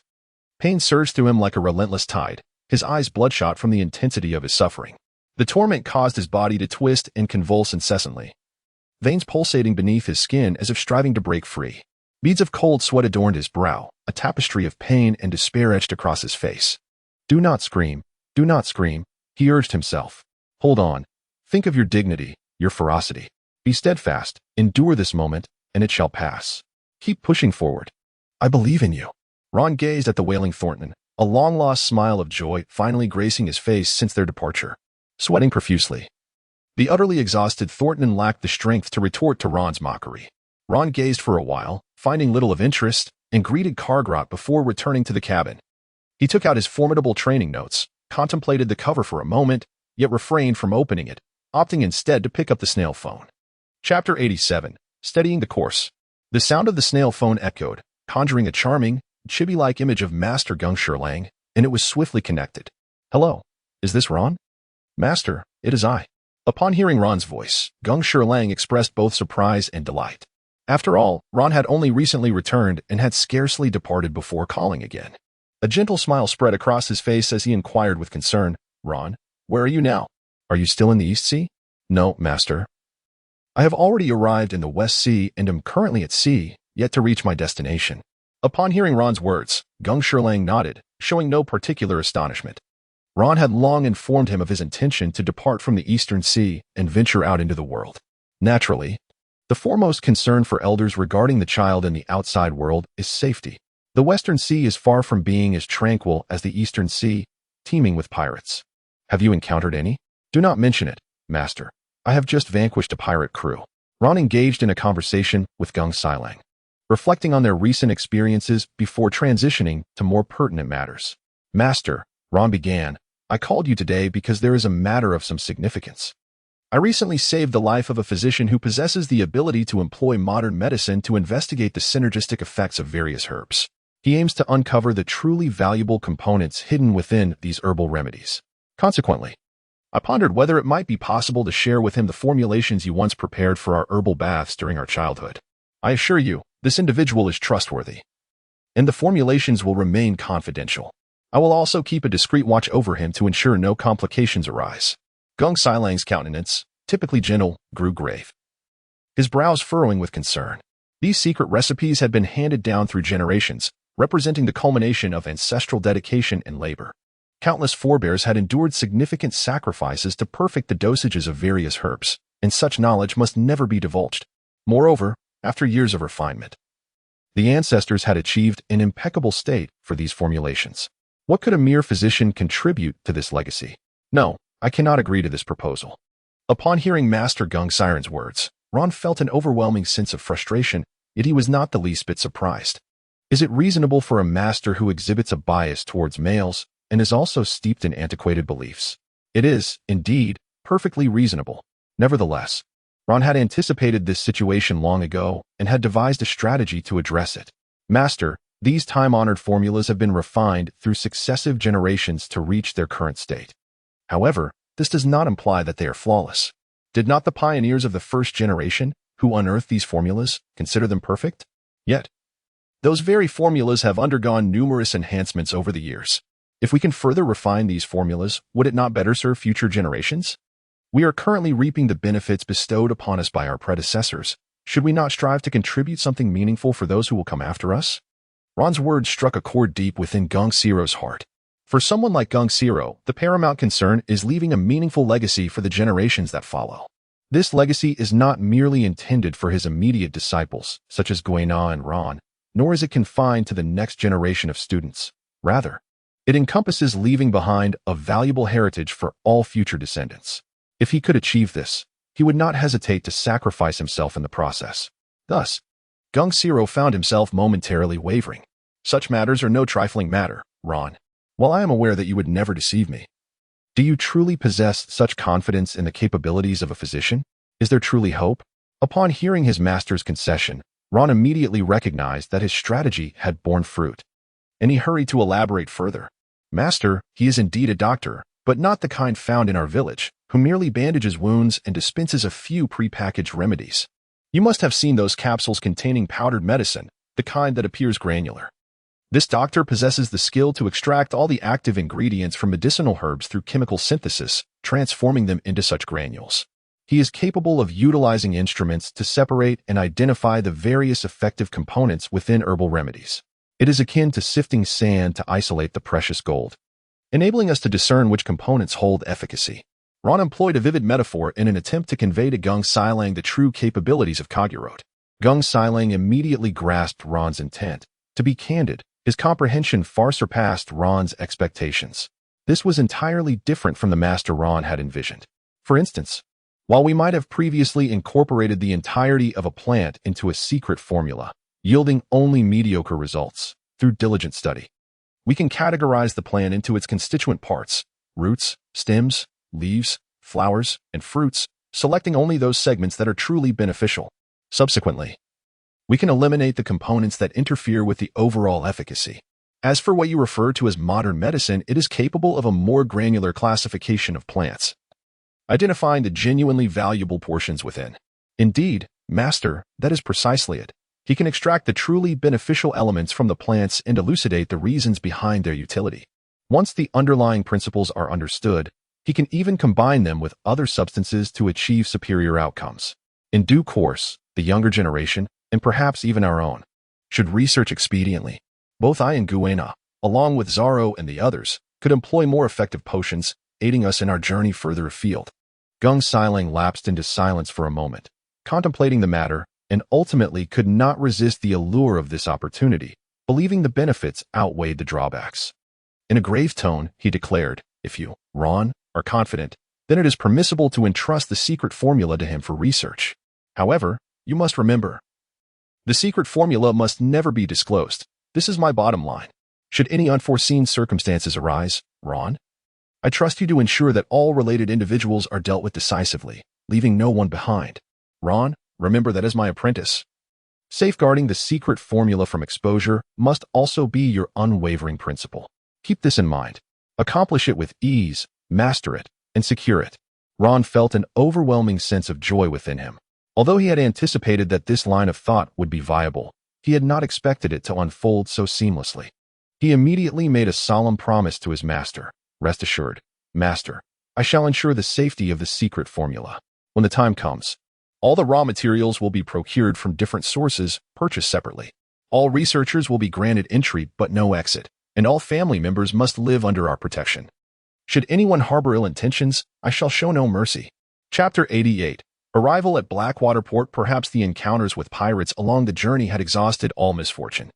The subsequent travels proceeded smoothly, culminating in our arrival at Blackwater Port today. Nestled within the Iron Kingdom, Blackwater Port is situated in a land of vast expanse, stretching over 1,000 miles. However, the quality of the soil is regrettably poor. Most of the terrain is barren, riddled with various fissures and ravines. Dust storms frequently sweep through, obscuring the sun and saturating the air with fine particles of sand. In such an inhospitable environment, cultivating crops proves to be an arduous task. Even drought-resistant and hardy plants struggle to thrive here. Consequently, the temperature fluctuates dramatically between day and night, with the scorching sun baking the earth during the day and the nights turning bitterly cold. The limited rainfall fails to meet the water requirements of crops, perpetuating a vicious cycle. Nevertheless, fortune still smiles upon this nation, for deep within this seemingly desolate land lie abundant mineral reserves, including a significant number of rare minerals. This presents an opportunity for the country, yet it also harbors the potential for catastrophic disaster. Fortunately, the royal family of this nation possesses a keen sense of realism, eschewing any delusions of grandeur regarding their ability to develop and safeguard these resources. After careful deliberation, the monarchy resolved to voluntarily cede these mineral resources to the world government. In return, the Iron Kingdom not only became a member state of the world government, but also reaped a share of the profits from the minerals. While the percentage may appear modest, the sheer volume of the minerals translates into substantial revenue. Furthermore, the government pledged to provide essential support, ensuring that the populace would not suffer from hunger or cold. The world government, of course, could not engage directly in such dealings, as the notion of plunder would tarnish their reputation. Therefore, it was imperative to appoint a frontman, as the lucrative prospects attracted numerous factions vying for the role of agent. To minimize costs, a significant number of slaves were also acquired for mining operations. The rich mineral deposits drew a multitude of fortune seekers and various professionals, including skilled women eager to serve this burgeoning industry. With profit comes conflict. Black market arms dealers also recognized the opportunity, leading to an influx of people and the emergence of a thriving Blackwater Port. Bada's fleet would arrive at Blackwater Port to sell all their goods, subsequently loading their ships with exquisite wines unique to the West Sea, rare ores, and a variety of crafts and luxury items to return to the East Sea for sale. The profits gained would serve as his retirement fund. The vessels swiftly navigated into the harbor, where the intricate docks teemed with a plethora of ships, ranging from cargo vessels of various sizes to opulent yachts. Allowing these ships to dock haphazardly would easily result in congestion and collisions. Therefore, upon nearing the port, personnel would direct the vessels for mooring, collecting a modest fee to ensure the safety of the ships, offering a level of assurance far more reliable than foolish insurance. Ron, who typically shies away from crowds, found his spirits lifted as he gazed upon the bustling throngs at the dock. Finally on solid ground, he felt a sense of relief, having grown weary of the endless vistas of the sea. Standing behind Ron, Cagrid, upon hearing his words, allowed a rare, faint smile to grace his lips. This marked his first return to land since the tragic incident involving his wife. Perhaps time would mend his wounds. Soon, the vessel anchored at the dock. Yet the unloading of cargo would not commence immediately, as the goods brought by the caravan lacked confirmed buyers. It was necessary for Badu to present samples of the merchandise and negotiate prices with potential clients. Ron, accompanied by Kargrot and the women he had rescued, was preparing to escort them to the vessels bound for their respective homelands when he fortuitously encountered Badu, who was about to embark on a trading expedition. Upon spotting Ron, Badu greeted him with a smile that failed to reach his eyes. "Oh, my dear Ron, are you truly sending them away? I had thought you merely spoke in jest." Intending to keep them for your own purposes, he chuckled heartily. Once ashore, Ron found himself devoid of any further utility for Batu. After all, Ron would no longer venture out to sea with him. He had transitioned from a lifeline to nothing more than a mere creditor. While Batu had begun to float away in his own ambitions, Ron gazed at the arrogant Batu, his amusement tinged with indignation. "What gives you the audacity to act so pretentiously?" In an instant, Ron vanished from his original position and reappeared before Batu. With a resounding thud, his right hand struck Batu's shoulder, forcing him to his knees as the sound of strained bones echoed painfully. "Ah, stop. What are you doing?" Batu's guards, the very ones he had left on deck to command during the battle against the Bloodblade pirate crew, rushed forward, attempting to push Ron away. Ron did not even glance at them. He seized the fingers of the two guards and twisted them violently to the sides. Ron released the grip on the two guards, who immediately clutched their nearly broken hands, wailing in anguish. Ron grasped their clothing, one in each hand, and with a swift motion, hurled them into the air. They soared over the multitude of vessels in the harbor before plunging into the sea, creating a spray of water. Then, Ron crouched down, gazing at Batu, and gently fanned his face with his hand, slowly articulating, "Batu, it appears you have come off rather poorly. The treasure of Sotan is my rightful spoils, and the 50 million berries you promised before the conflict is the compensation I am owed. Yet, it seems you are displeased with my claim to what is rightfully mine. However, your happiness is of little consequence. What truly matters is that you do not provoke my ire. Do you understand?" Batu's eyes reflected a flicker of terror as he concealed his dissatisfaction and resentment. Nodding in acknowledgement, he had not anticipated that Ron would so brazenly disregard the customs of Blackwater Harbor, and he hastily defended himself. "Ron, I meant no offense. It was merely a jest, just a jest, ha ha ha." The sounds of distress drew the attention of several onlookers, and the patrol team of Blackwater Harbor approached the gathering crowd.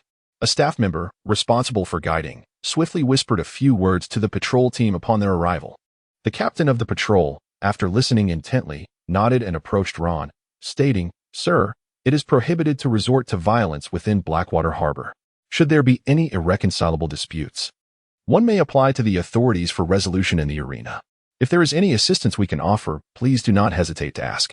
We shall exert our utmost efforts to provide exemplary service to every guest who graces Blackwater Harbor." Despite the captain's assurances of superior service for all guests, he did not spare a glance at Batu, who knelt on the ground, but instead focused his sincere smile upon Ron, exuding a warmth that felt as if one were basking in the gentle embrace of spring. It seemed as though Blackwater Harbor had always been this welcoming. Chapter 89. I laughed out loud. Ron regarded the patrol captain with a sense of ease, finding no objection in engaging in a brief conversation with this local authority to glean fundamental insights. "I happen to require assistance in determining the route. Where should one go if wishing to embark on a vessel to various locations across the Western Sea?" Conveniently, that falls within my patrol jurisdiction.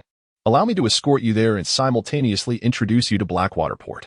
The market here is relatively modest, comprised entirely of stalls selling goods of dubious origin.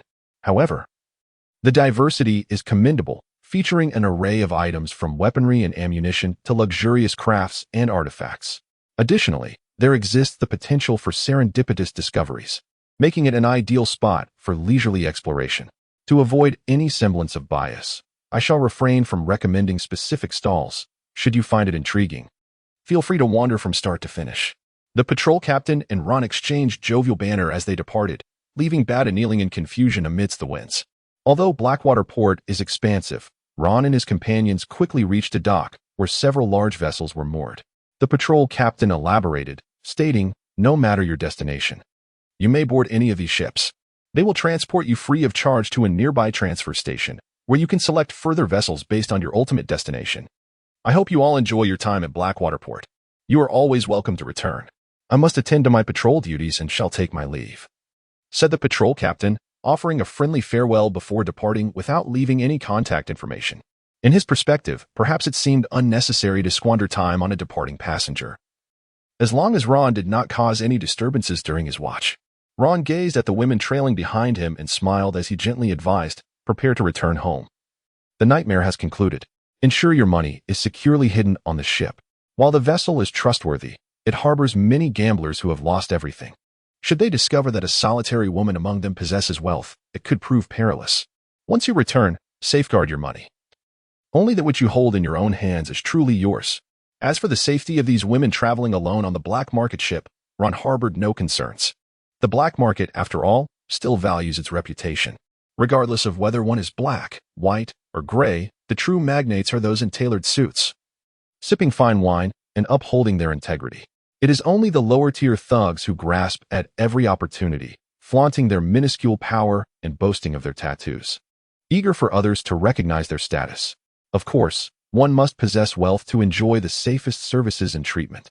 If, after the voyage, they claim to be broke, they could be drained of every last bit of value. Previously aboard the ship, Ron had calculated the money he could distribute. He allotted 800,000 berries to those with longer journeys and 500,000 to those traveling shorter distances, ensuring they could manage their return home more comfortably. The most crucial aspect was that upon their return, they might be greeted by tearful family members. Yet, the reality was that life at home might not be as kind. If they had a little money, at the very least, it would afford them shelter and the means to engage in small enterprises.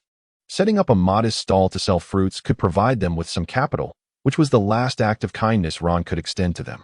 Naturally, if they returned and handed their money over to their parents, husbands, or sons, only to be cast out, Ron would not only feel no sympathy but would laugh heartily. Those who are stubborn are difficult to advise. Standing beneath the vessel bound for their homeland, these women could not contain their emotions, embracing one another and weeping. Inspired by a few, they all gathered to embrace Ron, their eyes glistening with tears. "Benefactor, I fear I shall never possess the means to repay you in this lifetime. However, I shall pray for you daily in the church, wishing you peace and success in all your days to come. Benefactor, we must take our leave. Please take care of yourself, and may you live a long life, free from calamity." Ron initially did not regard this farewell with much significance, nor did he particularly value the individuals involved. However, he saw it as a simple act of kindness. Despite his dwindling finances, he was indifferent to the several million berries he distributed among them. When able, he did not hesitate to perform good deeds. Once everyone had boarded the ship, Ron adjusted his mood and signaled for Kagurot to depart. "They've all left. It's time for us to go as well. Next, we must find a place to rent, so we can securely accommodate Thornton and prevent any potential escape." Ron suspected that Badu intended to evade responsibility, so he would need to keep an eye on him. Though there was no immediate rush, as his goods would not be sold quickly. With financial constraints, they could only seek a temporary shelter for the time being. "By the way, Kagurot, I plan to establish a laboratory for you to investigate the several secret formulas inherited from our sect. What do you think?" Upon hearing this, Kagurot halted in his tracks, his eyes sparkling with enthusiasm. "Absolutely, I have a profound interest in these inherited formulas. During my time at the medical academy, my mentor acquired a formula that had been severed from its lineage at an auction. We achieved numerous breakthroughs in our laboratory as a result. My mentor hoped I would take the opportunity to remain at the institution, and I had initially accepted his invitation." This marked the first time Ron observed a distinct expression on Kagurot's face during their acquaintance, aside from his previous turmoil concerning Thornton. Kagurot's accomplishments in the medical field were undoubtedly a result of his talent and dedication. However, mere talent was insufficient for such achievements. He must possess a deep fascination with medicine. What posed challenges to others, for him, was a source of enjoyment. Thus, Ron had only discussed this matter with his mentor, Geng Silang, never contemplating that Kagurot might exhibit disinterest. Moreover, engaging Kagurot in meaningful tasks could expedite his recovery from the grief of losing his wife and child. Even if he chose never to seek another partner, he need not wallow daily in sorrow. Noticing Kagurot's descent into despondency once more, Ron swiftly redirected the conversation toward their endeavors. "Rest assured, you will have research conditions far superior to those at the Academy in the future. When the time comes, we shall acquire any instruments we desire. Writing reports? Forget those. Come, let us explore and see if anything intriguing catches our eye." Chapter 90. The treatment befitting a protagonist. Ron and Kagrat arrived at the bustling market street, immediately engulfed by the cacophony of sounds. The air was permeated with a melange of cigar smoke and the scent of alcohol, while a myriad of stalls were densely arrayed, presenting a dazzling array of goods that left Ron utterly mesmerized.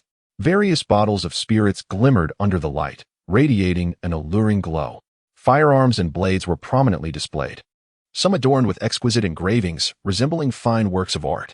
Nearby, a stall brazenly showcased naval artillery alongside barrels of gunpowder. An assortment of silk fabrics and handcrafted carpets fluttered gently in the breeze, their vibrant colors and smooth textures reminiscent of flowing water. The presence of psychedelic substances was also unabashedly apparent as the vendors extolled the virtues of their wares, enticing the passers-by with promises of their effects in this entirely legal enterprise. As Ron wandered aimlessly, he pondered the items he needed to replenish. His dragon tooth had sustained some minor damage during his previous battle with Thornton, although it was far from being on the verge of breaking. It merely required the skilled hands of a master for repairs. This incident served as a wake-up call for Ron. Should the dragon tooth fail during combat, his demise would be all but assured. Therefore, it would be prudent to procure a spare from the black market. However, a renowned blade is not mere trinket. Such weapons do not exist in the realm of illicit goods. There are no unmarketable masterpieces, only impoverished souls incapable of affording them. The odds of stumbling upon a worthy blade by chance are infinitesimally small. The most feasible option remains to spend lavishly at an auction to acquire one. As Ron strolled along, he suddenly stumbled upon a sword and knife stall that stood in stark contrast to the other vendors. Not only was there no counter, but the stall lacked even a table. A grayish-white cloth was spread upon the ground. Scattered atop it were over 20 blades, devoid of any price tags, carelessly tossed about, which was quite a casual display. Although he understood that this was merely a tactic to attract customers, Ron, feeling idle, couldn't resist approaching to take a closer look. The proprietor of the stall was a frail old man in his 60s, quietly seated. He wore a simple long robe. The light gray fabric, though unembellished, was neat and well-structured. The elderly gentleman sported a goatee, his wispy white beard gently swaying, his emaciated frame upright and dignified, exuding an air of tranquility. In the bustling black market, he seemed to meditate in solitude, as if insulated from the surrounding clamor, immersed in his own realm. Ron casually picked up several knives from the stall, brandishing them with a few deft movements. To his surprise, despite the humble appearance of the stall, the quality of the knives was unexpectedly commendable, far superior to those displayed on the countertop in a sword rack. As Ron assessed the craftsmanship of the blades, the stall owner's brow twitched slightly, as if a tranquil lake had suddenly been disturbed by ripples. He abruptly opened his eyes, which sparkled with a piercing brilliance. What an impressive presence. Indeed, the youth is formidable. Who would have thought that even after my retirement, I would encounter such a promising successor? It seems that fate has been particularly kind to this old man. The elder's tone was laden with admiration and joy, his gaze unwaveringly fixed upon Ron. As he nodded slightly, a faint smile gracing his lips. Upon hearing the elder's words, Ron felt a shiver run down his spine. Although he sensed no remarkable prowess emanating from the old man, it was evident that the elder had seen through him completely. This could only signify that the elder's strength far surpassed Ron's own. He surmised that the man was akin to Rayleigh, a formidable pirate from a bygone era who had now chosen to live a life of seclusion. A surge of excitement coursed through Ron's heart. He felt that his fortunes as a protagonist had finally erupted after a prolonged period of silence. He was on the verge of encountering his long-lost grandfather. How delightful. After collecting his emotions, he began to engage the elderly gentleman before him in conversation. "Good sir, may I inquire as to your identity?" The old man chuckled softly. "Oh, I am merely a retired elder, nothing of consequence. However, encountering such a remarkable descendant compels me to offer my support. This exquisite blade I shall sell to you. After all, I have no further use for it. Perhaps in your hands, it shall forge a new legend." With that, the proprietor retrieved a finely crafted redwood box from his backpack. Upon opening it, he revealed a lining of yellow silk, within which lay a straight blade sheathed in purple. He delicately lifted it with both hands and presented it to Ron. "This is the Liangkuai Dao, forged with 50 craftsman skills, known as Shuayin. During its creation, both cold iron and wine iron ore were infused, rendering the blade extraordinarily resilient. It is said that those slain by its edge witnessed the vision of snow swallows soaring before their eyes, a rare gem even among the esteemed Liangkuai Dao." Upon hearing the elder's words, Ron was immediately enveloped in disappointment. He had harbored the hope of receiving guidance akin to that which Rayleigh offered to Luffy. Even if one were to cultivate for 3 days, surpassing the teachings of the Vice Admiral for 2 years. The foundational support from the Vice Admiral was indispensable for unleashing one's potential, was it not? Relying solely on camaraderie and bonds, While a renowned sword was indeed a coveted treasure for Ron, he possessed unwavering confidence in his ability to procure one through his own merits. However, the means to acquire the guidance of a formidable master eluded him entirely. Initially, he had refrained from joining the revolutionary army alongside Zoro and Kuina. As that path was fraught with peril, rebellion was a dangerous vocation. A pirate, regardless of whether they were a Yonko or an inferior, was merely a thief, drawing only the attention of a limited number of nefarious individuals. The revolutionary army, however, was a different matter. Dragon was deemed the most heinous criminal not for his martial prowess, but for his ideology that threatened the very foundations of the world government dominion. In the face of pirates, the world government would weigh the pros and cons, but once Dragon emerged, it would be a relentless pursuit to the death. Given that he did not wish to risk his life for the revolutionary army, it was evident that he could not rely on their channels to learn haki. Otherwise, he would merely be taking advantage of the goodwill of Zoro and Kuina, a notion he fully comprehended. Thus, it could be said that Ron currently found himself devoid of any avenues through which to receive the counsel of the strong. He had thought today would bring him great fortune, only to realize he had overestimated his prospects. Nevertheless, Ron was not one to be ungrateful. The mere fact that the elder entrusted him with a renowned sword was a significant acknowledgement of his worth. For the first time, he felt a twinge of embarrassment due to his financial constraints, realizing he needed to devise a means to secure some funds. When one truly requires something, they often lament their lack of resources. Thank you, kind sir. I shall endeavor to master the armament haki swiftly to safeguard this esteemed sword. Sir, I must apologize, but I am currently rather short on funds. However, I am expecting a commission of 50 million berries to arrive shortly, which I shall consider as payment for the sword. Chapter 91. A fair statement. The boss's expression suddenly froze. He had initially intended to swindle a paltry sum, but upon hearing the figure of 50 million berries, panic and unease washed over his face. Beads of sweat began to form on his forehead, and his heart felt as though it was gripped tightly by an invisible hand, rendering him breathless. Countless potential consequences flashed through his mind, and fear and anxiety surged like a tidal wave. As a con artist who had managed to survive this long without facing dire repercussions, his modus operandi had always been low risk and low reward. This was precisely why, despite his advanced age, he still found himself toiling away, having failed to amass sufficient savings for retirement. It was not that he had squandered his youth on frivolities, but rather that he had earned far too little. It's over, it's over. Having traversed the dark paths too often, I finally encountered a ghost. However, in the blink of an eye, he realized that this was his opportunity. If he could successfully execute this scheme, the 50 million would suffice for him to live lavishly until his dying day. I have deceived my way through life without consequence. How could it possibly go awry this time? He mused. Once I secure this fortune, I shall retire, purchase a home, return to my hometown, and marry several 18-year-old brides. The con artist swiftly forced himself to regain his composure, lowering his head slightly to mask the momentary panic. He endeavored to conjure a faint, strained smile, striving to appear as natural as possible. Clearing his throat, he steeled himself to continue. Though his voice quivered slightly, overall, he maintained a semblance of control. Come on, young man, proceed. Ron was entirely oblivious to the subtle shifts in his employer's expression, his thoughts consumed by the exquisite blade before him. He grasped one, holding it upright in his right hand, scrutinizing it from various angles. The scabbard of the snow swallow was crafted from black lacquered wood, its surface polished to a mirror-like sheen, adorned with silver snowflake patterns that lent it an air of elegance. The top and bottom of the scabbard were encased in silver-plated metal, intricately engraved with exquisite designs, enhancing the aesthetic appeal while safeguarding the blade's sharpness. The hilt was enveloped in fine shark skin, entwined with threads of black and silver, its slightly curved form offering an exceptionally comfortable grip. The blade of the snow swallow was elongated and graceful, its curvature perfectly proportioned, presenting an overall elegant arc forged and tempered multiple times. The blade bore a delicate ripple pattern, reminiscent of rippling water, emanating a chilling radiance. Amidst the chaotic stalls of the black market, Ron found himself constrained, able only to perform a few simple swings within the confined space to gauge the feel of the weapon. Yet, with each motion, a furrow began to form on his brow. The weight of the blade was considerably lighter than he had anticipated. While it is true that a blade's merit is not solely determined by its heft, those who possess renowned swords are often either formidable warriors or individuals of influence, treating such blades as ornamental treasures left to gather dust. Thus, the foremost consideration for blacksmiths in the creation of a distinguished sword is to enhance its resilience and hardness.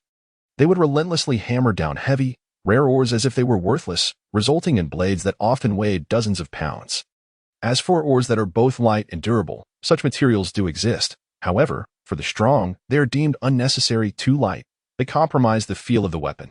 Consequently, many blacksmiths refrain from such choices, though exceptions do occur, yet this was not the primary concern.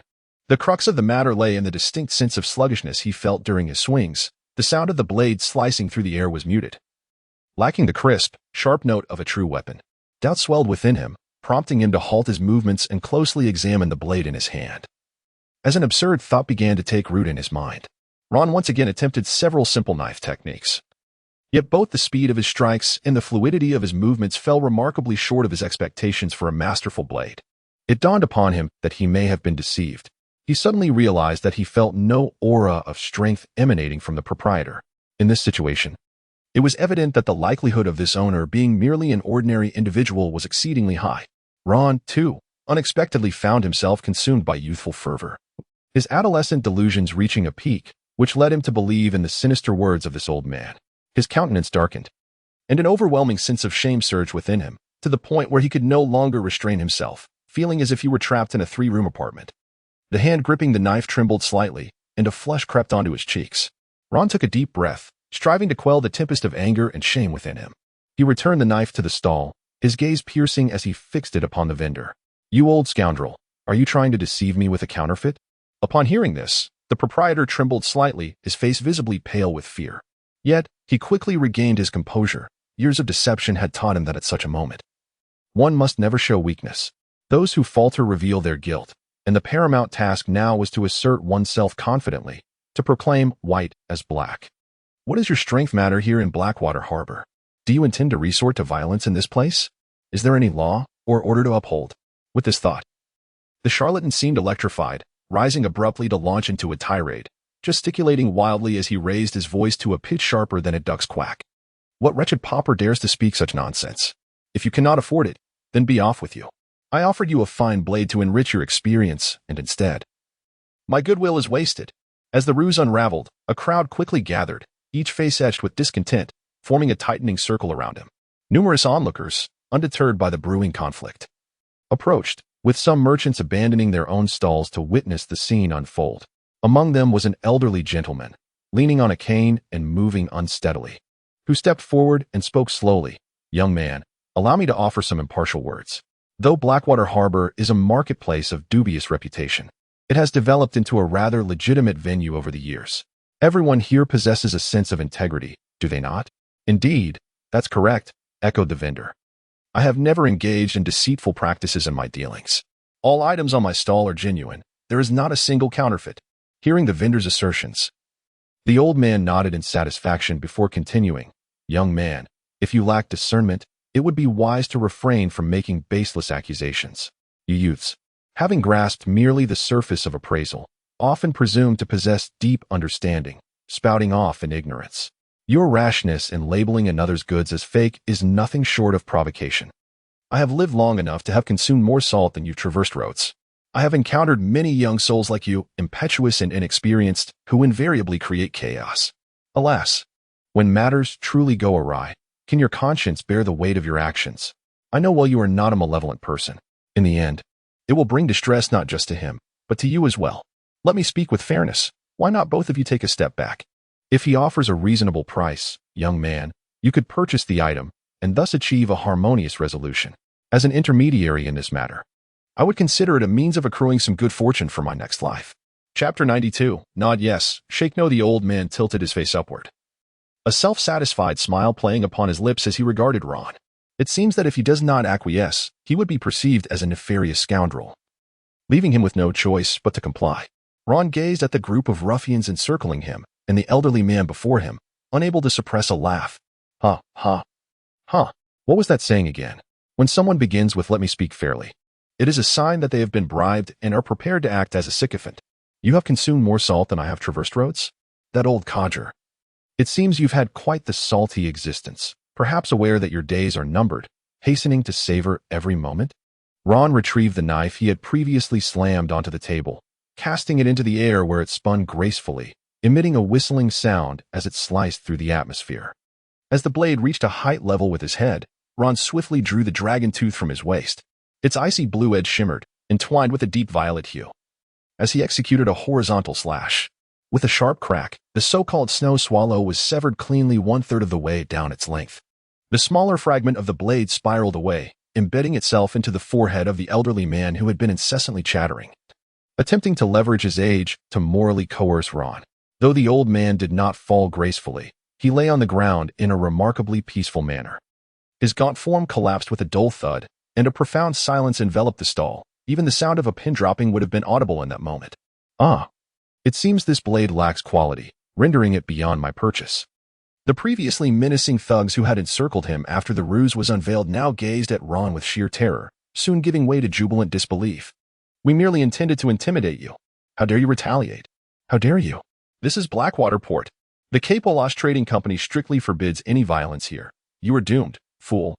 I have connections above. If you kneel and beg for mercy, offering 50 million berries, perhaps I shall grant you a few words of kindness and allow you to leave Blackwater Port alive. These charlatans had been swindling in Blackwater Port for quite some time, and Ron was certainly not their first target, nor would he be their last. They had engaged in this nefarious practice for long enough that they had never encountered someone as resolute as him. In the past, when a scam was exposed, if the target managed to defeat them, they would simply release the victim and move on to find their next prey.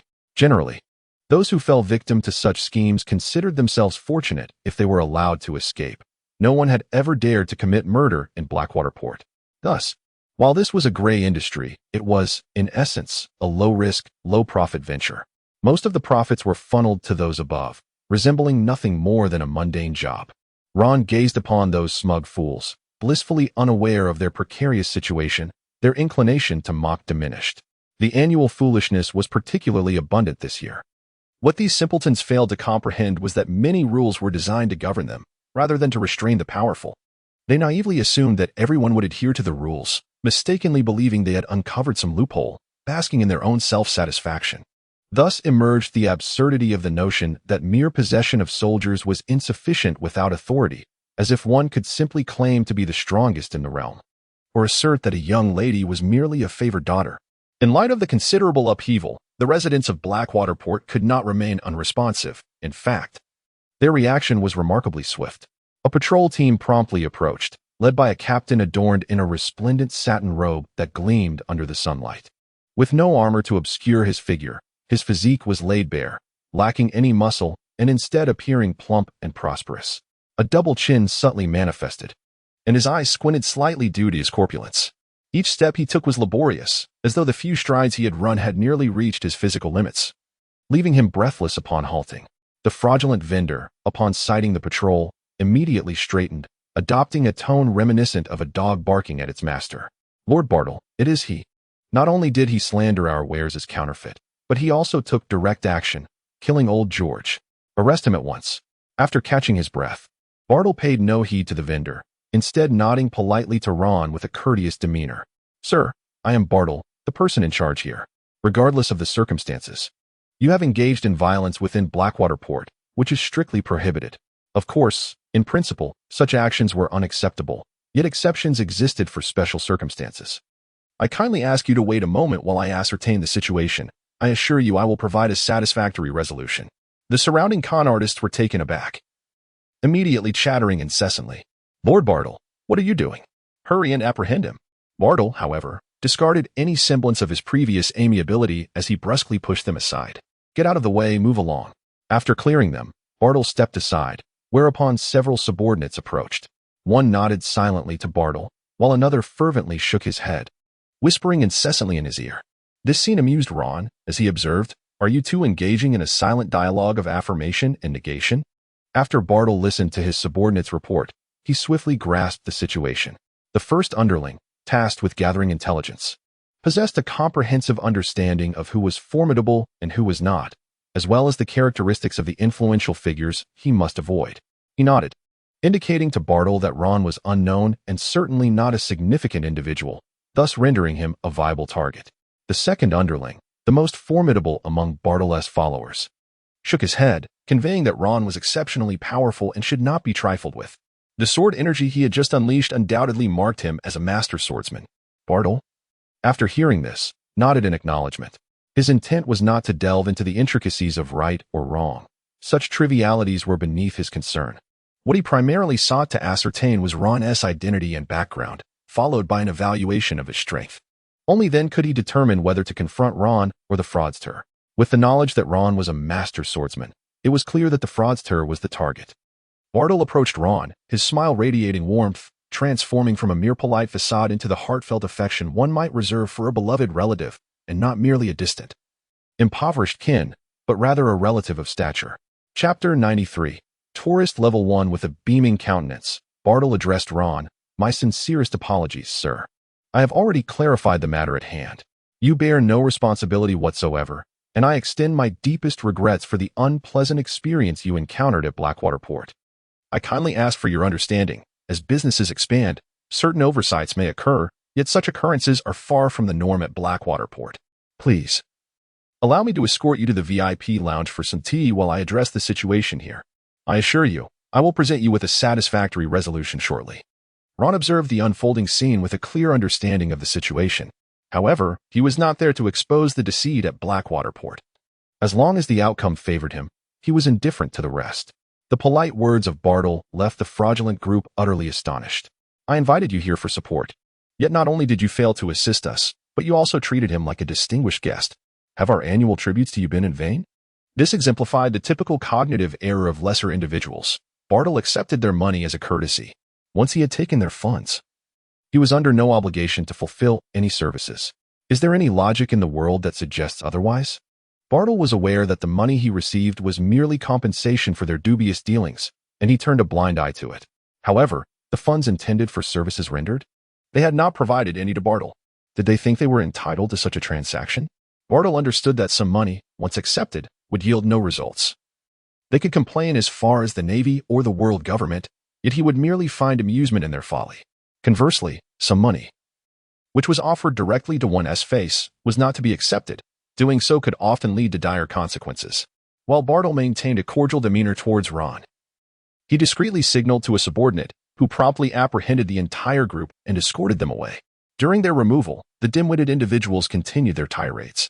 But their ire was now directed at Bartol rather than Ron. Bartol, I pay you so much every year, and this is how you repay me? I could feed a dog with that money, and it would at least bark at me. They shouted, you're collecting money without delivering any services.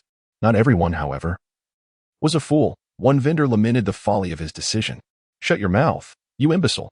I should have known better than to seek out you clueless buffoons. Damn it. You get what you pay for. I've learned my lesson, and now it's too late.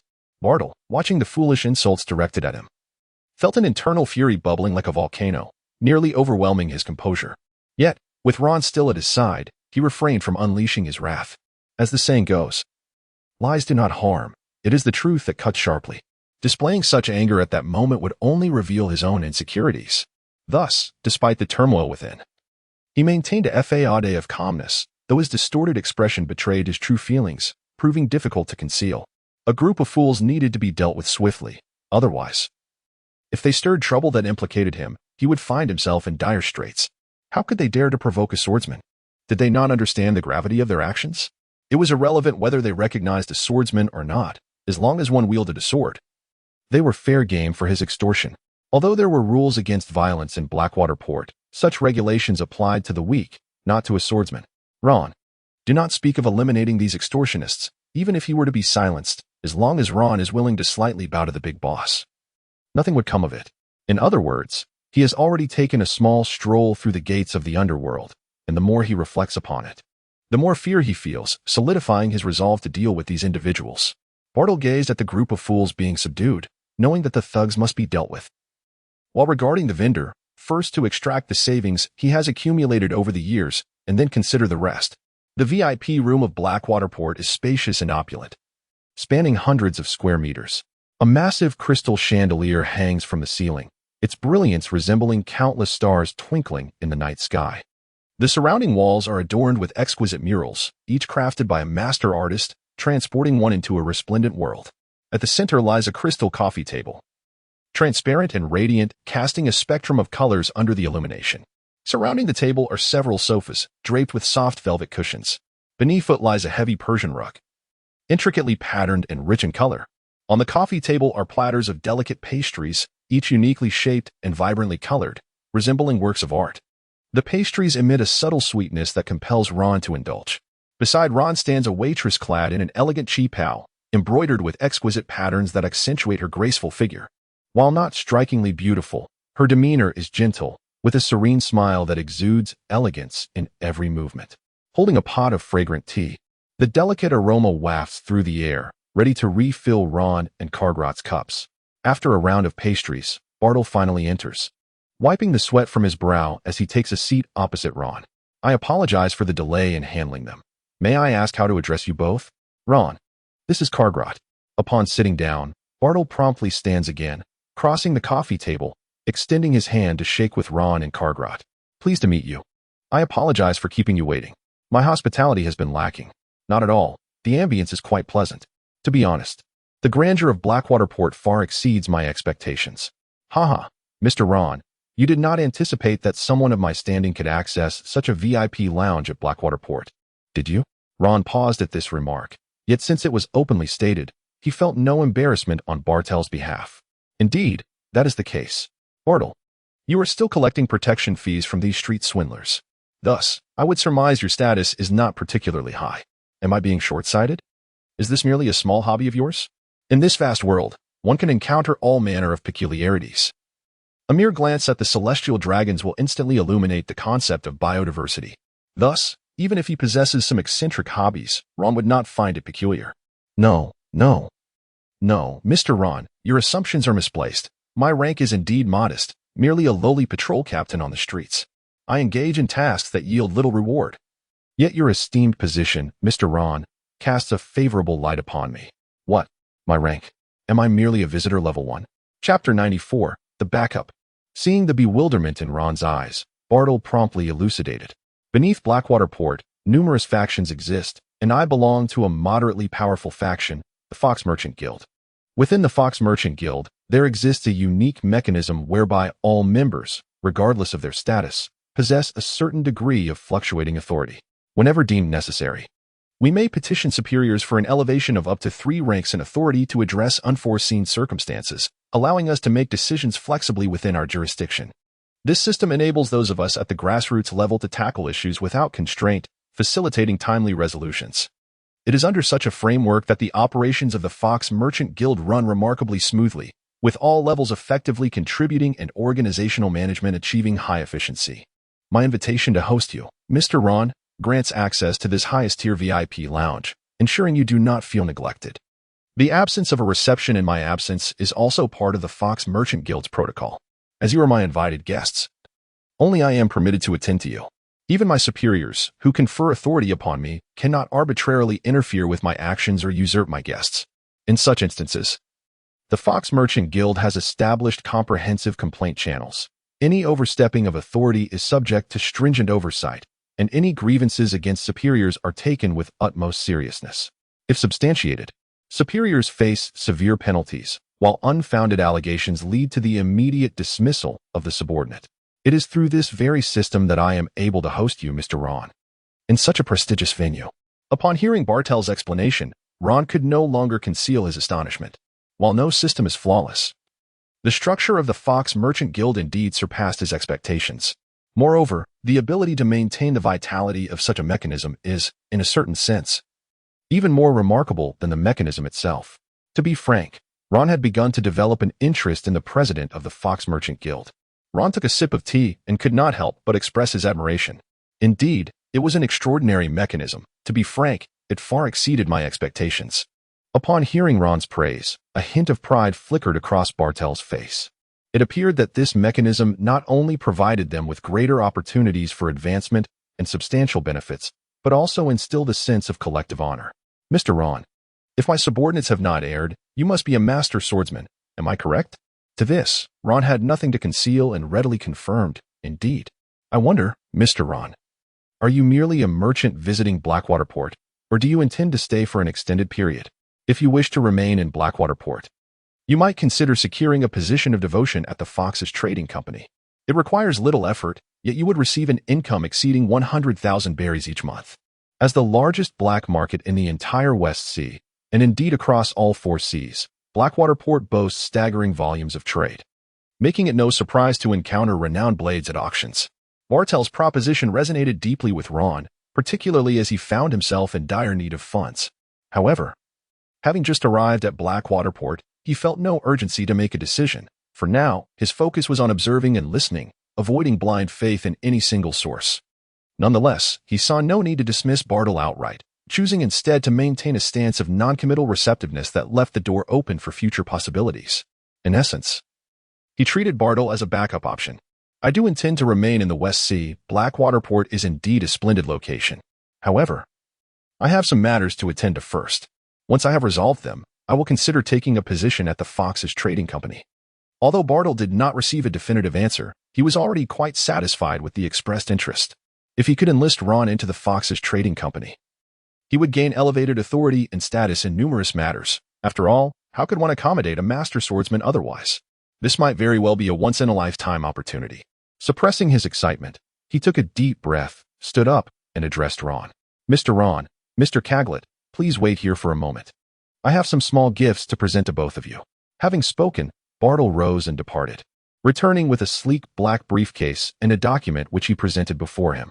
Mr. Ron, you must have discerned that the vendor who previously attempted to defraud with a counterfeit blade is the very same individual. I accepted his money, having been tasked with addressing certain unsavory matters on his behalf, which I find rather shameful. This is half of the profits I accrued from him over the years, rounded to a neat sum of 15 million berries, as my form of apology. Additionally, here is a catalog of blades and swords at my disposal, featuring exquisite pieces crafted by masters. However, I regret to inform you that renowned blades are, at present, unavailable.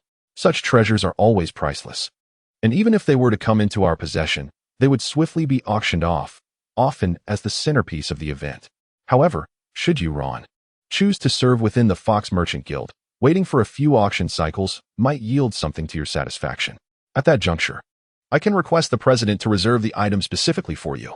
This is my telephone snail number. You can trust that within the Fox Merchant Guild, as long as I report that I am serving as swordsman, I will possess sufficient authority to provide you with all the assistance you require. Observing his earnest assurances, Ron finally comprehended why Bartel had voluntarily disclosed his relatively humble standing. Furthermore, he had elaborated on the mechanisms of the Fox Merchant Guild. Yet, Ron was indifferent to whether Bartel was his liaison. As he had stated, the only concern was obtaining the desired items. With his finances dwindling, he could not afford to squander resources. He had numerous impending expenditures. This realization brought a radiant smile to Ron's face. What lucrative opportunities does joining the Fox Merchant Guild entail? Upon hearing Ron's intent to delve deeper, Bartel eagerly elaborated. There are indeed numerous avenues available. Should you be willing to venture out to sea, you could serve as the captain of a guard on the merchant fleet's vessels. Alternatively, if you prefer to remain on land, you could take on the role of an instructor, training the newcomers within the Fox Merchant Guild. After listening to Bartel's lengthy discourse, Ron acknowledged that there were indeed some promising paths, yet he was resolute in his unwillingness to sell his labor for profit any longer. Working is simply not an option for me. It shall never be a possibility. Occasionally, I might undertake a job here and there, just to scrape by. Consequently, Ron's interest waned, and he contemplated merely utilizing the Fox Merchant Guild for a safety net in the future. He rose to his feet, bid farewell to Bartel, and departed the VIP lounge alongside Kagurot. Unbeknownst to him, dusk had descended, and it seemed unlikely that he would find lodging today. Ron decided to return to the ship for rest, postponing the housing matter until the morrow. After all, he had not been left without shelter, and Bartu was not going anywhere in haste. For the time being, Ron resolved not to engage with Bartel's channels or entangle himself further. Chapter 95. Working is simply not an option. As Ron and his companions traversed the bustling streets of the black market, intending to return for a well-deserved rest, an unexpected figure emerged, blocking Ron's path. This individual was clad in an impeccably tailored deep gray suit, crafted from exquisite fabric and crisply pressed, an attire that seemed out of place in such a gritty environment. A white shirt peeked neatly from the collar and cuffs, complemented by a silver gray tie. With a prominent nose and a slight upward curve at the corners of his mouth, he often wore an amiable smile. Good day to you, gentlemen. My name is Giraffe, and I currently serve as a guide in Blackwater Port, or, if you will, a purveyor of information. Should you wish to acquire any intelligence regarding Blackwater Port, be it the pricing of goods, the dynamics of power among factions, or the need for an intermediary to navigate certain channels, you may seek my assistance. Ron regarded the flamboyantly dressed Giraffe, who appeared as if he were preparing to attend a prestigious business conference, with indifference. He promptly declined, stating, I only require an ordinary guide. I have no need for extravagant services, as I am quite financially constrained. You will not profit from me. Upon hearing Ron's refusal, Giraffe immediately donned a warm, enthusiastic smile and persisted in his self-promotion. Fear not, sir. During your time in the West Sea, I shall gladly serve as your guide free of charge, without any fees. Upon hearing these words, Ron not only failed to display a satisfied smile, but his expression grew even colder, revealing his profound annoyance at their sales tactics. As the saying goes, the most expensive things are often free, and I cannot afford such services. I shall seek assistance elsewhere. Giraffe was momentarily taken aback by Ron's abrupt and unequivocal rejection. However, he quickly regained his composure and spoke up. Gentlemen, allow me to make one final statement. If you remain uninterested, I assure you I will depart immediately. Not only do I possess knowledge about the circumstances of various commerce guilds in Blackwater Port, but I also have a grasp of the overall situation in the Western Sea, including the fluctuating strengths among the kingdoms, their mutual animosities, and the distribution of power within the underworld. Oh, Ron cast a surprised glance at Giraffe, astonished not only by the fact that a mere informant from the black market possessed knowledge of the entire West Sea, but also by his remarkable reaction speed. He did not engage in tiresome platitudes, assuring Ron that no compensation would be required in the future. Everyone knew such claims were utterly implausible. What was his purpose for coming if not for some form of reward? Was he a philanthropist? Such promises held no intrinsic value. What worth did his assurances possess? What legitimacy did he have to demand trust in his words? Was it merely a matter of closing his upper lip and parting his lower one? Giraffe refrained from uttering such drivel. Instead, he immediately began to demonstrate his worth, prompting Ron to grant him an opportunity. After all, Ron had ventured to the West Sea with aspirations of wealth and a luxurious lifestyle. Merely hunting pirates would not suffice for such ambitions. When had anyone ever amassed fortune solely through labor? A diligent worker might only see their efforts rewarded with reduced wages and an upgraded vehicle for their employer, while their own value remained stagnant. Working for others was not an option. It was a lifetime of servitude Ron refused to embrace. He understood the necessity of establishing a business, using influence as a protective moat, to achieve the life he envisioned. Engaging in various enterprises, particularly those unique to the West Sea's shadowy underbelly, required extensive attention. Mere strength was insufficient. He could not devote all his time to this endeavor. His days needed to be spent either honing his skills or indulging in pleasures, with no room for wasted efforts and trivial pursuits. Thus, a capable, resourceful, and trustworthy agent was imperative. If Giraffe truly possessed the requisite abilities, Ron would not mind if he bore a few burdens. In fact, having some complications might render the individual even more useful. When one has bestowed a favor upon another, and that individual harbors a goal worth risking their life to achieve, one that can only be realized with the support of a substantial ally, such a person becomes worthy of trust. Ron contemplated for a moment, nurturing the thought of recruiting Giraffe, intending to evaluate him further and offer him a chance. Even if he proved inadequate, acquiring some intelligence would still be beneficial. Ron was so impoverished that he could hardly afford a pair of trousers. Even if a renowned blade were to present itself, he would be unable to purchase it. He pondered, gathering information, seeking out the distinctive features of the West Sea, perhaps a gang or some mafia family, to execute a few lucrative schemes to replenish his dwindling wallet. Were it not for the heist against the malevolent dragon, he would have never acquired the funds to procure swords and transponder snails for Zoro and Kuina. Swift delivery services were hardly reliable. Let us find a restaurant that specializes in West Sea cuisine. We can eat while we converse. Upon receiving an affirmative response, a radiant smile illuminated Giraffe's face, as if, after a prolonged period of suppression, he had finally glimpsed a glimmer of hope. He promptly replied, "Absolutely. I know of a unique seafood restaurant that only operates for 3 months each year, serving a select few specialty dishes. All the ingredients are sourced from the deep sea and can only be caught during specific seasons and in particular waters. You shall not be disappointed." Ron and his companions soon arrived at a quaint culinary establishment under the guidance of Giraffe, nestled within a serene alleyway. The restaurant was bustling with a continuous flow of patrons. This steady influx of customers was not a fleeting trend, but rather indicative of a place that resonated with Ron's discerning palate. Such establishments not only boasted fresh ingredients but also showcased genuine culinary prowess. As they approached the entrance, they were greeted by a rustic wooden sliding door, adorned beside it with a warm red lantern that exuded an air of antiquity. Upon pushing the door open, a vibrant atmosphere enveloped them, instantly imparting a sense of relaxation akin to that of a bustling marketplace. The interior was steeped in traditional decor, with exquisite paintings adorning the walls and tables and chairs crafted from natural wood, emitting a subtle aroma of timber. Every corner was meticulously arranged with elegance, reflecting the proprietor's attention to detail.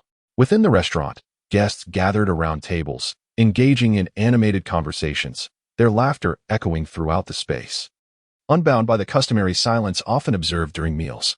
At the bar, several chefs skillfully prepared freshly caught ingredients before the eyes of the patrons, their deft movements and glimmering knives transforming the delectable produce with precision. The adjacent hearth crackled with lively charcoal flames as ingredients sizzled enticingly on the grill, filling the air with a delightful melange of smoky aromas and savory sauces, igniting a fervent appetite. Giraffe stepped forward, engaging the owner in a warm conversation, and through his connections, they successfully secured a private dining room. Soon, a chef entered the room, bearing a large fish shimmering with hues of turquoise. He began to demonstrate the art of filleting, all the while providing insights into the dish. The main course of the day was the ice-toothed pike, a delicacy sourced from a pristine region of the deep sea, where crystal-clear waters teem with abundant marine life. The ice-toothed pike, feeding exclusively on these creatures, absorbs the essence of the ocean, resulting in exceptionally flavorful flesh. To preserve the freshness, the fish is immediately subjected to low-temperature storage upon being caught and is guaranteed to arrive the same day. After explaining, the chef meticulously sliced the fish, each piece uniform in thickness, revealing a delicate blush of pink. He then employed a unique marinating technique, gently massaging the slices in a blend of sea salt, lemon juice, and secret spices, allowing the marinade to thoroughly permeate the fish. The slices were then wrapped in vibrant green leaves and quickly grilled, emerging with a slightly charred exterior while maintaining a tender, juicy interior. The distinctive aroma of the charcoal harmonized with the fish's natural fragrance, creating an irresistible scent that tantalized the senses. "Please, savor your meal," the chef graciously proclaimed as he presented the grilled fish, followed by the server bringing forth the accompanying side dishes, after which all guests departed the private room.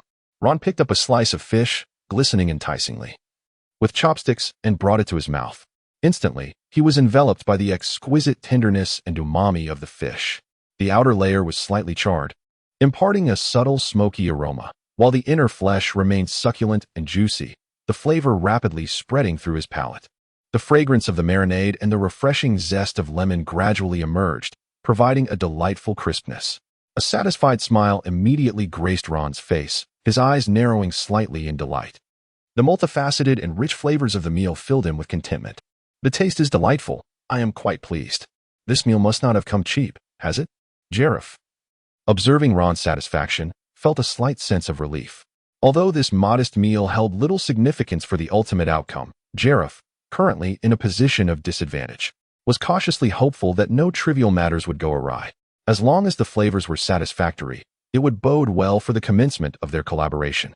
"After we finish eating, let us venture out and experience the charm of the Western Sea." In response to Giraffe's invitation, Ron remained silent, intending instead to inquire about the situation in Blackwater Port and the Western Sea. If Giraffe had merely been boasting, it would have been a waste of time. Furthermore, Ron harbored a keen interest in the dynamics of Blackwater Port and the Western Sea, given his limited understanding of the latter. His knowledge was confined to the Flower Kingdom, the 8 treasure navy, and the 5 prominent families of the underworld, with no familiarity at all concerning Blackwater Port. "Let us begin with matters that intrigue me. Please elaborate on the current situation, particularly how one might generate wealth. I find myself nearly destitute, lacking anything beyond mere strength." As Giraffe approached, he had already meticulously organized his thoughts. Upon hearing Ron open the conversation, he immediately began to narrate. Originally, Blackwater Port was established as a mining district under the auspices of the world government, with the docks primarily serving to transport minerals. However, as an increasing number of individuals became involved, it evolved into a formidable nexus of interests. The current Blackwater port can be regarded as the new Blackwater port or the Blackwater black market, governed by the Capolas Consortium, which acts as the proverbial white glove. The commercial district beneath is divided into 8 segments, each dominated by the 5 major families of the new mafia, along with the Flower Nation, the Iron Nation, and the Blue Consortium. Other guilds or factions can only negotiate with these 8 primary players to secure business within their territories. Order within each territory is maintained by these entities, while the Capolas Consortium merely sits back and collects the profits. Competition among the territories is intense, leading each faction to place great importance on maintaining order and securing supplies. In the past, Blackwater Port was not segmented in this manner, where factions competed against one another. Instead, the Capolas Consortium auctioned off various business licenses, with the highest bidder gaining exclusive rights to operate within Blackwater Port. Initially, this method yielded astronomical profits, with the gambling and illicit drug industries generating billions, even hundreds of billions of berries annually. However, the families soon realized that using their wealth to purchase these licenses was less advantageous than simply hiring mercenaries to eliminate the license holders. This burgeoning mindset precipitated unprecedented chaos in Blackwater Port, intensifying animosities among families. Each day, numerous bodies were transported away, piled into small mountains, and subsequently incinerated. The stench of burnt flesh detectable from miles away, creating a scene of utter carnage. Under such circumstances, business became untenable. Merchants from all corners dwindled in number, plunging the Blackwater black market into a state of desolation. The Capolas Consortium, which had remained passive, finally sought to intervene as tensions escalated. Regrettably, even they lacked the capacity to quell the conflict, and it took considerable time to restore order. Ironically, the traveling merchants had little to fear. As long as there were sufficient profits to be made, they would return, akin to sharks drawn by the scent of blood, conveniently forgetting how their peers had perished. Consequently, the Capolas Consortium established an unequivocal rule against violence within the Blackwater black market to prevent a recurrence of such turmoil. Ordinary individuals who resorted to violence in Blackwater Port faced fines, expulsion, or even death, a fate all too common. It is within this atmosphere that Blackwater Port has achieved its current order, without a singular entity capable of opposing the collective force of Blackwater Port. Engaging in violence there is ill-advised. Even the strongest individuals, lacking sufficient justification or causing excessive chaos, may attract trouble. Thus, relying on brute force to profit in Blackwater Port or its black market is an unrealistic endeavor. However, this order is confined to the Blackwater black market. Outside its boundaries lies the vast mining district, which can truly be considered the genuine black market. Various factions, according to their strength, control mines of different grades and sizes. Here, power is paramount, allowing one to seize resources directly from others. Therefore, Ron, could you provide an estimate of your strength? This will aid me in selecting suitable targets for you. At long last, the moment of truth has arrived. Jelliff gazed intently at Ron, his eyes seemingly ablaze with fervor. Chapter 97. If not now, then when? Just as Ron wished to assess Jelliff's worth, Jelliff too sought to gauge Ron's prowess, to determine whether it met his expectations of strength. If it did not, then what folly would it be to squander any more time with Ron? Ron naturally comprehended his intent and spoke directly. First, help me find a place to stay. I previously captured Thornton, who was bounty listed for 78 million berries, and he is still aboard the ship. Dealing with him initially required minimal effort on my part. I had some disagreements with the owner of that fleet, who still owes me 50 million berries in commissions. He is undoubtedly planning to abscond and evade his debts. I need to secure a safe location for Thornton. I have no intention of allowing him an easy demise. Furthermore, I must keep a watchful eye on that fleet to ensure it does not escape. It's a trivial matter. I can secure a yard within the next few days. Blackwater Port also offers residential options within secure zones. Although the prices are steep, they pose no issue for us. Once I have the housing situation sorted and have selected suitable targets for action, I will keep a close watch on the fleet to ensure they cannot flee. After Ron demonstrated his capabilities, the singular is swiftly transformed into the collective we. Ron remained unconcerned with what was said, as long as the tasks were executed proficiently. At this moment, Ron recalled the Fox Merchant Guild and decided to inquire about it from Giraffe. He held a keen interest in the guild. Are you familiar with the Fox Merchant Guild? Upon hearing this, Giraffe's eyes sparkled with admiration and reverence. We are currently situated within the territory of the Fox Merchant Guild. The guild can be regarded as one of the foremost secondary powers in Blackwater Port, second only to those few entities that have the privilege of directly contracting territories from the K-Polos Merchant Guild. The president of the Fox Merchant Guild, Sanger, is the most formidable commercial genius I have ever encountered.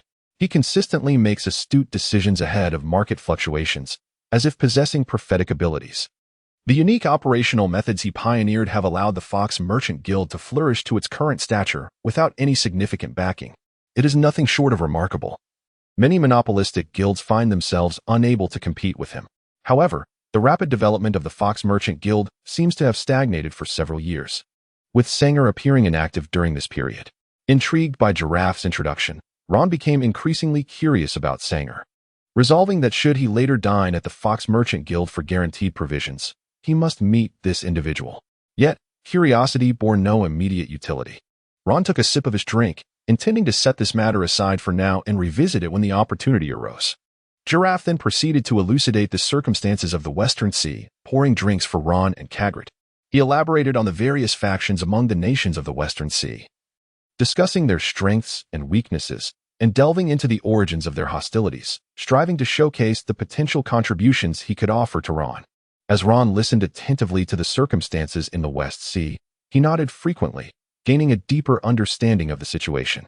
The ensuing meal was a delightful affair, with both host and guest thoroughly satisfied. After the repast, Ron and Kagrit returned to the ship to rest, while Giraffe commenced preparations for the house and sought the latest intelligence. 3 days later, Ron was on the deck practicing his swordsmanship, as dark clouds loomed ominously in the sky. The sea breeze howled, stirring up waves that crashed against the ship's hull, producing a dull, resonant sound. Ron stood on the deck, allowing the cold rain to drench his attire, while the sea breeze tousled his hair. Yet none of this distracted him from his unwavering gaze fixed ahead. With a crack, a bolt of lightning split the sky, and in an instant, Ron sprang into action, gripping his long sword tightly, its blade gleaming with a chilling light amidst the tempest. With each swing of his sword, he conjured up a mist, carving fierce arcs against the somber backdrop of the heavens. Ron moved with remarkable swiftness and power, his footsteps firm, leaving deep watermarks upon the deck. Each strike and gesture seemed to harmonize with the tumultuous wind and rain. One sword style, tornado. With this flourish, a spiraling wave of sword energy erupted forth, resembling a fierce whirlwind. It swept up the surrounding curtain of rain, encasing Ron in a protective sphere, creating a sanctuary devoid of precipitation. The raindrops were cast outward in the swirling dance of his sword energy, unable to approach him. Ron slowly sheathed his dragon-toothed sword, only to be drenched anew by the cascading rain. Despite having practiced swordplay on the deck for several hours, he was already soaked to the skin. Even though the relentless downpour chilled him to the bone, it could not extinguish the excitement gleaming in his eyes. He had been refining his technique, inspired by Zoro's 36 troublesome winds, to develop this spiral sword aura capable of shielding his entire body amidst a flurry of attacks, and today, he had finally succeeded. Ron casually touched his face and returned to the cabin. As he stepped inside, he noticed Kargrot walking out with a phone bug in hand. Ron, it's Jelliff on the line. Oh, his actions are rather swift. It has only been a few days. Ron did not bother to dry himself off. He took the phone bug directly from Kagrat's hand and picked up the receiver. Hello, this is Ron. Mr. Ron, this is Giraffe. The house has been rented, and the information has been compiled. When shall we meet? Now, or shall we return to the previous restaurant? I will prepare and head over shortly. Ron did not pass the communicator to Kagrit. Instead, he held it in his own hand. He had previously given the communicator to Kagrit to ensure that he could reach Giraffe. Kagrit, I am heading to that tavern to meet Giraffe. Will you accompany me? I shall not go. It has been incessantly raining these past few days, and the decay in Thornton has reached a concerning level. I must attend to it to prevent any potential infection. Very well, then. Attend to your matters. I shall take my leave. Upon returning to the cabin, Ron took a brief hot shower, changed into a fresh set of clothes, and stepped outside with an umbrella in hand. A few minutes later, he turned back, stood in the cabin for a moment of contemplation, and retrieved Thornton's treasure, a large black duffel bag. Soon, Ron arrived at the restaurant where he had dined with Giraffe previously. Despite the inclement weather, the enthusiasm of the patrons remained undeterred, and the establishment was nearly full. Giraffe stood beneath the eaves at the entrance, as torrents of rain cascaded to his left, occasionally splattering droplets onto him. Nevertheless, he showed no inclination to retreat indoors. Instead, he scanned the surroundings until he finally spotted Ron's figure, instantly breaking into a warm smile. As Ron approached the shelter, Giraffe promptly extended his hand to take the umbrella from him. After shaking off the excess water, he led Ron inside while engaging in light conversation. "I didn't expect you to choose today to meet, given the downpour. I thought you would prefer to stay indoors," he remarked. "Ah, rain is no deterrent. I've had my share of practice, even while soaked. Your movements are quite swift, I must admit, far exceeding my expectations. To be candid, despite currently working as an informant in the Fox Consortium's territory, I still have some connections left. If not now, when shall I make use of them?" Chapter 98. The authenticity of the wine. Ron and Jelliff settled into their private booth, but this time, no chef entered to perform. During their initial encounter, a few chefs had come in to create some flamboyant dishes, enlivening the atmosphere. Now that they were poised to discuss serious matters, there was no necessity for such theatrics. Instead, they directly requested the waitress to bring in the dishes. Once the table was set and the booth was sealed, Jelliff promptly produced the materials he had prepared and handed them to Ron, who began to examine them one by one. The York gang possessed a substantial mining territory, primarily yielding diamond stones, refined iron ore, yellow crystal ore, and gold. Previously, they had a silver mine, but it was now nearly depleted, yielding little in the way of silver. The entire gang boasted over 300 capable members, and when including temporary recruits and those not formally affiliated, the number exceeded 1,000. The gang was heavily armed. Among the 300 members, at least 50 were equipped with automatic submachine guns, while the remainder wielded flintlock firearms. The primary enterprises of the York gang involved mining and the production of what they termed genuine counterfeit wine. This so-called genuine counterfeit wine was devoid of any issues, aside from the vintage, origin, and brewer, standing in stark contrast to inferior products made from industrial alcohol. In truth, these newly brewed wines employed advanced fermentation and purification techniques, surpassing traditional vintages in both technology and quality. They boasted rich aromas and delicate textures, leaving a lingering aftertaste. However, regrettably, the wealthy did not appreciate this innovation. In their eyes, aged wines represented the quintessence of ancient craftsmanship, painstakingly produced and refined through the passage of time. Such wines matured quietly in underground cellars, waiting decades, if not centuries, to achieve their exquisite form. In contrast, the newly crafted wines were dismissed as mere products of modern industrial manufacturing, devoid of soul. Only those meticulously produced by hand, following ancient methods, could be deemed authentic. With the affluent favoring these traditional offerings, wine merchants were overjoyed. They understood better than anyone that the true profit lay not in the quality of the wine itself, but in the concepts and narratives that accompanied it. After all, selling a product could never rival the allure of selling a story or an idea. You relish the art of showcasing your worth through tales. Thus, allow me to weave a narrative that may evoke tears from your eyes. The purveyors of fine wines meticulously craft unique brand stories, steeped in history and culture, to amplify the mystique and nobility of their products. Enveloped in these narratives, the prices of aged wines soar, significantly eclipsing market value.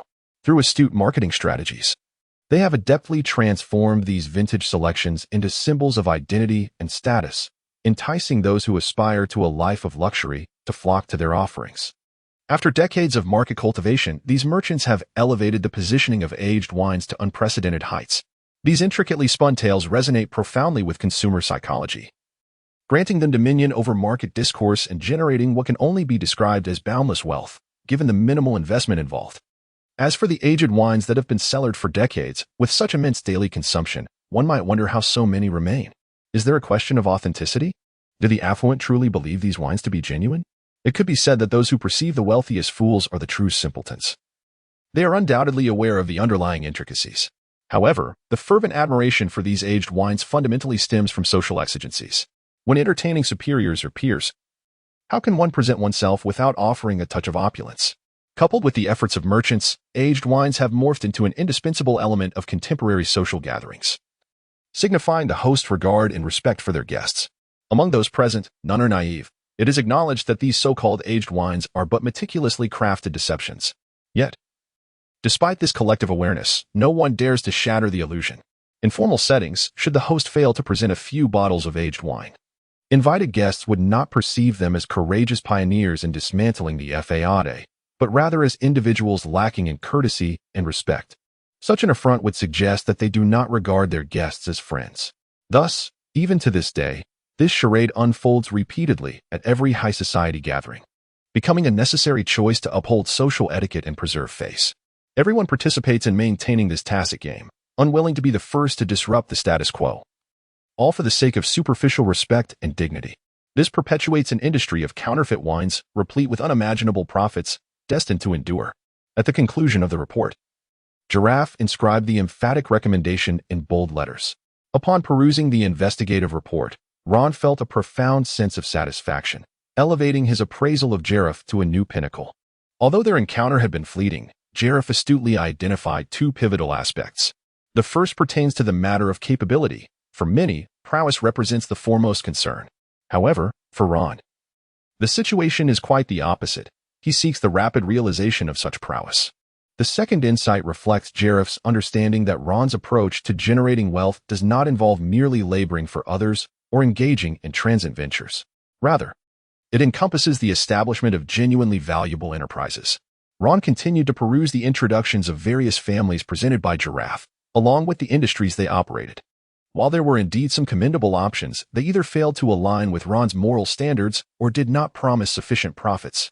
Had there not been a superior alternative already at hand, Ron might have considered selecting one from the offerings. However, he was now presented with better choices.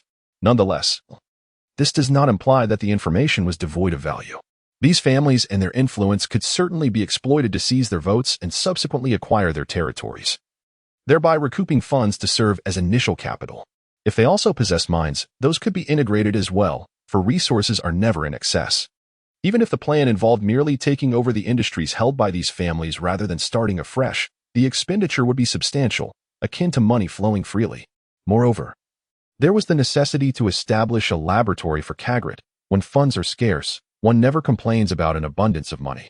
Ron, after reviewing all the intelligence, nodded and stored it away. Indeed impressive, to be candid. Both the speed of intelligence gathering and the quality of the information far exceeded my expectations. Therefore, if the troubles you face are beyond my imagination, I believe it is not a significant concern.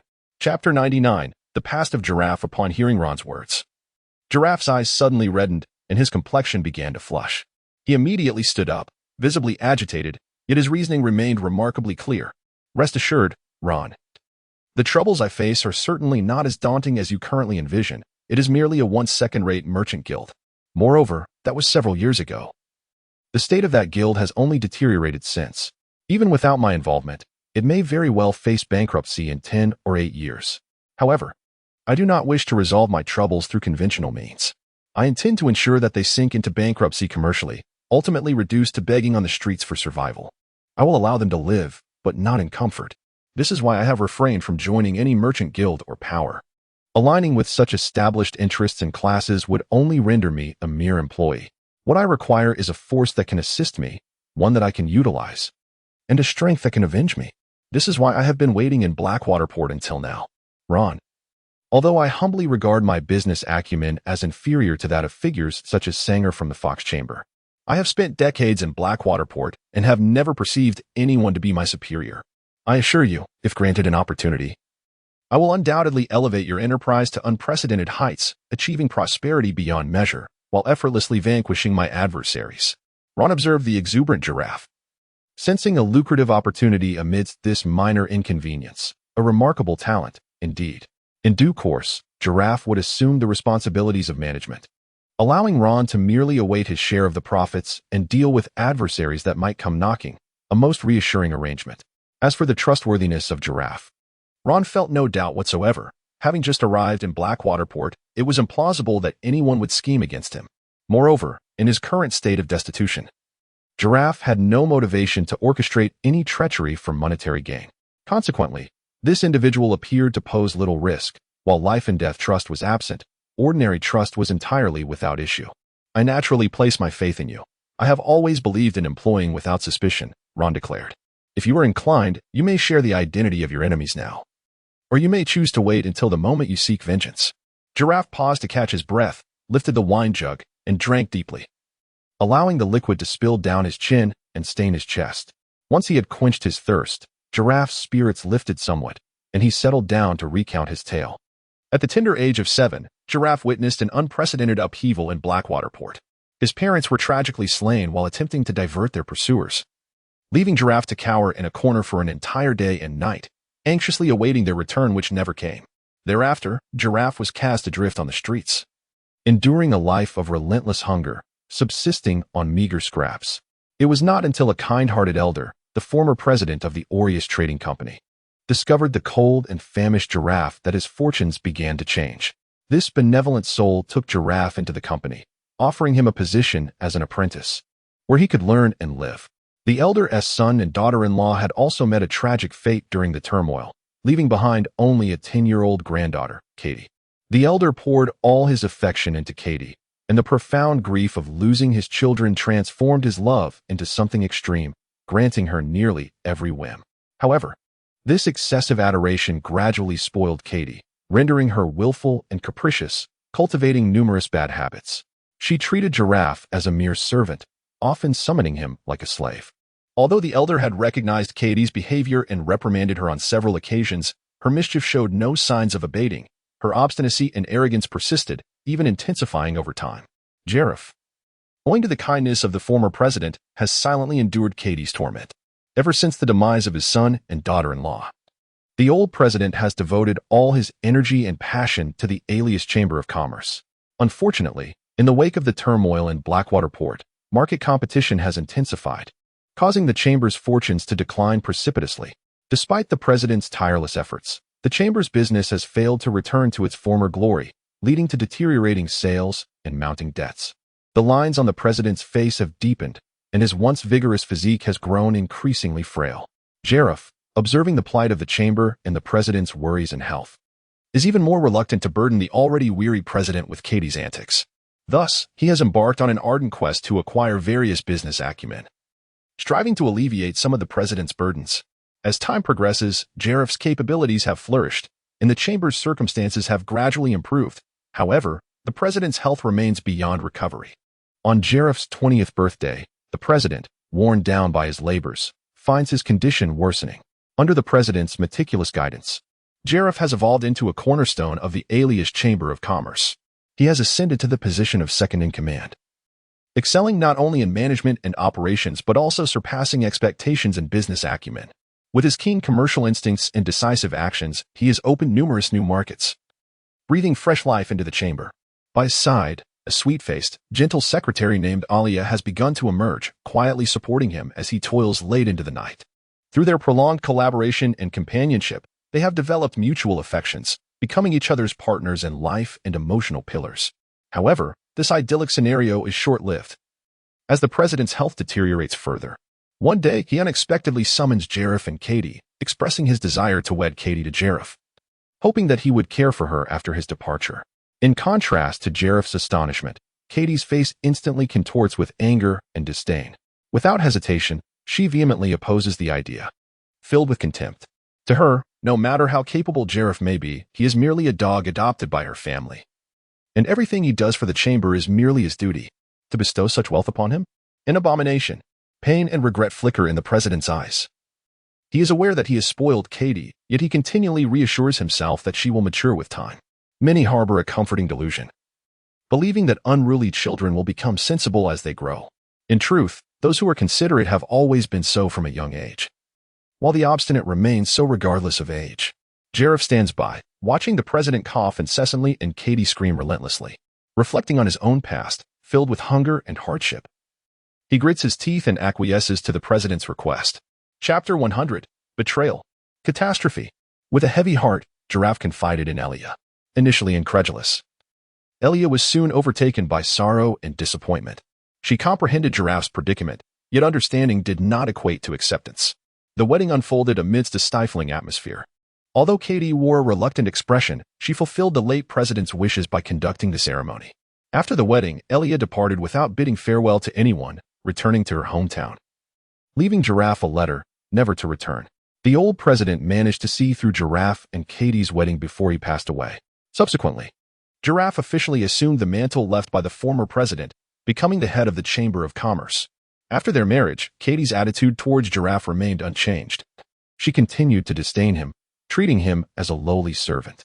Upon taking charge of the chamber, Giraffe, through a decade of arduous effort, expanded its scale by more than fivefold.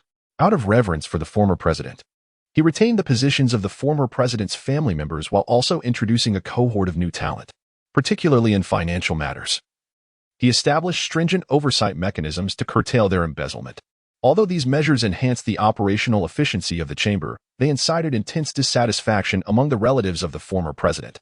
In their eyes, Giraffe was merely an adopted outsider, and being allowed to lead the chamber was an immense privilege. Rather than expressing gratitude, he restricted their authority at every turn, thwarting their attempts to extract benefits from the chamber, which they viewed as a grave injustice.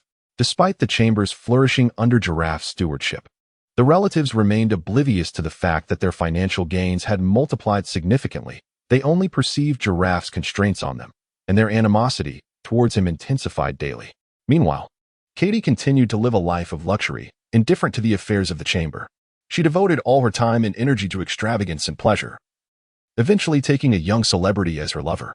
Giraffe's patience finally reached its limit, leading to a fierce argument with Katie, yet he refrained from pursuing a divorce. Ultimately, Giraffe moved into the chamber's premises, never to return to what was once called home. The lack of interaction between Giraffe and Katie turned out to be a fortuitous development for him, allowing him to channel his full attention into the management of the chamber, offering him a sense of liberation. However, his singular focus on work drove the relatives of the chamber to the brink of madness. When New Year arrived, Katie surprisingly called Giraffe, uttering a few conciliatory words and offering an apology. She claimed to have sent her lover away and expressed her hope for Giraffe's forgiveness for her previous ignorance. Upon hearing this, Giraffe initially thought he must be hallucinating due to sleepless nights. After much contemplation and reflecting on the former president, he begrudgingly agreed to her request. Katie, upon receiving his response, appeared immensely pleased and declared her intention to host a grand New Year's banquet for the chamber, marking a new chapter in their relationship. At the chamber's New Year's banquet, Giraffe attended with nearly all those loyal to him. In a treacherous collaboration, Katie and her relatives poisoned the food and drinks, nearly annihilating Giraffe's loyal supporters. Witnessing this horrifying betrayal, Giraffe was filled with astonishment. He never imagined these people could descend to such depths of madness. He did not expect them to expand the chamber's horizons and had tacitly accepted their parasitic existence. Yet now they were foolish enough to jeopardize their own survival. Katie gazed into the eyes of Giraffe, filled with shock, confusion, and animosity, and was consumed by a sense of vengeful delight. She had long harbored a deep-seated hatred for Giraffe, believing that as a lofty young lady, her identity and dignity had been sullied by him, rather than ending his life. She sought to ensure he lived in the most abject state possible, a sentiment shared by her relatives. It was only at this moment that Giraffe finally comprehended the gravity of his errors. In his pursuit of humanity, he had erred gravely. In the eyes of these individuals, he was merely a dog raised by the merchant guild, yet he dared to aspire to rise above them, an affront they could never tolerate. No matter how much profit he generated for the guild, it was deemed his duty as a subordinate to serve his superiors, a notion firmly entrenched in their minds. Did he truly believe that his superior abilities entitled him to more? Was there no rule of law? No justice? Such aspirations were beyond the pale. Not only was he powerless, even the mightiest of sovereigns would find themselves similarly constrained. Nevertheless, having managed the guild for many years, Giraffe still retained a loyal following despite the poisonings that had occurred during the banquet. His connections with certain individuals in Blackwater Harbor afforded him the opportunity to navigate the treacherous waters of his circumstances. Upon hearing Giraffe's story, Ron was profoundly moved by his inner turmoil. On one hand, there was the immense gratitude owed to the former president, a figure of great benevolence. On the other, there was Katie, with her capricious nature, and the alluring secretary who had captured his heart. This arduous decision left Ron with a tingling sensation at the nape of his neck. He felt that regardless of Giraffe's choice, it was impossible to deem it right or wrong. However, from this predicament, Ron gleaned a truth he had long understood. One must never be a sycophant, for such behavior leads to ruin. If one is compelled by circumstance, as Giraffe was, it can be excused, but to willingly adopt the role of a sycophant? That could only be described as a fleeting moment of brilliance amidst the vastness of the world, where the prevalence of ignorance is ever present. Yet, this was not the time for such reflections. Observing that Giraffe's emotions had nearly stabilized, Ron began to inquire about his intentions. Do you wish to seek revenge now? Or would you prefer to wait until you can do so on your own terms? Without much hesitation, Giraffe responded resolutely. I choose to exact my revenge myself. As long as you, Ron, grant me the opportunity, I shall ensure the prosperity of our endeavors. They may have wished for my demise back then, but now, I have no desire for their downfall. Ron nodded upon hearing Giraffe's words, finding his choice quite to his liking. He then posed a second question. What about Elia? When do you plan to seek her out? This query momentarily left Giraffe at a loss for words. It took him a considerable time to gather his thoughts before he stammered a response. Me? How could I possibly face Elia in my current state? Ron observed Giraffe's stammering demeanor and, without hesitation, delivered a resounding slap that left him momentarily stunned. Giraffe spun around in surprise, clutching his reddened cheek, and gazed at Ron in bewilderment, utterly perplexed as to why he had been struck. Chapter 101. Caring for Employees' Mental Health. Ron gazed at Giraffe with a mixture of disappointment and frustration. Why do you lack the courage to seek out Elia? Is it because of your past mistakes? Acknowledging your errors is one thing, but shirking responsibility is utterly futile. Do you truly believe you possess nothing to offer her, that you cannot bestow happiness upon her? If you think her affection hinges solely on wealth, perhaps you should consider a more drastic course of action. Do you not realize that Elia may have moved on? Perhaps married and settled into a life of warmth and family, completely uninterested in your intrusion? She might be thriving, and your presence could merely dredge up painful memories. You fear she may not wish to see you at all. If that is indeed the case, the one who will suffer is you, not Elia. What is there to fear? If you claim your dread stems from personal anguish, I could easily find a fitting place for your final rest. How can you be certain that Elia hasn't been waiting for you, quietly mourning her solitude at home, shedding tears daily? Do not let your cowardice prevent you from confronting her, lest some tragic twist of fate lead to your irrevocable separation. Are we crafting a narrative here? Do you fancy yourself a tortured protagonist bearing a grudge? What is this tale of love and longing? Indeed, you have borne the weight of resentment. But there is no need to wear it like a shroud every day. Regardless of the outcome, you must take the initiative to see her, to avoid living with regret. Under Ron's impassioned counsel, Giraffe soon found renewed vigor, his eyes sparkling not with the murky glint of revenge, but with the genuine radiance that accompanies hope and beauty. I must seek out Elia. I need to leave tomorrow. Regardless of whether Elia is willing to return with me, I shall hasten back to Blackwater Harbor at once, and then devise a plan from there. Ron, seeing that he had finally come to his senses, nodded with satisfaction and forcefully placed the suitcase he had brought onto the table. Open it. This is your travel fare.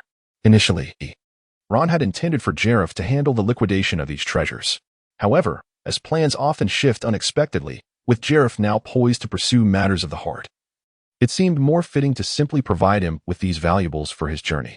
As Giraffe opened the case, a dazzling light illuminated the entire room. The golden trinkets shimmered under the light, while red and blue gemstones interspersed amidst the golden bounty captivated the gaze. Giraffe, momentarily entranced by the treasures within the suitcase, was not unfamiliar with such wealth. Although the treasures of Sotan held considerable value, he had witnessed far greater sums during his days running the trading company. This collection was not particularly significant in comparison. Rather, it was the sense of Ron's esteem and trust that struck him. During their previous conversations, Ron had emphasized the primary objective, to amass wealth, for he was utterly destitute. Yet here was Ron, bestowing such a fortune upon someone he had only recently met, without a hint of doubt regarding Giraffe's integrity or worthiness. In that instant, Giraffe felt a surge of camaraderie, akin to the sentiment of a warrior willing to lay down his life for a true friend, though both his career and love life remained uncertain. The confusion and disillusionment that had once clouded his mind dissipated, replaced by an unprecedented resolve and determination. The path ahead, once shrouded in darkness, now glimmered with the promise of both professional success and romantic fulfillment. Thank you for your trust, Ron, he said, but this won't be necessary. I still have some savings. At the very least, my travel expenses are more than sufficient. I will assist you in converting these treasures into berries tonight. I have already secured the house, so you can simply bring the money to rent it. Giraffe paused momentarily, then suddenly glanced at a ring nestled among the treasures. He reached out, picked it up, and held it before him for a closer inspection. The ring was adorned with a circle of intricately cut gemstones of varying colors, each one meticulously polished, radiating enchanting brilliance. Its surface bore an elaborate and mysterious engraving, delicate and refined, with flowing lines that danced gracefully. The ring was so exquisitely crafted that it was almost beyond imagination. Every detail was impeccable, exuding a gentle glow under the light. After gazing at it for a considerable time, Giraffe finally mustered the courage to speak to Ron. "Ron, please grant me this ring as a gift." Ron gazed at Giraffe, who appeared to be examining the ring, yet his thoughts seemed to be drifting elsewhere. He teased, "Since you have taken the ring, as long as the person is unmarried, you ought to let me make use of it." Giraffe clenched the ring tightly in the palm of his right hand, his gaze resolute and earnest as he looked at Ron. "Absolutely." After declaring this, Giraffe carefully placed the ring into the right side pocket of his clothing, then closed the suitcase and promptly exited the private room. Ron gazed at the array of various delicacies on the table, now cold and untouched, and shouted for assistance to reheat the dishes. During this period of relative inactivity, he had intensified his training, resulting in substantial physical exhaustion. His appetite had consequently surged remarkably. After consuming 4 rounds of dishes, Giraffe returned, carrying 2 treasure chests, which he placed before Ron. "Ron, these treasures amounted to a total of 45 million berries. Although the exchange was somewhat hasty, I assure you the loss is minimal. A friend of mine from the trading guild managed to allocate some guild funds to procure these items. While the pricing may not rival that of direct market sales, the expedited transaction inherently requires a reduction in price. The offer provided by my friend is already quite fair. He is certainly poised to profit from the price differential, given the considerable risk he undertook, yet I assure you there are no hidden agendas." Ron continued to indulge in his meal, waving his hand to interrupt Giraffe's report. "There is no need to recount these particulars. You are in charge of the business affairs. Please, take a seat and enjoy your meal." However, Giraffe did not sit down to eat. Instead, he excused himself, for his heart was racing, nearly leaping from his chest. "I cannot stay. There is a flight tonight, and I must depart now. I shall dine aboard the ship later. Farewell for now." Ron lifted his wine glass, taking a sip as he gazed at Giraffe's departing figure. Unable to suppress a heartfelt lament, may the heavens watch over this unfortunate soul. Otherwise, by the time he arrives, Elia may be wed and nurturing her own children. And that would be the end of it. However, based on his previous accounts, it seems unlikely that Elia will marry. Let us hope so, otherwise the morale of the staff could become a significant concern. Chapter 102. High maternal content. The following morning, Ron successfully sold the courtyard and received the keys from the agent. The quaint abode was constructed from rugged, sturdy stones, with patches of moss faintly visible upon the walls. Each wooden door was adorned with simple shell wind chimes that chimed melodiously in the gentle sea breeze. The windows were crafted from robust timber, and the spacious courtyard was paved with heavy stone slabs, while several tall trees swayed in the corners, providing a shaded refuge. There were no lavish decorations, yet the ambience was undeniably pleasant. The salty, humid air carried by the sea and the distant sound of crashing waves instilled a profound sense of relaxation, and Ron found himself exceedingly content with this environment. He promptly retrieved Cargrot and Thornton from the ship, tidied up his belongings, and resolved not to return to the vessel aside from pursuing debts. "Cargrot, please compile a list of the equipment necessary for establishing the laboratory. Rank them by priority, from the most basic essentials to the advanced apparatuses. Are we truly commencing preparations for the laboratory?" "Not a problem. I shall compile the list shortly." Ron reclined in the chaise lounge in his yard, basking in the gentle sea breeze, feeling an unparalleled sense of contentment. Before his journey across dimensions, the mere thought of acquiring a house with a garden had been unfathomable. Yet, for him now, it was a mere trifle. The fortune he enjoyed today allowed him the luxury of purchasing a garden at whim and bestowing millions in jewels with a casual gesture, all thanks to his own prowess. However, with Luffy's embarkation and the advancement of the narrative, it was inevitable that a war sweeping across the world would eventually emerge. Presently, his prowess as a swordsman granted him the status of a distinguished guest wherever he roamed. Yet, as power escalated in the later stages, he might find himself unable to best even a mere dog. Thus, it was far too early to indulge in complacency. The foremost task ahead was to dismantle the York gang and swiftly establish his enterprises, ideally before Giraffe's return. The second priority was to engage with the Fox Commerce Guild. According to information gleaned from Giraffe, this guild held considerable intrigue and warranted connection. Nonetheless, this endeavor could be postponed. Enhancing his own value remained paramount, far more significant than any negotiation techniques. While Ron pondered these matters, Kagero completed the daily tasks, having dealt with Sotan, and emerged from his endeavors. Ron immediately beckoned to him. Kagero, let us go out for lunch. Moving into a new home, by our customs, calls for inviting friends to celebrate. It is the perfect opportunity to explore the vicinity for some delectable stir-fries. I have grown weary of seafood, barbecued meats, and rich cream soups. If necessary, I shall hire a couple of chefs and cultivate them from scratch to frequently vary our culinary delights. Upon hearing the term home, Kagero momentarily lost his focus. But soon a faint smile graced his lips. Come, let us dine. After their lunch, Ron departed from the recently acquired estate, embarking on a journey that lasted several hours. Ultimately arriving at the York Gang's mine, which also served as their stronghold. After a thorough investigation, Ron swiftly grasped the situation. The mine was nestled within a small valley, encircled by towering rock walls. Despite being referred to as a mine, it lacked traditional shafts. Instead, the excavation was conducted from above, where ore was extracted and waste transported away, forming a considerable mound outside.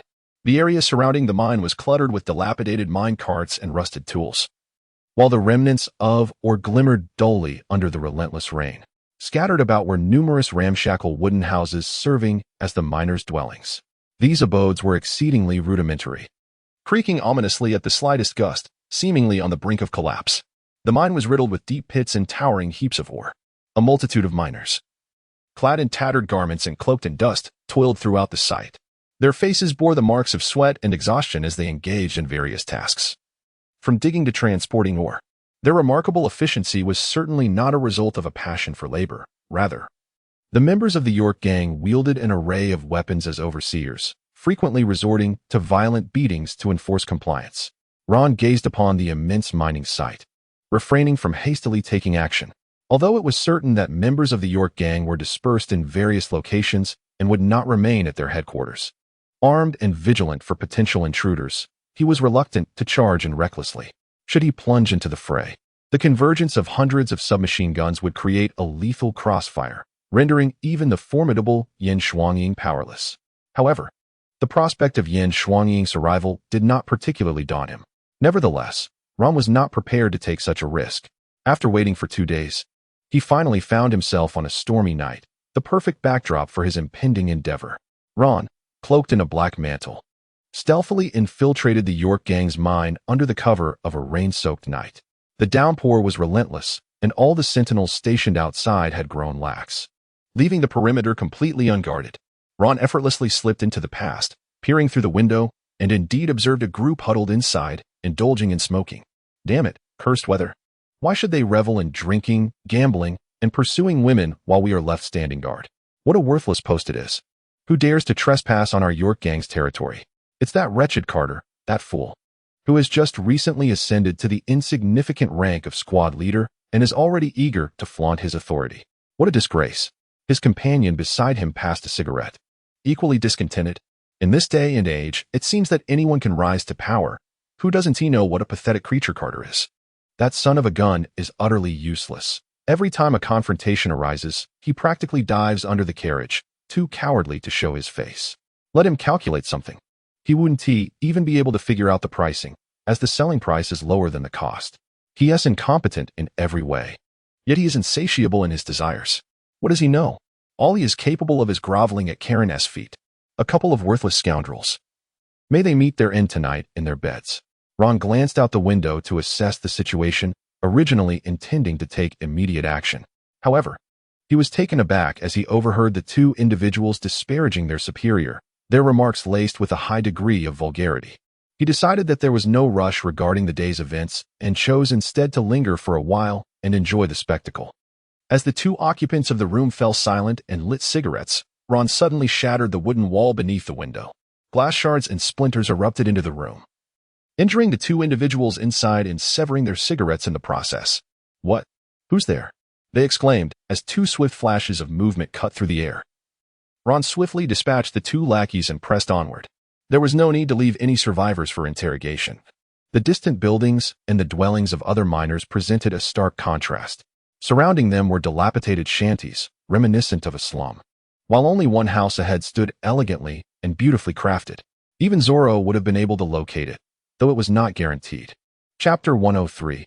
A few $100 a month. What kind of life are you living? Ron swiftly dispatched several minions along his path and charged into the heart of the York gang's stronghold. The room was ablaze with light, shrouded in swirling smoke. As Ron burst into the room, the gust of wind he created momentarily dispersed the smoke within. Even so, he was still met with a pungent emlang of cigarette smoke, the scent of bodily fluids, hallucinogenic substances, and alcohol. A group of henchmen was clustered together in small groups, smoking, playing cards, and drinking.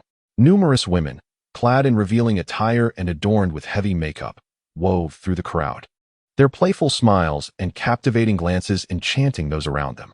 In the instant Ron burst into the room, he unleashed a flurry of sword energy, sweeping through like a tempest. The floor was carved into a deep ravine, while tables along the path were cleaved in two, splintering wood flying in every direction. The forceful gust sent playing cards and coins soaring into the air, paper swirling chaotically. Those ruffians, in the midst of their revelry, barely had time to react before the sword energy struck, blood spraying forth as limbs and severed body parts fell to the ground. Many met a grim fate on the spot. "Ah, my hand. Someone help." Some fortunate souls who narrowly escaped the onslaught were toppled by the overturned furniture, scrambling in terror on hands and knees, desperately attempting to regain their footing. Ron swiftly struck down a few unfortunate souls, the glint of his blade slicing through the air, bringing their lives to a decisive end. As for those sprawled on the ground, he cast them a disinterested glance and continued his ascent. The clinking of bottles and the cacophony of voices echoed from above when suddenly a chilling scream pierced the atmosphere, leaving everyone momentarily stunned. What was happening down below? An unsettling feeling washed over them. They hastily armed themselves. It had been ages since the York gang had faced any real threat, and now chaos erupted. Bottles and playing cards littered the floor as they scrambled to their feet, jostling against one another in confusion. "Get out of the way. Move aside." A few quick-witted henchmen seized their firearms and rushed to the staircase, aiming downwards. Before they could discern the situation below, a wave of razor-sharp sword energy swept through the darkness, slicing through the air and cleaving into their bodies. They were torn apart, blood splattering against the walls and staining the floor crimson. The remaining members, gripped by terror, fled in all directions. Many even hurled themselves through windows, abandoning any thought of confronting Ron. If the York gang were to meet their demise today, they would escape the repercussions. Conversely, should they survive, with so many casualties, it would be justifiable for them to be cast aside. A few $100s a month, what was their life worth? Disregarding those who fled, Ron ascended further. On the third floor, thanks to the sacrifice of the henchmen below, the core of the York gang finally gained enough time to react. They promptly established a fortified defense, each member wielding submachine guns, creating a crossfire, while some even hoisted heavy artillery, all fixated on the staircase. York himself did not hide away. Instead, he emerged, having barely dressed, donning only trousers. His muscular torso was exposed, marred with scars from past battles and gunshot wounds. In his hands, he bore a pair of metallic knuckles instead of a firearm. If bullets could halt the oncoming assailants, then with so many underlings, a single shot from each would suffice to turn him into a porcupine. However, if they could not be stopped, wielding a submachine gun would be futile. Even a cannon would be of no use. Thus, he chose to rely on his most formidable weapon, his iron fists, which had deflected countless bullets and shattered many adversary skulls in previous family feuds. Ron ascended to the second floor, encountering no formidable resistance along the way. However, he remained vigilant, swiftly retrieving a corpse from the ground and hurling it up the staircase. In an instant, the upper level erupted in gunfire, the body he tossed being reduced to a gruesome mass of flesh, cascading downwards propelled by the force of the bullets. Goodness, I am fortunate to have evaded in time. Otherwise, I would have been splattered with gore. Ron gazed at the newly dyed carpet, unable to suppress a shake of his head. What purpose does guarding the stairs serve? Only a fool would choose to ascend by them. Ron retreated to the second floor, casting a glance at the ceiling before unleashing a flurry of sword energy with a swift stroke. One sword style, thunderous charge. Several arcs of sword energy erupted from the dragon tooth, their speed relatively moderate, yet their breadth was formidable, resonating with the thunderous sound of a tempest. Though the velocity may not have been remarkable, in the brief span from the ground to the ceiling, it was a fleeting moment. Upon striking the ceiling, the sword energy did not slice through as one might cut through tofu. Rather, it detonated against the surface with the force of a thunderclap, creating a vast chasm. The unsuspecting henchmen above, armed with submachine guns, fell through the gaping void, their horrified screams echoing in the air. Those fortunate enough to remain aloft were not spared, as shards of debris rained down upon them, shattering their once cohesive formation. Many exchanged bewildered glances, staring aghast at the gaping hole in the floor, questioning whether this was indeed the work of a mere mortal. Yet, not all were paralyzed by fear. Without the need for York to issue commands, a small leader emerged, issuing directives with authority. Scatter. Everyone disperse. Focus on those openings. The enemy is bound to come through. Kunzi, maintain your aim at the stairway. Under the small leader's command, the group began to mobilize, though their spirits had waned far beyond their previous fervor. Their movements were now driven by a reluctant adherence to orders rather than a genuine resolve. Ron peered through the gaping hole from which he had emerged, assessing the situation above and discerning that it no longer posed a significant threat. Without hesitation, he prepared to leap upward. One sword style, tornado, with a swift motion. He unleashed a spiraling blade of energy, enveloping himself within its protective embrace, and vaulted up to the 3rd floor. The disorganized individuals, barely managing to regroup, immediately opened fire upon witnessing Ron's ascent, rekindling their barrage of gunfire. The spiraling blade of energy whirled like a tempest, deflecting the oncoming bullets and producing a cacophony of piercing metallic clinks. York, observing that only Ron had charged forth, refrained from uttering any idle taunts such as, "You dare to confront us alone?" Instead, his expression grew unusually grave as he readied himself for battle, simultaneously promising his subordinates a bounty of 50 million berries for eliminating Ron. Onward, he commanded. As Ron stood firm, he faced a throng of adversaries wielding submachine guns, and in an instant he surged forward. The freshly shattered gravel beneath his feet was instantly pulverized, scattering like mist in his wake. It is often said that while one may not be swifter than a bullet, they can outpace the arm that fires it. Yet, this adage does not apply to Ron, for he truly could outstrip the very bullets themselves. Chapter 104. The Tiger Among the Sheep. Ron surged forward with remarkable speed, evading the majority of the bullets. Occasionally, a few rounds whizzed past him, only to be cleaved in two by his swift strikes. The fragments of the bullets scattered around, producing a chilling sound of metallic clashing that sent shivers down the spine. The henchmen, witnessing this spectacle, displayed an increasingly evident look of panic upon their faces. Ron surged into the crowd like a flash of lightning, akin to a tiger amongst a flock of sheep. The glimmer of his sword traced intricate arcs through the air. With each strike, fragments of submachine guns or human remains were sent soaring. The individuals on the periphery, fearing collateral damage, hastily discarded their firearms and drew their blades. Yet many began to flee. Faced with an adversary, they were emboldened to fight for their lives, for without such courage, they were unworthy to inhabit this level. However, they lacked the fortitude to confront a massacre. Yet, a greater number charged toward Ron. For with a promise of generous rewards came valiant souls. What is the worth of a single life? In reality, a siege does not unfold as it does in cinema, where foes await their turn to engage. Nonetheless, Ron navigated the chaos with remarkable ease, continuously unleashing waves of sword energy. Suddenly, from his diagonal rear, a blade struck with the swiftness of a venomous serpent, imbued with lethal intent, aimed directly at Ron's back. Ron swiftly shattered the blade of an approaching minion with a decisive stroke, then plunged his weapon into the assailant's chest. Suddenly, he sensed a murderous intent looming behind him. Remaining steadfast, he pivoted his waist to the left, his body bending like a coiled spring, deftly evading the lethal strike aimed at him. In that very moment, he wielded his knife downward, targeting the face of his ambusher. The assailant raised his weapon to block, and the clash of their blades resonated with a deafening metallic sound. Meanwhile, York had inexplicably materialized at Ron's right side, his gauntlet glinting ominously as it sliced through the air towards Ron. Ron took a deliberate step back, sidestepping gracefully as his sword traced a graceful arc in the air, effectively parrying York's assault. With a swift motion, he retaliated, delivering a powerful kick that sent York sprawling. Seizing the opportunity amidst York's moment of vulnerability, the swordsman surged forward once more, his blade poised to strike at Ron's chest from below. However, he was utterly unprepared for the swiftness with which Ron had dispatched York. In that fleeting moment, there was no time for a change in strategy. Gritting his teeth, he shouted defiantly and accelerated with all his might, aiming to cleave Ron in two. After Ron expelled Thornton, he did not spare a glance at the looming threat below.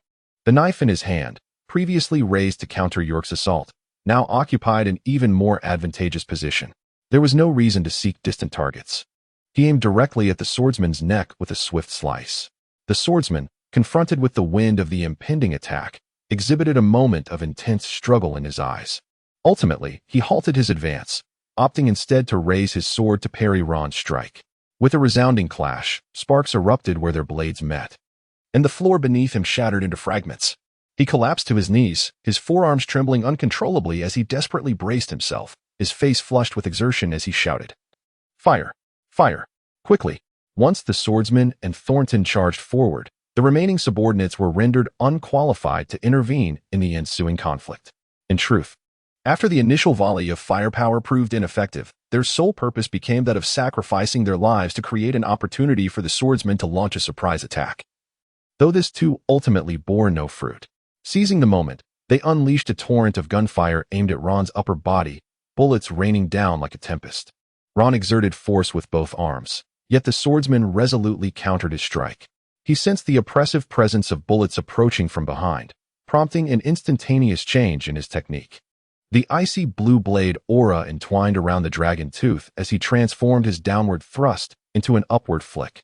The dragon tooth traced a semicircle in the air, decisively severing the swordsman's weapon while simultaneously unleashing a wave of sword energy. One sword style, tornado. The swordsman's body was instantly sent flying, akin to a rag doll caught in a tempest. The released sword energy swept up the incoming bullets, conjuring a whirlwind on the third floor. Debris cascaded from the rooftop, and the swirling blade energy immediately forced everyone to retreat. Suddenly, York burst forth from the smoke, shouldering a handheld cannon, its barrel nearly pressed against Ron's face. His eyes glowed crimson, the gauntlets that once allowed for agility now lost to the fray, as he charged forward with maniacal laughter. "Damn it, perish!" With a thunderous boom, the shell erupted from the cannon, accompanied by the acrid scent of smoke and gunpowder. Ron gazed at the shell that loomed before him, abruptly shaking his head to evade it. The projectile grazed his hair as it soared past, detonating against the wall behind him with a resounding boom.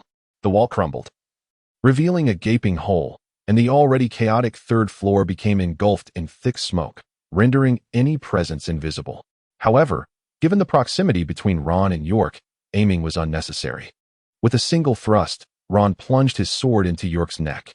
The cannon that York had been holding clattered to the ground with a muffled thud, and his body gradually succumbed to the floor, unable to rise again. Ron wiped the blood from the dragon's fangs, casting a glance at York's lifeless body. Indeed, he possessed a remarkable ferocity, proving to be a worthy adversary. The fierce wind, seeping through the shattered hole in the wall, gradually dispersed the swirling dust, revealing the chaos strewn across the ground, where blood stained the floor and the air was thick with the pungent scent of iron. Ron gazed at the remaining individuals and exclaimed, "York is dead. Those who lay down their weapons shall be spared." Most of the group, already teetering on the brink of despair, immediately relinquished their arms and stepped aside upon hearing Ron's words. Though they were reputedly the elite of York's gang, this designation merely indicated their prowess in combat and their willingness to fight fiercely. It did not signify any profound loyalty to the gang. They fought not out of devotion to their leader, but for a myriad of reasons, some for monetary gain, others for fame, and still others for the sake of women. Very few were motivated by allegiance to their elder brother. For those in the ranks, refraining from turning against their leader was already a considerable feat. Notions of camaraderie and brotherhood were scarce. However, the absence of such sentiments did not equate to their complete non-existence, as a handful, upon hearing of York's demise, rushed forward with reddened eyes. Ron gazed at the few individuals approaching with a death wish, and it was only natural for him to show no mercy, dispatching them one by one to join York in the afterlife. After eliminating these adversaries, Ron's piercing gaze swept over the remaining throng of several dozen. As his eyes passed over them, each individual lowered their head, none daring to meet his gaze. Although no one dared to charge forward at that moment, Ron was not so naive as to believe that all present had genuinely surrendered. The ones who had rushed in earlier were merely mindless fools. With both the swordsman and York dispatched, what good would it do to rush in now? Those with any semblance of intelligence, wishing to avenge York, would surely remain behind to plot and scheme. Chapter 105. Then you are even more doomed. Ron surveyed the crowd below and boldly inquired, "Those eager to serve me, those wishing to amass wealth, those aspiring for promotion, you may commence your denunciations now. Who among you has benefited from York's favor and might seek retribution against him? Point out a single individual, and you shall find yourself elevated above others. Fail to do so, and you will find yourself subjugated." The atmosphere quickly became charged. As the previously scattered assembly began to coalesce into small clusters, buzzing with fervent discussions, everyone was fervently conferring with their acquaintances, deliberating whether to take the bold step forward. Under Ron's command, it was evident that there was a lack of capable individuals. At this moment, stepping forward might secure a prominent position within the new power structure, becoming a trusted confidant of the new leader. There was no need for bloodshed or desperate struggles. One merely had to align quickly and betray allies to ascend ranks swiftly. Soon, someone emerged, boldly reporting, "My lord, he, Clara, was picked up from the streets by York and raised in the York Gang's boxing gym. He is undoubtedly York's staunch loyalist." Bang! Bang! The first gunshot rang out, and the individual who had just stepped forward to denounce another found a gaping wound in his head, his face still bearing an expression of newfound fortune as his body weakly crumpled to the ground. The second bullet was aimed at Ron but was effortlessly cleaved in two by Ron's blade, dispatching the ambusher Clara with ease. The death of the first informant did not deter those who followed. Instead, it seemed to activate a switch. Everyone began clamoring to speak, as if a delay of even a second would incur grave consequences. My lord, Salvito was redeemed by York. He was once ensnared in a scheme, losing his wife and child, and it was York who rescued him. He has always been fiercely loyal to York. We had someone among us who spoke ill of York, and it was he who informed. Oh, Ron cast his gaze upon Salvador, who immediately became flustered, his face turning crimson as he fumbled to explain. My lord, although York saved me, I harbor no gratitude towards him. He has consistently exploited us, and I have long wished to rid myself of him. Your arrival is truly fortuitous. My betrayal years ago was merely a result of my conflict with that man, not out of loyalty to York. You must believe me, my lord. Upon hearing Salvado's words, Ron nodded in understanding. Ah, so that is how it is. Observing Ron's apparent belief in his words, Salvado breathed a sigh of relief. Indeed, my lord, by vanquishing York, you have fulfilled a long-held desire of mine. I pledge my unwavering loyalty to you. A faint smile graced Ron's lips as he gazed at Salvado. I see. It appears that you are indeed incapable of avenging York. However, have you not contemplated another question? A flicker of astonishment crossed Salvado's face as he regarded Ron with caution. My lord, may I inquire what that question might be? Ron continued.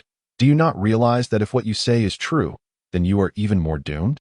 In an instant, Ron unleashed a formidable sword aura, vanquishing Salvado, and commanded, proceed. At this moment, Ron resolutely embraced the philosophy that it is better to mistakenly slay 1,000 than to let a single foe escape. After dispatching 18 more dubious individuals, along with a fool who sought to exploit Ron in order to eliminate him, silence enveloped the crowd. Ron felt that the time had come and pointed towards the second informant. You, step forward. What is your name?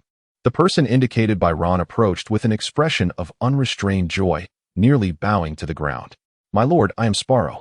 I was previously responsible for daily procurement and the distribution of supplies. There is no leader in the York gang whom I do not know. I am well acquainted with who is responsible for what tasks, how well they perform, and whether they are trustworthy. Of course, ultimately, it is you, my lord, who decides if a person is worthy of trust. A sycophantic smile adorned Sparrow's face, his lips curling slightly to reveal a few uneven teeth. His eyes sparkled with flattery and admiration as he gently bent at the waist, leaning toward Ron with a hint of obsequiousness, his hands fidgeting nervously, betraying a sense of carefulness in his movements. Ron gazed at Sparrow and inquired, does the York gang possess any sort of roster? The initial question momentarily caused Sparrow's mind to falter. After a brief pause, he cautiously met Ron's gaze and tentatively replied, not at the moment. Shall I draft one? No need, Ron interjected. All individuals responsible for a particular task, whether internal or external, should step forward.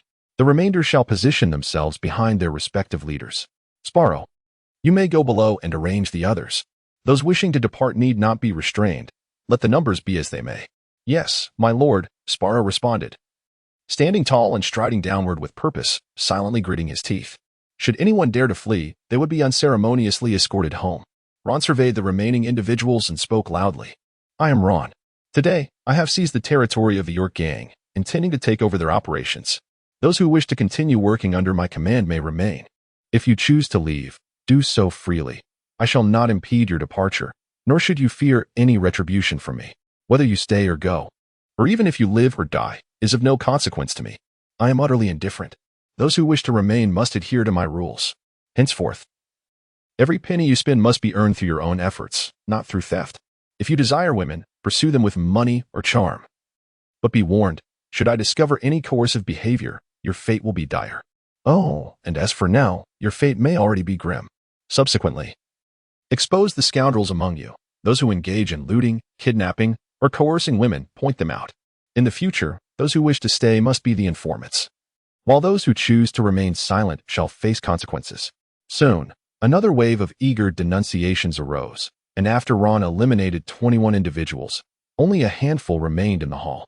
However, he was unperturbed. He preferred quality over quantity.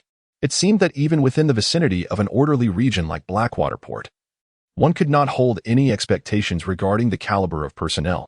Now, those who remain, introduce yourselves and the roles you previously held. Let us start with the head of the beverage factory. Are you still alive? The remaining individuals exchanged glances, falling into silence for a few seconds until a man of average stature, with an earnest appearance and a hint of sincerity in his eyes, stepped forward. He was fortunate. He had sustained minimal injuries during the earlier conflict, merely appearing travel-worn, with his garments stained by dust and blood, and several abrasions on his arm that were oozing blood. Chapter 106. The burden of life. The sweat on the middle-aged man's face mingled with dirt, dripping down his chin, presenting a rather disheveled appearance as he cautiously spoke. Sir, the beverage business is the most profitable venture of the York gang, and its head was an absolute confidant of York, already executed by you. My name is Olette. I was previously responsible for transporting various supplies and raw materials to the beverage factory, so I am relatively familiar with that operation. Now, who is the manager of the mines? Step forward. A tall figure, whose menacing appearance and brutish features suggested he was no kind soul, emerged. Sir, I am Hawk. I have been managing the miners, overseeing their work and tending to their basic needs. However, I was not responsible for personnel arrangements. That was under Laglow's purview. And he is deceased as well. Ron gazed at Hawk and inquired, how do miners typically arrive here? Upon hearing Ron's question, Hawk shuddered slightly. He realized that while Ron might not fit the traditional mold of a virtuous individual, he at least conducted his affairs with a degree of integrity. The answer to how miners came to be here would undoubtedly fail to satisfy Ron. Well, part of them are gamblers from the casino who can't pay their debts. Some are purchased slaves, and if that is insufficient, York would have Kagera seize a few more. However, Kagera has already met his demise. He was eliminated before you ascended the stairs. The atmosphere instantly grew heavy, and a silence enveloped the room, with none daring to speak. Hawk opened his mouth slightly, wishing to articulate something, but ultimately refrained, swallowing his words. You will conduct a count of all the miners. If they are bought slaves or captured individuals, they will be compensated 200,000 berries per year based on their years of service. Those who wish to remain can continue working under the same terms. Subsequently, the mine will gradually improve the living conditions and the provisions, and we will begin recruiting through legitimate channels. Should anyone choose to leave, do not impede them. Simply provide them with their due and allow them to depart with their earnings. Yes, my lord, I shall tally the numbers at once. Which room belongs to York? Is the money from York kept in his chamber? A sharp young man with tousled short hair and a robust physique stepped forward. My lord, I am Raven. I shall lead you. All others, take your subordinates and attend to necessary cleanup and repairs. By tomorrow, I expect to see the premises restored to normalcy. Yes, my lord. Ron and his companions had not ventured far when the guide halted before a door to a room. Sir, this is the place. However, I have never entered York's chamber. York's room has always been off limits to any of his subordinates. Typically, his trusted aides report matters to him in another office, which we have visited, yet found nothing of significance. Please be cautious as you enter. There may be traps set by York within. I assure you, I am not attempting to mislead you. I genuinely lack knowledge of what lies inside. Ron gazed at Raven, whose desire for survival was palpable, and nodded at him. You stay here and wait. I will venture inside to take a look. From now on, this shall be my room, and no one shall be permitted to enter freely. Of course, my lord. I shall await your return here, and should you require anything, do not hesitate to call upon me. Ron entered the opulent chamber, which was remarkably spacious. Its floor adorned with a sumptuous Persian carpet, intricately patterned and exquisitely crafted, offering a soft and comfortable touch underfoot. The surrounding walls were embellished with fine wood, adorned with an array of what appeared to be valuable oil paintings, though their authenticity remained uncertain. At the heart of the room stood a grand mahogany desk, upon which rested an exquisite crystal lamp, its gentle and bright light illuminating every detail of the surface. Behind the desk loomed a wide and comfortable leather chair, its texture smooth and refined, with a high backrest that commanded attention.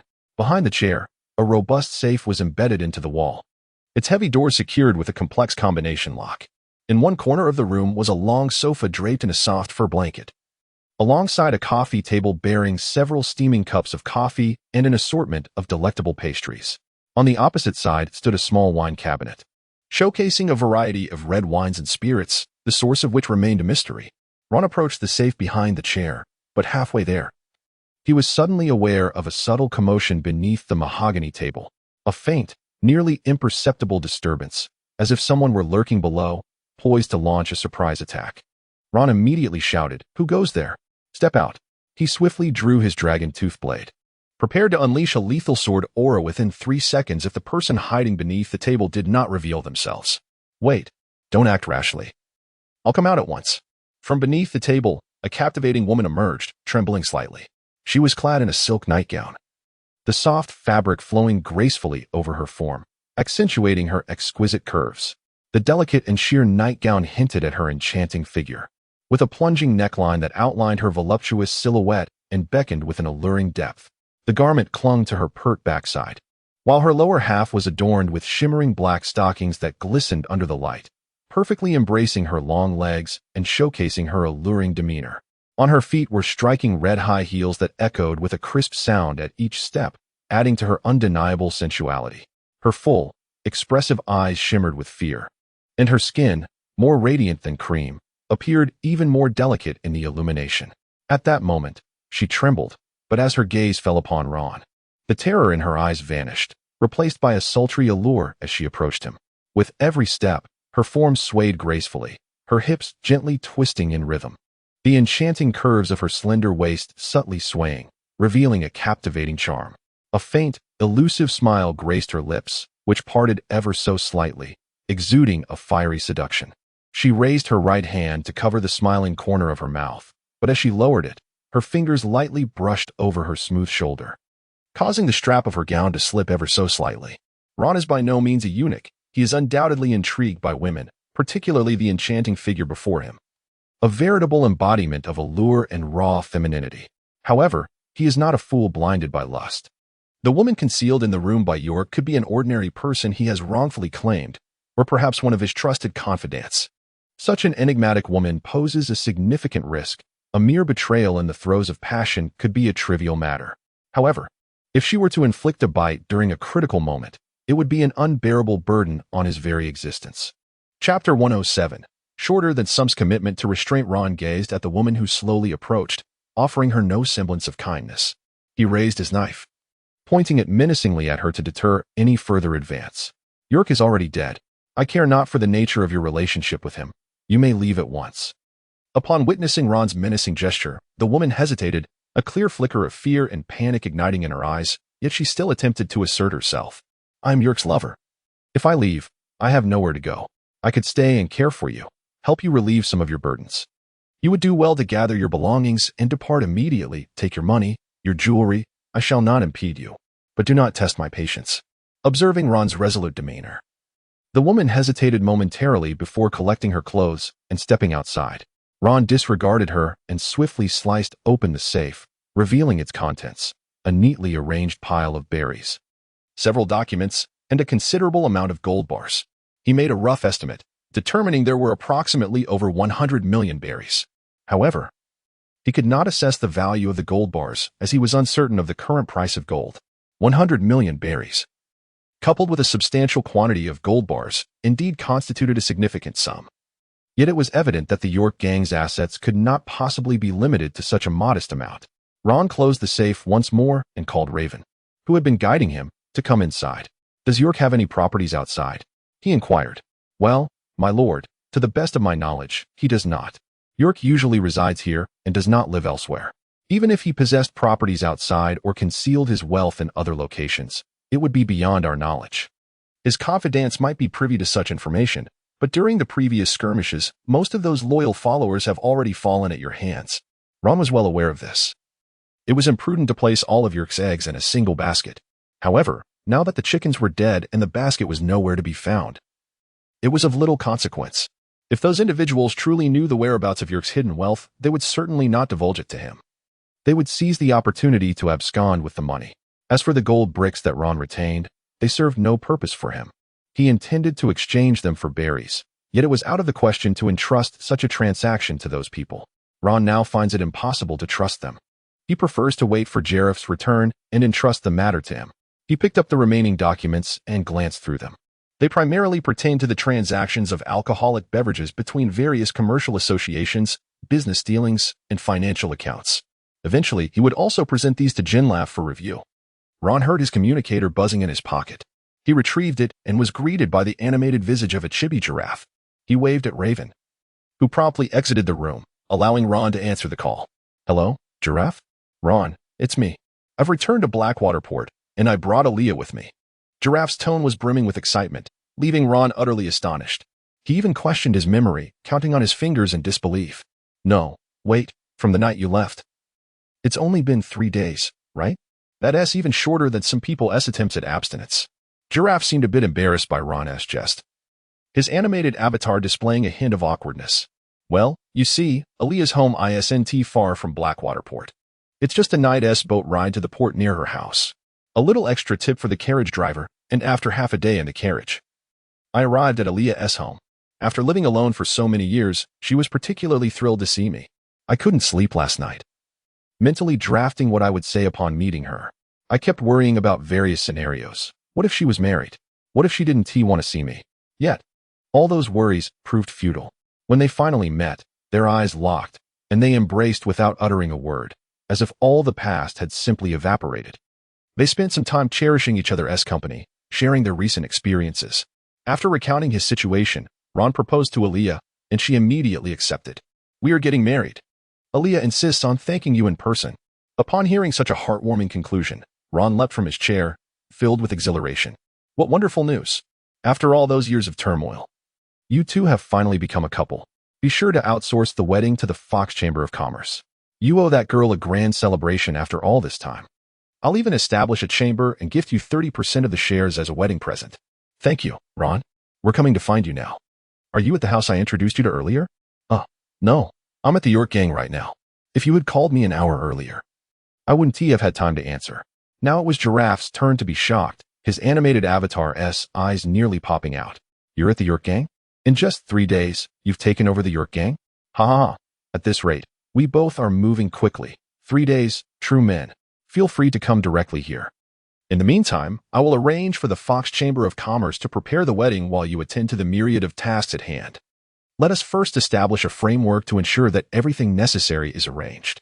The remaining details can be attended to upon your return from your honeymoon." "Very well. We shall make our way there now and expect to arrive by tomorrow. Once we arrive, we can discuss the finer points in further detail." Ron set down the phone, genuinely delighted for the couple who had finally united in love. Who does not relish a story with a comedic conclusion? That lad Jareth has truly endured hardship and now experiences sweet fortune. It is indeed a stroke of luck for him to have a boss like me. Let him work diligently. Ron carefully replaced the telephone bug and indulged in a warm bath. After days of surveillance, drenched in rain and infiltrating the York gang, he had traversed from the first to the 3rd floor.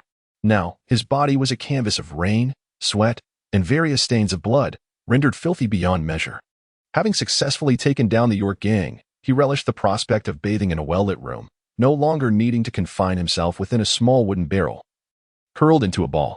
For the first time in his life, he luxuriated in a bathtub, a contented smile adorning his face. Now, all that remained was the presence of a woman, but he was in no rush. Bread would come, and so would milk. Chapter 108, The Treacherous Minister. Ron indulged in a soothing hot bath and donned a fresh set of garments before taking a brief respite on his bed. Just as he contemplated retrieving a few bottles of wine from the cabinet in York for a leisurely sip, a knock resonated from the outside.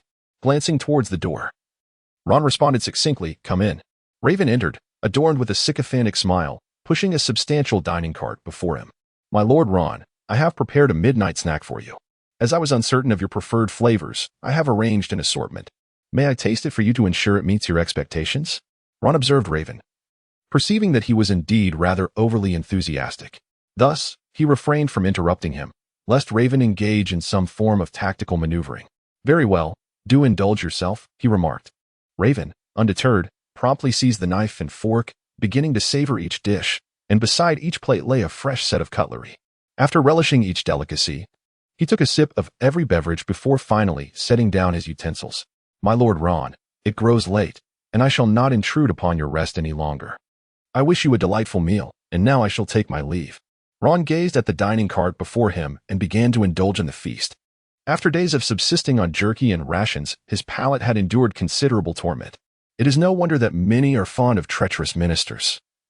Having such a figure by one's side is undeniably delightful, far more so than the sweet nothings of loyal advisers. Among those tasked with various duties previously, Ron could scarcely recall their names, yet he distinctly remembered Raven. Thus, it seems that those who truly accomplish tasks are often eclipsed by those who flatter their superiors. This remains an undeniable truth in every sphere. Following a night of restful slumber, Ron awoke promptly at the break of dawn as sunlight streamed into his chamber. Raven had already wheeled in the dining cart, equipped with mouthwash, breakfast, hot towels, and a plethora of other items, patiently awaiting Ron's summons from just outside his room. As Ron opened the door, he beheld Raven waiting outside. "My lord Ron, how did you rest yesterday? I have prepared some breakfast for you." "I rested quite well. Please come in."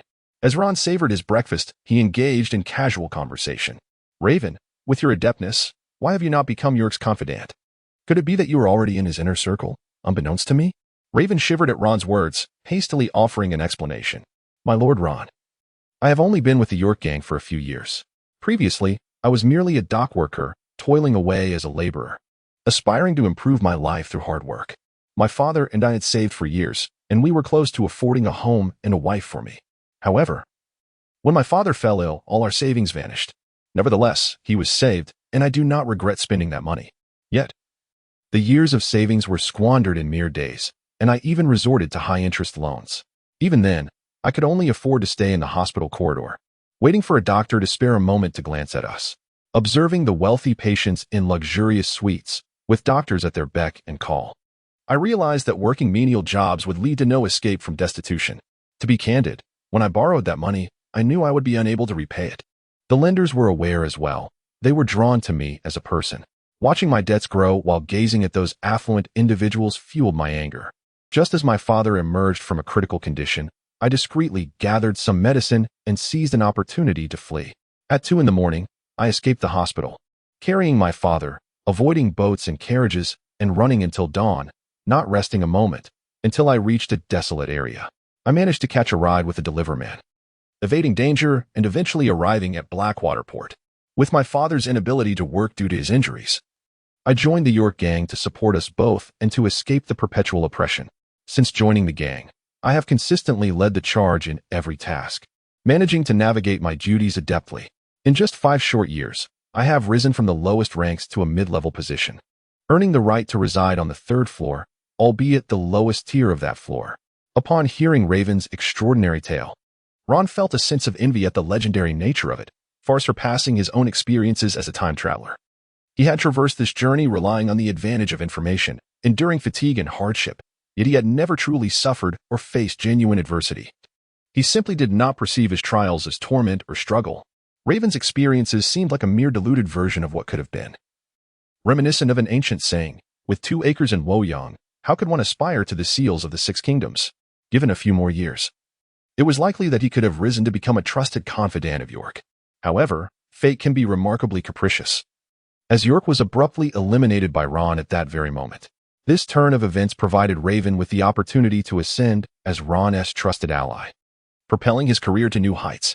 Had his father not fallen ill, this earnest man's future would probably have entailed several years of hard work to afford a second-hand home, perhaps even marrying a second-hand wife, and possibly taking on the responsibilities of a second-hand child, a thought that is indeed disheartening. After Ron finished his breakfast, Raven promptly handed him a list detailing the various tasks he had assigned the previous day, along with the progress of each individual. Ron glanced briefly at the list, placing it on the table with evident astonishment. If you are merely an ordinary mid-level member of the York gang, why would they report such matters to you? Did you instruct them to compile this information? Raven immediately shook his head, displaying a sheepish grin. How could I ever presume to do such a thing, my lord Ron? This is not information they reported to me. Rather, it was gleaned during our casual conversations. I organized the details to provide you with a general impression. My rapport with them is quite amicable. In such environments, building relationships is rather simple. Either you can offer them benefits, or you assist them with their tasks. I often compliment them, lend a hand with various duties, and do not concern myself with trifling gains. A few shared meals and drinks suffice to forge a bond. Although I cannot yet ascertain the veracity of his claims, the duration of his association with the York gang can be easily verified with a little inquiry. The more Ron observed Raven, the more he perceived him as a person of exceptional talent. His willingness to borrow usurious loans, which he could not repay, for the sake of his father, illustrated his filial piety. Rather than insisting on repaying the loan, he opted to flee, revealing that he is not a fool who clings to principles in the face of villainy. His decision to escape just as his father emerged from danger, rather than waiting for his complete recovery, demonstrated not only his intelligence, but also his lack of blind devotion. Consequently, Ron resolved to offer Raven an opportunity. Chapter 109. Young individuals must regard enterprises as their home. As Ron dined, he commanded, "Fetch a sign and go to the port to retrieve a man named Jareth." Upon hearing that Ron had a task for him, Raven's face lit up with excitement as he eagerly responded, "Yes, my Lord Ron, I shall do so at once." Before lunch, Raven arrived at Ron's office accompanied by Jareth and Elia. Upon laying eyes on Giraffe, Ron immediately sensed a remarkable transformation in his mental state. Previously, Giraffe exuded an unmistakable aura of exhaustion, reminiscent of an overworked employee who had toiled relentlessly for a month, embodying a sentiment of fatigue and a yearning for the world to simply come to an end. However, the present Giraffe radiated vitality and exuberance, appearing as a vigorous and diligent individual. With palpable excitement, Giraffe enthusiastically introduced the parties involved. "Elia, this is Ron, my current employer. It is through his guidance that I have mustered the courage to seek you out. Ron, this is my wife, Elia." Ron gazed at Elia, who at first glance resembled a gentle neighborly girl, possessing a delicate beauty and a serene demeanor, clad in a youthful and vibrant dress. The light green hem swayed gently with her every step, accentuating her jade-like complexion. Her eyes, akin to crystal-clear springs, radiated an innocent luminescence, and when she smiled, the corners of her eyes lifted slightly, rendering her exceptionally sweet and enchanting. Her warm smile resembled the sun's embrace in spring, radiating warmth and brightness, evoking an instinctive fondness. Her hair cascaded softly over her shoulders, glistening subtly in the sunlight, adding an air of vivacity.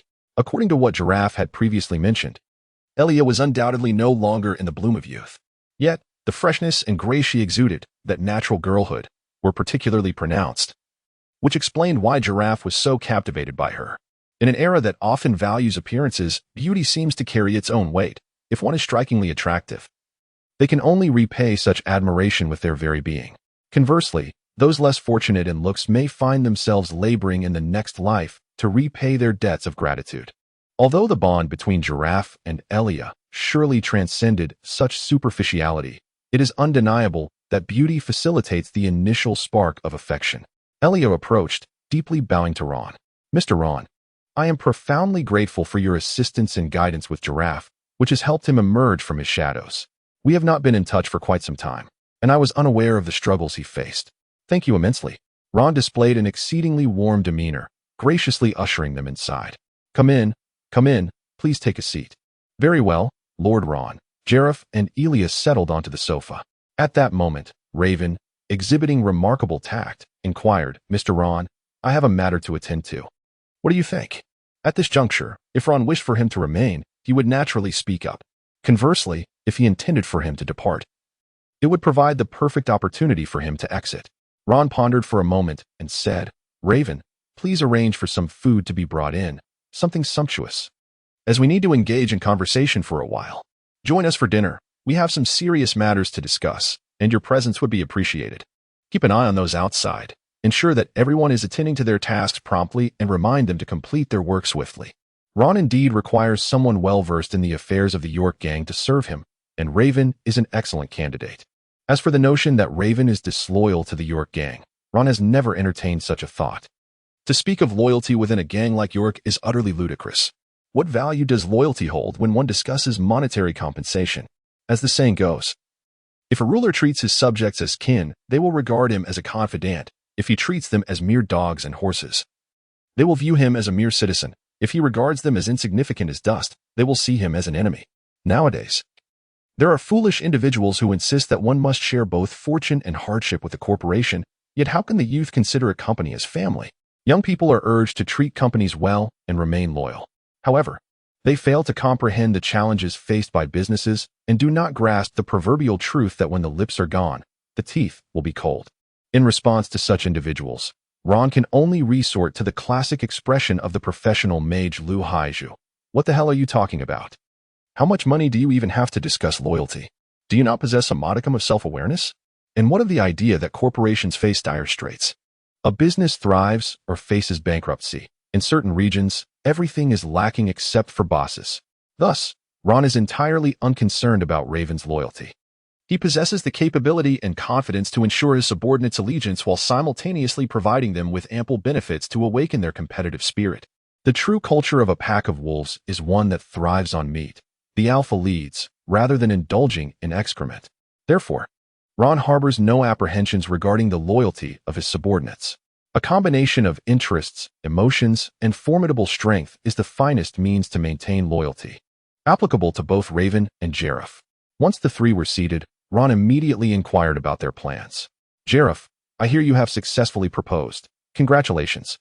When do you intend to hold the wedding? I shall certainly bestow upon you a generous red envelope.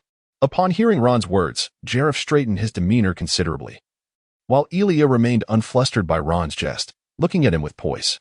Ron, Elia and I have discussed this matter. The wedding is merely a formality for us, and we do not require such things between us. At present, what matters most is how to develop the business association. Upon hearing these words, Ron furrowed his brow slightly and spoke. Jareth, you cannot take it to heart simply because Alia is considerate towards you and says no. You truly mustn't. As Ron was speaking, he was interrupted by Elia. He turned to her, listening as she spoke. Mr. Ron, I appreciate your concern for us, but I am not the type of girl who revels in romantic notions. In fact, during my tenure at the Business Association, I worked tirelessly, even more so than Jareth. To me, my career holds far greater significance than any superficial formality. Ron gazed at the earnest expressions of Jareth and Elia, refraining from further persuasion. After all, for some individuals, the pursuit of their careers is far more gratifying than rest. It is not merely because they are workaholics, but rather because they engage in endeavors that they genuinely cherish, which bestow upon them an unparalleled sense of accomplishment. Ron nodded and spoke. Since you all aspire to build a career, let us begin our endeavor. Raven, who had just arranged the evening banquet using the telephone bug, heard Ron's call and promptly opened the door to enter. Lord Ron, please follow me. The distillery is deep within the mine. Chapter 110. Life has become unbearable under Raven's guidance. Ron and his companions swiftly traversed the dusty and harsh environment of the mine, arriving at an abandoned shaft. My lord, this is the distillery, Raven announced. Descending the concealed staircase within the mine, they were immediately greeted by a bustling scene. Alette, who had been appointed by Ron to oversee the beverage business, was already waiting for their arrival and greeted them warmly.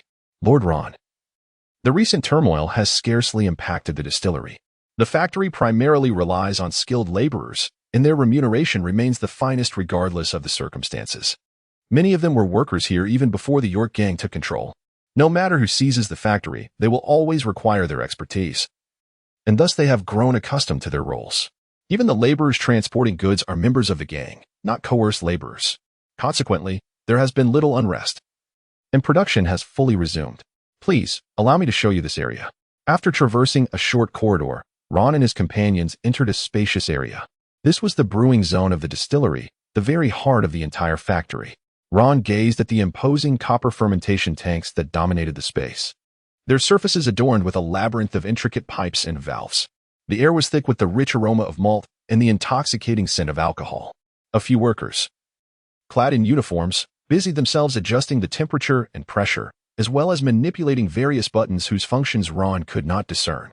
Jareth surveyed the surroundings and inquired about the factory's daily production capacity and the quality of the beverages produced. Olet, casting a glance at Jareth, though unaware of his identity, felt compelled to respond promptly, as he was accompanying Ron. He answered Jareth's question, revealing that the factory produced over 5,000 liters each day, the majority of which were bottled directly for sale. A smaller portion underwent secondary purification to enhance the flavor, though the exact yield depended on recent orders. The production line seldom operated at full capacity. 5,000 liters sounded substantial, yet it represented the total output of an entire factory, which, in reality, was modest compared to Ron's expectations regarding its scale. Under Giraffe's guidance, they continued their tour. In the bottling area, the brewed liquid was channeled through pipes to this section, where it was filtered and cooled before being swiftly poured into neatly arranged glass bottles. Once filled, each bottle was promptly conveyed to the capping machine, which expertly sealed the caps to ensure the liquid remained uncontaminated. In the boxing area, workers placed the sealed bottles into wooden crates, affixing labels to each crate with a labeling machine, while a select few were set aside for aging. The labels displayed an array of designs and brand logos, denoting the same beverage, identical taste, yet varying brands and prices.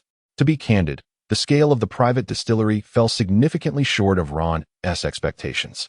However, it was reassuring to observe that every step of the process, brewing, bottling, sealing, labeling, and aging, was present, indicating that expansion could be achieved swiftly. After touring the factory and engaging in brief conversation, Ron and his companions returned to their quarters, where the dinner Raven had instructed was already prepared. At the banquet specifically arranged by Ron, Raven naturally endeavored to exhibit his utmost abilities. However, confronted with such a sumptuous feast, the thoughts of all present were far from the culinary delights before them. Giraffe was the first to broach the main topic. Raven, I've noticed that the factory shipment volume is rather mediocre. Is it an issue of the factory scale, or perhaps a lack of orders? In response to Giraffe's inquiry, Raven appeared remarkably composed, clearly having prepared thoroughly in advance. My Lord Ron, there is a saying, when others begin to teach you the art of making money, it signifies that the entire industry has commenced its decline and is resorting to exploitative practices. This adage is particularly fitting in this context. Everyone is aware that when the profits from counterfeit beverages soar, the actual gains become negligible. Presently, in our region alone, there are 6 gangs engaged in the liquor trade, and the orders have been nearly distributed among them, dwindling day by day. Each gang is reluctant to resort to violence over orders, for excessive casualties could ultimately lead to their own ruin. Ah, indeed. Ron was left speechless, astonished that even the business of illicit liquor had become so fiercely competitive. In this vicinity, various factions operated, each engaged in distinct enterprises. My Lord Ron, he was informed, this area falls within the jurisdiction of the Child family, one of the 5 prominent families of the Mafia. Besides the Yerk gang, there are 3 other factions, though their influence may not rival that of the Yerk gang. They are by no means insignificant. They engage in the trade of fine art, rainbow powder, gambling, intermediary services, and alcoholic beverages, among other pursuits. Each faction possesses a certain quantity of mineral resources, though not all are actively being mined. All these gangs, including the Yerk gang, are required to pay tribute to the Child family on a monthly basis. Now that you have successfully subdued the Yerk gang, the next steps lie entirely at your discretion. Ron took a sip of his drink and spoke without a moment's hesitation. Not only did he lack the means to provide for the Yerk gang, but soon this entire area would be devoid of any resources. Raven, gather the information on the surrounding gangs for me, and select a few trustworthy individuals to send out. This was not a matter of Ron's unwavering resolve. Even in the presence of the most formidable adversaries, the mere aura of their dominance could instill a sense of trepidation, akin to confronting higher beings. Yet, he was acutely aware of the importance of timing and circumstance, dismissing the so-called 5 great families with a wave of his hand. If they desired his compliance, they must first demonstrate their strength. 3 days later, amidst the chaos of a ransacked room, anguished cries echoed around him. Ron gazed at the empty safe before him, his mind flooded with questions. Where is the money? Does the Caragel Chamber of Commerce have other headquarters? Standing beside Ron was a middle-aged man, at least 50 of them, who rubbed his hands nervously and offered an awkward smile. Sir, the president packed his belongings last night and fled with all his trusted aides. The rest of us are merely mid-level operatives, like myself, who joined the Caragel Chamber of Commerce, essentially serving as stable, low-cost labor. On your way in, did you not encounter a few dim-witted fools attempting to obstruct your path? In the span of 3 days, Ron transformed his surroundings into a uniform landscape, eliminating all dissenters with decisive efficiency.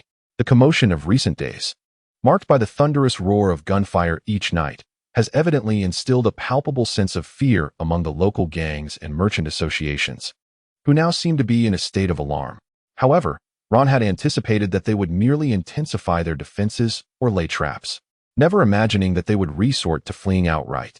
What happened to the promised NPCs awaiting their turn? Life has become untenable. Chapter 111.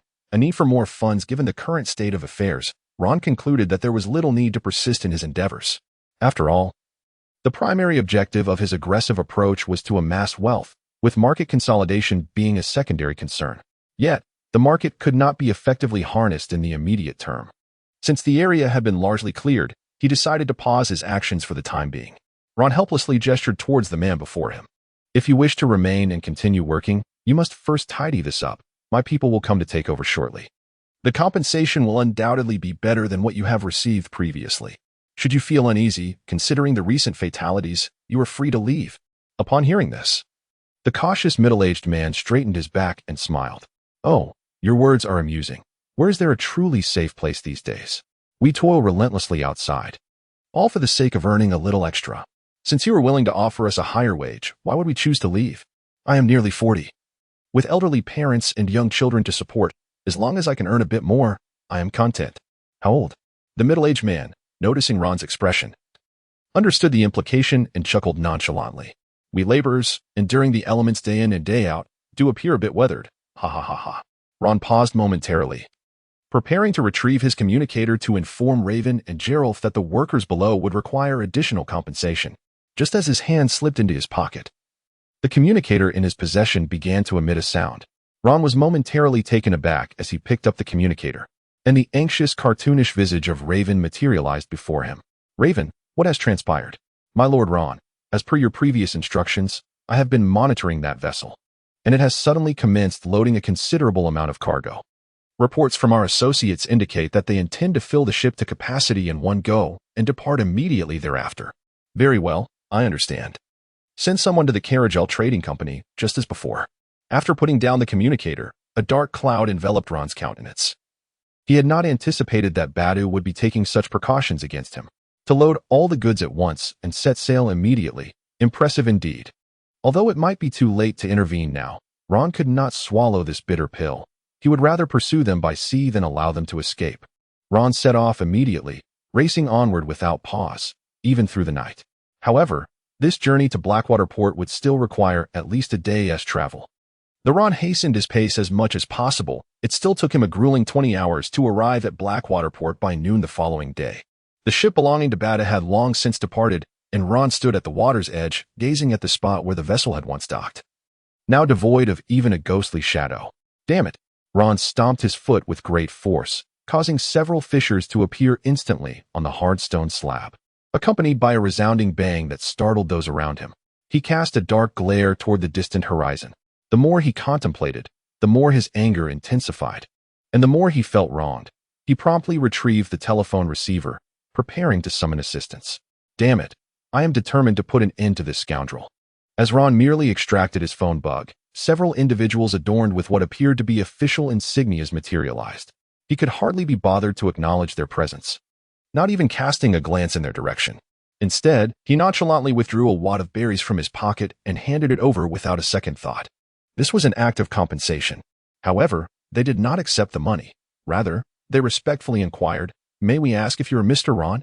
Ron was taken aback, setting down the telephone bug as he turned to face the group, his brow furrowed in confusion. "Who are you? What do you want with me?" The leader of the group promptly clarified, "Mr. Ron, we are from the Fox Chamber of Commerce. Our president, Sanger, has requested that I wait for you here. The entire dock is currently staffed with our members, specifically to welcome you. Our president wishes to have an audience with you." Upon hearing this, Ron was enveloped in confusion. He and Sang had never had any prior interaction. At most, Bartle had reported some news about him. Nevertheless, Ron had long wished to meet Sang, but time had never permitted it. Now that Sang had taken the initiative to seek him out, Ron had to weigh his options. Should he vent his frustrations first or focus on financial gain? I am a mature individual. After a brief moment of contemplation, Ron successfully convinced himself. Since Badu had already fled, a little more time would not make a difference. It would be better to meet Sang first. Perhaps he could even secure a favorable ship from him, for the influence of the York faction did not extend this far, and relying on them for a vessel might not be swifter than dealing with Sang. With this thought in mind, Ron nodded in agreement to their invitation. Soon, they led him through Blackwater Port to a palace outside the city, A majestic palace indeed. It was resplendent, imbued with a strong European style. Its decor dominated by opulence and gold. Colorful reliefs and intricate decorative details complemented each other harmoniously. Outside the grand entrance stood a towering statue of an angel, wings outstretched as if guarding the realm behind it. Every corner of the palace was suffused with artistic essence. Along the corridors, exquisite sculptures depicted musicians lost in their performances and dancers gracefully captured emotion. The niches beside the sculptures were adorned with vibrant floral arrangements, enlivening the entire space with vitality. As they passed through a vast garden filled with an array of fountains, each exquisitely carved, the water columns sparkled in the sunlight. In the center of the garden, the water danced in rhythm to the music, leaping joyfully. The garden was planted with uniquely shaped trees, some pruned into angelic forms, while others twisted gracefully like musical notes. Strolling along the garden paths, Ron was astonished to hear melodious strains of music. It was hard to fathom how such sounds could exist without speakers. Continuing through the shaded corridors, Ron soon spotted the welcoming party awaiting him outside the palace. The leading man wore an intricately patterned robe crafted from fine silk, its texture delicate and smooth, radiating a gentle glow in the sunlight. The robe's deep blue base was embroidered with golden and silver threads, interwoven into various complex patterns, exuding a classical charm. The cuffs and collar were adorned with exquisite embroidery depicting mythological figures and scenes, imparting an air of elegance and nobility. Every movement he made exuded artistic flair, making it difficult to associate him with commerce. Behind him followed a butler and a long line of maids. Upon seeing Ron, Sang immediately approached, arms outstretched, revealing a warm smile. "Ron, welcome. It is truly a pleasure to finally meet you." Upon hearing the phrase, "I've long admired your reputation," Ron could not suppress his mischievous inclination. There was a certain matter he had perpetually observed but never had the opportunity to engage in, and the moment seemed perfectly opportune. He was also keen to discover why Sanger had unexpectedly extended an invitation to him, particularly since it was evidently at his castle. Their initial encounter would undoubtedly be more fitting in the Blackwater port. "Oh, how long has it been?" Chapter 112. The attempt to show off backfires. Upon hearing Ron's words, even the worldly Sanger was momentarily taken aback, but he quickly donned an expression of wicked delight. "For quite some time, Ron. I had heard your name even when you were in the East Sea. Come, enter and enjoy some tea. I had my maid prepare a special black tea for you. Its rich and robust flavor will surely please your palate." "What the hell? Please continue. How did you come to know me? Who in the world wants to drink black tea?" Ron now found himself engulfed in a sense of frustration, akin to a foul taste lodged stubbornly in his throat, impossible to expel. He followed Sanger through the grand hall, where golden chandeliers flickered with dazzling light, illuminating the space in a dreamlike splendor. The walls were adorned with colorful reliefs depicting various mythological tales and historical scenes, each vividly animated as if narrating an ancient legend.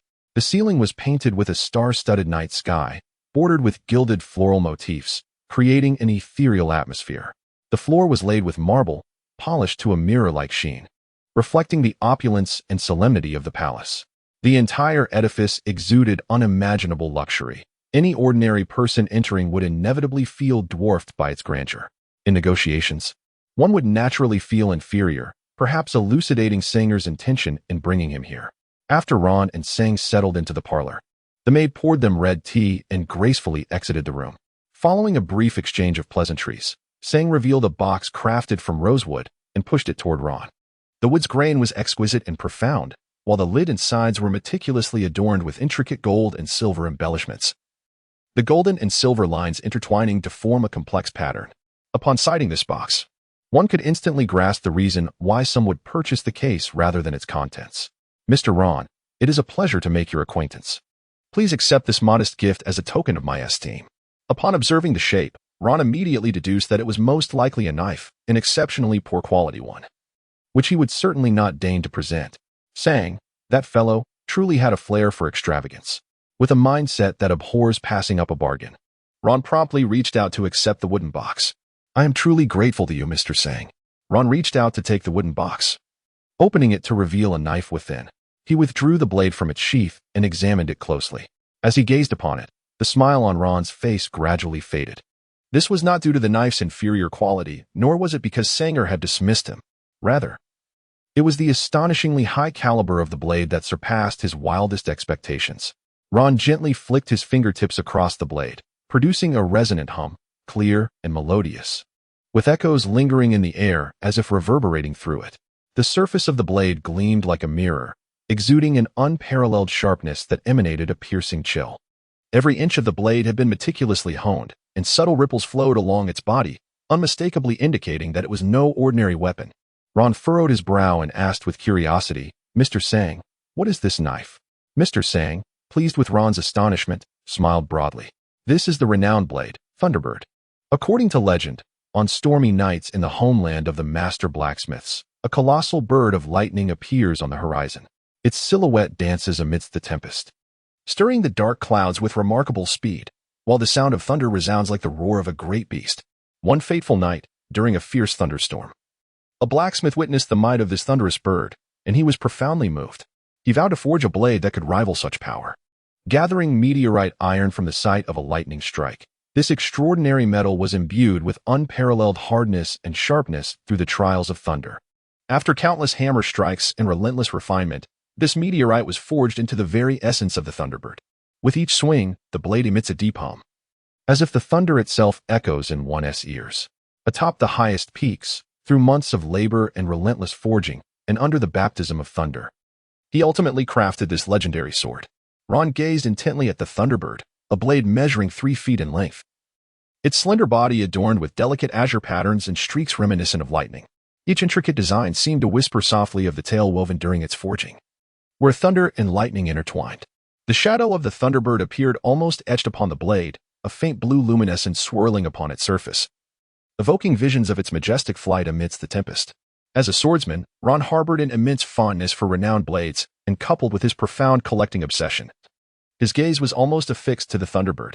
However, as the saying goes, one does not receive rewards without merit. Had it been an ordinary gift, Ron would have accepted it without hesitation, relishing the opportunity. Yet, such a distinguished sword could incite fierce competition among many.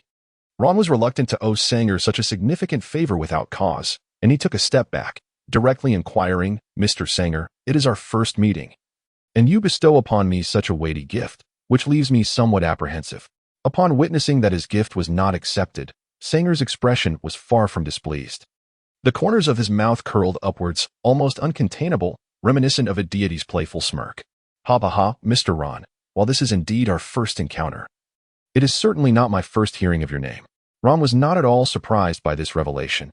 He nodded and remarked, "Previously, Bartle had hosted me, so he would naturally report to you." "No," Sanger interjected, raising a hand to interrupt Ron, his gaze earnest as he continued. "I had already heard your name while you were in the East Sea, Ron." This statement left Ron's mind swirling with questions. How could Sanger possibly have heard of him? Even if Sanger's intelligence network was formidable enough to extend to the East Sea, Ron was hardly a renowned figure. Furthermore, he had no ties to the business world. He was merely a bounty hunter. Even if he had eliminated a few infamous pirates in the East Sea, the Navy would not trump it. "Look who has dealt with the pirates we could not handle." Observing the confusion etched on Ron's face, Sanger offered clarity without obscurity. "Ron, during your time in the East Sea, you vanquished the evil dragon. There are indeed many who have taken note of the evil dragon pirate crew. However, this attention does not stem from the evil dragon being the highest bounty in the East Sea, nor from his former association with the Sun Pirate crew, which is a sensitive matter. Rather, it is due to their identity as fishmen, specifically the advantages that their aquatic nature confers. Fishmen can breathe freely underwater, endowing them with strength that far surpasses that of humans. Had the evil dragon chosen to establish himself in a more strategic location, collecting fees from all merchant fleets along the shipping routes instead of confining himself to a petty stronghold, he could have amassed an unimaginable fortune. Chapter 113. A girlfriend cannot be rushed. Ron was well aware of the immense profitability of maritime trade, having once served as the accountant for the fleet. Noticing that Ron grasped his intent, Sanger elaborated further. Should the malevolent dragon conspire with the Fishman pirate crew to sabotage ships beneath the waves, all maritime commerce would be rendered impossible. As long as the dragon refrains from demanding an exorbitant ransom, all merchant guilds would be compelled to endure the situation, engaging in negotiations at best. After all, the dragon's formidable strength is widely recognized. Those who seek to eliminate him are most acutely aware that his prowess far exceeds the mere bounty of 20 million. If the dragon were to conceal himself in the depths, I suspect that only an officer of the naval headquarters of vice admiral rank could hope to defeat him. This would necessitate a surprise attack, Otherwise, if the dragon were to remain hidden, we would find ourselves utterly powerless against him. All maritime conglomerates could collectively expend a considerable sum to enlist someone to deal with the dragon. Yet there would be no means to recruit such a formidable entity as a bodyguard for the fleet. Thus, our concern as maritime merchants regarding the dragon far surpasses your imagination. The one who ultimately vanquishes the dragon shall naturally capture our attention. It is merely fortuitous that I encountered you first. As for the lavish gift I presented to you, Mr. Ron, upon our initial meeting, it serves as a subtle test of your character. To use such an extravagant item as a trial, you are quite audacious, indeed. Are you not afraid of the consequences of such a gamble? While Ron internally scoffed at the audacity, he maintained an expression of calm curiosity as he regarded Sanger, eager to discern his true intentions. Sanger, oblivious to any signs of skepticism, continued his inquiry. Ron, have you gathered any insights regarding the proceedings of the Fox Conference? Ron nodded in affirmation and replied, I have gathered insights from Bartle and my subordinate, Giraffe, which is precisely why I agreed to this meeting. Giraffe mentioned that you are the most exceptional business prodigy he has ever encountered, and some of the business models you have pioneered have been replicated throughout the entire West Sea. However, I have heard that the expansion of the Fox Chamber of Commerce ceased 5 years ago and has even regressed, with numerous assets being sold off. To this day, he remains perplexed as to why that is. Upon hearing this, a flicker of discontent and indignation sparked in Sang's eyes. Indeed, I possess a certain pride and have demonstrated considerable ability in the realm of commerce. From being an unknown novice, I have ascended to my current status. Many have heard my name. In Blackwater Port, my influence cannot be deemed overwhelmingly strong, yet it is not feeble either. However, should the Fox Chamber of Commerce continue its trajectory, it would no longer be my Fox Chamber of Commerce. A chamber that is wealthy yet lacks strength can be easily usurped. There are always those waiting to seize the opportunity. I previously tested the waters, seeking alliances with the world government, the Navy, and even the Kapolash Chamber of Commerce. Regrettably, they desired more than mere monetary gain. They sought to strip away everything, leaving nothing but remnants. If the chamber were to advance further and detract their attention, I would find myself utterly powerless. While I could endure the loss of their funds, I cannot accept their interference in our operations, their unwarranted direction over our expertise, dictating how we should proceed. They may be aware of their own misguided efforts. Yet I understand there are lurking dangers in the shadows, and I sought to test them. If it leads to my downfall, so be it. They possess abundant resources, and the demise of a single chamber would amuse them, for it is merely a trivial matter in their eyes. Such a scenario is utterly intolerable to me. I could accept the transition from chamber owner to mere employee, but their meddling in the chamber's affairs is beyond my endurance. At that moment, I realized that the chamber could no longer expand. Thus, I swiftly engaged in some creative accounting and relocated substantial funds. I also divested from certain assets that, although once deemed prime, had little potential for growth or were on the verge of decline. I began to scout for talent. And while the chamber's strength did see notable improvement, regrettably, I have yet to encounter an individual capable of shouldering the chamber's burden. Consequently, I continued to cultivate my own influence, while simultaneously seeking partnerships with individuals of both strength and integrity outside the organization. Ultimately, I chose you, Ron. The saying goes, a commoner is innocent, yet possessing wealth brings suspicion. Many can utter such phrases, but how many are truly able to forego the tempting morsels before them? Sang is indeed a remarkable figure, not solely due to his commercial prowess, but also owing to his commanding presence and formidable propensity for risk. Why do scholars rebel yet fail after 3 years? Due to their lack of initiative, everything remains merely on paper. However, Sang's drive seems rather excessive, does it not? Since negotiations are to be held, Ron has also set aside his courteous demeanor, his piercing gaze sweeping across Sang like a blade. The overwhelming pressure from Ron visibly unsettles Sang, yet he steadfastly meets Ron's gaze without flinching. Am I the collaborator you have ultimately chosen? How can you be certain that I am a suitable partner, rather than someone even more ruthless than those you have previously sought? I am a bounty hunter, innately motivated by wealth, and may not even spare you a morsel of my bounty. Sang, upon hearing Ron's threat, chuckled nonchalantly. Having chosen you, Ron, it is only natural that I conducted a thorough investigation. You and your companions are the most formidable bounty hunters in the entire East Sea, your prowess starkly eclipsing that of others. With your capabilities, engaging in illicit endeavors would be effortless. Yet, you have chosen instead to tirelessly pursue pirates, maintaining a remarkably upright approach. Over the years, the evil dragon has amassed considerable wealth through extortion. It is said that a pirate named Luffy once aided you in vanquishing the evil dragon pirate crew. Curiously, this Luffy returned the money to the villagers, while you did not. Does that not suggest that I am not as benevolent as you might presume? Sang laughed heartily, slapping his thigh in amusement. Ron, I am a merchant, not a philanthropist. What use is there in being excessively kind? I hold great respect for altruists, those who selflessly sacrifice for others, even at the cost of their own lives to save complete strangers. While I may not emulate their actions, I harbor no disdain or mockery towards them, and I genuinely admire their selflessness. As for the so-called saints, I can only hope that those who generously give to others meet with the most unfortunate ends. Yet, despite my admiration for their virtue, I do not wish to collaborate with them, as I possess my own desires and ambitions. The wealth accumulated by the evil dragon pirate crew over the years must amount to at least several 100 million berries. However, previously, you mentioned to Bartle that you are now destitute, possessing nothing but your strength. Where, then, has this money vanished? Unless you wagered it away. I find it hard to believe that, with your prowess, you could have squandered it so quickly. Chapter 114. Undertaking only the most ruthless tasks, Ron's serious expression was instantly brightened by laughter, his eyes sparkling with mirth. Everyone yearns for the company of those who possess a sense of humor. Otherwise, facing someone with a perpetual scowl can become quite tiresome. With the departure of his childhood companions and the loss of his funds, he could scarcely fathom where the money had vanished to, unless it had indeed been given to them. A partner who is principled yet not overly virtuous, formidable in strength, and generous to those they consider allies. Such an associate seems almost a figment of one's dreams. If you were to accept the renowned blade without hesitation, I might still need to deliberate, but at this juncture, what is there to ponder? Upon hearing Sang's words, Ron nodded in agreement, recognizing the wisdom in his remarks. He could hardly contain his eagerness to collaborate with someone like him, an exemplary partner, both in capability and character. As for whether to join forces with Sang, that decision was unequivocal. One might as well take advantage of an opportunity when it presents itself.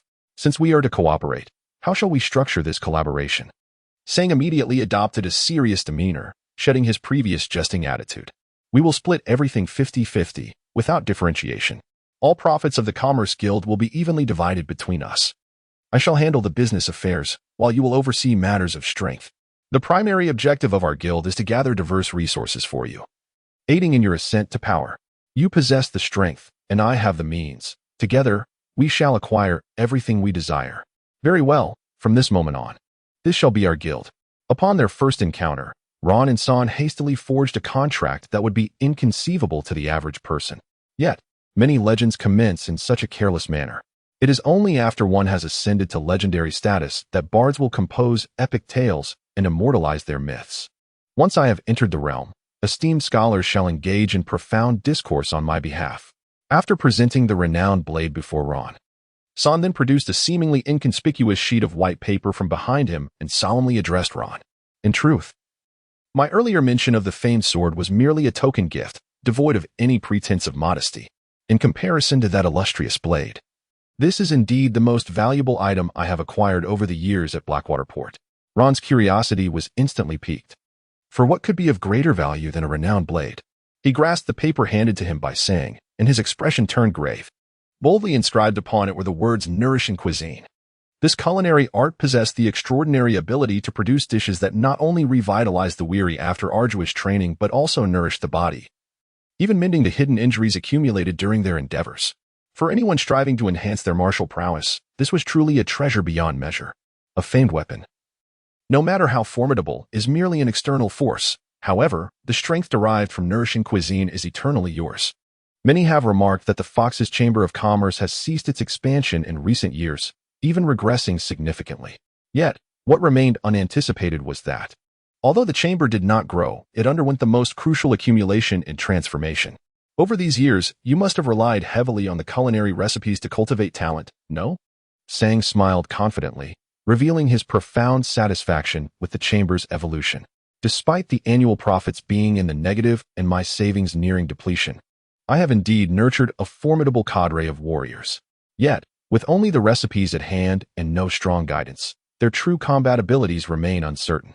If their practical skills could be enhanced in the short term, then the 5-year plan I have been preparing could finally come to fruition. Oh, Ron was immediately intrigued. What could this business prodigy, who had been harboring a grand scheme for several years, possibly unveil? Upon noticing Ron's curious gaze, Sang stood up without hesitation. Please wait a moment.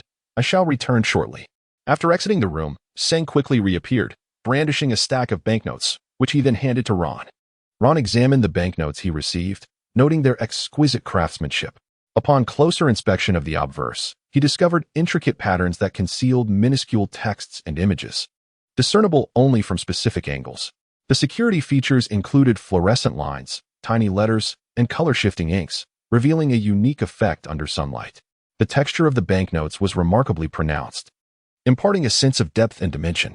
Each denomination boasted a distinctive design, characterized by unique colors and patterns, while the reverse uniformly displayed the emblem of the Fox Chamber of Commerce.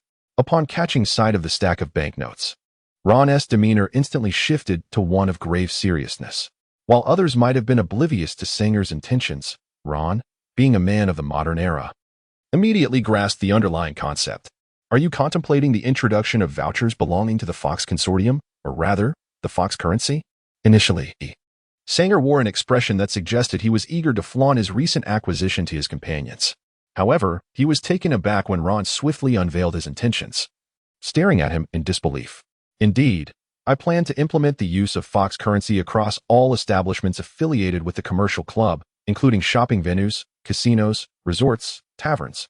And for the settlement of goods, every item purchased within the Fox Consortium will yield a 10% rebate in Fox currency, which can be utilized unconditionally at any location within the consortium.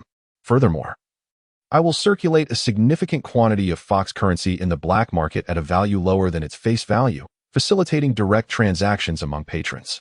Ultimately, it will evolve into a vast reservoir of cash, firmly anchoring all customers who engage with Fox currency within the enterprises of the Fox Consortium. Other commercial entities will either be compelled to join and pay a share or face inevitable decline. The volume of Fox currency I print will equate to the amount of berry, provided it does not surpass the capacity limit of the cash reservoir, ensuring the preservation of trust. Once the machinery is set in motion, fortunes will flow abundantly. Sanger's vision of the future was indeed splendid, yet Ron remained unperturbed. In my previous employment, I encountered numerous individuals who spun grand tales. Who do you think you are? The consortium is not extensive. How can it engage in such perilous ventures? Would the world government permit you to issue such currency? When the iron fist descends, no amount of favorable circumstances will matter. Do not toil for half a lifetime only to find that your efforts yield nothing but an empty basket. Sanger, hearing Ron's concerns, chuckled dismissively. Oh, what peril could there be? We are engaging in a wholly legitimate business, mind you. Everything will be officially registered at Blackwater Port, and a substantial commission will be required. If this fails, we can seek out another official willing to collaborate with us in exchange for this currency. If we lack the capacity to overturn the table, do we not deserve to be treated as mere livestock? If I were to partner with you, yet constantly fret over whether you might swallow me whole, then what business would we be conducting? Shouldn't I simply resign to idleness? Collaborating with you is precisely to possess the ability to overturn the table, would you not agree? Ron, upon hearing Sang's words laden with provocation, erupted into hearty laughter, entirely unfazed. Indeed, he lacked the humility to acknowledge his own limitations, yet there would always be those willing to recognize them. However, it would only be when the Chamber of Commerce began to monopolize that such a notion could become a formidable moat. What are your thoughts on initiating that first step? With unwavering confidence, Sang began to delineate his grand vision for the business landscape to Ron. Tell me, whose money is the easiest to earn? Or rather, whose spending habits can be easily influenced? Without a doubt, it is the disposable income of women that is the most readily accessible at times. The spending power of men pales in comparison. Indeed, women's daily consumption capacity far exceeds that of men. Some women possess an insatiable desire for shopping, their cravings seemingly boundless. Their consumer mindset is astonishingly simplistic. Oftentimes, their only criterion is not practicality, not value for money, not necessity, nor even aesthetics, but rather whether the item is sufficiently novel. If it offers a concept or prestige that allows them to flaunt and label themselves.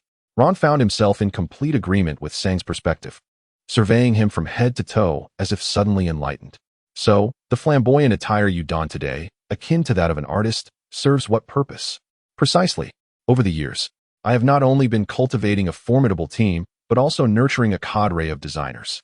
I have discovered numerous once illustrious yet now impoverished nobles with rich family histories that command respect, yet they are now on the brink of financial ruin.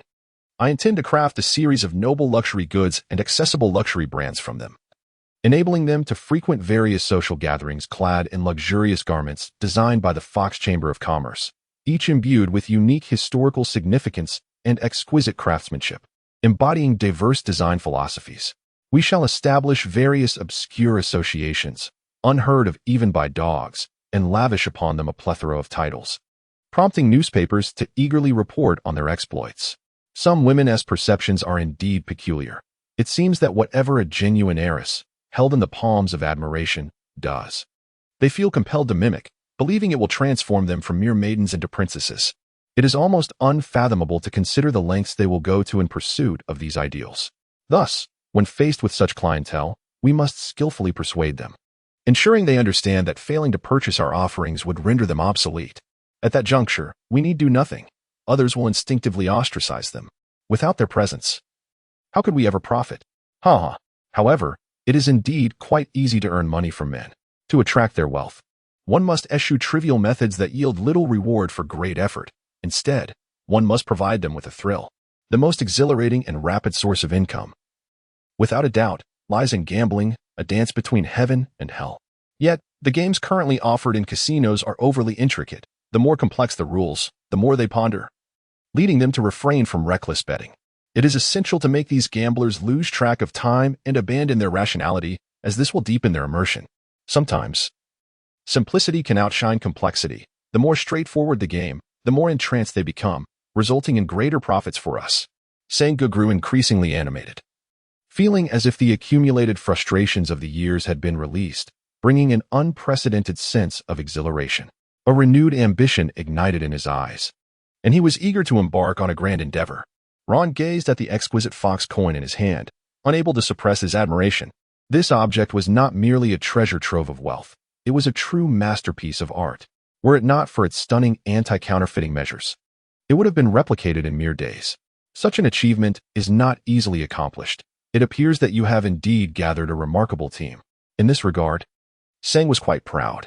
Over the past few years, I have sought out experts in various fields, including ink painting, printing, and pigments. I organized them into two groups, one focused on craftsmanship and the other on counterfeiting. Each quarter, a reward of 10 million berries is offered. If the counterfeiting group successfully replicates the previous quarter's work, the prize is theirs.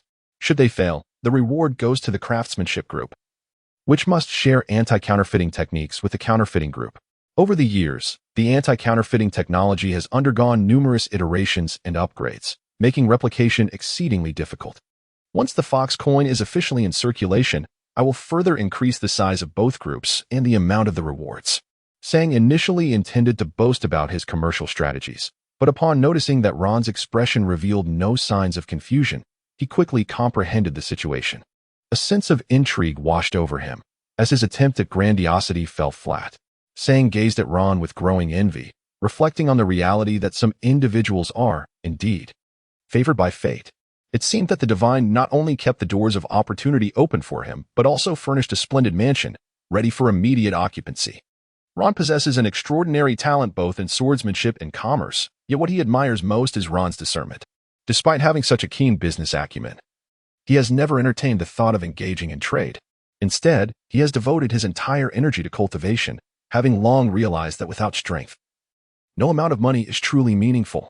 Little does he know that Ron's prowess stems entirely from standing on the shoulders of giants, enabling him to speak eloquently while merely theorizing. If Ron were to truly engage in practice, he would likely incur significant losses.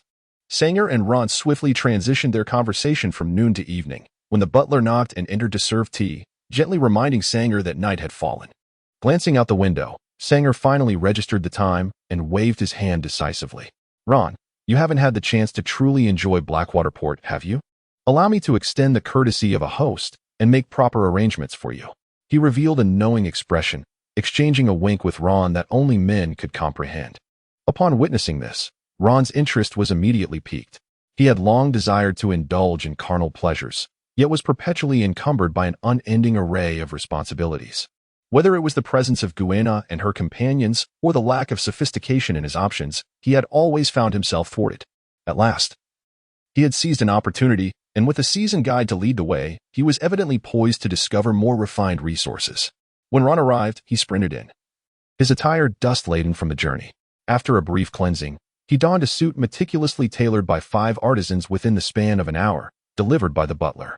The fabric, crafted from premium wool, boasted a delicate texture and a naturally radiant sheen. In the haste, the suit's fit could not be deemed entirely perfect. However, the shoulders were impeccably structured, and the waist was subtly tapered, beautifully accentuating his physique. The cuff buttons featured a genuine buttonhole design, intricately crafted in silver, adorned with a diminutive sapphire that exuded understated opulence. Complementing the ensemble was a silk tie, harmonizing in color with the suit and adding a touch of brilliance. The tie clip, fashioned from gold, was both minimalist and sophisticated. His shoes, handcrafted from the finest calfskin, gleamed with a mirror-like black finish. Their traditional yet elegant lace-up design seamlessly matched the suit. Not only were the shoes comfortable, but they also emitted a resonant and assured sound with each step. Ron stood before the full-length mirror, his posture impeccably straight as he admired his figure. Occasionally adjusting his cuffs, he couldn't help but nod in satisfaction, a smile gracing his lips. He had purchased exquisite garments for Kuina and Zoro, neglecting his own attire. Moreover, the mass-produced wares found in stores paled in comparison to the bespoke creations of a skilled tailor. Although he had often spoken of indulging in luxury, this was his inaugural experience of adorning himself in such a manner. Today, he finally realized that aspiration. Chapter 116. Upon entering the store, what shall you call me? Clothes make the man, and adornment elevates the spirit. It is no wonder that suits are often referred to as a man's battle armor. As Ron donned the suit and delicately adjusted his tie, he felt a surge of self-pleasure. Sanger heard the muffled sound of polished leather shoes and then beheld Ron, impeccably dressed, his handsome face adorned with a slightly roguish smile. In this splendid attire, he required no invitation to grace the gatherings of the elite. Ron, unfazed by Sang's compliments, exuded an air of confidence that suggested he could effortlessly grace any high-end venue regardless of his attire. Sang, feeling the palpable self-assurance radiating from Ron, found himself touched by this spirited demeanor. They arrived at an exceedingly opulent establishment in a carriage, greeted by an imposing set of intricately carved wooden doors, their golden paint shimmering under the lights. A few burly guards clad in black suits stood sentinel outside, their expressions stern. Yet, to Ron, they appeared as mere pretenders, lacking true prowess. After all, if they were formidable, they would not be stationed at the entrance. Upon disembarking the carriage, Sang needed no invitation. A hostess warmly approached them, guiding them into the club. Inside, they were met with an extravagant spectacle. Crystal chandeliers hung from the ceiling, casting brilliant light across the room. Exquisite carpets and renowned paintings adorned the walls, all reflecting the establishment's refined taste and exceptional elegance. The melodious music wafted through the air, mingling with a subtle fragrance that was utterly intoxicating. 2 hostesses stood at the entrance, one attending to Ron and Sang, while the other ventured inside to inform the higher management of their arrival. Soon, a voluptuous middle-aged beauty approached, her alluring figure exuding the charm of a mature woman. Draped in a lavish, deep red silk gown, adorned with intricate golden embroidery, the dress clung to her curves, accentuating her captivating silhouette. The plunging neckline tastefully revealed her ample bosom, while the cinched waist highlighted her slender form, the hem of the gown trailing gracefully behind her, adding an air of elegance. The sumptuous gown stirred the primal desires within men, quickening their heartbeats. Before she even reached them, a warm smile graced her lips, her red mouth parting to reveal a gentle, sweet voice.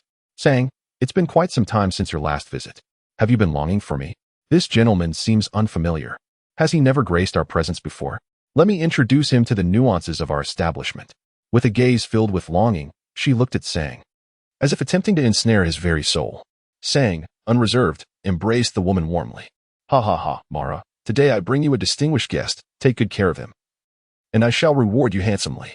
Upon hearing Sang's words, Mara's gentle smile faltered for a moment before swiftly returning to its previous state, as if nothing had transpired. Although Sang appeared diminutive, pitiable, and helpless before Ron, that was merely a fade for Ron's eyes. As the saying goes, beyond this door, you may address me as Manager Wu, and I shall not dispute your title.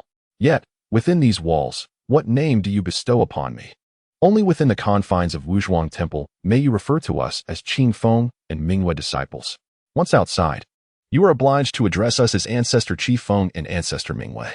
Sang's status is not to be dismissed as trivial, even in the vast expanse of the Western Sea, let alone within this establishment. Furthermore, his generosity is well known. Here, he is indeed a true deity of wealth. Mara's earlier declaration of her desire to see Sang was not mere flattery to attract patrons. It stemmed from the depths of her heart. Now, Sang's proclamation that Ron is his esteemed guest presents an unparalleled opportunity for Mara. Mara guided Sang and Ron into a room adorned with ancient charm. The walls were embellished with several ink-wash paintings that depicted the beauty of landscapes. Bamboo furniture was meticulously arranged in every corner of the room, bamboo beds, chairs, and tables, each exuding simplicity and elegance. At the center of the room, a delicate incense burner gently released fragrant smoke, filling the air with a uniquely crafted aroma. The subtle mist swirled around, exuding a refreshing and refined scent, reminiscent of nature's breath, invigorating the spirit.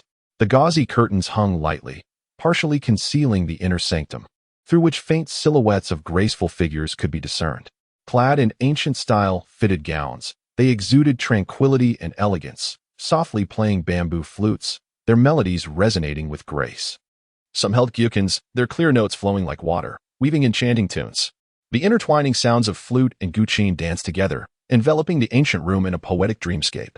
Ron surveyed the room's ambience, nodding in satisfaction. There is a certain rationale to spending money. One must first engage in the elegant, unlike Red, who hastily indulged in the fleshly pursuits of the red light district. Upon entering the room, Mara did not take a seat but instead displayed a gentle smile, inclining her body slightly. Please wait here for a moment. I shall fetch you some aged fine wine. Once outside the room, Mara quickened her pace, the sound of her high heels clicking rhythmically against the floor. Preparing refreshments was a trivial task that hardly required her direct involvement. She swiftly made her way to a lavish chamber. It resembled a princess's abode from a fairy tale, exuding a strong sense of youthful charm. The walls were adorned in soft pastel pink, embellished with golden patterns that imparted a warm and dreamlike atmosphere. A delicate crystal chandelier hung from the ceiling, casting radiant beams of light that illuminated the entire room with dazzling brilliance. At the center stood an opulent four-poster bed, intricately carved at both the head and foot. Its ivory white would glimmering softly under the light. The bed was dressed in sumptuous pink silk sheets, adorned with plush pillows embroidered with floral designs and a light feathered duvet, exuding luxury and comfort. Gossamer drapes hung from the four bedposts, cascading gently to evoke an air of mystery and romance. In one corner of the room rested an elegant vanity, its mirror frame encrusted with sparkling gems, while the tabletop was strewn with exquisite cosmetics and perfume bottles, emitting a subtle fragrance. The entire ambience conveyed an overwhelming sense of opulence. Even a mere indulgence here would command a princely price. Chapter 117. The True Princess Indeed. Within this chamber, the princess, an authentic royal, was seated before the vanity, engaged in her daily routine of beautification, though she had seldom utilized such adornments. Her figure was strikingly exquisite, with graceful curves and skin as pale and smooth as milk, glistening as if reflecting light, invoking an irresistible desire to touch. As she applied her makeup, her cherry-red lips pursed slightly, exuding a playful sweetness. Her cascade of raven-black hair tumbled naturally from her shoulders down to her waist, each strand shiny as satin, shimmering with a lustrous sheen. Her features were delicately beautiful, reminiscent of a porcelain doll. A pair of large, expressive eyes, imbued with a hint of vivacity, bestows upon her an air of mischievousness reminiscent of youth. Or perhaps she is indeed a girl at heart. Yet, in contrast to her somewhat innocent cheeks, her bosom is remarkably ample, imposing a considerable burden upon her spine. Even while seated, her pert posterior is noticeable, delineating a flawless curve. Her bodily contours are fluid and captivating, seamlessly transitioning from her bosom to her slender waist, and then to her uplifted hips, each aspect harmoniously integrated. Her long legs are both rounded and straight, evoking a sense of health and vitality, far removed from the delicate aesthetic of a sheltered, fragile beauty. Upon glimpsing the girl preening before the vanity, Mara's face instantly radiated a warm smile. "Nix, my jewel, my darling, how is your adornment coming along? This time, we have indeed welcomed distinguished guests, and such guests must be treated with the utmost reverence, as true dignitaries." Ever since your arrival, I have been consumed by worry day and night, pondering how I might secure a suitable match for you. Now, the burden has lifted. For a genuine person of great stature has finally graced us with their presence. My dear, ever since you came, I have been protective, deflecting the attention of others and preventing you from mingling with unsuitable company, for none among them are worthy of your esteem. Now, should you succeed in winning over that esteemed individual, it would be akin to escaping from the depths of despair, liberating you from such a life, devoid of dignity and respect. Unlike me, who has resigned to a lifetime in this place, you possess the chance to break free. I regard you as I would my own sister. Should you find salvation, it would be as if I witnessed my younger self escaping from the clutches of despair. My heart would find solace in that. Mara squeezed Nyx's hand as they sat together at the vanity, their bodies fitting closely, yet alas, no one could witness this enchanting scene. As Mara spoke, her excitement grew, her words more fervent and sincere, until tears began to flow. Nyx was taken aback by Mara's sentiments. It had been ages since her father had sold her, bankrupt from gambling, into this world. Once, she had been a true lady of privilege, and Mara immediately recognized the innate grace she possessed, eager to capitalize on it.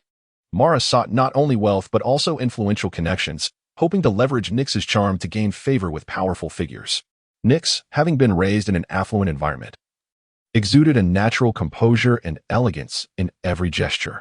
With the finest education in music, painting, and dance, her upbringing had nurtured a genuine refinement. Even the most ostentatious nouveau riche, striving to imitate her demeanor, would only evoke the image of a clumsy imitator. Particularly now, after her fall from grace, Nyx bore an added air of poignant fragility, which only endeared her further to men. Her glistening, sorrowful eyes, when cast upon a man, ignited an instinctual desire to protect. The allure of rescuing a fallen princess is far more compelling than urging a wayward woman towards redemption, as the promise of admiration and affection from such a princess could inspire a man to forsake his noble status for a life of humble devotion and shared toil. Although Nyx was sold to Mara, she was never required to entertain any guests. Instead, she continued to live a life akin to that of a princess, with her every need met in the most exquisite manner. For even a true princess, if she were to wallow in the mud for too long, would inevitably transform into an ugly duckling. However, if Nyx failed to secure a prominent figure as Mara anticipated, and was simply discarded after being used, it would amount to a significant loss. After all, a defiled princess loses her worth. In such a scenario, Mara would reveal her true nature, subjecting Nyx to the depths of despair. Mara would not relent until she extracted the last berry from her.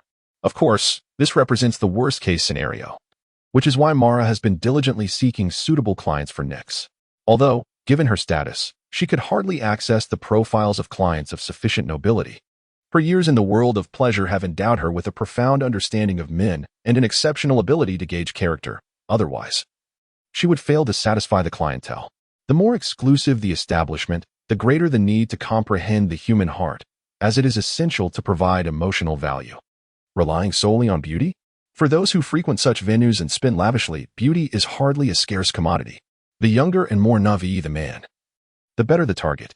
In reality, there are no clueless heirs among the elite, only the second-generation offspring who receive a monthly allowance and are utterly incapable of making decisions. After Sang described Ron as his esteemed guest, Mara continued to engage in conversation with him, but at her level, such casual banter and flattery required no mental effort.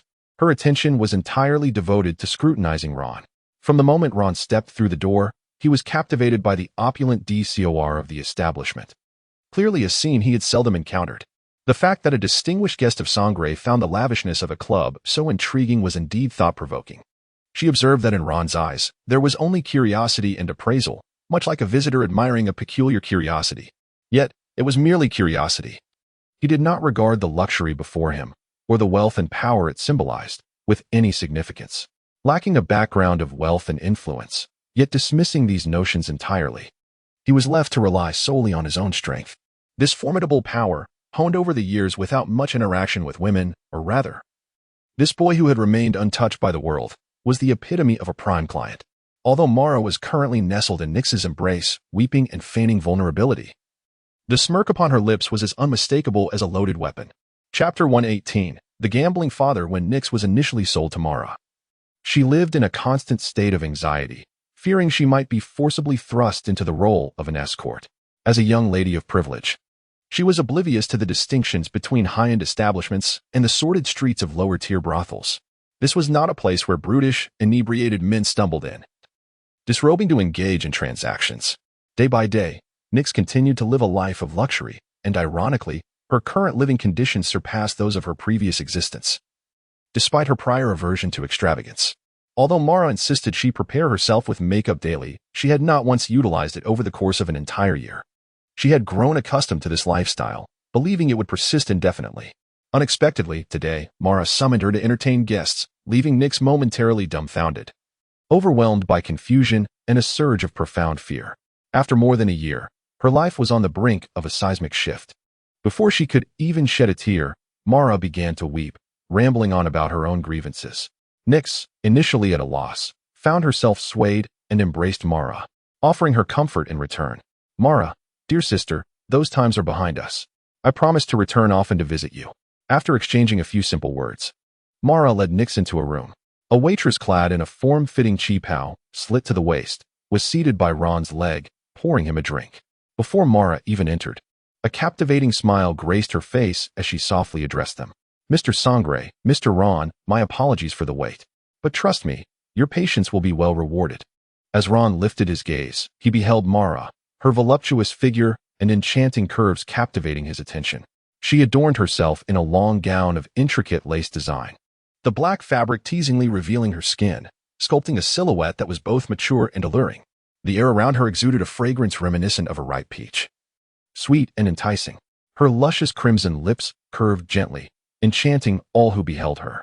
Behind her stood the exquisitely beautiful Nyx, a maiden of 18 or 19 years. Her complexion was as pure as milk, adorned with a delicate blush akin to the soft petals of a morning bloom, tender and dewy. Her raven black hair cascaded naturally, with the ends playfully curling, adding a touch of whimsy and vitality. She wore a light pink gown, its hem dancing just above her knees, accentuating her elongated legs with youthful exuberance. Upon her feet rested a pair of uniquely designed crystal high heels, shimmering in silver white, harmonizing perfectly with her evening attire. They sparkled with a gentle luminescence, reminiscent of moonlight gracing the surface of water. The pointed toe elegantly outlined her slender foot, enhancing its length. The shoe's surface was adorned with tiny rhinestones, twinkling like stars in the night sky, each step seemingly imbued with a soft glow. The heels, approximately 3 centimeters high, were slender yet stable, producing a soft tap as she walked, akin to a nocturnal melody. Delicate metal filigree graced the heels, bestowing an air of opulence, accentuating her graceful form with an added allure. Dangling from her earlobes were petite silver earrings that swayed gently with her movements, complementing her youthful, flawless visage. These two women, one a mature beauty and the other a fresh-faced girl, possessed contrasting yet complementary qualities that rendered them even more enchanting. The former's seductive maturity and the latter's vibrant freshness painted a vivid tableau that stirred the heart. Nyx, her child, bore the burden of a father ensnared by gambling, who squandered the family fortune, ultimately selling her into my possession. Sang, a seasoned connoisseur of the floral realm, instantly grasped Mara's intentions upon hearing her words. It was clear she had prepared this for Ron. He nodded in quiet satisfaction, acknowledging Mara's astuteness in not presenting him with mere commonplace offerings. Yet, he could be quite unrelenting in his words, not in reproach, but rather in flirtation. "As the host, you've left us 2 guests unattended. What is the meaning of this? A penalty drink is in order." "Ha ha ha, no problem. I shall gladly indulge in a few drinks with you." Mara approached, holding Nyx's hand, and settled closely beside Sang, her charming smile directed at him, her gaze almost sultry. Nyx took a seat next to Ron, fidgeting slightly while nervously gripping the hem of her garment, although Mara had nudged her closer to Ron as she sat down. A gap of 2 or 3 centimeters remained between them, unlike Mara, who was pressed against Ron. Upon sitting, Nyx glanced up at Ron, only to immediately lower her head. Her cheeks flushed with embarrassment, too shy to meet his gaze. Ron gazed at the bashful Nyx, her clear eyes resembling those of a timid fawn, brimming with vitality. She exuded an aura reminiscent of a fragile creature, evoking a sense of pity. Ron felt an overwhelming urge to rescue her from her plight. Her exquisite visage, coupled with a figure that belied her ethereal demeanor, was utterly captivating. Meanwhile, Mara, engaged in a lively exchange with Sang, keenly observed Nyx's demeanor. Noticing her sitting there in a daze, head bowed, Mara deemed this unacceptable. After finishing a glass of wine, she set it down, grasped Nix's hand, and addressed Ron. "Oh, my dear sister, how unfortunate her fate has been. In her youth, her father was rarely home, preoccupied with business affairs. Yet, those times were perhaps the happiest of her life. Money was abundant, and she had a loving mother who devoted her time to her. Her mother accompanied her daily, teaching her to read and write, sharing tales that not only shaped her into a refined young lady, but also imparted knowledge in finance, accounting, and commerce. It was her hope that upon maturing, she would inherit her father's business and assist him, never once harboring resentment for his absence, instead understanding the burdens of his work. Tragically, when she turned 15, her mother succumbed to a dreadful illness after enduring it for over a year. She was left alone, a solitary child in the house. Not only did her father fail to return home to comfort her, but he also fell into the grip of gambling, a fate that seldom ends well. Within a couple of years, he squandered the family's hard-earned wealth and, in a desperate bid, resorted to wagering even his own daughter. Oh, this poor sister of mine. She possesses beauty, grace, and intellect, yet finds herself in such a dire situation. As her elder sister, how could I not come to her aid? Over the years, I have endeavored tirelessly to protect her, hoping to secure a brighter future for her, so she need not remain ensnared in this cycle of despair." As Mara spoke, Nix's head lowered further. Ron gazed at Nix, unable to suppress a shake of his head. Mara, in her quest for sympathy, ruthlessly prodded at Nix's wounds. That foolish girl. Nix had been sold out, yet she was still counting the money for those who betrayed her. Before Ron could utter a word, Sang's expression darkened abruptly, resembling the charred bottom of a pot. Just moments ago, he had been praising Mara, noting her awareness of his important guest. Yet she had chosen to accompany him with a girl who had never entertained guests before. Now, Mara had indeed orchestrated such a blunder. He had previously considered her to possess considerable intelligence, only to discover that her cleverness was superficial. In a critical moment, she had displayed utter foolishness. Mara, too, had succumbed to the intoxication of desire, fixated solely on the potential rewards of success. Yet, she had failed to contemplate that her petty schemes directed at Sang and the esteemed guest she sought to curry favor with would inevitably provoke displeasure. Did she truly believe that everyone else was a fool, while she alone was astute? Sang lifted his wine glass and drained it in one swift motion, turning his gaze towards Ron. "What say you, Ron?" Ron did not cast his gaze upon Mara, but instead directed his attention towards Nix. Sanger had already contemplated turning hostile, and it was clear that this young lady would not fare well if left in such circumstances. Although he was not a paragon of virtue, he was nevertheless inclined to extend his assistance as much as possible. Such a beautiful maiden, remaining by his side to warm his bed, would certainly be a delightful prospect, provided, of course, that she was not irredeemably foolish. Ron has always adhered to the belief that good advice is wasted on the irredeemable. If she chooses to stay, she will not be swayed. Firmly convinced that Mara is a virtuous individual, she intends to follow her. Consequently, Ron will not insist on rescuing her, leaving the decision entirely to her. "Nix, are you willing to accompany me?" Ron had yet to finish his words when Nix stood up abruptly, shedding her previous hesitance. She gazed directly into Ron's eyes and spoke. "Mr. Ron, prior to being sold by my father, I had never had a boyfriend. After being sold, I became a top-tier commodity due to my appearance and figure, yet I had never been touched by anyone. I struck a deal with my custodian. As long as I could choose who to be sold to within a year, I would pay him the 80,000 berries I had saved. Half a year later, my custodian informed me that Mara was an ambitious woman with substantial connections and cunning. However, he warned me of her ruthless nature and advised me to consider whether I should choose her. I spent a month gathering intelligence on Mara and ultimately was sold to her for 8 million berries. Mara soon realized the foolishness of her actions. Her body drenched in a sudden sheen of perspiration. Her typically astute mind faltered momentarily. Yet, an epiphany struck her. Perhaps there was still hope. If Nix could garner favor, leveraging their sisterly bond during this time, perhaps with a gentle nudge from Nix, she could attain everything she desired. With this thought, she intended to playfully coax Sang, hoping to soften their relationship, regardless of its efficacy. However, just as she was about to speak, she discovered that Nix, whom she had dismissed as a naive cash cow, had been treating her as a fool all along. Nix had been her pawn in a game to ascend to greater heights, hoping to ingratiate herself with the true power players, aspiring to become a political broker and thus gain entry into high society, rather than remaining a mere jester selling laughter. In an instant, the flickering hope was extinguished, along with her own perceived cunning, guile, and intellect. After experiencing the stark contrast from heaven to hell, Mara's sanity unraveled completely. Her face contorted with resentment as she cursed, "Nix, you wretched harlot. I must have been blind to choose such a treacherous creature as you. How much have I spent on you over this past year? My money has been squandered on a dog that wouldn't even bark back at me, let alone wag its tail." Ron abruptly seized the teapot from the table and struck Mara upon the head. The clamor was vexatious to my ears. However, there was one truth in her words that I could not dismiss. "Nix, your ability to endure for such an extended period and to carve a path through dire circumstances is truly commendable. One could argue it displays exceptional intelligence and resolute decision-making. Conversely, it could also be interpreted as a manifestation of deep cunning and a propensity for risk-taking. Regardless, Mara has cared for you in luxury for so long. Yet now that you have discovered a more favorable alternative, you unhesitatingly cast her aside. How can I be assured that once you find a better option, you will not do the same to me? Keeping someone of your ilk close, even as an intimate companion, leaves me in a state of unease." In response to Ron's inquiries, Nix remained composed, her deep blue eyes fixed upon him.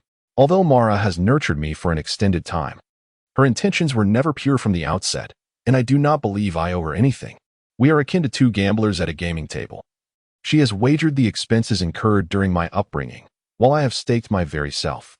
Regardless of who ultimately loses, there exists no debt between us. A gambler who loses everything cannot blame other players for failing to provide financial support." Mara was not entirely incorrect in her assertion. I was indeed raised by my mother. She chose not to take a young girl like me along while she traversed the business world, leaving us at home while she surrounded herself with several women. Although he contributed some funds to the household, these were often insufficient to maintain our castle. My mother had to rely on teaching piano and vocal lessons to affluent young ladies to sustain our lives. My father did not become a gambler only after my mother's demise. At that time, her illness was indeed terminal. However, with sufficient money, there was no reason he could not have prolonged her life for several more years. Perhaps in that span, medical advancements could have brought about a miracle. Yet when I sought him out, he refused to part with a single coin, instead indulging in revelry with his mistresses, who ultimately led him into gambling, leaving him destitute, scavenging on the streets like a stray dog. As Mara indicated, it was only when he found himself in despair that he remembered he had a daughter. By that time, I had sold our home and moved into a modest rental. I was unaware of how he managed to locate me.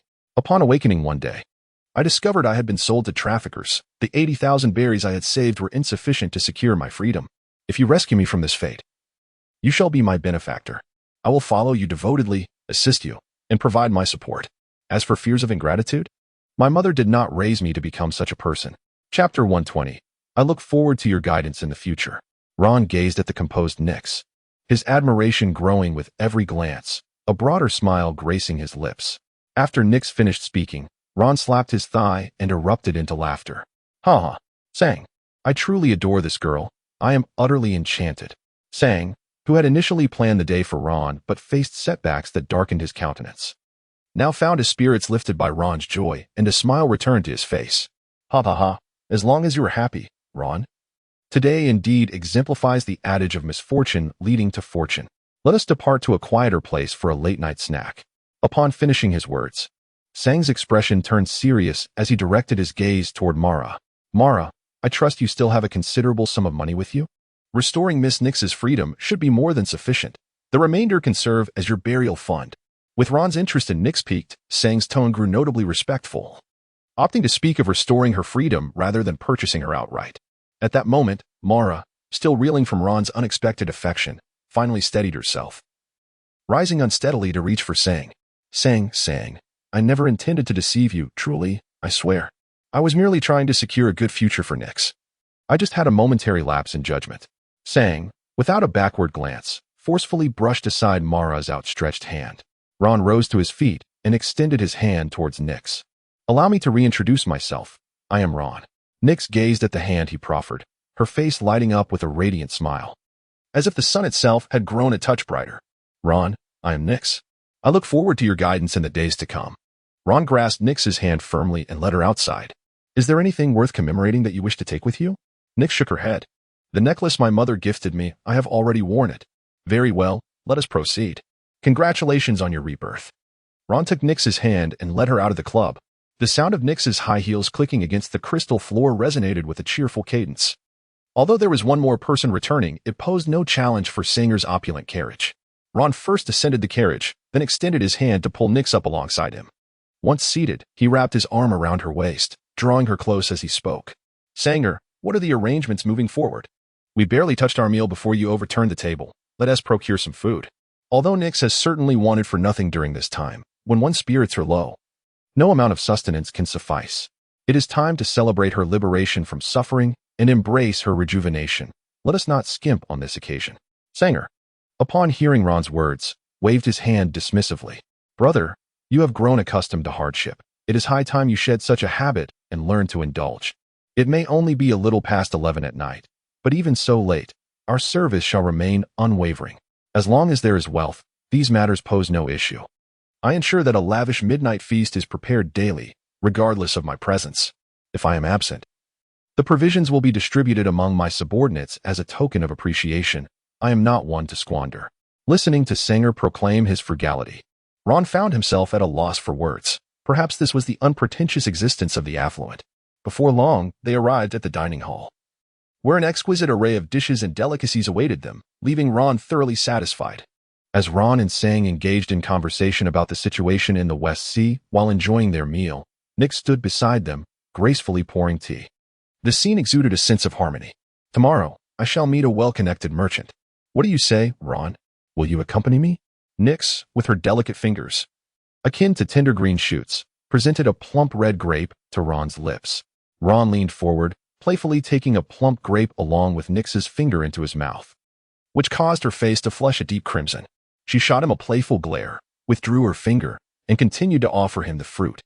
Ron finally had the leisure to glance at Sang. Who is this person? Do you require my assistance to bolster your standing? That won't be necessary, Sang replied.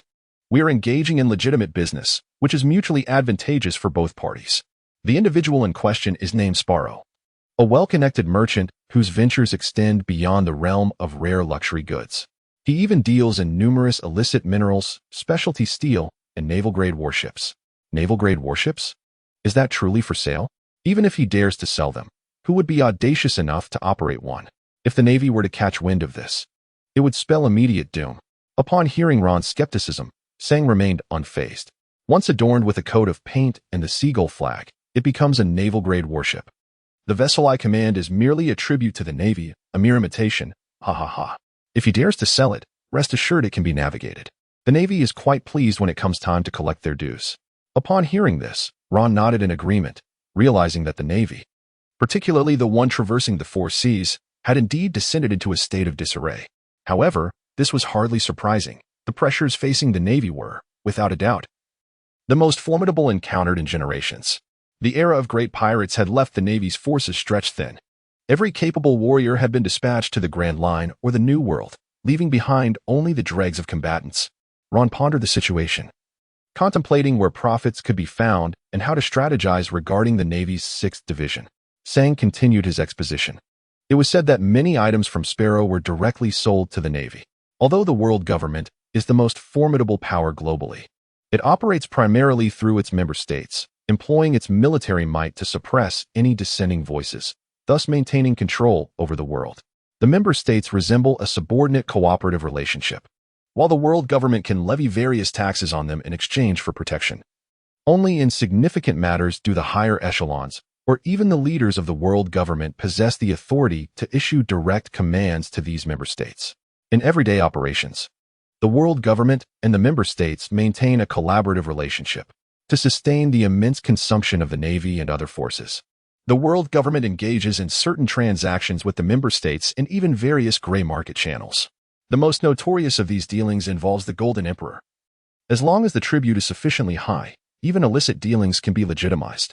Rumors abound that the weaponry produced by Kaido's factories, once disguised, attracts substantial orders from the world government without hesitation.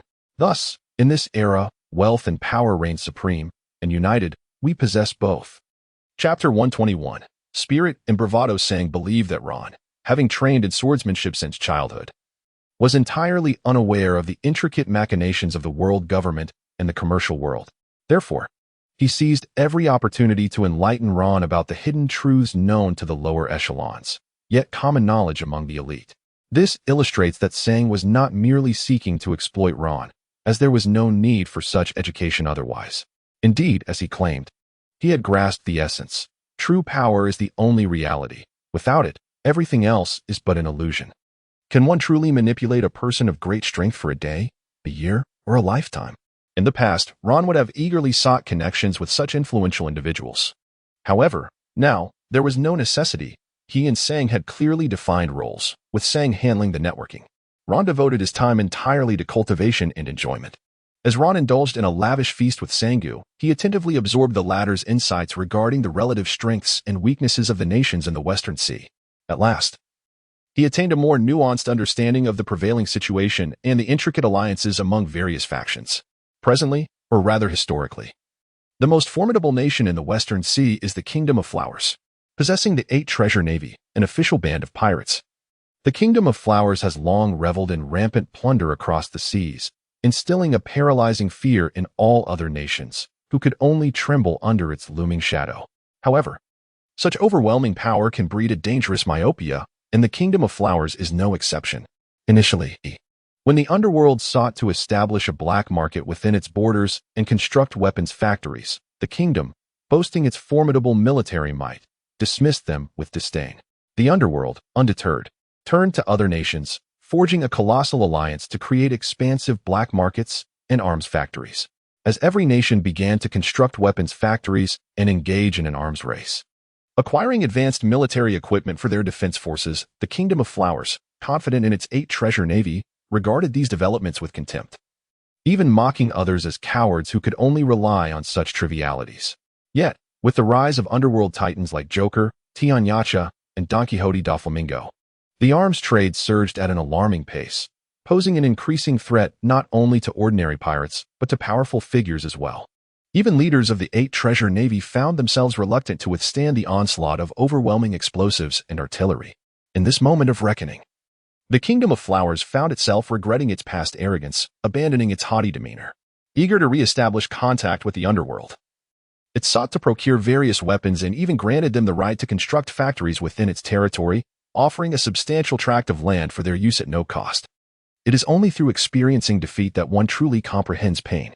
Under normal circumstances, with a burgeoning business opportunity, the underworld would eagerly engage, relishing the prospect of nations competing against one another, fighting to the death, thus reaping substantial profits from the ensuing chaos. Nevertheless, despite enduring oppression from the Kingdom of Flowers, the nations of the Western Sea possessed an indomitable spirit. Those accustomed to being bullied would never allow such a situation to persist unchallenged. When they initially established the arms factories, they had already conspired to form a united front, ensuring that all industries were to be jointly controlled by the underworld and various kingdoms. When the Kingdom of Flowers expressed its intention to collaborate, the other nations collectively exerted pressure on the underworld. Coupled with the relatively modest offers made by the Kingdom of Flowers, it was evident that land held intrinsic value everywhere. Although the Kingdom of Flowers was immensely wealthy, its expenditures were equally substantial. Despite the 8 treasures navy's allegiance to the Kingdom of Flowers, they were, after all, pirates, and most of the plundered wealth was retained by themselves, with only a fraction submitted to the kingdom. Currently, the Kingdom of Flowers regarded weaponry as somewhat useful, but their level of appreciation was far from adequate. Until a war engulfed the entire nation, forcing them to reckon with their short-sightedness, they would remain oblivious to their errors. Sparrow was the first nation to collaborate with the underworld in constructing arms factories, with merchants from the Kingdom of Kuina holding official backgrounds. The Kingdom of Kuina was inherently powerful, renowned for its abundant mineral resources and exquisite sword-forging craftsmanship.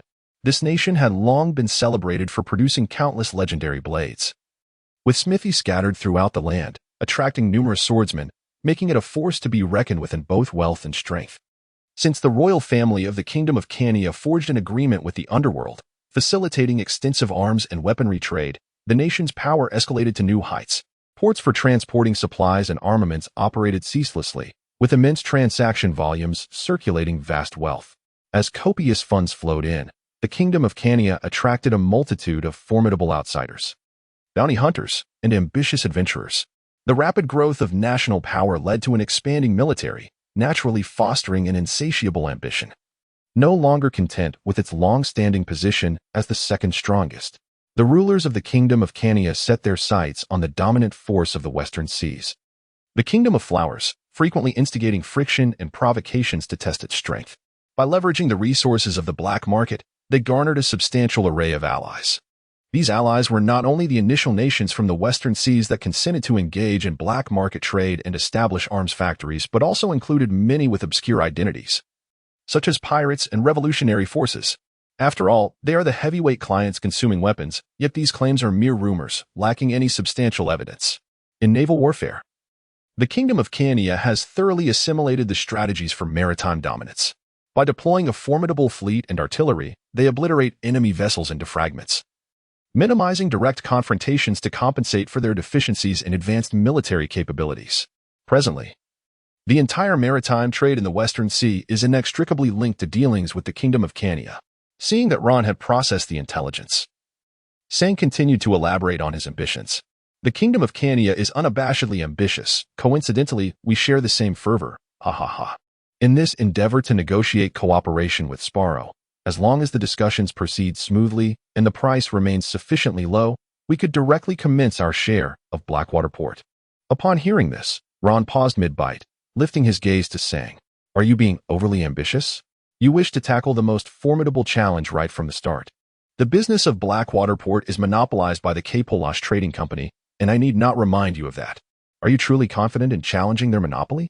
Even if you have never regarded them with respect, do you believe it is so simple to strip them of their defenses? If their business falters, their interests will inevitably suffer. They will not passively observe while others encroach upon their territory and disrupt their profits. They will certainly resort to unscrupulous measures.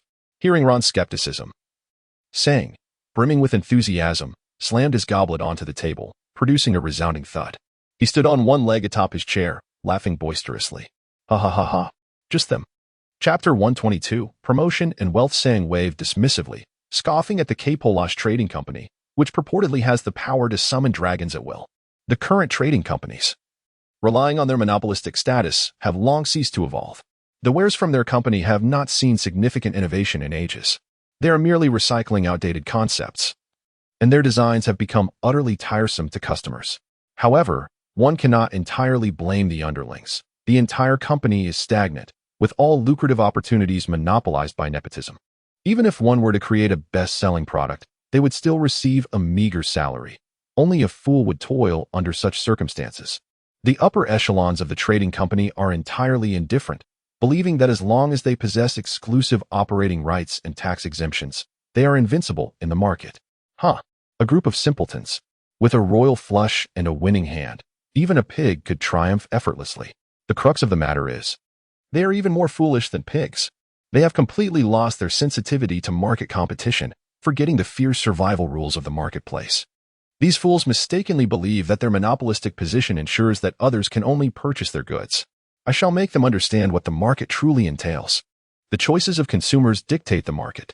Neither policies, official endorsements, nor their proud monopolistic status, which they consider a protective barrier, can dominate the market. Only quality products that meet customer demands and captivating business models can achieve a competitive advantage in the marketplace. Customers will gravitate towards goods and services that align with their needs, a force that cannot be hindered by any means. The market is free. The only factors that can influence it are the allure and value of the products themselves. In this vast sea of freedom, the storms I conjure will engulf them all. As for the interests of the Kapolash Chamber of Commerce being compromised, that is hardly a concern. Even if the Chamber's finances are dire, teetering on the brink of bankruptcy, it does not alter one fundamental truth. The Chamber is now under the control of a certain group. Even in my absence, they would resort to various legal and illegal means, leveraging financial maneuvers and internal connections to line their own pockets with the company's funds. Even if the Chamber were to face bankruptcy, they could still lead lives of opulence, riding in luxurious carriages adorned with gold and gemstones, attended by throngs of servants. Daily, they would be accompanied by beauties young enough to be their daughters or even granddaughters, with a single meal costing as much as several years' wages for a family of 3. Workers toil year-round without respite, laboring tirelessly, with holidays granted only as a gesture of mercy from the capitalists. Do such individuals truly care about the Chamber's losses? Even if the K-Polos Chamber's territory were auctioned off next year at a pittance, incurring further losses, everything would still be legal and compliant, without any procedural issues. It is merely a standard business practice, a loss incurred due to monopolistic operations. What is there to be alarmed about? Such occurrences are commonplace. As long as we satiate these greedy wild dogs, everything will be fine. Should these wild dogs remain unsatisfied, Sang stood on one leg atop a chair, holding an empty wine glass, tilting his head to gaze at Ron. A smile graced Ron's face. If he could not be satiated, then perhaps he should be gifted a lavish coffin instead. Coffin, promotion, and wealth. Ha ha ha ha. The entire hotel resonated with the hearty laughter of Ron and Sang. The venue Sang brought Ron to was undoubtedly of high caliber. In the hall outside their private room, pristine white tablecloths adorned each dining table. In the center of each table stood multi-tiered candelabers, their flickering light casting a soft glow upon the exquisite tableware and crystal wine glasses. Fresh flowers adorned the tables, their fragrance mingling with the fruity bouquet of the wine in the air, creating an intoxicating ambience. The aroma of the food was rich, seamlessly blending with the fruitiness, making one's mouth water. The men were clad in impeccably tailored suits, while the women donned various alluring evening gowns, their graceful figures subtly revealed under the gentle lighting. Each guest exhibited poise, their conversations imbued with sophistication and refinement. The waitstaff, balancing dishes and wine, glided softly between the tables, serving the guest with grace. Within the restaurant, no one raised their voices, all patrons engaged in hushed conversations.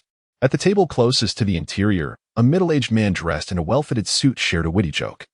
The beautiful women at his table could not help but burst into laughter, though they quickly covered their mouths, stifling their amusement.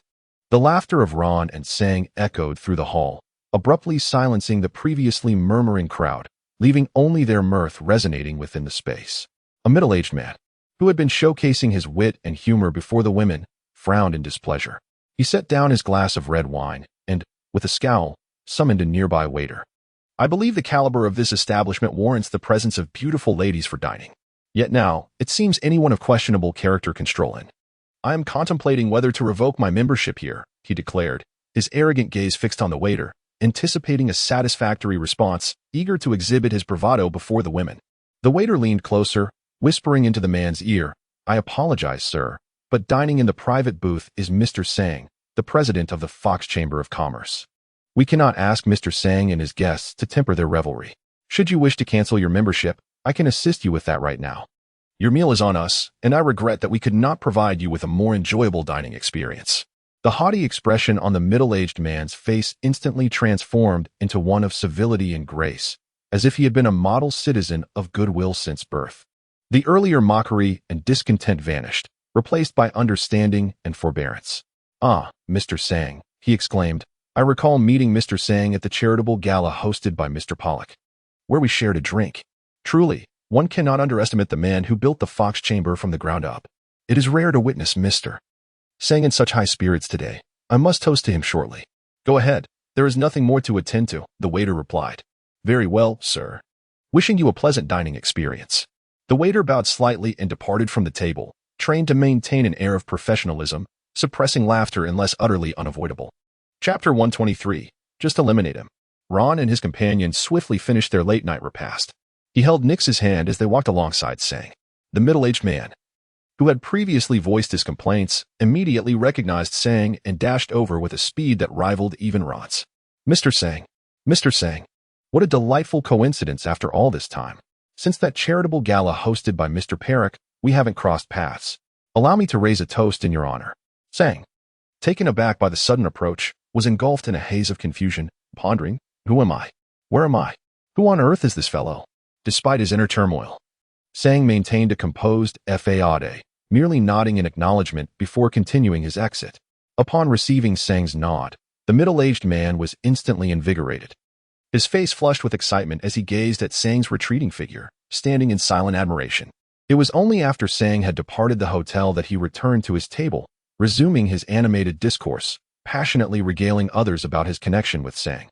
Ron and his companions ascended into Sanger's opulent carriage and soon returned to the estate. Sanger promptly instructed the butler to escort Ron and Nix to the room that had been prepared in advance. The butler, standing rigidly and with utmost precision, responded, Yes, Mr. Ron, Miss Nix, please follow me. The room is ready. Leading the way, the butler guided them forward. Nix's cheeks were tinged with the delicate blush of early spring blossoms, slightly flushed and imbued with a hint of shyness. Her eyes cast downward, she exhibited a blend of unease and tenderness as she held Ron's hand, her fingertips trembling ever so slightly, yet reluctant to let go. A glimmer of bashfulness sparkled in the corners of her eyes, her steps light and somewhat hesitant, yet undeniably infused with an irresistible sweetness. Ron, sensing the shy demeanor of Nix, took her hand and led her into the opulent chamber. They settled upon the sumptuous velvet bedding, whereupon he drew Nix into his embrace. Her delicate, exquisite face flushed a deep crimson, and Ron could almost perceive the steam of bashfulness rising from her head. Ron embraced Nix, taking his time before making any further moves. His left hand encircled her slender waist, while his right hand gently caressed her back, offering her solace. Nix gradually composed herself, yet remained exceedingly bashful. Her long eyelashes framed her peach blossom-like large eyes, exuding a charm so enchanting that it seemed they could weep with allure. Her bashful demeanor quickened Ron's heartbeat, stirring a sense of excitement within him. Ron gazed into Nix's eyes, gradually drawing closer. Nix fluttered her crimson lashes and closed her eyes. Without hesitation, he tenderly pressed his lips against her rosy mouth, and the two became entwined in a gentle embrace. Before long, Ron turned the tables, gently pinning Nix down upon the bed, her soft and ample form pressed against his broad chest. Ron's hand gradually slipped beneath Nix's garments, tracing the contours of her voluptuous figure. One article of clothing after another soared from the bed, and soon the air was filled with soft, tender gasps. The following morning, the dawn's light filtered through the window, casting a warm glow upon the bed. Ron lay in bed, his eyes slightly squinted against the glaring sunlight streaming through the window. Frowning, he opened his eyes. Goodness, how late it was. Even according to Ron's biological clock, he had overslept today. After all, he had indulged himself last night, exhausting too much energy. If he was in such a state, one could only imagine how deep in slumber Nix was. Ron casually touched his face, emerged from the covers, and gently tucked the blanket around Nix once more. After hastily donning a pair of trousers, he stepped out of the bedroom. The butler had been waiting outside for quite some time, yet he refrained from knocking or causing any disturbance. Upon seeing Ron exit, he approached with a respectful greeting. "Good morning, Mr. Ron. Your attire is ready. Would you prefer to bathe first or have a bite to eat? Prepare the meal, please. I shall wash up quickly." Ron replied. The butler acknowledged, "Yes, Mr. Ron. I will ensure that breakfast is ready, and it will be served to Nix whenever she wakes." Soon, Ron finished his shower and breakfast. However, Nix had not yet risen. He decided to visit Sang's study. Sang was engrossed in preparations for the upcoming negotiations with Sparrow. The desk cluttered with an array of complex data. "Ah, you're up, Ron. How did you fare last night?" Ron, unfazed by Sang's teasing, made his way to the liquor cabinet. He poured himself a glass of whiskey and retrieved a few ice cubes from the bucket to add to his drink. The liquid flowed down his throat and settled in his stomach, the robust flavor of the spirit instantly quenching his thirst and elevating his already pleasant mood. "Are you certain you do not require my company to meet Perak? Since you are to establish the foundation of your collaboration, would it not be prudent to showcase your respective strengths?" Ron sauntered over and plopped himself onto the sofa, allowing his body to sink into its embrace. Although he posed a question, he merely awaited Sanger's explanation for the matter at hand. The intricacies of business dealings were not something he felt compelled to elucidate for Sanger. The negotiations for this collaboration had already reached a satisfactory conclusion for both parties, akin to a turtle spotting a green bean, an exceptional match. Each participant held an indispensable position, rendering it unnecessary to engage in elaborate maneuvers. Both sides were acutely aware of their respective stakes. Moreover, one must wield their resources judiciously, revealing their true strength only at pivotal moments. How could one instill fear in a monkey without first slaying the chicken? Additionally, relying solely on an individual's prowess is insufficient. Unless there exists a stark disparity in power, safeguarding all avenues proves quite challenging. During this nascent phase of our enterprise, I have conveniently transferred my previously cultivated team of culinary specialists focused on dietary enhancements, along with some of my trained subordinates. Should their capabilities ascend to greater heights, our circumstances would undoubtedly become far more manageable. Upon hearing this, Ron nodded in agreement. Given his prowess, he could at best be regarded as a formidable dragon in the West Sea, capable of suppressing local tyrants, yet outright domination was beyond his reach. Then I shall return to Blackwater Port today. The York gang remains rather unstable. Do you believe it is worth investing energy into their enterprise? If it is merely petty squabbles, then naturally, it would not warrant significant effort. However, should we manage to consolidate the illicit liquor trade, it could unveil a vast market, brimming with potential. Very well, I shall head back to the York gang today. You may send the culinary team responsible for the nourishment preparations, along with those you wish to cultivate, and Nix, directly to the York gang. Let us postpone their arrival by 3 days, allowing Nix some time to rest, he added. Who would have thought you could be so tender-hearted? Oh, and there is one more matter to address. Regarding Badu, who absconded without settling your remuneration. I have arranged for someone to keep tabs on him. He won to escape. Are you suggesting we eliminate him outright? Chapter 124. You are being rather extreme, he remarked. After a night of revelry, Ron had nearly forgotten about the scoundrel. It was only upon Sang's reminder that he recalled the situation. After a moment of contemplation, he responded. Your inclination to resort to violence is rather excessive. We must cultivate a mindset of peace. Hasn't he just completed a lucrative deal, reaping substantial profits? He ought to be returning home to enjoy his retirement. How old is Badu? Just over 50, not yet 60. This is hardly the age for seeking comfort. It is the prime of his striving years. Simply arrange for some individuals to seize his goods, compelling him to start anew. Then send him over the upside-down mountain, allowing him to beg his way back home.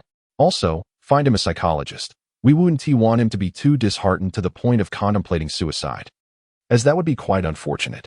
Let him exist in a state of ambivalence, caught between a desire for life and a longing for death. Sang gazed at Ron with a complex expression, his mouth opening and closing several times before falling silent. It is fortunate that you are the collaborator I have chosen. Had you been on the opposing side, I would have faced dire consequences. As Ron and Sang engaged in conversation, Nix finally stirred from her slumber.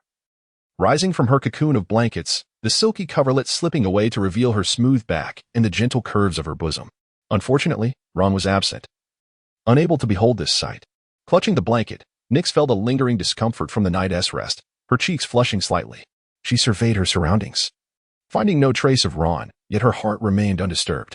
Unlike a typical young girl, she did not succumb to a sudden wave of anxiety, fearing abandonment.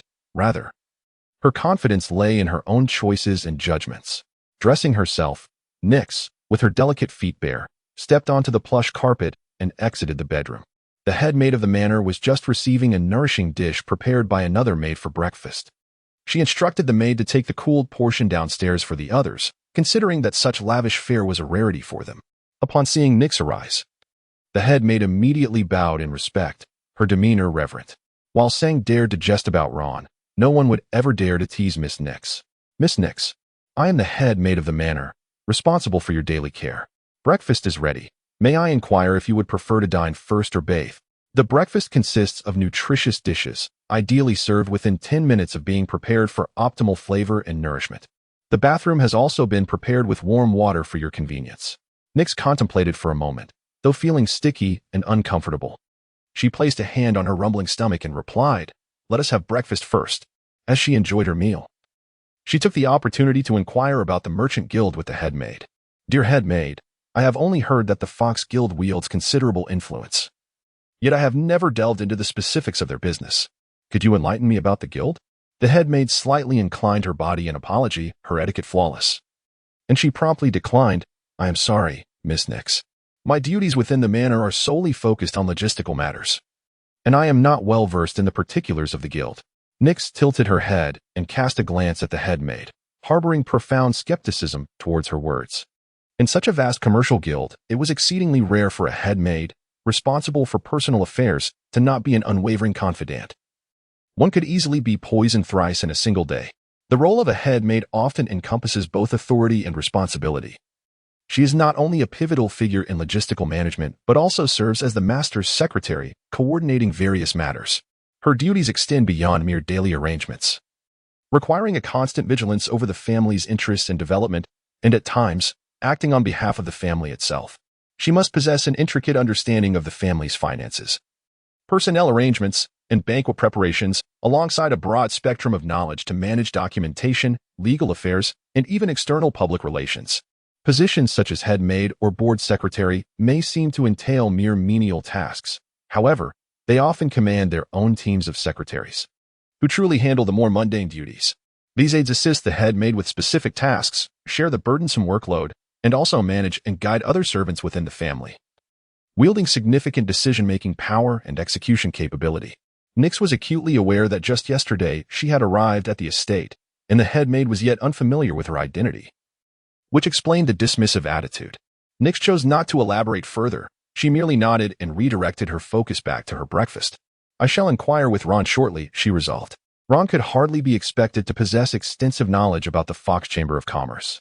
Although their time together was brief, Nyx could still discern his character and the nature of his relationship with Sang. As the president of the Fox Chamber, Sang would typically be expected to court Ron. However, their previous interactions hinted at a rather egalitarian dynamic. This could only imply one thing: Ron's prowess was far greater than she had initially imagined. Formidable enough to place him on equal footing with an expansive and multifaceted commercial entity. While this was merely her conjecture, Nyx felt a profound conviction that it was indeed the truth. Yet, one must ponder how an individual could effectively manage and comprehend the intricacies of a chamber. It is all too easy to be deceived in ignorance. At that juncture, whatever assertions were made could easily sway Ron, devoid of any capacity for discernment. Seizing the opportunity, Nyx resolved to subtly assess whether Ron's words held any weight within the chamber. After leisurely finishing her breakfast, Nyx, under the attentive care of the head maid, indulged in a bath. Having always resided in a life of luxury, her skin was fairer than milk, not in an unhealthy pallor, but rather imbued with a vibrant flush of health beneath its pristine surface. She raised one perfectly rounded thigh, cautiously dipping it into the bathtub, before settling her voluptuous form into the water. The head maid stood by the edge of the tub, diligently washing her long hair that cascaded down to her hips. Once wet, it glistened under the light, resembling the finest silk, radiating a rich sheen. Ron and Sang discussed their upcoming plans, and upon returning to the bedroom, they encountered a vision emerging from the bath. Chapter 125, No Longer in a Hurry. Nyx stepped out of the bathroom, warm steam enveloping the air, as if all light had been permeated by the hazy moisture. Her skin, having soaked in the hot water for an extended period, bore a delicate blush, reminiscent of a freshly bloomed flower, vibrant and dripping with allure. Water droplets glided silently down her fair cheeks, gently cascading to the floor. Her hair, slightly damp, clung to her face, with a few soft strands elegantly framing her exquisite features, akin to a water lily emerging from the depths, fresh and tender. She was draped in a loosely wrapped bath towel, which hung carelessly around her, revealing smooth shoulders, her skin as white as jade, and a neck that was long and gracefully shaped. Beneath the towel, her elongated thighs were visible, their taut contours almost impossible to look away from. Her boyfriend stood nearby, his gaze profound, his heart racing uncontrollably. Ron could not resist stepping forward, wrapping his arms around Nyx's delicate, slender waist, and kissing her luscious, tempting lips. After a prolonged moment, their lips parted, and Nyx cast a playful glance at Ron before running off to change her attire. Ron soon heard the rhythmic click of high heels against the floor, and as he leaned to catch a glimpse, he was instantly captivated.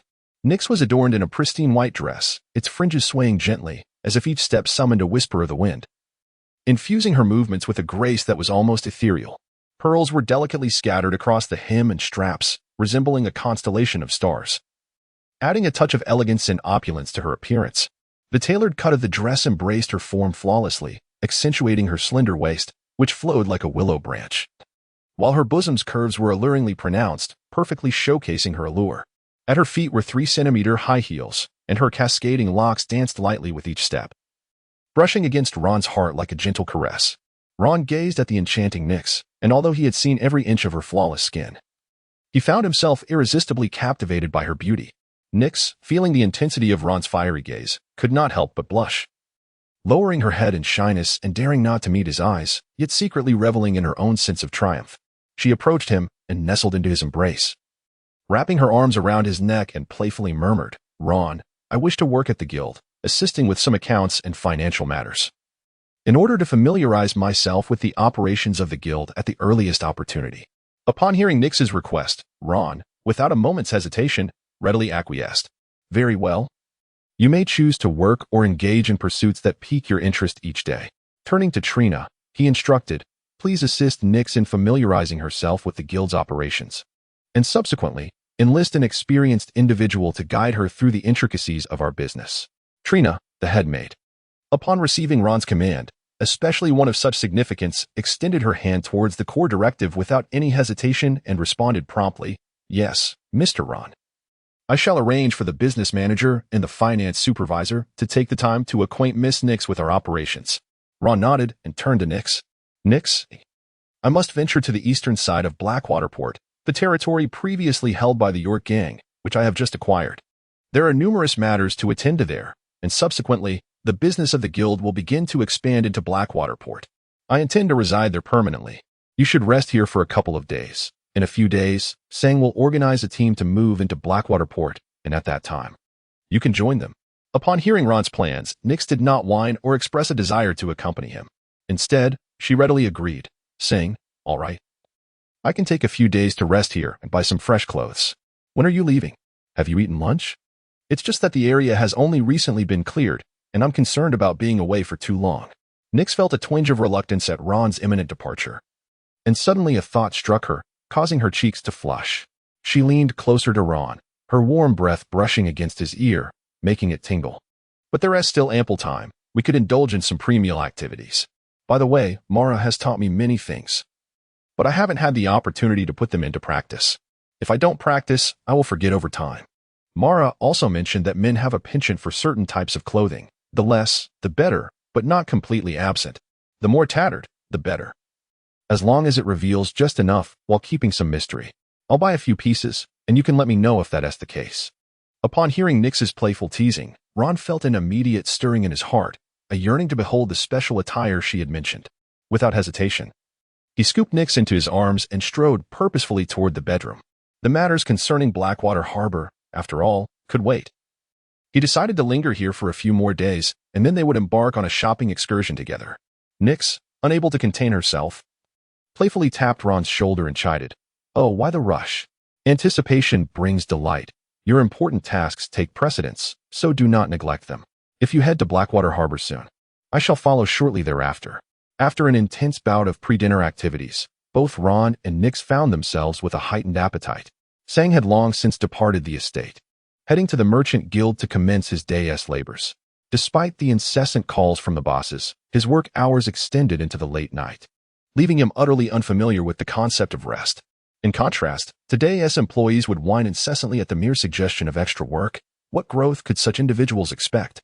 Although this sentiment was utterly nonsensical, he often found himself with few subordinates around, observing him like hawks. They would arrive late at their whim, depart early as they pleased, all while juggling official duties alongside sumptuous dinners, fine wine, and the constant attendance of secretaries. Yet, one could not deny that managing such a vast merchant guild indeed entailed considerable responsibility. Thus Sang was unable to enjoy a leisurely lunch at the estate. This meal, though shared solely by Ron and Nix, was no less substantial or elegant than when Sang was present. The headmaid's unwavering obedience to Ron's commands was a testament to Sang's formidable control over the guild. With a single directive, the entire guild was made aware within a day of the appropriate demeanor to adopt towards Ron. Ron swallowed the last spoonful of ice cream, contentedly letting out a satisfied burp, and then turned his gaze towards Nix. "Ah, Nix, I must make a call to my mentor and my childhood brothers to introduce you to them. Trina, you all may leave. No one is permitted to enter without my explicit instruction." Chapter 126. Browsing records exposed. Geng Silang sat alone on the steps of the dojo, observing the sunlight streaming into the courtyard, a steaming cup of green tea beside him. Suddenly, Zhuo approached briskly, holding a communication device that displayed a caricature of Ron. Senior brother, it's Ron's communicator." "Oh?" Geng Silang took the communicator, a look of surprise crossing his features. The frequency of Ron's calls was certainly much higher than that of his own daughter. "Hello, Ron, how are you? Did the formula we were researching yield results already? So soon? Formula? What formula?" Ron was entirely preoccupied with thoughts of women, and a single phrase from Geng Silang left him utterly bewildered. It took him a few moments to realize that Geng Silang was referring to the recipe for the medicinal bath that he had previously agreed to let Kagrat study. "Not yet, master. The research on the recipe is not something that can be accomplished overnight. I have only just settled in here. I haven't even begun purchasing the necessary experimental equipment. However, I have firmly established myself in the West Sea now, and I am no longer in want of funds or channels. I will soon be able to set up the laboratory. The reason I called was to introduce my girlfriend to you." "Girlfriend?" Geng Silang was taken aback, rising swiftly from his seat, his eyes wide with astonishment. Zwajia, witnessing Geng Silang's unexpected reaction, was equally startled. Geng Silang was typically composed, exuding a quiet confidence as if he remained unperturbed regardless of the gravity of the situation. Now, seeing him stand in surprise made Zwajia question whether this was truly the same man who was always so steadfast. Master, what's wrong? Is there a problem? Are the kids in trouble? Yet, he soon discerned that Geng Silang's expression was a tapestry of surprise, joy, and satisfaction. With a smile gradually emerging at the corners of his mouth, his eyes sparkling with brightness. Now it was Zhuo turn to be astonished. Over the years, he had not only failed to witness Geng Silang's smile but had scarcely seen any expression on his face. He nervously scratched his head, perplexed. What is going on? Ron has a girlfriend. Oh, really? That is wonderful news. After the children have set out on their journeys, there is little else we can assist with. They are all quite reliable and don't require our worry. The only concern left is that none of them have partners, which has been a source of anxiety for us. I have been worried about the two boys and the girl. I could never discern if there were feelings among them. When they went out to sea together, I feared that if any romantic entanglements arose, it would be quite troublesome for us to manage. What if, as in the novels I read, they were to clash over romantic issues, perhaps even turning against one another with swords drawn? That would be before Geng Silang could finish his thought. Zwajia became animated, speaking rapidly and excitedly, his enthusiasm escalating to the point where he even revealed browsing history. Geng Silang looked at Zwajia with confusion, as if he were meeting this disciple for the first time. Novels? What novels? Zwajia, caught off guard, suddenly fell silent, his face turning crimson as he awkwardly gazed at Geng Silang. It's nothing, just some random reading during moments of boredom. By the way, Ron. Haven't you started dating someone? Please, introduce us to your girlfriend. We are eager to meet her. Ron appeared utterly bewildered, exclaiming in disbelief. So, this is the true nature of Zwajia. No wonder your strength has not improved over the years. It seems you have spent all your time indulging in these melodramatic novels. When Zwajia attempted to divert the conversation, Ron had no intention of letting him off the hook. His greatest delight lay in exposing his companions to their true selves. Master Zwajia, what novels are you reading? Could you possibly recommend one to me? I find myself at a loss regarding my emotional dilemmas and would love to learn from your insights. Flushed with embarrassment, Zwajia was taken aback by Ron's return to the topic. His face turned a deep shade of crimson. As the evening grew late, he hastily declared, "It is getting quite late. I must prepare dinner. You all continue your conversation." With that, Zwajia dashed out of the dojo at an unprecedented speed, leaving one to wonder if he had gone to gather ingredients for the meal. After all, it was only a little past 2 in the afternoon, and he certainly had ample time to prepare. Ha. Ron was in fits of laughter, and Geng Silang couldn't help but smile, shaking his head in resignation. Nyx was equally amused, yet feeling shy as it was her first time conversing with Ron's elder, her face flushed with embarrassment. Her shoulders trembled and her lips quivered, faintly reminiscent of a dear acquaintance from the past. After Ron chuckled for a moment, he proceeded to introduce his companion. "Teacher, this is my girlfriend, Nyx. She will be managing the business alongside me and taking care of my daily needs, assisting with various tasks and overseeing the affairs of the guild, including financial matters." Upon hearing Ron begin her introduction, Nyx immediately composed her expression, adopting a serious demeanor. Although the stern King Shiro could not see her, Nyx nonetheless stood up and performed a respectful bow. "Hello, Teacher King Shiro. I am Nyx. I look forward to your guidance." King Shiro was known for his intimidating seriousness, always clad in a pristine martial robe, seldom breaking into a smile. While he was generally quite gentle, there were moments when his gaze could slice through the air like a blade, scrutinizing his students on the training grounds. His words were always succinct and severe, incisively pointing out flaws in both basic sword techniques and subtle errors during actual combat. Yet now, Ron noticed that his sternness had vanished, revealing a warmth akin to that of a kindly neighbor, leaving Ron momentarily speechless. "Nyx, it's a pleasure to meet you. I am Ron's teacher, King Shiro. Regrettably, the distance prevents me from presenting you with a token of our meeting. I wish you and Ron a harmonious relationship." Ron listened as Geng Silang and Nyx exchanged pleasantries, and he could discern the fondness in Geng Silang's demeanor. Observing the teacher's enthusiastic attitude, Ron initially assumed he would behave like some parents do, speaking freely without regard for propriety. Upon their first encounter, before even settling into his seat, the teacher eagerly began to make grandiose claims, assuring, "Rest assured, If he treats you poorly in the future, come directly to me, and I shall see how to deal with him. This was swiftly followed by a barrage of empty promises, articulated with great conviction. However, in the event of irreconcilable conflicts, finding someone who remains impartial is exceedingly rare. Chapter 127. The Seed. Ron engaged in a lively conversation with Geng Silang and Nyx, when suddenly an idea sparked in his mind, igniting a wave of excitement within him. Master, do you think there is a possibility between Kuina and Zoro? I feel there is great potential, he observed. One is exceptionally intelligent, while the other is somewhat of a fool and directionally challenged. It seems they would make quite the pair. Although Geng Silang did not comprehend the term pairing, he understood Ron's implications. Upon hearing this, a flicker of intrigue crossed Geng Silang's face. After all, the prospect of his disciple, who had grown up alongside his daughter, forming a romantic bond would effectively resolve two concerns for him, a true win-win situation. I believe there is indeed hope, especially since they have shared such a close bond since childhood. Their continuous companionship, particularly in perilous situations, may easily foster deeper feelings between them. However, without someone to illuminate this possibility, I doubt they would consider it. No worries, I will devise a way to bring it to light when the time comes, Ron assured. And then we shall. After 2 hours of engaging in gossip, Ron and Geng Silang finally hung up the phone with a sense of satisfaction. During their conversation, Nyx found it rather unseemly to linger and listen, so she had long since excused herself to accompany Talina, immersing herself in the affairs of the guild. Ron held the transponder snail, contemplating for a moment before deciding not to put it away. Instead, he began dialing Zoro's number. The transponder snail soon displayed Zoro's green, algae-like hair. Hello, Zoro. How have you been? Any news? Is there any danger lurking about? Hey, Ron. Recently, Kuina and I have participated in several operations with the Revolutionary Army, successfully rescuing numerous unfortunate slaves. I must tell you, those damn nobles. Ron listened attentively as Solon shared his experiences from their recent endeavors. Solon, eager to engage, willingly initiated conversations on various topics. As a competent listener, Ron absorbed Solon's insights from the Revolutionary Army, occasionally interjecting with his own perspectives and updates on his recent circumstances. Before they knew it, several hours had swiftly elapsed. Ron beckoned for the maid to summon Nyx back, and instructed Zoro to call Kuina over.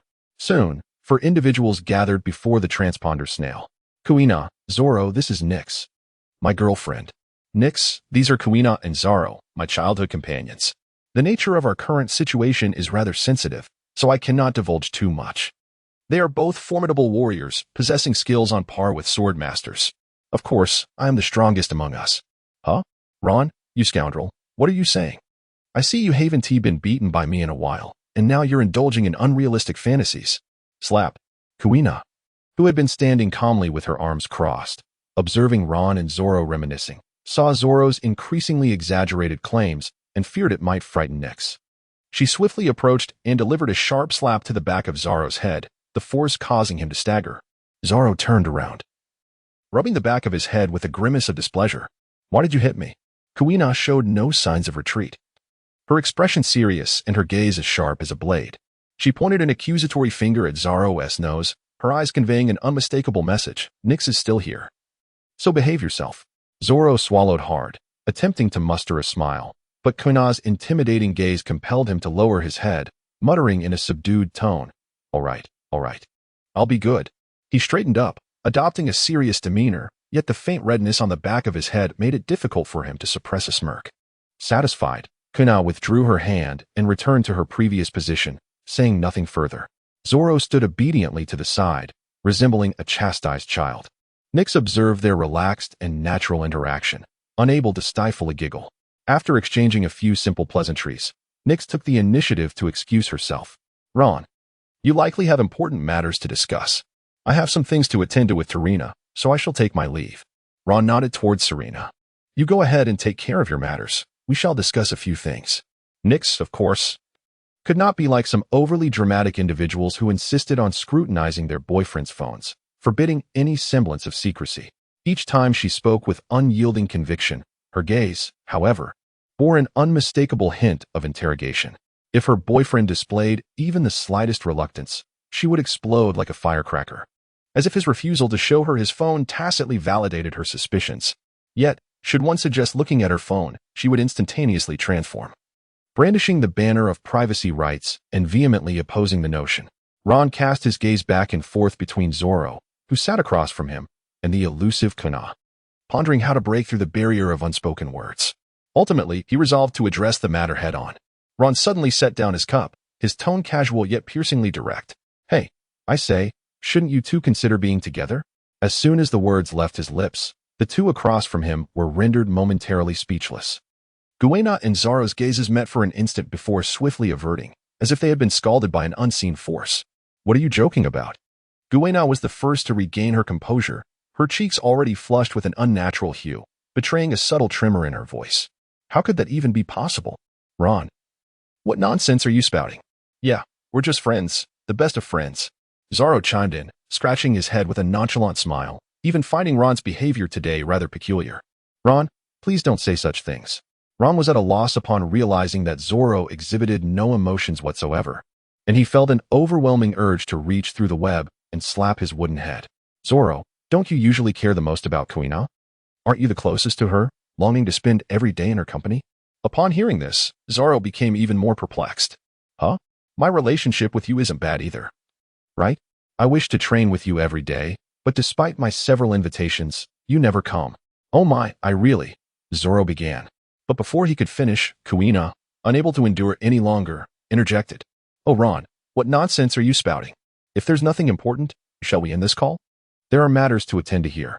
Ron sensed that no definitive conclusion could be drawn today. If the conversation continued, Kuina would likely make her escape, and Zoro, with his stubbornness, would not comprehend the matter in a single day. Nevertheless, today's words resembled a tiny seed, sown in their hearts, destined to take root and flourish with the nurturing passage of time, ultimately bearing fruit. Ron promptly shifted the topic to prevent Kuina from actually hanging up the phone. "Please don't hang up. I still have important matters to discuss." Upon hearing Ron mention that he had pressing issues, Kuina's expression softened slightly, though a faint blush lingered on her cheeks. Ron cleared his throat and first inquired about their current situation within the Revolutionary Army. Previously, he had only heard casual remarks from Zoro, which were merely for amusement. When it came to serious matters, who would actually seek out Zoro? "Kuina, what is the atmosphere like within the Revolutionary Army? Are there any underhanded intrigues or troublesome affairs? Are there any teammates who seem unreliable, excessively driven by self-interest? If such individuals exist, it would be prudent to expel them promptly. In endeavors where one's head is on the line, the last thing one needs is a liability. Do not hesitate in this regard. Otherwise, at a critical moment, they may jeopardize everything." Upon hearing Ron's words, Kuina responded earnestly. "Rest assured, Ron. Our team is personally arranged by Dragon, and it serves as a training unit for us. We regularly receive direct guidance from Dragon, and no one possesses the audacity to impose their misguided ideologies upon us. However, during our assignments, I have observed that in other teams, the distribution of personnel and resources is not always harmonious, often leading to disturbances. By the way, we have also made a few new acquaintances, Sabo and Koala. I look forward to introducing them to you." "Oh?" In Ron's mind, an image immediately surfaced of Sabo, with his tousled golden hair cascading over his shoulders, often adorned with a deep blue top hat embellished with goggles at the brim, and a pipe slung across his back. Alongside him was Kuina, petite and agile with her striking short pink hair, always trailing closely behind. Although Kuina and her companions exuded warmth and enthusiasm, Ron found himself reluctant to engage with them. His hesitance was not rooted in prejudice, but rather in the looming shadow of Luffy, a pit he wished to avoid. Yet, he pondered the possibility that if trouble were to arise in the future, he would inevitably have to confront the potential entanglements between Kuina, Zoro, and Sabo.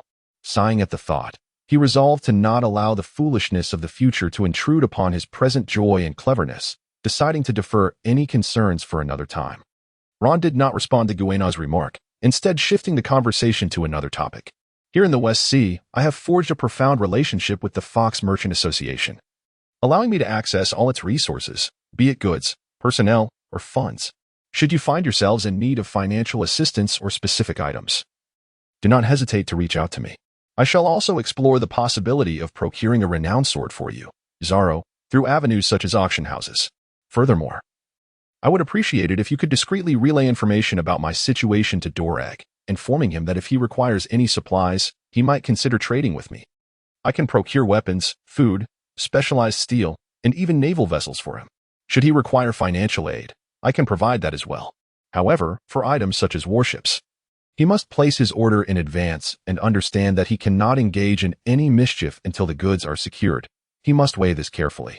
Let him know that if he has needs, he should come to collect the items himself, offering his guidance on my hockey training as a form of exchange. Upon his departure, arrangements should be made to have the goods delivered from my end. Upon hearing Ron's proposed transaction, Kuina nodded solemnly. Very well, rest assured. I will convey your proposal to Dorag.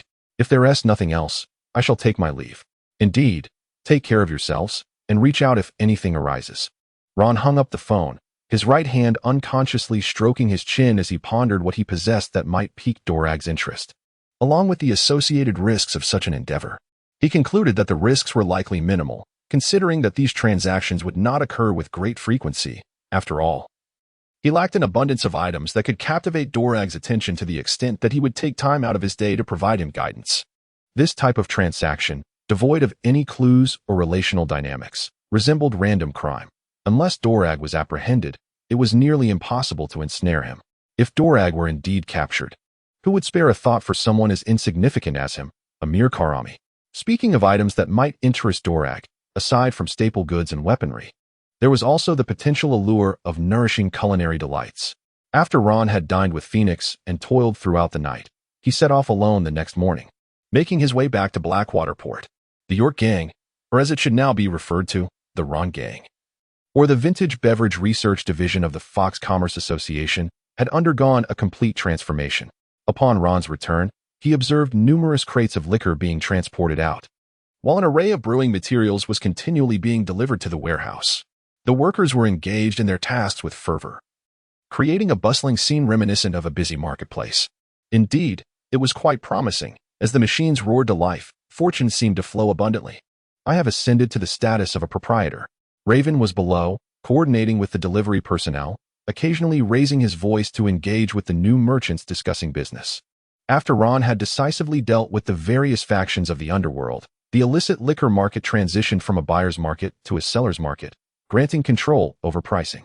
Regardless of the previous dealings of the York Gang or those of the other eliminated factions, Raven adhered firmly to the principles of prioritizing people and upholding integrity, disavowing any agreements.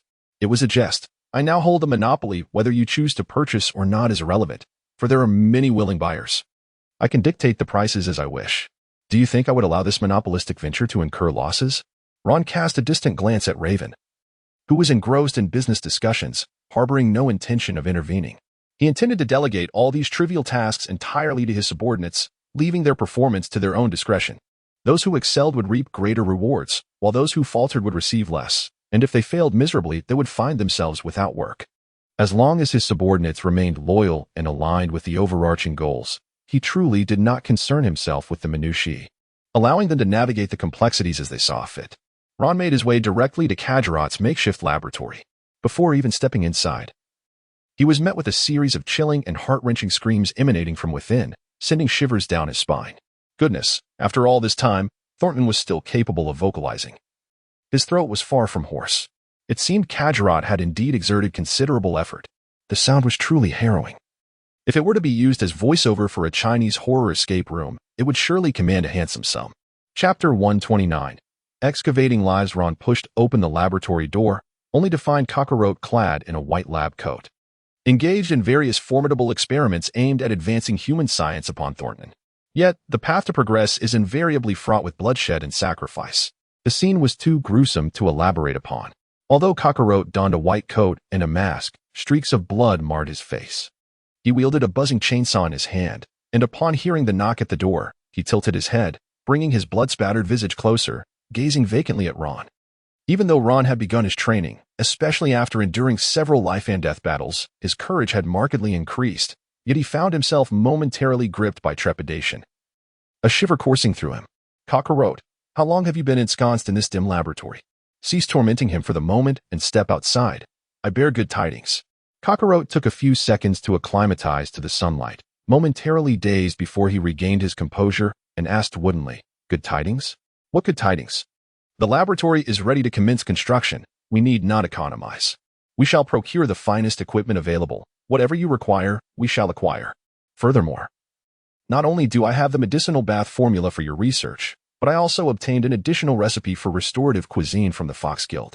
Dishes prepared using this recipe will not only expedite recovery for those who have undergone training, but will also nourish the consumer's body, significantly enhancing their physical prowess. Oh, Kakaro's previously dim eyes sparkled with renewed vigor. In the absence of love and family, his career had become the sole source of solace. Kakarot immediately pressed on. Oh, so we are no longer short on funds? Is there no ceiling on the budget? How precisely does this restorative cuisine operate? Is it similar to the previous medicinal bath formula, merely requiring consideration of the reaction times of different agents? Or does it demand the culinary precision of temperature variations? Oh, this after many years since graduation, Ron once again felt the pangs of anxiety from being questioned by a mentor. He hastily diverted the conversation. There is no such thing as a budget. We shall purchase whatever we need. We are not lacking in funds, even for items that are unobtainable in the market. Be they slightly illicit raw materials or regulated experimental apparatus, we possess the means to have the Fox Chamber source them directly. However, the intricacies of this nutritional cuisine remain elusive to me. We must await the arrival of the culinary team to delve into its complexities together. Our current research agenda is extensive, and relying solely on your individual capacity may prove inadequate. Thus, I propose that you take the lead in enlisting some of your former professors, classmates, and colleagues from the medical school. There are no restrictions on the number of recruits or their remuneration. As long as you deem an individual essential and worthy of the compensation, it suffices. One critical stipulation must be heeded. Both the prior formulas for medicinal baths and the subsequent nutritional cuisines are to remain absolutely confidential.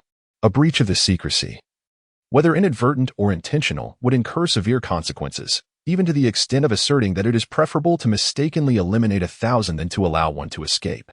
Hence, it is imperative that you communicate this clearly to them, ensuring they do not perceive their demise as unjust. All core personnel involved in the project, along with their families, will be consolidated into a completely independent living area. The amenities within this enclave will be of the highest caliber. Even requests for artificial lakes and gardens will be accommodated, ensuring they enjoy a comfortable lifestyle amidst the rigors of intensive research. Each individual will be assigned a dedicated personal secretary, meticulously managing their needs. The monthly salaries for core personnel will substantially exceed the market average, potentially reaching into the thousands of berries. Upon achieving tangible results, a generous research bonus awaits, which could soar to over 100 million berries. The budget for research materials will be subject to your review, with virtually no upper limit. And the approval processes will also fall under your purview, ensuring only the finest equipment is procured. The Institute will regularly host various cultural and recreational activities, such as concerts, films, and art exhibitions to aid them in alleviating stress. Regardless of whether their desires include gold, gemstones, or companionship, they are welcome to express their wishes, provided they adhere to two fundamental requirements. First, absolute confidentiality. Second, results. With such a substantial sum at stake, even the mere act of casting it into water would produce a resounding echo. I require no convoluted reports or processes. I demand outcomes. How do you find these terms? Faced with such extraordinary conditions, even Kajarot, who had previously appeared somewhat desensitized, found his eyes alight with an almost incandescent brilliance upon hearing these outrageous research provisions. Given the conditions we have set forth, I shall recruit whoever I desire, bringing all capable individuals to our fold. The current generation of youth merely serves as inexpensive labor. From the very first day they enter the laboratory, their fate is sealed. The projects they diligently undertake yield results that are not their own, not merely 7/10, but entirely attributable to others, rendering them lesser than even those who beg for alms. Even if they endure until graduation, those fortunate enough to produce excellent outcomes may, with a stroke of luck, find themselves retained as the most fundamental researchers, provided they navigate the web of connections successfully. Yet, they remain as cheap labor, with meager salaries and lowly status, where even the right to use experimental equipment hinges upon seniority and personal favors. One must wait in line for hours to access a single piece of equipment, only to seize the opportunity once it has been vacated by others. In the early hours of the morning, it is invariably these novice workers who are found lingering by the apparatus. Come the next day, they must dutifully clock in for work. The paltry research funding allocated to them is woefully inadequate to sustain any valuable projects. Without equipment or funds, even the most brilliant theories remain mere rhetoric. Moreover, should they dare to depart, all their previous efforts, years of toil spanning over a decade or two, would be rendered futile, with the sunk costs being alarmingly high. The crux of the matter is that the options before them are dishearteningly limited. Wherever they go, the scenario remains unchanged. If one were to leap to a new position today, tomorrow, their new employer might be sharing a glass of wine with the old one, conspiring on how to undermine them. As for those who produce insufficient results, their plight is even more dire. Post-graduation, they may find themselves purged, devoid of any accomplishments and stripped clean, unable to present even a respectable resume. At that juncture, I shall focus on those around 30, at most nearing 40, who are fervently competing, hoping to ascend by serving others while merely sipping the remnants. As long as sufficient incentives are provided, these individuals can be easily recruited, capable and amenable to being lured away. Chapter 130, Establishing the Laboratory. After Ron listened to Kagrit's plan, he couldn't help but nod in satisfaction.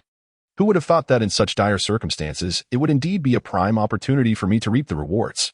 You may decide the specific compensation. Ensure it is neither too scant nor extravagantly excessive.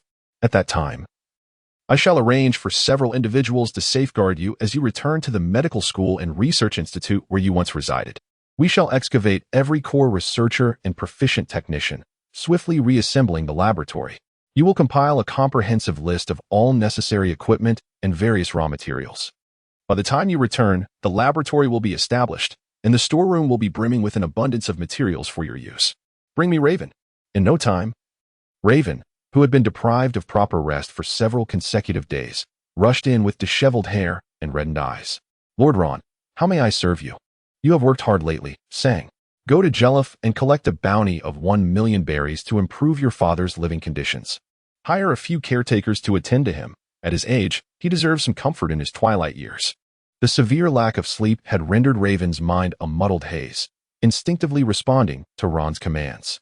Upon hearing Ron's words, it felt as though a bucket of cold water had been poured over him, instantly awakening his senses. Lord Ron, this is rather excessive. I would be profoundly grateful for merely an opportunity to work. Ron waved his hand dismissively, abruptly interrupting Raven. Enough of the pleasantries. Accept this, without funds. Any further discussion regarding this job is futile. If you believe the remuneration is substantial, then you must exert yourself diligently to earn it back for me. Raven felt invigorated. As if he had been injected with a surge of energy, the night was still young, and there was work to be done. Yes, Master Ron. I have already secured a partnership with the Fox Trading Company. Henceforth, we shall operate as one entity. You will be entrusted with managing the operational affairs of our consortium. Beyond the illicit liquor trade here, the Fox Trading Company has grand plans for this region, and you will collaborate with their representatives to execute these initiatives. The current scale is woefully inadequate, and a team from the Fox Trading Company will be arriving shortly. For now, set aside all other matters and commence by demolishing the housing that was previously occupied by the miners. Construct temporary wooden shelters on half the area, while immediately commencing work to enclose the surrounding thousands of kilometers and establish a base. At the heart of this base, erect a 3-story laboratory built with the finest materials, followed by individual villas and staff accommodations. Should you require personnel, funds, or resources, contact that number and reach out to Tarina. Inform her that this is my directive and have her arrange it. Additionally, request that she send over a few reliable and capable individuals to serve as bodyguards for Kagrit. Have her dispatch the group that Sang had nurtured through dietary means. I shall take the opportunity to train them properly. Have you comprehended all of this? Rest assured. Master Ron, I have it all noted. Although Ron's demands were numerous, Raven nodded confidently. This was a mere trifle for him. It seemed that being a secretary or sycophant was not as simple as it appeared. This was precisely why so many aspired to establish their own influence and assume the role of leader. If one were to micromanage every detail, not only would they be inundated with trivial concerns, but they would also find their training time severely compromised. Desiring various comforts often required one to seek them out personally. And without the right channels, such endeavors could prove futile. By establishing a robust network, loyal followers would naturally gravitate towards you, ensuring your comfort. If one merely surrounded themselves with ineptaires, engaging in idle chatter while daring to provoke me, they would soon realize that I am backed by the Fox Trading Company. To flaunt one's superiority only to attract the ire of the protagonist would render anyone foolish enough to assume leadership a complete imbecile. 5 days later, Ron, bare-chested and muscular, was practicing in the dojo, beads of sweat cascading down his sculpted physique and pooling on the ground, when he suddenly heard an exuberant shout. Ron, Ron. Ron set aside his sword and turned to gaze outside, instantly catching sight of Nyx, clad in lambskin high heels and a floral dress, rushing towards him. He promptly discarded the sword in his hand and extended his arms in the direction of Nyx. In an instant, she leapt into his embrace, burying her face in the crook of his neck and nuzzling against him. Ron, I have missed you so much.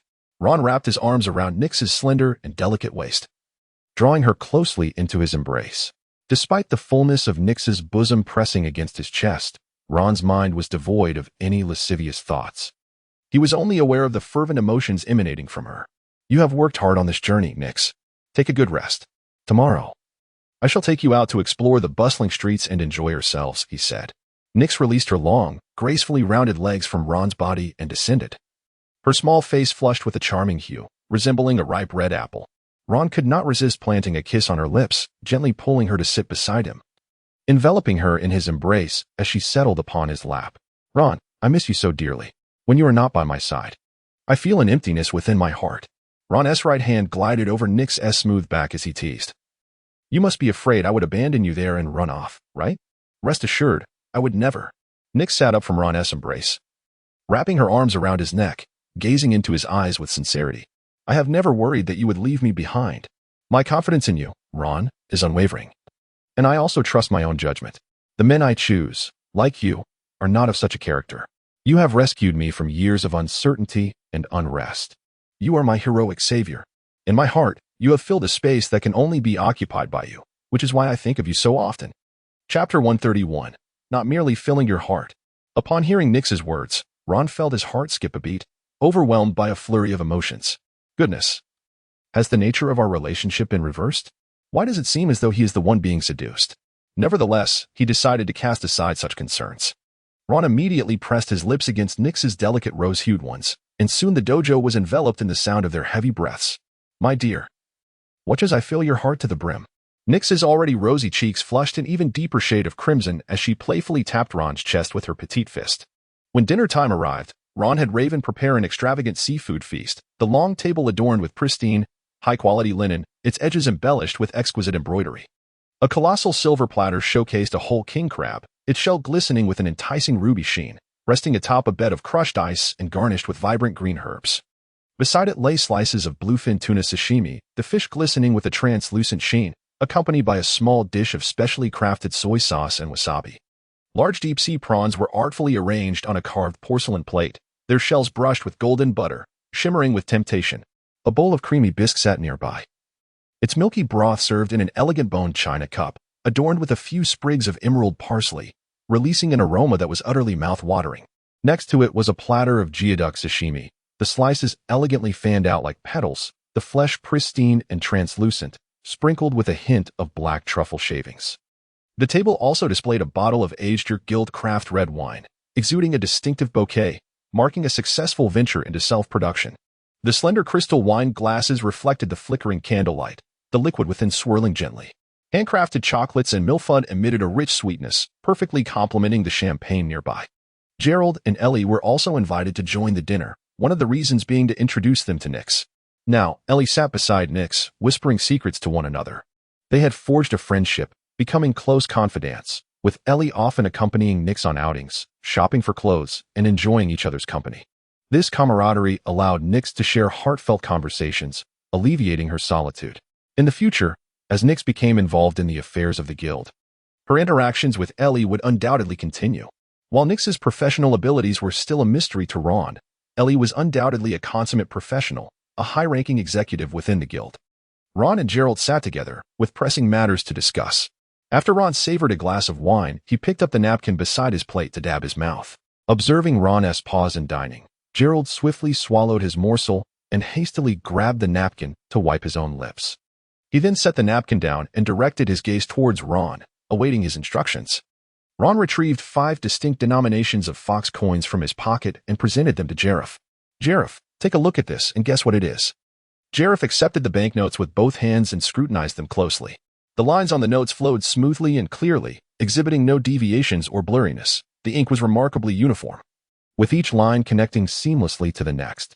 Even when magnified slightly from left to right, there were no signs of roughness or disorder, rendering the notes exquisite. akin to a work of art. The reverse side displayed the emblem of the Fox Guild, while the front featured the denomination and scenic imagery. The texture of the paper was impeccable, feeling smooth yet resilient to the touch. A gentle flick produced a crisp, melodious sound. Jareth lifted the banknotes, holding them up to the light, where the intricate anti-counterfeiting marks glowed vividly. A look of astonishment crossed Jareth's face. For this design not only showcased exceptional craftsmanship but also demonstrated impeccable anti-counterfeiting capabilities. He had surmised that these seemingly trivial pieces of paper represented a vast commercial empire and its interests. Tentatively, he inquired of Ron, "My Lord Ron, are these vouchers prepared by the Fox Guild, or rather, currency?" Ron was not at all surprised that Jareth could deduce the Fox Guild's grand design from such a banknote. After all, if he lacked such acumen, what merit would he have in serving Ron? Ron nodded, affirming Giraffe's conjecture. In the near future, the Fox's Guild would undertake significant endeavors, aiming to supplant the Kapolas Guild and establish itself as the foremost facilitator in the West Sea. However, it was not merely about being a facilitator. Should the higher-ups be willing to invest, we would gladly accommodate their desires, fostering a mutually beneficial relationship. Conversely, if they sought to monopolize, I would ensure they understood my commitment to the West Sea, not as a mere necessity, but as a conscious choice. Those who dared to disrupt my contentment in the West Sea would find their entire family sharing in their discontent. Giraffe's hand trembled slightly as he clutched the Fox's coin, his eyes reflecting a mix of trepidation, excitement, and exhilaration. "Mr. Ron, I am profoundly grateful for this opportunity. I assure you that within a month, the Fox's coin will create an unprecedented wave in the black market port." "Excellent. We seek individuals who are bold and willing to forge new territories. By that time, the Fox's Guild will have the manpower and goods necessary to facilitate your endeavors. However, do not become overly enthusiastic just yet. Have you noticed the bustling construction at the base?" Giraffe nodded, having certainly observed the considerable activity, though he remained unaware of its purpose. Raven, acting on Ron's orders, would not elaborate to Giraffe. Matters unrelated to him were not his concern, and he would never pry or overstep boundaries. Attempting to confront the agents of the world government without the requisite strength is folly. Even a mere naval captain could thwart your ambitions, rendering any negotiations moot. Compliance with their directives is essential. The reason the Fox's Guild has experienced no expansion over the years is that Sang understood the fundamental truth. Without strength, no matter how grand the business, it remains vulnerable to being seized at any moment, leaving him with nothing. His willingness to collaborate with me stems from my strength and potential, with character playing a part as well. The ultimate goal of the Guild's growth is not merely to amass wealth or expand operations, but to exhaust every avenue in securing resources that enhance our strength. Without strength, all endeavors are but castles in the air, susceptible to collapse at any instant. The current construction at the base is not only intended to establish a stronghold for the Guild, but also to develop a substantial experimental facility for researching various formulas. Thus, the industries, influence, and efforts you cultivate may eventually serve as a means to procure resources for me. Are you prepared to accept this reality? Chapter 132. Utter madness. Jollof stood in a daze, his gaze fixed on the table laden with exquisite seafood. Rendered momentarily speechless by the weight of the words he had just heard, he had single-handedly transformed the dilapidated guild left by the former president into a thriving enterprise reminiscent of its former glory. This achievement was not solely a testament to the former president's dedication, but also to Jaloff's own relentless work ethic and fervent ambition. Thus, upon learning that the very venture he had tirelessly nurtured might soon be sold off, he found it exceedingly difficult to process. His mind was ensnared in a fierce internal struggle, torn between the broader implications and his own vested interests. Ron observed the scene before him, lifting the bottle of white liquor from the table and indulging in its contents, unhurriedly allowing Giraffe to ponder his thoughts. Although the likelihood was slim, Ron had always preferred to lay bare the harsh truths in advance, not solely for the sake of others, but to prevent any feelings of betrayal or disillusionment that might arise later on. Ron, acting in his own best interest, had made his intentions clear beforehand. Should any trouble arise, he would feel entirely justified in taking action, whether it be through force or even lethal measures. Ellie, observing the indecisive Giraffe, wore an expression rife with anxiety. Although she had been engaged in jovial conversation with Nyx, the dialogue between Ron and Giraffe was not concealed from her ears. Even Ellie, an ordinary person, could discern their words with clarity. Now, witnessing Giraffe's prolonged hesitation, she finally mustered the courage to speak. "Lord Ron, Giraffe, I believe there is no room for hesitation in this matter. Both Ron and Giraffe cast their gazes upon Ellie, yet she remained undaunted, articulating her analysis with clarity.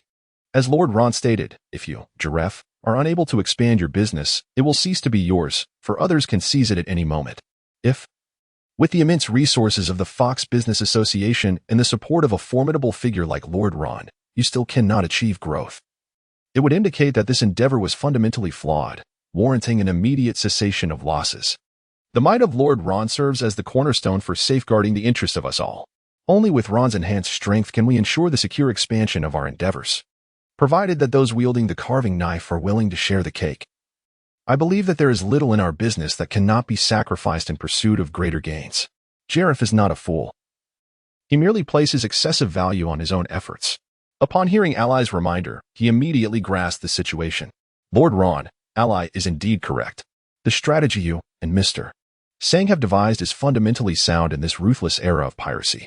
If I had some formidable allies beneath my command, rather than merely business ventures, I would not have found myself in such a predicament today. My Lord Ron, I shall exert every effort to expand channels and procure resources for you. I wish you a smooth journey on the path of the strong. May I ride upon your favorable winds to ascend to an even grander stage. Giraffe raised his glass of brandy towards Ron in a toast, and downed it in one go. The potent liquor caused the typically less tolerant Giraffe to cough repeatedly. Yet his eyes shone with fervor, and his flushed cheeks exuded an aura of ambition and audacity. Ha! Excellent.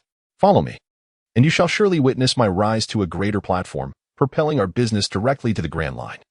Ron likewise raised his glass and downed it in one swift motion. The Fox Commercial Association was poised for expansion, and naturally, the more hands available, the better. However, Ron had always been selective, seeking those who shared his ideals. If Giraffe were the kind of person who regarded the fruits of his labor as precious as one would cherish their own offspring, he would not mind parting ways amicably. This meal could be considered a farewell feast. Now that Giraffe was able to embrace their philosophy, it was indeed the most favorable outcome. After the banquet, Giraffe accompanied Ellie home, while Ron took Nicky's back to their residence.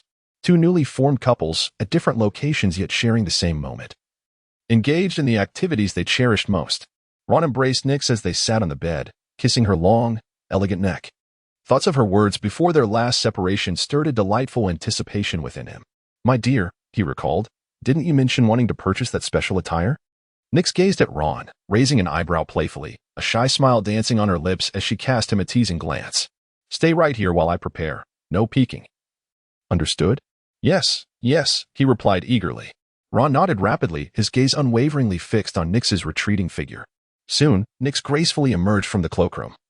Her cheeks adorned with a delicate blush, while her eyes shimmered with a blend of shyness and a hint of mischievous delight. Her voice, akin to the soft trill of a nightingale, gently called out, Ron, I have a gift for you. Do you like it? Ron was momentarily captivated by the enchanting figure before him, her beauty breathtaking and profound. Nyx was clad in an outfit that was provocatively daring. The scant black and gold fabric barely concealing her most intimate areas, leaving vast expanses of her smooth, unblemished skin exposed. The intricate lace design subtly revealed her alluring curves, tantalizing Ron's senses. Adorning her delicate skin were jewels connected to her attire, their crystalline brilliance shimmering under the candlelight, accentuating her complexion, which resembled the translucence of fine jade. A slender golden chain coiled gracefully around her waist and long thighs, swaying gently with each step, producing a melodious chime that felt like a silent invitation. Nyx bit her lip, a hint of bashfulness coloring her cheeks as she approached Ron, her youthful visage flushed with a delicate hue. Yet her enchanting eyes brimmed with tenderness and seductive allure. Her gaze rippled like spring waters, glimmering with the light of 1,000 waves, as she softly spoke, Ron, did you not say that you favored this style of attire? This ensemble was crafted especially for you. Leaning closer, she slightly bent forward, the jewels on her attire creating a delicate symphony of sounds, while a heady fragrance wafted from her, reminiscent of intoxicating orchids. She circled around Ron, positioning herself behind him. And with her slender fingers, she gently lifted his chin. Do you like it? Ron fixed his gaze intently upon Nyx before him, his Adam's apple bobbing as his lips parted slightly. He extended his hand, drawing Nyx into his embrace, and whispered with a low chuckle, Darling, do you know what it means to be utterly mad? Soon, the bed was filled with fervent gasps, interspersed with Ron's playful objections. No need to take it off. Just wear this. Chapter 133. Nourishing delicacies, the morning sun filtered through the sheer curtains, casting a gentle and warm glow that enveloped the opulent bedroom in a golden hue. The room was tranquil and inviting, the air still carrying the echoes of the previous night along with a faint, alluring fragrance. Nyx reclined against the pillow, her slumbering form exuding an irresistible charm. The remnants of last night's passion seemed to linger on her skin, which glowed with a delicate rosy sheen, soft and tender. Her long hair lay tousled across the pillow, the dark strands cascading onto the velvet quilt, enhancing her beauty. The sunlight caressed her face softly, accentuating her picturesque features. Her exposed shoulders were pale and delicate, occasionally kissed by a playful ray of sunshine that traced the exquisite curve of her collarbone. Ron leaned against the headboard, his arm languidly resting on Nyx's waist, gazing at her with a gentle expression. He refrained from disturbing her as she slept, contemplating whether to have breakfast or perhaps lunch alone. The pangs of hunger were becoming unbearable. The exertions of the previous night had been too great, and he felt an urgent need to replenish his strength. Ron arrived at the newly constructed makeshift laboratory, standing before the spacious kitchen where several top chefs, trained by Giraffe, were engaged in the preparation of nutritional dishes. However, they were not employing conventional culinary tools, while there were steps such as chopping and stir-frying and the heating of oil. These were not the essence of the nutritional cuisine. The kitchen was devoid of the numerous stoves or cutting boards typically found. Instead, it was adorned with several towering distillation apparatuses, each over 2 meters high, emitting wisps of white smoke. Ron observed the chefs as they added various unfamiliar plants into different distillation apparatuses, extracting essence into delicate cups, resembling the process of perfume distillation. What flowers are these? I have never encountered them before. One of the chefs, meticulously adjusting the temperature of the extracted solution, glanced back at Ron with a hint of annoyance. However, compelled by duty, he explained, these are not flowers, but rather the leaves of the sangralos tree. Consuming them directly can induce severe paralysis, even potentially fatal consequences. They must be combined with other ingredients and processed between 180 to 200 degrees for safe usage. Do you have any further inquiries, Mr. Ron?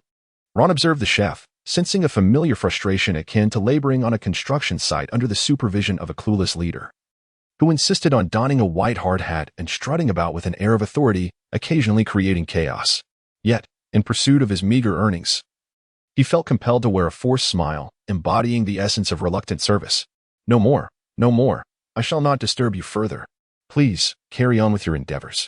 Ron discreetly exited the kitchen, discerning that professional matters should be entrusted to those with expertise.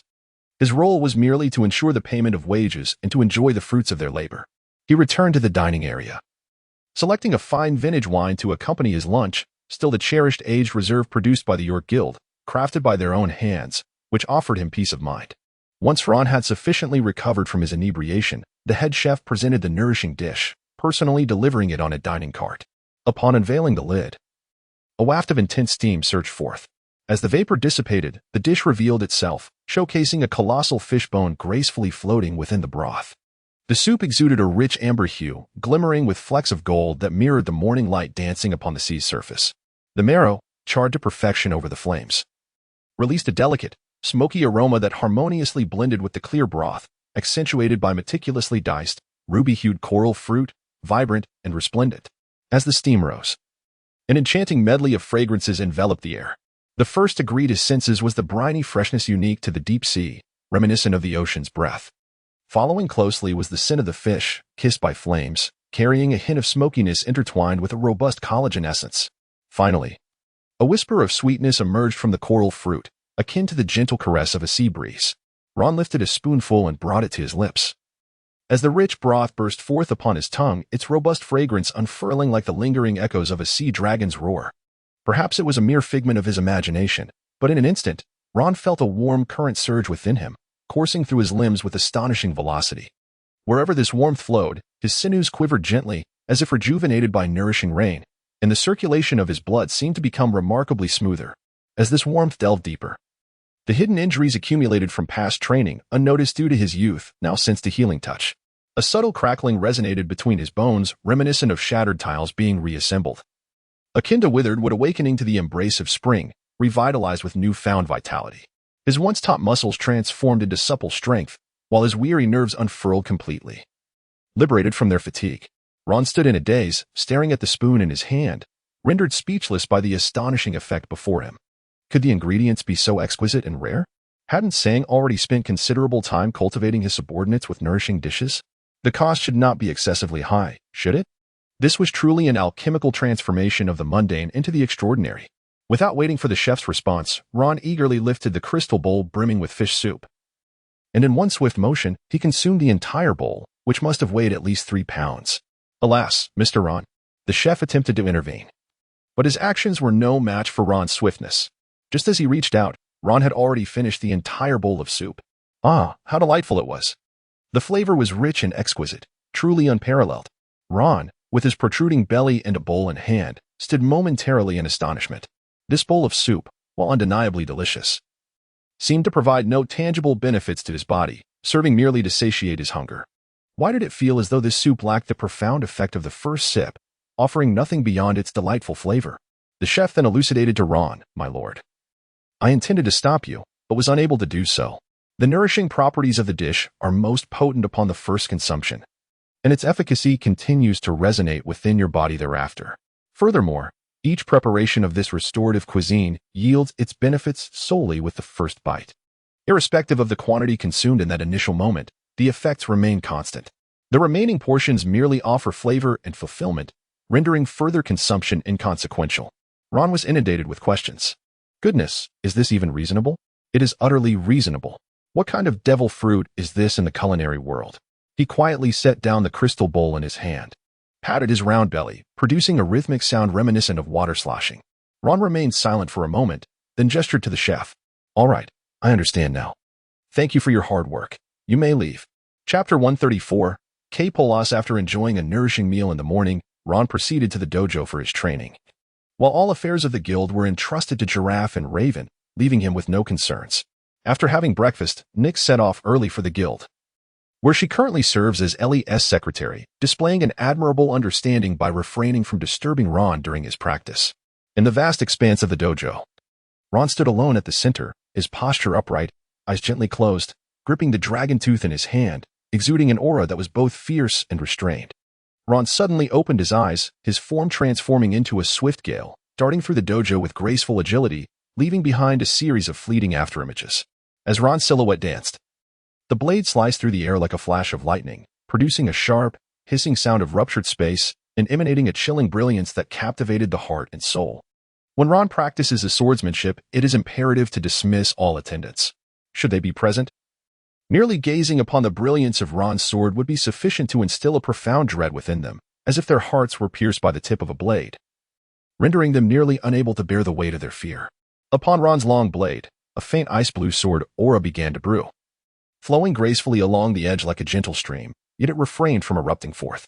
The sword aura gradually coalesced, intensifying in ferocity, sharp enough to seemingly distort the very air around it, accompanied by a subtle, resonant hum.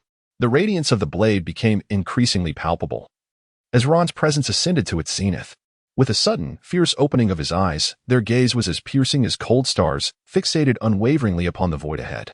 Taking a deep breath, he grasped the sword with both hands, raising it high before bringing it down with tremendous force. One sword style, void severance.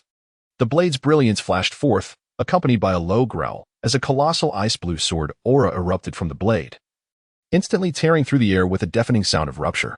The sword aura surged towards the rooftop of the dojo at an astonishing speed, effortlessly piercing through, leaving behind a neat fissure, before soaring into the distance, vanishing beyond the horizon. Ron gazed at the roof he had unfurled, his chest heaving violently, the sound of his labored breaths echoing throughout the expansive dojo. His face was beaded with perspiration, yet the uncontrollable joy caused the corners of his mouth to curve upwards. At last, he had mastered this technique. Initially, he had believed that, given his physical condition, it would take him a considerable amount of time. The sword energy had been cultivated to its utmost limit, and the depletion of his stamina exceeded his expectations. However, the rapidity with which he had achieved this was undoubtedly attributable to the nourishing meals he had consumed during this period. Ron raised his hand to caress his belly, reminiscing about the delectable flavors of the nourishing dishes. It seems he must devise a way to procure a serving for Zoro and Kuina, so they too may savor the experience. Given that he has mastered this technique, his current physical prowess is surely sufficient to embark on the cultivation of haki. As for the training of haki, perhaps it could be approached through the same method employed in the preparation of nourishing cuisine, and he ought to negotiate with Dragon. inviting him for a visit to provide guidance in his practice. However, this transaction ought to be conducted promptly, without delay, as the narrative unfolds and perilous events multiply. The scrutiny on Dragon will inevitably intensify, rendering the situation increasingly hazardous. As Ron pondered over his next course of action, a knock resonated from outside the dojo. "My Lord Ron," came the voice. "I am Sandus, left by Lord Raven to heed your commands. I apologize for the intrusion." Upon hearing a knock at the door, Ron assumed it was merely the commotion caused by his recent training and that someone had come to investigate the disturbance. He refrained from opening the door and instead responded directly, "I am fine. It's just a bit of noise from my training. Please, go back." Outside, Sandus, having heard Ron's command, did not leave, but continued, "My Lord Ron, there are 2 individuals outside who claim to be from the Cape Polaris Merchants Guild, and they are waiting for you in the reception area." "Oh, representatives from the Cape Polaris Merchants Guild? What brings them here? Is it concerning Sang's expansion plan? That seems implausible. Sang's plan has only just begun. Even if information were to leak like a sieve, it is unlikely that they would take him seriously so soon. Your ambitions are grand, and your talents remarkable, yet even the Soul Sovereign would not regard a mere third-tier Kalami with much esteem." Ron furrowed his brow in contemplation, and at last, he discerned the truth of the matter. The answer lay within the riddle itself. They had come concerning the affairs of the York Gang. Although both Ron and Sanger regarded the clandestine liquor business of the York Gang with a degree of indifference, it was evident that Ron had thoroughly surveyed his surroundings, thereby alerting the Cape Polaris Consortium. It was likely that their visit today was a preliminary probe into his intentions. With one envoy bearing the mantle of negotiation and the other wielding the specter of force, adhering to the age-old adage of courtesy preceding aggression, Ron pushed open the door and entered the opulent parlor, where he indeed found 2 members of the Cape Polaris chamber seated on the central sofa, sipping tea. In the hall, the 2 individuals occupied their respective chairs, each embodying a distinctly different style. The man in the middle, in his early 30s, possessed a tall and well-proportioned figure. Clad in a tailored dark suit that fit impeccably, his features were finely chiseled, exuding a hint of elegance, with his hair meticulously styled, not a single strand out of place, held in place by gel with precision. He resembled a high-ranking professional who navigates the pressures of a demanding career, allowing for not even the slightest error. Beside him sat an elder, whose appearance was in stark contrast. He appeared to be at least 60 years of age, with silvery long hair cascading down his back, slightly disheveled, dressed in loose-fitting white garments, with a collar slightly open and sleeves billowing gently with the breeze. He emanated an aura of ethereal grace, as if untouched by the mundane world. Ron gazed at the elderly gentleman, unable to suppress his inner musings about the absurdity of an individual of such advanced years still having to earn a living. What pretense of nonchalance was he attempting to uphold? Yet, the unlikely pairing of these 2 distinctly different characters did align with Ron's expectations. Upon Ron's entrance, the middle-aged man seated on the sofa immediately rose, displaying an enthusiastic smile. As Ron approached the sofa opposite, the man eagerly leaned over the table, extending his hands for a handshake. "Mr. Ron, greetings. I am Luca from the Cape Polaris Chamber of Commerce. I have come today on behalf of the chamber to discuss a matter with you. Whatever opinions or suggestions you may have regarding the Cape Polaris Chamber, I assure you, I will convey them accurately." The individual beside him, Mr. Kakuras, a patron of the Cape Polaris Chamber, remained seated, casting a sidelong glance at the obsequious Luca, his eyes brimming with disdain. Luca was well aware of Kakuras's attitude towards him, yet he was utterly indifferent. "Damn it, I've been assigned this dreadful task. Why should I care whether you look down on me? You think you're superior? Then don't show up. If you want to confront Ron, I'll cheer you on from below. If you get beaten, I'll still commend your resilience. Having come this far, why put on airs like a pompous peacock, you old coffin? To hell with my superior. To hell with the Cape Polaris Chamber. All I desire is to survive." Chapter 135. Servility. Ron gazed at the approaching Luku, exuding an air of a reluctant worker, compelled to toil under duress, subtly rendered silent by the situation. However, as the saying goes, one does not strike a smiling face. Had Luka not acted foolishly, he would not have found himself in a predicament with such a pitiable individual. Ron gazed at him, sensing an overwhelming fragility that suggested he might burst into tears at any moment. He inquired directly, "Have you 2 been dispatched by the Kapalra's Guild for any particular counsel?" Luku, with a broad grin plastered on his face, retrieved a small token from beneath the table and placed it upon the surface. "Mr. Ron, a modest gift. A mere token of respect, nothing more," he said. "I come on behalf of the Kapalra's Guild to gauge your sentiments, Mr. Ron, regarding your forthcoming intentions." "Mr. Ron, I am merely conveying a message with no intention of intimidation. However, it is imperative for you to understand that Blackwater Port, having been established for many years, has solidified the territorial divisions among various factions, forming a tacit understanding that resembles unwritten rules, although there may be occasional friction among them. It has been quite some time since a significant upheaval, such as your annihilation of all surrounding forces, has occurred. Under these circumstances, your actions, Mr. Ron, are likely to arouse the vigilance of all parties involved. I harbor no threatening intentions, merely stating a fact. Thus, the Kapala's consortium has dispatched me here. Before Luka could finish his sentence, Ron raised his hand, interrupting him. So, the Kapala's consortium has sent you, this unfortunate soul, to ascertain my forthcoming plans. They wish to determine whether I shall remain compliant, content with my current territory and business, or if I will disrupt the tranquility of Blackwater Port, correct? You may return to your consortium with this message.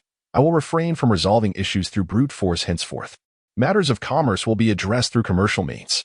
Luka could not help but take a deep breath. In an instant, the tension within him began to dissipate, his fingers uncurled from a tight fist, slowly relaxing. The overwhelming fear that had gripped his heart was significantly alleviated, and the initial anxiety gradually faded, transforming his expression from one of trepidation and concern to a faint semblance of ease. The change in his demeanor was striking. Were this a performance, he would undoubtedly earn accolades for his portrayal. Suddenly, Luku recalled something and noted that Ron seemed relatively amenable, at least not inclined to torment someone as helpless as himself. Gritting his teeth, he rubbed his hands together and cautiously ventured, Lord Ron, according to the traditions of Blackwater Port, all stalls and businesses are determined through an auction process. Other factions are required to pay a certain fee to the Kapala's consortium. How do you propose we address this matter? Luka dared not mention protection fees, fearing that he might jeopardize the hard-won reprieve he had just secured. Having withstood such a formidable storm and still returned alive, he anticipated that his superior would reward him with a sufficiently lucrative position. Promotion and a raise lay tantalizingly close, and he was keen to avoid provoking Ron. Wishing only to navigate the last few matters smoothly before concluding his day, Ron cast a glance at Luku, feeling an increasing sense of discontent. Though his demeanor was courteous, such civility held little value. He had no intention of squandering more time on this matter and stated bluntly, "You wish to collect my protection fee? First, you must demonstrate your qualifications. You may leave now." "Ah, yes, Lord Ron, we shall not impose further. Farewell, farewell." Luka quickly discerned the displeasure in Ron's tone and promptly sprang from the sofa, bowing and nodding as he bid Ron goodbye. Caculas, witnessing the conclusion of the encounter, displayed no signs of anger or any other reaction to Ron's demeanor. He did not even acknowledge Ron with a farewell, simply rising and departing. Far from being incensed, Ron found the situation rather intriguing. This was the essence of it. While I have reaped the benefits of your risky negotiations, Luku, I have no intention of groveling like you do, bowing and scraping. I am a person of dignity, and I harbor a profound disdain for individuals of your ilk, ashamed to associate with you. Although I have enjoyed the advantages you provided, I must maintain my moral superiority and look down upon you with scorn. Fearing that Caculas's arrogant attitude might provoke Ron further, Luka retreated cautiously, bending slightly as he bowed and wearing a forced smile. "Mr. Ron, I have grasped your stance. The subsequent matters are beyond my purview. I shall relay your sentiments to the trade association. I will not take up more of your time. Farewell." Ron gazed at the figure departing from him, feeling no offense whatsoever. Today, he had once again witnessed the splendid diversity of species, a truly enriching day. All that remained was to navigate the next wave of affairs, which would be merely a typical commercial conflict. In such a scenario, Sang would not be easily vanquished. When they could no longer sustain the game and chose to overturn the table, it would be the moment for Ron to take action. The following morning, Ron reveled in a sumptuous breakfast. Sang had procured a newly hired chef for Ron, who had just arrived at Blackwater Port the previous day and had already prepared an extravagant feast for him that morning. The beef was marinated in salt, pepper, cooking wine, and light soy sauce, while the chicken wings were infused with 5-spice powder, soy sauce, and a hint of sugar. As hot oil swirled in the pan, ginger and garlic were added to release their fragrant aroma. The oil danced like a raging fire, and the bottom of the pan sizzled in response. The moment the beef touched the pan, oil splattered forth, and a wave of heat enveloped him. With precise control over the heat, the beef swiftly changed color, achieving a crispy exterior while remaining tender within, bursting with flavor. The chicken wings and shrimp soon followed, with the wings frying to a golden hue and releasing an irresistible aroma, while the shrimp tumbled in the high temperature, acquiring a slight char and maintaining their succulent texture. Enoki mushrooms and shiitake mushrooms were tossed into the pan, creating a symphony of sizzling sounds as the ingredients danced under the heat, blending the scents of vegetables and meat.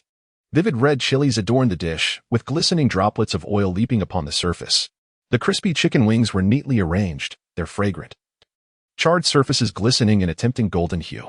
A rich bouquet of spices mingled with the aromas of frying and stir-frying, interweaving notes of spiciness, sweetness, and the essence of meat, compelling one to inhale deeply. Ron sat at the dining table, cradling a bowl of perfectly separated, glistening rice. As he mixed the stir-fry sauce into the rice, the familiar and robust aroma of sizzling flavors enveloped him, with the rich fragrance of oil intermingling with the essence of the sauce, bursting forth in an instant. Ron picked up his chopsticks, incessantly stuffing his mouth with rice, savoring each bite with heartfelt exclamations. This is exquisite, truly delectable, it must be stir-fried, and it must be Chinese cuisine. Chapter 136. The invitation. While Ron indulged in his meal, Raven stood respectfully beside him, holding an invitation in hand, remaining silent. Ron swallowed the rice in his mouth and, unable to resist, stuffed a few more bites of vegetables before finally directing his gaze towards Raven. What is it? Raven slightly bowed, extending his hands to present an item. My Lord Ron, this morning a visitation card was delivered, sent by the Lucius family, one of the 5 great families of the West Sea.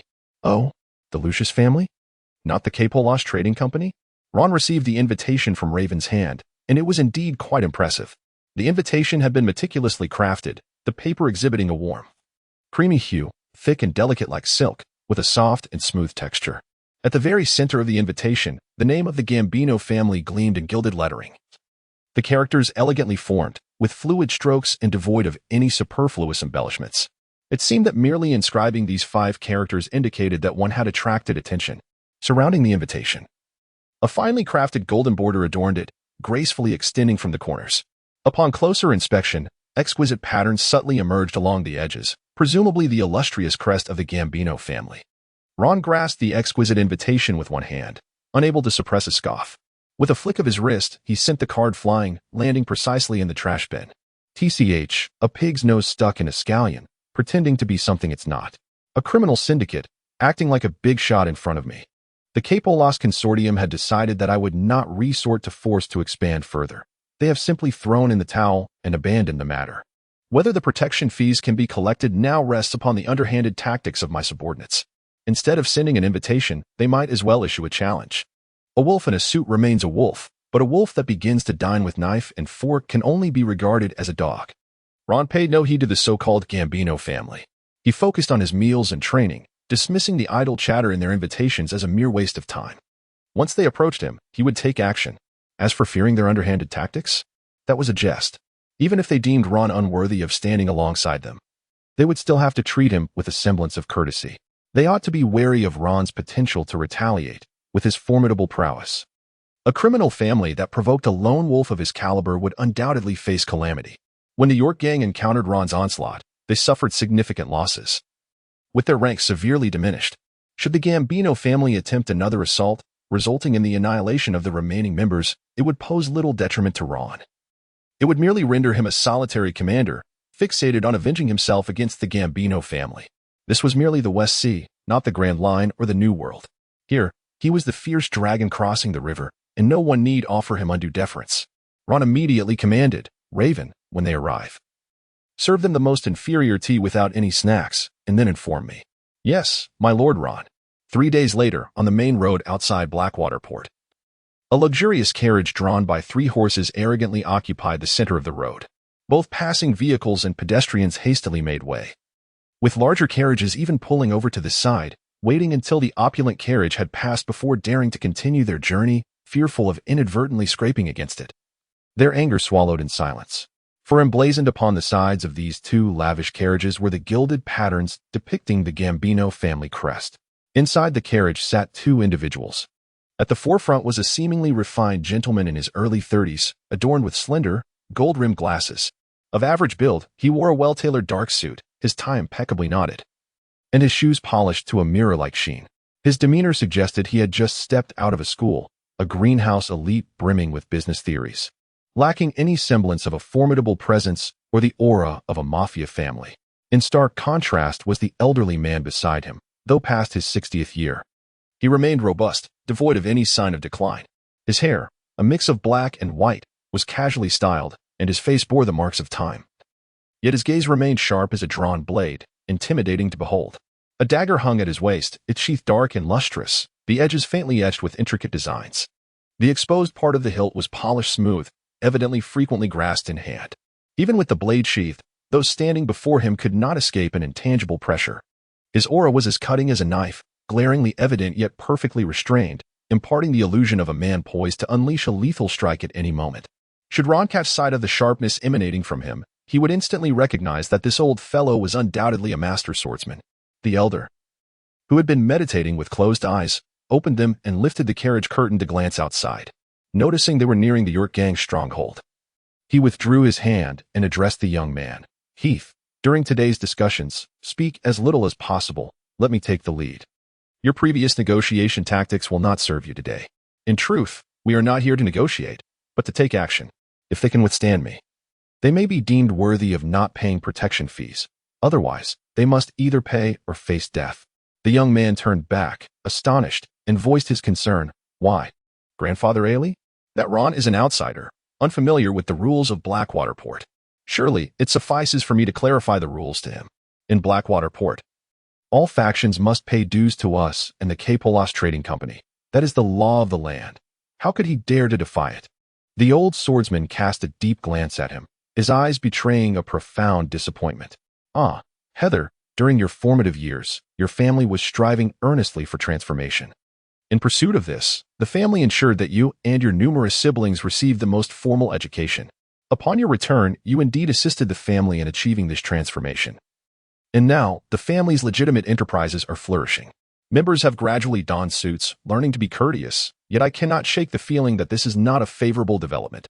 Especially for you, the new generation, who have grown up completely oblivious to the darker side of the family. You do not even comprehend what rules are or how they come to be. Rules are crafted by the powerful and maintained through strength. They are not adhered to simply because they exist, but rather, only those that are respected by everyone can truly be called rules. And this Ron. He is a formidable individual. Do you genuinely believe he will abide by the rules you have established? Reflect carefully, lest you find yourselves at the mercy of others when we old fellows can no longer defend ourselves, while you continue to reason with them. The young Heather furrowed his brow, contemplating the elder's words, yet it was evident that matters which had eluded clarity for decades could not be resolved in mere moments. Soon, the luxurious carriage came to a halt before the headquarters of the York gang. Heather and the old swordsman stood at the entrance, exchanging glances. Observing the desolate scene with no one to greet them, the young man could not help but frown, filled with dissatisfaction. Not even the most basic courtesy. Ron intends to demonstrate his authority over us. Regardless of the circumstances, he should at least maintain a semblance of decorum. We are all, the old swordsman, unable to contain himself any longer, turned his head and fixed him with a piercing gaze, interrupting him directly. Heather, I shall say this one last time. We are the Gambino family, one of the 5 great mafia families of the West Sea, entrenched in the gray industries. We are not dignified individuals. We are ruthless, willing to employ any means necessary to achieve our goals. And we are akin to hyenas who will seize any opportunity to tear into their prey. We are the most despicable, unscrupulous, and feared individuals in the entire West Sea. The Gambino family's choice to launder our reputation and transition is not born out of a desire for respectability, but rather because it is financially advantageous. In our essence, what remains paramount is the efficacy of our methods, those that can truly unsettle our adversaries. When we don our tailored suits and sharpen our claws, it will be the moment when the Gambino family is laid bare upon the table. Subsequently, you, along with others unacquainted with the family's darker enterprises, will commence your journey from the ground up, learning the rudiments of laying concrete piles and submerging barrels in lakes. Those who cannot adapt will merely oversee legitimate family businesses as commercial supervisors, relinquishing any thoughts of inheriting the family legacy. The West Sea has been tranquil for far too long. One truly encounters people only in the crucible of business. Were it not for this, Ron, I would remain oblivious to the fact that the younger generation of the family has genuinely come to view themselves as businessmen. Let us proceed, after all. We have come here today to seek opportunities. Whatever means they possess, we shall mirror in kind. With that, The seasoned swordsman, Ailey, stepped forward into the interior. Heather, taken aback, gazed at Ailey in shock, parting her lips to protest yet hesitating, despite her lack of familiarity with the family's illicit dealings. However, she vividly recalled her childhood. Witnessing Ailey, bloodied after a kill, instantly donning a benevolent smile upon seeing her, lifting her into his embrace. She stood frozen for a few moments before regaining her senses and hurriedly followed him inside. Had Raven been aware of their arrival at this hour, he would undoubtedly have come out to greet them. He has never shied away from extra work, content as long as the boss acknowledges his efforts, asking for no reward in return. However, Ron had simply discarded the invitation into the trash, leaving Raven with no choice but to let them face the cold reception. Upon entering the York Gang's first-floor lobby, Heather casually approached a secretary in a professional skirt suit, clutching a stack of documents. "Hello. We represent the Gambino family and are here for a visit. Please inform Ron." The young secretary, momentarily taken aback by the two individuals of distinct demeanor and attire, was quick to display a look of realization upon hearing the Gambino family name. Although Raven had not opened the discarded invitation, he had long instructed his staff to alert him immediately if members of the Gambino family were to arrive. "Understood. Supervisor Raven has already briefed us regarding your visit. Please follow me to the reception room and wait for a moment." The secretary escorted Ailey and Heather to the newly constructed, most opulent reception room of the York Gang, while simultaneously dispatching another colleague to inform Raven. Upon receiving the news, Raven promptly made his way to the dojo and knocked on the door. "Lord Ron, the members of the Gambino family have arrived and are currently waiting in the reception room." Ron had just concluded his morning training and was taking a shower in the bathroom. However, with his keen hearing, he could easily discern the voices of Raven outside the door. He called out from the bathroom, "Prepare 2 cups of tea for them and have them wait a moment." "Yes, my lord Ron," came the reply. Ron, with a sense of dissatisfaction, completed his hot shower and leisurely dried himself before donning a fresh set of clothes and making his way to the reception room. The young man, Heather, regarded Ron's tardy arrival with an air of composure, managing to maintain a pleasant demeanor, entirely devoid of irritation at Ron's delay. With a gentle tone, he greeted Ron, saying, "Mr. Ron, I apologize for the intrusion. We have come with the hope that you might adhere to the regulations of Blackwater Port and timely remit the membership fees. These fees constitute the public funds of Blackwater Port, utilized for the repair of various infrastructures and the disbursement of staff salaries. Having availed yourself of the services provided by Blackwater Port, it is only fitting that one contributes their fair share." His voice was calm, his rhythm measured, and there was no hint of arrogance, as if he genuinely believed in every word he spoke.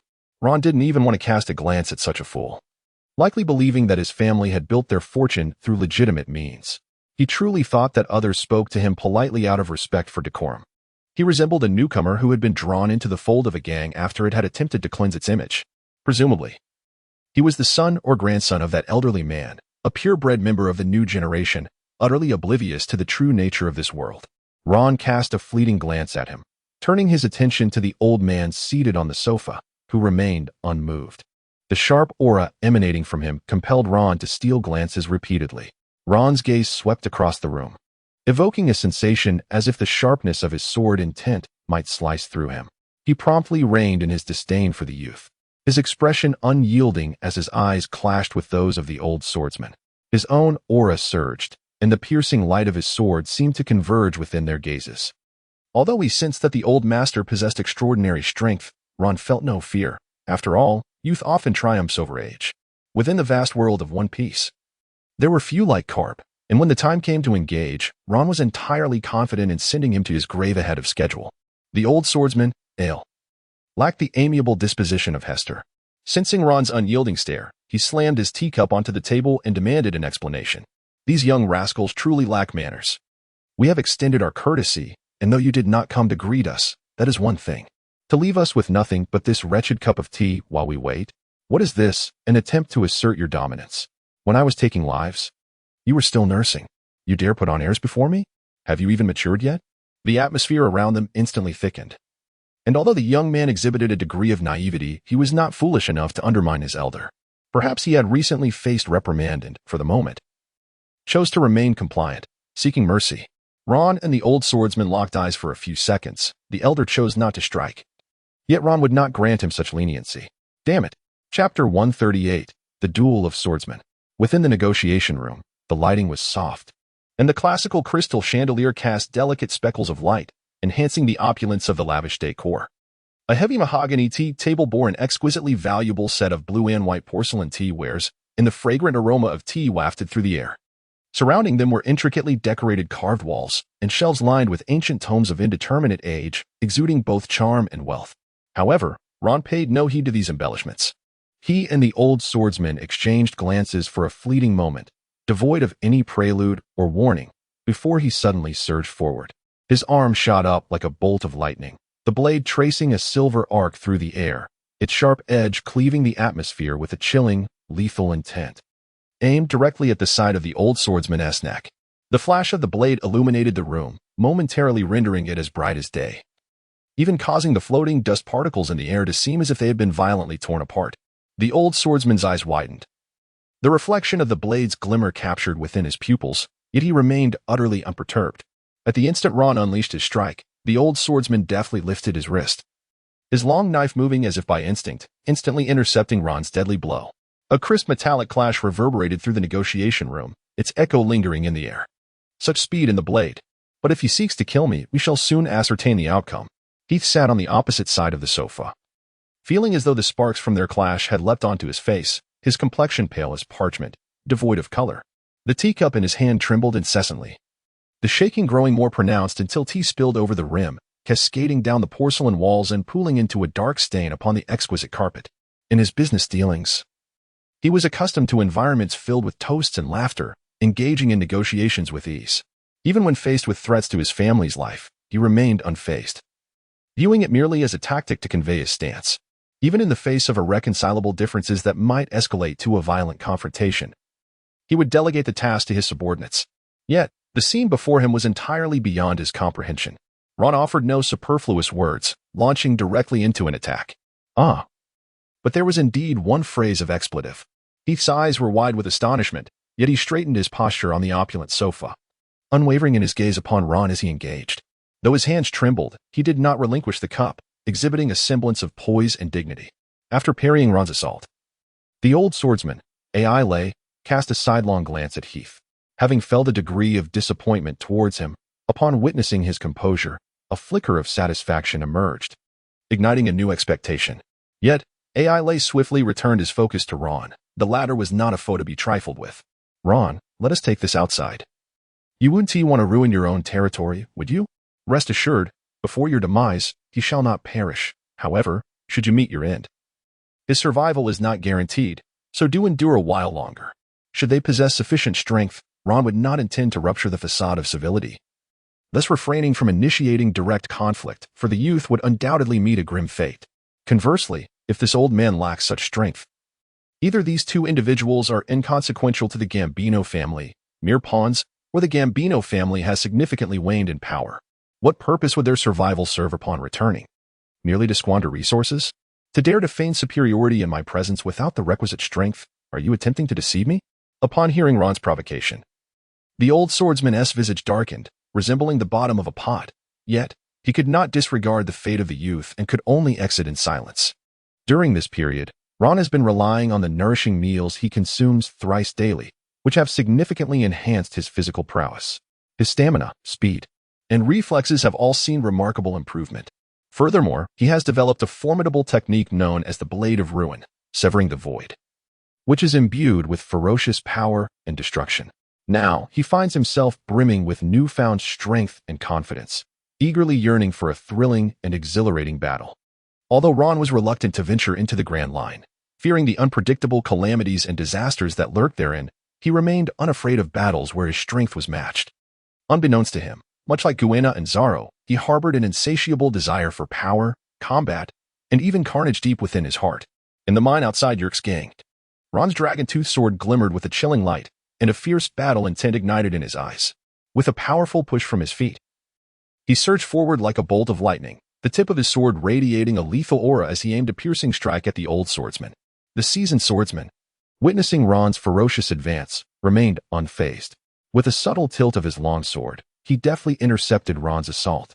The clash of their blades resonated with a crisp metallic sound. Yet this encounter differed from the previous ones. Both combatants cast aside all reservations, unleashing a tempest of violent sword energy upon each other. Sparks flew, and the very air seemed to be torn apart by the collision of their blades, while the earth itself cracked beneath the ferocity of their conflict. With a flick of his wrist, the old swordsman swiftly altered his technique, his sword darting forth like a streak of lightning, aimed directly at Ron's throat. Ron's gaze sharpened, and he swiftly retreated a half-step, narrowly evading a lethal strike. Yet, in the next moment, he realized he had fallen into his opponent's rhythm. The old swordsman's technique was like a tempest, each blow fierce and precise, forcing Ron to retreat repeatedly.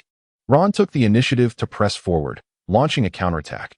However, the seasoned swordsman's offense was impeccable, as if he had anticipated every one of Ron's movements. Although the old master could not match him in terms of stamina, and could surely be worn down, Ron desired a different kind of battle. In a fit of rage, he bellowed, "You old fool, no one is here to take care of you in your twilight years, so you might as well remain curled up in bed. At your age, do you not fear meeting a grim fate on the streets?" Ron roared in fury, his foot striking the ground with tremendous force, causing the earth to shatter and debris to scatter. His arms tensed, muscles bulging like iron as the power within him surged forth in an explosive release. He brandished the dragon tooth, a wave of azure sword energy erupting from its blade, so potent that it seemed to rend the very air around him. Yet this time, Ron restrained the sword energy, channeling it upon the tip of his blade, and with blinding speed, he aimed a lethal strike at the old swordsman's face. The blue sword energy surged forth like a tsunami, carrying the annihilating force that bore down upon the old swordsman. "Mind your own business, brat." The old swordsman's expression hardened as he raised his long sword, its blade tracing a silver arc to meet Ron's deadly assault. The two sword energies collided in midair, an explosive shockwave radiating outward, kicking up clouds of dust and carving deep fissures into the ground. Chapter 139. The outcome is decided. Ron gritted his teeth, his hands gripping the dragon tooth tightly, showing no signs of retreat. Instead, he harnessed the cover of the shockwave and launched a sudden assault. A horizontal slash surged toward the old swordsman's waist, the blade glinting with a chilling brilliance, exuding an unstoppable momentum. The old swordsman let out a cold grunt, and faced with Ron's fierce onslaught, he remained steadfast, his hands firmly grasping the long knife.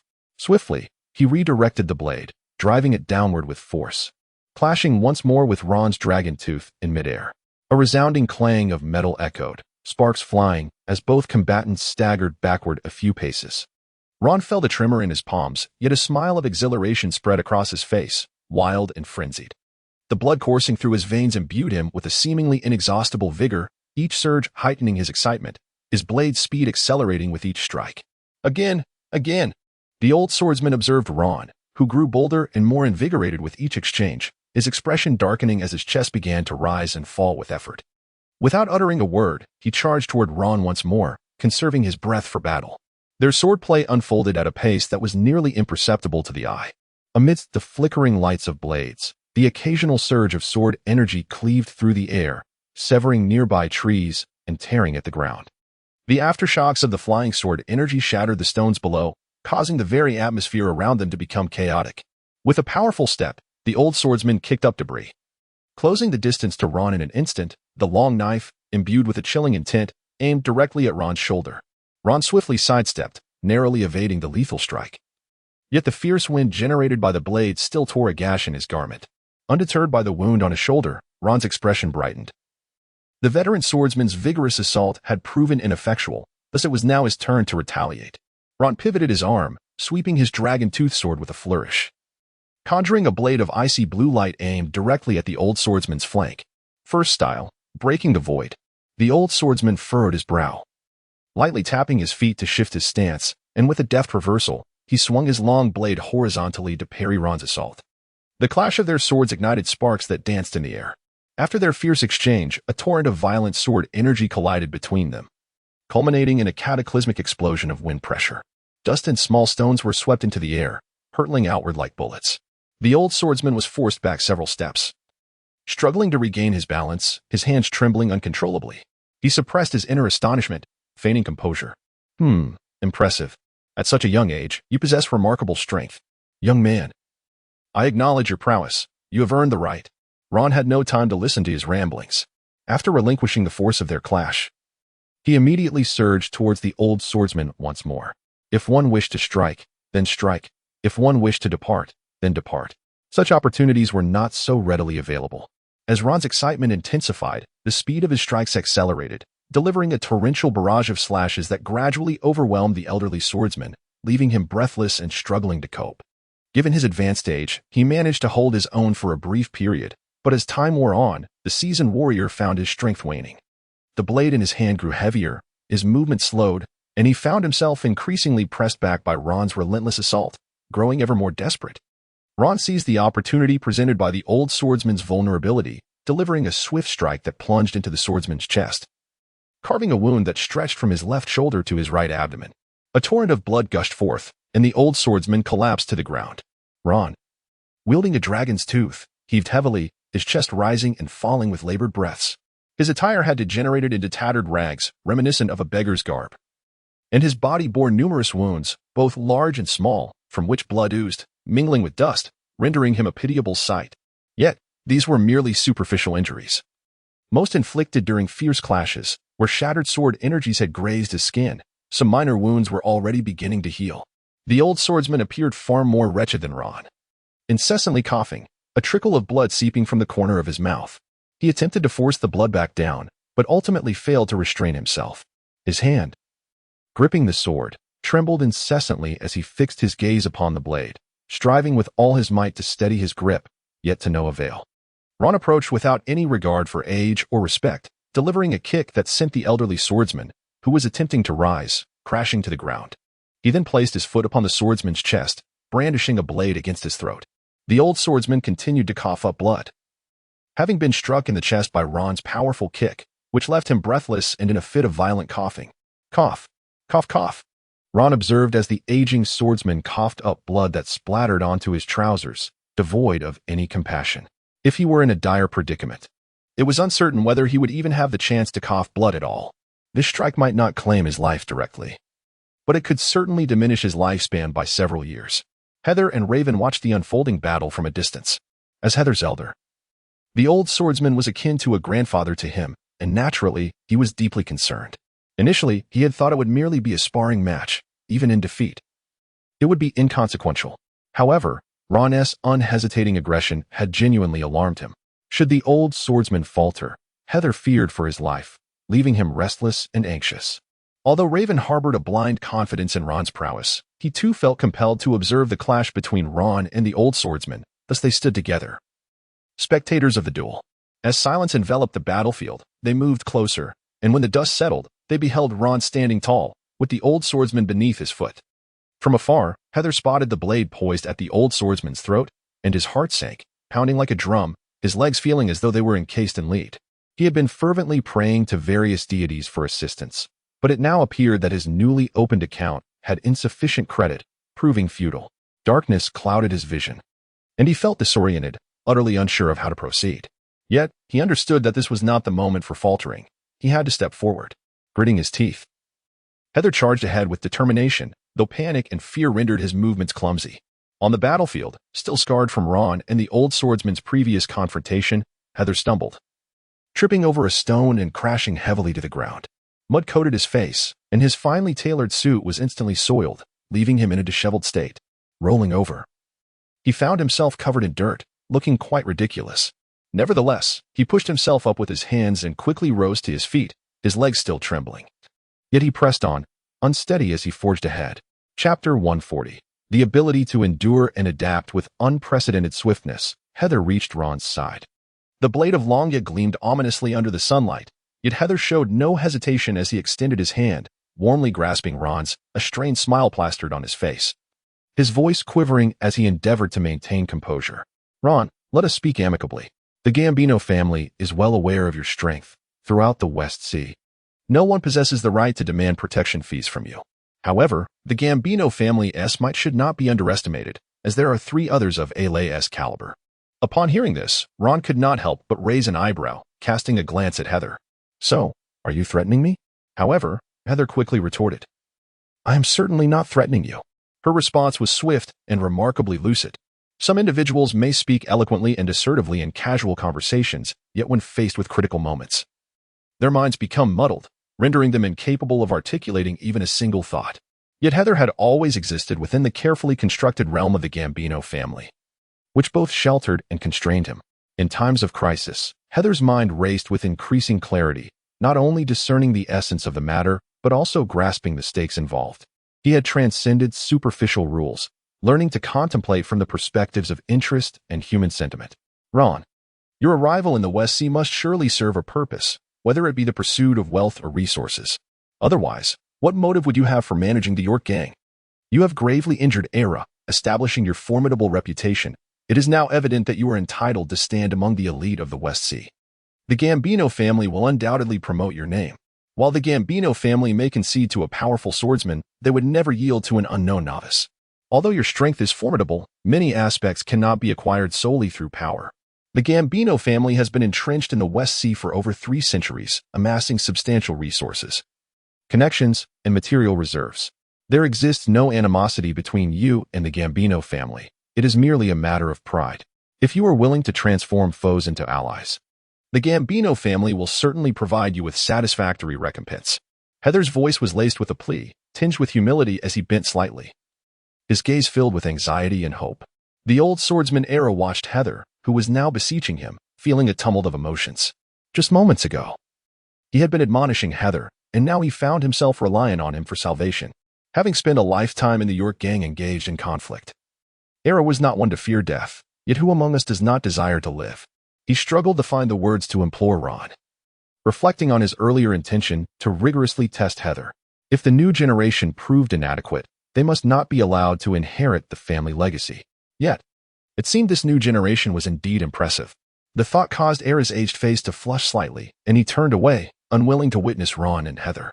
Fortunately, in his disheveled state, he could scarcely see them clearly.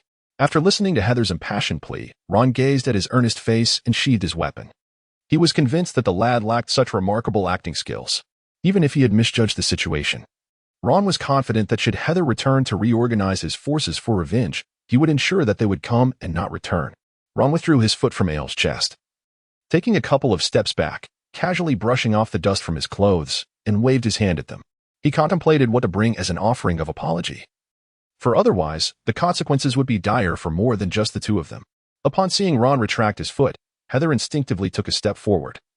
But upon realizing Ron had not departed, she reluctantly halted her advance and continued to observe him with utmost caution. When she heard Ron demand an apology, she immediately grasped that they had successfully navigated this hurdle, letting out a sigh of relief as she replied without hesitation. Yes, Mr. Ron, rest assured. The Gambino family has never engaged in any irrational behavior for the sake of mere appearances. Our collaboration will undeniably yield greater benefits than any so-called revenge or preserving family honor. Noticing Ron's indifferent gesture, Heather hurriedly rushed to assist Ael to his feet. Ael, are you all right? Are you feeling well? Ael, supported by Heather, felt his dignity further diminished. He struggled to stand upright, coughed a couple of times to divert the conversation. Cough, cough. I'm fine. His strength is indeed formidable. At such a young age, he managed to subdue this old body of mine. He even had the strength to inflict serious injury while ensuring my life was not in peril. Truly remarkable. Ael, already wounded, spoke rapidly to shift the topic, but soon found himself gasping for breath, breaking into a genuine fit of coughing. Heather promptly laid Ael down in a relatively flat area, then assessed their surroundings before jogging to fetch the carriage. In truth, Heather had not uttered a falsehood. He had never contemplated retaliating against Ron. Whether one deemed him rational or lacking in spirit, although he dared to charge forward at critical moments, his thoughts were predominantly occupied with pragmatic interests. He believed that Ron would undoubtedly advance further, extending his influence beyond the confines of the modest West Sea. The current situation in the West Sea was exceedingly unstable. It had recently emerged yet relinquished vast territories in pursuit of the Grand Line, particularly to Capone Beach. The ambitious Vinsmoke family, which had long been preparing for a restoration, was rumored to have expanded its influence into the New World. Heather genuinely felt that establishing a cooperative relationship with Ron would yield only benefits, devoid of any drawbacks. It was a lucrative endeavor, without a doubt. Without delving into the chaos of this place, Ron casually tore apart his tattered shirt, allowing the fragments to dance in the wind. His well-defined upper body bore several shallow wounds, which had begun to scab, accompanied by streaks of blood mingled with the dust of battle. Rather than appearing disheveled, he exuded an air of valor, reminiscent of a victorious general returning from the battlefield. shedding his armor and reveling in the aftermath of conflict. Raven promptly approached, falling half a step behind Ron, and respectfully remarked, "Indeed, Lord Ron, your prowess is truly astonishing." Even the Gambino family, one of the 5 great families of the West Sea, was easily vanquished by you. In comparison, the so-called rising star of the underworld, Capone Becky, pales in insignificance like a firefly against the brilliance of the full moon. To have the opportunity to follow a man of such exceptional talent, boundless potential, unwavering loyalty, and striking handsomeness as yourself is a fortune I could only aspire to across 8 lifetimes. Ron listened to Raven's effusive praise, a smile of delight gracing his face. "Oh, please continue." Chapter 141. The shortness of days reveals true hearts upon returning to the York gang's headquarters. Raven ceased his incessant flattery and spoke to Ron with a tone of obsequiousness. "My Lord Ron, I shall take my leave to prepare dinner for you. This evening. Shall we focus on stir-fried dishes, and will the main course be seafood paella?" Ron placed a hand on his belly. It was manageable until Raven mentioned it. At that moment, he could distinctly feel his stomach beginning to growl. After the fierce battle, a sumptuous feast awaited him. Ron nodded and instructed Raven, "Please ensure dinner is prepared lavishly and summon Jareth and Cockroach as well. Oh, by the way, Cockroach has yet to return, hasn't he?" "Indeed, my Lord Ron. Mr. Cockroach is currently away, under the protection of guards, recruiting personnel at the medical academy where he previously studied. He has not yet returned. I shall inform you immediately upon his arrival." "Very well, you may go and prepare." Raven descended to make the dinner arrangements. For it was unthinkable for Ron to be attended to while bathing. It would be more appropriate for Nix to assist him instead. Ron stepped into the bathroom to take another shower, his wounds requiring no attention whatsoever. His formidable physical constitution alleviated any concerns regarding infections. Even if a few foreign particles infiltrated his injuries, his body's remarkable healing abilities would expel them effortlessly. Upon exiting, he adorned himself in the attire meticulously prepared by the head maid, as arranged by Trelina. As he emerged through the door, he was immediately greeted by the sight of Nix sprinting back towards him. Earlier that afternoon, Nix had been joyfully exploring the shops with her new friend, Ellie. Clad in a lightweight yet elegant floral dress, complemented by a pair of exquisite high-heeled suede boots, she radiated an air of grace and vivacity. As Ron and Air engaged in a duel in the wilderness outside the York Guild, Nix held tightly onto a shopping bag brimming with exquisite trinkets, unfazed by the weight. She did not require the assistance of a maid to manage the various packages. Instead, she grasped her spoils firmly in one hand while leading Ellie along, skipping joyfully with a radiant smile adorning her face. "Ellie, today has been truly worthwhile. This bag is simply stunning. I believe Ron will surely commend my taste when he sees how it complements my dress," Nix exclaimed, her eyes sparkling with delight. Ellie, too, wore a bright smile, her own treasures rivaling Nix's. Ever since her relationship with Giraffe, Ellie's joy had grown abundantly. Indeed. It turns out those shops only offer the same monotonous items, stale designs, and drab colors devoid of any creativity. I never expected the Fox merchants' goods to sell so swiftly. They are a stark contrast to those eternally unchanging wares. The styles are innovative, the designs unique, and the colors vibrant. This forest-themed outfit I'm wearing has a particularly gentle green hue that evokes the sunlight filtering through the depths of the woods. The fabric, adorned with delicate patterns, exudes a natural essence, and its lightness makes me feel as though a gentle breeze is caressing me, perfectly aligning with my temperament. Hand in hand, Nix and Ellie strolled down the bustling street when suddenly, a cacophony of distant roars and clamor reached their ears. Though faint due to the distance, the sounds were unmistakably real. They exchanged puzzled glances, their delicate features etched with confusion. "What is that noise? It's so strange. I've been here for a while, and I've never heard anything like it. It feels almost like an earthquake," Ellie remarked. Suddenly, a streak of ice-blue sword energy shot through the air, soaring into the distance like a comet. Nix's eyes widened in realization, her gaze trembling with urgency as she exclaimed, "No, that's sword energy. Someone is fighting over there. The sounds are coming from the direction of the York Guild. Ron is in a clash." Nix nonchalantly discarded the shopping bag she had previously cradled as a treasure, allowing it to fall to the ground with a resounding thud, the robust texture of the craft paper producing a rustling sound. Even though it was merely a luxury brand's paper bag, its exterior boasted a high-quality, substantial material, exuding a silky touch. The bag's opening was designed with elegant, flowing lines and adorned with a beautifully crafted handle, embellished with golden rings. The outer surface displayed a minimalist yet artistically appealing brand logo. The typography exuding an air of opulence. One would not hesitate to purchase the container for the sake of its contents, let alone the invaluable luxury items within. However, now they lay scattered like refuse at Nyx's feet, their once smooth surfaces now coated with dust and speckled with a few unsightly stains. Yet, Nyx did not cast a single glance at these discarded items. Instead, she abruptly turned around, grasping the hand of her maid who had been trailing behind her, urgently inquiring, "Where's the carriage? Bring the carriage quickly."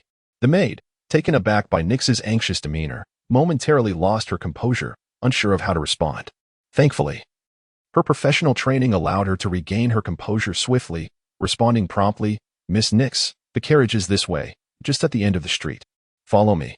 The maid grasped Nyx's wrist and began to jog towards the rear of the street, with Nyx's soft doeskin boots clicking rhythmically behind her. Observing this, Ellie also discarded her belongings and hurriedly followed suit. On the avenue lined with luxury boutiques, sunlight glimmered on the golden display windows, casting an enticing glow. Passers-by ambled leisurely, their elegant attire and poised demeanors creating an atmosphere akin to a refined performance, each step taken with deliberate grace, the air imbued with a subtle luxury. Amidst this opulent street scene, Nyx, Ellie, and the maid hastened outward, their hurried footsteps capturing the attention of onlookers, who turned to regard them with curious glances.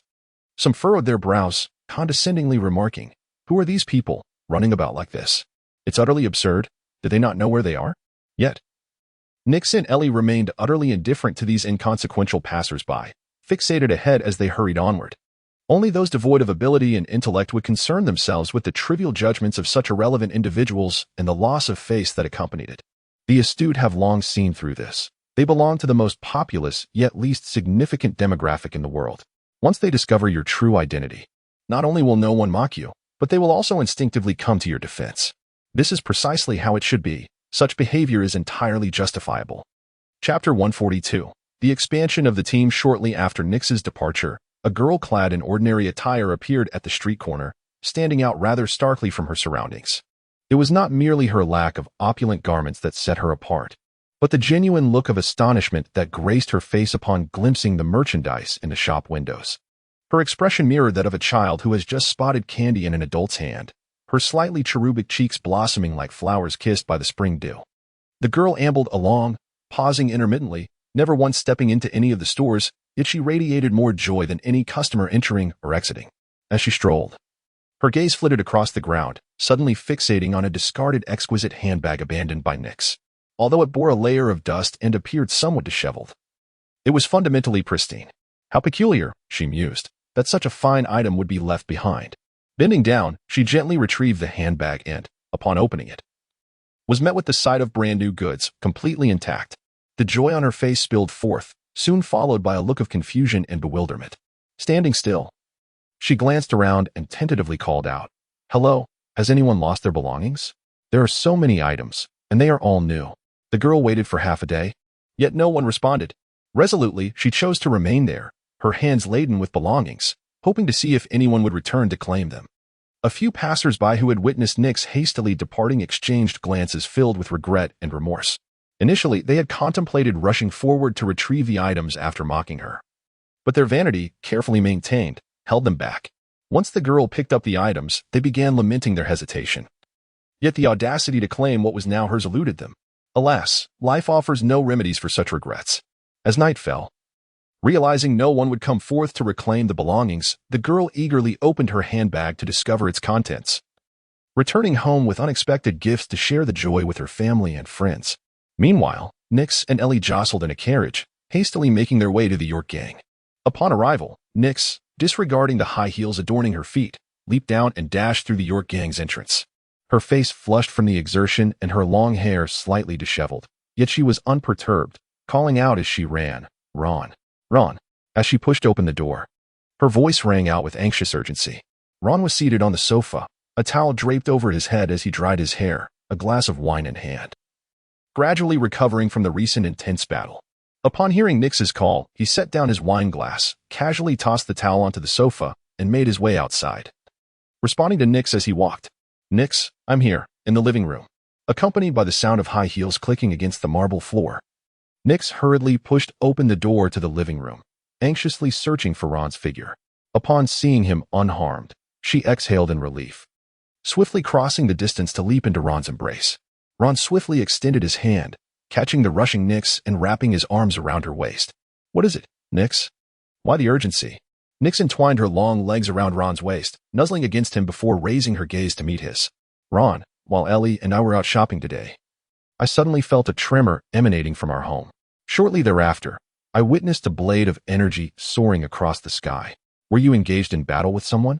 Ron suddenly understood why Nyx had hurried back today. A few days ago, she had mentioned that once the goods from the Fox Chamber of Commerce arrived, they would need to engage in a thorough shopping spree together. He found it peculiar that Nyx and her companions had returned so early. Typically, when women were in the mood for shopping, they would not return home until after sunset. Ron reached out to gently pat Nyx's head, offering her comfort. "You must have been quite frightened today. It's all right. Are you unhurt, Ron?" Ron paused momentarily before wrapping his arm around Nyx's waist, lifting her slightly as he chuckled lightly. "Of course not," he reassured her. "Have a little faith in your husband. He possesses formidable strength. Not to mention this fellow today, but even across the vast West Sea. Few dare to claim they could best me. You can rest easy. There's no need for concern on my part. After today, we will firmly establish our footing in the West Sea. From then on, your only responsibility will be managing the finances and thinking of ways to spend joyfully." Nyx couldn't help but be amused by Ron's antics. Seeing him in good spirits alleviated her worries. She casually picked up a wine glass from the table, filled it generously, and plopped down beside Ron, raising her glass with enthusiasm. "All right then, let us celebrate in style." Ron couldn't help but chuckle at her appearance. "Fear not. What could possibly be amiss with me? However, you, in such haste to return, are you not concerned about your high heels? Have your feet escaped unscathed?"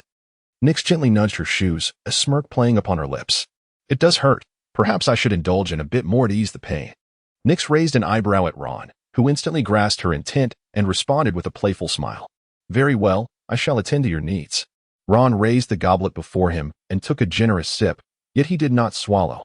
Instead, he leaned closer to Nyx's lips.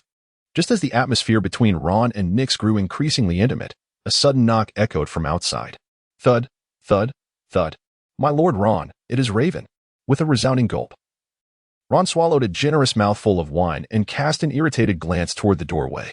"For heaven's sake, Raven, if you don't have something of utmost importance, I swear I'll have your head." Outside the door, Raven shivered, reminiscent of stepping into frigid waters during winter and standing exposed to the biting winds, contributing his meager share to the unsold cold medicine. However, Raven understood well the nature of Ron. He was not the kind of tyrant who unjustly vented his frustrations on subordinates. "My lord Ron," he announced, "Mr. Cargrod has returned, accompanied by 7 researchers and their respective teams." "Oh?" Ron felt an immediate surge of vitality as the blood flowed back from the small head to the larger one, restoring his intellectual prowess. In comparison to the fleeting pleasures that could be had at any moment, the assurance of enduring satisfaction was undoubtedly of greater significance. Ron rose from Nyx's side, then assisted her in standing from the sofa, straightening her disheveled attire. He turned towards Raven, who stood by the door, and commanded, "Go summon someone to clean the newly constructed laboratory. By the time lunch concludes, I expect to see a pristine facility. Additionally, prepare for a grand luncheon and gather all those responsible for logistics, security, and related matters pertaining to the laboratory." "Yes, my lord Ron." Chapter 143. The team Ron entered the conference room, where 7 individuals sat tightly clustered together, an oppressive silence enveloping the air. At the forefront was a middle-aged man. In his early 40s, his thinning hair interspersed with strands of gray, his face etched with the wear and tear of years. He wore an old plaid shirt, its hem neatly tucked into his trousers, which were held up by a somewhat loose belt, giving him an ill-fitting appearance. While his creased leather shoes were polished to a shine, his hands clutched the hem of his shirt, knuckles whitening, as he observed Ron's entrance. The youthfulness of Ron left him somewhat uncertain. The middle-aged man turned his gaze towards Kagrid, and upon receiving a reassuring nod, he immediately rose to his feet. His lips quivered slightly, as if he wished to articulate something, his eyes revealing a complex tapestry of emotions, a blend of longing, anxiety, and hope. "Mr. Ron, we have heard that you are seeking to recruit personnel. We hope for an opportunity to serve you," he implored. They stood in the conference room, each expression taut with complexity, for their current predicament could only be described as one of utter isolation, having severed ties with their former research institute. They had irrevocably burned their bridges, leaving no path for retreat. Today, they dared to stand against the draconian terms. Yet what they sought for tomorrow was a thought too perilous to entertain. Naturally, with any sign of dissent, they risked being crushed. From the moment they stepped away, they understood they had been blacklisted within the industry. The former research institution would not let them off easily, and they were fully aware that no new organization would dare to take them in amidst the looming peril. Ron now stands as their sole opportunity. Should he choose not to engage their services, their fate would be irrevocably sealed. What could be darker than the night? Is it the abyss? No. It is indeed their future. Countless nights and days devoted to research have been sacrificed, enduring numerous sleepless vigils illuminated only by the glow of lamps. How many times have they scratched their heads in the stillness of midnight, grappling with data and instruments? How many times have they returned to the laboratory at dawn, weary and worn? All their endeavors may ultimately dissolve into nothingness. The conditions presented by Ron were so generous that they found it almost unbelievable. The resources and support that Kagrit promised to provide, even if only a fraction of those conditions were fulfilled, would be a windfall for them, akin to a fortuitous gift from the heavens. This implied that they could rise once more, standing tall to speak, empowered to rewrite their own narrative of glory through their hands and intellect. Their demeanor was marked by extreme caution, tinged with apprehension. They feared that a single word from Ron could plunge them into despair, and that any minor misstep on their part could cause this singular opportunity to slip away. Ron is now not only a proprietor but also a lifeline, floating amidst the ocean of despair, shimmering with the light of promise and hope. This oppressive atmosphere has rendered the air in the conference room almost palpable. Ron scrutinized the middle-aged man, who exhibited a hint of timidity and pleading, and was the first to reveal a smile that shattered the icy stalemate. Indeed, I am in dire need of a substantial workforce. Here, qualifications matter little, but capability reigns supreme. As long as you possess the ability to deliver the results I desire, wealth, women, power, and pleasure, everything shall be yours. Ron's gaze swept across the team before him, scrutinizing each individual and encountering the glimmers of hope that ignited within their eyes. Kagrit approached Ron's side, eagerly introducing the team he had assembled, gesturing towards a middle-aged man at the forefront. Ron, this is Mason, a former core member of our team and once a rising star in the field of research. At just over 30, he rapidly ascended from an ordinary researcher to a team leader, guiding a vast group with remarkable prowess. Unfortunately, an unforeseen incident claimed the life of his mentor, and the team suffered a significant catastrophe. The funding and support that had once buoyed them collapsed overnight, leaving Mason, bereft of backing, to bear the brunt of the blame. Upon hearing this, Mason kept his head bowed, his gaze distant, as though lost in the memories of past glories and the pain of his downfall. He then lifted his head, offering Ron a faint, ingratiating smile, the years of tragic experiences having dulled his once sharp edges. Kagrit then turned to another member of the team, a youth who appeared almost immature. This is Alvin, just 20 years old. Although still somewhat green in character, his accomplishments far exceed those of many entrenched veterans. He paused momentarily, recalling how his mentor had appropriated his work, suggesting he should temper his nature, implying that someone so oblivious to the bigger picture could not shoulder responsibility. In response, Alvin had unceremoniously overturned his mentor's desk, shattering the office in a fit of rage, aside his mentor, who had spent a lifetime in complacency, had never witnessed before. The shock nearly induced a heart attack, a regrettable fate indeed. Standing at the rear of the group, Alvin appeared frail and somewhat youthful, yet his eyes sparkled with an acute sharpness. Unlike Mason, he had not yet faced the harsher realities of life. To him, all challenges and superficial norms seemed but fleeting clouds, marking a time of rebellious vigor. Kagrit continued to introduce the remaining members, gesturing towards a woman in her 30s. She exuded a certain charm, her figure voluptuous, and though her makeup was meticulously applied, it could not conceal the fatigue etched upon her face, dark circles betraying the weight of her burdens. This is Karine, a senior researcher in our team, once held in high esteem within the industry for her invaluable contributions. However, due to a contractual pitfall, her efforts ultimately culminated in naught. Recently, she has been persistently harassed by her superiors through unwelcome advances. Even though her achievements met and even exceeded conventional standards, they proved to be of little consequence, as her job was on the line. This was the scene. With each introduction made by Kagrit, Ron followed suit, casting his gaze towards the individual, nodding in acknowledgement and extending a greeting, ensuring that each person received their due respect. Such respect would persist until they had expended vast sums of money without yielding any tangible results. Once Kagrit had introduced everyone, Ron beamed a warm smile, opened his arms, and invited them in. Thank you for your arduous journey. The remaining matters shall be discussed over a meal. After we finish dining, you will have the opportunity to see your laboratory, equipped with the finest research conditions. I, too, eagerly anticipate witnessing the best outcomes. Ron's voice resonated with a deliberate cadence, his piercing gaze slicing through each member of the team. The atmosphere, once akin to the gentle flow of spring rivers, was abruptly chilled, as if a brisk wind had swept through, leaving only a fragile layer of ice upon the spring waters. To reach the opposite shore, one must tread cautiously as if walking on thin ice. Chapter 144. The desires of mankind resemble boulders tumbling down a lofty mountain. A sumptuous feast provided solace to those beleaguered by setbacks and fears, cleansing their weary souls like a spring breeze sweeping away the accumulated dust from an unvisited courtyard. Preparing to welcome new guests. After the meal, Ron personally guided them to a newly erected edifice, which had risen in just a few days due to financial prowess.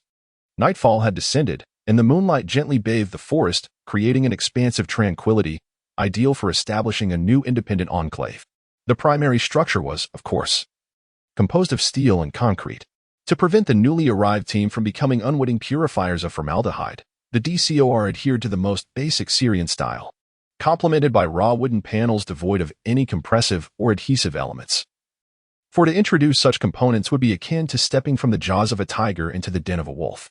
Emerging from a psychologically coercive environment, they found themselves thrust into a physically hazardous phase, inhaling toxins and formaldehyde daily, only to encounter a cancerous employer luring them into a perilous trap. As Ron walked, he provided them with an introduction to the laboratory premises. The central area serves as the most critical experimental platform, divided into 3 sections: preliminary screening, reaction optimization, and product testing.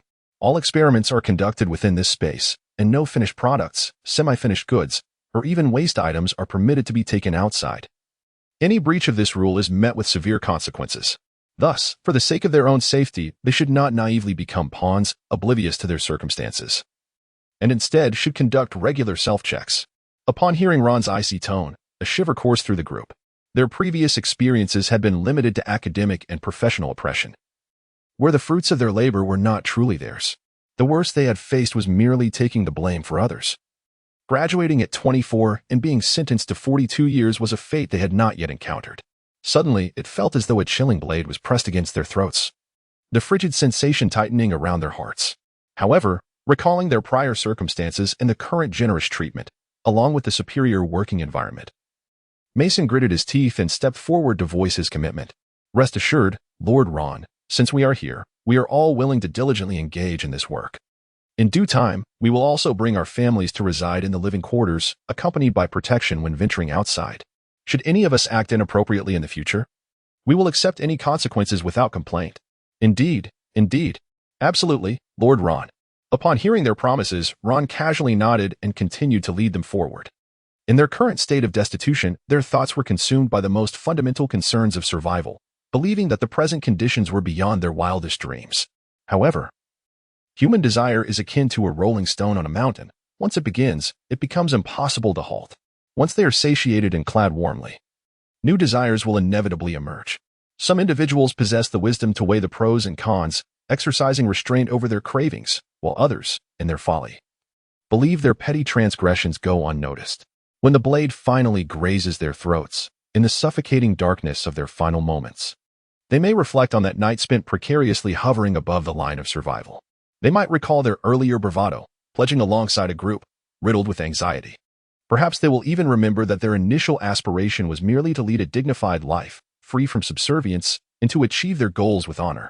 Yet, unbeknownst to them, desire had long since planted a seed deep within their hearts, which, on this day, blossomed into a resplendent and swaying Lycoris radiata.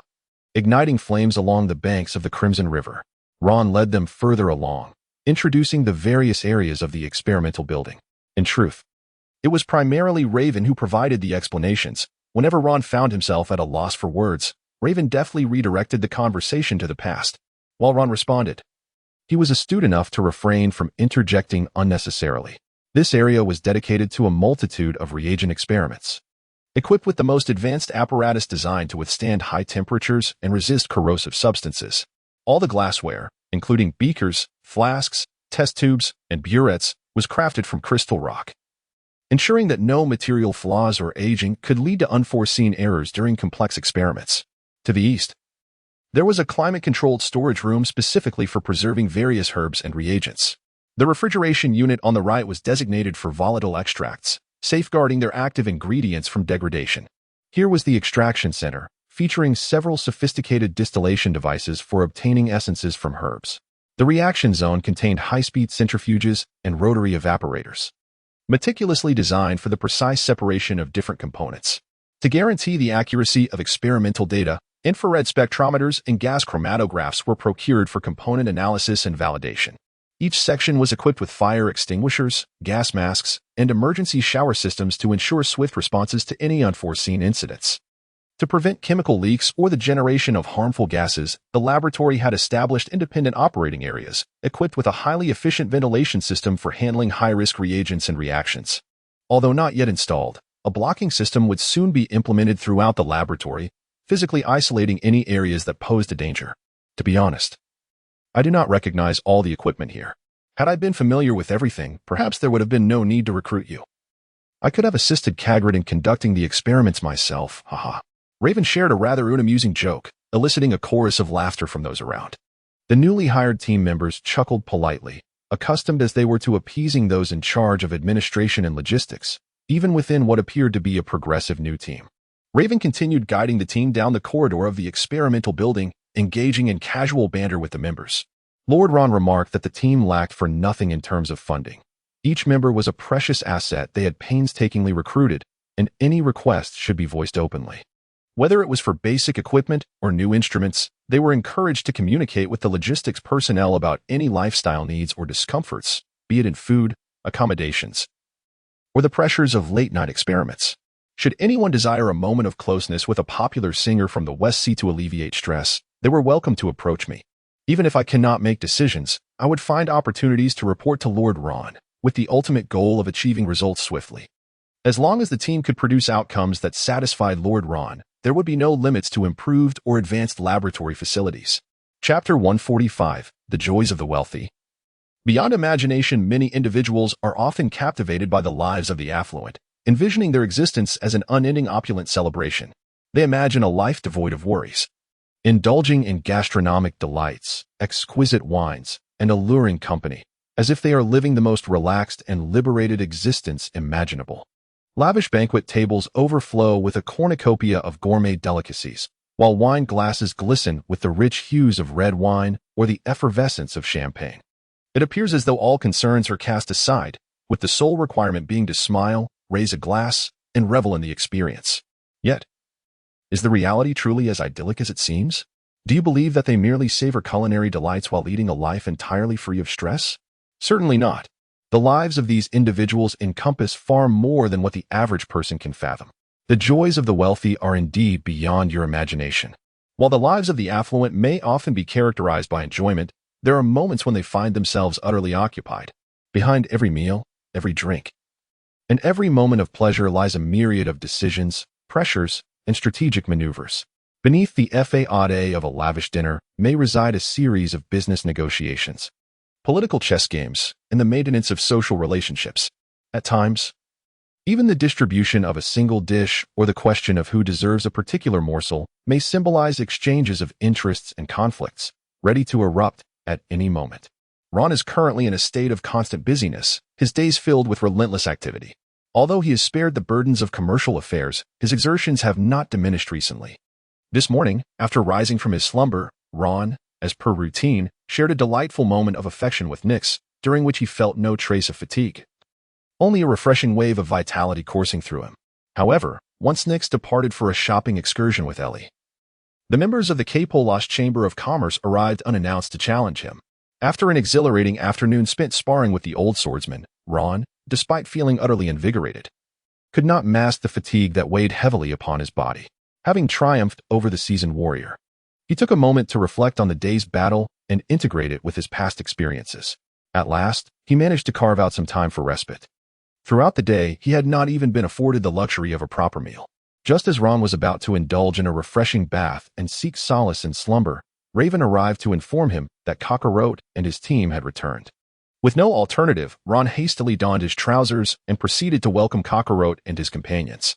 To demonstrate his appreciation for these talented individuals, he personally joined them for a meal and took them on a tour of the laboratory before entrusting them to Raven for further arrangements. Ron returned home, his weary body heavy with fatigue, devoid of the refreshing vigor he had felt when he set out that morning. His mind buzzed incessantly, overwhelmed by exhaustion.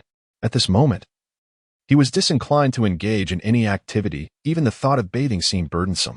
All he yearned for was to shed his garments and envelop himself in the soft embrace of his velvet duvet, sinking into a comfortable slumber.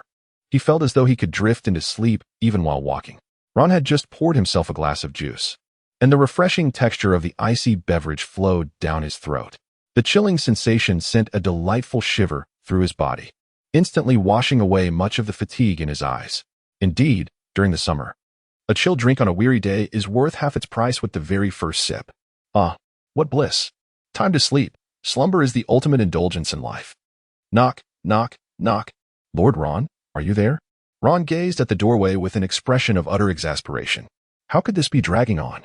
His previous good mood was shattered in an instant, and in a fit of irritation, he tossed aside the crystal goblet of juice, which landed with a resounding thud before rolling beneath the table. One must admit, expensive items, aside from their cost, possess a certain resilience. The crystal goblet, despite Ron's forceful throw, remained unbroken. Outside, Kelsey, who was knocking at the door, flinched at the sound of the crashing goblet, causing him to shudder involuntarily. A wave of anxiety washed over him as he grappled with the dilemma of whether to continue knocking or remain still, awaiting Ron's emergence. Though a strong urge to flee surged within him, a final vestige of reason halted his steps. Just as Kelsey wrestled with his indecision, Ron's voice resonated from within, commanding, "Come in."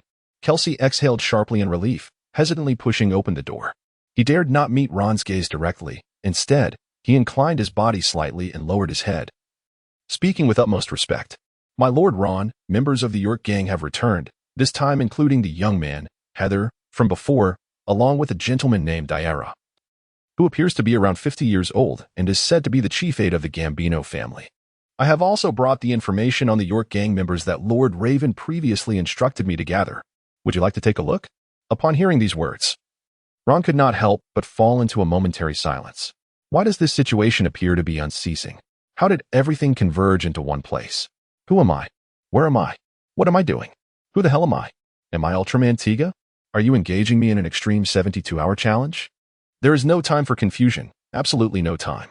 Damn it. This is utterly exasperating. Ron, feeling irritable, absent-mindedly rubbed his face and did not reach out for the documents held by the bin over Kelsey, instead striding purposefully towards the exit. There was no need to check. He would simply meet them. Which conference room were they in? Was it room 1 of the York gang? Kelsey hastily tucked the documents into the back of his clothing and jogged to catch up with Ron. He dared not discard the papers, fearing that at any moment Ron might whimsically decide to review them, leaving him unable to retrieve them. "My Lord Ron, they are not in conference room 1. I have brought them to the nearest conference room to your residence, and they are awaiting your arrival." Upon hearing Ron's words, he turned his gaze towards his subordinate, feeling an immense satisfaction with the arrangement, accompanied by an exhilarating sense of joy from within. No wonder leaders never seem to clock out. Being in a position of leadership is undeniably exhilarating. "You are called Kelsey, are you not?" Upon hearing Ron utter his name, Kelsey immediately straightened his posture, nearly standing at attention right there. "Indeed, Lord Ron, I am Kelsey. Lord Raven has entrusted me with the responsibility of assisting you in managing daily affairs during his absence." "Very well." Ron turned around, nodded at Kelsey, and gently patted him on the shoulder. "You can tell Raven that I believe you have done commendably." Chapter 146. Passionate heat. Upon hearing Ron's affirmation, Kelsey felt a surge of warmth flood through him, intense and exhilarating, akin to a vast wilderness awakened by the gentle caress of spring, bursting into a riot of blossoms, and he could not help but inwardly cheer with fervor. The relentless fatigue and toil of daily life had, at long last, found its reward in this moment. Suppressing his overwhelming joy, Kelsey tightened his grip on his sleeve, his face adorned with a respectful and humble smile. "Yes, my Lord Ron, I am deeply grateful for your recognition. I shall strive even harder to live up to your support and guidance." Kelsey was not merely flattering Ron. He was genuinely making a silent vow to himself that he would never squander this hard-won opportunity. He even felt that, even without a single penny in remuneration at this moment, Working for a formidable figure like Ron was a privilege he would accept without complaint, as he was truly the epitome of a prime specimen, fit to serve as the finest stallion. Ron nodded approvingly at Kelsey, clearly pleased with his subordinate. With a casual lift of his hand, he gently patted Kelsey's shoulder, a simple gesture that ignited a fervent excitement within him, as if he had been infused with an electrifying energy. Kelsey's eyes immediately sparkled, resembling two powerful searchlights, radiating an intense fervor and enthusiasm that even Ron found difficult to gaze upon directly. Under the guidance of Kansi, Ron swiftly arrived at the conference room closest to his home. Despite its proximity, he was still unfamiliar with its location. Upon entering, Ron lifted his gaze and beheld a man in his early 40s. Strands of silver hair at his temples glimmered softly under the light, imparting an air of maturity without the burden of age. His countenance bore no trace of weariness. Rather, his chiseled features exuded confidence and composure. Clad in a meticulously tailored dark suit, his tie flawlessly knotted, every detail of his attire was exquisitely crafted, bordering on the fastidious. The metallic cufflinks on his sleeves subtly reflected a cool glint in the sunlight, symbolizing his unflappable demeanor. Though he stood before Ron, confronting a situation beyond his control, his expression remained unfazed. Upon seeing Ron enter, Mashi instantly broke into a warm smile, regarding Ron as if he were a long-lost relative. He promptly extended his hands, leaning slightly forward to grasp Ron's hand in a fervent greeting. Ah, truly a hero in his youth. I have long heard of the remarkably young individual who took down the York gang, yet I never imagined you would be this youthful. I had assumed someone of your caliber would be in their 30s, but here you are, still in your prime. How have you honed your skills? I must seek your guidance. Although I possess no talent for cultivation myself, my son shows considerable promise. Having a mentor like you would be invaluable. The astonishment on Mashi's face appeared entirely genuine, as if he had never encountered Ron before. Neither his office desk nor the walls bore Ron's portrait or any detailed reports of his exploits since his emergence from the East Sea. As the adage goes, one should not strike a smiling face. Ron, aware of their dubious nature, recognized that they might prove useful in the future and deemed it unnecessary to assert any form of dominance before them. Ron greeted him with warmth and enthusiasm. To run a successful enterprise, mere strength is insufficient. It requires capable individuals as well. The smile on Mashi's face instantly brightened, radiating more warmth than a blooming chrysanthemum. Although it was merely a courteous remark, coming from a formidable figure like Ron, it held a different weight than if it had been uttered by one of his usual sycophantic subordinates. Ron's demeanor signified that his initial confidence in ensuring his own safety had surged from a mere 98% to an unwavering 100%. Consequently, the forthcoming collaboration between both parties was poised to proceed smoothly along its intended course. Ha ha ha. Lord Ron, you flatter us.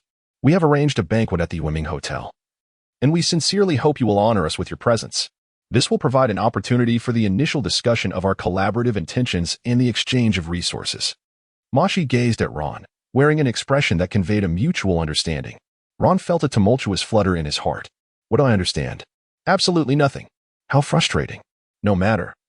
It just so happens that I am also quite famished. Let us indulge in a meal while we converse. A businesslike smile graced Ron's face, as if he were irresistibly tempted by the delectable food before him, nearly drooling in anticipation. The world of adults is undeniably bittersweet, fraught with helplessness and challenges. Though this predicament may seem trivial, Ron couldn't help but reflect inwardly that true freedom does not lie in the ability to do whatever one desires, but rather in the privilege to abstain from actions one wishes to avoid. Yet, in comparison to the relentless struggle of life, where one may unexpectedly confront a life and death crisis, Ron found that being summoned in the dead of night for an extravagant midnight feast suddenly seemed far less daunting. Under the guidance of Moshi, Ron soon found himself in a lavish banquet hall. The opulent chandeliers hung from the lofty ceiling like celestial bodies, their brilliant crystals interwoven with exquisite metals, creating a resplendent tapestry. The marble floor reflected the glimmer of every candlelight, casting a shimmering glow throughout the space. Although autumn had deepened, countless blooming peonies adorned the surroundings, their vibrant hues and intoxicating fragrance filling the air. A long dining table, draped in white satin, featured meticulously folded edges embellished with delicate golden threads. Silver cutlery gleamed alongside gilded plates, creating a harmonious tableau. An array of rare delicacies, each resembling a work of art, was elegantly presented, tantalizing the senses with every dish. Among these culinary masterpieces was the golden abalone sauce steamed scallop, sourced from the depths of the ocean, where such treasures are found beneath 100 meters of water. The scallops were skillfully minced into a fine paste, combined with golden abalone sauce and truffle oil, then gently steamed to perfection. The timing was impeccable, resulting in scallops that were tender and delicate, melting in the mouth, while the rich aroma of abalone complemented the earthy essence of truffles. Lobster tails, marinated in black truffle and deep-sea salt, were slow-cooked in a secret stew pot. The fragrance of truffles melded seamlessly with the sweetness of the lobster, enveloping the entire banquet hall the moment the pot was opened. The premium Wagyu beef, with its finely marbled texture, was aged at low temperatures to preserve its exquisite flavor. Sliced thinly and lightly grilled, it was drizzled with a distinctive aromatic sauce crafted from miso and red wine, offering a robust flavor that paired beautifully with the tender meat. An array of delicacies, unheard of and unseen by the average person, adorned the table for four, filling it to the brim. From the workers who risked their lives to salvage these precious ingredients to the relentless pursuit of time, every effort was made to ensure the bounty reached the chef's hands alive and well. This seasoned chef, having pondered over culinary arts for decades, wasted no moment upon receiving the ingredients, immediately commencing the preparation and cooking to present the dishes at their prime. However, confronted with such exquisite fare, both Ron and Moshi found their attention diverted from the sumptuous offerings before them. By the time the banquet concluded, many dishes remained untouched, with not a single bite taken. Chapter 147. Difficult to manage? Then simply do not manage it. Ron and Moshi engaged in lively conversation, sharing amusing anecdotes and gossip about the West Sea, their laughter resonating with genuine delight as they savored the meal together. He casually sampled the dishes before him, eating absent-mindedly while seemingly nonchalantly inquiring, "I wonder, with such a vast organization as the Five Great Families, do they possess any surplus renowned swords? If so, I would be willing to purchase them at a premium. Or perhaps consider it a favor owed to your esteemed family." Upon hearing this, Moshi's eyes glimmered momentarily before he swiftly regained his composure, a subtle smile gracing his lips. This newfound ease dispelled any prior tensions, transforming the previous conflicts into mere trifles. His smile now radiated sincerity, distinct from the insincere grins of earlier. "I am not concerned if you ask for a fortune. Rather, I dread the thought of you desiring nothing at all. Whether it be wealth, women, status, fame, or rare gemstones and peculiar collectibles, surely you must covet something. A person whose intentions remain obscured is often the most formidable of all. If you seek nothing, then what do you truly desire? Are you seeking invincibility without any form of assistance?" As long as Ron had aspirations, matters would become considerably simpler. If he wished for the York clan to flourish swiftly, many would inevitably rely on them. At that juncture, relinquishing some economic interest would allow Ron to lend his assistance. What would be the cost of such a transaction? Moshi elegantly set down his wine glass, adjusting the slightly disheveled collar that had become askew from his earlier toasts, and withdrew his exuberant smile. With a tone that conveyed both poise and deliberation, he remarked, "Renowned swords are indeed treasures that are always in demand. Even with the formidable foundation of the Five Great Families, there is no surplus to be found. It is simply impossible to conjure them from thin air. However, negotiations are always possible, contingent upon the terms and compensation offered. In our family, only those who have rendered significant contributions and faced peril time and again may be honored with such a sword, thus making it improbable for us to sell one. Yet, nothing is absolute. Many matters are negotiable. Would you not agree, Mr. Ron?" Moshi held his wine glass, contemplating with a serene smile. Renowned swords, regardless of their location, are considered strategic assets, treasured possessions. Any sword that appears at an auction is typically meant to enhance the auction house's prestige. Rarely do any sell simply out of financial necessity. Otherwise, the auction house could acquire them directly. Who would they sell to but their own acquaintances? Utilizing the auction house's funds to garner personal favors is indeed a splendid strategy. However, if the grandest auction of the year lacks noteworthy items, why would anyone bother attending your auction house? What purpose would it serve? In such circumstances, one can attract a sufficient number of buyers. Although the renowned blade has been sold, a substantial influx of capital ensues, paving the way for the development of additional channels, thus establishing a virtuous cycle. For a force like the Gambino family, which relies entirely on might for its survival, the prospect of unrestrained outflow becomes even more improbable. When that outflow occurs, it signifies a pivotal moment of life and death, or an opportunity to pursue greater profits. Therefore, it is rather unrealistic for Ron to directly procure funds for purchase. They are not the kind to act without tangible results. Moshi's eyes flickered, contemplating how to leverage the esteemed blade to manipulate Ron, transforming him into a donkey chasing after a carrot. by extracting minor advantages during their usual collaborations when a favorable opportunity arises. He could compel Ron to invest his very life in a decisive effort, thus securing the coveted blade. Ron remained silent, his expression darkening as fury ignited within him like a raging fire. Indeed, collaborating with you could yield certain advantages for me, fostering the development of the guild and facilitating market expansion to counter various underhanded tactics. Yet, why should I toil in cultivation, merely to seclude myself in this wretched place of the West Sea, when I could boldly traverse the Grand Line? The purpose of my efforts is to reign supreme in the absence of tigers in the mountains, allowing monkeys to claim the throne. Engaging in trivial banter or sharing a late-night meal is already stretching my limits, yet you dare to feign superiority? What gives you the right? I am not in a rush. You seek my assistance, do you not? Very well. I am entirely capable. When danger looms, I shall come to your aid. And in its absence, I shall conjure crises to assist you. However, I refuse to partake in actions that merely slap you across the face indirectly. I am not amused. Above all else, my own satisfaction takes precedence. Is it too challenging? Then do not pursue it. Ron abruptly overturned the table before him, the various seafood sauces splattering onto the pristine white tablecloth, creating an abstract work of art. Expensive seafood lay haphazardly strewn across the floor, a chaotic heap. Witnessing Moshi's expression shift from smugness to shock and terror, Ron felt an exhilarating sense of satisfaction wash over him. He had long desired to emulate the iconic table-flipping gesture. But alas, these individuals had been far too perceptive, leaving him with no opportunity. Finally, after a confrontation with Batu, he had hoped for just such a moment. But it had arrived too swiftly, denying him the chance to make his dramatic statement at the dinner table. Today, however, the opportunity had presented itself. And Ron's smile was barely containable, filling him with a refreshing clarity. He stepped onto the overturned table, gazing down at Moshi, who had clumsily toppled from his chair, now sitting on the floor in a state of panic. What? Are you painting dreams for me? How amusing. Come, waiter. Bring me a basket of steamed buns to finish off. Young Heather crouched beside Moshi, reaching out to assist him. In just a single day, Heather had undergone remarkable growth. In the absence of adversity, he would remain within the confines of his own naive social circle for a lifetime. Perhaps it sounded peculiar for someone Ron's age to utter such words, but he understood that a boy becomes a man when faced with a challenge that necessitates stepping forward. As Heather helped Moshi up, he looked up at Ron. Despite Ron's current demeanor, which appeared almost frenzied, akin to a madman whose actions were unpredictable, Heather remained calm, fear absent from his countenance. Mr. Ron, Moshi means no harm. He is merely accustomed to business dealings and did not realize the appropriate demeanor required to engage with a formidable individual such as yourself. Let us conclude matters for today.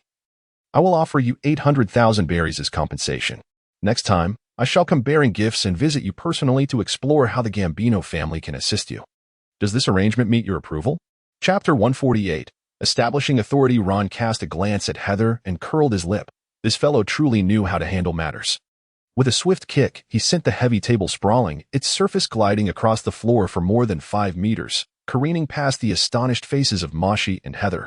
The gust of wind generated by the table's movement sent Heather's bangs fluttering, while the plates scattered along the ground clattered chaotically. TCH, how mundane. So be it. Consider yourself fortunate. You may return alive. Ron lifted his leg and strode outside, leaving Heather and Moshi behind in the room. Moshi, still shaken, gazed at Ron's departing figure, his eyes filled with uncontainable horror, cold sweat trickling down his forehead and dampening his collar. Just as Heather was about to admonish Moshi for his foolishness, a flash of icy blue sword energy hurtled from the direction Ron had departed. It shattered the locked wooden door, surging past Moshi's head and continuing out the window. The sharp blade of energy rendered Moshi's departure utterly painless. Indeed, had it not been for the explosive sound of the door splintering and the resulting debris, Heather might not have realized that Moshi had already met his demise. Heather's hand still rested on Moshi's shoulder, offering support, yet Moshi's body could no longer lean against her arm. It fell away, crashing to the ground with a thud.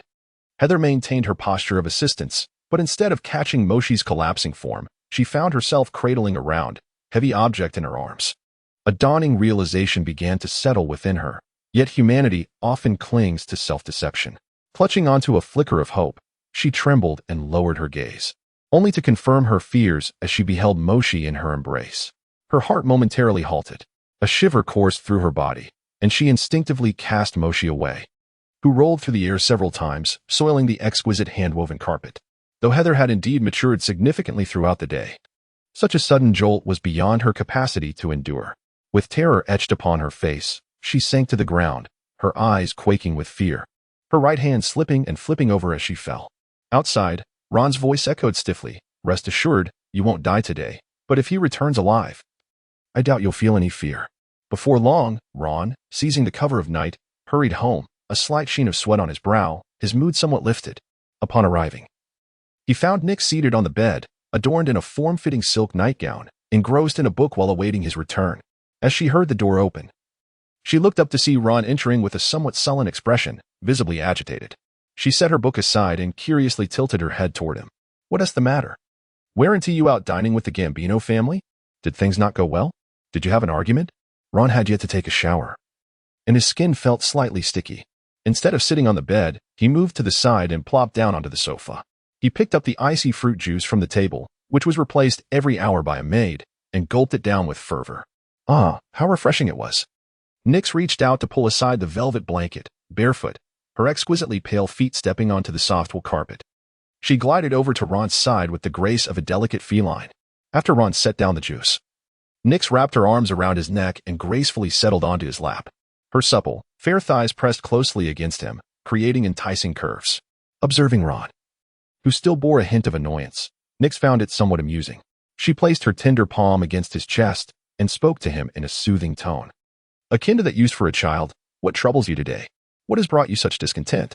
Ron wrapped his arm around Nix's slender waist, pulling her closer as he vented his frustrations. That fool Mashi from the Gambino family, despite his polished appearance, turned out to be utterly dim-witted. I had anticipated that after nearly defeating that old swordsman Ale, these individuals would understand the proper demeanor required to engage with me. Yet, this imbecile dares to conduct business with me as if it were a casual negotiation, playing games of false expectations and empty promises. It seems they believe that by allowing Ale to walk away, I am somehow fearful of a confrontation with them. They truly do not fear the undead. They are beginning to devise ways to manipulate me. Upon hearing Ron's words, Nix couldn't help but chuckle, resting her head against his broad chest and nuzzling him affectionately. Those who are small-minded fear power, but not virtue. You have only demonstrated your ability to defeat them, but you have not done so. They do not attribute their survival to luck. Rather, they will conclude that you are hesitant to take decisive action. The Western Sea has enjoyed an era of tranquility for too long, with subordinates risking their lives while those in the office observe from a distance. Such circumstances inevitably alter one's perspective. Ron nodded in agreement upon hearing those words. Indeed, I have no time to delve into their convoluted regulations. I abide solely by my own principles. This time, I shall eliminate Mashi and observe whether they intend to wage war, adopt a passive approach, or present a proper demeanor for conducting business with me. However, their choice matters little to me. I shall meet force with force and shield myself against any onslaught. A hint of concern surfaced on Nix's delicate countenance as she instinctively tightened her embrace around Ron. Yet, she refrained from dissuading him from undertaking such perilous actions or interfering with his decisions. You must exercise caution in the outside world. These mafia families are surely unlike the formidable adversaries you have encountered before. They will resort to poisoning, setting traps, employing heavy firepower, and utilizing child soldiers to lower your guard. They are capable of any treachery. Ron listened attentively to Nix's concerns and responded with utmost seriousness. Rest assured, I shall exercise caution, and I am certainly no foolhardy altruist. Digging 3 meters down from the surface marks the boundary of my moral integrity. They will find it no simple task to deceive me. Upon hearing Ron's jest, Nix's furrowed brow relaxed, and a faint smile graced her lips. Ron lifted Princess Nix in his arms and carried her towards the bathroom. I have run back all this way, and I am quite drenched in sweat. Oh, then this bath shall be a prolonged indulgence. Chapter 149. A cozy daily life. The following morning, Ron awoke and embraced Nix, engaging in light-hearted conversation about mundane matters. After all, there was no need to adhere to a strict work schedule. He could rise at his leisure, no matter the hour. A maid was always prepared with a warm breakfast, ready to serve Ron whenever he desired. Suddenly, Nix had a thought. She turned around in Ron's embrace, her eyes sparkling with excitement. By the way, the nail art business you mentioned earlier, I have arranged for several sample designs and styles to be created. Would you like to accompany me today to take a look? It would be a splendid opportunity for me to get a beautiful manicure as well. And you can choose a design that you fancy. Ron gazed at Nix's eagerly animated face, naturally unwilling to contradict her enthusiasm, and readily agreed. Very well, after breakfast tomorrow. I shall accompany you for a manicure. Once we have completed that, we will stroll through the shops, purchase a few garments for you, and indulge in afternoon tea together. Then, I must head to the dojo, where I am to provide guidance to the individuals sent over by Sang. Nyx nodded with delight. Lifting the covers to reveal her graceful figure, and swiftly leaped from the bed, making her way to the bathroom. I'll freshen up first. Do rise early yourself. Soon. Ron and Nyx finished a delightful array of pastries, and the manicurist had been waiting in the guest room for quite some time.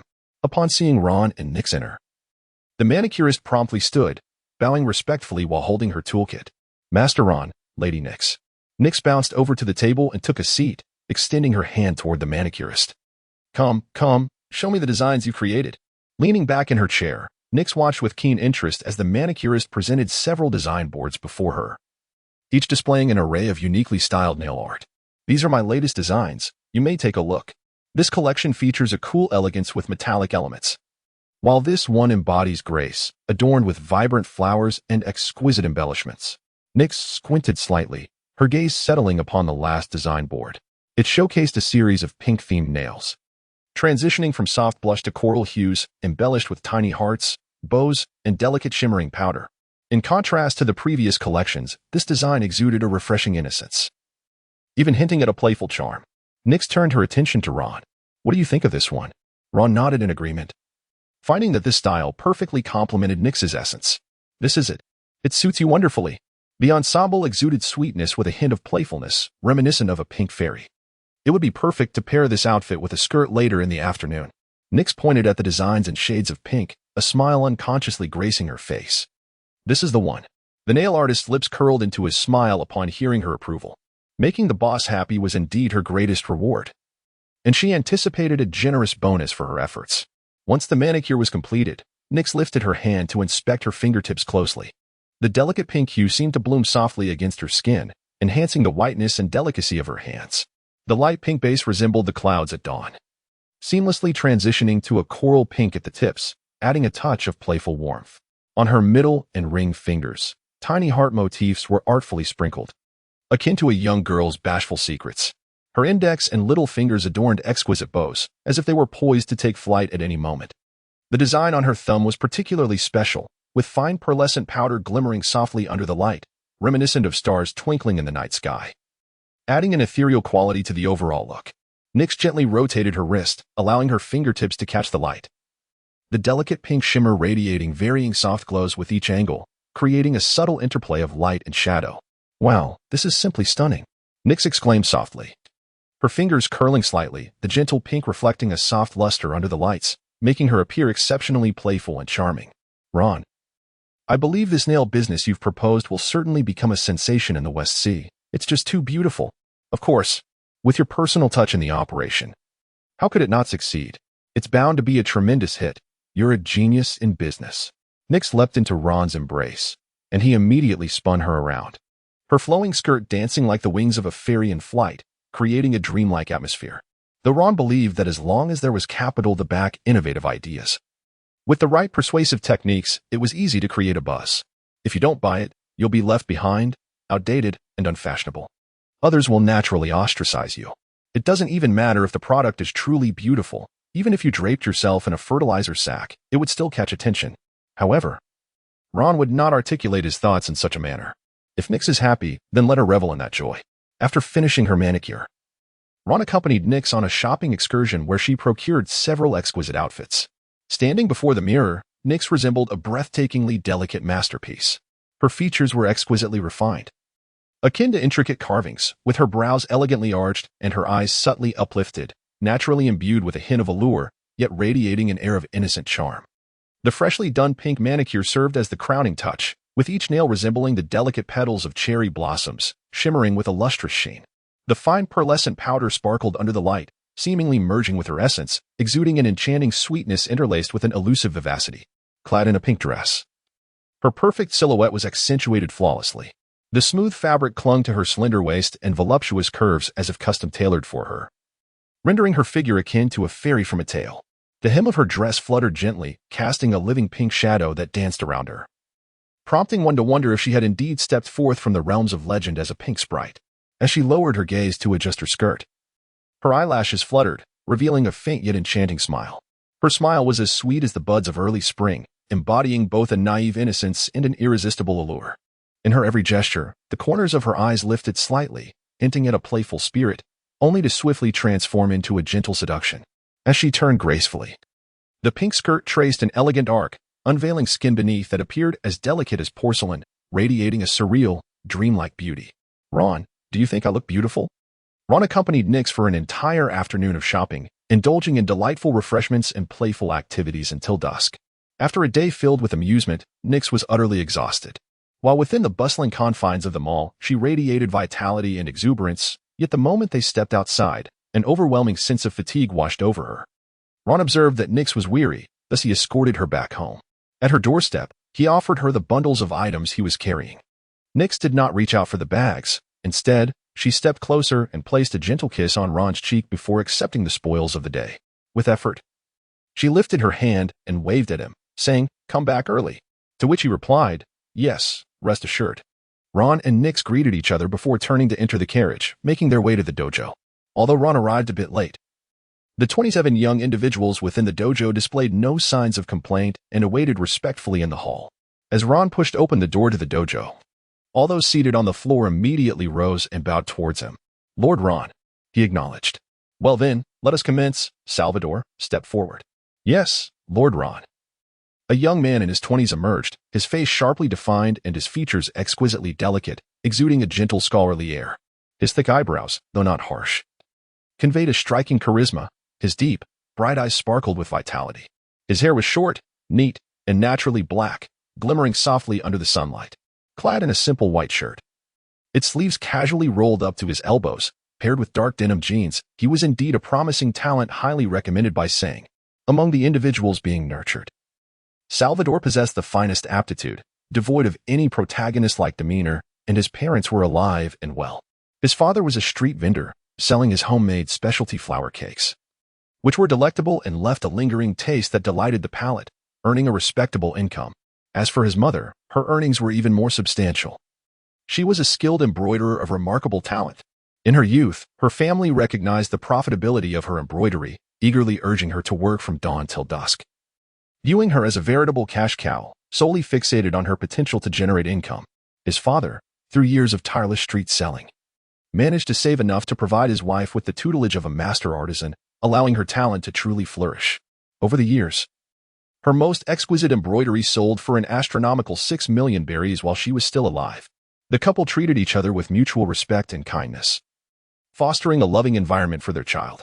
It was within such a nurturing family that Salvador was afforded the opportunity to cultivate his skills, gradually earning Sang's recognition, prompting Ron to specifically take him under his wing. "Come at me." Ron, wielding a bamboo sword, gazed at Salvido with an air of tranquility, inclining his head slightly.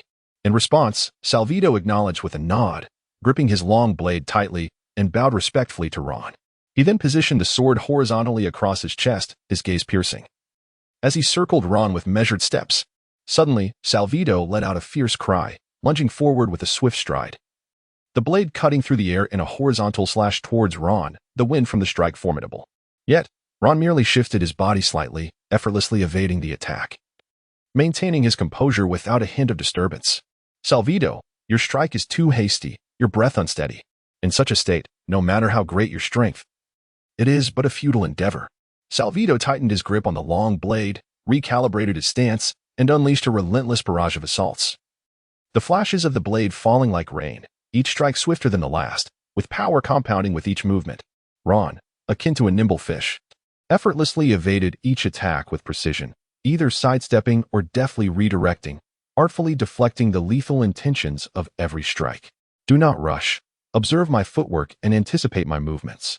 Your strength is disarrayed, your steps fail to synchronize with your hands, and your blade lacks lethal intent, reduced to mere blind impulse." As the words fell from his lips, Ron suddenly pivoted, transforming defense into offense. With a casual flick of his hand, his fingertips brushed against Salvador's bamboo sword, causing him to lose his balance momentarily. Subsequently, Ron delivered a decisive strike to Salvador's wrist, sending the weapon flying, which landed on the ground with a sharp clatter. Sweat trickled down Salvador's forehead, his chest heaving as he bowed his head and spoke, "Thank you for your guidance, Mr. Ron." Ron picked up the long sword from the ground and returned it to Salvito. The eyes must be quicker than the hands. Strength is merely foundational. When wielding the blade, the mind must remain tranquil and the breath deep. Let the sword move in accordance with the heart, without haste. Next, the following individual promptly stepped forward to receive Ron's guidance. After Ron had sparred with each person in turn, they began to pair off for combat.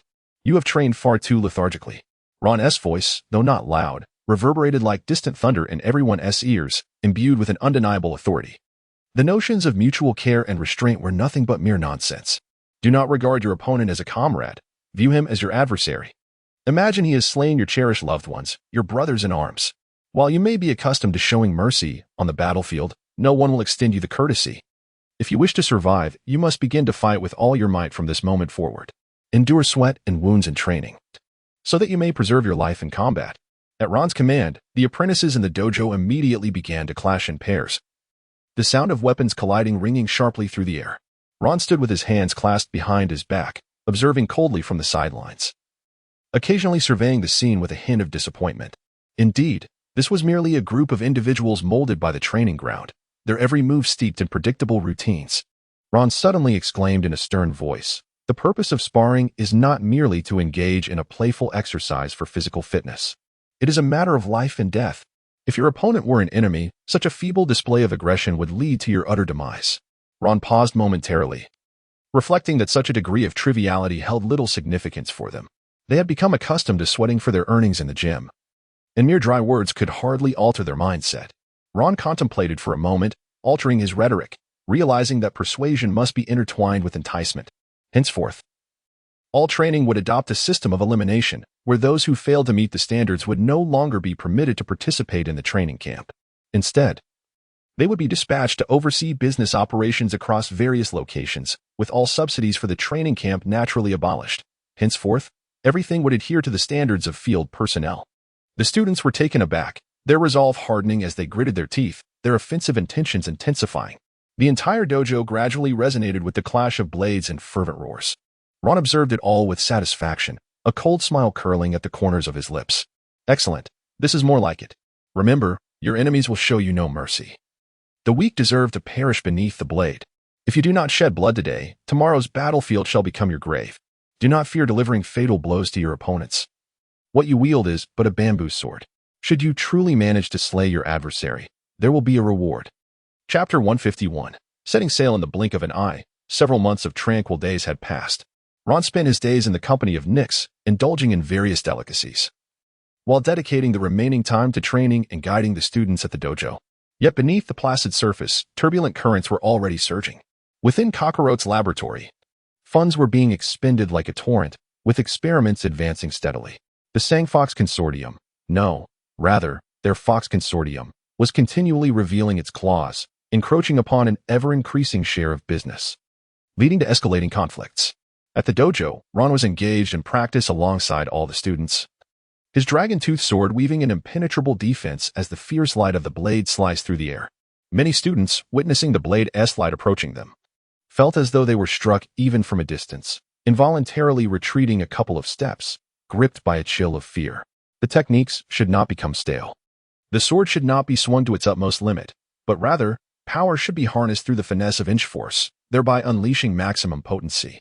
Suddenly, the phone bug nestled in his pocket began to ring. Ron promptly retrieved it, glancing at the students. Continue practicing, dismissed.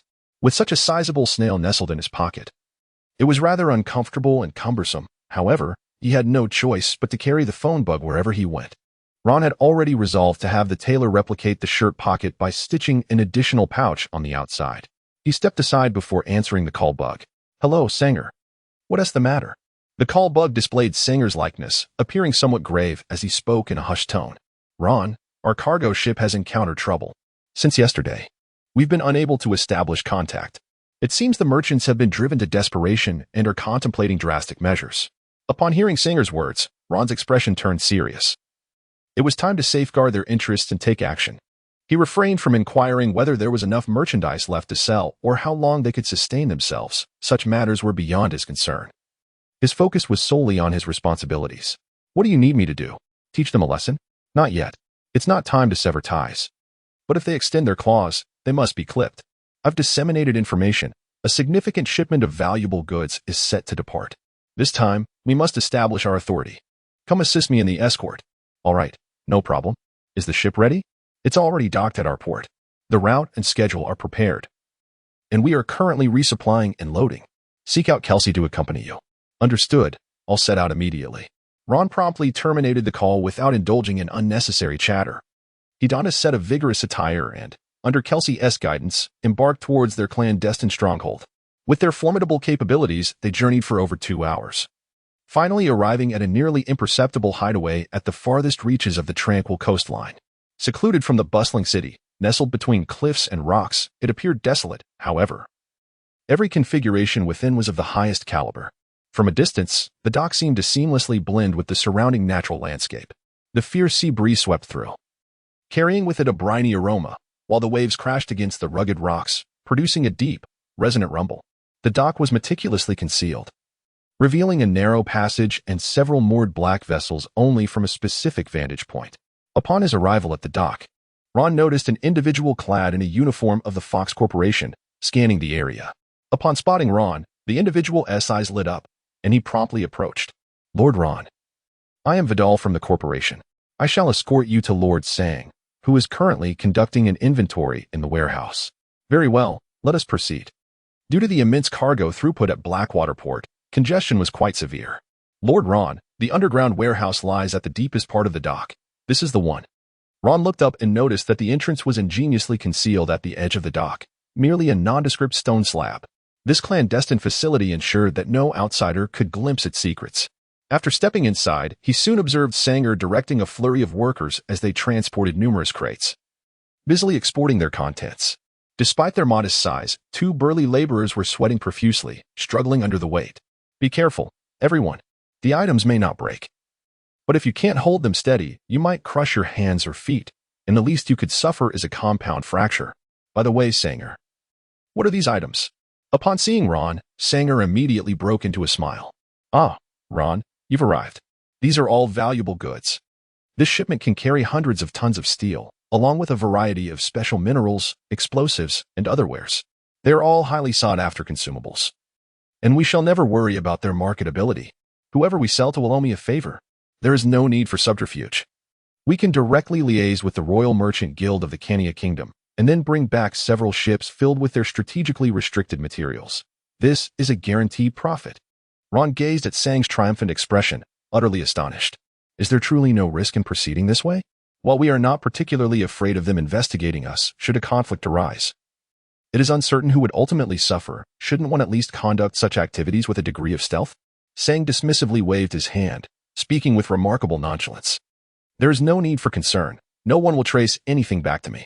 Do you genuinely believe that the world government and the Kingdom of Flowers would permit the existence of anything authentically gray? They merely act as white gloves. Indeed, these resources are considered strategic assets within the Kingdom of Flowers. If sold to the Kingdom of Kenya, it would undoubtedly experience a surge in development, only to return and retaliate fiercely. However, it is not solely you who possesses strategic resources. The Kingdom of Kenya is not idle either, equipped with both technology and resources. And they have plenty of enticing commodities as well. We shall procure some strategic materials from the Kingdom of Flowers and sell them to the Kingdom of Kenya, generating a nice profit for our esteemed patrons. Upon our return, we can bring back a substantial quantity of goods that are strictly regulated in the Kingdom of Kenya, thereby delighting our patrons with a significant windfall. What could be more advantageous? Who would dare to intervene? Would they presume to dictate our actions? Certainly not. That would be tantamount to slapping our patrons in the face. As for those who wish to access our financial resources, if I were to be oblivious to such matters, then I would truly deserve my fate. Ron, upon hearing Sang's words, could not help but nod in agreement. It indeed seemed quite secure. There was no need for undue worry in everyday matters. When trouble arose, it would typically manifest in a significant manner, and if one could not address it, fleeing promptly would be the only sensible course of action. Chapter 152. This is far from serious, you know. Seeing that Ron had grasped the intricacies of the situation, Sang placed a reassuring hand on his shoulder. Come, let me show you what we are transporting this time. Kuina, bring over the innermost crate and let us see its contents. Yes, my lord, came the reply. Before long, 2 colossal wooden crates were brought forth. Sang stood before them, his eyes glimmering with an intensity far surpassing that of a man beholding unparalleled beauty, filled with an obsessive fascination.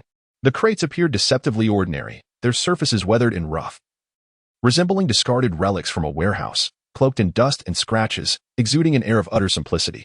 However, upon opening, a hidden world revealed itself. Lined with thick straw and cotton, enveloping each weapon within. The first crate housed a pristine cannon, while the second contained an array of flintlock guns, their metallic sheen glimmering under the dim light. Sang's gaze fixated on the magnificent cannon as he gently extended his hand, his fingertips brushing against the smooth barrel with utmost tenderness. The cannon's rifling formed a deeply recessed, intricately spiral design that was utterly mesmerizing. This was the latest artillery from the Flower Kingdom, which, according to official records, was still resting in the warehouse of some base. With a long range and immense power, it had the capability to obliterate even the most fortified defenses, serving as a formidable weapon on the battlefield. The rifling was specially designed to enhance the stability and range of the projectiles, ensuring remarkable accuracy upon firing, with enough force to annihilate an entire fortress. Furthermore, it could unleash multiple rounds in a remarkably short time, each strike akin to a thunderclap. The unique alloy from which it was crafted allowed for rapid heat dissipation, preventing overheating even during consecutive firings. Can you imagine the awe it would inspire on the battlefield? Even with your prowess, should you find yourself within the domain of such artillery, it would be presumptuous to claim an easy escape. The flintlock guns, utilizing the latest technology, were potent and user-friendly, requiring only a simple ignition to unleash their precision and speed. While their power may not rival that of the cannon in close combat, they undoubtedly ranked among the most lethal of weapons. Their bullets could penetrate heavy armor, reaching the very heart of the enemy. With the mastery of proper aiming techniques, they could catch any adversary off guard. Ron stared in bewilderment at the gleaming cannon nestled within the box. Could this truly be something that could be sold? He had already been led astray by Sang, believing their enterprise to be quite legitimate. Yet now, it seemed anything but. This was utterly unseemly. Was this truly a commodity exchanged by the Flower Kingdom? Such generosity was rather astonishing. Why not simply open the warehouse and let the Kingdom of Kuina take whatever they desired? It was clear that the Flower Kingdom would never willingly part with such treasures. This was a scheme to line pockets, a transaction facilitated by a general whose debts could not be settled. Let us commend these gamblers. Without their foolishness, where would our profits originate? With this cannon alone, I could procure a renowned blade from the Flower Kingdom. Oh, this business is indeed serious, exceedingly serious. To acquire a famed sword on this journey? The prospects are quite promising. Sang said confidently to Ron. Just wait and see. Feel free to wander about. I must attend to a few matters, and we shall be off shortly. Ron nodded, gesturing for Sang to proceed at his leisure. As they were about to embark, he was undoubtedly preoccupied with numerous tasks. He wandered around the base aimlessly, and before long, it was time to set sail. In the 3 days leading up to their departure, the weather remained tranquil, as serene as a vacation beach, without any sign of hostility. However, both Ron and Sang remained vigilant. They knew that the journey ahead would not be devoid of challenges. It was merely a matter of time. On the 4th day of their voyage, ominous clouds gathered, as if the sky were being rent asunder by an invisible giant hand. Thunder rumbled and lightning crackled, while the storm intensified. The sea's visage had long since abandoned its earlier calm, now roiling with waves that roared like a furious demon. Each crashing wave struck the hull, causing the vessel to sway violently, nearly throwing them off balance. Suddenly, indistinct silhouettes appeared ahead. As the tempest approached, the outlines of several fleets gradually emerged. Ron stood firmly on the deck, his feet seemingly rooted as the ship rocked violently, his upper body remaining steadfast like a mountain. He gazed unwaveringly at the approaching fleet and turned to Sang. Sang, return to the cabin. Sang, his expression grave, nodded and turned to relay a few instructions to the combat captain before making his way back to the cabin without a hint of bravado. Even amid such tumultuous weather, the ship continued to advance steadily towards the enemy vessels, both sides drawing perilously close. Maintain formation. Do not panic, the combat captain shouted hoarsely, striving to instill calm among the crew. Aim. Prepare to fire. No sooner had he spoken than a deafening roar of cannon fire erupted. And under the cover of the storm, the enemy's artillery unleashed a ferocious barrage. Shells, ablaze with fierce flames, sliced through the darkness of the tempest, hurtling towards their fleet. Countless missiles whistled through the air, and columns of water erupted from the sea's surface. Immediately adjust course. Maintain distance from the enemy vessels, the combat captain commanded. directing the adjustment of the cannons while shouting, "We cannot allow the enemy to encircle us." Ron stood at the forefront of the deck, braving the howling sea winds and the torrential rain, his sword glinting with a cold light as he gripped his longsword tightly. However, after a moment of contemplation, he chose not to strike first, lowering his blade. Lacking the prowess of Eagle Eye, whose mere stroke could sever the flagship of the Creek pirates, the sword energy he could unleash would only serve to make an initial impression. In a naval battle of such magnitude, victory relied on the might of artillery. His role was merely to defend against incoming cannonballs, rendering any exertion unnecessary. On the deck, sailors began to anxiously prepare defenses, deploying cannons in anticipation of the impending clash. The standardized cannons aboard both fleets roared furiously, engaging in a fierce struggle upon the darkened ocean, as several vessels were struck and ignited, accompanied by the anguished cries of the crew. Chapter 153. Move closer, come on, move closer. As the battle on the surface intensified, the fleets gradually adjusted their courses, engaging in relentless skirmishes. Ron effortlessly sliced through a cannonball that soared towards him, sensing that the time was ripe. He could no longer restrain himself. He took a decisive step forward, striding towards the enemy ship engulfed in the tempest. His gaze sharpened, and he abruptly halted, peering into the distance at the foe's vessel, his eyes glinting with a frigid intensity. With a sudden sweep of his longsword, Ron unleashed a surge of icy blue energy that erupted from the blade, swift as lightning striking the horizon. The surrounding air seemed to be rent asunder by this formidable force, racing towards the enemy vessel with a piercing howl. One sword style, void severance. The energy traced a flawless arc through the air, instantaneously striking the enemy ship's main mast. The sailors aboard were caught completely off guard as the mast was cleaved in two, causing the ship to lurch dramatically. Upon witnessing this scene, the battle captain aboard the Ron vessel immediately bellowed, "Move closer, bring us alongside. Fire! Fire!" The immobilized enemy ship stood as an easy target in the midst of the battlefield, its silence merely a matter of time. The sailors aboard, casting aside their long knives, clutched their unwashed hair, their faces etched with horror and despair as they beheld the smooth severance atop the main mast. "The ship, it's finished. We are doomed." A violent explosion erupted, engulfing the entire vessel in flames, thick smoke billowing upwards as if the very fires of hell were unleashed. An increasing number of sailors began to abandon their resistance, their cries of panic spreading like wildfire throughout the ship.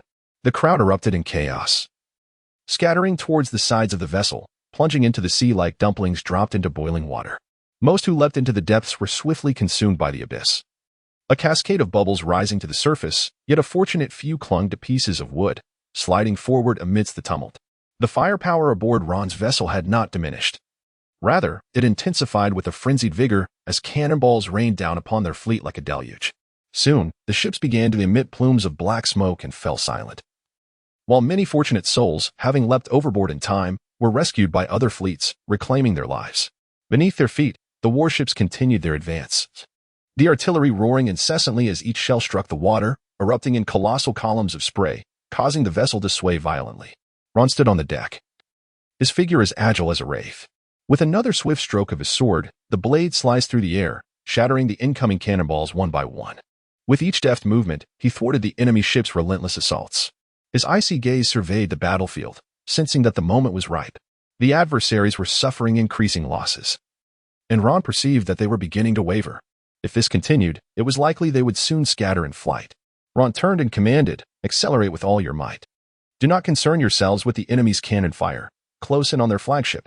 The combat captain hesitated momentarily upon hearing the order, but promptly responded, "Relay the message. Have everyone in the lower deck row with all their strength. Helmsman, steer towards the enemy flagship and approach." Under Ron's command, the entire fleet surged towards the opposing vessel, catching them off guard. The second officer aboard the enemy ship observed Ron's swift approach and shouted in confusion, "Something feels amiss. What are they planning? Are they attempting to board for a close-quarters battle?" The captain glanced at his companion, who was emitting thick smoke, then turned to the rapidly approaching Ron's ship. Gritting his teeth, regardless of their intentions, "It feels ominous. There's a swordsman on the opposing ship. Perhaps they truly intend to charge over. Damn it. No matter. Hard to starboard, and let us maneuver out of this battlefield." Initially, the second officer had merely been venting his frustrations, but upon hearing the captain's order, he was momentarily stunned. He turned to the captain, his eyes wide, and stammered, "Captain, you truly mean to retreat? Abandon them? How will we explain this to the boss upon our return?" The captain turned back, casting a cold glance at the second officer while subtly resting his hand on the grip of his pistol. Do you have a wife and children at home? Huh? What? The second officer was bewildered, unsure of how the conversation had veered in this direction. Lowering his gaze, he suddenly noticed the captain's hand on the gun grip, sending a shiver down his spine as he realized he had crossed a significant line aboard the ship. Even though he was brought in by the boss to keep the captain in check, it did not entitle him to question the captain's decisions in such a precarious situation. The second officer quickly plastered on a sycophantic smile, waving his hands dismissively. At this point, who cares about anything else? Preserving one's life is paramount. I can't just shout, "Dante, stop me. I have a wife and children," while jumping overboard. He chuckled nervously. Captain, I will execute your orders immediately and ensure the task is completed. With gritted teeth, the second officer turned and descended below deck, striding purposefully while discreetly pinching his thigh to steady himself. Come on, move. The captain watched the second officer's retreating figure, hesitating momentarily before releasing his grip from the gun and returning to command the sailors aboard. As the ship sailed forward under his guidance, it suddenly swung to the right, heading back in the direction of Ron and his crew. The combat captain observed the approaching enemy ship warily, while Ron prepared for a potential boarding, only to see the vessel suddenly veer away. It seems that Lord Ron has chosen to flee. Ron cast a fleeting glance at the receding silhouette of the ship, then turned his attention away, refocusing on the forward path. It was unnecessary for them to outrun us. They merely needed to outpace their companions. Let the fleeing ones flee. We must not allow the remaining foes to react, and we should hasten even more. Yes, my Lord Ron, row swiftly. The bounty has doubled post-battle. Spurred by the allure of the reward, the vessel surged forward with remarkable speed, swiftly penetrating the ranks of the unsuspecting enemy ships. Ron peered ahead, gauging the distance. And when he deemed it sufficient, he sprang forth with the ferocity of a thunderclap, launching himself toward the enemy vessel.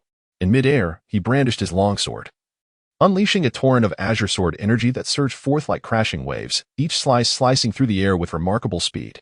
One sword style, surge of waves. The tempestuous sword energy collided with the deck, reverberating with a series of explosive sounds. Under the cover of this onslaught, Ron leapt aboard the foe's ship. As he landed, he bent his knees to absorb the impact and then propelled himself forward with tremendous force, shattering the battered deck beneath his feet into countless splintered fragments. Chapter 154, Three-Sword Style? Ron dashed towards the captain, resembling a fleeting shadow. The captain, naturally aware of Ron's approach, furrowed his brow as he observed the charging figure. Veins visibly throbbing, gripping and then releasing the helm, he began to flee while shouting, "Fire! Fire! Subdue him at once!" without needing the captain's command. It was clear to all but those aspiring to command that Ron's leap and the subsequent arc of his sword energy signaled imminent danger. The sailors hastily drew their flintlock pistols, disregarding any concerns of friendly fire, and commenced firing upon Ron. Bang! Bang!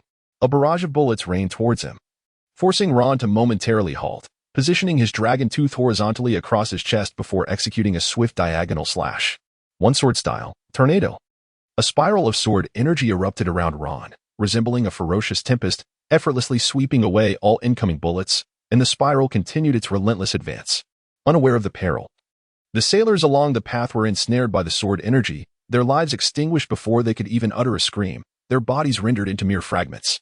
One sailor stood on the deck, flintlock raised, as Ron's sword energy whizzed past him, severing his weapon in twain. Miraculously, he sustained no injuries. Yet cold sweat trickled down his nose, and his trembling arm faltered under the weight of fear. What a farce! Who would dare to engage such a monster? The sailor cast aside the remnants of his pistol and turned to flee, thinking that if the captain and his crew could indeed vanquish the beast, prolonging his own life even a moment longer was a gain. Yet, not all aboard the opposing ship were cowards, despite the futility of their efforts. Several sailors bravely charged forth. Ron gazed at the advancing foes, devoid of any compassion. At this moment, had they chosen to cast down their weapons and surrender, perhaps a glimmer of mercy might have been extended to them. Yet for the enemy, there lay only the path of death. Dragon's Fang, with its icy blue blade, traced a sharp and enchanting arc, severing the arms and weapon of the first sailor amidst his incredulous stare. Before his severed limbs could touch the ground, he beheld his own lifeless body still standing, yet to succumb. The second sailor, seizing the fleeting opportunity as Ron struck, lunged forward in a desperate attempt to pierce him. Ron did not spare him a glance. Instead, he executed a swift spinning kick that struck his lower back, producing a sharp crack reminiscent of a bone fracturing. The man's body folded in half, propelled at a speed exceeding that of his arrival, as he was sent hurtling into the sea with a resounding splash. Ron surged forward, executing a fierce diagonal slash towards the sailor before him. The sailor raised his blade in defense, whether by skill or sheer fortune, managing to intercept Ron's strike perfectly. In the instant of their clash, a resounding clang echoed through the air, as the sailor's long knife was shattered into countless fragments. The flying debris, imbued with terrifying force, pierced through his body like bullets, landing upon the deck and leaving a trail of crimson blood in its wake. The long blade in Ron's hand swept through the air with unrelenting force, cleaving effortlessly through his right shoulder, as if a searing hot knife were slicing through butter. He bore no regard for the insignificant obstacle before him, effortlessly twirling the knife to rid it of the blood that marred its surface, his gaze fixed on the captain, who was hastily making his way towards the lifeboat. Halt! You cannot escape. Surrender, and I assure you, your life will be spared. If I catch you, your fate is sealed. The captain's pace did not falter, completely dismissing Ron's threat, as he continued to hasten toward the lifeboat. Damn it!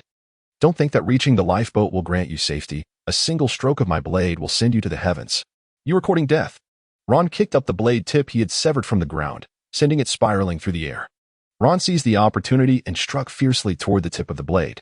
Under the immense force of the strike, the tip emitted a sharp metallic clang, slicing through the air with a swift trajectory, accompanied by the howling wind, hurtling directly toward the captain's head. The combat leader, who was escorting the captain forward, immediately sensed the acute danger. Relying on his formidable instincts, he unsheathed his sword without a glance, executing a simple yet effective Iajutsu cut that deflected Ron's incoming blade. The weapon spun gracefully in the air before landing with a resonant thud on the ground. The combat leader did not continue to advance but stood resolutely in place, gripping his sword horizontally across his chest, the tip glinting menacingly toward Ron. I have settled my debt to you. The captain halted his flight and turned to regard the combat leader, nodding solemnly. What I owe you has been repaid. Now, I owe you this. As long as I return alive, I shall ensure your compensation and your son's future are taken care of. With that, the captain turned once more toward the lifeboat, while the combat leader remained steadfast, confronting the immense pressure from Ron, leaving him no time to attend to the captain.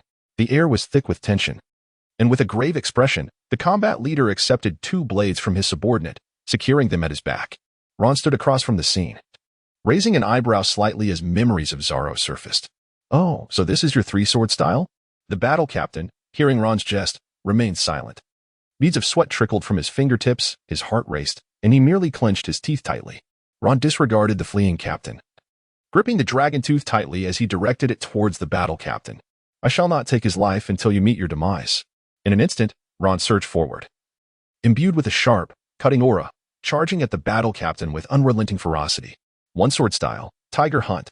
The blade shimmered with an icy blue luminescence, swift as lightning, as the air was rent with a sound that pierced the silence. The battle captain hastily evaded, rolling awkwardly on the ground to narrowly escape a fatal blow. Yet, the overwhelming force of the sword aura still surged within him, causing his blood to boil and leaving him gasping for breath. Struggling to his feet, he realized that mere evasion would only hasten his demise. Gritting his teeth, he boldly advanced towards Ron, brandishing his weapon to meet the oncoming assault. At the moment their blades clashed, sparks erupted, and the sound of metal striking metal reverberated like war drums in his ears.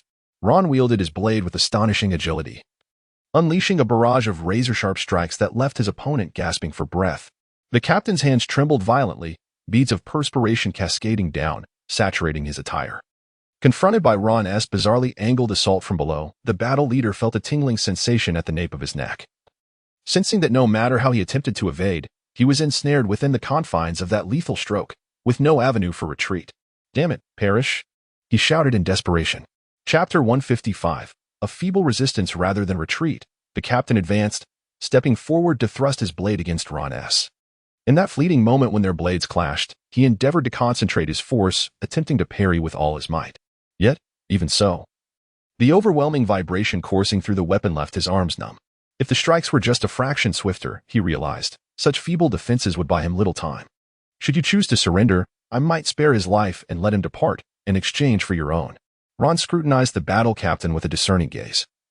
Unable to suppress a sigh within, the scarcity of individuals capable of standing alone in the fray was indeed disheartening, making the role of a leader exceedingly challenging. The battle captain remained silent for a brief moment, then propelled himself forward with a sudden burst of energy. unleashing a flurry of blade strikes as fierce and relentless as a tempest, each thrust aimed directly at vital points. Ron witnessed this scene and ceased to utter any further trivialities. If he was intent on courting death, how could Ron possibly restrain him? Like a swift shadow, he surged forward, the blade glinting ominously, aimed directly at the battle captain with an assault even more ferocious and fierce than before. This strike bore an overwhelming momentum, akin to a thunderous strike, tearing through the air in an instant, accompanied by a piercing sound of wind.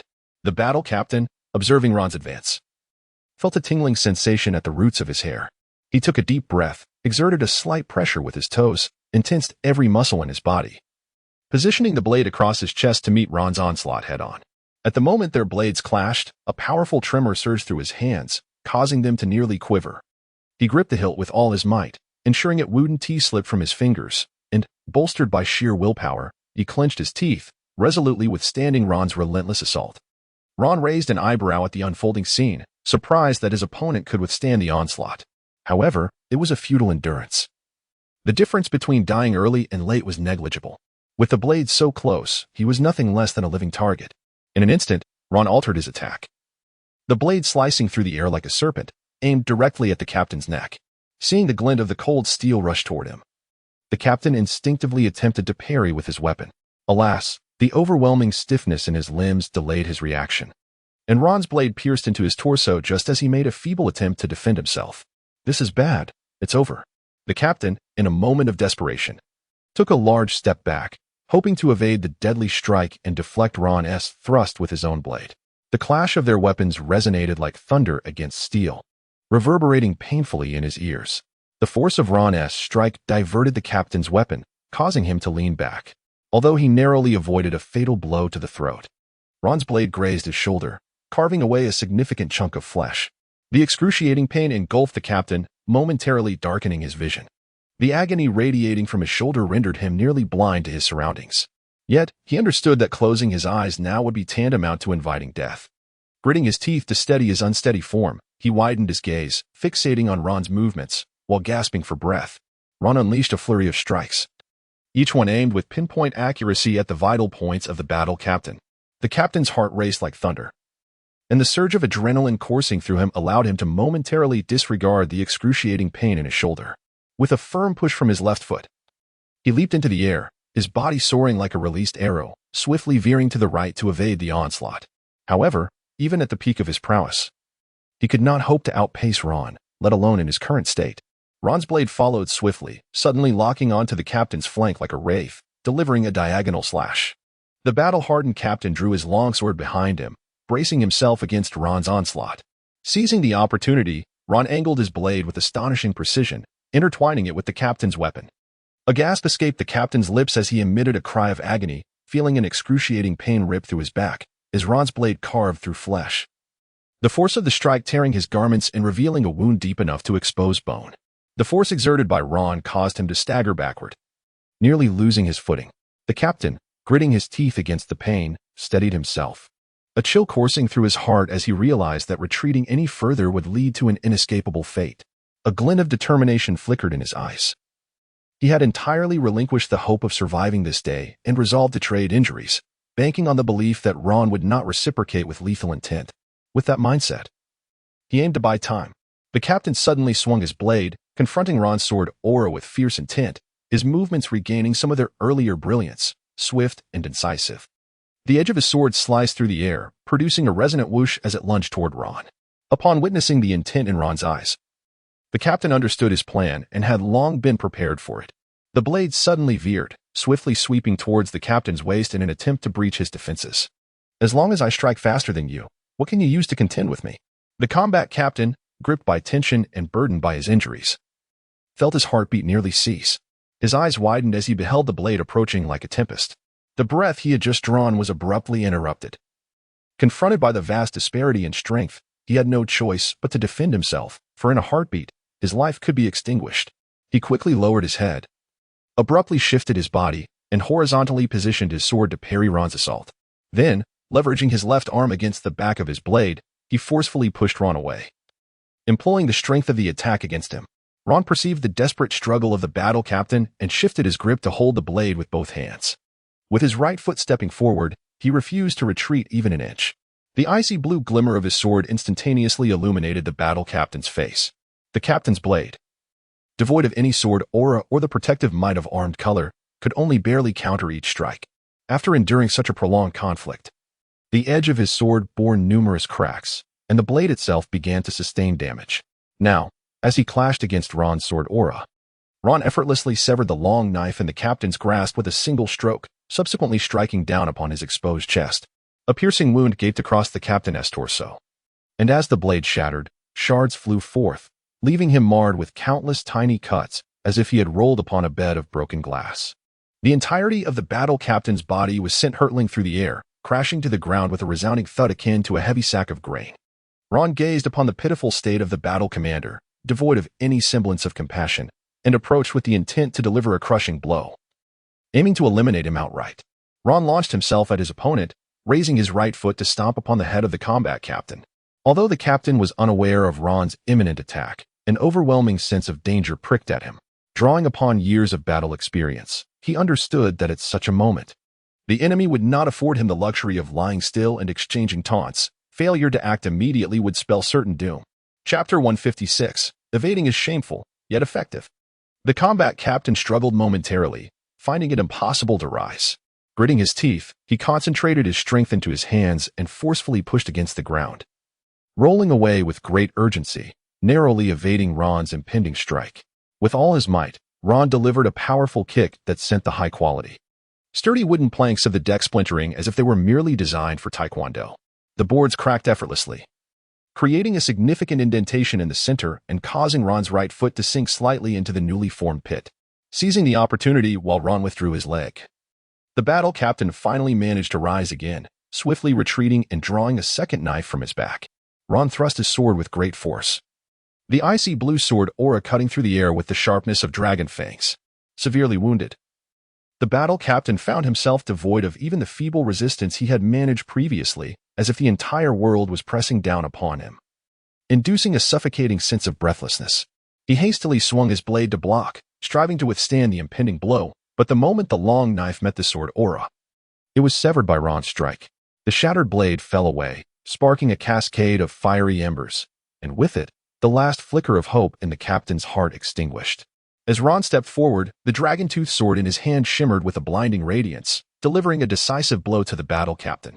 The captain's body fell heavily onto the deck, having lost so much blood that his capacity for thought was nearly extinguished. A fleeting vision of his family awaiting his return flickered in his mind, accompanied by the captain's final promise to him. There was no time left to ponder whether the captain could escape or if he would honor his vow. Consciousness slipped away, plunging him into an abyss of darkness. Ron cast a glance at the battle captain lying on the deck, his heart filled with a sense of lamentation.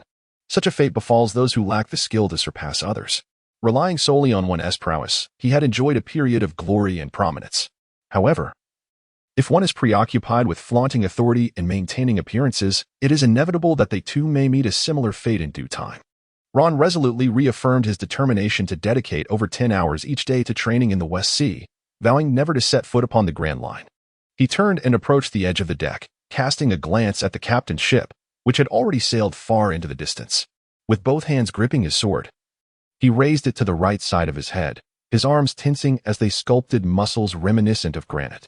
One sword style, flying swallow. A cerulean swallow streaked through the sky at an astonishing speed, producing a series of sharp detonations in the air, and in the blink of an eye, it struck the captain's small boat. Amid their panic and curses, it gradually sank beneath the waves.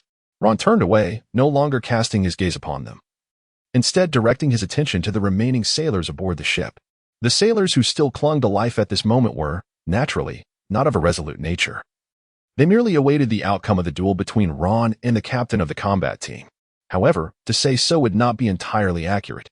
Had there been any uncertainty in the clash between Ron and the combat captain, they would have rushed forth to assail Ron long ago. Instead, they lingered, biding their time for the combat captain to be vanquished by Ron, so that, no longer under his scrutiny, they could surrender to the enemy, thus alleviating their own shame and sorrow. Though evasion is ignoble, it proves useful. The instant Ron glanced their way, they collectively discarded their weapons, letting them crash to the ground with a cacophony of sound. We surrender. We yield. We are merely a hired crew, not their subordinates. Ron cast a glance at them and proclaimed in a booming voice, gather your respective teams and form an orderly line over here."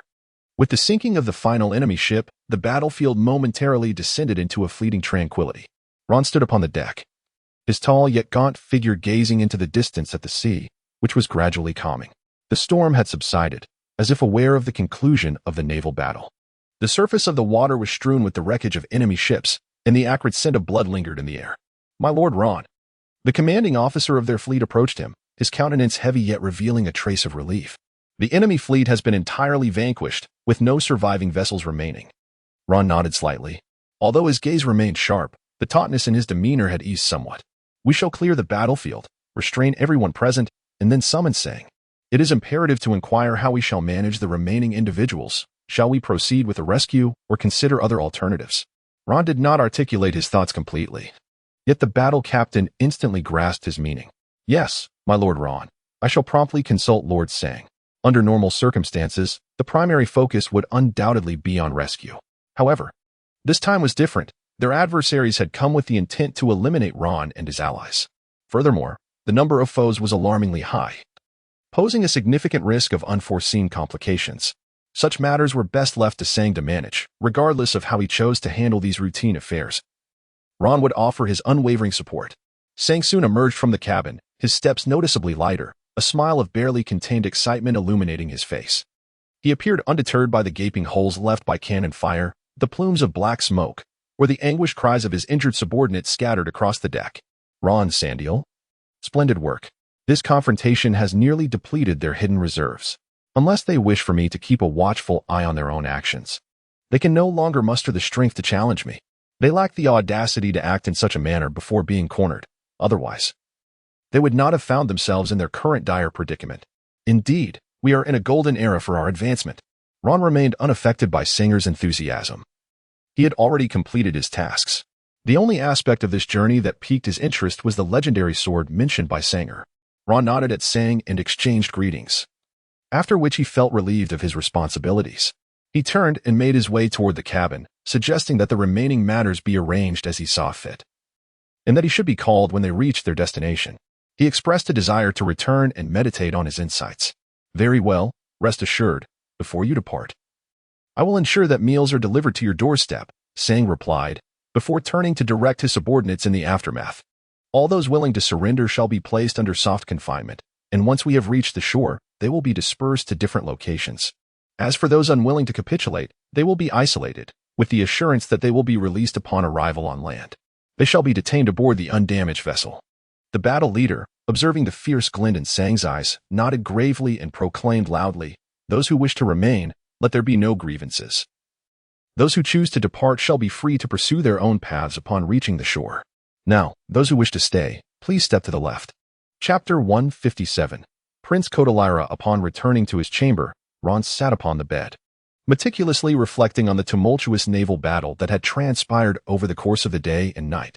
Ultimately, his confrontation with the captain of the opposing forces constituted but a mere fragment of the entire engagement. The vast majority of the conflict was dominated by the relentless exchange of cannon fire that filled the skies.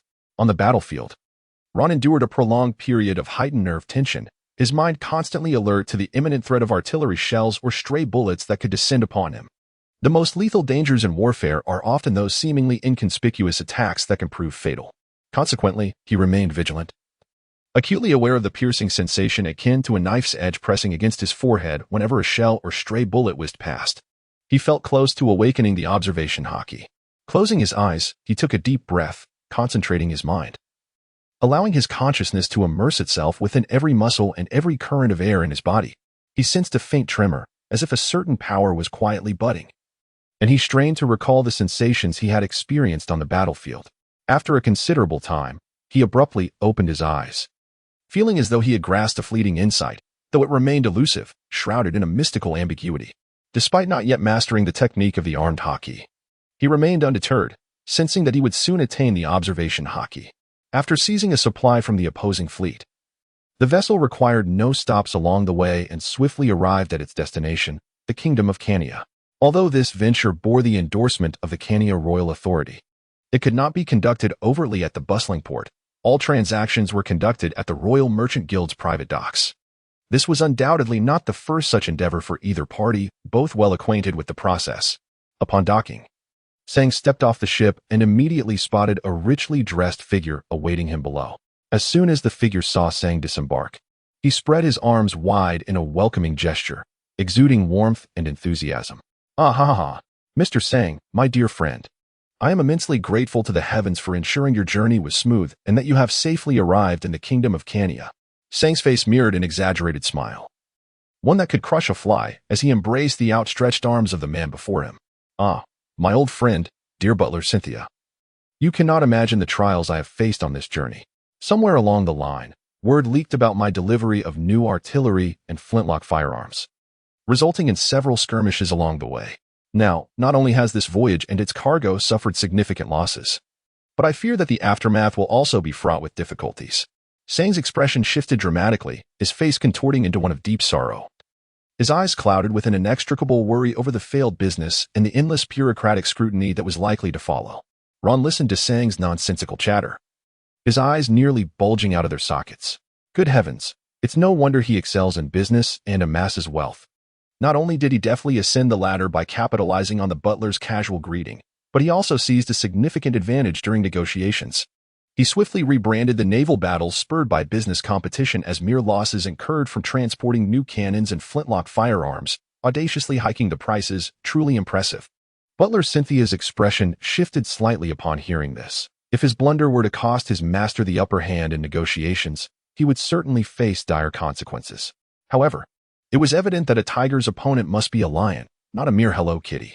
Butler Cynthia placed a reassuring hand on Sang's shoulder, his mind racing to devise a strategy, and he spoke words of comfort. "Do not worry, as long as it is a fine product. We shall offer you a price that will certainly satisfy you." With Cynthia's words, the conversation swiftly returned to a more formal tone. "You sell your goods, I shall pay. It is a natural order. Any difficulties you encounter along the way are of no concern to us." Ron listened attentively to their seemingly simple exchanges, nodding and absorbing the knowledge shared, feeling that this journey was indeed worthwhile, enriching his understanding significantly. Soon, under the guidance of Butler Cynthia, they arrived at a resplendent mansion, perhaps more accurately described as a palace. Traversing the vast staircase carved from marble, the pristine white steps resembled frozen waves, cascading gracefully into the expansive foyer.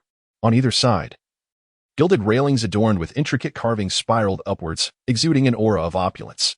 In the grand and meticulously designed courtyard, radiant sunlight streamed through the lofty dome, illuminating the garden filled with vibrant flowers and sculptures.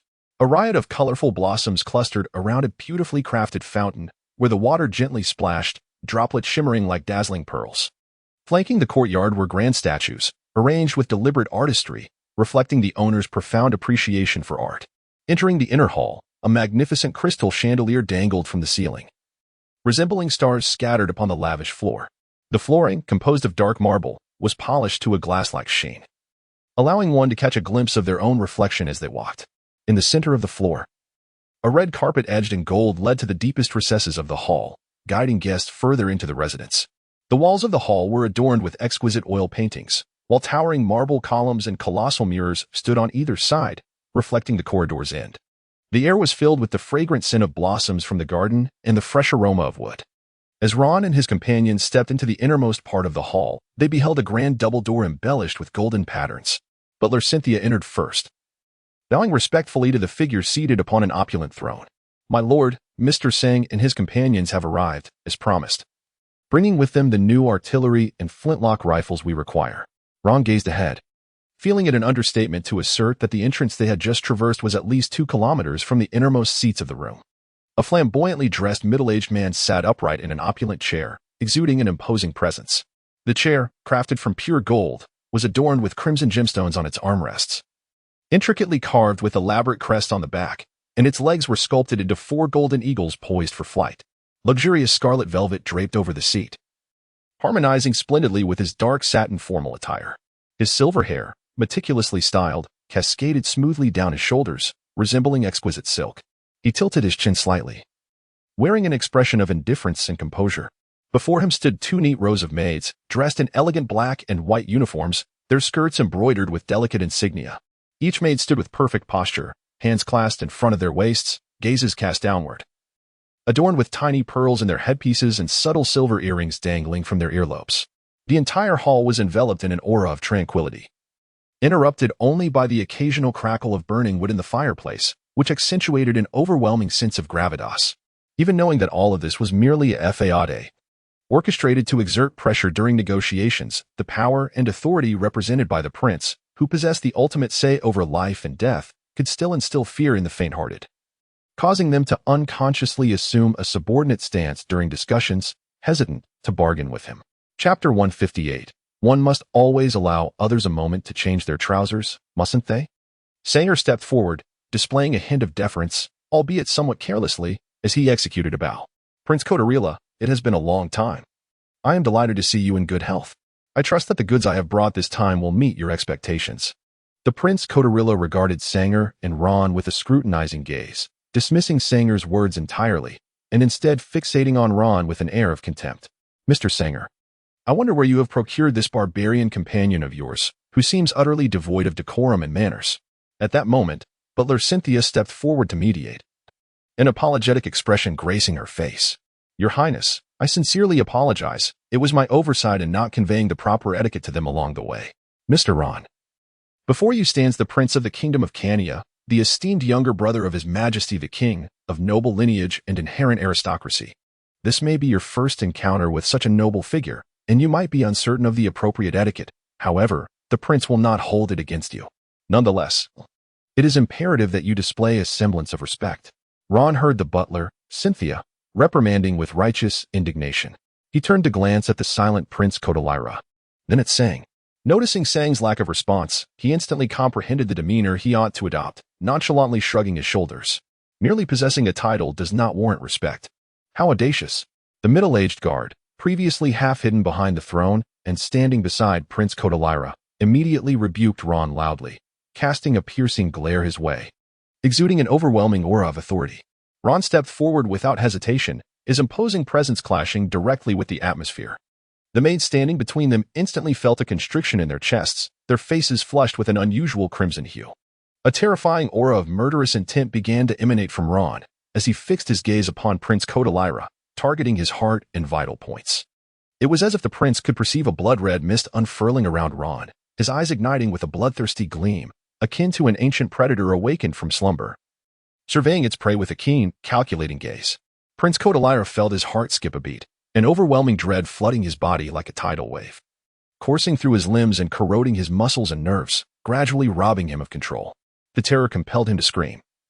Yet a final vestige of rationality held his mouth shut, his right hand gripping the armrest, a mere ornament he had never before utilized, so tightly that the knuckles bulged grotesquely from the strain. The middle-aged guard finally regained his composure, stepping forward to position himself between them, shielding Prince Kotalira from Ron's formidable presence. The prince immediately sensed a release of breath, akin to a noose loosening around his neck, enveloped in a profound sense of relief as if he had narrowly escaped calamity. He promptly gestured to Butler Cynthia to withdraw, stating that Mr. Ron, not being a citizen of their nation and thus unprotected by their customs, need not be subjected to formalities. You have traveled far and endured great hardships. Let us prepare a feast. The prince's demeanor was exceedingly amiable, almost as if he were the elder brother to the very individual he had just reprimanded for his lack of decorum. Yes, your highness, Mr. Sanger replied. Mr. Ron, please accompany me. I have prepared a selection of culinary delights unique to the kingdom of Kania just for you. Ron finally subdued his imposing aura and turned to glance at Sanger, who returned his gaze with a subtle signal. Together, they followed Butler Cynthia to the banquet. Once Ron and his companions had distanced themselves, Prince Kotorila cast a discontented glance at the middle-aged guard beside him, feeling greatly dissatisfied that he could not protect him even when no real confrontation had occurred, nearly leading to a significant embarrassment. However, he refrained from voicing his grievances. For had he been able to recruit a more formidable protector, he would have done so long ago. In his youth, Prince Kotorila had chosen to remain inconspicuous to safeguard his life, resulting in limited power and wealth. Otherwise, he would not have been compelled to undertake such unsavory tasks personally. The middle-aged guard sensed the prince's dissatisfaction and adopted an even humbler demeanor, bowing his head and retreating into the shadows behind the throne, striving to diminish his presence. Meanwhile, in the banquet hall, golden light cascaded from the dome, enveloping the entire space in a warm and opulent glow. The air was imbued with a complex and intoxicating fragrance, a delicate blend of incense and the rich aromas of the sumptuous dishes laid out before them, inducing a gentle inebriation of the senses. The long table was adorned with meticulously prepared delicacies, and warm fruit wine swayed gently in crystal goblets, its rich scent rising with the swirling steam. In the foreground, young maidens draped in sheer veils danced gracefully, their skirts rippling like shimmering waves. Their waists moved with an elegance that seemed to sway in harmony with the music, revealing exquisite figures and graceful curves. Their wrists and ankles were adorned with tiny golden bells, which chimed sweetly as they twirled, complementing the melodies produced by the harpists, pipa players, and rhythmic drumming. With light footsteps and fluid spins, they cast glances at Ron, offering shy smiles, their long hair cascading with each movement. Reflecting a warm luster in the ambient light, the skin glimpsed beneath the gossamer fabric glimmered softly in the candlelight, adding an ethereal beauty to the scene. As Ron indulged in his repast, he found himself captivated by the elegant figure of the beauty before him, even as the banquet progressed into its latter stages. The absence of Prince Kitarila, a breach of etiquette, seemed to go unnoticed. Surely he must have needed some time to change attire. After a further indulgence, the festivities neared their conclusion. Having spent over half a month adrift at sea, Ron had quite filled his belly, when at last, Prince Kitarila made his grand entrance. Dressed in an exquisite deep purple tailcoat adorned with golden trim, the opulent brocade bore the faintest hint of intricate rose patterns. Draped over his shoulders was a crimson cloak, its edges embellished with golden thread embroidered with the emblem of a lily. A gold brooch, set with a sapphire, secured his delicately white silk cravat. Rings adorned his fingers, each set with pigeon blood rubies that refracted a splendid radiance. At his waist, a silk belt with black and gold embellishments held a finely sheathed silver sword, its hilt intricately carved with delicate vine motifs, while a thumb-sized amethyst shimmered brilliantly in the candlelight. His black boots, graced with intricate golden floral patterns, were accented with silver emblems. His silvery hair was meticulously styled, slightly swept back to reveal his strikingly handsome features, with a stray lock casually falling across his forehead. He certainly exuded a regal charm and authority. Chapter 159. The master of superfluous literature Prince Kitarila, adorned like a peacock in full display, seemed intent on reclaiming the dignity he had lost. At that moment, butler Cynthia promptly rose to salute the prince, and Sanger also stood to acknowledge him. Yet Ron remained indifferent, continuing to eat and drink unabated. Unperturbed by any sense of awkwardness, Prince Kitarila strode directly to the main seat, raised a glass of wine, and gestured towards the table. Ron also paused his swirling chopsticks, lifted the wine glass from the table, and listened attentively for any trivialities he could utter. I would like to first express gratitude on behalf of the Kingdom of Kania for Mr. Sang's presence. Over the years, the economy of the Kingdom of Kania has flourished increasingly, growing ever more robust, to the point that it can be described as a formidable vessel equipped with powerful artillery, surrounded by an abundance of formidable individuals. This prosperity owes much to countless merchants like Mr. Sang, who have brought a myriad of resources to the kingdom, facilitating economic circulation and thereby contributing to Kania's current strength.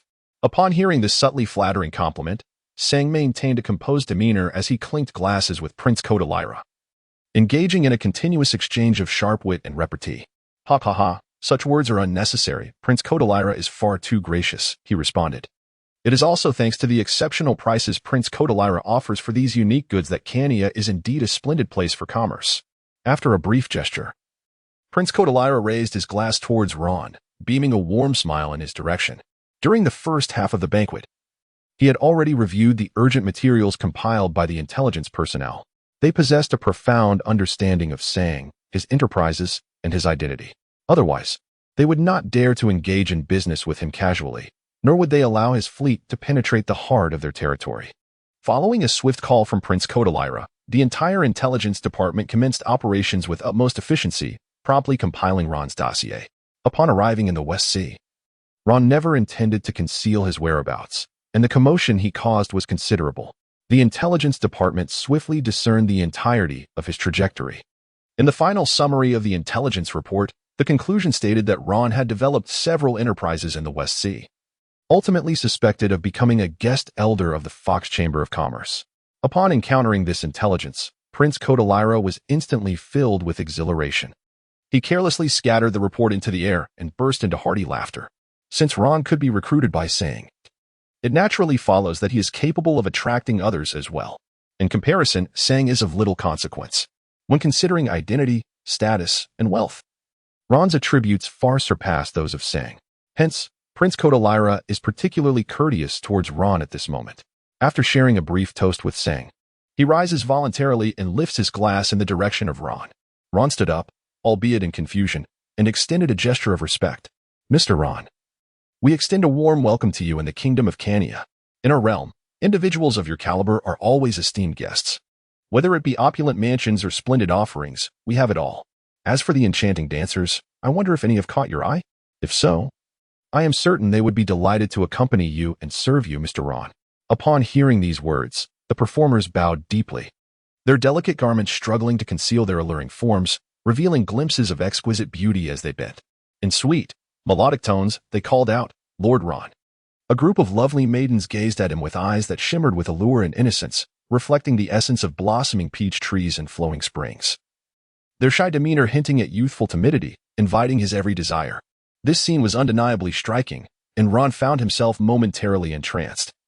Witnessing such a spectacle for the very first time, Prince Kodalira, observing this, could not suppress a smug smile and seized the moment to continue.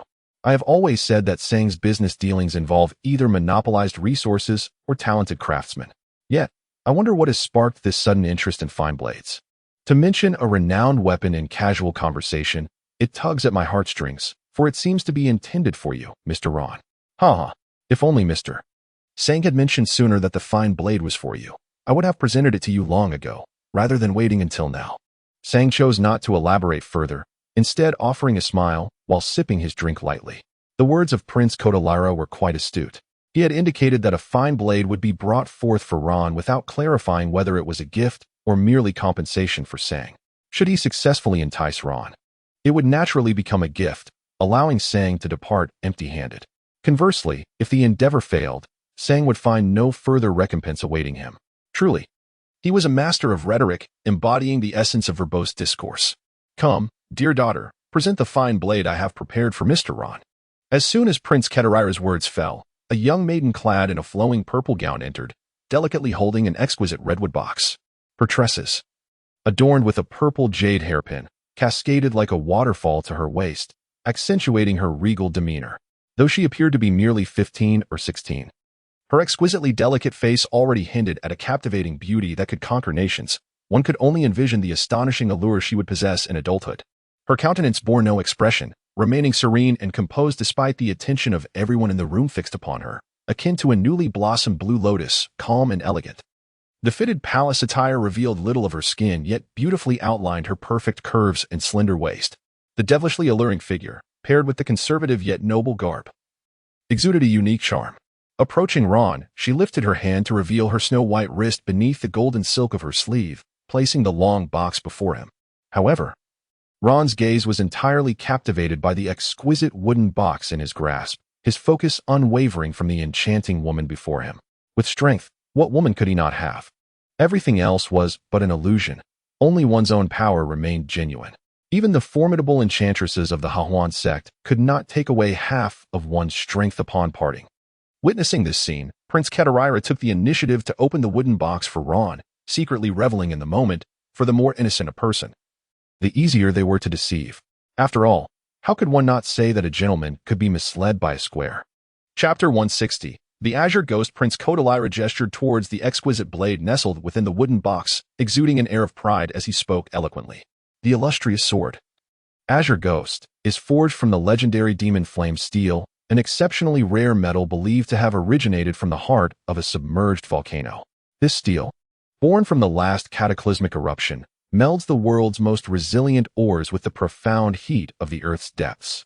The forging process demands relentless tempering through 1,000 strikes, requiring that the water used for quenching be glacial melt from frigid realms. Otherwise, the blade cannot endure the ferocious power inherent within the metal itself. Through repeated folding and hammering in the molten fires of 1,000 degrees, the density of the blade reaches its zenith, while bestowing upon it a distinctive fiery essence. With the blade's patterns resembling ethereal blue flames dancing along its surface, The hilt is crafted from dark golden secret silver, taking on an irregular flame-like form. At its center adorned with a crimson agate that seems to pulse with an inner glow of fire. The scabbard, carved from deep ebony wood, is etched with intricate patterns of deep blue flames, subtly shimmering under the moonlight. The end of the scabbard is inlaid with refined gold, and its interior is lined with exquisite beast leather, ensuring the blade's stability while minimizing wear on the edge and suppressing its fierce aura. The guard features a dual-layer design, with the inner layer forged from tempered steel and the outer layer coated in secret silver, embellished along the edges with hand-carved wave patterns that evoke the tumultuous dance of flames. This remarkable weapon is a treasured heirloom of a once downtrodden royal family, presented to His Majesty during their plea for asylum to the Kingdom of Kuina, and later bestowed upon me by His Majesty on the occasion of my 60th birthday. Only with the backing of a mighty realm such as Kuina can one truly gather a plethora of resources. Whatever you desire, Mr. Ron, will undoubtedly be at your disposal. Ron remained silent, drawing forth the tsangue and scrutinizing it intently, with the azure flames reflected in his eyes. With a casual flourish, he twirled the blade in the air. The keen edge sliced through the atmosphere, producing a terrifying whistling sound akin to the roars of malevolent spirits from the depths of a fiery abyss, instilling fear in the hearts and souls of the faint-hearted. Ron took several steps back, brandishing his blade towards the vast expanse ahead. The icy blue sword energy swiftly enveloped the tsangue, exuding a sharp aura as though the very fabric of space had been severed. Indeed, a fine sword. It is truly an exceptional blade. Ron returned to his seat, naturally retrieving the scabbard from the wooden box. He casually twirled it a few times before inserting it at his side, subsequently sheathing the tsangue sword. Once it was in his possession, it belonged solely to him. If Prince Kodalyra wished to reclaim it, he would have to resort to theft. Seeing the uncontainable smile at the corner of Ron's mouth, Sang felt a wave of relief wash over him. Rising with a wine glass in hand, he approached Prince Kodalyra with a beaming expression of triumph. Indeed, Your Highness is a man of his word, delivering the esteemed blade so promptly. As for the remainder of our transaction, there is no need for haste. We shall linger in the Kingdom of Kuina for a while to immerse ourselves in its culture. Simply have the goods ready before our departure.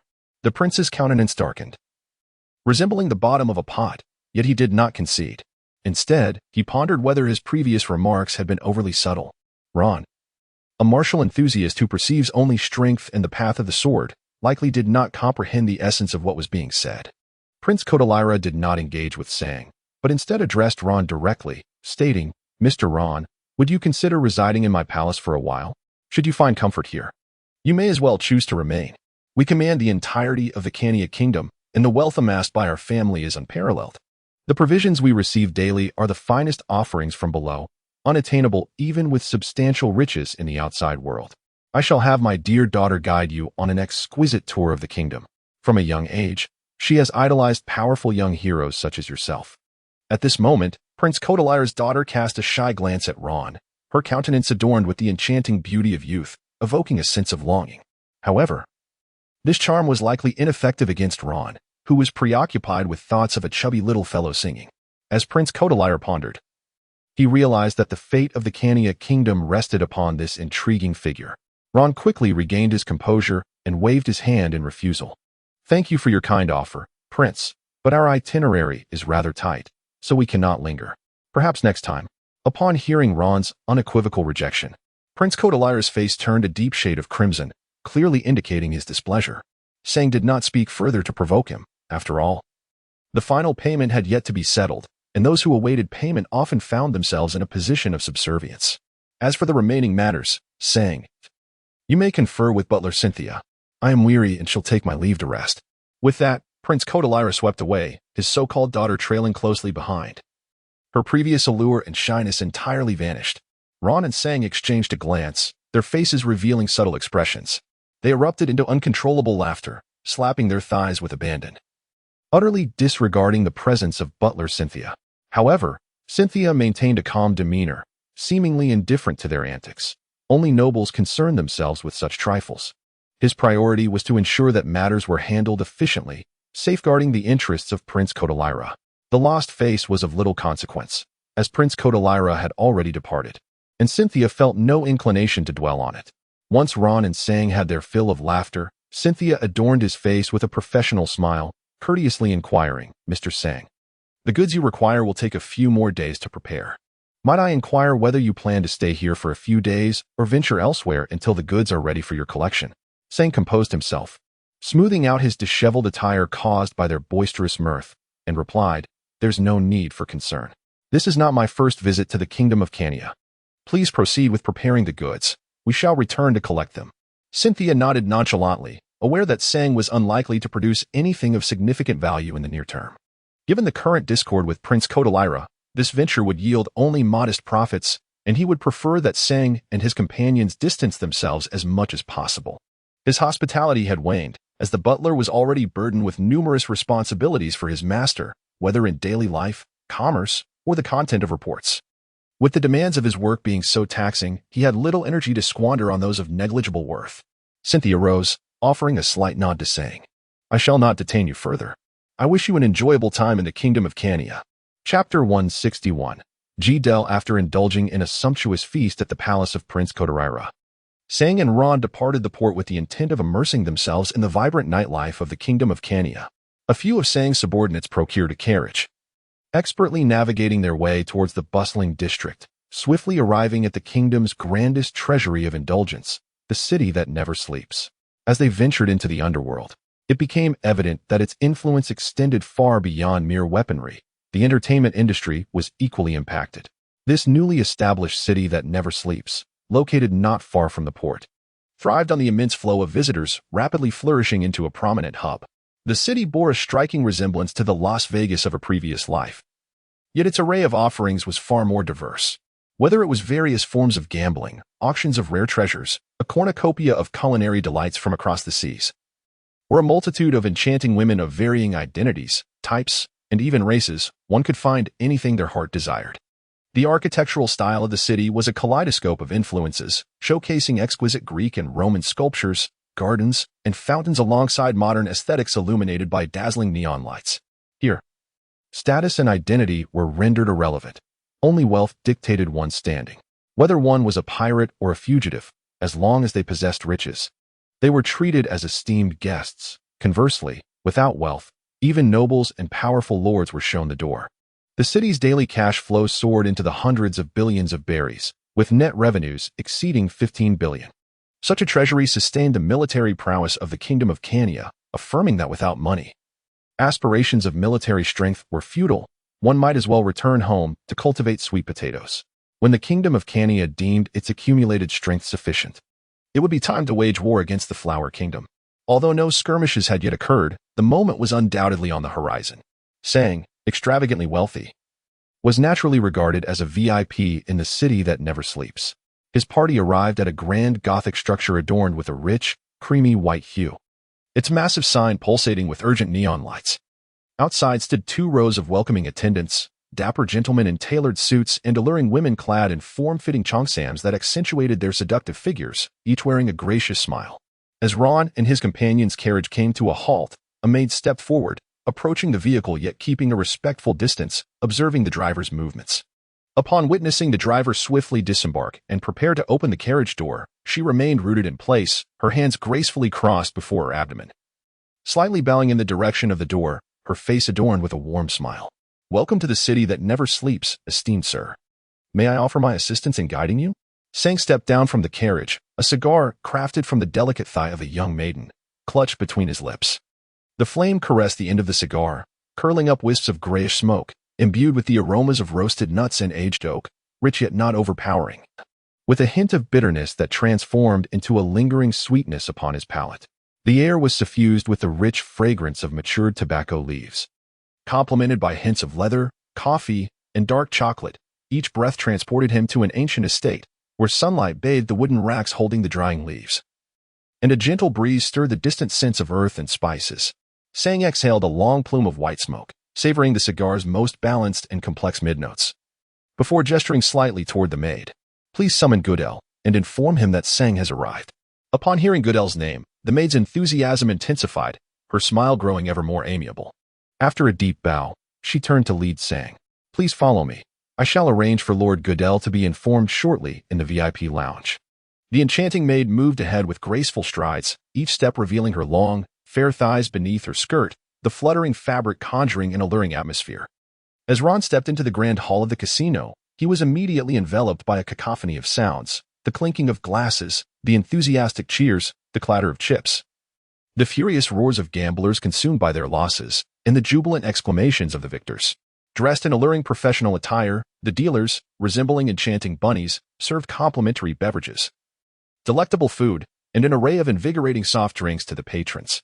Additionally, a diverse array of elegantly attired women offered chip exchange services for the esteemed guests, while also providing an assortment of personalized services. Ron continually surveyed his surroundings, observing the myriad of human expressions and the various grotesqueries within the casino. The amalgamation of alcohol, gourmet delicacies, bodily fluids, and hormones created an oddly pungent aroma that was particularly overwhelming. They had been seated in the opulent VIP lounge for approximately 10 minutes when a knock resonated from the door. Sang sat upon a solid wood sofa adorned with sumptuous velvet, gently swaying his glass while glancing at the entrance of the lounge. "Come in." Although Ron had anticipated from the name Goodell that the casino's proprietor would not resemble the voluptuous, alluring beauty with sensual red lips and a seductive gaze that he had envisioned, he had expected that even a male counterpart would be a slick, polished character. To his astonishment, a towering figure exceeding 2 meters in height entered, a muscular man with a formidable, dark visage reminiscent of an iron tower. His muscles stretched the fabric of his suit to its limits, as if a mere shrug could tear it to shreds, yet he emanated no philosophical aura. Only a palpable sense of ferocity akin to a bear poised for the hunt. However, Ron refrained from making judgments based solely on appearances, discerning that he was likely a high-ranking enforcer. Just as one must tread carefully around women, children, and the elderly in the world of vice, it was evident that this man, despite his intimidating exterior, was likely more adept than others in his field. Upon seeing the arrival of the god of wealth, Goodell immediately broke into a hearty smile, extending his arms as he approached, saying, "Ha ha ha," saying, "It has been far too long since you graced my business with your presence. What fortune has befallen you lately?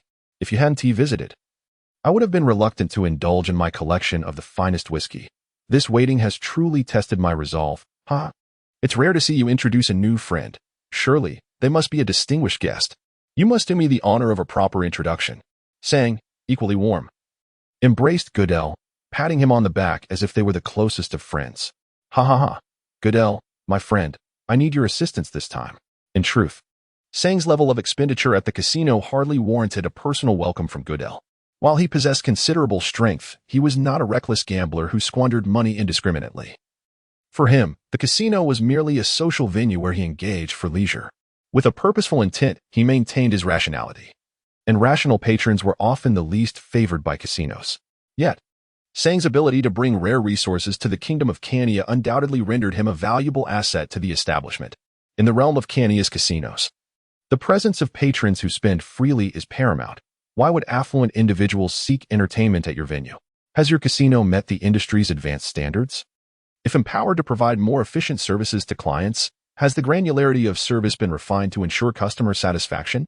Upon the arrival of clients at the casino, how does one initially set the stage to elevate their anticipation, thereby leveraging the momentum to provoke a spectacle, empowering marketing efforts, and ultimately achieving a diversified client development?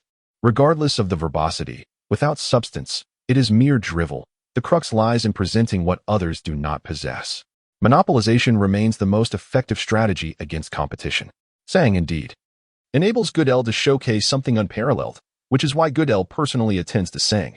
After exchanging pleasantries with Goodell, Sang refrains from delving straight into business, instead introducing his most significant partner, Ron. "This is Ron, my paramount collaborator. It's his first visit here, and I trust you will ensure his experience is exceptional. Otherwise, I might be compelled to reconsider our rapport." Goodell, maintaining an impassive demeanor, glanced towards Ron, initially assuming he was merely another businessman associated with Sang. Sang's prior remarks about rarely introducing new acquaintances hinted at Ron being an extraordinary guest, and to his surprise, Ron indeed turned out to be significant. Goodell's demeanor instantly warmed. Although unaware of Ron's true identity, being a friend of Sang's was enough to warrant a friendship, regardless of Ron's status. Moreover, individuals who can befriend Sang are often of comparable stature. Goodell discreetly signaled to his aide, who promptly exited. Goodell then engaged Sang and Ron in a few rounds of his cherished whiskey, regaling them with various anecdotes from the casino. Whether factual or embellished, they were undeniably entertaining, showcasing his adeptness in social interactions. After a few drinks, Goodell rose and extended a cordial invitation to Ron. Mr. Ron, I believe this is your first visit to the casino, is it not? Come, let us venture inside and explore the games, should you incur any losses. I shall bear them.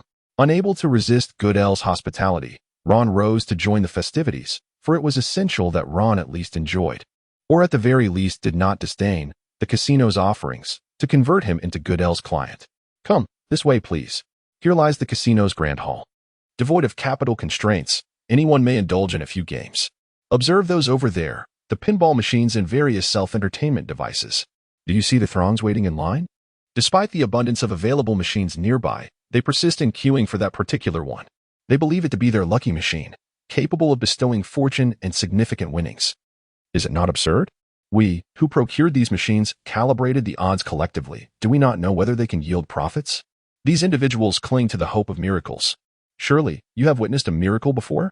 Upon seeing just 2 photographs we have displayed on the wall, they begin to dream. Truly, it is laughable. Ron observed the lengthy queue behind the machine, where the patrons rallied fervently for the operator, their hands waving animatedly. Their expressions fierce, far more intense than during a session of calisthenics. He couldn't help but shake his head. Intelligent individuals share a common understanding, while fools exhibit their own unique foolishness. How could these gamblers survive without indulging in dreams of effortless wealth? Ha ha, Ron, you speak the truth. Without these simpletons, my casino would have shuttered long ago. Despite their modest wagers, the cumulative effect ensures substantial profits. As Goodell meandered with Ron, he unveiled various probabilities within the casino in the essence of enhancing the gambler's excitement. Such topics might deceive the average person, yet for individuals like Ron, they merely served as conversational fodder during leisure moments. As they continued their stroll, Goodell suddenly winked at Ron, gesturing toward a distant point. Ron, look over there. Ron looked up, the neon lights casting a kaleidoscope of colors that danced upon his porcelain skin, as if imbued with a lustrous sheen. A group of youthful women, their laughter bright and tinged with a languid allure, did not occupy the gambling tables but flitted between various clusters of patrons. Occasionally, they would lean in, peering at the mince cards, responding with delicate giggles or gasps, their smiles enchanting. Their short skirts barely contained their slender thighs, while the collarbones glimpsed beneath their spaghetti straps hinted at allure. Fingers gracefully traced the rim of their glasses, their eyes brimming with enigmatic allure. They moved in clusters, arms intertwined, gliding between the gaming tables, their gazes shifting as if in anticipation or perhaps in search of a target. Can you see this gathering? Some are fresh from academia, unable to bear the relentless routine of days devoid of sunlight, yet unable to afford the luxury of a desired handbag. Others are refined professionals, burdened by the pressures of their daily lives, not just work-related stress, perhaps weighed down by financial obligations that leave them gasping for breath beneath their polished exteriors. Come nightfall, they don a seductive ensemble, seeking a distraction or an opportunity to unwind, knowing that if you settle the bill, they are more than willing to keep you company.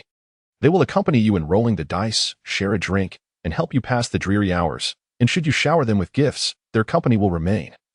If you catch my drift, if you find yourself weary of familiar blooms and yearn to witness the beauty of wildflowers without the constraints of mere professionalism, options abound here for your selection. But let us leave it at that. Ron nonchalantly waved his hand, asserting that resources only hold value at the lower levels. In their eyes, they are utterly worthless, easily found in abundance.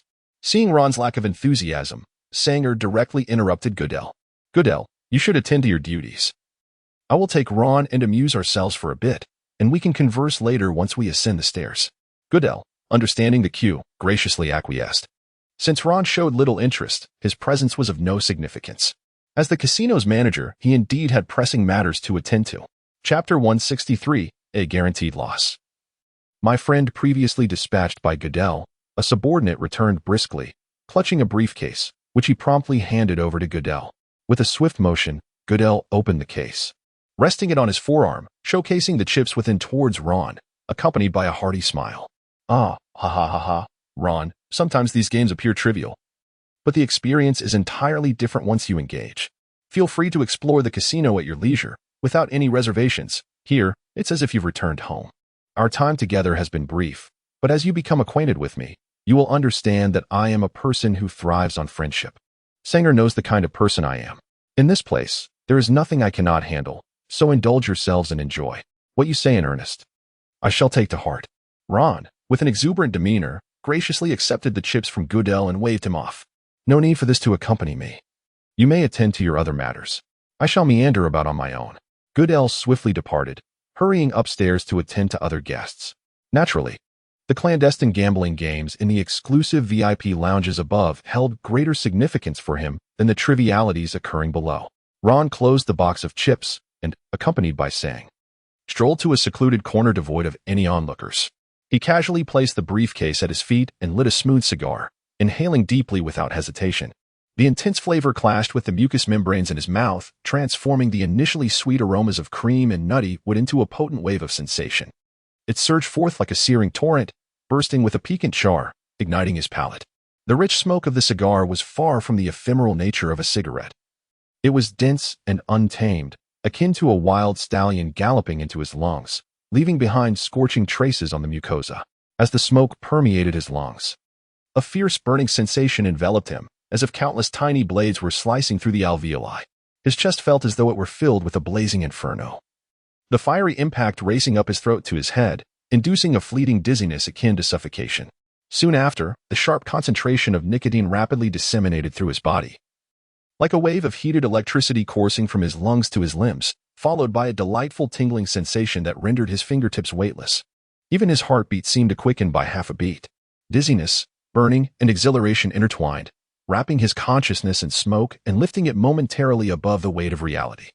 Given Ron's constitution, only such a profound inhalation could elicit true pleasure. He exhaled a grand plume of smoke, shaking his head in delight before turning his gaze to Sang. Are we merely here to play?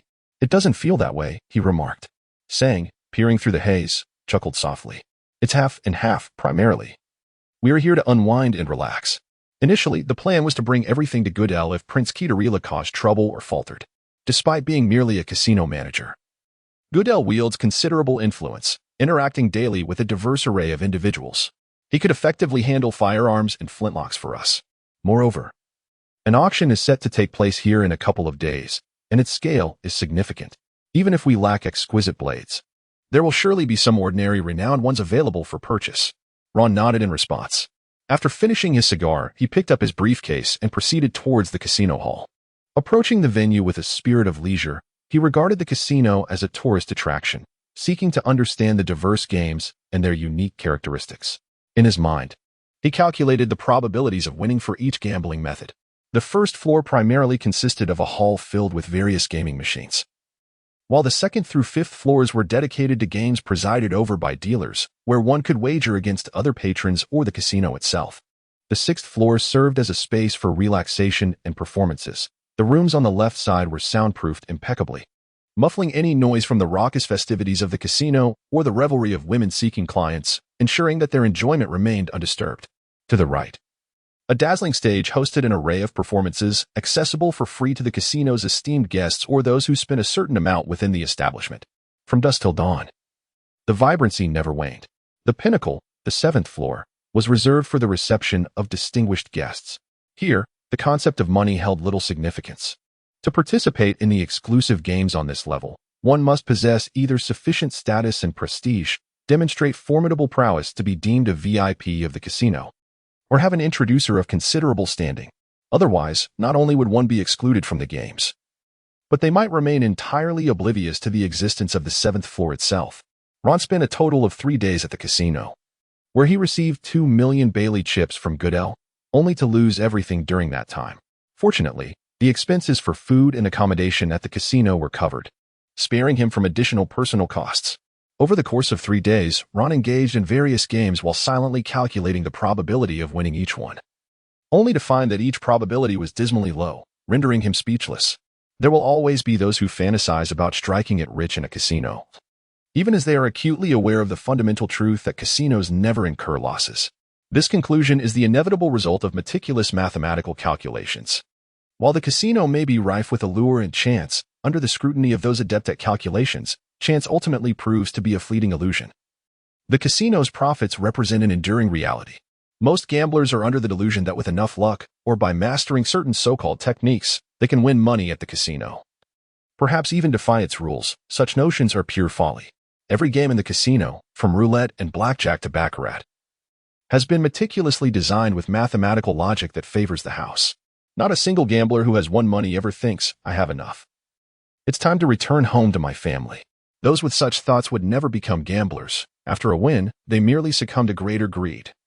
Believing their luck is on the rise and feeling compelled to double their bets, with each round's risk escalating exponentially. The essence of gambling lies in the confrontation between probability and capital. As long as gamblers continue to wager, a single loss can wipe out their entire stake. With each additional bet, the casino's profits are assured, while gamblers inevitably march towards bankruptcy. It is a guaranteed loss, my friend. After 3 days of gambling, even with Ron's robust constitution, he felt an overwhelming sense of fatigue. This weariness was not merely physical. It stemmed from the tension that gripped his nerves before each revelation of the stakes.